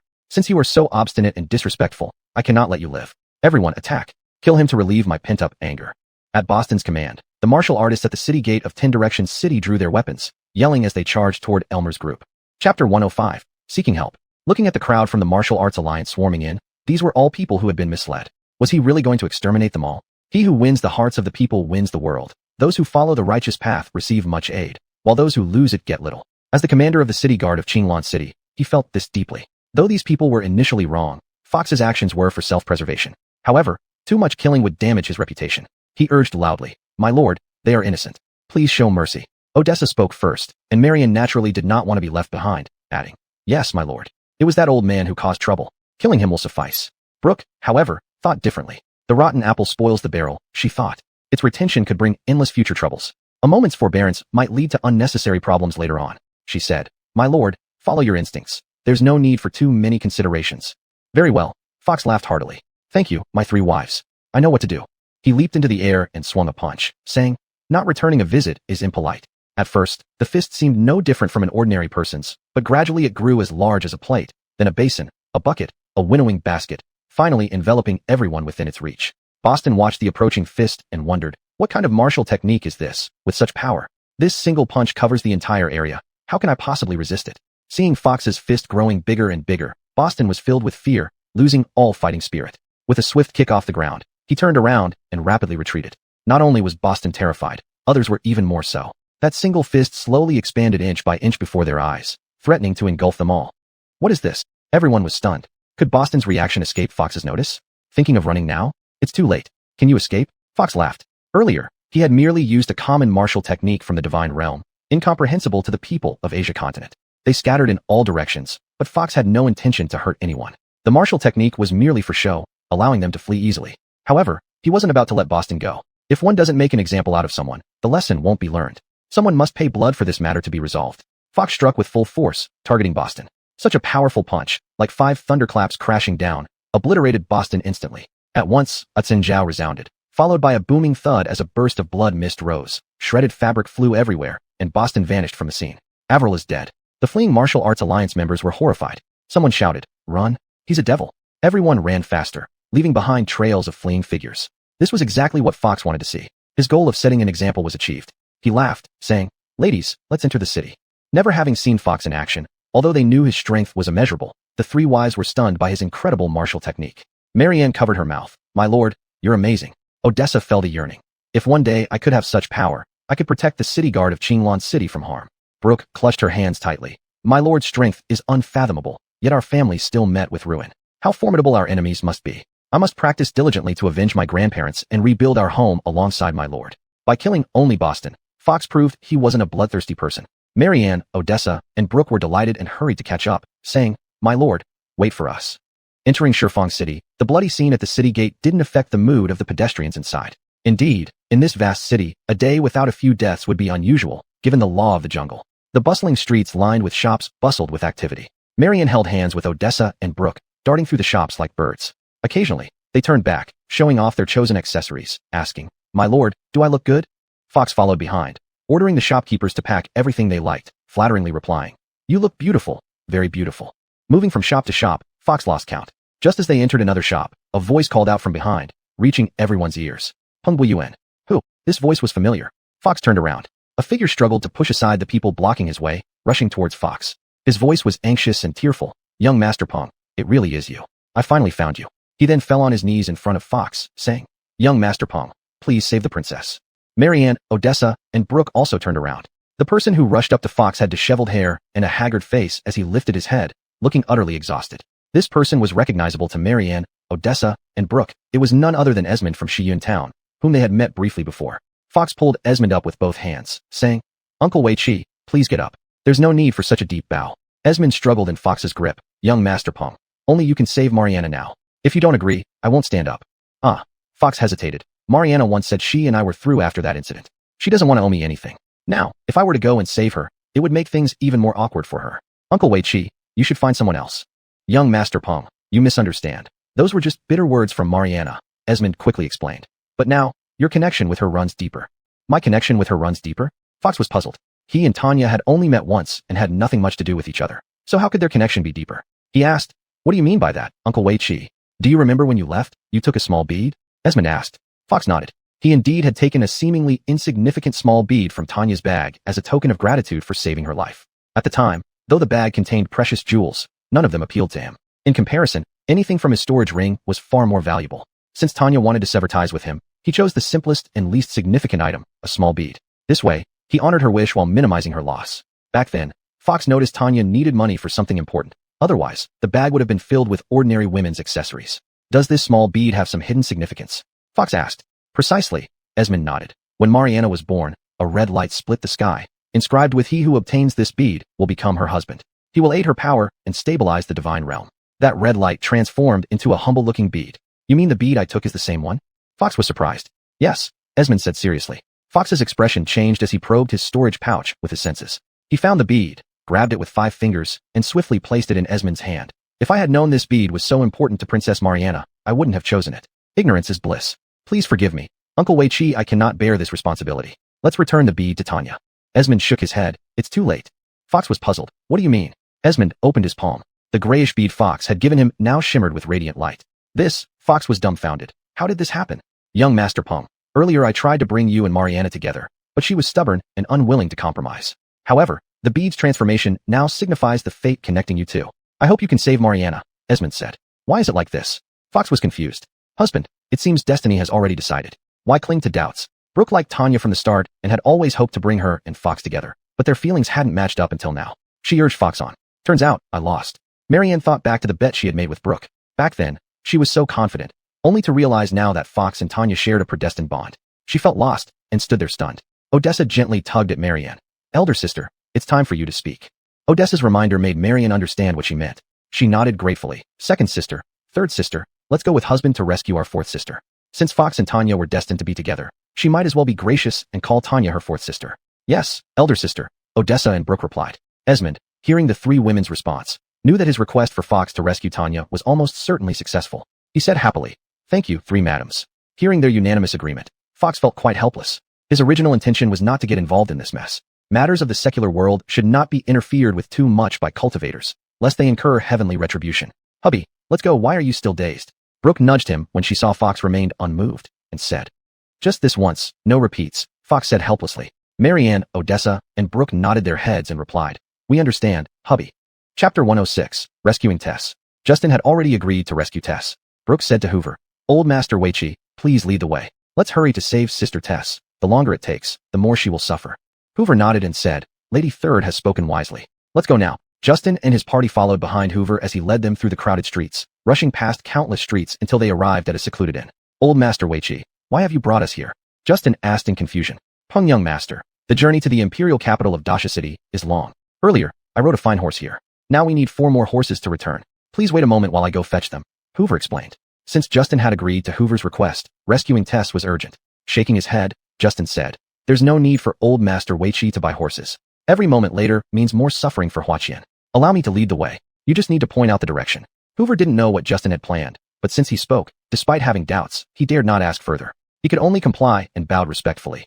Then I must trouble young Master Pong. Brooke had accompanied Justin from the spirit world and knew of his abilities. She also understood Hoover's doubts, saying, Old Master Wei Chi, rest assured, my husband has a plan.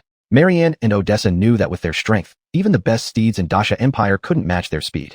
They said, husband, it's troublesome for you. Carry Old Master Wei Chi while we two and the third sister rush ahead. We must reach Dasha City in the shortest time to save our fourth sister. She can't suffer any longer. If I can't handle such a small matter, how would I be worthy of being your husband? Trust me, everything is under control, Justin said, then casually drew an arc, immediately forming a protective barrier of true chi before everyone. Let's go. Justin took a step, leaping dozens of feet into the air, floating rapidly toward Dasha City. This? Hoover was stunned. Young Master Pong, are you a celestial being? Justin shook his head. Old Master Wei Chi, I'm not a celestial being. You're not a celestial being? Hoover looked bewildered. Only legendary celestials could traverse the clouds, covering thousands of miles in a single step. If Justin wasn't a celestial, how could he possess such extraordinary skills? Since Justin didn't wish to admit it, Hoover didn't press further, inwardly rejoicing on Hua Qianyu's behalf. Justin hadn't deceived Hoover. The term immortal, used by mortals, encompassed both deities and celestials. He wasn't a celestial, as celestials were people residing in the celestial realm. He hailed from the divine realm, surpassing celestials, and should be called a deity. There were gods before there were immortals. Not only was Hoover surprised, but Marianne and Odessa, as cultivators, knew that cultivation meant defying the heavens to achieve immortality. Justin's strength had surpassed their understanding. Yet considering he came from the divine realm, it wasn't strange that he possessed superhuman abilities. Following Hoover's guidance, Dasha City was now beneath their feet. Young Master Peng, that cluster of grandest and tallest buildings is the Imperial Palace. Hua Qianyu is imprisoned within, Hoover said. Justin nodded and flew straight toward the palace. All land belongs to the king. All people belong to the king. This was the best description of the Imperial Palace. It gathered all the empire's elite, from the finest architecture, the best craftsmen, the best wine, to the most beautiful beauties. Everything was the best. Justin aimed for the most majestic building and crashed into it. A structure dozens of feet tall was instantly shattered, and the immense sound alarmed everyone in the palace. In an instant, shouts of command and screams interwove. In the midst of commands, groups of palace guards and city soldiers rushed forward with their weapons drawn. Among the screams, dancers forgot their performances, and maids lost their composure, frantically searching for hiding places under tables or behind screens. Heavens, you've destroyed Ancestor Huajia's statue. Hoover covered his mouth. Countless city soldiers and palace guards surrounded Justin's party, their sharp weapons pointing at them. Justin laughed heartily. What nonsense. Just a statue, broken or not. Who cares? Just as Justin finished speaking, a middle-aged man in armor brandished a long sword and rushed forward, swinging his sword and shouting, "Impudent rogue, destroying the image of our ancestor. Ebert won't let you off. Kill." Hoover whispered to Justin, "Young Master Peng. Ebert is a martial arts expert with the bravery of 10,000 men, known as the greatest warrior of the Dasha Empire. He holds the rank of Grand Commander of the Imperial Guards and commands 50,000 Imperial Guards. Please be cautious, young Master Peng." Odessa had long been eager for action since the battle in New Moon Town. Hearing this, she smiled and said, "Is he just a commander? There's no need to trouble my husband." She flew in front of Justin and swung her spear, knocking Ebert's long sword away, saying, "You are a commander, and so am I. Let's have a duel." Ebert was enraged that his sword was deflected by Odessa. Although his previous strike wasn't at full power, it still carried immense force. Yet, it was easily broken through, causing him to lose face. He roared, "Very well, if you wish to court death, I'll grant it to you. I'll kill you first before dealing with that brat. You go to hell." Odessa grew angry. Just because she gave him a taste, he thought he could do whatever he wanted. Her spear changed from stabbing to swinging like an iron rod, whistling towards Ebert. Hell! Ebert was alarmed. He had seen spears used like iron rods, but Odessa's strength exceeded his imagination. If he resisted, he would likely be buried underground. This strike cannot be resisted. Go! He let go of his sword, which turned into an arrow flying at Odessa. He leaped backward swiftly. Trying to escape, Odessa twirled her spear, deflecting the incoming sword. Her spear also flew out of her hand. Hit! Ebert's sword had barely left his hand when a flash of cold light appeared in front of him. A sharp pain surged in his chest, followed by darkness. He lost consciousness. Odessa's spear penetrated Ebert's heart, pinning him securely to the wall. Commander Hua is dead. The surrounding Imperial guards were stunned. The invincible commander was defeated by an unknown woman in one move. Charging forward now would be suicide. Run! They all turned to flee. Stand still, Odessa barked. Anyone who runs will die. Her voice rang like thunder in their ears. Everyone froze on the spot. Just as the Imperial guards were frozen in place, a loud roar echoed. Is the palace of the Dasha Empire a place for wild boys to cause trouble? Do you take our Hua family lightly? A group of people appeared before Justin and the others, led by a towering figure wearing a crown. Behind him were several court guards. Marianne saw Odessa defeat Ebert and the Imperial guard scattering. Gripping her sword, she pointed it at the opposite side and said, "Who wants to be killed by my sword? My second sister killed someone, getting all the credit. As the elder sister, I haven't achieved anything yet. It's embarrassing. Is this how you challenge your opponent?" Marianne's words made Justin laugh heartily. "Oh, I can't bear it." Brooke, more composed, pursed her lips and said, "Elder sister, why not directly challenge anyone you don't like? No need to make it complicated." Marianne pouted. "Third sister, look at them. They're all misshapen and ugly. I don't like any of them. Why don't you challenge them all then? With my husband backing you up." "Good idea." Marianne nodded, waving her sword and pointing at several guards. You, and you. Come out." One by one, tall figures stepped forward to stand before Marianne. "And you, stop looking around. You're the one, short, and wearing that thing on your head. Insolent wretch, daring to insult the Emperor." The guards who stepped forward drew their weapons, pointing at Marianne. "The Emperor? Fourth sister's father." Marianne glanced and nodded. "He does look somewhat like fourth sister. All right, since you're her father, I won't harm you. You may go. Are you ready? I'm about to attack." Marianne's arrogance infuriated the guards. Little bandit, daring to be so impertinent before the Emperor. Kill her to avenge Commander Hua. Come. Marianne got into position. Die. The guards swung their weapons toward Marianne, aiming at her head, hands, legs, and feet. Good, Marianne shouted, casually slashing her sword. Oh no. The guards were shocked as they saw her sword strike like lightning, emitting thunderous sounds. It reached them in an instant, far too quick to react. Quickly retreat. You are no match for her. A voice rang in the ears of the guards. A figure appeared before them, waving a sword to block Marianne's attack. Who are you? Marianne retracted her sword and stared at the newcomer. The newcomer was a man in his early 50s. Seeing Marianne retract her sword, the man clasped his hands and bowed, saying, Fellow Taoist, I am Weston, deputy leader of the Wu Dao Alliance, and also the former ruler of the Dasha Empire. Chapter 107. The former emperor of the Divine Kingdom. There's the martial arts alliance again. Marianne gave Weston a scornful look. Forget it. For the sake of my fourth sister, we'll let you off easy. After saying this, Marianne turned to Justin and said, My dear husband, I hope you're not angry with me for making decisions on my own. Justin replied, You're so adorable. How could your husband be angry? Just do what you think is right. Upon Weston's appearance, the current emperor of the Divine Kingdom, the royal guards, the palace army, and the maids all knelt down. Greetings, former emperor. Weston waved his hand. You may rise. I am already a hermit in the world outside. There's no need for these formalities. Hearing that Justin did not blame her, Marianne turned around and saw everyone kneeling before Weston. She said, Hey old man, it looks like you can make decisions here. Give us back our fourth sister, and we'll be on our way. We don't need any food, and you don't have to thank us. Fourth sister. Weston glanced at Justin, then turned around and asked, Uli, who is this fourth sister your fellow Taoist mentioned? What did you do with her? Emilio, the current emperor of the Divine Kingdom, replied, Father, I don't know who this fourth sister is. These people broke the statue of our ancestor as soon as they arrived, and I just got here, so I have no idea what happened. Is that so? Weston stroked his beard and asked Marianne, Fellow Taoist, which fourth sister are you talking about? Could you be more specific? Marianne had no interest in talking to an old man in his 50s. Oh, how troublesome. Uncle Wei Chi, why don't you explain it? She ran back to Justin and said, Husband, wasn't my performance pretty good just now? Justin knew Marianne wanted to show off in front of him. He gave her a thumbs up and smiled. Not bad. You've improved. It was true. Weston was at the middle stage of the transformation realm, yet Marianne's single sword stroke matched his strength, placing her among the top figures in Asia Minor. Encouraged by Justin's praise, Marianne laughed happily. Thank you, husband. Russell was dumbfounded, wondering if this was all a dream. Who were these people he encountered? One could fly. Another defeated the first warrior of the Divine Kingdom with a single spear thrust. Another fought off a group of royal guards and forced an equal match with a renowned master. And here stood the father-in-law of his missing sister. Hearing Marianne's words, Russell stepped forward, bowed to Weston, and said, Russell pays respects to His Majesty the retired emperor. Weston was puzzled by who Marianne's mentioned Uncle Wei Chi was, but upon seeing Russell bowing to him, he exclaimed in surprise, Aren't you Duke Wei of E? Didn't Bully say you had passed away? To answer your majesty, Russell has been fortunate to be rescued from death, Russell replied. Good, good, Weston said joyfully. Stay and enjoy a peaceful life in the palace. Consider it repayment from the Hua family. Then Weston sighed. It's just a pity. Your sister Wei Yu and my beloved granddaughter Mariana. Well, it's best not to bring up the past. By the way, Duke Wei, who are these people? Weston pointed at Justin, getting to the point. Russell introduced them. Your Majesty, this is Lord Justin, and the other three are his wives.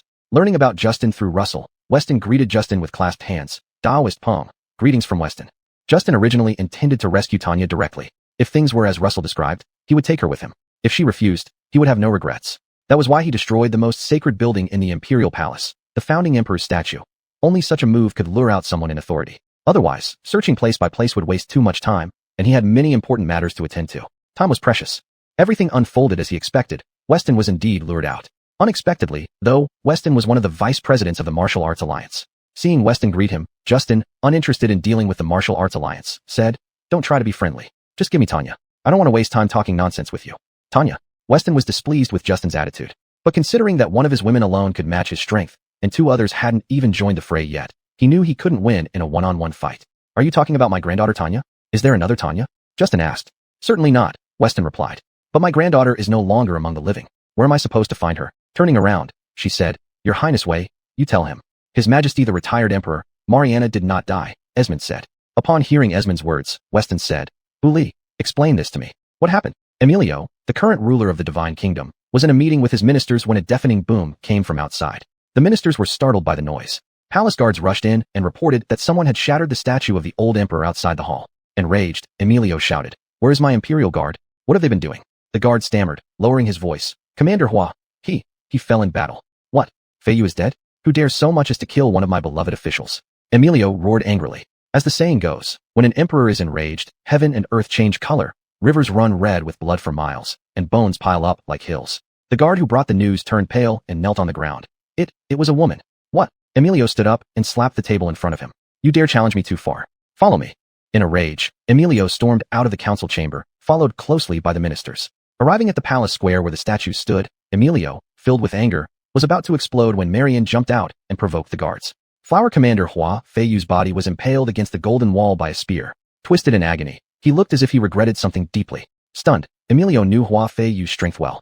He could take down any enemy commander in a battlefield effortlessly, but now hung helplessly on the cold wall. Frightened, Emilio feared for his own life, but more importantly, worried about the future of the empire without an heir. Thus, he ignored Marian's provocations until Weston appeared. Now calmer, he quickly replied, Your Majesty the retired emperor, I'm not sure what happened. Years ago, rebels threatened the foundations of our empire, so I personally led an army to suppress them. Only recently did we stabilize the border regions. Upon my return, I found Queen, Duke Wei and Princess Mariana had already been dead for 10 years. Weston nodded. He had consulted with Emilio before his departure, which could not be fabricated. Your Highness Wei, you say Princess Mariana has not passed away. Where is she now? She was captured by the Divine Guard, Esmond said sadly. What? Shocked by Esmond's statement, Weston asked, Explain yourself clearly. Why did the Divine Guard capture her? I said, old man, you better stop talking nonsense or else if my fourth sister gets hurt in the slightest way, all of your palace will pay with their lives. Marianne, angered by the time wasted, warned. Marianne's words reminded Weston that there were powerful people present. Provoking them could lead to disaster. He glared at Emilio, demanding, Why are you standing there dumbfounded? Go fetch Princess Mariana immediately. Earlier, during the duel with Marianne, Weston had understood his son could not be relied upon as a shield. Listening obediently might save his life. Hearing Weston's command, he instructed the captain of the guards, Pass my orders, go to the Divine Guard, and bring Princess Mariana back. Yes, Your Majesty. The captain responded and pointed to a few guards. You follow me. Others stay to protect His Majesty's safety. Yes. All the guards replied. Seeing the captain leading some guards out of the palace, Weston laughed, turning to Marianne. Rest assured, your Princess Mariana will be here soon. Humph. Marianne glanced at Weston. Don't let a single hair of my fourth sister get hurt, or things will get very ugly. Of course. Weston nodded. May I ask what relation you have to Princess Mariana, and why do you call her your fourth sister? Marianne paused and explained. This relationship needs clarifying. This is our husband Justin. This is my second sister Odessa, my third sister Brooke, and I am the eldest sister Marianne. The fourth sister is Tanya. I see. Weston nodded in understanding. After thinking for a moment, Marianne added, Even though Tanya is our fourth sister, don't think you can take advantage of us. We acknowledge our relationship among ourselves. You're her grandfather, and to us, you're still a fellow Taoist. Yes, Weston said with a smile, feeling delighted. His granddaughter had truly found a treasure, having such a husband and sisters. With them, the great empire's assets of the Hua family would remain secure for 1,000 years. He couldn't help but glance at Emilio and said, Uli, you have worked hard these past few years. Follow me and serve me. Emilio understood his father's intention. Though he was extremely reluctant, the current situation left him no room to oppose. Nodding his head, he replied, I respect my father's wishes and am willing to serve you. Weston nodded and smiled upon hearing this, saying, You are teachable. Chapter 108, Tanya's Choice. Odessa waved her hand to retract the long spear that had pinned Ebert. Ebert's corpse slid to the ground. Jem glanced at Ebert's body, which had hung on the wall for so long that it became stiff. There was clearly no saving him now. He shook his head and sighed slightly, instructing the guards nearby, collect Commander Hua's remains and give him a state funeral befitting a general. The guards obeyed and left. Not long after the guards carried Ebert's body away from the palace square, Captain of the Guards Herschel arrived with Tanya at the palace square. Your Majesty, Captain of the Guards Herschel has brought Princess Mariana here, said the captain of the guards. Jem nodded and said, You may step back. Yes. Herschel responded, leading the guards aside, while keeping watch over Jem, as it was their duty not to stray too far. Tanya appeared in the palace square. Hiroshi, tears streaming down his face, shakily walked up to Tanya and said, Mariana, we were separated by life and death for over a decade, yearning for each other constantly. Just when we met again, you were taken away by them. I thought I would never see you again. Seeing Hiroshi's tear-streaked face, Tanya forced herself to hold back the tears welling up in her eyes bloodshot. She wiped the tears from Hiroshi's eyes with both hands and said, Uncle, it's fine. Look, and then she twirled in front of Hiroshi. Look, I'm all right, aren't I? Tanya still wore her previous white outfit, dressed like a boy. Apart from some exhaustion on her face and dirt on her clothes, there were no other visible injuries. Hiroshi wasn't reassured. He circled around Tanya, examining her thoroughly before taking her hand and walking to Fox's side, saying, Mariana, it's all thanks to young Master Pring this time. Without him, you might have been in grave danger. Tanya glanced at Fox and said to Hiroshi, Uncle, why do you trouble Master Pung again? Mariana, look how you talk. Hiroshi glared at Tanya and said, Young Master Pung is your future husband. Who else should I ask if not him? Marianne, Odessa, and Brooke surrounded Tanya, holding her hands affectionately, and said, Fourth sister, we've all known about it. Why didn't you tell us? There are more ideas with more people. Anything can be discussed together. Tanya felt uncomfortable with their warmth. Looking at the three enthusiastic faces before her, she blushed and said, Thank you, elder sisters. I didn't want to bother you. I should solve my own problems. Mariana. Not seeing her for over a decade, Billy saw a shadow of Wei Qiyu in Tanya. This was truly his daughter. When he set out on his campaign years ago, Tanya was just a 4-year-old child, now grown into a young woman. Is it really you who has returned? Father. Looking at this man who was both unfamiliar and familiar, her memory faintly recalled his appearance from years ago, only now he looked much older. Tanya nodded vigorously. It's your daughter who has returned. Welcome back, welcome back. Watching Tanya, losing his granddaughter for over a decade, and seeing her reappear before him made Huafei very happy, nodding frequently. Grandfather, your majesty. Tanya bowed politely and said sweetly. Good, good. Mariana, it's good that you've come back. I've already spoken to your father. Since you're an adult now and your father has no male heirs, the throne will be passed to you, said Hua Feifei happily. When Hua Feifei spoke, Jem nodded and smiled. Mariana, you heard what grandfather said. His meaning is also mine. For Hua Feifei to let her inherit the throne meant she would become empress, the first female ruler of Asia continent. Shocked, Tanya covered her mouth. Am I really going to be the first empress of Asia continent? Marianne, noticing Tanya's expression, knew she was swayed by the position of empress. To cultivators, pursuing eternal life and immortality through cultivation was far more tempting than the throne. So Marianne reminded Tanya, fourth sister, the glory before you is just fleeting clouds. Walking with your husband is the right path. Think carefully. Tanya looked at Fox, then turned to look at Hiroshi, pulling his hand and said, but I want to stay to take care of uncle. Hiroshi patted Tanya's hand and said, Mariana, don't worry about your uncle. I'm old and don't have many days left. My only wish is to see you living well, getting married, and having someone to take care of you. That will be enough for me. Uncle, Tanya said with tears welling up in her eyes, and has already passed away, leaving me as the only family. How can I leave you alone? Marianne was very surprised and said, fourth sister, have you really thought this through? Tanya nodded solemnly and said, Uncle is getting old, and father and grandfather are both of advanced age. I want to stay by their side and fulfill my filial duties. Hiroshi hurriedly tried to stop her. Mariana, no, you cannot. Tanya shook her head. Uncle, please don't say anything more. I won't change my mind. Hiroshi understood her sincerity and could not help but shake his head. Mariana, why do you make it so hard on yourself? Tanya's stance was clear. Marianne sighed helplessly and walked over to Fox. Fox held Marianne's hand gently, patted it once, then walked up to Tanya and said, Miss Mariana, take good care of your uncle. He took out the small bead he had taken from Tanya's package earlier and placed it in her palm, saying, this bead has come with you, and you too are fated. Perhaps one day it will be useful to you. It would be of no use staying with me, so I return it to you. Tanya glanced at Fox. The previously grayish-white bead now shone brightly. She looked at it again. It was still wrapped in the familiar silk ribbon. Taking the bead, she said, Mr. Peng, I'm sorry. I owe you too much. Perhaps I'll repay you in the next life.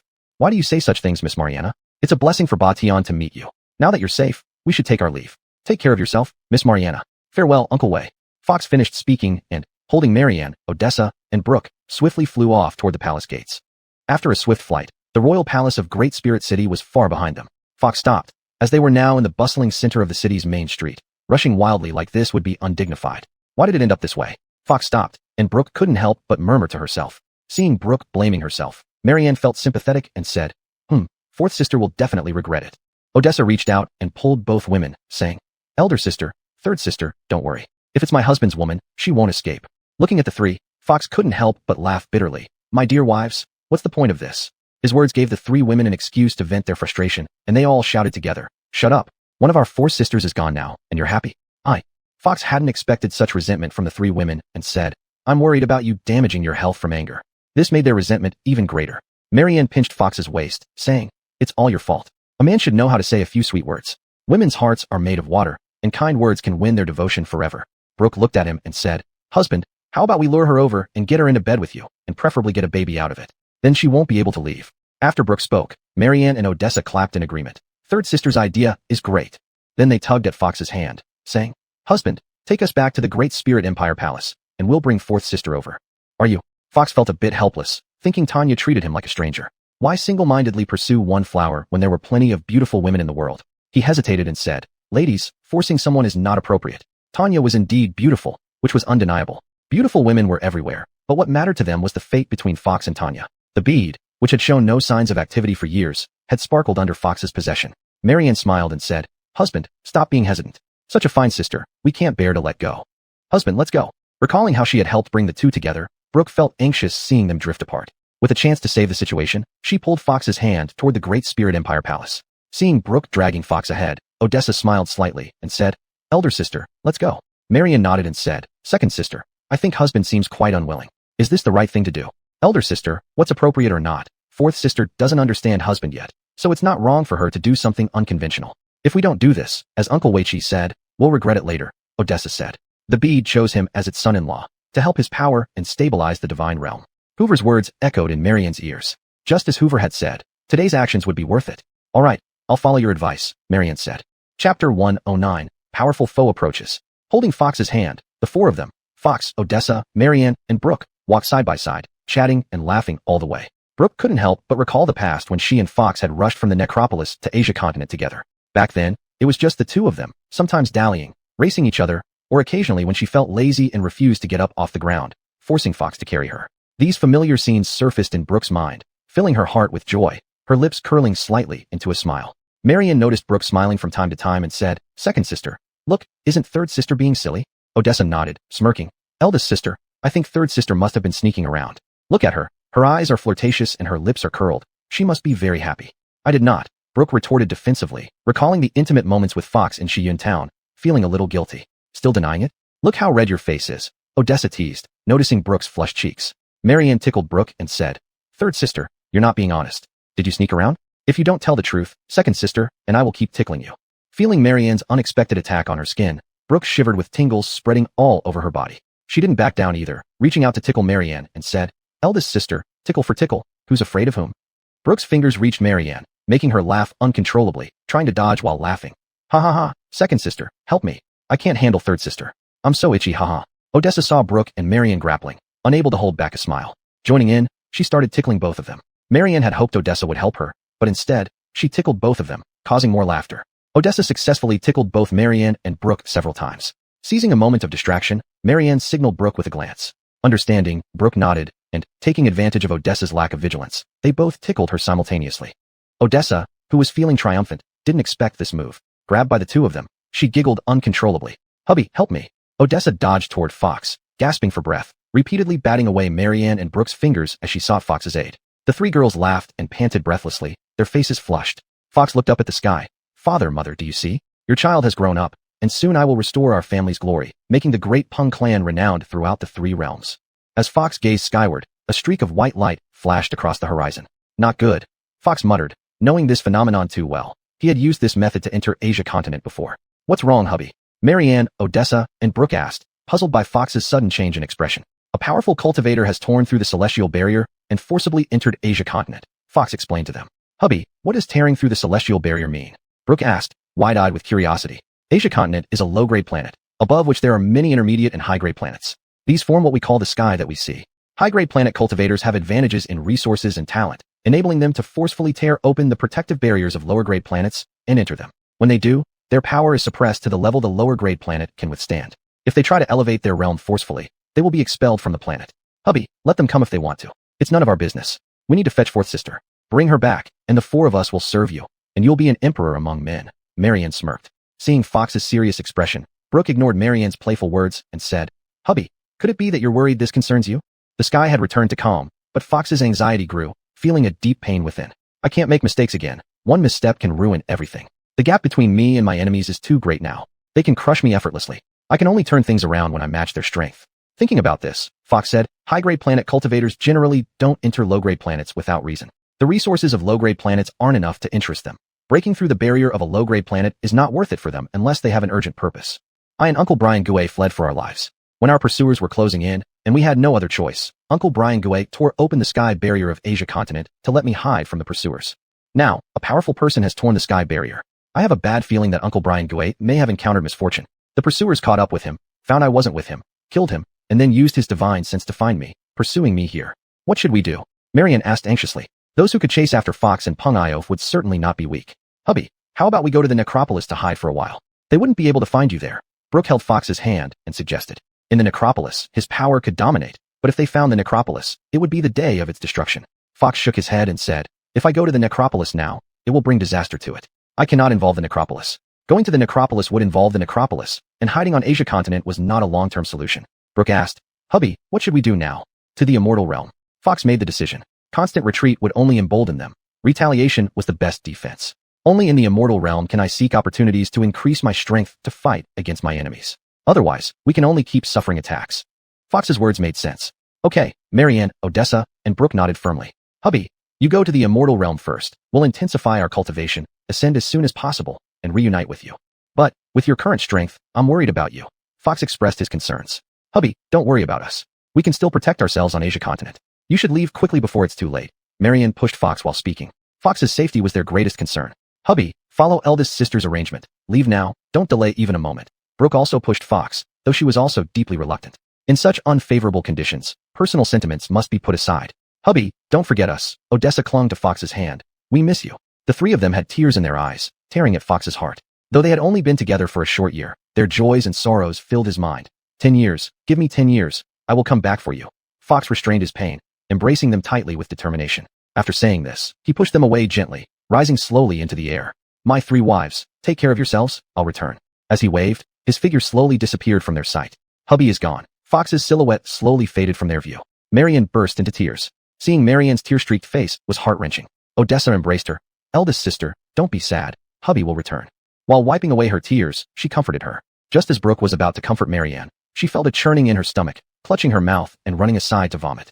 Vomiting. Brooke couldn't expel anything, turning pale. Seeing Brooke's pitiful state, Marianne was terrified, stopping her crying and rushing over. Third sister, what happened? Don't scare us. Brooke saw Marianne come to comfort her and forced a smile despite her discomfort. Eldest sister, nothing serious. Maybe something didn't agree with me. But she couldn't stop retching again. Odessa paused, looking at Brooke's abdomen and then pulled out a water bag, handing it to her with a smile. Third sister, congratulations. Marianne was baffled by Odessa's words, looking at her with confusion. Brooke drank some water, feeling better, and washed her face, removing her tears, asking, Second sister, what are you congratulating me for? Odessa covered Marianne's ears and whispered, Third sister has conceived. What? Marianne exclaimed, then realizing her role, she asked, as the eldest sister-in-law, what gift should I prepare? Marianne's exclamation of elder sister-in-law awoke Brooke. Realizing what had happened after a night of passion with Fox, she softly caressed her abdomen, whispering, My child, you must be strong. You are the apple of my eye. Third sister, when did you do this without us knowing? Marianne and Odessa asked. It was that night at Yuntown's Fire Spirit Tavern. With Fox's child growing in her womb, Brooke could no longer hide it from Marianne and Odessa, speaking while lowering her head. Slap. Marianne clapped her hands. I kept waiting for hubby all night, but didn't see him. It turns out he was hidden in your sweet embrace. Humph, I feel so unlucky. While you two were having a great time, I was left alone in an empty room. Oh, how pitiful. Marianne's words made Brooke extremely embarrassed, covering her face and saying, Elder sister, I'm so ashamed, please don't mention it anymore. Well, it's good in a way. Even though hubby has left, he still gave us something to remember. Third sister, you really know how to enjoy yourself. Elder sister, stop it. I'm already so embarrassed. To be continued.